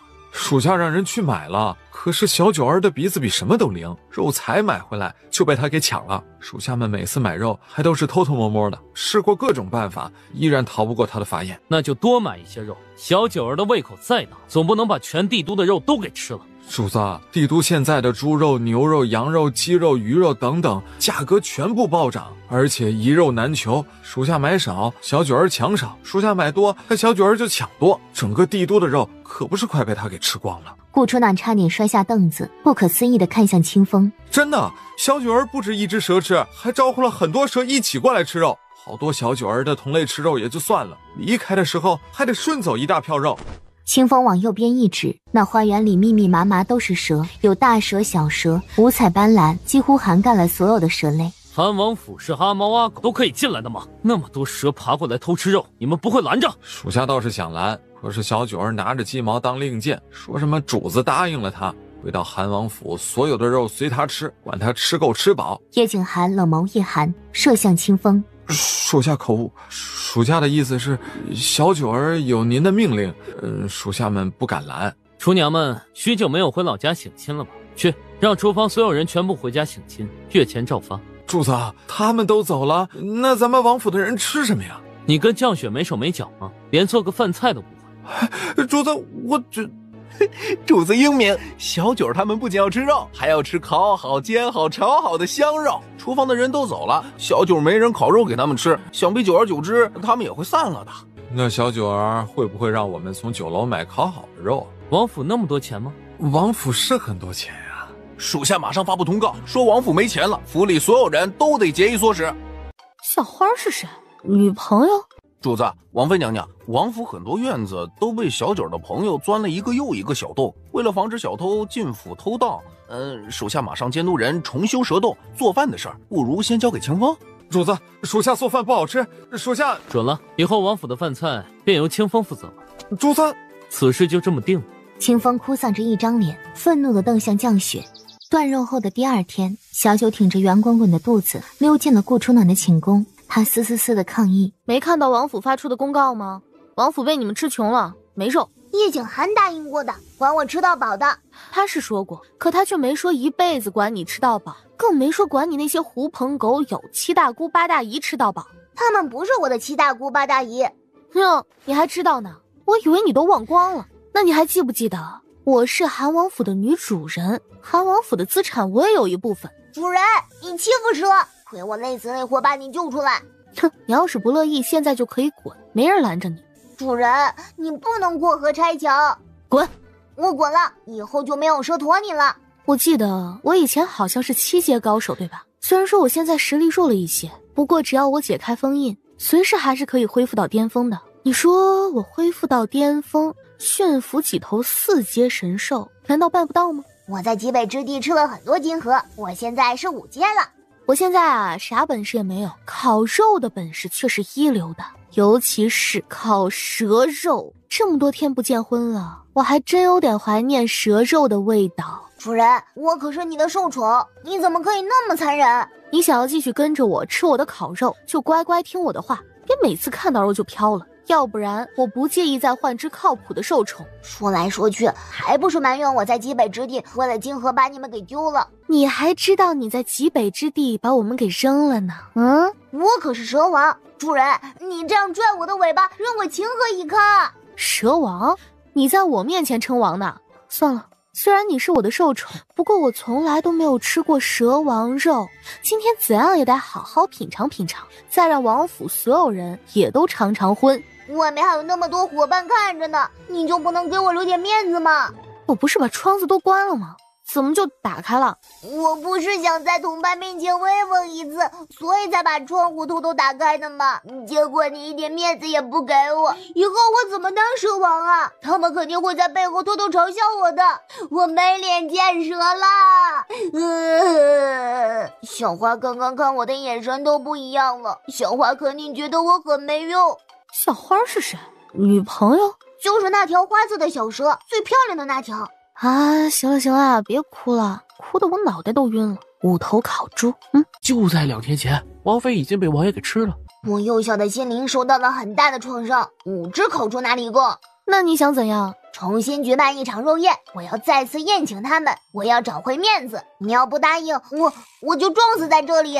那你撞啊！主人，你就看在我这么乖巧的份上，你让我找回点面子吧，不然别说蛇类，其他动物类的人也会看不起我的。1天，最多给你1天的时间宴请他们，超过之后，别怪我翻脸不认蛇，直接轰蛇了啊！行，1天就1天。那肉呢？管够吗？你需要多少肉？越多越好。你怎么不去抢呢？主人，只要你答应小九这个小小的要求，小九以后一定少吃肉，多听话。你说我做什么，我就做什么。咚咚咚，清风拉着一张脸敲门进来送燕窝。王妃娘娘，燕窝是刚刚熬好的，您趁热喝啊。清风，小九要邀请朋友，需要很多肉，你去准备一下，务必管他们吃到饱，吃到爽。王妃，您刚才说什么？你耳背吗？没，可是既然没有耳背，就按我的吩咐去做。可是厨娘都走了，而且这帝都也没有什么肉了。厨娘走了，不是还有你吗？不是还有你的一众属下吗？你自己想办法烤给他们吃。另外，帝都没肉，就去帝都城外买，买不到就把自己剁了吧。啊！主人，还是您对小九最好。清风，你还愣着做什么？我要5000头烤猪，5000头烤羊，1000头烤牛。这一天，韩王府的下人将全城的肉都给买了。这一天，顾初暖女扮男装，趁着王府忙乱的时候翻墙而出。主子，王妃女扮男装溜出去了，此刻正前往将军府呢。随他吧，派人暗中保护即可。是，想说什么就说吧。主子，您说王妃能下得了手吗？叶景寒喝酒的动作一顿，望着将军府的方向，并没回答。听说了吗？韩王府里有邪祟，好多蛇都往韩王府跑了。不可能吧？韩王府里住的可是战神呐，死在战神手里的人何止千万，哪个邪祟敢在太岁头上动土啊？韩王府还出了公告，下令所有人不许杀蛇捕蛇，违者直接杀无赦。听说啊，韩王派人把帝都所有的肉都给买了，还到城外买了很多很多肉回去，弄得现在远近城镇都没什么肉了。我告诉你们一个秘密，听说战神韩王爷真实的身份是恶鬼，他想吃人肉，但是又怕消息传出去，所以才命人大量卖肉，以此来混淆视听，让别人误以为他吃的是猪肉、羊肉那些，实际上他吃的是人肉。那个呛到了，不好意思。我再偷偷告诉你们一个秘密，你们知道韩王妃吧？知道啊，听说战神王爷宠她宠到骨子里去了。你只知其一，你不知其二啊！你知道王爷为什么那么宠她吗？那是因为她细皮嫩肉，肌肤比一般女人还要嫩滑几分。战神王爷想要吃她，才对她那么好的。就在2天前，王妃已经被王爷给吃了。啊？什么？这个消息是真的还是假的呀？我怎么感觉那么悬？当然是真的，不信的话你走着瞧，过几天消息肯定会传出来。萧将军不似别的府邸气派，却是庄严肃穆。麻烦通告一下萧雨轩萧小公子，就说他的好友顾初暖前来找他。顾初暖，丞相府第3小姐，战神王爷的韩王正妃。姑娘，不管您是不是韩王妃，很抱歉，小公子最近几日都无法见客了。为什么？这个恕不奉告，您还是请吧。一个温文尔雅、举止谦和的青衣男子缓缓走了出来。在下萧雨楼，不知姑娘是？顾初暖。原来是你，久仰大名。可惜斗文大会举办时，在下有事没能参加，错过了那一场大戏。韩王妃才华横溢，实在叫人钦佩。萧二公子与上官父子等人并列天下4大才子，我这一点雕虫小技，怎敢班门弄斧？韩王妃谦虚了。韩王妃在斗文大会上展现出来的才华，萧某惭愧。就算那天参加了，也必将败阵。不知萧某可否斗胆一问，您师承何处？萧某也好前往学习一样。这个自学的。对了，萧雨轩在家吗？家弟在府里，韩王妃若是找他有事，萧某这就带您进去。如此便多谢了。客气了，韩王妃来得正好。听说家弟与你关系亲密，不知韩王妃可否劝劝他？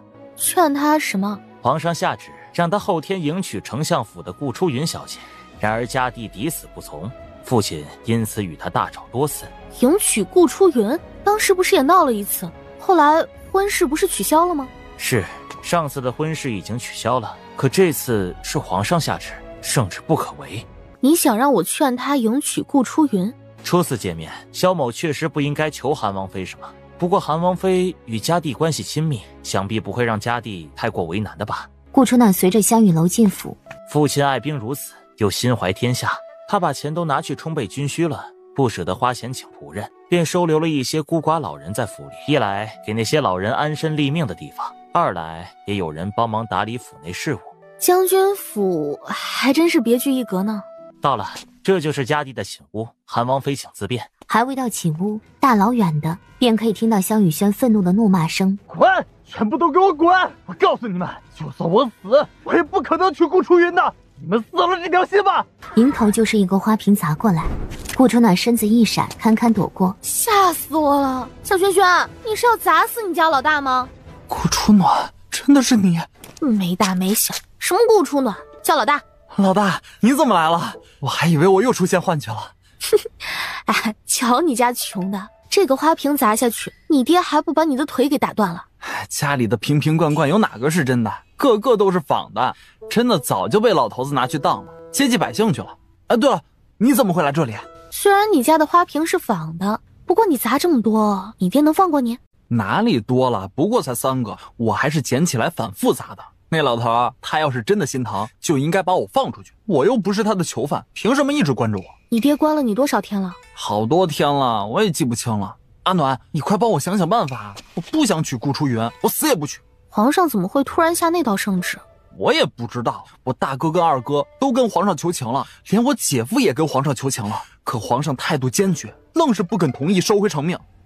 圣旨下了，他再收回成命，无疑是打自己的脸。不过你大哥是兵部尚书，你二哥才华横溢，名彻天下，你姐夫也是一个礼部尚书，你爹还是3朝元老，对叶国立下赫赫战功，皇上多少也会考虑到将军府的面子才对。你的意思是说，有人故意让皇上下旨赐婚的？可是为什么要赐婚我跟顾初云啊？我只是一个纨绔子弟，又没什么利用价值。顾初云就算是丞相府的2小姐，才名远扬天下，也不可能有什么价值呀。或许问题点不是在你身上。不在我身上，那是在哪里？我不懂。这个问题我一时也弄不明白，你等我查清楚。可是后天就是结亲的日子了，我只剩下1天时间了。有我在呢，怕什么？不等香雨轩欣喜，却见萧老将军阴沉着一张脸。爹，韩王妃，不知深夜驾临将军府，有何贵干呢？我与萧小公子乃是同窗好友，此前离开帝都许久，这次回来便来探望一下他，也拜访一下萧老将军。承你洪福，老夫好得很，犬子也好得很，就不劳韩王妃挂念了。如今夜已深，韩王妃还是请吧。爹，阿暖才回帝都就来探望我，这是多么难能可贵的同窗之谊，你怎么能……萧老将军一个凌厉的眼神过去，萧雨轩闭嘴了。韩王妃，请吧。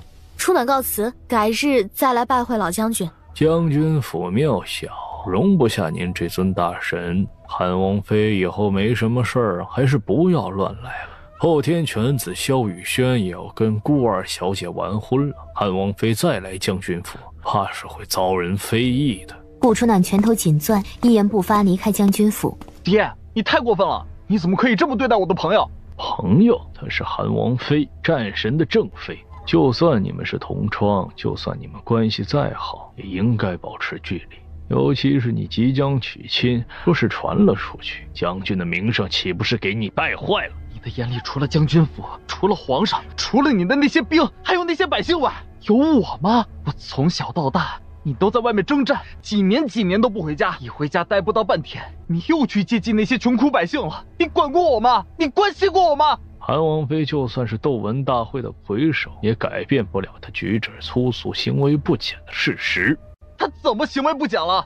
深更半夜女扮男装，私会未婚男子，难道这不是行为不检吗？里面争吵的声音很大，顾春暖想不听到都不大可能。终于来到了将军府门口不远处。韩王妃，萧某为父亲的言行跟您道歉。没事，他也没有全说错。父亲与您母亲有一些，所以他可能是因此对您有些不好的印象。跟我母亲怎么了？陈年往事，萧某也不大清楚。不过我爷爷确实因为您母亲而亡的。父亲这么多年一直放不下心中那份芥蒂。顾初暖听得有些迷茫了，看来他母亲身上应该还有很多秘密是他不知道的。今天的事很抱歉，回头我会好好劝说父亲的，还望韩王妃不要往心里去。没事，你也不用送了。夜深了，我先告辞了。顾初暖很快来到了皇宫，去告诉皇帝，就说我顾初暖来了。见过韩王妃。是这样的，如今夜深了，皇上也已经就寝了。韩王妃如果没有什么重要的事，是否明天早上再来？我深更半夜来皇宫找皇帝，你觉得事情不重要吗？看来我这个韩王妃讲话确实没什么分量。罢了，我让我家王爷亲自来吧。刚巧王爷那一众手下最近天天晚上都失眠，正好也让他们来参观皇宫的庄严气派。哎呀，韩王妃说笑了，奴才这就去禀告皇上，有劳韩王妃稍等片刻。小李子颤着腿进去禀告。没多久，叶皇带着一众宫女太监浩浩荡荡而来。你总算出现了！哎，快告诉朕，你上次讲的那个故事结局如何了？杨楚若后来跟谁在一起了？杨楚若得了瘟疫死了，出于陈殉情自杀了。风铃不甘示弱，也跟着抹了刀子殉情了。就这样全死了？前面写的那么好，为什么后面那么笼统啊？怎么就笼统了？这本来就是故事大结局啊！你要是不接受，我也没办法。他们不是主角吗？主角怎么能死啊？你是皇帝，别人一直高呼你万岁万岁万万岁，你真的能活万岁吗？100年之后还不是黄土一堆？放肆！你敢咒皇上？你才放肆！我跟皇上说话，你一个小太监插什么嘴？滚！朕还以为后面的故事很精彩，没想到就这么。你说杨楚若好好的怎么会得瘟疫死了呢？你想知道啊？想。那你答应我一个条件，我就告诉你原因。什么条件？收回赐婚萧雨轩跟顾初云的旨意。这怎么能行呢？君无戏言，朕已经在全国发布赐婚圣旨，若是收回来，朕的面子往哪儿摆？自然是往脸上摆。难道你不想听故事吗？还是不行，朕答应了一个人，断然不可以收回旨意的。答应了谁？你大半夜的跑来找朕，就是为了这件事？不然你以为我找你做什么？你这个女人，你不会看上了萧玉轩吧？你知不知道你现在是你御赐的韩王妃？如果你不想跟战神在一起，朕或许可以想办法让你们和离。免了吧。你要是真想帮我，就收回那道赐婚圣旨；要是做不到，就给我一个理由，别拿官方话来搪塞我。我不是3岁小孩。这个顾丞相来求朕很多次了，朕已经答应他了。这不是理由。你个小皇帝是什么样的人，别以为我不知道。你放肆！顾初暖，你怎么敢这么对我说话？那眼里没有惧怕，只有揶揄与调侃。那天朕是不小心看到了顾初云沐浴美人出一坨，然后玷污了她。才不是，朕是不小心看到的。她一个千金小姐，大白天的沐浴，而且窗子都不关。在丞相府？是啊。你不是皇帝吗？直接把她娶了不就可以了？朕又不是什么荒唐好色的君王，朕的后宫妃子已经够多了，怎么可能纳她？顾初云可怜兮兮，泪眼汪汪的，说什么丢了清白，还不如一死了之。你说朕好歹也是一个皇帝，要什么样的女人没有？怎么可能去偷看她洗澡？可是吧，朕是一国之君，这种不入流的事情要是传出去，难免会成为百姓们茶余饭后的笑谈。所以是顾初云央求你，让你赐婚萧雨轩，你就顺水推舟，直接同意了？算是吧。我明白了。既然你明白了，那也应该明白朕的苦衷。这个婚事，朕是万万不能收回的。我明白了。要想你收回赐婚圣旨，就得广告天下，说你堂堂一国皇帝偷看了丞相府2小姐顾初云沐浴，还玷污了人家。事后觉得人家不够完美，于是将不是完璧之身的顾初云赏赐给了萧雨轩。就因为萧雨轩也是帝都城里出了名的纨绔子弟，素来只重美貌，不重品德。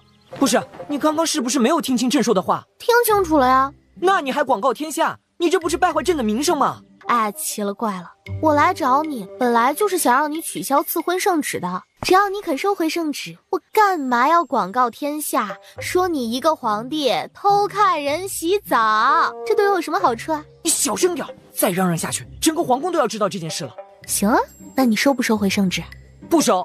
皇上偷看丞相府2小姐洗澡啦！皇上玷污丞相府！朕的祖宗啊！小声点，小声点，朕答应就是了。皇上，你早收回圣旨不就好了？反正圣旨也是你下的，对不对？小李子，你家主子让你去传圣旨，传朕旨意，取消丞相府2小姐与将军府萧雨轩的婚约。皇上，那理由呢？朕不过是收回一道圣旨，需要什么理由？还不赶紧去传！另外，告诉顾初云，他要是敢泄露秘密，朕就把丞相府满门都给抄了。是。他就该这么意气风发、嚣张跋扈。皇上英明，皇上勇武。哎，你这是要去哪儿啊？夜深了，当然是回去睡觉了。难不成大半夜的跟你在这里赏月吗？顾初暖，皇上气大伤身，可别忘记我手里有你的小秘密的哟。顾初暖，这个女人气死朕了！世上怎么会有这么无耻的女人？她怎么可以那么嚣张？皇上，她敢那么嚣张，要不然派人把她抓起来，好好惩治一番得了。你脑子被驴踢了吗？她是叶景寒的妻子，叶景寒手握重兵，朕怕还没拿下她，就被叶景寒给拿下了。御花园的另一角，主子，需不需要属下跟王妃说一下，让王妃进宫的时候低调点？本王的王妃需要低调吗？他就该这么意气风发、嚣张跋扈。是。那个小太监还有小李子，让他们长长记性。是。顾初暖跨步往将军府再次走去。臭丫头，我就知道只要你出手相助，皇上肯定能取消圣旨的。你知道吗？今天一大早宫里就传来了圣旨，取消我跟顾初云的婚事了。是吗？那真是恭喜你了。臭丫头，你在想什么？怎么感觉无精打采的样子？是不是因为昨天替我去宫里奔波，没有睡好？大概是吧。你要是不嫌弃，我的床借你睡睡。可拉倒吧，我要是睡你的床，你爹还不得把我的腿给打断了？放心吧，我爹这几天忙着呢，他才没空管我们。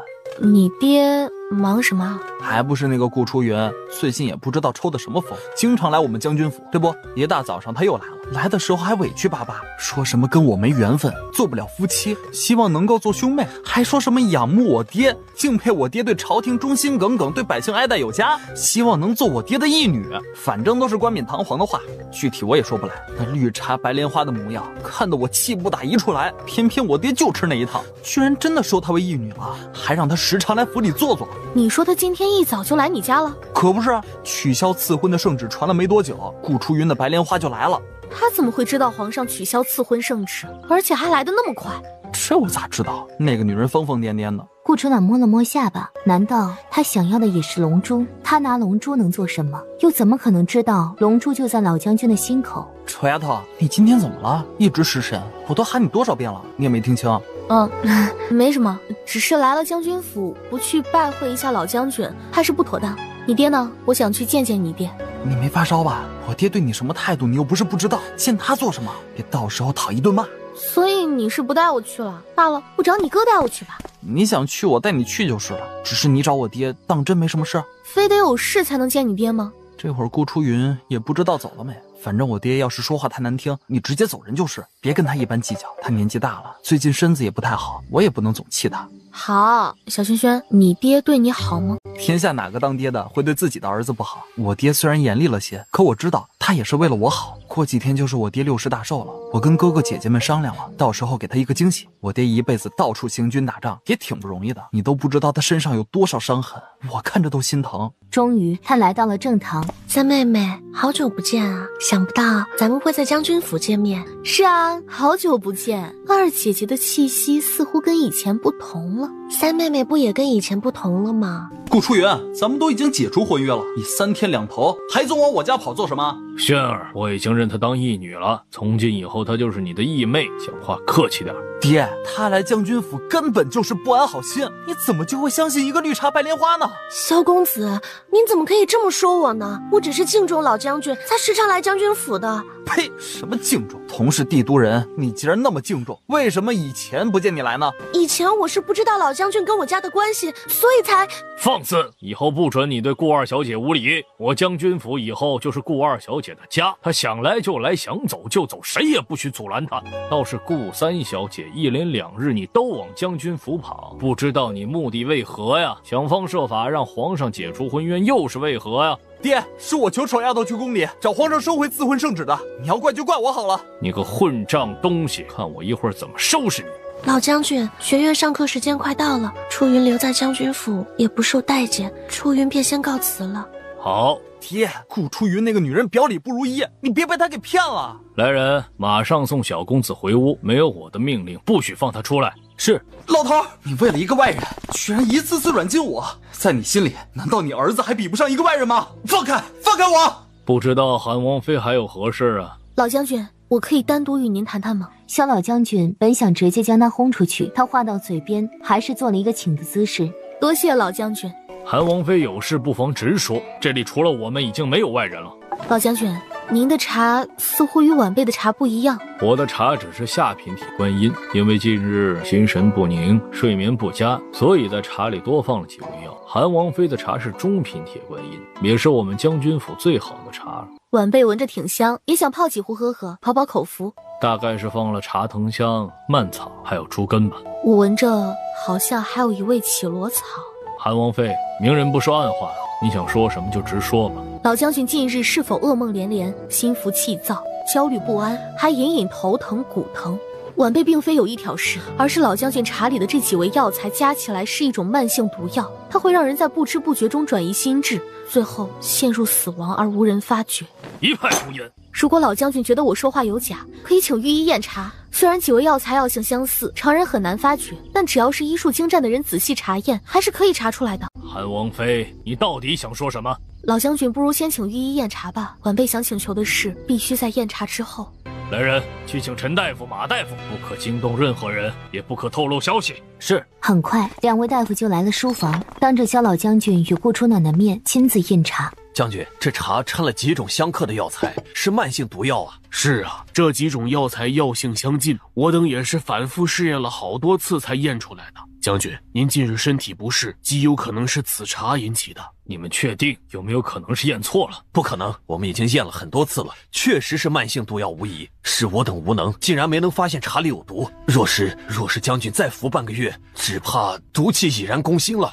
将军，虽然您中毒很深，不过还是可以搏一搏的。只是您这一身的功夫，怕是要废了，而且很有可能半身不遂，甚至性命不保啊！此事无论任何人都不可泄露。是。老将军不必担心，此毒我能解，也不会让您半身不遂，更不会让您丢掉性命。但我这一身武功会全数废掉，是不是？顾初暖没有说话。我中毒多久了？大概1年多了吧。1年多？怎么会是他？老将军纵横沙场数10年，应当知道一个人的眼睛是骗不了人的。顾初云是什么样的人，老将军想必比我更清楚，只是不知道老将军为什么还是对他那么信任。萧老将军沉默不语，似乎还不相信这个结局。晚辈斗胆一猜，老将军会对顾初云这般器重，应该是顾初云身上还有一重身份，而这一重身份老将军很信任，所以从未提防吧。他年纪轻轻，无论是什么身份，都不值得老将军毫无条件的信任，所以问题肯定出在他的父母身上。我也是丞相府的3小姐，老将军却对我爱理不理，所以让老将军信任的人绝不可能是顾丞相，唯一的可能是顾初云的生母。顾初云如今的生母只是一个姨娘，她没那么大的本事。我猜老将军是觉得顾初云的生母另有其人。你很聪明，聪明的让我想起一个故人。可是老将军，你想过没有？如果顾初云的生母另有其人，他又是怎么知道自己身世的？又怎么会下毒害您？你想说一切都是他设的计？难道不应该往那里想吗？可他为什么想害我？这就要问萧老将军身上有什么秘密了。且不说他的目的为何，先说说你吧，你的目的又是为何？我想要龙珠。你到底是谁？晚辈狱卒族长顾初暖，自知所求之事天地难容，还是恳请萧老将军救救狱卒千万万的百姓。你刚刚说什么？晚辈狱卒族长顾初暖，恳请萧老将军救救狱卒千万万的百姓。只要您肯救狱卒，无论您提出什么条件，晚辈全都答应，也会一命赔一命，自尽在您坟前。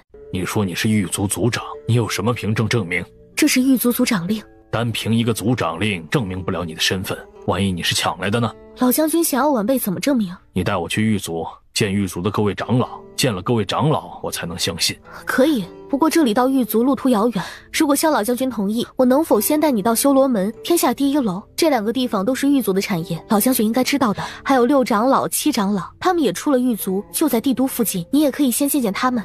行，刚好狱卒的6长老、7长老我也认识。晚辈马上带您去。萧老将军随着顾初暖来到了总坛，属下参见门主，恭迎门主回宗。起身吧。谢门主。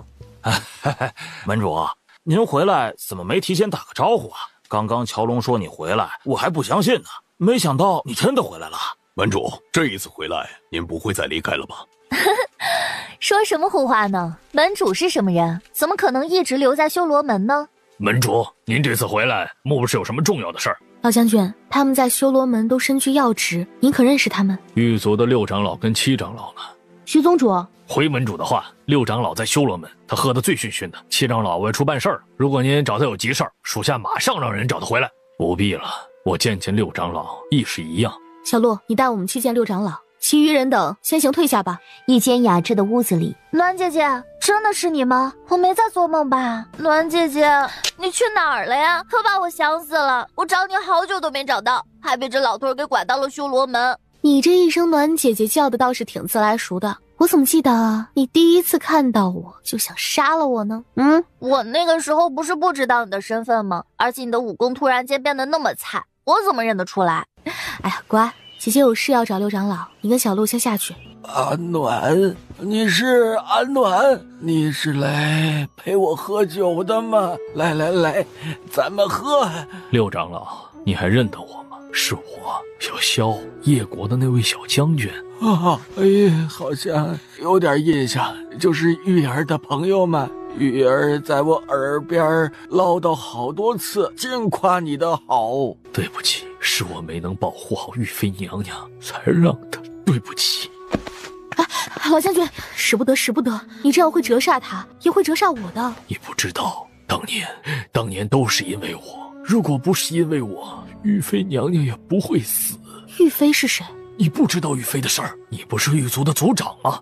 哎呦，除了阿暖，谁还有资格做我们狱卒的族长？玉儿的事情已经过去了那么多年，那些陈芝麻烂谷子的事儿，谁能记得住？我说你这个老头子呀，你要是陪着我喝酒，我欢迎；你要是来这儿哭丧的，赶紧给我滚！我还没死呢。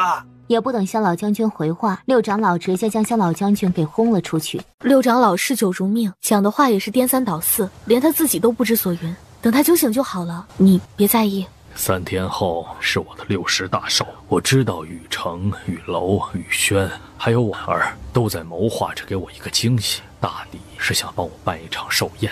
你看看能不能等到3天后？3天后我自己把信挖出来还给你。老将军，这是我欠你们的，早在10几年前我就该死了。是玉妃不忍看到叶国生灵涂炭，也不忍看到我死，才把龙珠炼化注入我的心口，让我的心跳可以复苏，我能多活着10几年，已经是上天的眷顾了。这些年来，我一直在寻找狱卒人，我想把自己的心挖出来还给他，可惜我找了10几年，也没有找到狱卒人，更没有找到进入狱卒的入口。我早该想到，你眼睛跟他那么像，我早该想到的。跟谁那么像？阿暖，我可以这么叫你吗？当然可以。你答应我，无论如何一定要集齐7颗龙珠，解开狱卒的血咒，那是玉妃娘娘终其一生也想完成的事儿啊。那是自然，我活着的最大目的也是解开狱卒的血咒。老将军，很抱歉，为了狱卒千千万万条性命，我只能……你不用再说了，我一直苦苦支撑到今天，也是想用自己的身体温养龙珠，好还给狱卒。就算你不开口，我也会主动献上的，1000万不要自责。一见此时，顾初哪怕自己回来会惊动叶景寒，故而直接爬墙进来。他才刚跳下来，王府密密麻麻都是人，为首的可不正是叶景寒。这么晚了，大家还没睡呢。哎呀，王妃还知道回府啊！本王以为韩王府在王妃心里只是一个驿馆罢了。王爷说笑了，我既已加入韩王府，韩王府就是我的家，以后我早点回来就是。哼，本王看王妃的家还挺多的，比如将军府、修罗门、楚国驿馆。这些地方待的哪有韩王府舒服呀？王妃就不用跟本王解释解释吗？解释什么？比如温少仪、萧雨轩、萧雨楼、浮光掠影、上官夫子、易宸妃、司墨妃。温少仪是天坟族的少主，我跟他不共戴天，能跟他有什么关系？他可是为了救你，连性命都不顾啊！是，他在极北之地，还不知道是生是死呢。叶景寒也不再纠结温少仪，只是冷冷斜睨着他。萧雨轩跟我是哥们儿，我们除了兄弟朋友之情，没有男女之情。浮光是我的暗卫，你会不会脑补太多了？我有那么色吗？连一个暗卫都不放过。易晨飞是我哥哥，难不成我连自己的哥哥也要染指啊？哦，还有上官夫子，我跟他素来不对盘，他是怎么整我的？难道你不清楚？至于司墨菲那么一个低智商的路痴，你把我跟他搅在一起，是在怀疑我的智商吗？叶景寒附了下去，一次，而且必须我在上。还有叶皇呢？那个小皇帝年纪那么小，他那第3条腿用得了吗？清风降雪纷纷假装咳嗽来掩饰尴尬，叶景寒的脸瞬间黑了。不是，我的意思是，皇上还小，又是我的侄子，我动谁也不可能动我自己侄子啊！不要脸的女人。是，我不要脸。夫君，站了这么久，我腿都酸了，咱们回房好不好？叶景寒拦腰将他抱起，大步往寝宫里走去，冷冷留下一句：还愣在这里做什么？王府都没事做了吗？是，属下告退。刚刚黑压压的一群人，转眼全部消失无踪。江雪，前几天晚上都是我值班，那个今天晚上要不你来？主子把你调去贴身保护王妃，我怎好抢你的功劳呢？今晚还是继续由你值班吧。寝宫里，叶景寒将顾初暖放在床上，整个人直接压了上去。说，你怎么知道小皇帝的第3条腿不能用？猜的，你不相信我？你的所作所为能让人相信吗？行为奔放，到处勾搭男人，身边总是一群苍蝇嗡嗡嗡的乱叫，恶心死了。哎呀，本王爷这是吃醋了吗？本王用得着吃醋？那你酸溜溜的嘀咕什么？女人，你今晚死定了！叶景寒附了下去，一次，而且必须我在上。什么意思？最多只能一次。上次你把我累的，到现在腰还疼着呢。每次都是你在上，这次换人。顾初暖慵懒地看着他，四目相对。顾初暖随意洒脱，自信满满。叶景寒愤怒呲牙，下不为例。下次再说呗。下次不下次，还是你在上。你要是有意见，出门左转，慢走不送。前锋，去刷马桶。是。主子好歹也是高高在上的战神王爷，怎么在王妃面前渺小的好像一只蝼蚁，一点男子汉气概也没有？对付这种嚣张的女人，直接用强的不就可以了？清风啊，你这么有男子气概，那你把自己脱光了，站在菊英馆台前15个晚上。王妃娘娘，属下不敢，属下更不敢妄议主子的是非。我说你妄议主子是非了吗？王爷，你瞧瞧你调教出来的手下，一点尊卑都没有。30个晚上。主子饶命，属下实在不想再去那种地方了。属下再敢多说一句，再加30个晚上。清风几乎连滚带爬地爬出去。主子跟王妃做那种事儿的时候，你离得远一些不就好了？你站着说话不腰疼？我怎么离得远？离得远怎么保护主子？怎么保护王妃啊？你傻！主子那么丢人的一面，怎么会愿意让你看到啊？你就算不去守夜，主子也不会说你什么，反而还会说你识大体。可你偏偏要去偷听主子最那个的一面。嘿嘿，你既然知道，为什么不早点跟我说啊？这种事情还需别人说吗？你跟你娘子恩爱的时候，你喜欢别人听墙角啊？最多他们以后恩爱的时候，我离得远一些就好了。可是现在怎么办啊？江雪，我不想去菊英馆，你帮我跟主子求求情好不好？我不敢。江雪，主子最信任你了，你开口求情，我还有一丝机会，不然我就真得脱光了，让人围观，你忍心吗？求主子有什么用？还不如求王妃呢。只要王妃一句话，你不仅不用去菊英馆，你连马桶都不用刷了。却见不远处，秋儿站在一边，正捂着嘴，笑得眉眼弯弯。秋儿姑娘，这么晚了，你怎么还没有歇息啊？我知道清风肯定又要被罚刷马桶，所以我提前把王府的马桶都刷完了。你一个娇滴滴的姑娘，我们怎么能让你刷呢？就是啊，这也太尴尬了。没什么的，反正我闲着也是闲着。现在小姐很少在府里，刷马桶，日子过得也比较快。嘿呀，秋儿姑娘心肠真好。不过以后刷马桶这种粗活让我来就好了。你的手那么嫩，可别脏了才好呢。其实小姐心肠很好，也很好说话的。等明天小姐醒来，我帮你跟小姐说一声就好了。小姐只是恐吓你，不会真的让你去菊英馆的。她会同意吗？你不相信小姐，难不成连我都不相信吗？我自然是相信你的。你饿了吧？我做了一些宵夜，走，我带你去吃。好啊。江雪一怔，这是把他给丢掉了吗？江雪大哥，你怎么还不走？再不赶紧，宵夜就被清风吃光了。江雪心里仿佛抹了蜜似的，赶紧追过去，请公领。不是说好了1次的吗？你太可靠了，本王忍不住。阿暖，等解开血咒后，我们找个没人的地方隐居吧。以后的事情以后再说吧。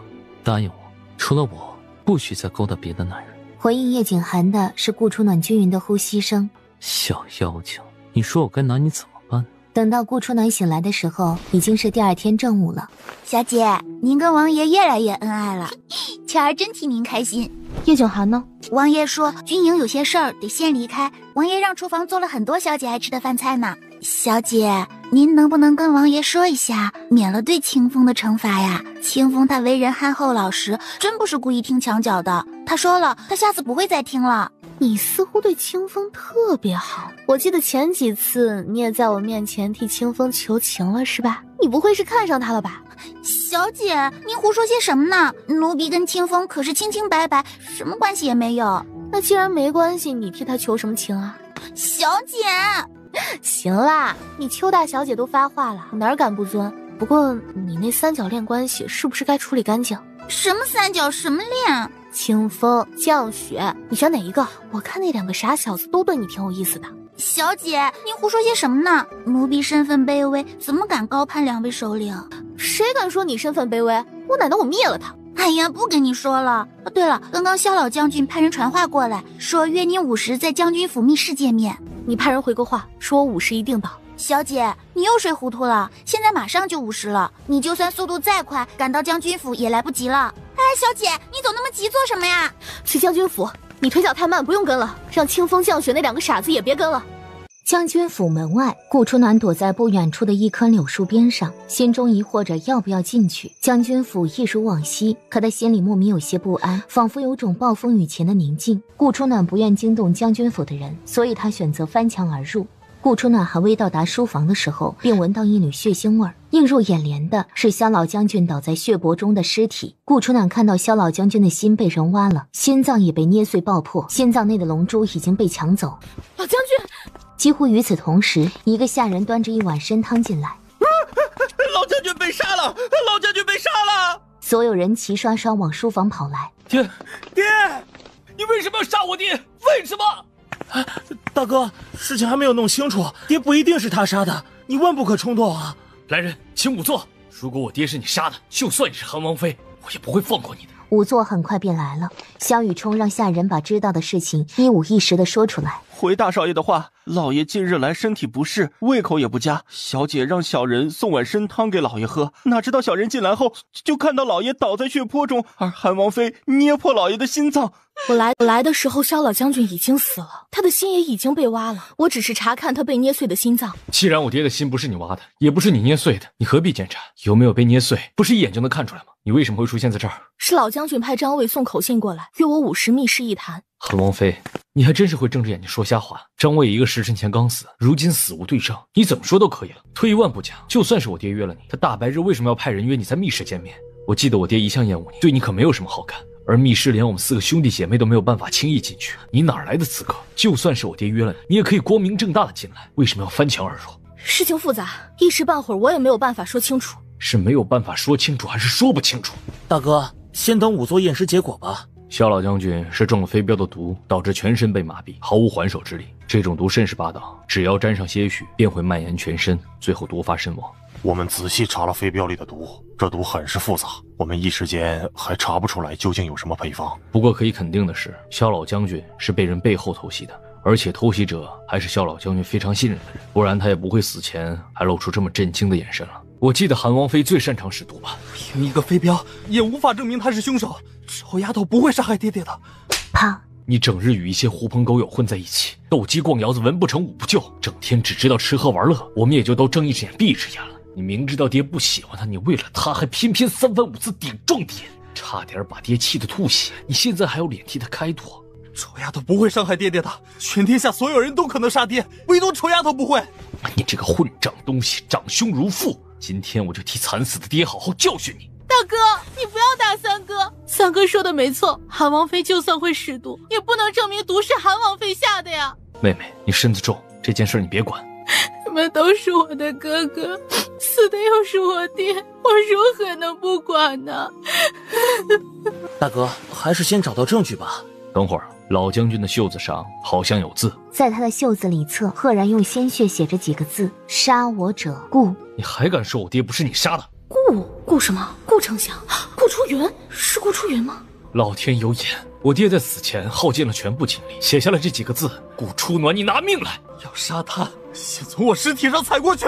如果今天你敢护他，你就不再是萧家的人，萧家从此与你一刀两断。你先退到一边吧，别为了我伤了你们兄弟之间的感情。臭丫头，我只问你一句，我爹是不是你杀的？萧老将军不是我杀的，如果你相信我，给我一些时间，我会把凶手找出来，亲自带到你们面前。只要不是你杀的就足够了。混账东西，混账东西！我萧雨冲没有你这个弟弟，你给我滚滚！走，来人，把韩王妃拿下！谁敢动本王的女人？一道雄浑霸道、带着凛然不可侵犯的声音由远及近。刚刚是谁要动本王的王妃？顾初暖杀我父亲，挖我父亲心脏，此仇不共戴天。就算她是韩王妃，就算你是战神叶景寒，今日也休想把她从将军府带走。哼，你是第一个敢在本王面前这般狂傲的人，本王倒想看看今日你要怎么拦下我。就算跟你们同归于尽，今日我们也要替萧老将军报仇。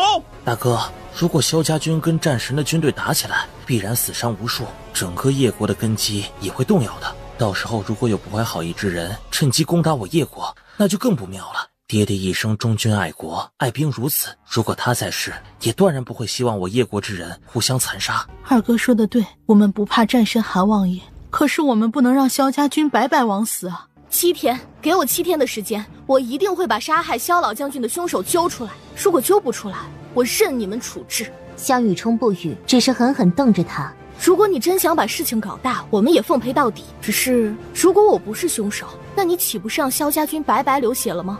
行，我就信你一次。7天，7天后，如果你不能找到凶手，无论付出什么代价，我们萧家都与你不死不休。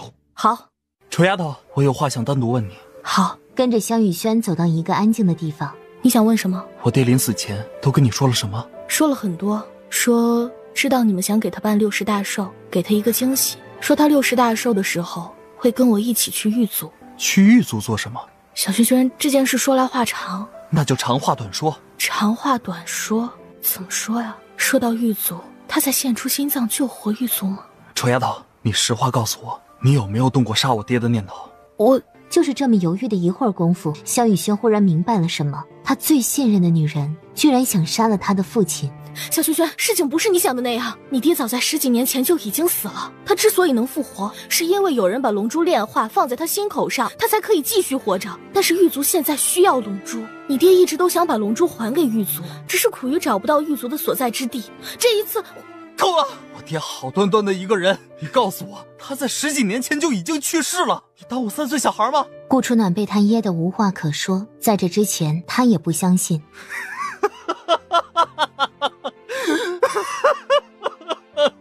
你是我最信任的人，也是我最在乎的人。全天下所有人都可以对我爹动杀机，唯独你不可以。然而顾初暖自责愧疚，无话可说，让他的心寸寸撕裂。他痛心地捂住自己的胸口，踉踉跄跄地离开。小轩轩，顾初暖抬眸，却见叶景寒不知道什么时候已然来到他的身边。天冷了，咱们回家吧。还未到韩王府的时候，你先回去吧，我要去丞相府一趟。我陪你去。好。浩浩荡荡的人折去了丞相府，顾丞相亲自迎接，还有他的姨娘小姐们，包括顾初云。下官见过韩王爷、韩王妃，不知韩王突然降临韩王府，有何贵干？本王的王妃突然想家了，本王陪她回娘家看看。顾初暖想家？开什么玩笑！顾初暖什么时候想过家？他早跟丞相府一刀两断了，好不好？好久不见啊，爹爹。韩王妃客气了。你现在最想的应该是我们来这里做什么吧？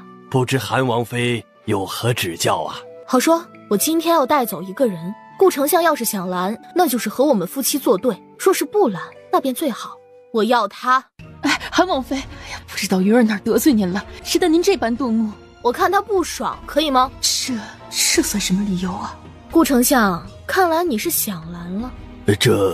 她毕竟是你的姐姐。顾丞相怕是说错了吧？我娘就生了我一个，可没有哥哥，也没有姐姐，她算哪门子的姐姐？她这话是只认娘不认爹了，也铁了心要跟我斗到底了吗？顾初云见此，他缓缓走了出来。爹爹娘亲，你们不用担心，韩王妃想必是有事找我，我去就回。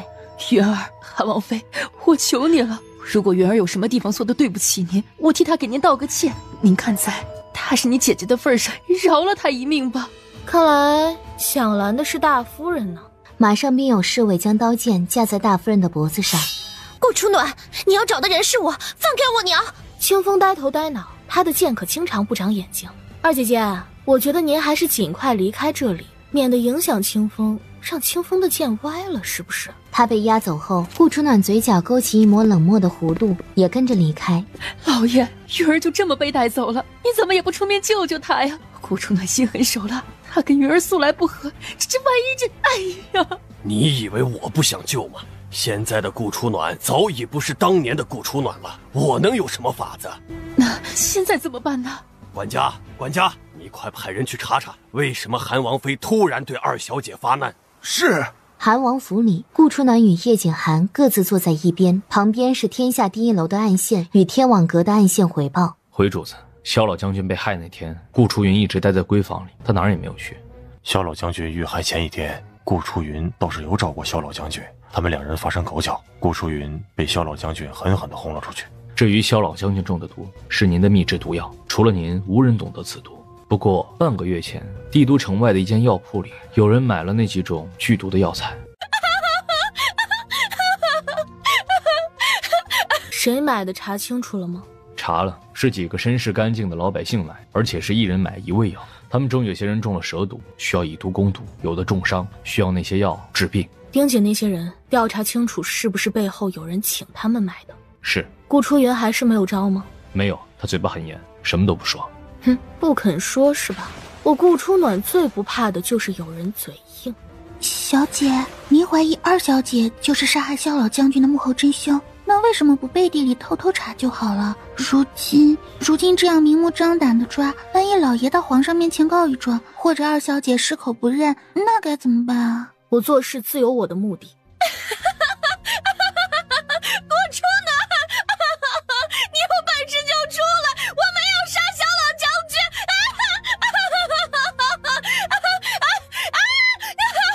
你恨死我了！住手！快住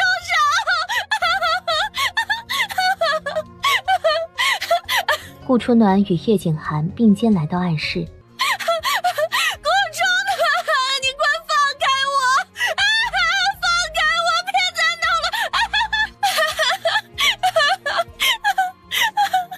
行了，住手吧，二姐姐。你那天去将军府，到底和老将军说了些什么呢？没说什么，就是唠唠家常。老将军不知道为什么那天心情不好，我又凑巧打碎一个花瓶，老将军就把我轰出来了。这理由当我是3岁小孩吗？老将军是什么样的人？他会无缘无故的因为一个花瓶就对他震怒？我这人吧，喜欢使毒，也喜欢研究毒物。最近这些日子又迷上抓些毒蛇毒虫来玩。这里大概有5、6麻袋，每个麻袋里面装满了5颜6色的毒蛇、毒蝎、蜈蚣、蜘蛛等等。顾初暖，你想干什么？没干什么呀，就是想炼制一些丹药。但是吧，不知道这些毒物毒性如何，想找个人试验一下。顾初暖一步步走进顾初云，笑得一脸无辜与单纯。二姐姐，用美人的血喂养毒物，会让毒物的药性增加1倍不止。你说这事儿是不是真的呀？这条颜色挺好看的，就是不知道有没有毒。不过看它体积这么小，咬了应该也不会疼到哪里去的吧？万一这蛇有毒，把你咬死了怎么办？我还想知道萧老将军死亡的真相呢，怎么能轻易把你弄死呢？顾初云微微松了一口气，可他没想到的是，顾初暖接下来的一句话差点让他当场昏死。只要服上我特制的药，加上小九儿的唾液，保证你在短时间内不会死亡，最少还可以活个1年半载的。我说了，萧老将军的死跟我无关，他不是我杀的。我说萧老将军是你杀的了吗？那你来抓我做什么？当然是想让你把事情一五一十的说给我听了。但说的我都说了。看来你是真不忍心让我的毒物空着肚子了。二姐姐，你放心，这些毒物咬不死你的，最多只会让你全身坑坑洼洼，像个丑八怪而已。当然也包括你的脸。不过你不用担心，我不会嫌弃你的，上官夫子也不会嫌弃你的。住手！快住手！我没有杀萧老将军，你让他们住手！这不是我想听的答案。与其这样羞辱我，你还不如杀了我。哪儿能啊！你是我的二姐姐，我要是把你给杀了，全天下的人还不戳着我的脊梁骨骂顾初暖。顾初云眼神一狠，杀气突然外泄出来。好强的杀气，好强的内力，顾初云居然有武功。二姐姐这般动怒做什么呀？你不是一直想见上官夫子吗？我已经让人去找他了，只要找到他，马上把他带到你面前，让他好好看看你的绝世容颜。一瞬间，将手上的手铐脚铐全部挣脱，袭向顾初暖，却没想到他张口吐出一口黑血，人也无力地栽倒下去。二姐姐，你就算要感激我，也不用对我行这么大的礼吧？妹妹我怕折服呢。你到底对我做了些什么？哎呀，糟糕了！刚刚给你吃的药弄错了，弄成毒药了。不过二姐姐放心，这种药不会要了你的性命，也就是求生不得，求死不能而已。你故意耍我的！你若想这么认为，那就这么认为吧。反正你想玩，我陪你玩。我倒想看看二姐姐的忍耐力有多好。顾初暖，你最好别落在我的手里，否则我定要你求生不得，求死不能。不过你是不是该想一下，怎么从我手里活下命再说呀？王妃娘娘，您是真的给他喂错药了吗？你觉得呢？走开，快走开！顾初暖，你快让他们走！顾初暖，你敢这么对我？你敢这么对我？你敢嫁祸我，我为什么就不敢呢？浮光不知道从什么地方出现。主子找到上官夫子的下落了，也把上官夫子请过来了。上官夫子如今就在外面，可要让他进来。主子派了那么多人去找上官夫子都找不到，为什么他们那么容易就找到了？王妃说谎，这是套路。浮光根本没有找到上官夫子。不要让他进来！我不能让他看到我这副面孔，更不能让他看到他亡回了容！眼看顾初暖夫妻浑然不管他的惨状，顾初云心里一凉。你让他们住手，我什么都跟你说。二姐姐，你早这么说，哪里需要受这么多的苦头啊？宝贝们，行了，你们也吃得够饱了，下次有这样的好事，我再请你们过来。说吧，二姐姐。你跟叶静涵是同父同母的亲兄妹。二姐姐，你为了求生，还真是什么话都说得出来。主子，这个女人胡说八道，挑拨您和王妃的感情，杀了都不为过。主子跟王妃是兄妹，你说谎是不是该打打草稿啊？如果主子跟王妃真的是兄妹，他会被咬得鲜血淋漓，奄奄一息，还替他们隐瞒真相。他是那么善良的人吗？你们就是亲兄妹。韩王并不是先皇的皇帝，而是先皇的皇子。你的母妃是玉妃，对不对？只是当年他们为了保护你，才谎称你是先皇的皇帝。这是件保密的事，世上没有几个人知道。顾初云又是从哪儿知道的？至于你，顾初暖，你的母妃也是玉妃。当年玉妃重伤，并没有死去，而是被救了。但是玉族、天坟族都在追杀她，她逼不得已，只能嫁给我爹，好隐藏身份。你知道爹为什么不待见你吗？因为你根本就不是他的女儿，不是他的种。顾初云，你脑子是不是被驴给踢了？这种谎话也编得出来？我没有编，是萧将军亲口告诉我的。无稽之谈。你们不相信是吧？顾初暖，你也是玉族人对吧？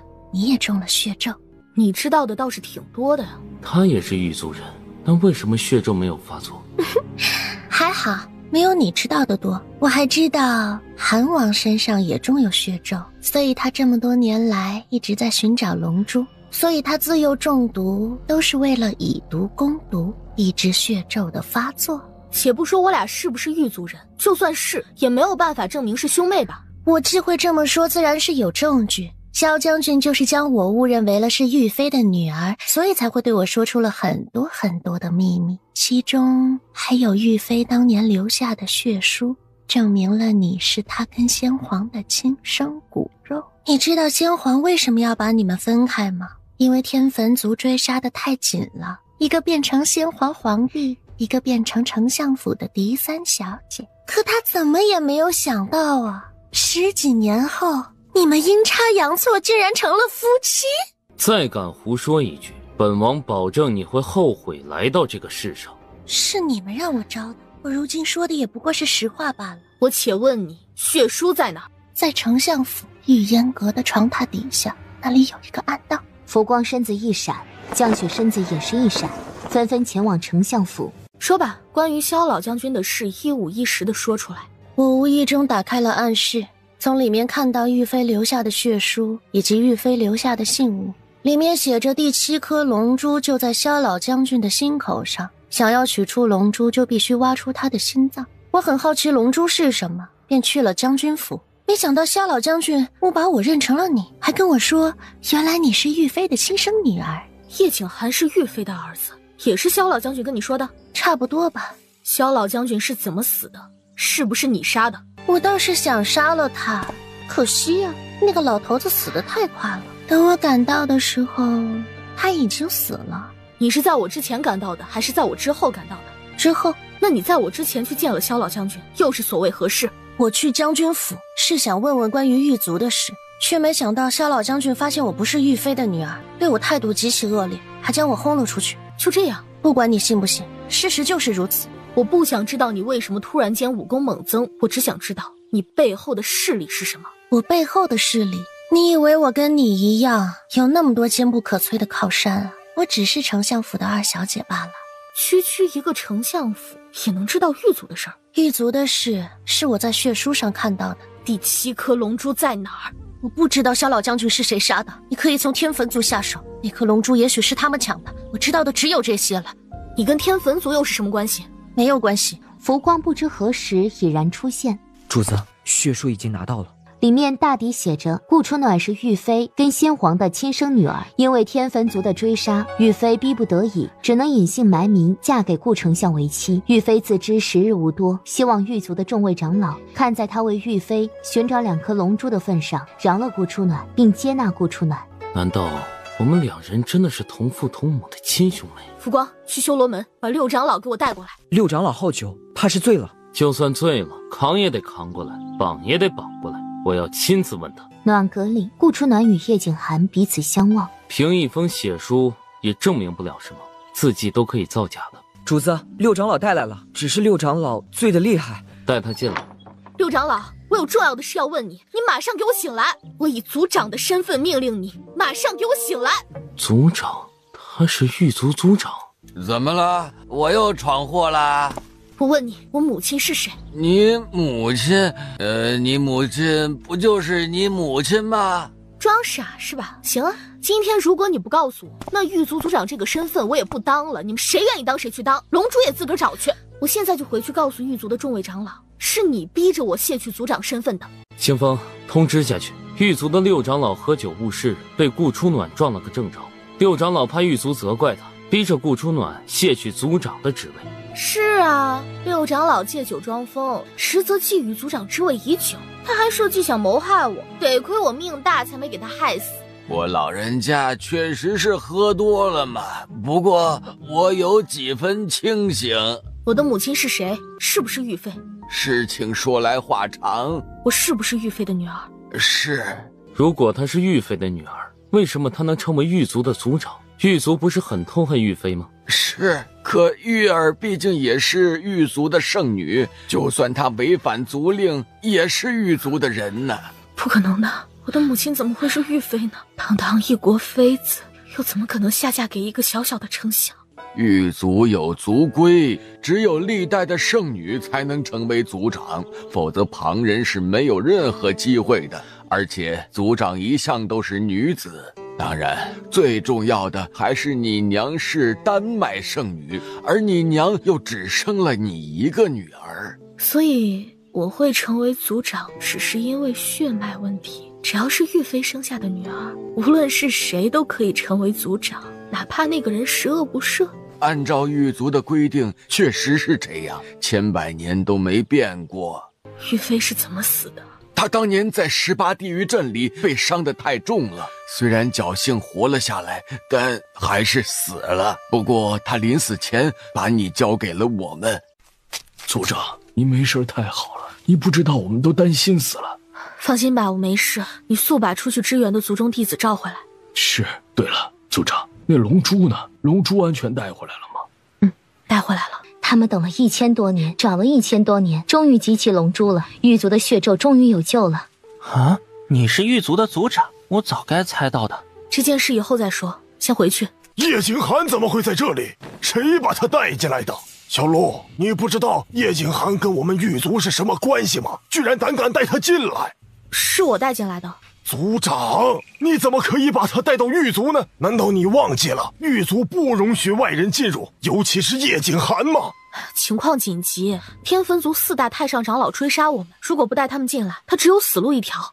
他死了最好，省得我们动手。九长老似乎对他很有意见。哼，岂止是我，整个狱卒哪个对他没有意见？别说是我不让，狱卒任何一个都不会同意的。为什么？阿暖，你说天坟族4大太上长老追杀你们？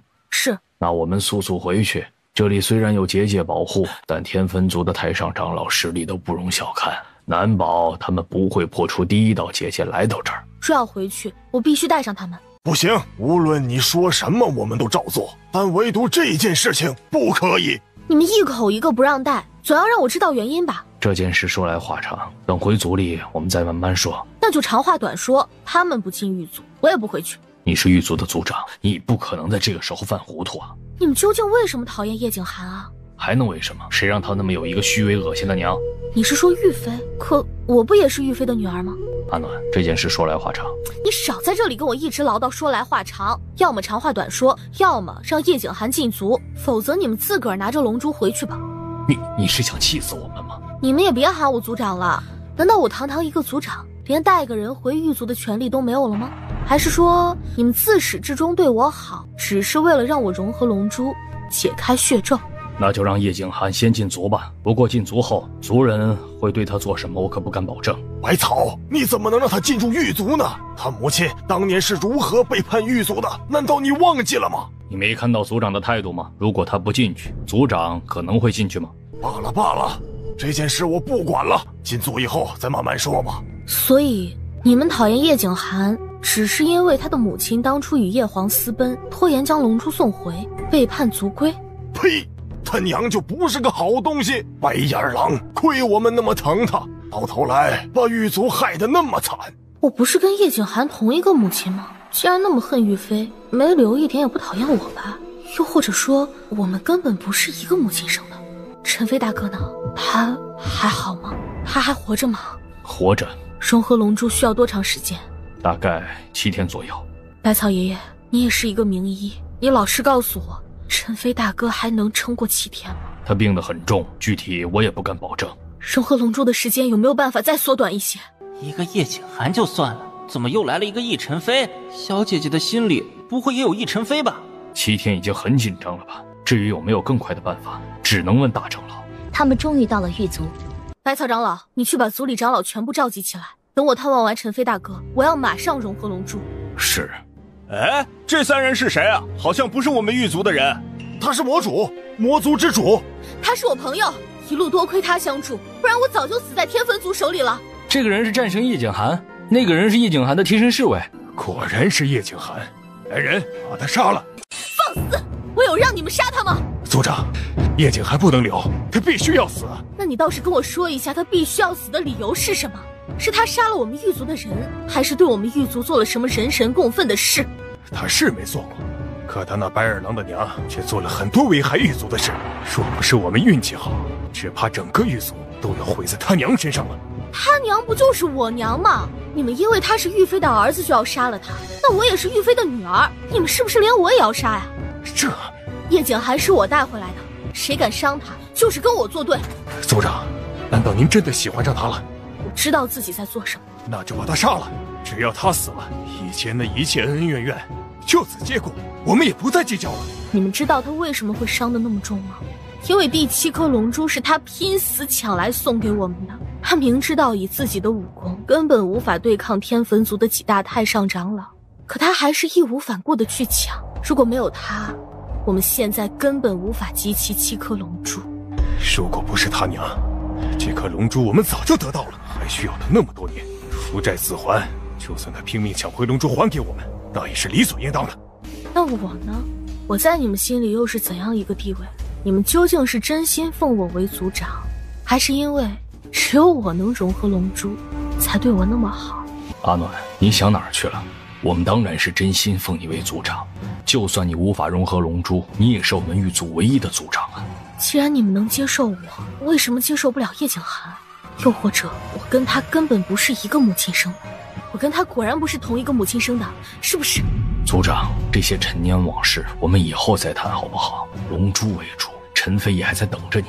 不，我现在就要知道我跟叶景寒不是同一个母亲，是不是？所以你们才能接受我，厌恶叶景寒。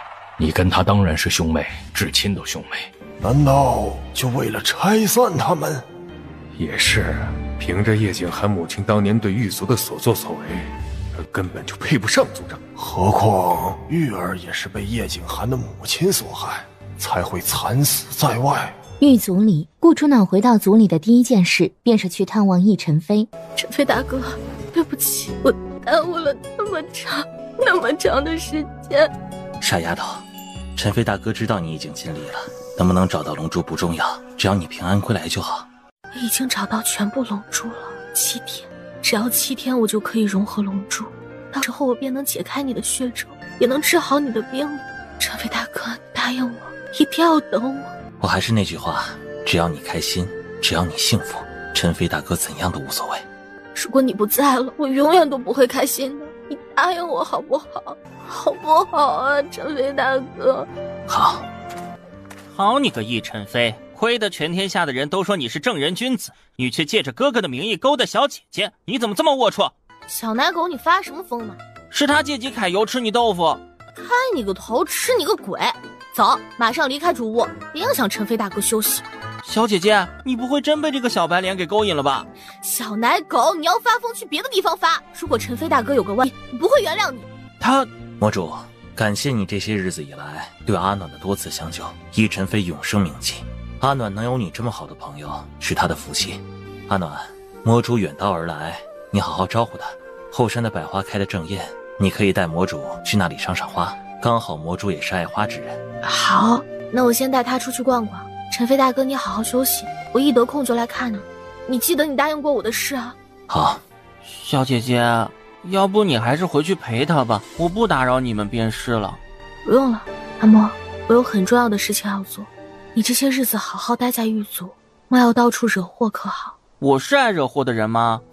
你当然不是，我是怕万一狱卒有哪个弟子对你说了一些不敬的话，又或者是你不爱听的话，你忍不住就将他们杀了。放心吧，小姐姐的人我才不会乱杀，最多就是教训一顿。我知道小姐姐想尽快融合龙珠，你去吧，等你把龙珠融合后，你再带我到后山赏赏百花。好。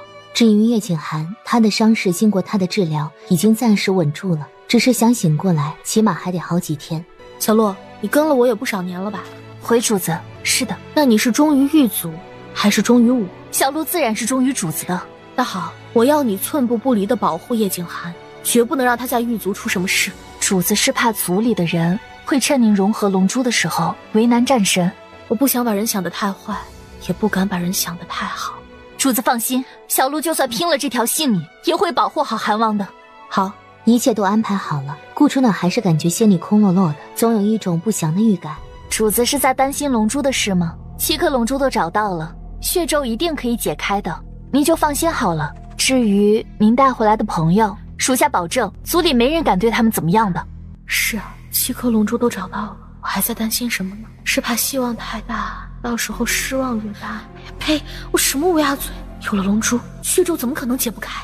炼丹房的密室里，狱卒德高望重的长老们都来了。族长，7颗龙珠都在这里了，只要把7颗龙珠放在炼丹炉里，用您的鲜血与真气催动起来，龙珠便可以融合了。这个炼丹炉是1000年前留下来的，只有它才可以容纳7颗龙珠。我的血要怎么用？把你的血滴在炼丹炉里即可。有血量要求吗？这应该没有，先辈也没有留下关于血量需要多少的问题。顾初暖只能将7颗龙珠全部放入炼丹炉，再让几位长老替他护法守阵。他用内力催动炼丹炉，时间一分一秒的过去。然而他练了一次又一次，鲜血也加了一次又一次，龙珠还是没有丝毫融合的动静。怎么回事？你们是不是搞错了？羊皮古卷是这么写的，没有错呀。会不会是血量还是不够？不应该啊，族长的鲜血已经放得够多了，再放下去，族长的身体都要吃不消了。那会不会是族长封印了自己的武功，导致功力不足？我觉得有这个可能，毕竟龙珠是至圣之物，寻常人催动内力，怎么可能融合得了？要不等大长老回来，或者太上长老出关后，我们再融合龙珠。你们等得了？陈飞大哥等得了吗？没看到他快撑不下去了吗？可是我们试了那么多次，一点动静也没有，怕是方法错了。你不是说这是前人留下的办法吗？难道前人搞错了？先人不可能搞错的，这本羊皮古卷是狱卒世世代代流传下来的。那会不会是时间没到，所以龙珠才无法融合？又过了几天，顾初暖废寝忘食，一次次的尝试，还是一次次的失败。终于，他因为过度劳累，失血过多，加上精力耗尽，终于倒了下去。等他再次醒过来的时候，身边围了好几个太上长老，还有眼眶发黑的魔主。小姐姐，你终于醒了！你知不知道阿莫好害怕？阿莫从来没有看到你流过那么多血。龙珠咱们不融合了好不好？族长，你可把我们担心坏了。你们这些老头真把他当成族长吗？你们要是真把他当成族长，怎么能容许他一次次放干自己的鲜血，去融合什么狗屁龙珠？我昏睡了多久？整整2天。2天？这么久？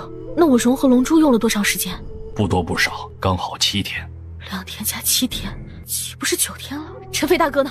他还活着吗？活着，在他的竹屋里呢。我去看看他。他一步步走到竹屋。阿暖，你来了。怎么？难道你还金屋藏着娇，怕我来打扰你们的好事啊？傻丫头，瞎说什么呢？对不起啊，我没能融合龙珠，一会儿我亲自去请太上长老，再给我一些时间，我一定能融合龙珠的。别太勉强，融合不了便融合不了吧。狱卒千百年都过来了，也不差这一时半会儿。即便无法成功也没有关系，没有人会怪你的。我也心疼小姐姐，瞧你的手腕割成这样，一定很疼的吧？陈飞大哥，你为什么对我那么好？如果不是我，你现在也不会躺在这里受这么多的苦。傻丫头，陈飞大哥不对你好，该对谁好啊？一切都是我自愿的，你切莫自责。没有，花了那么长的时间也没能融合龙珠。你已经很努力了，丫头。你知道陈飞大哥这辈子最大的心愿是什么吗？希望我幸福，一生无忧。是啊，不只是我，全族的人也是这个想法。龙珠的事就随缘吧。集齐7颗龙珠后，可以解开血咒，也是先人留下的话罢了。经过了千百年，究竟是不是真的，谁能知道呢？陈飞大哥，你先好好休息，我晚些时候再来看你。离开竹屋后，魔主一下子就蹭了过来。小姐姐，奕晨飞也说了，龙珠的事随缘，你就不要太放在心上了嘛。他心疼我，自然会这么说。我也心疼小姐姐，瞧你的手腕割成这样，一定很疼的吧？不疼。族长，大长老回来了。大长老回来了，他在哪儿？在药堂。大长老受了很重的伤，百草长老刚刚帮他医治完。走，马上带我去药堂。想去药堂，就必须经过演武场，而他们经过的这个演武场，则是平民居住的村落中心点。怎么回事？大家都聚在这里做什么？我们抓了天坟族的少族长，他如今就被绑在演武场的刑架上。抓了温少仪，是白锦抓的？据说是兵族一位圣使的，应该就是族长口中的白锦姑娘吧。打死他！这种人没什么好同情的。就是他们天坟族把我们害得那么惨，我们也应该让他知道什么叫生不如死。呸！看着一副道貌岸然、文质彬彬的样子，内心里不知道多龌龊了。住手！族长，您看我们抓了谁？这个男人可是天坟族的少族主，也是未来的族长，他现在落在我们手里了。也不知道是谁把他的功力给吸了，堂堂6阶居然只剩下1阶。我们要打天坟族就光明正大的打，靠着利用人才打赢。那我们跟天坟族那些畜生有什么不同？这个人对我还有用，你们把他带到我院子里去。族长，听说你跟温少仪私交甚厚，不会是真的吧？他曾经救过我，我欠他一个人情。天坟族坏事做尽，没一个好东西，他怎么可能救你？就算他救你，肯定也是有别的目的。对，温少仪必须死，而且死前一定要让他们尝尽我们所尝过的所有痛苦。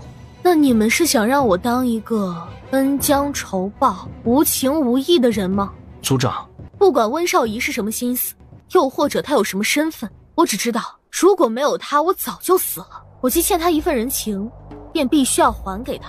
你们若还把我当成族长，就给我一个面子，先放了他，把他软禁起来。不行，温少仪说什么也不能放。族长，大长老有请，说有10万火急的大事，谁都不许对温少仪私自用刑。七长老，你在此坐镇，若是有谁敢为难温少仪，又或者温少仪出了什么事，我拿你试问。药堂里，顾初暖一踏进去就闻到浓浓的血腥味儿。大长老，你有伤在身，躺着就好。好。大长老想跟我说什么？我听百草说了，你融合龙珠失败了，你是不是心里有很多疑问，想知道龙珠为什么融合失败？您知道是怎么一回事？如果你不想融合龙珠，大家都不会怪你的。融合龙珠是需要什么条件吗？想要完全融合龙珠，破解血咒，需要2个条件。一个是需要纯阳之体的人跳下炼丹炉，点燃炼丹炉的至阳之火；一个则是需要纯阴之体的人跳下炼丹炉，化解炼丹炉里的戾气。且跳下去的人还必须是心甘情愿。没有别的办法了吗？顾初暖祈求地看着大长老，多希望大长老能跟他说还有别的办法，偏偏大长老黯然地摇头。从一开始你就知道陈飞大哥是纯阳之体的人，也知道想要点燃炼丹炉里的纯阳之火，就必须牺牲陈飞大哥，是不是？大长老沉默，算是承认了一切。那纯阴之体的人呢？又是谁？冰族白锦。所以是你让白锦进来狱卒的，也是你让白锦带着温少仪回狱卒的。不，应该说我之所以会莫名其妙成为冰族的族长，其实是你们一早就计划好的。你们想要白锦心甘情愿的献祭，早在多年前你们的势力就已经渗透到冰族了，是不是？阿暖，只要能融合龙珠，只要能破解血咒，我可以牺牲自己的性命，但我绝不会为了解开血咒牺牲白锦跟陈飞大哥的性命。如果你敢把这件事告诉陈飞大哥跟白锦，我不仅不会帮你融合龙珠，我这辈子也不会放过你。砰！顾初暖甩门而出，径自往外走去，直到碰到白锦与花绮罗，顾初暖才停下来了。暖姐姐，暖姐姐，我在这里，你怎么把我给丢下了？害我找你找得好惨。行了，你这个话痨，主子还有很多事要做呢，你别整天缠着主子啊。就不，我就喜欢跟着暖姐姐，暖姐姐走到哪儿，我便跟到哪儿。你拿着我的令牌，带着绮罗妹子与另外2位姐妹速速离开狱卒。为什么让我们马上离开？是狱卒出什么事了吗？还是主子有什么重要的事情交代我们？主子，难道您不知道吗？为了防止天坟族的人追杀过来，大长老等人已经将所有的出入口全部封住了，最快要1个月才能打开。所有的出入口都封了，等于把退路全都堵死了。你怎么了？脸色怎么这么难看？是不是因为我不听话，私自跑来狱卒？这一次可不能怪我，是狱卒的长老把我带过来的。暖姐姐不会怪你，你把这里当成自己的家就好了，想去哪玩便去哪玩。不过除了我，谁的话你们也不要听，他们让你们做什么，你们也不要做。属下明白，主族放心，兵族只效忠您，除了您的话，谁也不会听。顾初暖沉闷地说了一句，倒回去寻找大长老。药堂里，打开狱卒的出入口，我要让白锦他们离开。狱卒的出入口有断龙石，关闭一块最少要1个月后才能打开。我让你打开。打不开，就算是7阶也打不开。狱卒不是有好几条路吗？其他出入口呢？全部放下断龙石了。哼，所以你早早就准备好一切，打算逼着我让白锦献祭是不是？二长老突然推开门闯了进来，二长老扑通一声跪了下去。为了集齐龙珠，千百年来我们狱卒前仆后继死了多少人？可大家心甘情愿，只要能解开血咒。如今好不容易集齐了，却要放弃，属下不甘心呐。如果易晨飞跟白锦姑娘知道，牺牲他们2人便可以救活全族千千万万的族民，他们也会心甘情愿跳下炼丹炉的。恳请族长以大局为重啊！所以你们是逼着我去杀人？不是逼着您去杀人，属下亲自去求他们，事后属下也自刎在炼丹炉前，给他们偿命。恳请主子以大局为重。要不要融合龙珠，族长怎么决定便怎么做，我不许你们干预族长。我还是那句话，如果你们敢泄露这件事，尤其是泄露给陈飞大哥跟白锦，别怪我翻脸不认神。别忘了，除了我能融合龙珠，别人根本融合不了，逼死了他们，谁都别想好过。族长，牺牲2个人救全族人，他们死得光荣啊！任何人都没有权利剥夺他们的生命。这几天你好好待在这里，没人会再打你，也没人再敢给你送馊掉的饭菜。暖姐姐，你要去哪儿？以后温少仪的饮食起居由你负责，该怎么做你应该清楚。言儿明白，暖姐姐放心，看在她救过你性命的份上，我一定会好好照顾她的。对了，暖姐姐，我偷偷跟你说一件事哦。什么事儿这么神秘啊？青宗主的病好啦。什么？陈飞大哥好了？怎么可能？我不久前才刚刚从他的屋子里出来，明明病入膏肓了，难道是回光返照？真的，青宗主不仅可以下地，还会下厨了。我亲眼看到青宗主在厨房里做了好多好多的鲜花饼，我还听到他说阿暖喜欢吃鲜花饼，想多做一些给你吃。就是那个魔主也跟青宗主在一起，还跟青宗主学做鲜花饼，说以后也想给暖姐姐吃。本来他想去看叶景寒，如今这么一听，直奔易晨飞的主屋而去。暖姐姐跑那么快做什么？是因为青宗主的病好了，所以开心吗？叶景寒呢？还昏迷着呢。昏迷着？也就是无法安慰陪伴顾初暖了。喂，你想干嘛？该不会是想打什么坏主意吧？他今天晚上会很难过，你有空多陪陪他吧。他是谁？暖姐姐吗？暖姐姐怎么可能难过？她高兴都来不及呢。你都不知道她跟青宗主感情有多深。主屋里，我还想等全部做好了再去喊你，给你一个惊喜。没想到你鼻子这么灵，这么快就跑来蹭饼了。小姐姐，听说你喜欢吃易晨飞做的鲜花饼，我就跟他学了几招，以后我做给你吃。陈飞大哥，你是不是很意外？我也很意外，没想到我这一身的病还能好。太上长老闭关多日，一直在想办法治好我的病，就在刚刚，他终于想到办法了，也配好了药。我只吃了1帖，身体就好了许多。你确定是太上长老治好你的？陈飞大哥什么时候骗过你了？那位太上长老在哪里？我去见见他。太上长老没有出关，只是让人把药送给我，他还在闭关呢。闭什么关啊？狱卒都什么鸟样子了，还闭关呢？在想什么呢？陈飞大哥的病好了，你不开心？怎么会呢？陈飞大哥能好，我高兴都来不及。我就说吧，小姐姐知道你病好了，肯定会很开心的。你们2人什么时候感情这么好了？相处久了，忽然觉得易晨飞人也蛮好的，走的就近了一些。关键他还教我做鲜花饼。陈飞大哥人是挺好的，你们若聊得来，以后多亲近亲近。鲜花饼都上齐了，饭菜也都好了，一起吃些吧。你们吃吧，我去后山逛逛，那里百花盛开，我早就想去欣赏欣赏了。尝尝看，刚出锅的。陈飞大哥做的鲜花饼永远都那么好吃，我都替你未来的媳妇羡慕。傻瓜，陈飞大哥不想娶媳妇，就算有媳妇了，只要你想吃，陈飞大哥任何时候也都会做给你吃的。夜色里，还记得这支碧玉箫吗？当然记得，那是我送给你的。这支碧玉箫还有空间戒指，是我身上最宝贵的东西了。想你的时候，我都会拿出来把玩着，他们身上有陈飞大哥的味道，还有家的味道。傻丫头，陈飞大哥不管身在哪儿，都会一直陪伴着你，保佑着你，哪怕我只剩一缕魂魄。陈飞大哥，你答应过我不会死的，你可不能反悔，也不能说那种晦气的话。好，你讲讲故事给我听吧，我想听你讲故事。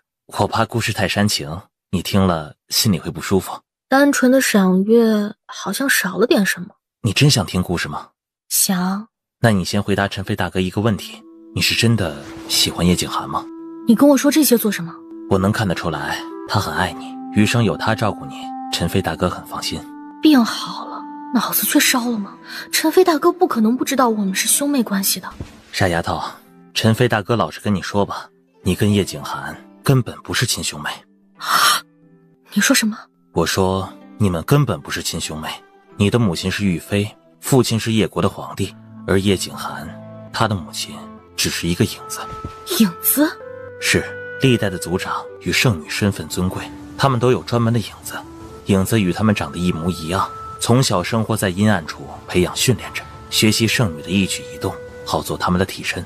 影子都是精挑细选出来的，每一个都是忠心耿耿，千百年来从未出现过差错。偏偏在上一代，一个影子背叛了玉妃，也背叛了狱卒，还与外人生下了叶景寒。你确定叶景寒的父母跟我的父母不是同一个人？确定，不同父不同母。瞧你着急的样子，我的故事还没说完呢。只要我们不是亲兄妹就够了。那如果你的父母是被他的母亲害死的呢？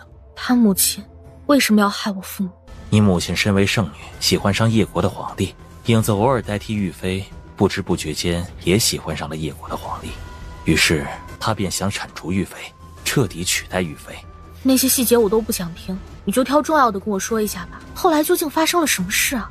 影子多次布局置玉妃于死地，还挑拨玉妃跟狱卒的关系，导致玉妃被狱卒逐了出去，继而又放了玉妃的行踪下落，导致玉妃被天坟族追杀的上天无路，入地无门。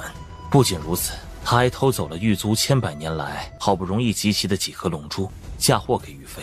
狱卒为了重新夺回那些龙珠，付出了很大的牺牲。然后呢？后来玉妃发现一切都是影子做的，想除去影子，偏偏他们从小一起长大，感情深厚，玉妃心软，放了影子一条性命。没想到影子变本加厉，联手天坟族与其他国家，对叶国发起了一次又一次的攻击，还加入了天坟族，把狱卒的秘密全部透露给了天坟族。那一次，玉妃与天坟族爆发了大战，狱卒遭受重创，很多分部来不及转移，几乎尽数被挑。这是狱卒有史以来败得最惨的一次。我从来不知道有哥哥的感觉这么好，所以我有那么多的马甲，兵族族长、修罗门门主、丞相府三小姐、天下第一楼等等这些身份，大多都是影子在代替的。差不多吧，不过几年前你彻底废除了影子，所以现在狱卒一个影子也没有。叶景寒是谁跟影子生的？不知道，没人知道影子跟谁生的叶景寒，只知道叶景寒的父亲绝不可能是叶皇。玉妃正是在影子联合天坟族的连番追杀与设计中被害身亡的。至于叶皇，影子因爱生恨，在代替玉妃的时候就给他下了慢性毒药，后来身体被拖垮，中毒而亡的。那叶景寒呢？他的血咒是影子压制的吗？不是，影子生下叶景寒后就将他扔了，玉妃不忍，将他捡起来当自己的儿子养了。他怕叶景寒深受血咒的折磨，给他下了毒，压制血咒。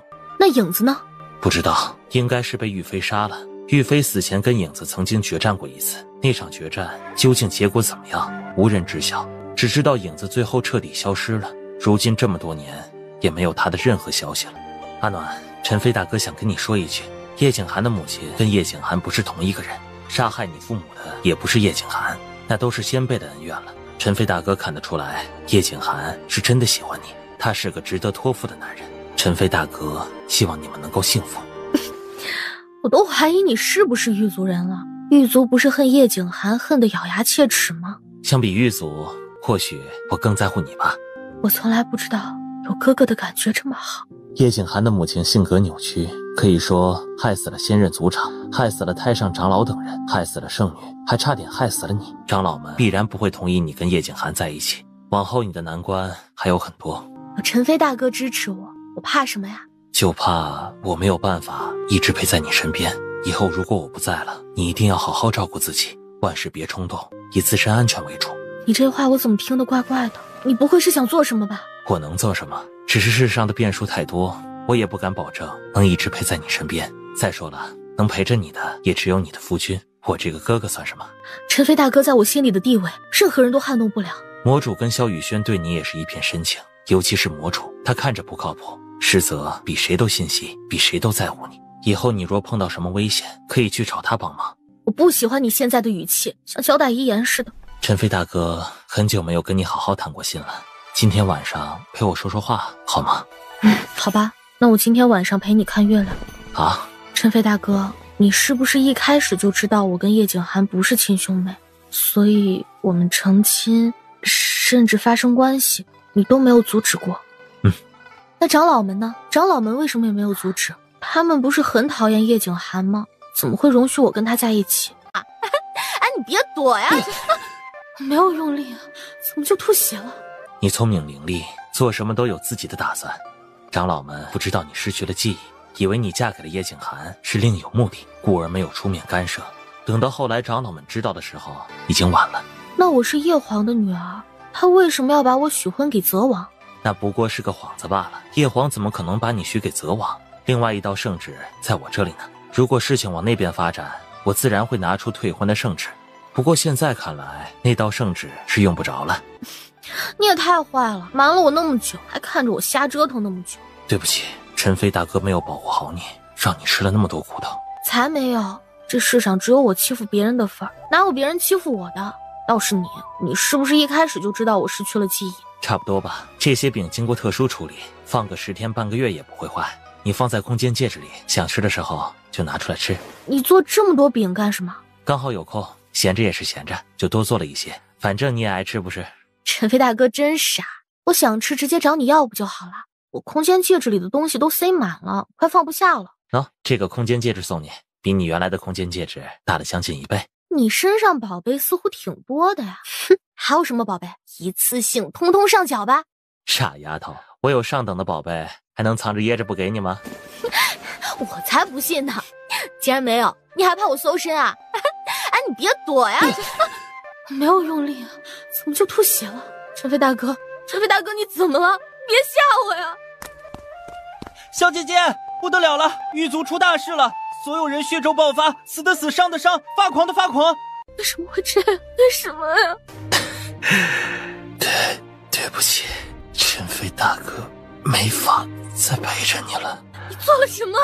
没用的，他活不过今晚了。答应过我你会一直陪着我的，你怎么可以骗我呀？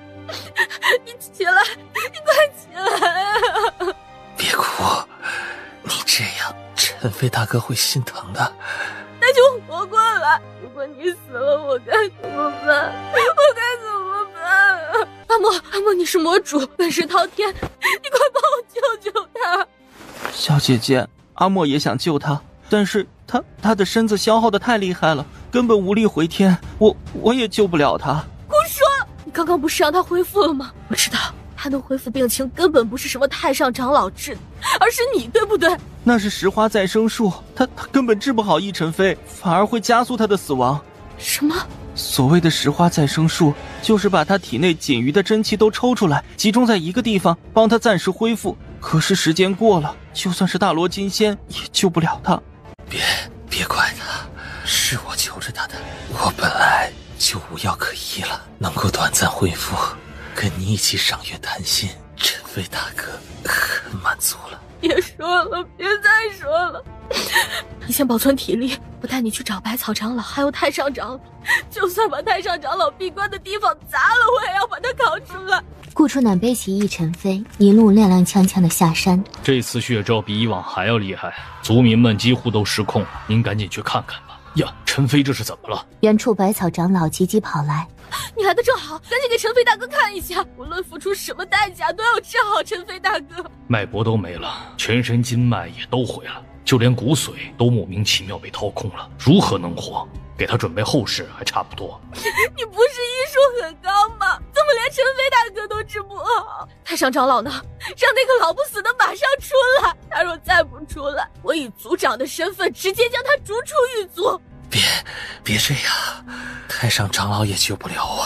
陈飞大哥不想你难过。陈飞这孩子自小懂事乖巧，我也很喜欢他。如今我也难过，可是山下还有千千万万的族民还在等着你去指挥。族长，你赶紧跟我一起下山吧。这一次血咒比其他时候来的都更强，其他长老都控制不住，有些长老都开始杀人了。滚！狱卒的事关我什么事？谁愿意当族长谁去当啊！我一个穿越者跟你们无亲无故的，凭什么要给你们收拾烂摊子？我也只是一个平凡人，只想要我在乎的人好好的。为什么你们要一直逼我？族长，小姐姐，阿暖，我还是不是你的陈飞大哥？当然是，一辈子都是，生生世世都是。那你答应我，去山下看看族民。陈飞大哥答应你，一定会挺过今晚，等你回来找我。如果你不去，陈飞大哥死也不会瞑目的。顾初暖摇了摇头。走，如果你不走，我现在就死在你面前。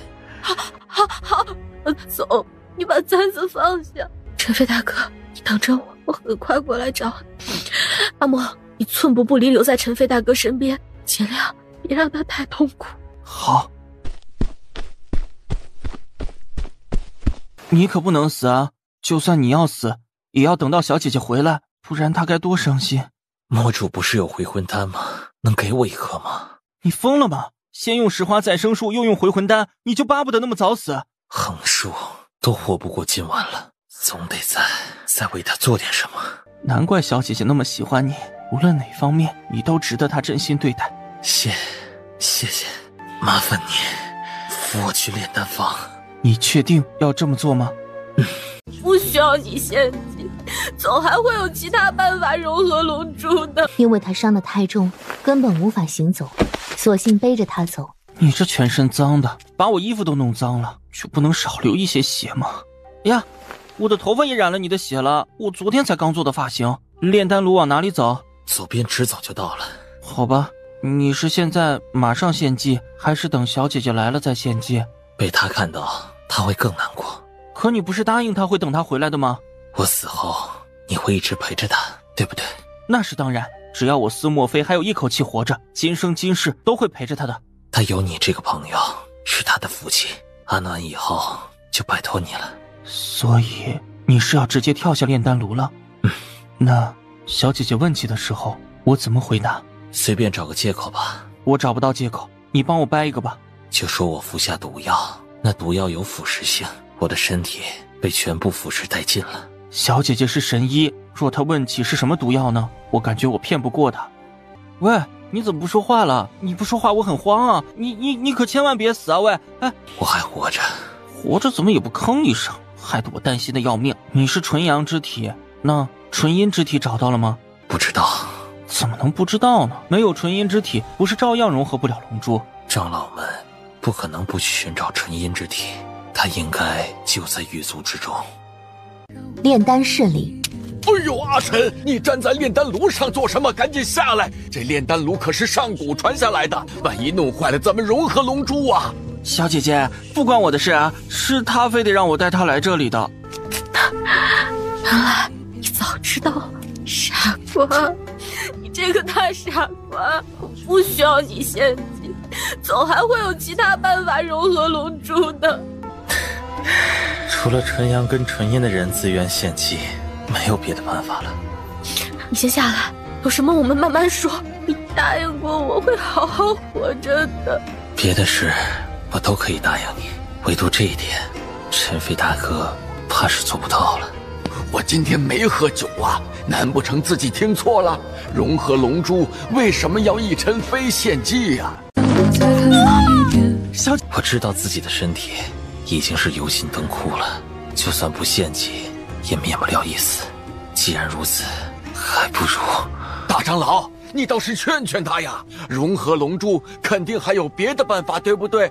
阿晨是个好孩子，咱们不能放弃他呀。他本来就活不了了，难得他心念狱卒，肯自愿为狱卒牺牲，狱卒所有人都会记着他的好的。你说的什么混账话？是谁说需要阿琛献祭的？你把他喊出来，我亲自跟他对峙。老六，你要是没有酒醒，就到一边睡去，能不能别再掺和？牺牲几个人可以解除狱卒的血咒，这是他的福气。狗屁！一派胡言！什么福气？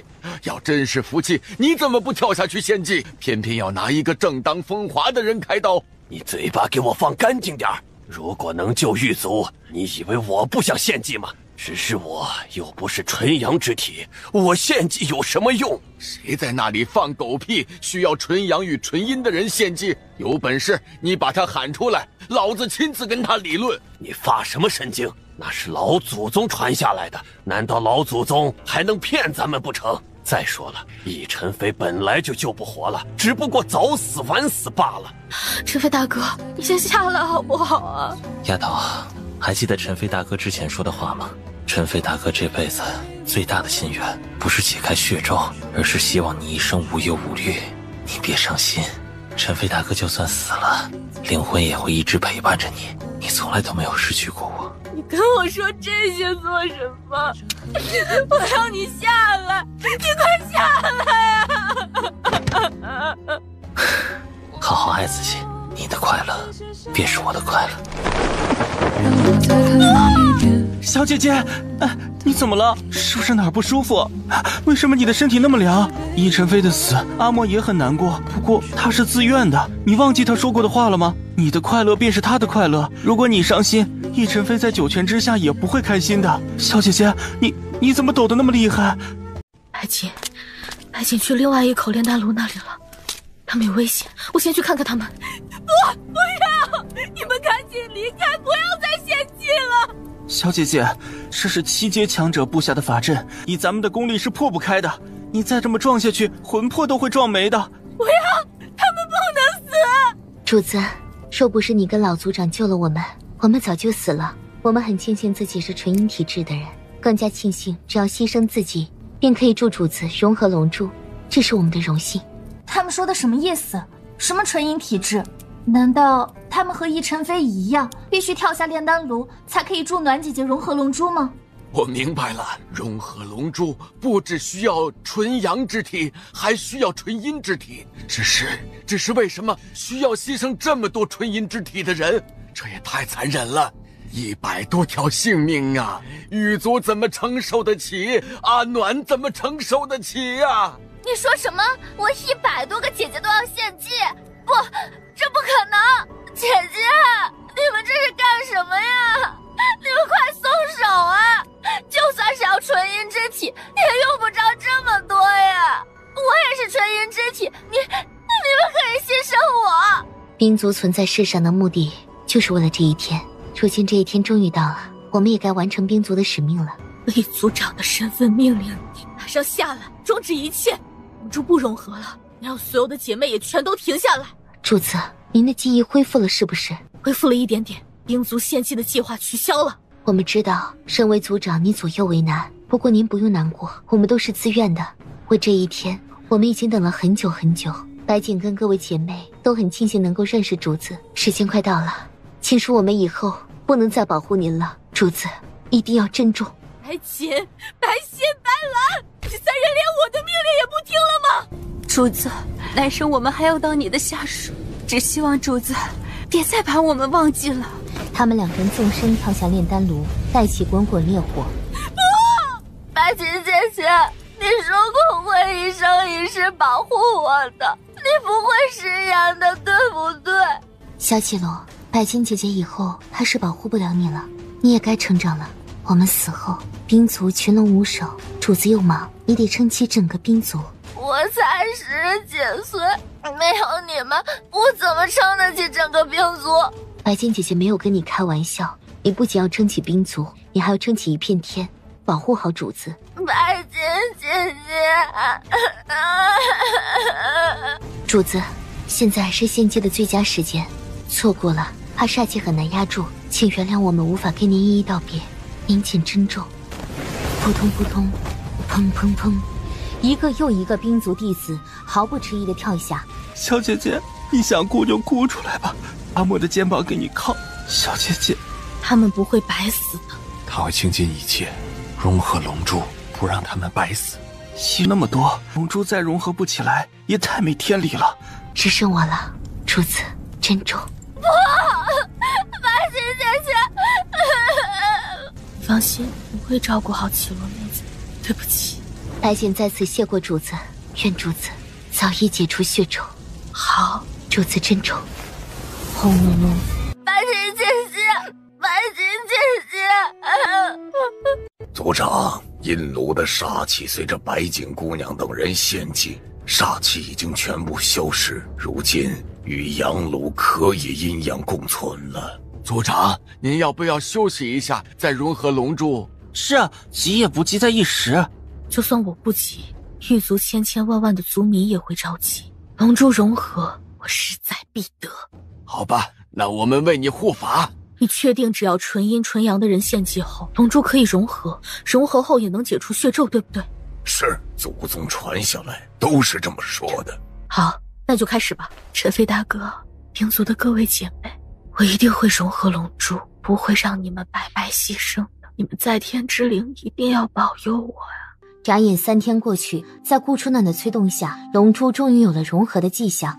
啊，要成功了，快融合了！这阴阳炼丹炉果然名不虚传，不枉易晨飞等人牺牲自己的性命。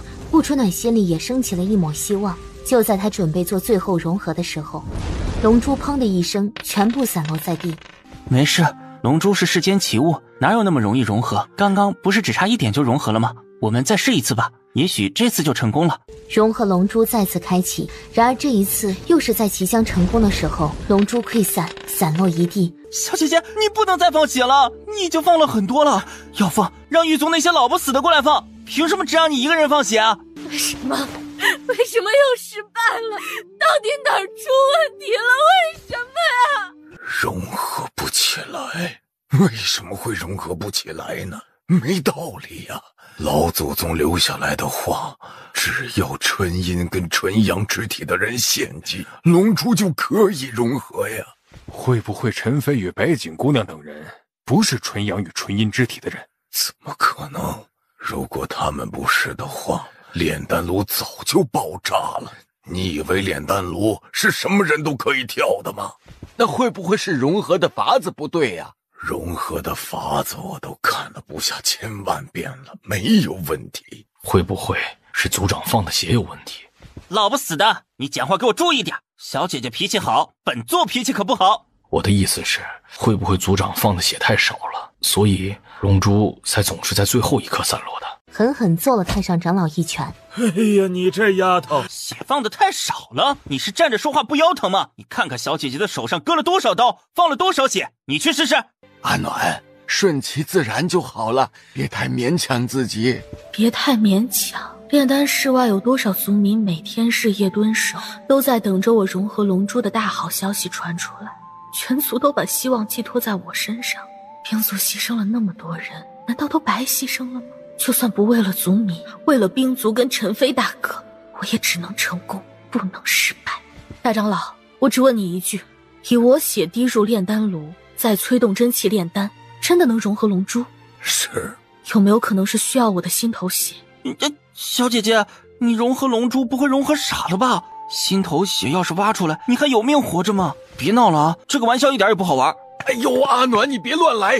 祖上传下来的羊皮古卷里并没有说明要用心头血呀。你要是一个冲动，把自己的心头血挖了，万一龙珠又融合不了，那这世上便再也没有人可以融合龙珠了。族长，先冷静，我们再想想，是不是其他地方出错了？太上长老出关了。没有，但是叶景寒突然闯到太上长老闭关的地方，强行把太上长老给请出来了。哎，失算了，又被叶景寒抢了先了。现在呢？这应该还在打吧。太上长老是吗？我倒是想会会他。狱卒的议事大堂里，族长，您出关了，那龙珠是不是融合了？太上长老看到顾初暖，褶皱的脸上绽放一抹笑容。顾初暖已经快步来到他面前，狠狠揍了太上长老一拳。哎呀，你这丫头，多年不见，一照面你就打我，爷爷白疼你了。身为狱卒太上长老，狱卒每月因为血咒折磨而生不如死，你不管不问；狱卒费了那么大精力才集齐7颗龙珠，你不管不问；兵卒108人活生生的献祭，陈飞大哥也献祭了。我派了那么多人请你出关，你还是不闻不问。就你这样的人，还配当什么太上长老？我打你一拳都是轻的。太上长老会闭关不出，肯定是有更重要的事情。族长还是……什么重要的事情？再重要的事能有龙珠重要，能有狱卒的生死存亡重要？这个小娃娃是谁呀？哼，我嘛，自然是小姐姐的小奶狗了。小姐姐的小奶狗？回太上长老的话，他是魔族之主。魔主？魔主怎么会到我们狱族？难不成又是跟上一任魔主一样来我们狱族抢亲的？啊，上一任魔主来你们狱族抢过亲？抢谁啊？小姐姐？不大可能吧，小姐姐那会儿应该还只是孩子。难不成上任魔主眼光这么好，知道小姐姐人美心善，所以想提前将她抢回去？龙珠为什么融合不了？今天你必须给我一个答案。龙珠本来就融合不了。龙珠融合不了？这怎么可能啊？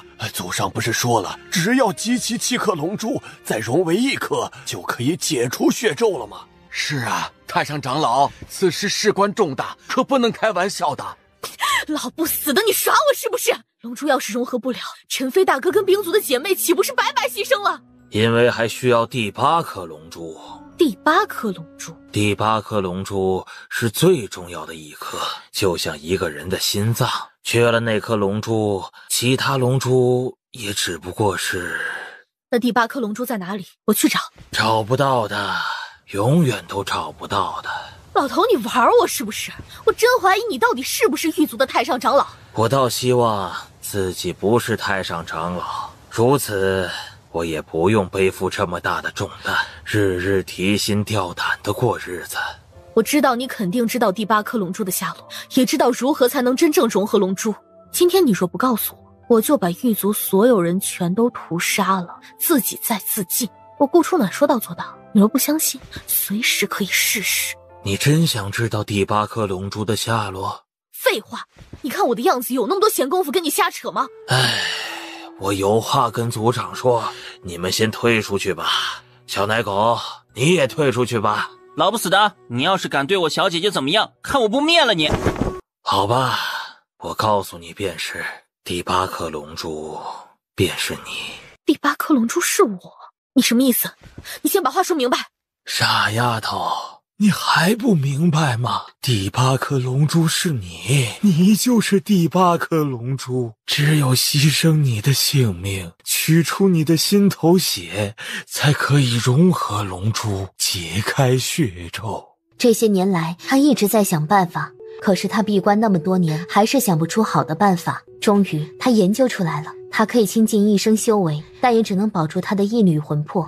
故事的最后，就是他牺牲自己，成全狱族中人。丫头，你脸色怎么这么难看呢？是不是爷爷吓到你了？龙珠的事啊，咱们就不想了。以前怎么过，以后咱们还是怎么过。那双执着的眸子一直倒映着顾春暖离去的背影。你确定第8颗龙珠就是我？为什么会是我？因为你的血脉。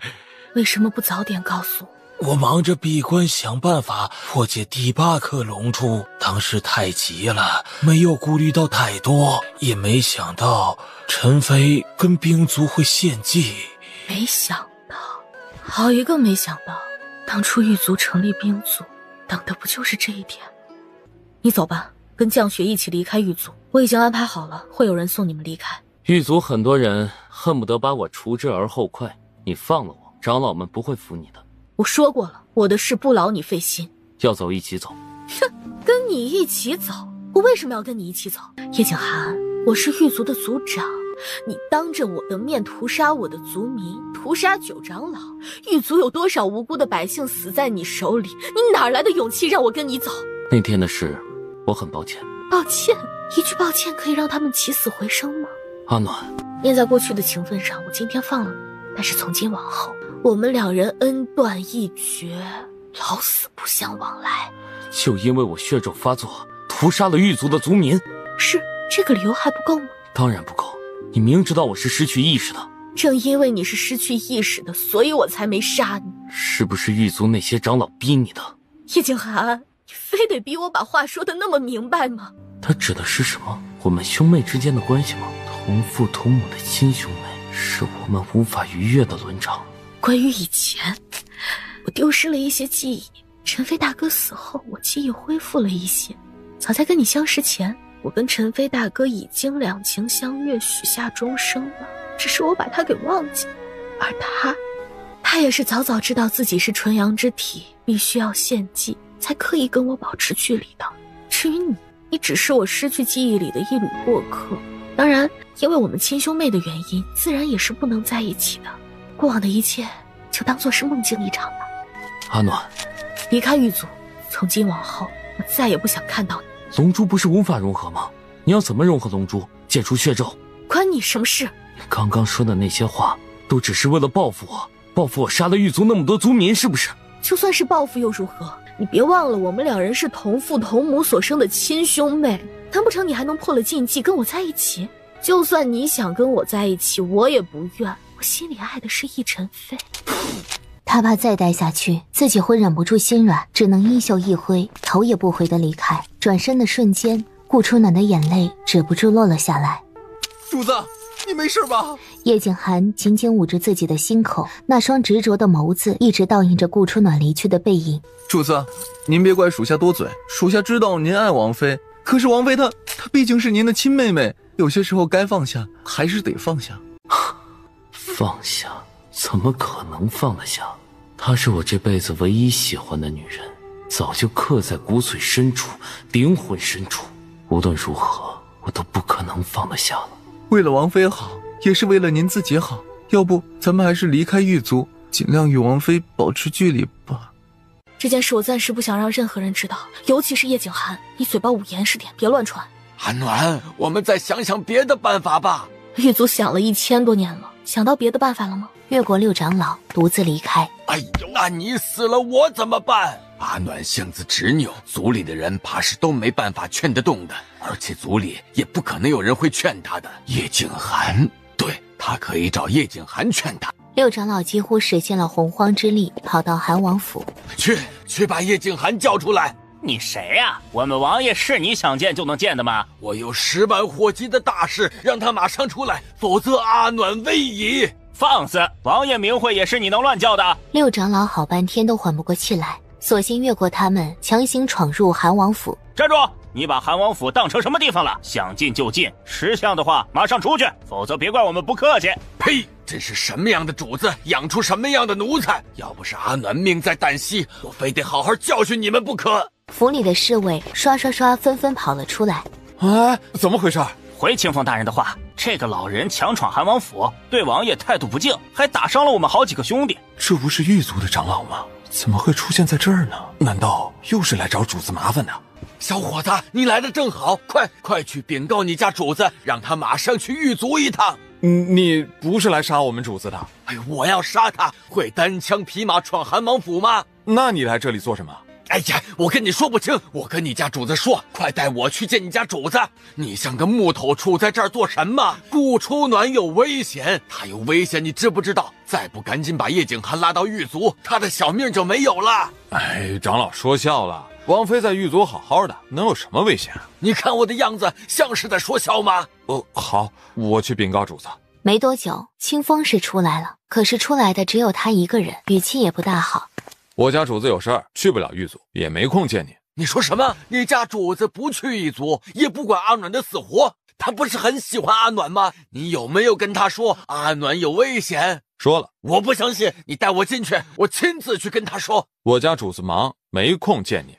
气死老子了！气死老子了！枉我家阿暖对他一往情深，他却无情无义。我就知道他母亲是什么货色，他就是什么货色。放肆！你敢侮辱我家主子？就算你是狱卒的长老又怎样？我家主子尊贵，岂容你随意口出脏言？呸！什么尊贵？不过是下等贱人生出的儿子罢了。叶景寒，你给我出来！你这个缩头乌龟！阿暖有危险，你只敢窝在王府里，你算什么男子汉大丈夫？主子，我调出禁卫队，把那老头轰走。让你查的事，查的怎么样了？他是不是真的有危险？探子传回来的消息是，王妃在狱卒一切安好，并没有什么危险。她如今是狱卒的族长，狱卒人人对她尊重有加，现在狱卒也没有什么对手，王妃不应该有危险才对。没有危险，六长老不会那么着急的，他许是真的出事了。准备一下，随我去趟狱卒。主子，您跟温少仪一战伤得那么重，大夫千交代万交代，您万万不可下床走动，更不能离开王府的，否则只怕您性命不保。去把苏木叫来。把我叫来也没用，就你这破身子，你以为你还是以前的战神王爷？想办法让我恢复功力，恢复身体。我要去狱卒。没办法，能把你这条小命救回来1个月，已经是万幸中的万幸了。你还想恢复功力呢？做梦吧你！叶景寒怒视苏木，别瞪我，瞪我也没用。别忘记，你为了对付温少仪，逆转经脉，将功力提到最高，导致血咒提前爆发。你现在最多只有1个月的寿命。他有危险。他有危险，你救得了吗？你还能再一次逆转经脉，强行提升武功吗？狱卒高手如云，如果连他们都解决不了的事，你去了又能如何？还是你想让顾初暖知道你只有1个月的寿命，想让顾初暖再一次投怀送抱，替你伤心，替你难过，陪伴在你左右。再查关于他的事，事无巨细，全部查清楚，一点都不许漏掉。是。罢了，谁让我是你的好兄弟呢？你若真不放心他，我跟你一起去一趟狱卒吧。不必了，凭他的本事，我相信他没那么容易死的。而我将死之身，我自己安静的孤单死去，总比他跟着伤心好。要不我替你去解决他？叶景寒不语，也等于默认了。唉，就知道你上韩王府啊，准没好事儿。谁让我命苦呢？交了你这么一个朋友。狱卒嘛，我确实也看他们不顺眼，趁着这次机会替你出出气也挺好。把他轰走就得了，别瞎搞。重色轻友啊！叶景寒一个眼刀子狠狠瞪了过去。行，当我说错了，重妹轻友行不行？一个妹子出来，空气瞬间又冷了几分。我又说错了，算了，我还是去处理那个老头吧。将军，他们在说些什么？回主子的话，苏木公子让六长老离开，六长老非得要见到您，还一直骂您。苏木公子恼怒之下说您死了，六长老不相信，说生要见人，死要见尸。苏木公子又说狱卒没资格见到您的尸体，想见您的尸体就让王妃娘娘亲自前来。六长老说王妃娘娘要自挖心头血献祭，好融合龙珠，解开血咒。你说什么？自挖心头血？对，六长老说龙珠无法融合，是因为还缺少最关键的一味药，那味药就是王妃娘娘的全部心头血，只有王妃娘娘献祭，血咒才有可能解开。主子，你怎么又吐血了？大夫，快传大夫！马上带我去狱卒，一刻都不许耽误，快！主子，来不及了。六长老说午时他们就准备献祭了，现在午时已经过了，而且到狱卒还有很长一段路，就算我们此时飞过去也回天无术了。狱卒，马上去狱卒，我不相信他会死。索性他拿起银针插入自己的百灵穴。王爷，主子，不可呀！您本来还有1个月的寿命，这百灵穴一针灸，最多就只有半个月的寿命了。如果他死了，就算我能活千秋万世，又有何用？多准备几匹快马，沿途每隔几十里再让人准备快马替换。是，属下马上去。叶景寒随便取了一件外套披上，立即出去寻找六长老，一起出发。远远的听到苏木跟六长老的对话。滚，马上滚回狱卒！别说你话里有几分可信度，光是那个女人把叶景寒伤得那么深，她的死活就不配再让叶景寒操心。我说你这个人长得人模狗样的，怎么嘴里吐不出一句人话？阿暖怎么伤叶景寒了？阿暖为叶景寒做的已经够多了。为他做了什么？让他跟温少仪打得两败俱伤，最后只剩下半条性命，还是移情别恋，口吐恶言，跟他一刀两断。没人让他跟温少仪决斗，阿暖也没有移情别恋。呸！你这个老头，我懒得跟你废话，我最后警告你，马上滚出去，不然就让你那个水性杨花的族长过来替你收尸吧。阿暖没有水性杨花，我承认他以前是喜欢逸尘飞，但他失去记忆后，喜欢的只有叶景寒一个，要不然我哪里会厚着脸皮过来啊？他喜欢叶景寒，那他为什么要把叶景寒弄得遍体鳞伤？你知道他这些日子是怎么过的吗？叶景寒跟阿暖根本就不是亲兄妹。阿暖说出那些绝情的话，是因为他要献祭，他只有几天生命可活，不得不弃走叶景寒。他献祭是为了狱卒，但更大的希望还是为了叶景寒。哎呀，怎么一个激动，把什么话都说出来了？我跟阿暖不是亲兄妹，这怎么可能？所有证据不是全都摊在眼前了吗？你刚刚说什么？我刚才说什么了？我什么也没说呀。5时都过了那么久了，就算找到叶景寒也没用了。我先回狱卒吧。他身影一动，马上来到六长老面前，把刚刚的话说清楚，我要知道所有真相。哎呀，罢了，告诉你就告诉你吧，你跟阿暖不是亲兄妹，你们既不是同一个母亲生的，也不是同一个父亲生的。你的母亲呢是花影，父亲不详，但绝对不是叶黄。花影是谁？花影就是前任族长的影子啊！走，路上我自己跟你说。我们先去狱卒，不然真的来不及了。来人，备马，马上出发。终于，他到了狱卒的入口。然而此时阵法被破，5阶巅峰强者全部死于非命。这是被7阶强者杀死的吧？这世上除了已死的天坟族族长之外，还有7阶的高手存在吗？怎么会这样？怎么会这样？阿暖，你在哪儿？阿暖！石长老，你醒醒！究竟发生了什么事啊？天坟族来了一个7阶强者，杀了我们好多人，如今往炼丹房去了。你快去救族长，他有危险。阿暖在哪里？快告诉我！在炼丹房，我马上带你去。距离狱卒炼丹房不远处的地方，叶景寒等人与魔主碰了个面对面。人生何处不相逢，韩王爷，我们又见面了。这一次你可不要太嫉妒哦。叶景寒懒得跟他多好，径自往炼丹房而去。魔主与他肩并肩往前。小爷爷，今天的狱卒血腥味好像挺浓的，是不是你的人打进来了，然后反被狱卒吊打？应该不是，如果是的话，你也被轰出去了，怎么还能跟六长老一起进入狱卒腹地呢？哦，我知道了，前阵子狱卒攻打天坟族，不仅全胜，还把天坟族给灭了。天坟族肯定还有些小虾小将不甘心，又跑来狱卒生事，然后被狱卒吊打，死伤惨重，故而血腥味才缭绕整个狱卒的，对不对？对了，那个温少仪呢？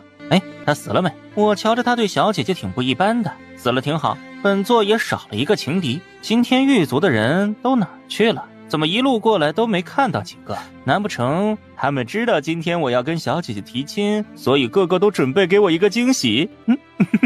魔主，你没觉得今天的气氛不对吗？气氛不对？我觉得气氛挺好的呀，万里无云不冷不热，良辰美景只欠佳人。用你的猪脑好好想想，什么小爷爷，小爷爷也是他能叫的。这世上敢叫我小爷爷的，只有顾初暖。猪脑？哼，我就说你嫉妒了吧，你还不知道吧？小姐姐说了，只要我亲手种出一座栀子花山，她就答应嫁给我。我日夜不停地种植，花了好多精力与心血，终于亲手种出了满山的栀子花。小姐姐看到栀子花一定很高兴。大长老，哎呦，大长老，您没事吧？快，太上长老在那里，快去救太上长老！咋了？狱卒出现内乱了？哼！你还看不出来吗？狱卒遭到7阶强者的侵袭，族里的人死的死，伤的伤，失踪的失踪。他这么傻，究竟是怎么当上魔主的？7阶强者不是小姐姐？阿暖会杀自己人吗？你没看到遍地的尸体吗？我迷路了，从半山腰绕过来的，是没有看到尸体啊。哎呀，我跟你说不清，我先走了。哎，等下，我小姐姐在哪儿啊？我哪知道？哎，等等我呀，小老头，你快带我去见小姐姐。看，那是太上长老。阿暖呢？在绝峰谷天坟族有一个太上长老晋升了7阶，他闭关出来后愤怒之下杀到狱卒，阿暖还在跟他斗智斗勇。7阶不是狱卒的人吗？那小姐姐岂不是危险了？绝峰谷，好强的掌力，留下这些深坑的实力起码到了7阶，而且这是2个7阶强者之间的对战，狱卒也有7阶高手。顾初暖，你在哪里？你给我出来！顾初暖，小姐姐，我带着满山栀子花来娶你了，你可千万不能有事。嚷什么呢？我还没死呢。安暖，魔主抢先一步拦住叶景寒。哎，小姐姐是我的，她答应过我的，只要我种出满山的栀子花，她就会嫁给我。叶景寒，识相的话，赶紧滚一边去，别妄想强娶我的妻子。她是我的妻子，有名有实，8抬大轿迎娶的妻子。你那是强娶，小姐姐又没答应嫁给你，不算。让开，该让开的人是你。2人话不投机半句多。阿暖，你破开封印了。顾初暖微微点了点头，算是承认。族长，你恢复武功了，他是不是也恢复记忆了？狱卒所有长老，听我命令，守住炼丹室，没有我的命令，任何人不可随意进出。太上长老议事。是。安暖，难道你还想献祭？哎呦，血咒不解了，我们统统都不解了。6长老违反族令，革去长老之职，押入禁审室关押。放手，放开我！你们绑我做什么？你们知不知道族长想做什么？他要献祭，他为了解开血咒，要自挖心头血献祭。你们该阻拦的应该是他。一派胡言，压下去！哎呦，叶景寒，你们打到哪个国家去了？赶紧回来！阿暖，所有的真相我都了解了，原来我们并不是亲兄妹，我们是……主子，为什么要杀我？他不是已经知道我们不是亲兄妹了吗？顾初暖唰的一下将自己的软剑拔出来。王妃娘娘，您这是做什么？您知不知道主子跟温少仪那一战伤得有多深？为了赶来狱卒见您，您知不知道主子付出了什么？主子为了您，他是连命都不要了，你怎么可以捅他呢？王妃娘娘，您的心实在是太狠了。顾初暖握着软剑的手微微抖了几下，心如刀割。你想知道为什么？是。既然你想知道，那我便告诉你。我们虽然不是同父同母的亲兄妹，可是你的母亲却杀了我父母，让我从小成为孤儿。我身为狱卒的族长，你又杀我狱卒9长老跟那么多的弟子，新仇加旧恨，你说我能不杀你吗？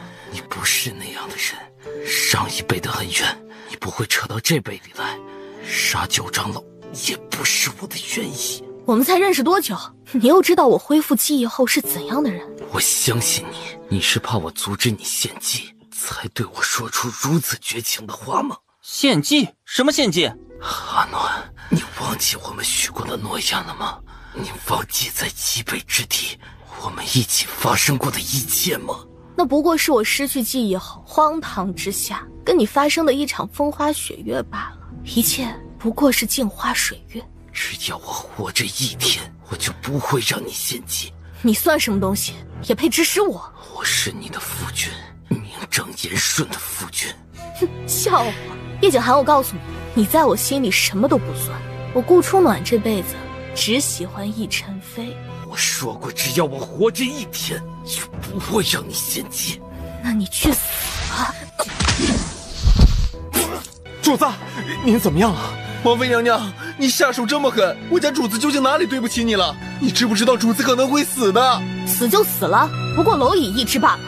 死就死了，不过蝼蚁一只，他就那么希望我死？来人，把他丢出去，看着就恶心。王妃，你太过分了，早晚有一天你会后悔的。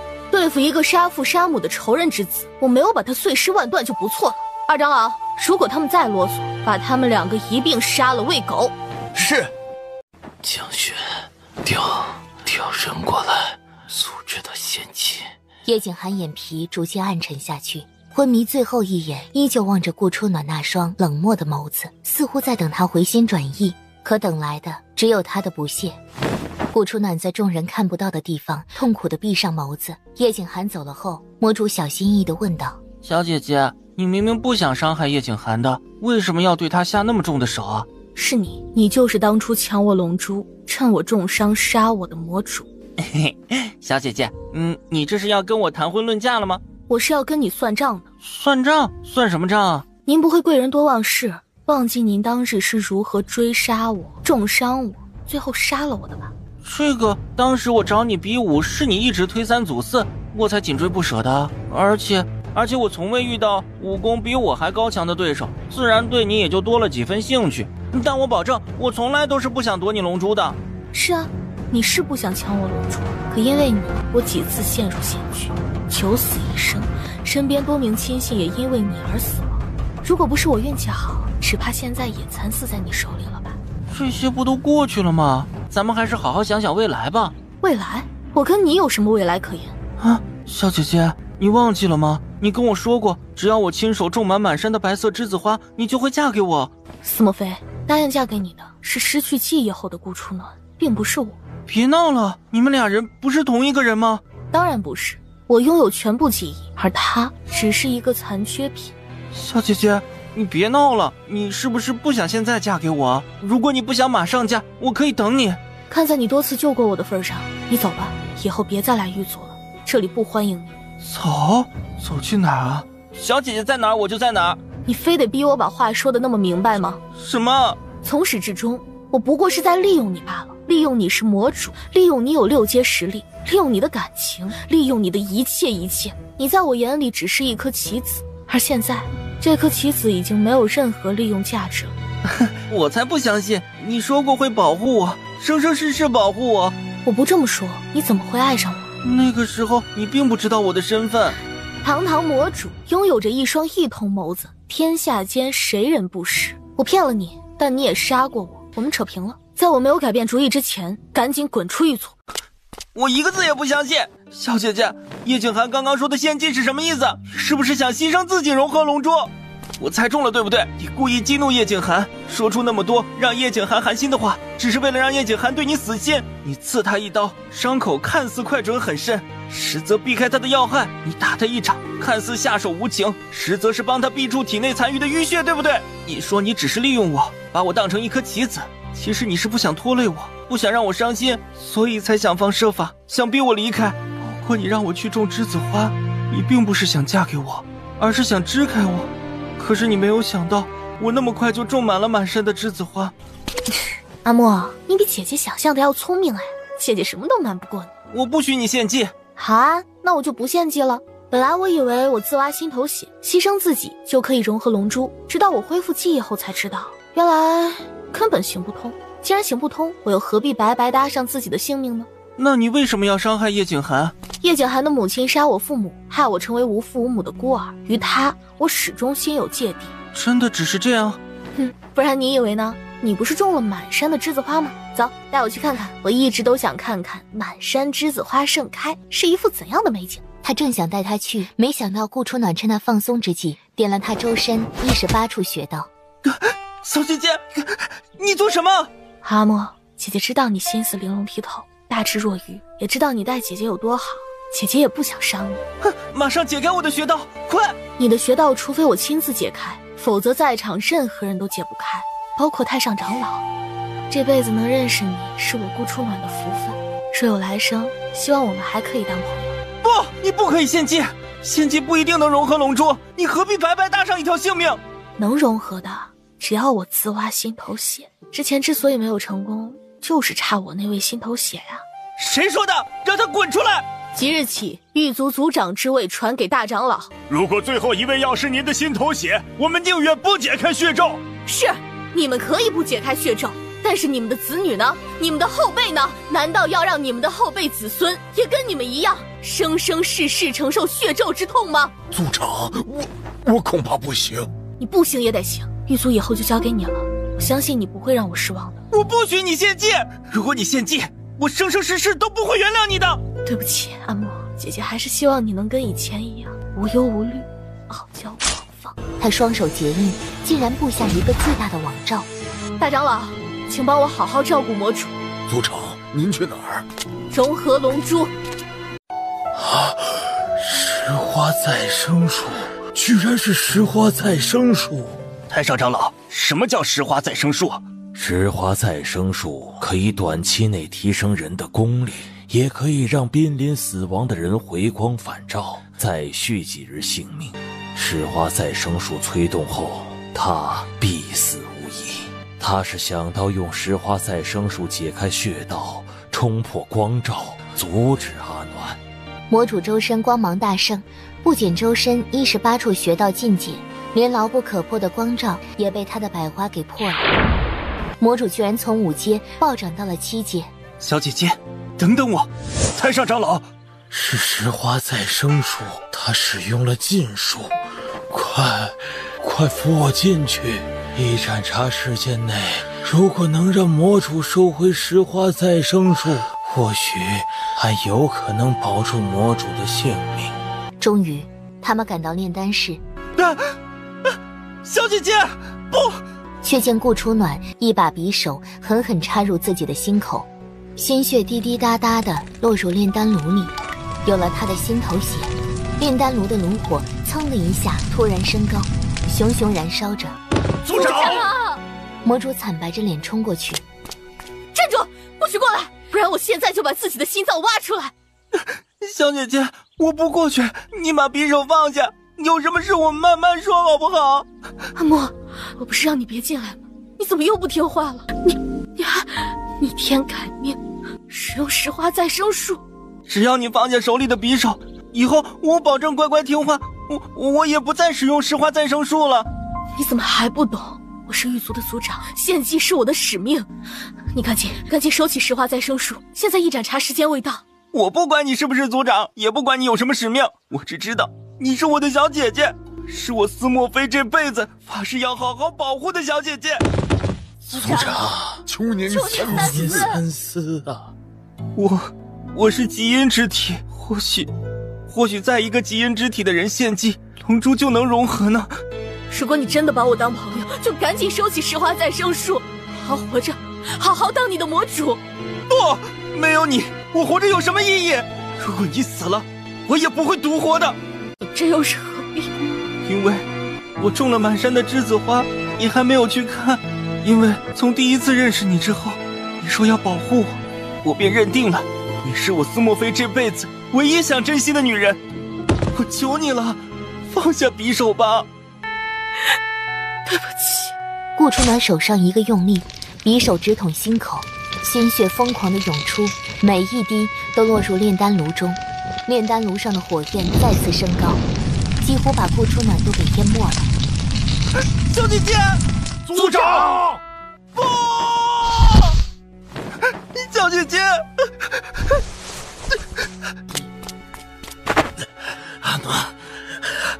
阿暖，苏木，快救救他！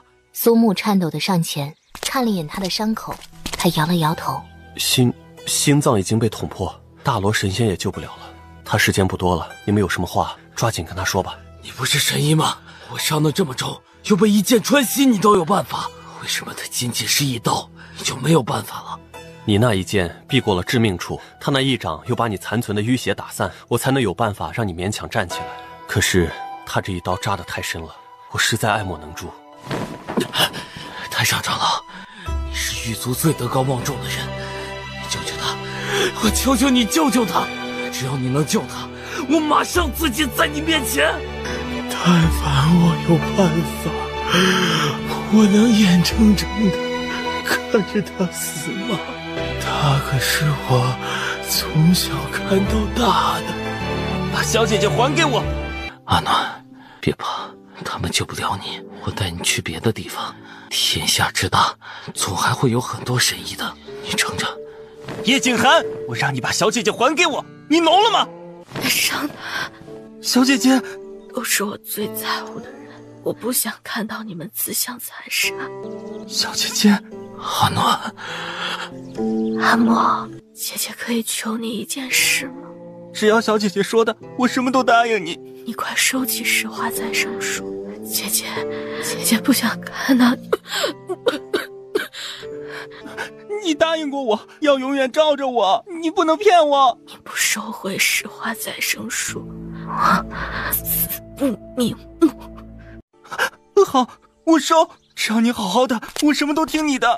魔主盘膝坐下，双手结出一个花印，强行将石花再生术收起。你看，我答应你的已经做到了。以后我可以再使用石花再生术了。只要你在我身边，我便不会再使用了。我没在你身边，你也不可以使用。好。他跟叶景寒都想带着顾初暖出去寻找神医。顾初暖摇摇头，眷恋般的望着叶景寒，似乎想将叶景寒永远烙入灵魂深处。没用的，我自己就是大夫，我的伤我比谁都清楚。小爷爷，你怎么又来了？因为你在这里。伤口疼吗？不疼，那是你留给我的爱，我怎么会疼？你这个傻女人怎么那么傻呀？我们是夫妻，有困难要一起面对，可你有了困难却只想着推开我。对不起。傻瓜，夫妻之间哪有什么对不起？你不是喜欢看美景吗？等你好了，我带你看遍天下美景，我亲手做你最喜欢吃的鲜花饼给你吃。好，小爷爷，你也答应我一件事。除非你好起来，否则我什么都不会答应你的。答应我好好活下去。你若死了，上穷碧落下黄泉，我必生死相随。你若殉情，黄泉之下，我永远都不会原谅你。阿暖，我要你替我守护玉族，守护叶国，因为我才是叶国真正的公主。打扰了，我如今最放不下的，除了叶景寒跟阿莫外，就是萧雨轩。我愧对他，求你替我好好保护萧雨轩。是，族长放心，狱卒哪怕只剩下1人，也会拼尽全力保护好萧公子的。好不容易凝聚成一体的龙珠忽然散开，纷纷掉入炼丹炉内。哇，这不可能！龙珠不可能融合不了，为什么？为什么会这样？造孽呀！天要亡我狱卒啊！唯有顾初暖恍然大悟，用他的心头血量不够，需要他整颗心脏。小爷爷，阿莫永别了。一句永别，他集中最后的力气，将匕首再次狠狠刺出，最后挖出整颗心脏投入炉火中。随着心脏挖出，呼吸骤然停止。不！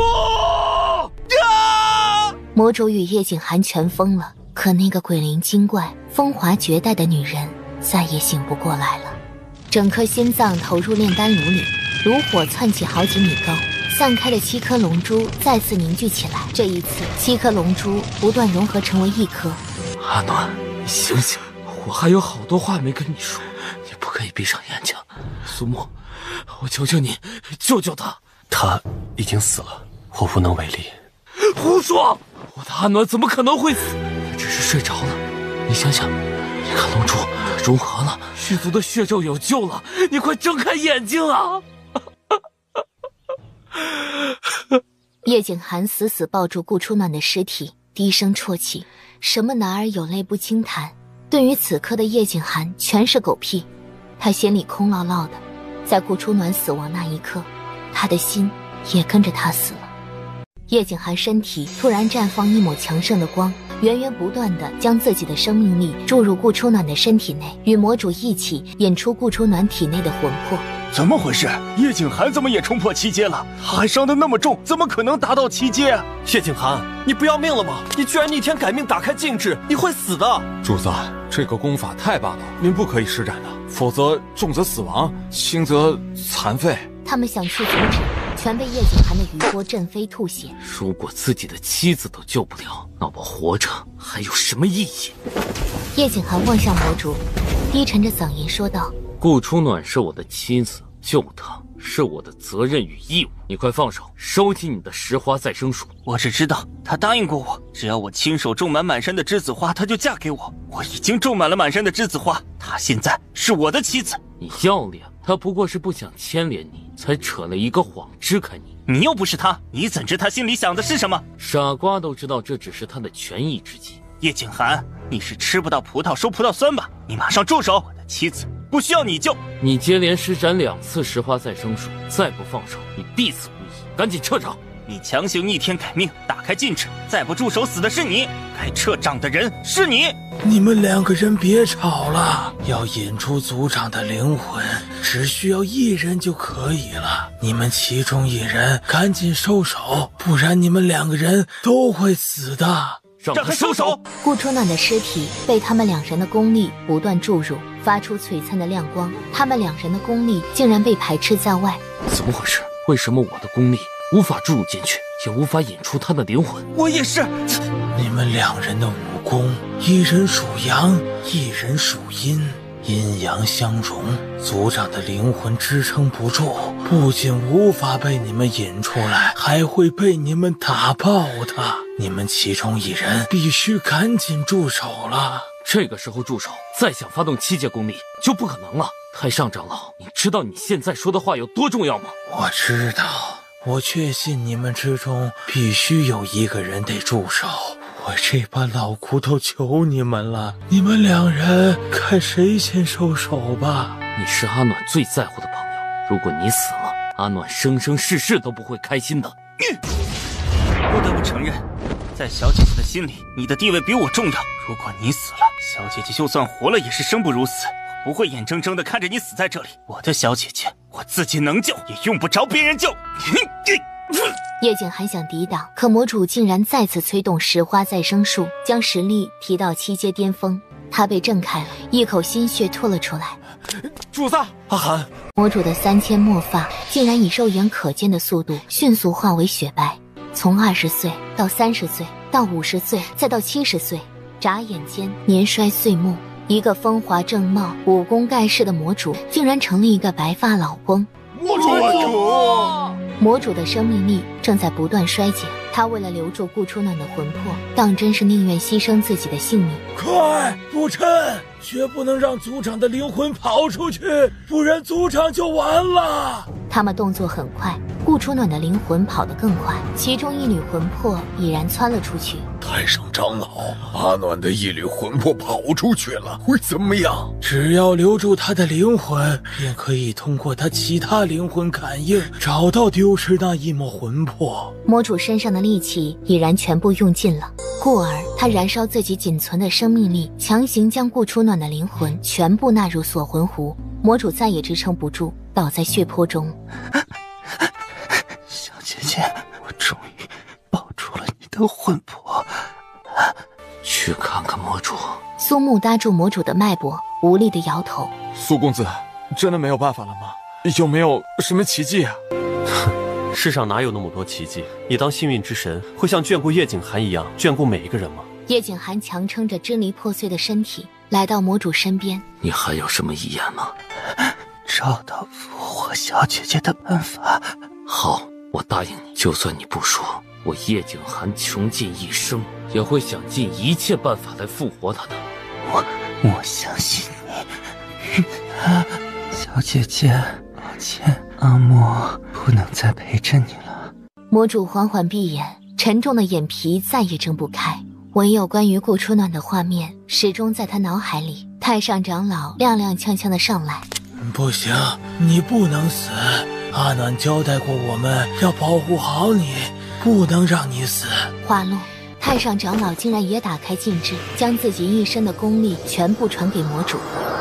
太上长老，您不可以把全部功力都给他，给了他，您怎么办？我不过是一把老骨头，死了就死了。可他还年轻，还有很长的路要走。太上长老，我不知道我耗尽一身功力能不能救得了他。能救得了固然是好，救不了我也无愧于阿暖了。这一夜对于狱卒来说注定是漫长的。太上长老为了保住魔主，亦是耗尽一身功力，当场横死。叶景寒重伤垂死，被苏木等人接走。临走前，他带走锁魂壶，从此世间再无叶景寒的消息。林家村位于10万大山里面，这里地处偏僻，属于百里家族的辖地。村民每月都得向百里家族提供紫霜草，以供其炼药。其中一座茅草屋里，顾初暖躺在床上。姑娘，你终于醒了。你知不知道你昏迷了半个多月了？我们请了好多大夫给你看病，差点以为你都活不了了。你是谁？你别怕，我是林家村的林思远。半个多月前你重伤，昏倒在了林家村的后山，我跟爷爷把你救了。姑娘，你年纪轻轻的，怎么会受那么重的伤？是不是得罪了什么人？林家村，林思远，我得罪了人？我得罪了谁啊？为什么我脑子一片空白？我的伤又是怎么来的？姑娘，你怎么了？是不是我说错什么话了？我是一个粗人，若是我说错了什么话，你可别见怪。我是谁？你不知道自己是谁？不知道。我们也不知道你是谁啊，只是看你可怜，才把你背回来医治。顾春暖使劲拍着脑袋，想将那些模糊的画面看清晰一些。啊，你别再拍自己脑袋了，想不起来就别想了，也许过段时间就回忆起来了。正在这时，门外一个古稀老人捧来了一碗汤药。药熬好了，思远，快给这位姑娘服上。爷爷，你看，她都醒了。呀，姑娘终于醒了，我就知道，只要有大夫看病，总能治好你的。哎，快来，趁热赶紧把这碗药喝了。大夫说，喝了之后就能好起来了。端过药，他只是轻轻一闻，便知道这碗药对于他的伤势根本没有任何作用。顾初暖不想寒了他们的好意，仰脖将药喝了下去。这药还有1天，今天晚上我再熬给你。若是身子还有哪儿不适，我们想办法再去镇上开几贴药。不用了，我自己会医治的。他的伤口被破布一层层的包扎着。现在是酷暑天气，包扎这么严实，不仅不能让伤口愈合，还会让伤口溃烂的。有清水吗？麻烦打1桶给我，我需要把溃烂的地方清洗干净。有，我这就去打水。林思远跑了出去，不一会儿就打了1桶水过来。姑娘，你是大夫吗？我也不知道，或许是吧。我们有没有什么可以帮你的？有灌种草吗？祖孙2人摇摇头，灌种草很贵，为了给他治病，他们已经花光了所有积蓄。没有就算了，一会儿我自己去山上采一些药敷一下就好了。这些都是皮外伤，没什么大碍的。至于胸口的伤，也要不了我的命。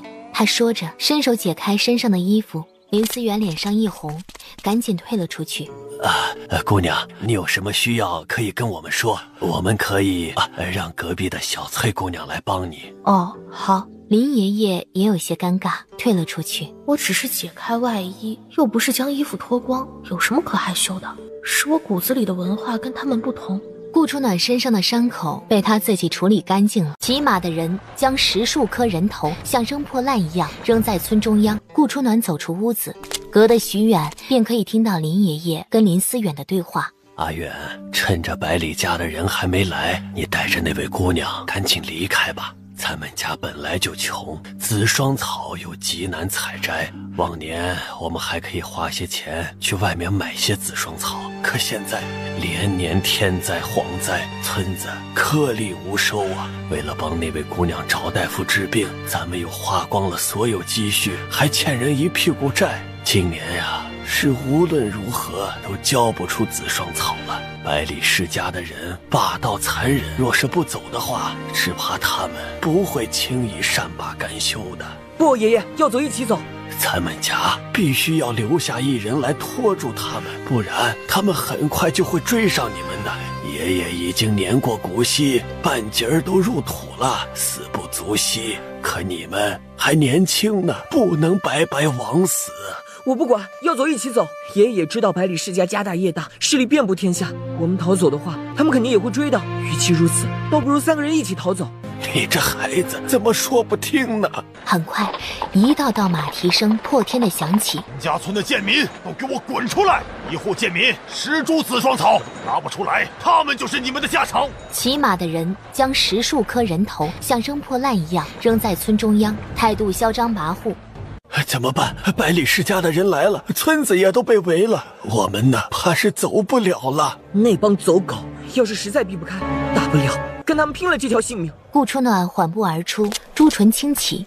他们是谁？来做什么？宾国共有4大家族，分别是温家、上官家、百里家还有宁家。我们林家村是属于百里家管辖的，他要求我们一户人家1个月必须交3株紫霜草。最近几年不知抽什么风，1个月竟然要我们交10株，3株我们都交不出来，何况10株？我们交不出来，就对我们拳打脚踢、殴打谩骂，好多村民都死在他们手里，还有好多户人家被逼着卖儿卖女，去镇上换紫霜草上供给他们。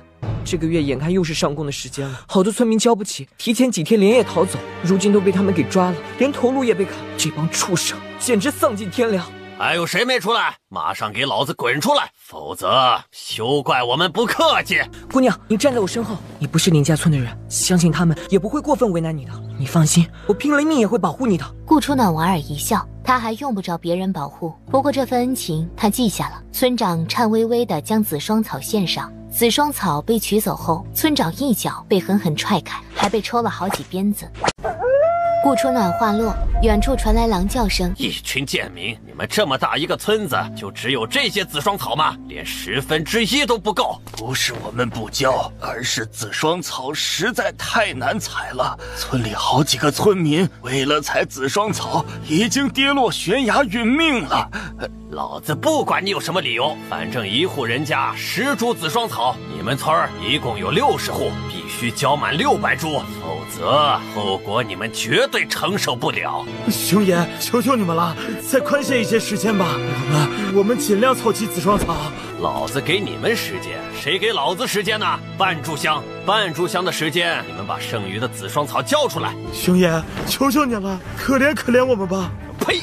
群贱民给脸不要脸，真当老子闲得慌吗？来人，把全村的村民都给老子抓起来！顾初暖正想出手，林思远拦住了他们。姑娘，他们武功高强，咱们不是他们的对手，先看看他们想做什么吧。咱们村这么多人，他们总不可能把咱们都给杀了，否则以后谁敢替他们采紫霜草炼药？是啊，先别冲动，这帮人坏得很。白领熊抓着林家村浩浩荡荡的数百个村民，并没有回白领世家，而是去了雪狼山。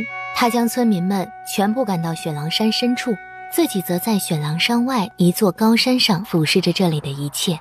公子，雪狼喜肉，尤其是新鲜的人肉。这次咱们放了几百人当诱饵，一定能把雪狼引出来的。等雪狼出来，凭着公子的本事，定可以将雪狼收服。过几日的御兽大会，公子绝对会夺冠，眼惊天下的。如果此事能成，本少爷一定重重赏你。谢谢公子，公子一定能收服雪狼的。叶景寒身边的清风降雪心里不由嗤笑与鄙夷，想到3年前王妃死后，主子虽然解开血咒，但却被自己的反噬之力重伤，导致双腿再次残废。3年来，主子也没好好给自己疗伤，而是带着锁魂壶踏遍千山万水，寻找能够复活王妃的法子。3年了，整整3年了，他们没见主子效果。这次他们打听到宾国的太医灵液可以温养灵魂之力，甚至有可能使灵魂重生。主子不顾一切，付出极大代价，从叶国越界来到宾国。雪狼山上，林家村的村民们惶恐不安。他们把我们带到这里来做什么？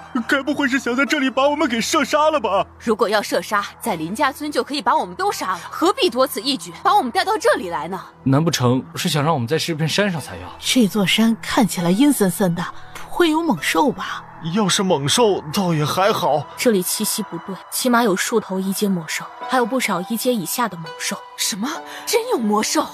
那怎么办？听我的，老人、小孩、女人站中间，壮年男人就地寻找木棍、叉子等，保护村民。顾初暖话落，远处传来狼叫声。顾初暖话落，远处传来狼叫声，一头又一头矫健的雪狼纷纷出来。愣着做什么？趁着狼王还没来，赶紧抄起武器，保护老人孩子。顾初暖条件性的摸向自己的中指，想从空金戒指里取出暗器，却摸了一个空。顾初暖又摸向自己的腰间，潜意识的他感觉自己的腰间应该有一把软剑。这个本能的举动让高山之上端坐的叶景寒心思一动，这个举动怎么跟阿暖那么像？他仔细打量顾初暖，这个女人年纪跟阿暖相差不多，眼神举止有几丝相似之处，可这张脸并不是他的妻子。叶景寒苦涩一笑，他究竟在想什么？阿暖的魂魄还在锁魂壶上，尸体也还在狱卒，他怎么可能会是阿暖？公子，雪狼王出来了。我看到了，这只雪狼王是1阶的吧？是，耿叔说了，不仅是1阶，还是1阶巅峰。快拿下雪狼王，我要他当我的受宠，我要在御兽大会上惊艳全天下。公子莫急，雪狼王跑不掉的。等雪狼王把这些村民都吃光，也许可能进阶2阶，到时候，嘿嘿嘿嘿。好，哈哈哈哈！百里熊，你这次办得很好，下次咱们还这么干。不过下次你可得多抓些贱民过来，区区几百人可不够我的受宠吃的。是。雪狼太多，他们呈包围方式将村民们团团围住。顾初暖心里非常明白，靠这些村民根本无法敌过数百头的雪狼，只有破开阵法，将雪狼引向那些人渣。姑娘，你快站到我后面来，我会保护你的。你保护好爷爷跟自己就好了。那你呢？我去破了那牢十字阵法。破法？这里哪有阵法？雪狼王一声狼叫响起，数百头的雪狼后腿微屈，恶狠狠地扑向村民。哭泣声、哀嚎声、无助声声声响起，就连青壮年也有不少直接吓尿了。顾春暖捡起石子，以刁钻的手法狠狠射向雪狼，打在雪狼的致命处。被石头射中的雪狼纷纷倒下，好半天才爬起来。公子，好像是穆家三小姐穆暖。本公子看到了，那个废物，他不是只有5脉1层吗？哪来这么大本事可以击倒这么多雪狼？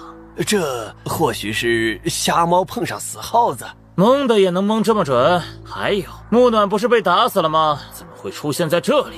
这个属下也不清楚，属下马上让人去查。他叫穆暖，可不是穆家一个废物罢了。怎么修炼，他的实力还是在5脉1层。平日里唯唯诺诺，大气都不敢喘一下，今日见鬼了，居然能发出这么强悍的实力。更见鬼的是，前些日子我跟几位姐姐明明将他活活打死，扔到荒山了，居然还能出现在这里。若非现在大白天，我还以为见鬼了呢。穆暖，穆家3小姐，家中排行第3，名字又有暖，她跟她倒是有许多相似之处。公子，穆暖不过是一个废物罢了。前些日子他没死成，是他运气好。今天他必将成为雪狼王的盘中肉。就是，你看他多傻呀！手里明明还有石子，却不打雪狼，偏偏把石子到处乱丢。依我看，他肯定是吓尿了，所以才到处乱丢石子的。嘿嘿。清风降雪忍不住嗤笑，傻的是他们吧？那位穆暖姑娘分明是看出阵法的破绽，才用石子攻击破解阵法。不好，他在用石子破阵。耿叔，你莫不是年纪大了，眼睛花了吧？凭他那么一个废物也能破阵？别闹了，阵法快撑不住了。公子，你们赶紧离开这里，否则这么多雪狼，这把咱们也不好对付。耿叔啊，这个阵法最起码需要2阶以上的实力才能破得了。这个废物要是能破得开啊，我马上把头砍下来给你当球踢。百里熊的话才落下，阵法突然爆炸，竟然真的被顾初暖给破了。啊，他真是穆暖那个废物吗？区5脉1层，哪来这么好的招式啊？公子，走，快走啊！顾初暖气喘吁吁，凭着本能，他一棍一棍将雪狼打飞，尽可能的保护村民。思远，你带村民往山外撤，快！好。高山之上的百里明不仅不愿退，还让人放箭射死撤退的村民。爷爷，你怎么样啊？爷爷！林爷爷冲在前面，不幸被乱箭射中，当场倒下死亡。谁敢离开雪狼山，休怪我手里的剑不长眼！雪狼王眼见雪狼杀不了那个瘦弱的女人，狼嚎一声，以迅雷不及掩耳的速度扑向顾初暖。顾初暖的嘴角却勾起一抹浅浅的笑容，身子咻的一下化为飞灰，身子借着树藤蓦地一甩，甩到雪狼王刚刚站立的山洞口，捡起雪狼弹，咻！雪狼弹射向百里明。耿叔以为他射来的又是石子，直接将弹打碎，弹碎，狼王怒。一声狼嚎，所有的雪狼调转目标，纷纷扑向百里明等人。怎么会这样？不是只有1头1阶雪狼吗？哪来这么多1阶魔兽的？走！雪狼发怒，个个凶狠，百里家不少护卫都被雪狼当场活活咬死。主子，咱们要帮忙吗？叶景寒不语。喂，你是我们百里家重金请来的客卿长老，眼下我们公司有危险，你还不赶紧救我们？我家主子，岂是你能乱喊乱叫的？你们的责任本来就是保护公子的，若是公子有什么……不等百里熊说完，降雪已然将他丢进雪狼堆里。穆暖，你一个平民家的废物，居然也敢害我！你长了雄心豹子胆了吗？你认识我？废话，穆家3小姐，边国出了名的废物，谁人不认识？你今天敢如此害我，等我回去后，定要你狗命！就算你是天王老子，在我眼里你也不过是个渣渣罢了，一命抵数10条性命，你还赚了。百里明虽然是1阶，也寡不敌众，被狼群围在中间，撕咬得鲜血淋连。远处几道强劲的掌力凌空狠狠印下，居然来了3个4阶。情况紧急，先撤退吧。顾初暖来到村民面前，让村民分开走，永远别回林家村。姑娘，我能跟你一起走吗？爷爷没了，我也没有什么地方可去了，我也没有什么地方可去。走吧。好。叶景寒望着那抹纤瘦的背影，眼里露出一抹兴趣。这个女人有意思。顾初暖跟林思远草草将林爷爷安葬，林思远不断抹着泪水，低低哭泣。这个世界本来就是弱肉强食，你想不被欺负，又想保护在乎的人，只有不断变强。我想变强，你可以教我武功吗？我现在实力太弱，跟我学武没什么意义。况且我还得弄清自己的身世，人活在世上，绝不能活得不明不白。姑娘说笑了，你武功那么高，不仅能破掉他们设下的阵法，还能以一敌那么多雪狼。我们村子最厉害的猎手都比不上你的1/10。那是因为你没有见过真正的高手。那你见过吗？顾初暖摇了摇头。我欠你们一个人情，你爷爷的仇我会替你报的。至于你，各自珍重吧。说罢，顾初暖迈步离开。姑娘，林思远想追，奈何他速度太快，无论他怎么追都追不上。我要变强，强到可以任何人都无法随意欺负自己，强到可以保护那位姑娘。夜幕降临，顾初暖如同猎豹一般穿梭在宾国帝都的屋檐之上。他对帝都的地形一点印象都没有，几乎是隔一段距离混一个人，才来到幕府。他跃到了幕府的屋檐顶上。说，木暖究竟在哪儿？百里老爷子息怒，非是我们不交出木暖，实在是这半个月来，我们派了不少人出去寻找，也没有找到木暖那个小丫头。如果她回来，就算你们没有来要，我们也会亲自把她送到百里世家的。是啊，木暖那丫头胆大包天，居然敢做出这等大逆不道的事儿，我们幕府绝不会包庇她的。请您再宽限我们一些时，我们一定会尽快找到木暖的。今天晚上如果你们不交出木暖，那么别怪我心狠手辣，灭了整个幕府。穆家就算再怎么落魄，好歹也有些根基。百里长老此话未免太重了吧？哼，根基仗着皇族那点破关系嘛，距离你们先祖救皇族大人物已经过了数百年，你觉得你们穆家现在还有多少价值？爷爷，你跟这帮狗杂碎废话那么多干什么？直接把他们都给杀了就得了。我就不相信他们全死了，木暖还能当缩头乌龟不出来。木暖跟上官家族的上官明朗有婚约在身，如果我们穆家真的满门出事，你们百里世家真的能独善其身吗？老头，天下间谁人不知那桩婚事就是一个耻辱，上官家压根儿就不想应这门婚事，要不然木暖能到18岁还嫁不出去？我跟上官明朗婚约？哼，我的婚事什么时候由得别人做主了？无论上官家认不认这门亲事，婚事早在10几年前也已经定下来了。名义上，木暖就是上官明朗的未婚妻。我们百里世家难道还怕上官世家不成？养不教，父之过。阿暖做的事，我替他偿还。你们别为难穆家。安暖，好熟悉的名字。这个男人是我的亲生父亲。男人，把他给我活活抽死，再把他四肢砍下来喂狗，眼珠子挖出来当球体。百里公子，凡事适可而止。呸！一个破落世家，敢惹本公子不高兴，别说人，就连畜生我都不会给你们留下一只。百里公子，半个多月前，你跟你几个姐姐把阿暖折磨得奄奄一息，还把他扔到荒山自生自灭，我们也没有找您。如今他这么做，不过是自保罢了。一个废物罢了，我想打就打，想杀就杀，可他居然敢设计让那些雪狼咬断我的胳膊，你知道我这条胳膊多重要吗？百里明气不打一处来，他亲自抽出刀子，对着木心的胳膊狠狠砍了下去。出乎意料的是，那一刀子并没有砍断木心的胳膊，而是被震偏了。谁敢阻拦本公子杀人？顾初暖足尖一点，轻飘飘地落了下来。木暖，居然是你终于敢出来了！爷爷，就是这个废物，他设计害我断了胳膊，一定要替我报仇。阿暖，你怎么回来了？走，赶紧离开这儿。走？哪儿走？谁说我要走了？我木暖既然敢出来，就不怕你们。你很狂啊！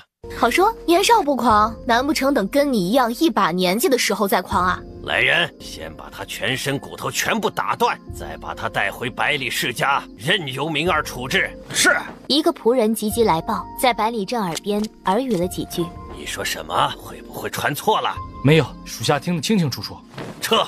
爷爷，我们好不容易逮到了木暖，怎么就这么放过他？他可是把我的胳膊都给弄断了。撤！百里阵知道百里明不会甘心撤退的，索性点了他的穴道，带着浩浩荡荡的一行人离开幕府。他也不想撤，但是家主传来死命令，让他务必马上撤出去。据说是那位戴着鬼脸面具的客卿长老叶景寒要求的。爷爷，家主有令，不得不从。木暖不过只是五脉1层，想除掉他，什么时候都可以，犯不着违抗家主的命令。家主高高在上，怎么会管这档子闲事？又怎么会替他出头？我也不知，找个时机，暗地里将他除了便是。好吧，我听爷爷的，除了木暖，穆家人畜我都不放过。放心，爷爷会帮你的。百里世家的人离开了，只留下幕府一众人等面面相觑。木暖，你得罪谁不好，偏偏得罪百里明少爷，他爷爷是出了名的护短，难道你不知道吗？就是，百里可是4大家族之一，他们家家大业大，势力大，哪是我们可以得罪得起的？你自己得罪他们的，你必须自己处理好，可别拉着幕府满族给你陪葬。三弟二弟，阿暖好不容易回来，他这次肯定受惊不轻，你们就别责怪他了。大哥，你以为我们想吗？幕府得罪了百里世家，我们日子本来就不好过了，以后肯定更难过的。而且也不知道百里家的人会不会暗下杀手，把我们穆家的人都杀了。你女儿犯的错，凭什么要我们替她承担一切啊？怕被我牵连，你们现在就可以离开幕府，没人拦着你们。你这臭丫头，出去半个月长本事了是不是？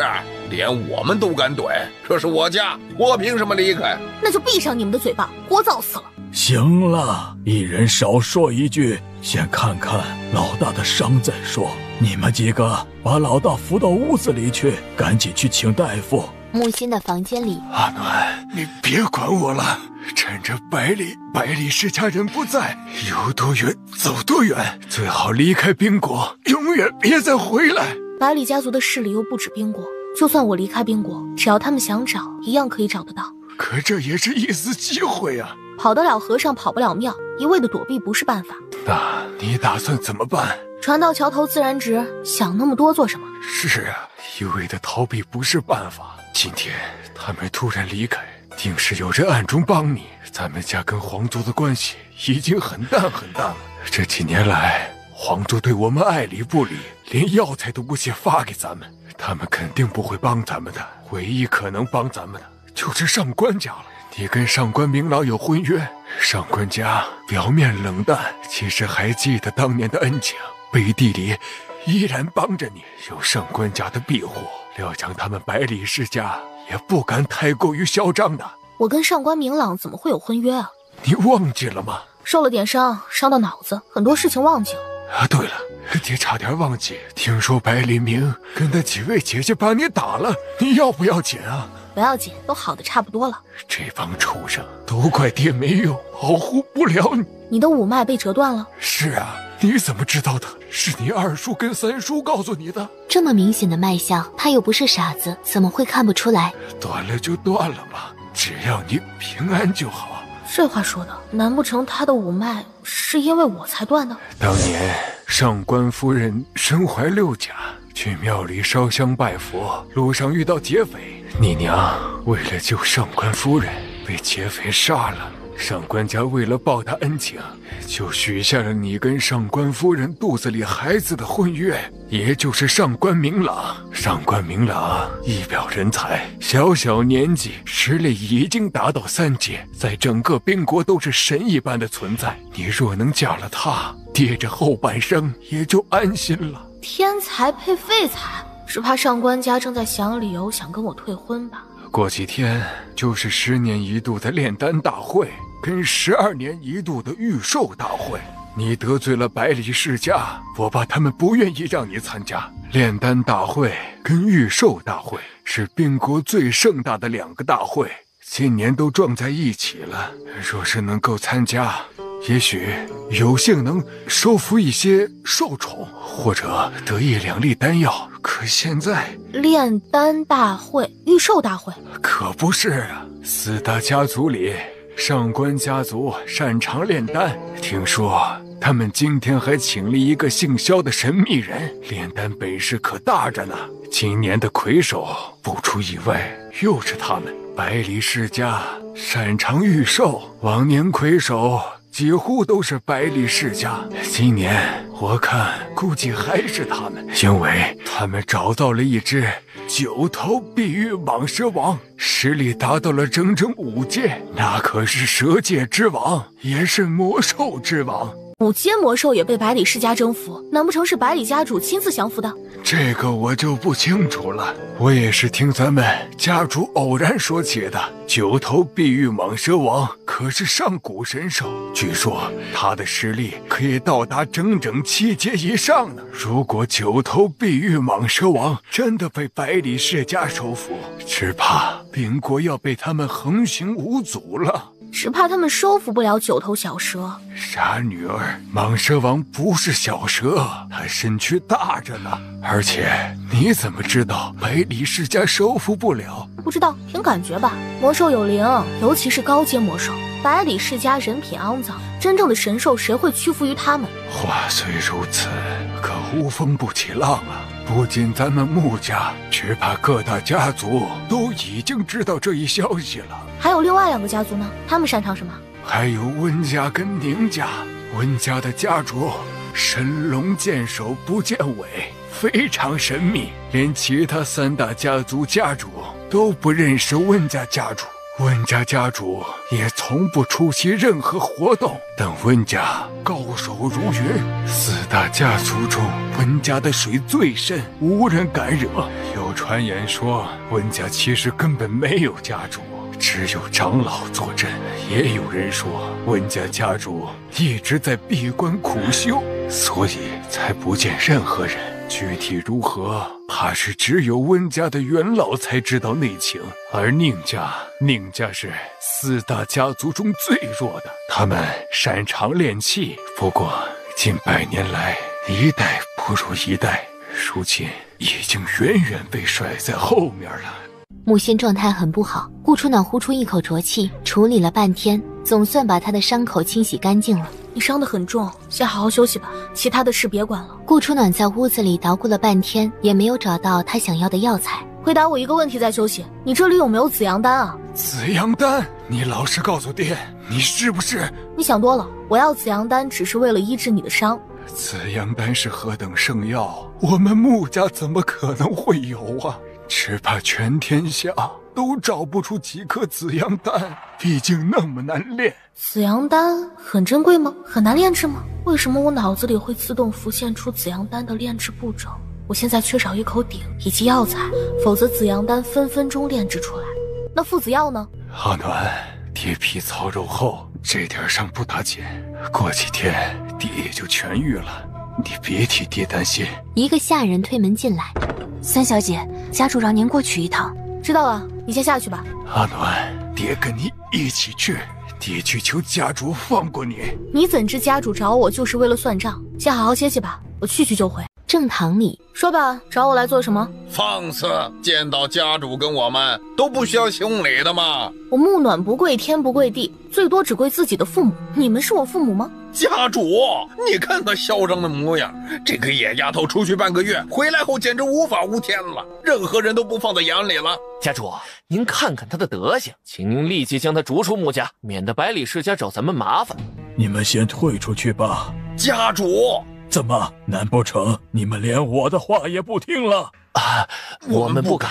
2当家与3当家恨恨地离开。你惹了这么大的祸，自己怎么看呢？惹就惹了呗，我怎么看重要吗？穆家主被噎住，这个丫头对2当家跟3当家嚣张也就罢了，居然连他都不放在眼里。老头儿，你是家主，手里肯定有钱对吧？先借个10万两呗。10万两，整个穆家加起来，怕是连1000两都拿不出来，哪儿来的10万两啊？放肆！论辈分，我是你爷爷；论地位，我是穆家的家主。老头岂是你能叫的？我不叫你老头，难道叫你孙子？叫我家主。行，家主就家主呗。那10万两银子你借不借？若是借的话，10天之内我保证10倍还给你。不错。是不借啊，还是拿不出来啊？木暖呐，我现在很严肃地跟你谈正事儿。我也很严肃地跟你谈正事儿呢。穆家主冷着一张脸，他的五脉是怎么断的？他？哪个他啊？你是说你爹吧？怎么，你忘记了吗？你小时候被百里世家的人欺负，你爹看不过，跟他们起了争执，后来啊，才被百里世家的人打断五脉，从此功力倒退呀。你爹是个练武奇才，如果他的五脉没有被毁，现在啊，最少也已经达到2阶了。有什么办法能够修复五脉？五脉被打断，可不是轻易能够恢复得了的，除非太医灵液进骨，方有可能恢复。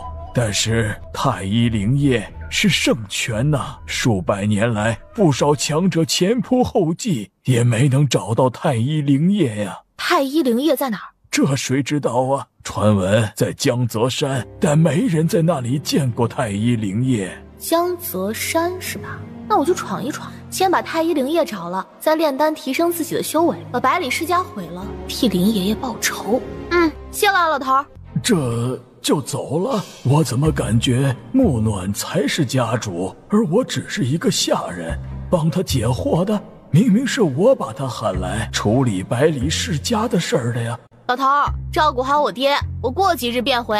什么老头啊，没大没小的。还有啊，我凭什么照顾他爹呀？我可是家主。来人，来人，把木暖那个丫头啊给我带过来。回家主的话，三小姐已经离开了，她速度很快，只怕很难追上了。混蛋，他该不会去江泽山了吧？家主，江泽山那么危险的地方，以三小姐的性子，她怎么敢去呀？那里可是连5阶强者都不敢轻易进去的恐怖地方呀！我看呐，他胆子大着呢。顾初暖并没有马上去江泽山，而是迂回去深山采了药材，换了银两，购买匕首与暗器。顾初暖亲自画了图案，让铁匠依图去打。姑娘，您一看就是义和书院的学生嘛。怎么说？您打造的这暗器委实精妙，我打了大半辈子的武器，从没见过这么精妙的暗器。普天之下，除了义和书院教出来的学生，谁能有这本事？义和书院很厉害吗？义和书院还不厉害呀？那可是咱们宾国最好的书院了。再过几天就是书院开学的日子，我让我儿子也去报名了，不知道能不能选上。顾初暖随意抬头扫向人群，他第一眼便被一个少年公子吸引了。那个少年公子手持玄骨扇，长得气宇轩昂，风流倜傥。看到他的容貌，顾初暖脑子一痛，好像有什么记忆一闪而过。他3步并作2步，拦住少年的去路。顾子，我掐指一算，你今天行大运，宜交友。你是？我掐指又一分，我是你命中的贵人。若是你与我交友，必定前途锦绣，万事如意。姑娘想要什么，直接说吧。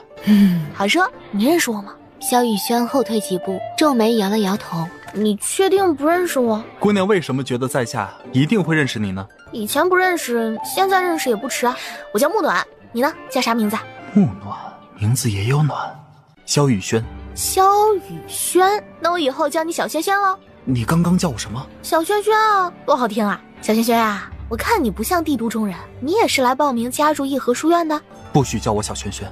一个大男人这么小气做什么？莫不是你以前的情人也这么喊你的？萧雨轩杀气一闪而过，空气的温度也跟着降了下来。看你人模人样的，这脾气也忒臭了吧？不过谁让咱们成了朋友呢？放心，以后姐罩着你。萧雨轩无语，脚步一动，继续前行，不愿搭理那个女疯子。他费尽千辛万苦才来到这片大陆，无论如何，他都必须拿到太医灵液。3年了， 3年来，他一直无法复活，跑丢的那一缕魂魄怎么也找不回来，剩下的灵魂因为长期放在锁魂壶里，如今灵魂之力也不断减弱，必须有太医灵液的温养才可以恢复，甚至重生。萧雨轩不经意间看到铁匠铺打的暗器，这暗器怎么那么像他的独门暗器？萧雨轩上前道：老板，你怎么会打这暗器的？是这位姑娘让打的。他的实力不过5脉1层，低到无法再低了，竟然能懂得这么厉害的暗器，且这暗器跟他的暗器有着异曲同工之处，是巧合还是……不可能。当初狱卒倾尽全族之力寻找顾初暖走丢的那一缕魂魄，甚至动用了禁术，找了3年，结果是那缕魂魄彻底消失了，没有人温养灵魂，又只是一缕，随着时间自然而然消失在天地间。他不可能是那一缕魂魄，就算是仅只是一小缕魂魄，怎么可能重生？重生了，他又怎么会不认识我？你想要啊？那我送你一套。临行前，他冲着萧雨轩眨了眨笑眼。小轩轩，记得我叫木暖。又是小轩轩，这个女人行为举止怎么跟那个女人一模一样？萧雨轩追上了他。你去哪儿？江泽山。你去江泽山做什么？看看美景，听说那里的美景独一无二。你呢？我也去江泽山。去江泽山做什么呀？钓鱼，听说那里的鱼甚是美味。彼此都在猜疑对方的身份，不过他们2人还是默契的结伴同行。江泽山位于10万大山之内。给，必读的。必读丹，哇，这个丹药可不便宜呢。小轩轩，看不出来你还挺有钱的嘛。一个朋友送的。萧雨轩不愿多说，自己服了1颗，径自往江泽山里走去。顾初暖也服下1颗，紧随左右。除了我们2人，最少应该有3批人进来。你观察的倒是挺仔细。带着小轩轩，我又怎能不仔细呢？还得把你安全带出去，不是？一路所过，地上七零八落的倒了不少尸体。4大家族来了3家，百家、温家、上官家都有人来了。我们已经进入江泽山深处，你自己小心些。顾初暖在死去的尸体上一阵来回搜身，搜了半天，什么都没有搜到。哎，什么3大世家，3大乞丐还差不多。合着你进江泽山是为了捡漏来的？谁让我没有可以傍身的家当呢？当然只能冒险搏一搏喽。顾初暖一边往前走，一边拿起身上早已准备好的麻袋，一路上看到珍贵药材，通通采下。你懂炼丹？炼丹这么高大上的东西，我哪懂啊？不过是懂些医术罢了。地面震了几震，随即一道七彩霞光冲天而起，有天才地宝降生了。区5脉1层也敢去争宝？他难道不知道一般天才地宝的地方都有魔兽守护吗？他难道不知道刚刚那声巨大的地震是高手与魔兽之间在大战吗？不知死活的女人！一头2阶狮王与百里世家的人战得如火如荼。顾初暖不知道从哪儿引来数百头1阶狮子，将战火无限扩大化。怎么回事？那数百头1阶狮子不是被我们困住了吗？属下也不清楚啊！快放出信号弹，快求救！是。顾初暖嘴角一勾，趁机爬上树，将刚刚成熟的7宝琉璃果纳入怀中，继而溜之大吉，一边跑着一边将7宝琉璃果咔嚓咔嚓的吃着。7宝琉璃果放入口中就吃，他不要命了吗？不知道7宝琉璃果需要炼化的吗？萧雨轩身子一闪，快如闪电，他拦住顾初暖，快把7宝琉璃果吐出来！被我吃完了，全吞进去了。这么快的速度就吃完了，连壶都吃进去了，你这是……顾初暖找了一个隐蔽的地方盘膝坐下。我体内有一股磅礴的力量一直在冲撞，你帮我挡一阵。那叫挡一阵吗？7宝琉璃果被他抢了，那些魔兽狮子又不是废物，怎么可能不追？百里世家的人又怎么可能不追？他是太信任我，还是把我当成下人一样差使了？萧雨轩大手一挥，布下隐形光罩，屏蔽他跟顾初暖的气息。7宝琉璃果12品圣药，他一个5脉1层的人吃了不撑爆才怪。光照下，顾初暖眉头紧皱，一股狂暴的气息在他身体横冲直撞，疼得他直皱眉头。他眉牙紧咬，愣是没有发出一丝声音。我废去你的5脉，再把7宝琉璃果引出来，可救你一命，你可愿意？我当然不愿意，老娘好不容易才吞下7宝琉璃果，就是为了提升实力。你敢引出，我跟你拼命！给我安静一点，吵死了！好好的太医灵液不去找，跟这个不知死活的女人耗什么？7宝琉璃果不引出来，她必死无疑。让他没有想到的是，顾初暖居然懂得吐纳之道。区区五脉居然能把七宝琉璃果在体内炼化，进而为他自己所有。这不是只有4阶以上的强者才能办到的吗？他一个五脉如何能够办到？霞光飞现，顾初暖从五脉1层长到2层，再长到3层。一炷香后，顾初暖才缓缓收回气息。疼死我了！折腾这么久，怎么才长到3层？萧雨轩无语，一炷香的时间能长到3层，他还不满足。顾初暖站起来，拍了拍身上褶皱的衣裳。其他人不知道，百里阵是4阶，他肯定挂不了。4阶，那他身上一定有宝贝，对不对？你想干什么？去顺点宝物如何呀？你现在只是五脉3层，他可是4阶，你俩的实力差了10万8千里。身高不是问题，实力不是距离。谁说五脉3层就对付不了4阶？疯子。小萱萱，咱俩合作呗。顺道的宝物，咱们2-1天作。没兴趣。那行吧，既然你不愿意，那我自己去搞。他说着，当真绕了回去。气死了！我怎么会碰到这么一个疯女人？撂下她，我做不到；帮她，又浪费我的时间。萧雨轩咬牙掉头，跟上顾初暖。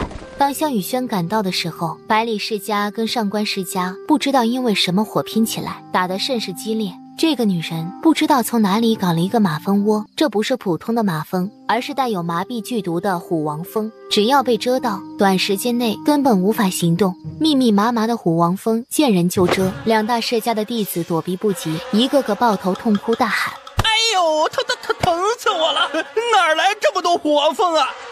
上官清，没想到你居然使出这么恶毒的手段。百里真，你的狗眼被屎给蛰了吗？要是我使的，我们能被蛰成这样？这里除了我们还有谁？温家，除了他们两大世家外，还有温家，难不成是温家干的？用火，先把虎王蜂灭了。两大世家擅长火掌术的人纷纷凝力为火，喷向虎王蜂。虎王蜂很快被灭。然而经此一战后，他们或多或少都被蛰到，不少人全身麻痹。没被蛰到的，拿出清神丹，赶紧给弟子们服下。是。没等他们给大家喂下，那些弟子亦是纷纷倒下。怎么回事？你们不是没有被蛰到吗？是迷毒香，这也是一种麻痹性的毒烟，只要吸入，全身至少麻痹3天以上。什么迷毒香？迷毒香甚是珍贵，药方以及流程一般人都不知道，谁能配出迷毒香？难道又是温家？来之前已经说好了，谁先发现宝物，就由谁先取宝物，其他人不得越墙。寒冰天域是我们最先找到的，那是我们百里世家的。呸！你说这话也不嫌害臊。寒冰天域明明是我们上官家先发现，只不过寒冰天域甚是难取，我跟几个弟子不得不想办法找到工具取寒冰天域，才离开一眨眼功夫，你就说是你们先找到的，这算什么理？上官老头，按你这么说，我也可以说是我们百里世家先找到的，只是我们百里世家也去找工具取宝。一个蒙着面纱的女子突然间窜了出来，对着他们的身子一阵搜索。清神丹、本草丹、青岩丹，上官家不是4大家族之一吗？怎么丹药都这么烂？你是谁？既然知道我们是上官家族的，还敢抢我们的丹药，你就不怕得罪上官家族吗？上官家族很厉害吗？你到底是谁派来的？你做什么？住手！赶紧给我住手！玄元丹，这个丹药还勉强凑合，可惜只有2颗。顾初暖当着无数人的面，将他的裤子狠狠扒了下来。你身上的东西不值钱，这条裤子还是挺值钱的。你这条小内内更值钱啊，就是可惜了，太花了，像花插裤。哎，老头，你已经粘过花甲了吧？审美倒是挺前卫的。上官清脸色憋得青红胀紫，他保证他活了大半辈子，这是第一次有人敢当着他的面肆无忌惮地把手伸到他身上，光明正大抢夺保护的，还把他裤子给扒了，还有这么多人看着呢，他这张老脸全没了。太怒了，如果可以动，他绝对将眼前这个女人大卸8块。哎呦，这2条都是刀枪不入、冬暖夏凉的布料，皮质还是上等魔兽甲皮制作而成的。我敢保证，你绝对会死得很惨的。哎，放心吧，我比你小那么多岁，怎么也不会死在你前面的呀。等你死后，我会多给你烧些纸钱的。百里阵再也忍不住，哈哈大笑起来。他一步步走向百里阵。你知道我是谁吗？知道啊，百里家一个走狗。放肆！我可是百里世家堂堂4阶长老，你一个5脉3层的人，居然敢如此！行了，我这不是来照顾你了吗？急什么？上官家有的待遇，你们百里世家也不会差到哪儿去的。顾春暖冷冷打断他的话，开始在他们身上不断搜刮宝贝，除了丹药、银两、上等武器，还有不少他们从江泽山得到的天材地宝，以及一个个小瓶子。顾春暖把小瓶子打开，一只只魔兽咻咻咻地跑了出来。别打开！你知不知道我们为了抓那些魔兽，费了多少时间、多少精力，付出了多少鲜血？你不说我咋知道？我又不是你肚子里的蛔虫。你好，很好。从今天开始，你就是我们百里世家的头号敌人。顾春暖只要找到小瓶子，纷纷打开，将里面的魔兽全给放了。住手！我让你住手！听到没有？全放了，一直都不剩，怎么办啊？你这个疯女人，你到底是谁？也许还有一些呢，毕竟我还没有搜你的身。说着，开始搜百里镇的身子。蓝烟草，这个药材不错，我帮你收了啊。哦呦，圣天果，这个更不错，浪费可耻，我也帮你收了。这里果然还有一个小瓶子呢，就是不知道里面是不是魔兽了。这个瓶子你不能动，听到没有？你要是敢动，上天入地，我都会追杀你到底的。哎呦，这么严肃啊！看来瓶子里的东西应该是好东西吧？他不让他打开，他偏要打开，里面居然是一只3阶变异小老虎。这只小老虎长得虎头虎脑，圆笨可爱。一扭一扭的来到顾春暖的身边。咦，我没奶喂你，你赶紧找你妈妈去，别缠着我。傻子，这个女人绝对是个傻子。3阶魔兽啊，这是多少御兽师梦寐以求的，也是多少人羡慕的，她居然还嫌弃。你们家当太薄了，再见喽，各位爷。后面跟着一只走路歪歪扭扭的小老虎。别让我抓到你，要不然我绝对把你大卸8块。江泽山深处，顾春暖将打劫来的东西分为2处，一处继续装在大麻袋里，能提升实力的，则被他一股脑吃了下去。你不要命了吗？那么多丹药一起吃下，你想爆体而亡？就那么几颗丹药，等级也不多，放心，死不了。你再帮我护法一下。是几颗吗？起码几10颗了吧？还有不少上等药材。顾春暖周身一会儿通体火红，一会儿通体泛白，终于一阵紫色霞光冲体而出。顾春暖从5脉3层暴涨到4层，又暴涨到5层，费了那么大的功夫，只涨到5层吗？也太弱鸡了吧！哼，短短半天，从1层涨到5层，你还不满足？1阶都没有达到，有什么可满足的？丫头，我奉劝你一句，欲速则不达。你进阶越快，有时候对你越不利。小老虎怎么还在这儿？你这是赖上我了吗？既然他想认你当主人，不如你直接收下他得了。出生就是3阶的魔兽，可不是随便都能找到的。我出门带着一只老虎，像话吗？他有意跟着你，你直接跟他缔结契约不就可以了？3阶太弱了，我不要。说话间，整个江泽山剧烈晃动，好强的气息，周围有强者在打架。是他们。叶景寒跟温少仪，你认识他们呀？跟他们有仇？这不是你该问的。这里来了一些棘手的人物，已经不是你能浑水摸鱼的。今天你得到的宝贝也够多了，赶紧离开吧。你说的没错，我是得赶紧离开了。鹬蚌相争，渔翁得利，富贵险中求。也许我能捞点什么。疯丫头，赶紧站住！你不能再过去了，会被余波震死的。就在香雨轩即将追到顾春暖的时候，前方的大战戛然而止。这片空间有禁制，会压制习武之人的全部武功，你速度回去。所有人的武功都会被压制吗？是。那前方大战的2大高手武功也压制了，所以才没打了。放心，这些魔兽都受惊了，只顾着跑不会伤人。你速速离开江泽山。他们的实力到达了6阶，且每个人都是一方霸主，那油水就更高了。小老虎，走，咱们捞油水去。你是听不懂人话吗？明知道前方有危险，你还硬要跑去。我出生落魄世家，家族没什么底蕴，只能靠自己去搏。想要天才地宝，总得冒点险。而且我爹生了很重的病，想治好他，必须要有这里的一味药材。我还没找到药材，无论如何都不可能离开的。你爹得什么病，又或者需要什么药材，我可以帮你找，但你得先离开了。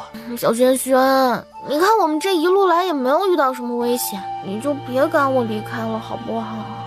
让你离开是为了你好。我知道，我保证我不再惹祸了，好不好？再说了，不是有你保护我吗？我能有什么危险啊？这里魔兽横行，我们没遇到，只能说我们运气好。是啊，我都算过了。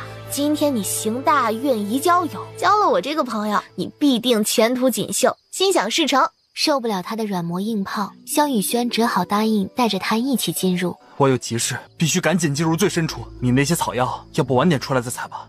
不行，这些药材都很珍贵，我若不采的话，3大世家的人肯定会采去的。刚刚是谁保证不再惹祸的？我呀，我是没惹祸呀，我只是采些无主的药材罢了。可我有急事，必须马上进入江泽山深处。哦，那你进去呗。疯丫头，你当真不知道我在说些什么？哎呀，行了行了，我跟你一起进入，可以了吧？小老虎，你留在外面继续采药，一会儿我出来找你啊。顾初暖与萧雨轩继续前行，万兽奔腾而来，且都是魔兽，每一只都似乎受了惊吓一般，跑得飞快。是兽潮，你抓紧我的手，别被冲散了。纵然顾初暖与萧雨轩紧握着双手，依然被冲入兽潮之中。小轩轩，小轩轩，小轩轩，你在哪儿啊？放心，这些魔兽都受惊了，只顾着跑，不会伤人。你速速离开江泽山。顾初暖苦寻萧雨轩不到，却意外遇到了一个戴着鬼脸面具、双腿残废的少年，躺在地上无法动弹，全身上下不少地方还在渗着鲜血。在他旁边还有2个同样受伤无法动弹的少年。顾初暖认出来了，这个男人跟百里世家是一伙的，却见顾初暖伸手不客气地在他身上搜了起来。你做什么？还能做什么呀？当然是打劫。放肆！你知不知道我是谁？嘿嘿，知道，我的财神爷。很快他搜到一块令牌，金黄色的，你是皇族中人？虽然不知道这块令牌是干什么用的，不过冲着纯金的材质，应该可以卖不少钱啊。另一只手又摸出好几个令牌，这是什么材质的？4铁非铁，4金非金，4檀非檀。叶景寒将头别过一边，不愿意去回答他的问题。他的伤3年了，刚刚跟温少仪大战，勾动内伤，本来境况就难了，为了夺取太医灵液，又与太医灵液身边的守护魔兽大战。虽然他把守护魔兽都给灭了，自己却中了醉阴香，连清风降雪也中了醉阴香。不说呀，不说拉倒。瞧你这一副气派的模样，身上的东西应该不会差到哪儿去吧？这几块令牌，我先帮你保管喽。什么保管？分明是抢劫，好不好？他抢走的东西能吐出来还给主子？这个女人究竟是谁？居然敢在太岁头上动土，不要命了吗？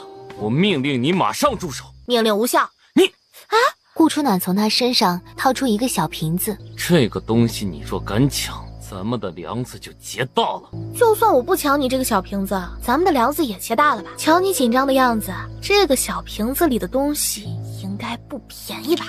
顾初暖说着，伸手打开小瓶子，将鼻子凑近嗅了嗅，好浓的灵气，这是太医灵液吧？把太医灵液还给我！这么珍贵的东西，怎么可能还给他？老爹的五脉还需要太医灵液来恢复呢。江泽山的宝物都是无主之物，谁有本事得到，那就是谁的。你虽然得到了，但是被我抢了，只能怪你自己本事不足。这东西归我了。江泽山宝物还有那么多，我瞧着你武功应该也不弱，到时候再找几样过得去的，也算没白来江泽山一趟。让你把太医灵液还给我，听到没有？有本事你自己爬起来跟我抢啊！主子为了太医灵液付出了多少代价，才来到冰灵大陆？唉，为了寻找太医灵液，主子整整花了2年的时间，好不容易找到太医灵液，却被这个女人中途给抢了。叶景寒咬牙切齿，他一遍又一遍地运功提气，每次即将凝聚的时候，功力便全部涣散，怎么也提不起来。你的宝贝挺大的哈，不错不错，将来一定多子多孙。你想要多少银两，我通通都可以满足你，但太医灵液对我很重要，我不许你拿走它。可拉倒吧你，我又不是3岁小孩，等你恢复功力，还不把我给杀了？还给我什么银子？而且太医灵液对我也很重要。他本想带着太医灵液离开，转念一想，既然都得罪了，倒不如再搜搜看。一番摸索，差点摸到叶景寒的第3条腿。叶景寒全身怒气缭绕，恶狠狠地瞪着他。你的宝贝挺大的哈，不错不错，将来一定多子多孙。这个女人怎么比王妃还无耻，还不要脸？说起这种话来，脸不红气不喘呢。你敢拿走太医灵液，就得做好死的准备。顾初暖东摸摸西掏掏，终于又掏出一个小胡子。叶景寒彻底变色了，整个人慌乱了起来，声音甚至带着一丝哀求：放下锁魂壶。锁魂壶，那是什么东西啊？很宝贵吗？瞧他们紧张的样子，顾初暖兴致勃勃，他打开锁魂壶的盖子。不许打开！顾初暖被吓了一大跳，锁魂壶直接丢在地上。清风降雪张大嘴巴，叶景寒瞳孔巨缩，怔望着地上的锁魂壶与锁魂盖。壶盖打开，里面的魂魄纷纷飘出，围绕在顾初暖的头顶不断转着圈，足足维持了将近1分钟。魂魄开始涣散，四处飘飞，眨眼间全部消失。魂魄飘出的瞬间，顾初暖仿佛被一股吸力给吸去了，脑子被一股什么东西涌入，将他满脑子塞得满满的。不可以，安暖！巨大的变故让他麻痹的身子居然动了起来，想留住那些光点。疼！为什么我的脑子这么疼？安暖，他在叫谁？是在叫我吗？为什么这声安暖我听着心里那么难受？你居然把他的魂魄给放出去了，知不知道魂魄飘走了就很难再找回来了？放手！你放开我！我杀了你！我杀了你！你再不放开，你怪我不客气。他一咬牙，双手索性放弃抵挡，而是将他的裤子给扒了下来。这招果然管用，顾初暖趁着当子，费尽全部力气远离叶景寒。放手！就算同归于尽，我也要杀了你这个疯女人！今天不杀了你就不姓叶！两人越打越火热，江泽山有禁制，所有人的武功都会被压制，所以他们只能靠纯粹的肉搏。这真的是我们的主子吗？主子杀人不过是弹指间的事罢了，何曾用过这等招式？放手！就算同归于尽，我也要杀了你这个疯女人！你有病是不是？有病就去找大夫治，别逮到人就乱咬。不过是一个破胡子，还给你就是。他的魂魄跑了，你就算给我千万个锁魂壶，又能如何？啊，里面装的是已死之人的魂魄呀！你又不早说，你要早说，我就不打开了。给我时间说了吗？嘴巴长在你身上，你怎会没时间说？是不是叫你别打开？是，可你没说里面是灵魂啊。说了你会信吗？事情都已经发生了，就算你杀了我也无济于事，倒不如好好想想怎么把那些飘散的灵魂找回来。找回来谈何容易？叶景寒怒气冲天，两人又是一顿拳打脚踢。不知道打了多久，两人气喘吁吁的怒视着对方。一个破青铜也在这里耀武扬威，你还以为你是王者呀？闻言，叶景寒与清风降雪怔了一下，这句话怎么那么耳熟？叶景寒咬牙切齿，那双阴沉的眼睛冷得几乎可以吃人。我这次不会是踢到铁板了吧？答应了，我应该戴个面纱的。哎呀，这下好了，被人认出来了，只怕往后的日子绝对不会好过。36计。走为上策，我还是开溜吧。顾初暖顾不得继续打劫，带着太医灵液迈开脚丫子狂奔而走。就算上天入地，我也要亲手砍下你的头颅，给他祭拜。顾初暖脚步一颤，差点栽倒，他咬牙又倒了回来。你伤得很重，我帮你包扎处理一下，顺便帮你把醉阴香的毒解了，免得留下醉阴香的后遗症，也算是一点补偿了。他说着，从身上掏出从上官家与百里家搜刮来的丹药，弄成粉末给他涂上，又用银针把毒血逼到手腕上，继而割开他的手腕，把毒血放出来。好家伙，合着你不只中了醉阴香的毒，你身上还中了好几种毒啊！不过你也太狠了吧，这么霸道的毒起码困扰你10几年了，你居然还能活着。哎，不对，你的毒中途有解过，虽然没有彻底解干净，不过也解得差不多了，只是后来突然又反噬了。谁这么厉害啊，这么棘手的毒都能解得了？姑娘，你能解开我家主子身上的毒吗？哎呀呀，如果是以前呢，或许还有一丝把握，现在你们家主子简直不是人，把他长年累月的伤都逼到一处，强行压制下来，连毒也逼到一处了，这不双腿才又瘸了。那到底是能解还是不能解啊？还有主子的双腿能不能治得好？远远的，他便看到小老虎叼着一个硕大的麻袋，一路卖力地拖到他面前。治不了，我又不是大罗神仙，就算是大罗神仙也很难治得了。叶景寒哪里在乎自己的身体，又哪里在乎自己的双腿？他狠狠瞪着眼前的女人，恨不得把她扒皮抽筋。醉阴香再过半天就解开了，你2个下属的毒我也帮他们解毒了，同样半天后解开。你可别再找我麻烦了，毕竟救命之恩大于天嘛。我杀了你！顾初暖也不管叶景寒究竟有没有听进去，扭头狂奔而去。远远的，他便看到小老虎叼着一个硕大的麻袋，一路卖力地拖到他面前。哎，这一大麻袋的药材都是你一个人，呸，你一只狐采的。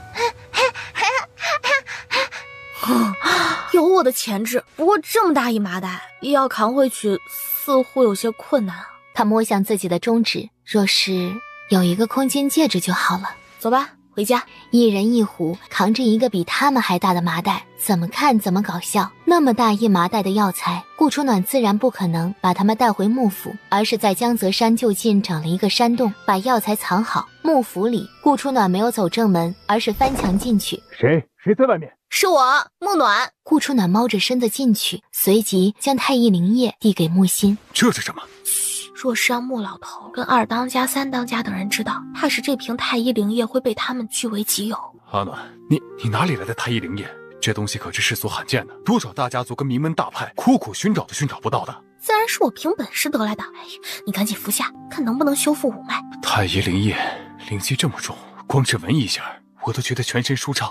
有了这瓶药，五脉肯定能修复的。木心眉宇间尽是担心，他怎么感觉太医灵液没有那么容易得到？放心吧，我从江泽山得来的，没答应别人任何条件。至于得罪人，好像得罪了一个，不过不打紧，风头避一下就好了。你得罪了谁？是不是四大家族的人？这个我也不清楚，应该不是的吧？你先把太医灵液服下，恢复五脉，有什么事以后再说。爹一大把年纪了，五脉有没有恢复也都不重要。但是你还年轻，若是你能喝下这一瓶太医灵液，对你的修炼大有好处啊。阿暖，你吃吧。我晕，我要吃的话早就吃了，又怎么可能会等到现在？我手里还有一瓶，这瓶你拿着就是了。有贼！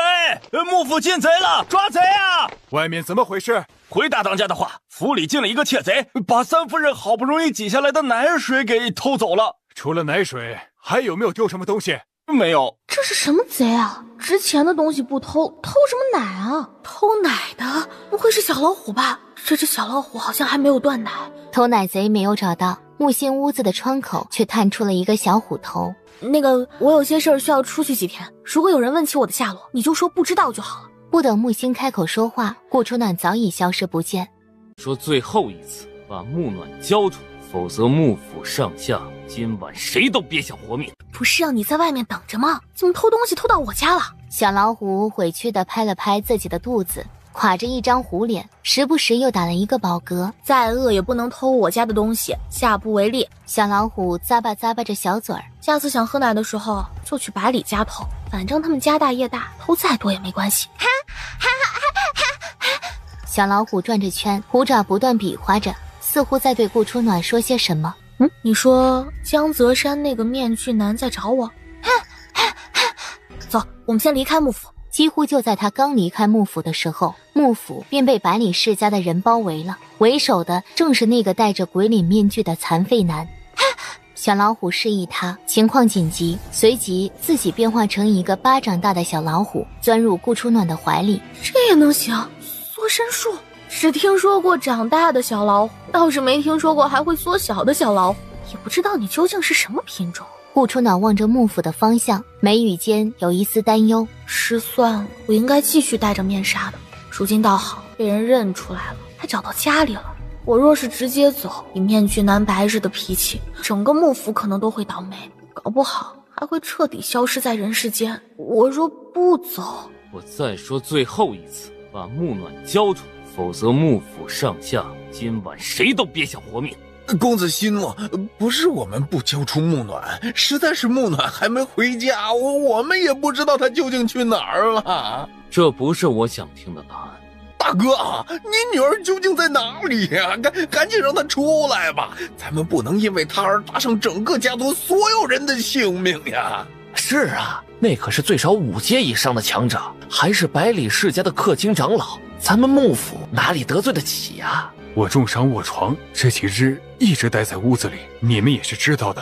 我确实不知道他去哪儿了。叶公子，幕府的人敬酒不吃，吃罚酒，我看直接将他们灭了得。阿暖跟上官家可是有婚约的，而且我们跟皇族少拿他们来压我们。上官家还不一定会承认这桩婚事。至于皇族，别再闹笑话了好吗？天底下谁不知道皇族早就放弃你们了？否则每年能不给你们幕府分发丹药？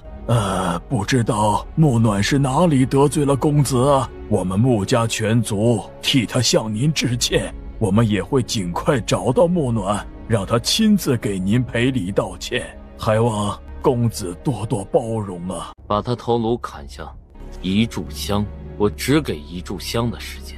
一炷香后，若他还没出来，休怪我下手无情，毁掉整个幕府。快呀，快去找三小姐，无论死活，一定要把她找出来。是。时间1分1秒的过去，转眼一炷香都到了。下人传回来的消息是找不到三小姐。二当家、三当家脸色煞白，穆家主脸色也好看不到哪儿去。穆心以为顾初暖得罪眼前的神秘男子，只是因为太医灵液，他犹豫着要不要交出太医灵液。一炷香时间到了，杀！喂，我在这里呢，你杀他们不就是为了引出我？现在我出来了。你这个死丫头，你究竟做了什么得罪了这位公子？还不跪下，好好给人家赔罪？下跪？哼，你既不是我父母，也不是我恩人，哪来的资格让我下跪啊？我是你的二叔，亲二叔啊！哦，原来你是我二叔啊！不知道的还以为你是我爹呢，我爹都还没开口说话，你一个二叔管的未免也太宽了吧？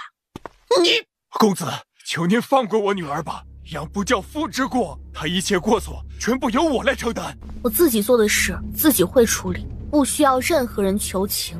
顾初暖一步步走向叶景寒，锁魂壶被我打碎已经是事实，你直说吧，究竟想要怎么样？想你死。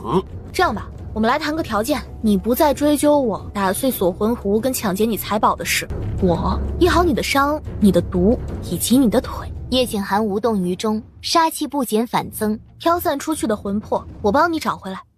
魂魄一旦散了，你以为那么容易找？如果那么容易找，我们就不会3年来一直找不到王妃最后一缕魂魄了。何况王妃剩下的魂魄之力已经非常虚弱了，随时可能消散在天地间。把太医灵液交出来。木心手上一动，想从怀里掏出太医灵液。爹，你怎么啦？身体又不舒服了？女儿，要不你先回去休息吧，这里交给我。可是我在回来的途中把太医灵液弄丢了，现在太医灵液不在我手上。什么？太医灵液那么重要的东西，你怎么会弄丢？你丢在哪儿了？我怎么知道丢在哪儿？我要是知道，早就绕回去捡了。你把他头颅砍下。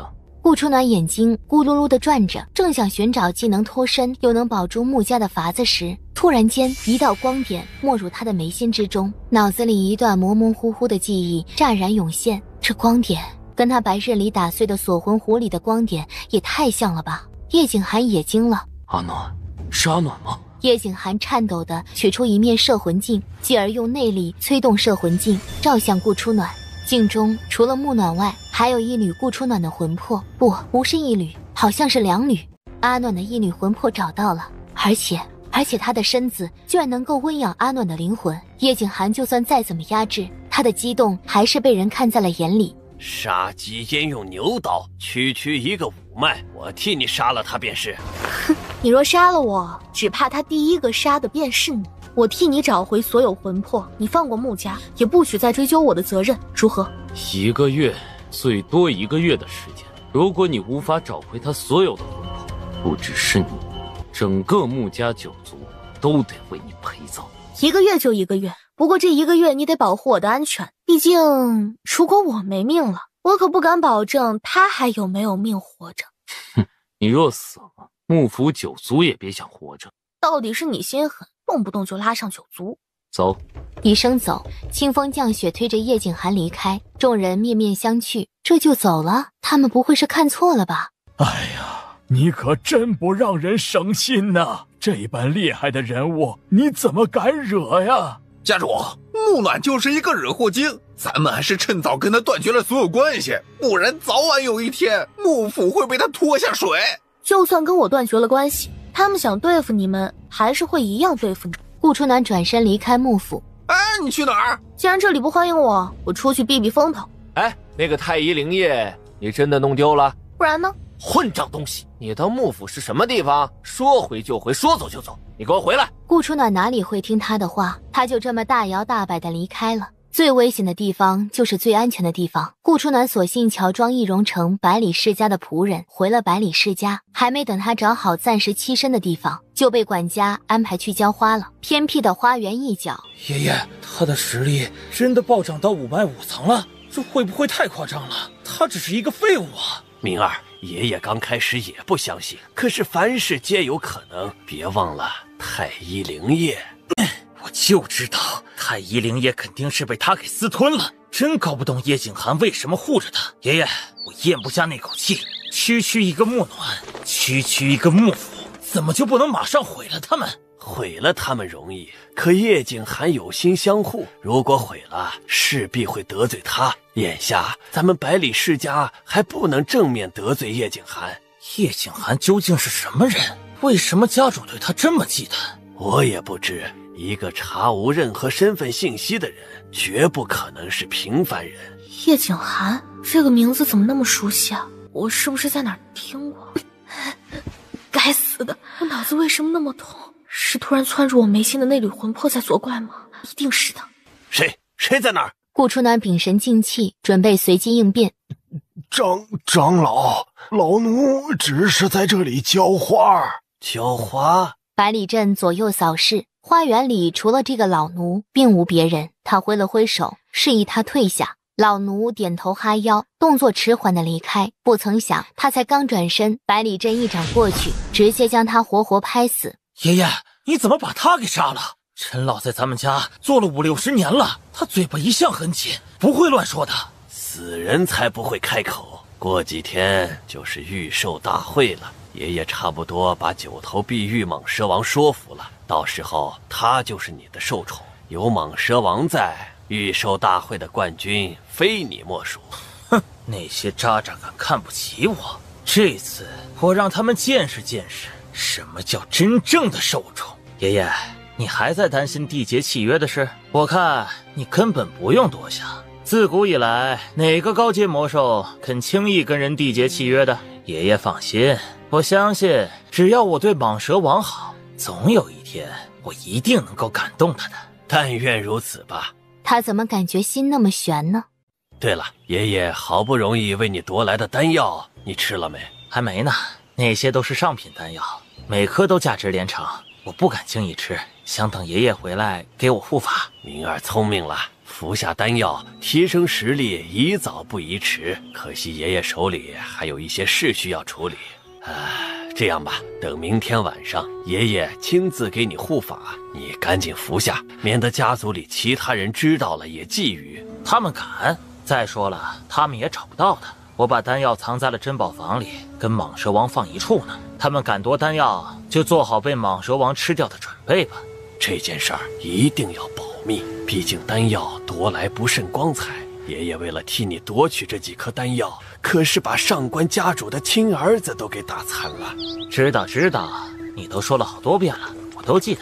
为了几颗丹药，把上官家主的亲儿子打残，这消息要是放出去，是不是上官家跟百里家会马上翻脸？要是个劲爆的消息，我若是不点一把火，会不会太对不起百里镇苦守多世的秘密？瞧着四下无人，顾初暖摸索着去寻找珍宝阁。百里世家太大了，一时间想找到珍宝阁也不容易。一个管事的将他拦住。明天就是六小姐的出阁宴了，没看到府里大家都忙飞了吗？你还在这里磨磨唧唧的偷懒，还不赶紧去翠玉轩把六小姐平日里最喜欢的古玩藏宝都拿出来？翠玉轩在哪儿？翠玉轩在哪儿你不知道？在珍宝阁附近啊。珍宝阁又在哪儿啊？我就说你怎么这么面生，合着你是新来的？珍宝阁不就在前面直走，再右转3次就到了。哎，我马上就去。等等，你没拿令牌，人家能让你进去？拿好了，一会儿记得还给我，可千万别弄丢了。有管事给的令牌，顾初暖一路畅通无阻，左边是珍宝阁，右边是翠玉轩。顾初暖摸了摸下巴，最终还是选择先洗劫翠玉轩。凭着令牌，顾初暖进入了翠玉轩。果然是百里世家的小仓库啊，若是有空间戒指就好。不行，我得赶紧弄一个空间戒指出来。顾初暖将怀里的小老虎拎了起来，将它晃醒。你别过来啊！再过来休怪我不客气。有没有办法把这里的珍宝都扛出去？你说先把宝贝装入麻袋，再把门口的人引走，然后跟之前一样把宝贝藏起来，过后再去取。顾初暖摸着下巴思考他的话，就算藏起来了，运出去只怕也不好运吧。这个法子不咋样啊。小老虎爪子又比了比，你说你可以一点一点慢慢的运出去，这倒是不错的主意。毕竟你这贪心虎属实有做贼的潜力，够滑头，够能躲。行吧，那你搬吧。记得找个隐蔽的地方藏起来，免得到时候替别人做了嫁衣。珍宝太多，他懒得等，索性他往珍宝阁而去。珍宝阁的东西绝对比翠玉轩珍贵数百倍。碧玉九头蟒蛇王吗？我就不相信我一个大活人还躲不过一条蛇。呸！我一个大活人还斗不过一条区区小蛇。珍宝阁就像一个地下宫殿，这里的长廊都是用大理石铺垫，前方还有暗门。顾初暖犹豫了一会儿，还是踏步进去了。石门里空荡荡的，黑漆漆的，这里什么也没有，只有一些骨头渣子。顾初暖觉得没意思，正想退出的时候，脚上不小心踩到了什么，光光滑滑的。好大的蛇！因为光线昏暗，故而一时间根本无法发现。碧玉九头蟒蛇王，难道这就是百里镇口里那条五阶蟒蛇王？以我现在的实力，对上五阶必死无疑。他睡得香甜，冷不防的被踩了一脚后，他翻了一个身继续睡。顾初暖微微松了一口气，蹑手蹑脚的离开石室。最后一脚离开石室，冷不防的一声嘶嘶嘶的声音在暗室里清晰的响起，却见九头蛇不知道什么时候醒了。你别过来啊！再过来休怪我不客气。小九倒是没有过去，只是九颗脑袋上的蛇眼有些迷茫，似乎在想些什么。那条九头蛇居然跟小老虎一样，都会变大变小，近100米的身子瞬间只剩下半米多长。顾初暖摸不透这只九头蛇究竟想要怎样，他没有攻击，可是他走一步，九头蛇跟一步，他稍不留神，九头蛇的大脑袋便凑了过来，不断嗅着他身上的味道。你不会是条公蛇，而且是条色蛇吧？我告诉你啊，我没有那方面的癖好，你有多远赶紧给我滚多远，否则休怪我把你9颗脑袋都砍下来，熬蛇头羹吃。这话本是威胁的话，也是很难听的话。然而九头蛇听到这话，瞬间激动起来，巨大的蛇身也不断靠拢过来。小九伸出舌头，在他脸上舔了好几下。我操！原来你真是一条思想不健康的色蛇！大爷的！那条九头蛇居然跟小老虎一样，都会变大变小，近100米的身子瞬间只剩下半米多长。我操！我怎么给忘记了？高阶魔兽很可能会缩小身子。顾初暖足尖一闪，以最快的速度溜出去，小九紧随其后，嘴里不断发出嘶嘶嘶的兴奋声。一炷香时间过了，顾初暖累得上气不接下气。你一直跟着我究竟想怎样？我告诉你啊，我有花柳病，你要是跟我咋样咋样，你也好不到哪儿去。主人，我是小九。谁在说话？小九儿，这名字怎么这么熟悉？主人，顾初暖可以确认了，说话的人就是眼前的这条蛇。等等，你叫我什么主人？我什么时候收你当受宠了？小九就是你的受宠，永远都是。你给我站住！少给我来这一套，我又不认识你。我叫小九，现在你重新认识我也不迟啊。反正小九早就习惯主人失忆了。你怎么知道我失忆了？难道他真的认识我？真的是我的受宠？相隔3年再见主人，他有抑制不住的欣喜，蛇身一扭，他又想赖到顾初暖的怀里撒娇。你还没告诉我，你怎么知道我失忆？还有，我以前也失忆过吗？当然了，主人上次失忆过一次，这次失忆的比上次还要彻底。那我以前是怎样的人？正如他们所说的，胆小懦弱，文武不成，天生废物。主人胆大心细，文武双全，是当世1等1的睿智天才。主人是世上最好的主人。那他们为什么会那么说？那是他们眼睛被蛇给糊住了。那你呢？你为什么会成为我的受宠？是我降服了你？不是，是小九自愿跟着您的。小九小的时候您救过我。那我的身份当真是幕府3小姐？小九只知道你是我永远的主人。3年不见，主人越来越不要脸了。想让我收你也可以，不过你得想法子把珍宝阁的东西给我弄出去，装进空间戒指不就可以了？你以为我没想到啊？关键是找不到空间戒指。前方右转500米，再直行300米，左转400米，右转500米，来到一间密室，再打开。我是你主人，又不是你奴隶，自个儿去带路。3年没见，主人，你怎么比以前还狠心呢？带不带路？带就带嘛，不过能不能给点奖励呀？你想要什么奖励啊？100头烤猪。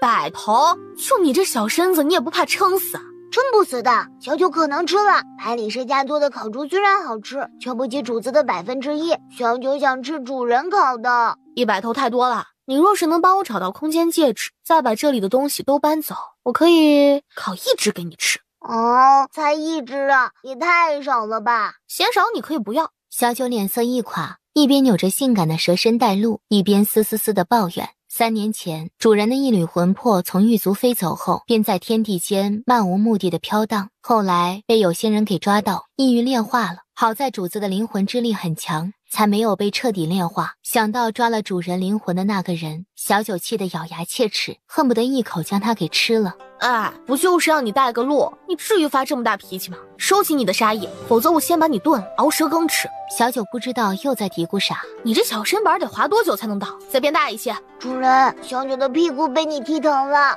废话少说。好嘛，主人再这么粗暴，以后没有人会疼爱你的。小九嘴里说着抱怨的话，身子却瞬间变化成了一条1米多长的小蛇，扭着蛇身，很快来到一间密室里，却见小九一阵捣鼓后，找到了一个空间戒指，摊在顾初暖面前。好家伙，这空间戒指藏得这么隐蔽，你居然也能找得到？那是自然，珍宝阁里的每件宝贝藏在哪儿我都知道。那百里镇从上官家偷来的那几枚丹药，你也知道在哪儿？知道呀，快带我去看看。那不过是2品上层的丹药，没啥用处。有总比没有好。走吧，咱们去看看。是去打劫吧？说这么透做什么？咱们呢，这是去观赏，不学习学习，咱们怎么炼出好丹药啊？3年不见，主人越来越不要脸了。2品上层的丹药藏得比空间戒指更深，若非小九带路，只怕顾初暖永远都找不到。一共3颗都在这里了。顾初暖将丹药倒出来，一股脑往嘴里塞去。如果是别人，或许会非常担心顾初暖区区一个5脉，却敢连吃3颗2品上层的丹药。然而小九却悠哉得很，趴在一边翘着尾巴，静等顾初暖继续突破。别闲着，除了炼丹炉跟药材外，这里所有的东西全部塞入空间戒指，一样都不许落下。所有东西？怎么要这么多的东西做什么？当然是让他们重见天日啊！这么好的宝贝，哪里能让百里世家一直埋汰？主子，这里很多东西都不咋地。再多一句废话，以后就别跟着我了。姑奶奶不认识你。小九垮着脸，哀怨地比了一个5。1头，不能再多了。主人，1头都不够小九塞牙缝，总没得40头吧？没得商量，爱搬不搬，不搬我一会儿让小老虎搬。小老虎是谁啊？主人，你是不是又受了新宠，所以才不要小九的？呀，没看到我很难受吗？2阶上层的丹药威力也太大了吧，这身子几乎都撑到极限了。主人，你以前说过你只收小九，你怎么可以食言？你跟小老虎缔结契约了吗？好像还没有缔结吧？你把它混了行不行啊？主人，小九会伤心的。小九等了你那么多年，又找了你那么多年，好不容易才跟你重逢，小九不想当没娘的小蛇。主人。顾初暖一口黑血吐出，他的身体绽放一抹璀璨的光芒，突破了，他又突破了。蛇兄，你是巴不得我马上死，还是你眼瞎？没看到我服了丹药，需要运气调息融化丹药吗？主人连7品丹药都服过，区区2品对主人造不成什么伤害的。7品？你说我吃过7品的丹药？小九梦中看到主人服过7品丹药。东西都收进去了没？还没。那还不快去收？这里又没什么好吃的，有什么好收的？倒不如去厨房多收一些好吃的。眼看顾初暖脸色不善，小九心不甘情不愿地应道：好嘛，收就收。不过主人说的小老虎，乖乖收好，一会儿我会检查的。有顾初暖的命令，小九还是将珍宝一件件地放入空间戒指里。就在他准备把3品丹药也服下炼化时，耳边听到了打架声。他循声找去，却见打架的不是别人，正是小九与小老虎。你是不是主人嘴里说的小老虎啊？说你是怎么勾搭我家主人的？我告诉你，主人是我的。小老虎刚出生不久，不是小九的对手，他被打得有些懵，也有些疼，他小小的身子瞬间变大。哼，你以为只有你会变大吗？我也会。小老虎看懵了，他一张嘴吐出一团火焰，偌大的火焰将珍宝阁的柜子等等全部都给烧了。停下，赶紧停下！主人，他欺负我。小老虎也抗议，虎爪指了指身上的伤口，也在委屈巴巴的诉苦。有人闯阁啦！有人闯阁啦！布阵，弓箭手准备起来，不许放过任何一个人。瞧你们干的好事儿，还愣着干什么呀？赶紧溜啊！糟糕，珍宝阁被围住了，我们怕是很难出去了。顾春暖看了看小九，又看了看小老虎，忽然冲着小九嘿嘿嘿的笑着。这奸诈的笑容，我怎么感觉那么不祥呢？主人不会把对付坏人的招都用我身上吧？主人，小九忽然想起还有一件事没办，小九先去办好一下。呀，确实有些事儿没办，得劳驾你办一下了。什么事啊？把外面那些人搞定。主人，你开啥玩笑？你把整个珍宝阁跟崔宇轩都给洗劫了，他们怎么可能轻易？这点小事儿哪里能难得倒蛇王之王的小九儿呢？这话听着挺舒服的，可是你咋的不让这只蠢老虎去啊？他的本事哪有你大？不等他拒绝或者同意，顾初暖已经将他丢了出去。没良心的主人，一事不如一事，还不如第一次失忆前疼他呢。抱怨归抱怨，小九还是幻化出本体蟒蛇王。好大的蛇啊！天啊，居然是5阶碧玉9头蟒蛇王，这蛇实力很强，快启动杀阵，杀了他！住手！不许杀，赶紧住手！好啊，百里镇。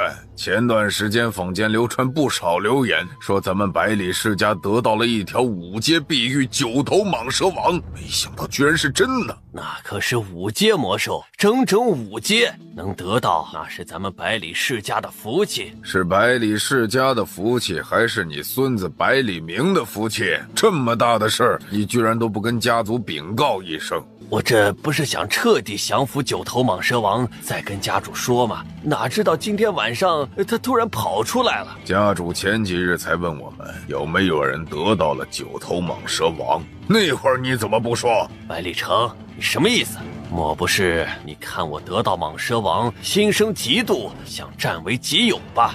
你区4级，如何降服5阶魔兽？就算你降服了，那也有咱们百里世家的御兽师替你出面。既然如此，蟒蛇王就是百里家族的，最后让谁跟蟒蛇王缔结契约，得看家主的意见。我费了那么大的劲儿才得到蟒蛇王，谁敢跟我抢，我就跟谁拼命。他说他要求不多，只要500头烤猪。行了，二位不要再吵了。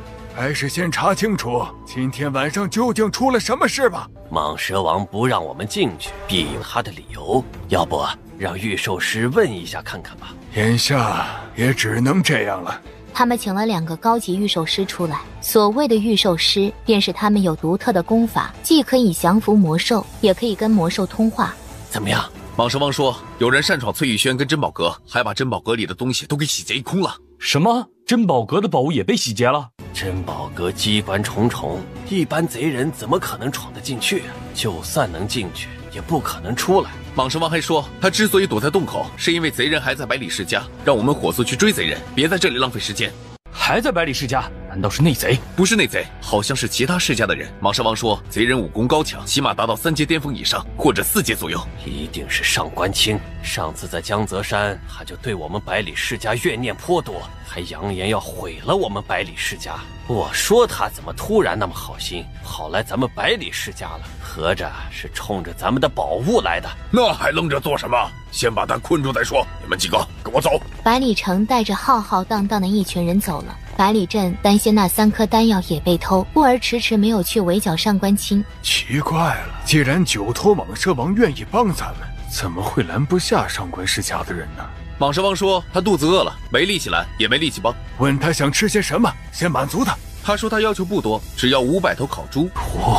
500头，这还不多，他吃得下吗？他胃口是大了一些，难得蟒蛇王站在咱们这里，证明他是愿意跟咱们亲的。要不先给他500头烤猪吧？好吧，先给他500头烤猪，再派人进去仔细查看查看，究竟是丢了什么东西。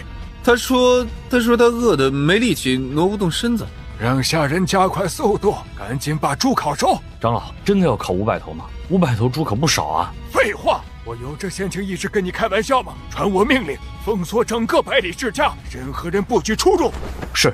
他们好不容易烤好1头，小九一口就给吃光了。众人目瞪口呆，怔怔地看着小九一口1头吃得津津有味，眨眼间已经吃了好几百头。500头烤完了，让他先离开洞口吧，咱们不能再耽搁了。他说吃太撑了，走不动。刚刚是饿得走不动，现在是撑得走不动。蟒蛇王说他吃撑了挪不动，但是你们可以让人移走他。数十个壮年弟子倾尽全力，竟然连一丝都挪不动。这条蛇是不是故意不肯动？要不然怎么那么多人移都移不动呢？他说是你们力气太小，不能怪他，他也想动动身子减减肥。魔兽不是都可以缩身的吗？你让他缩身。他说吃太撑了，缩不了，肚子顶得慌。那现在怎么办？等他消化一下，他自己离开，又或者你们继续挪，把他挪开。老子什么时候偷你们百里家的东西了？你们百里家有什么值得我们偷的？再说了，你们有什么证据证明是我偷的？那你数10年不来百里家，今天突然来百里家做什么？做什么？我怀疑你们百里世家杀人越货，抢了我们上官家2颗2阶上品丹药。混账！你有什么证据证明是我们抢的？巧了，我们家魔兽也看到了。哪只魔兽看到的？让他出来对质。你们百里世家又是哪只魔兽看到我偷东西了？也让他出来对质。上官世家的人混入百里世家，居然还搜出了3枚2品上层丹药。小九嘶嘶一笑，主动滑了出去，让百里世家的人进入珍宝阁。没多久，顾初暖易容成百里世家的下人离开珍宝阁。偌大的翠玉轩跟珍宝阁无数宝贝，他们居然全洗劫光了，连一丝都不剩，简直欺人太甚。他好不容易抢来的3枚2品上层丹药，居然又被上官家偷了回去。顾初暖找了一个偏僻没人居住的废弃房子住了下来。关键时刻你还是顶点用的，那3枚2品丹药放的位置与上官家发现的时机刚刚好。想到白白浪费了3枚丹药，他虎心好痛好痛。行啊，不就是3颗丹药，有什么好心痛的？咱们这次不费1文钱就炼制那么多丹药，赚的也够多了，别太贪心。我在外面骗死骗活的保护主人，就是为了让你独占主人的吗？让开！你们如果要打，以后都别跟着我。主人，乖乖啊！你们2个呀，都是我的心尖宠，手心手背都是肉，主人一样疼。来，这些丹药你们分着吃了吧。虽然不知道能不能让你们提升实力，但至少也可以强身健体。这么多丹药，当零食吃喽。主人，你真好。小老虎更是感动得热泪盈眶，竟然咬破自己的虎爪，又把顾初暖胳膊抓出血，2种血混在一起，一道道浮光乍然涌现。住手！你不可以跟主人缔结契约的，主人是我的。他居然能听得懂小老虎的话了。主人，以后我们是一体啦。一体？什么一体？我们之间已经缔结契约了，如果你死了，我会跟着你一起死。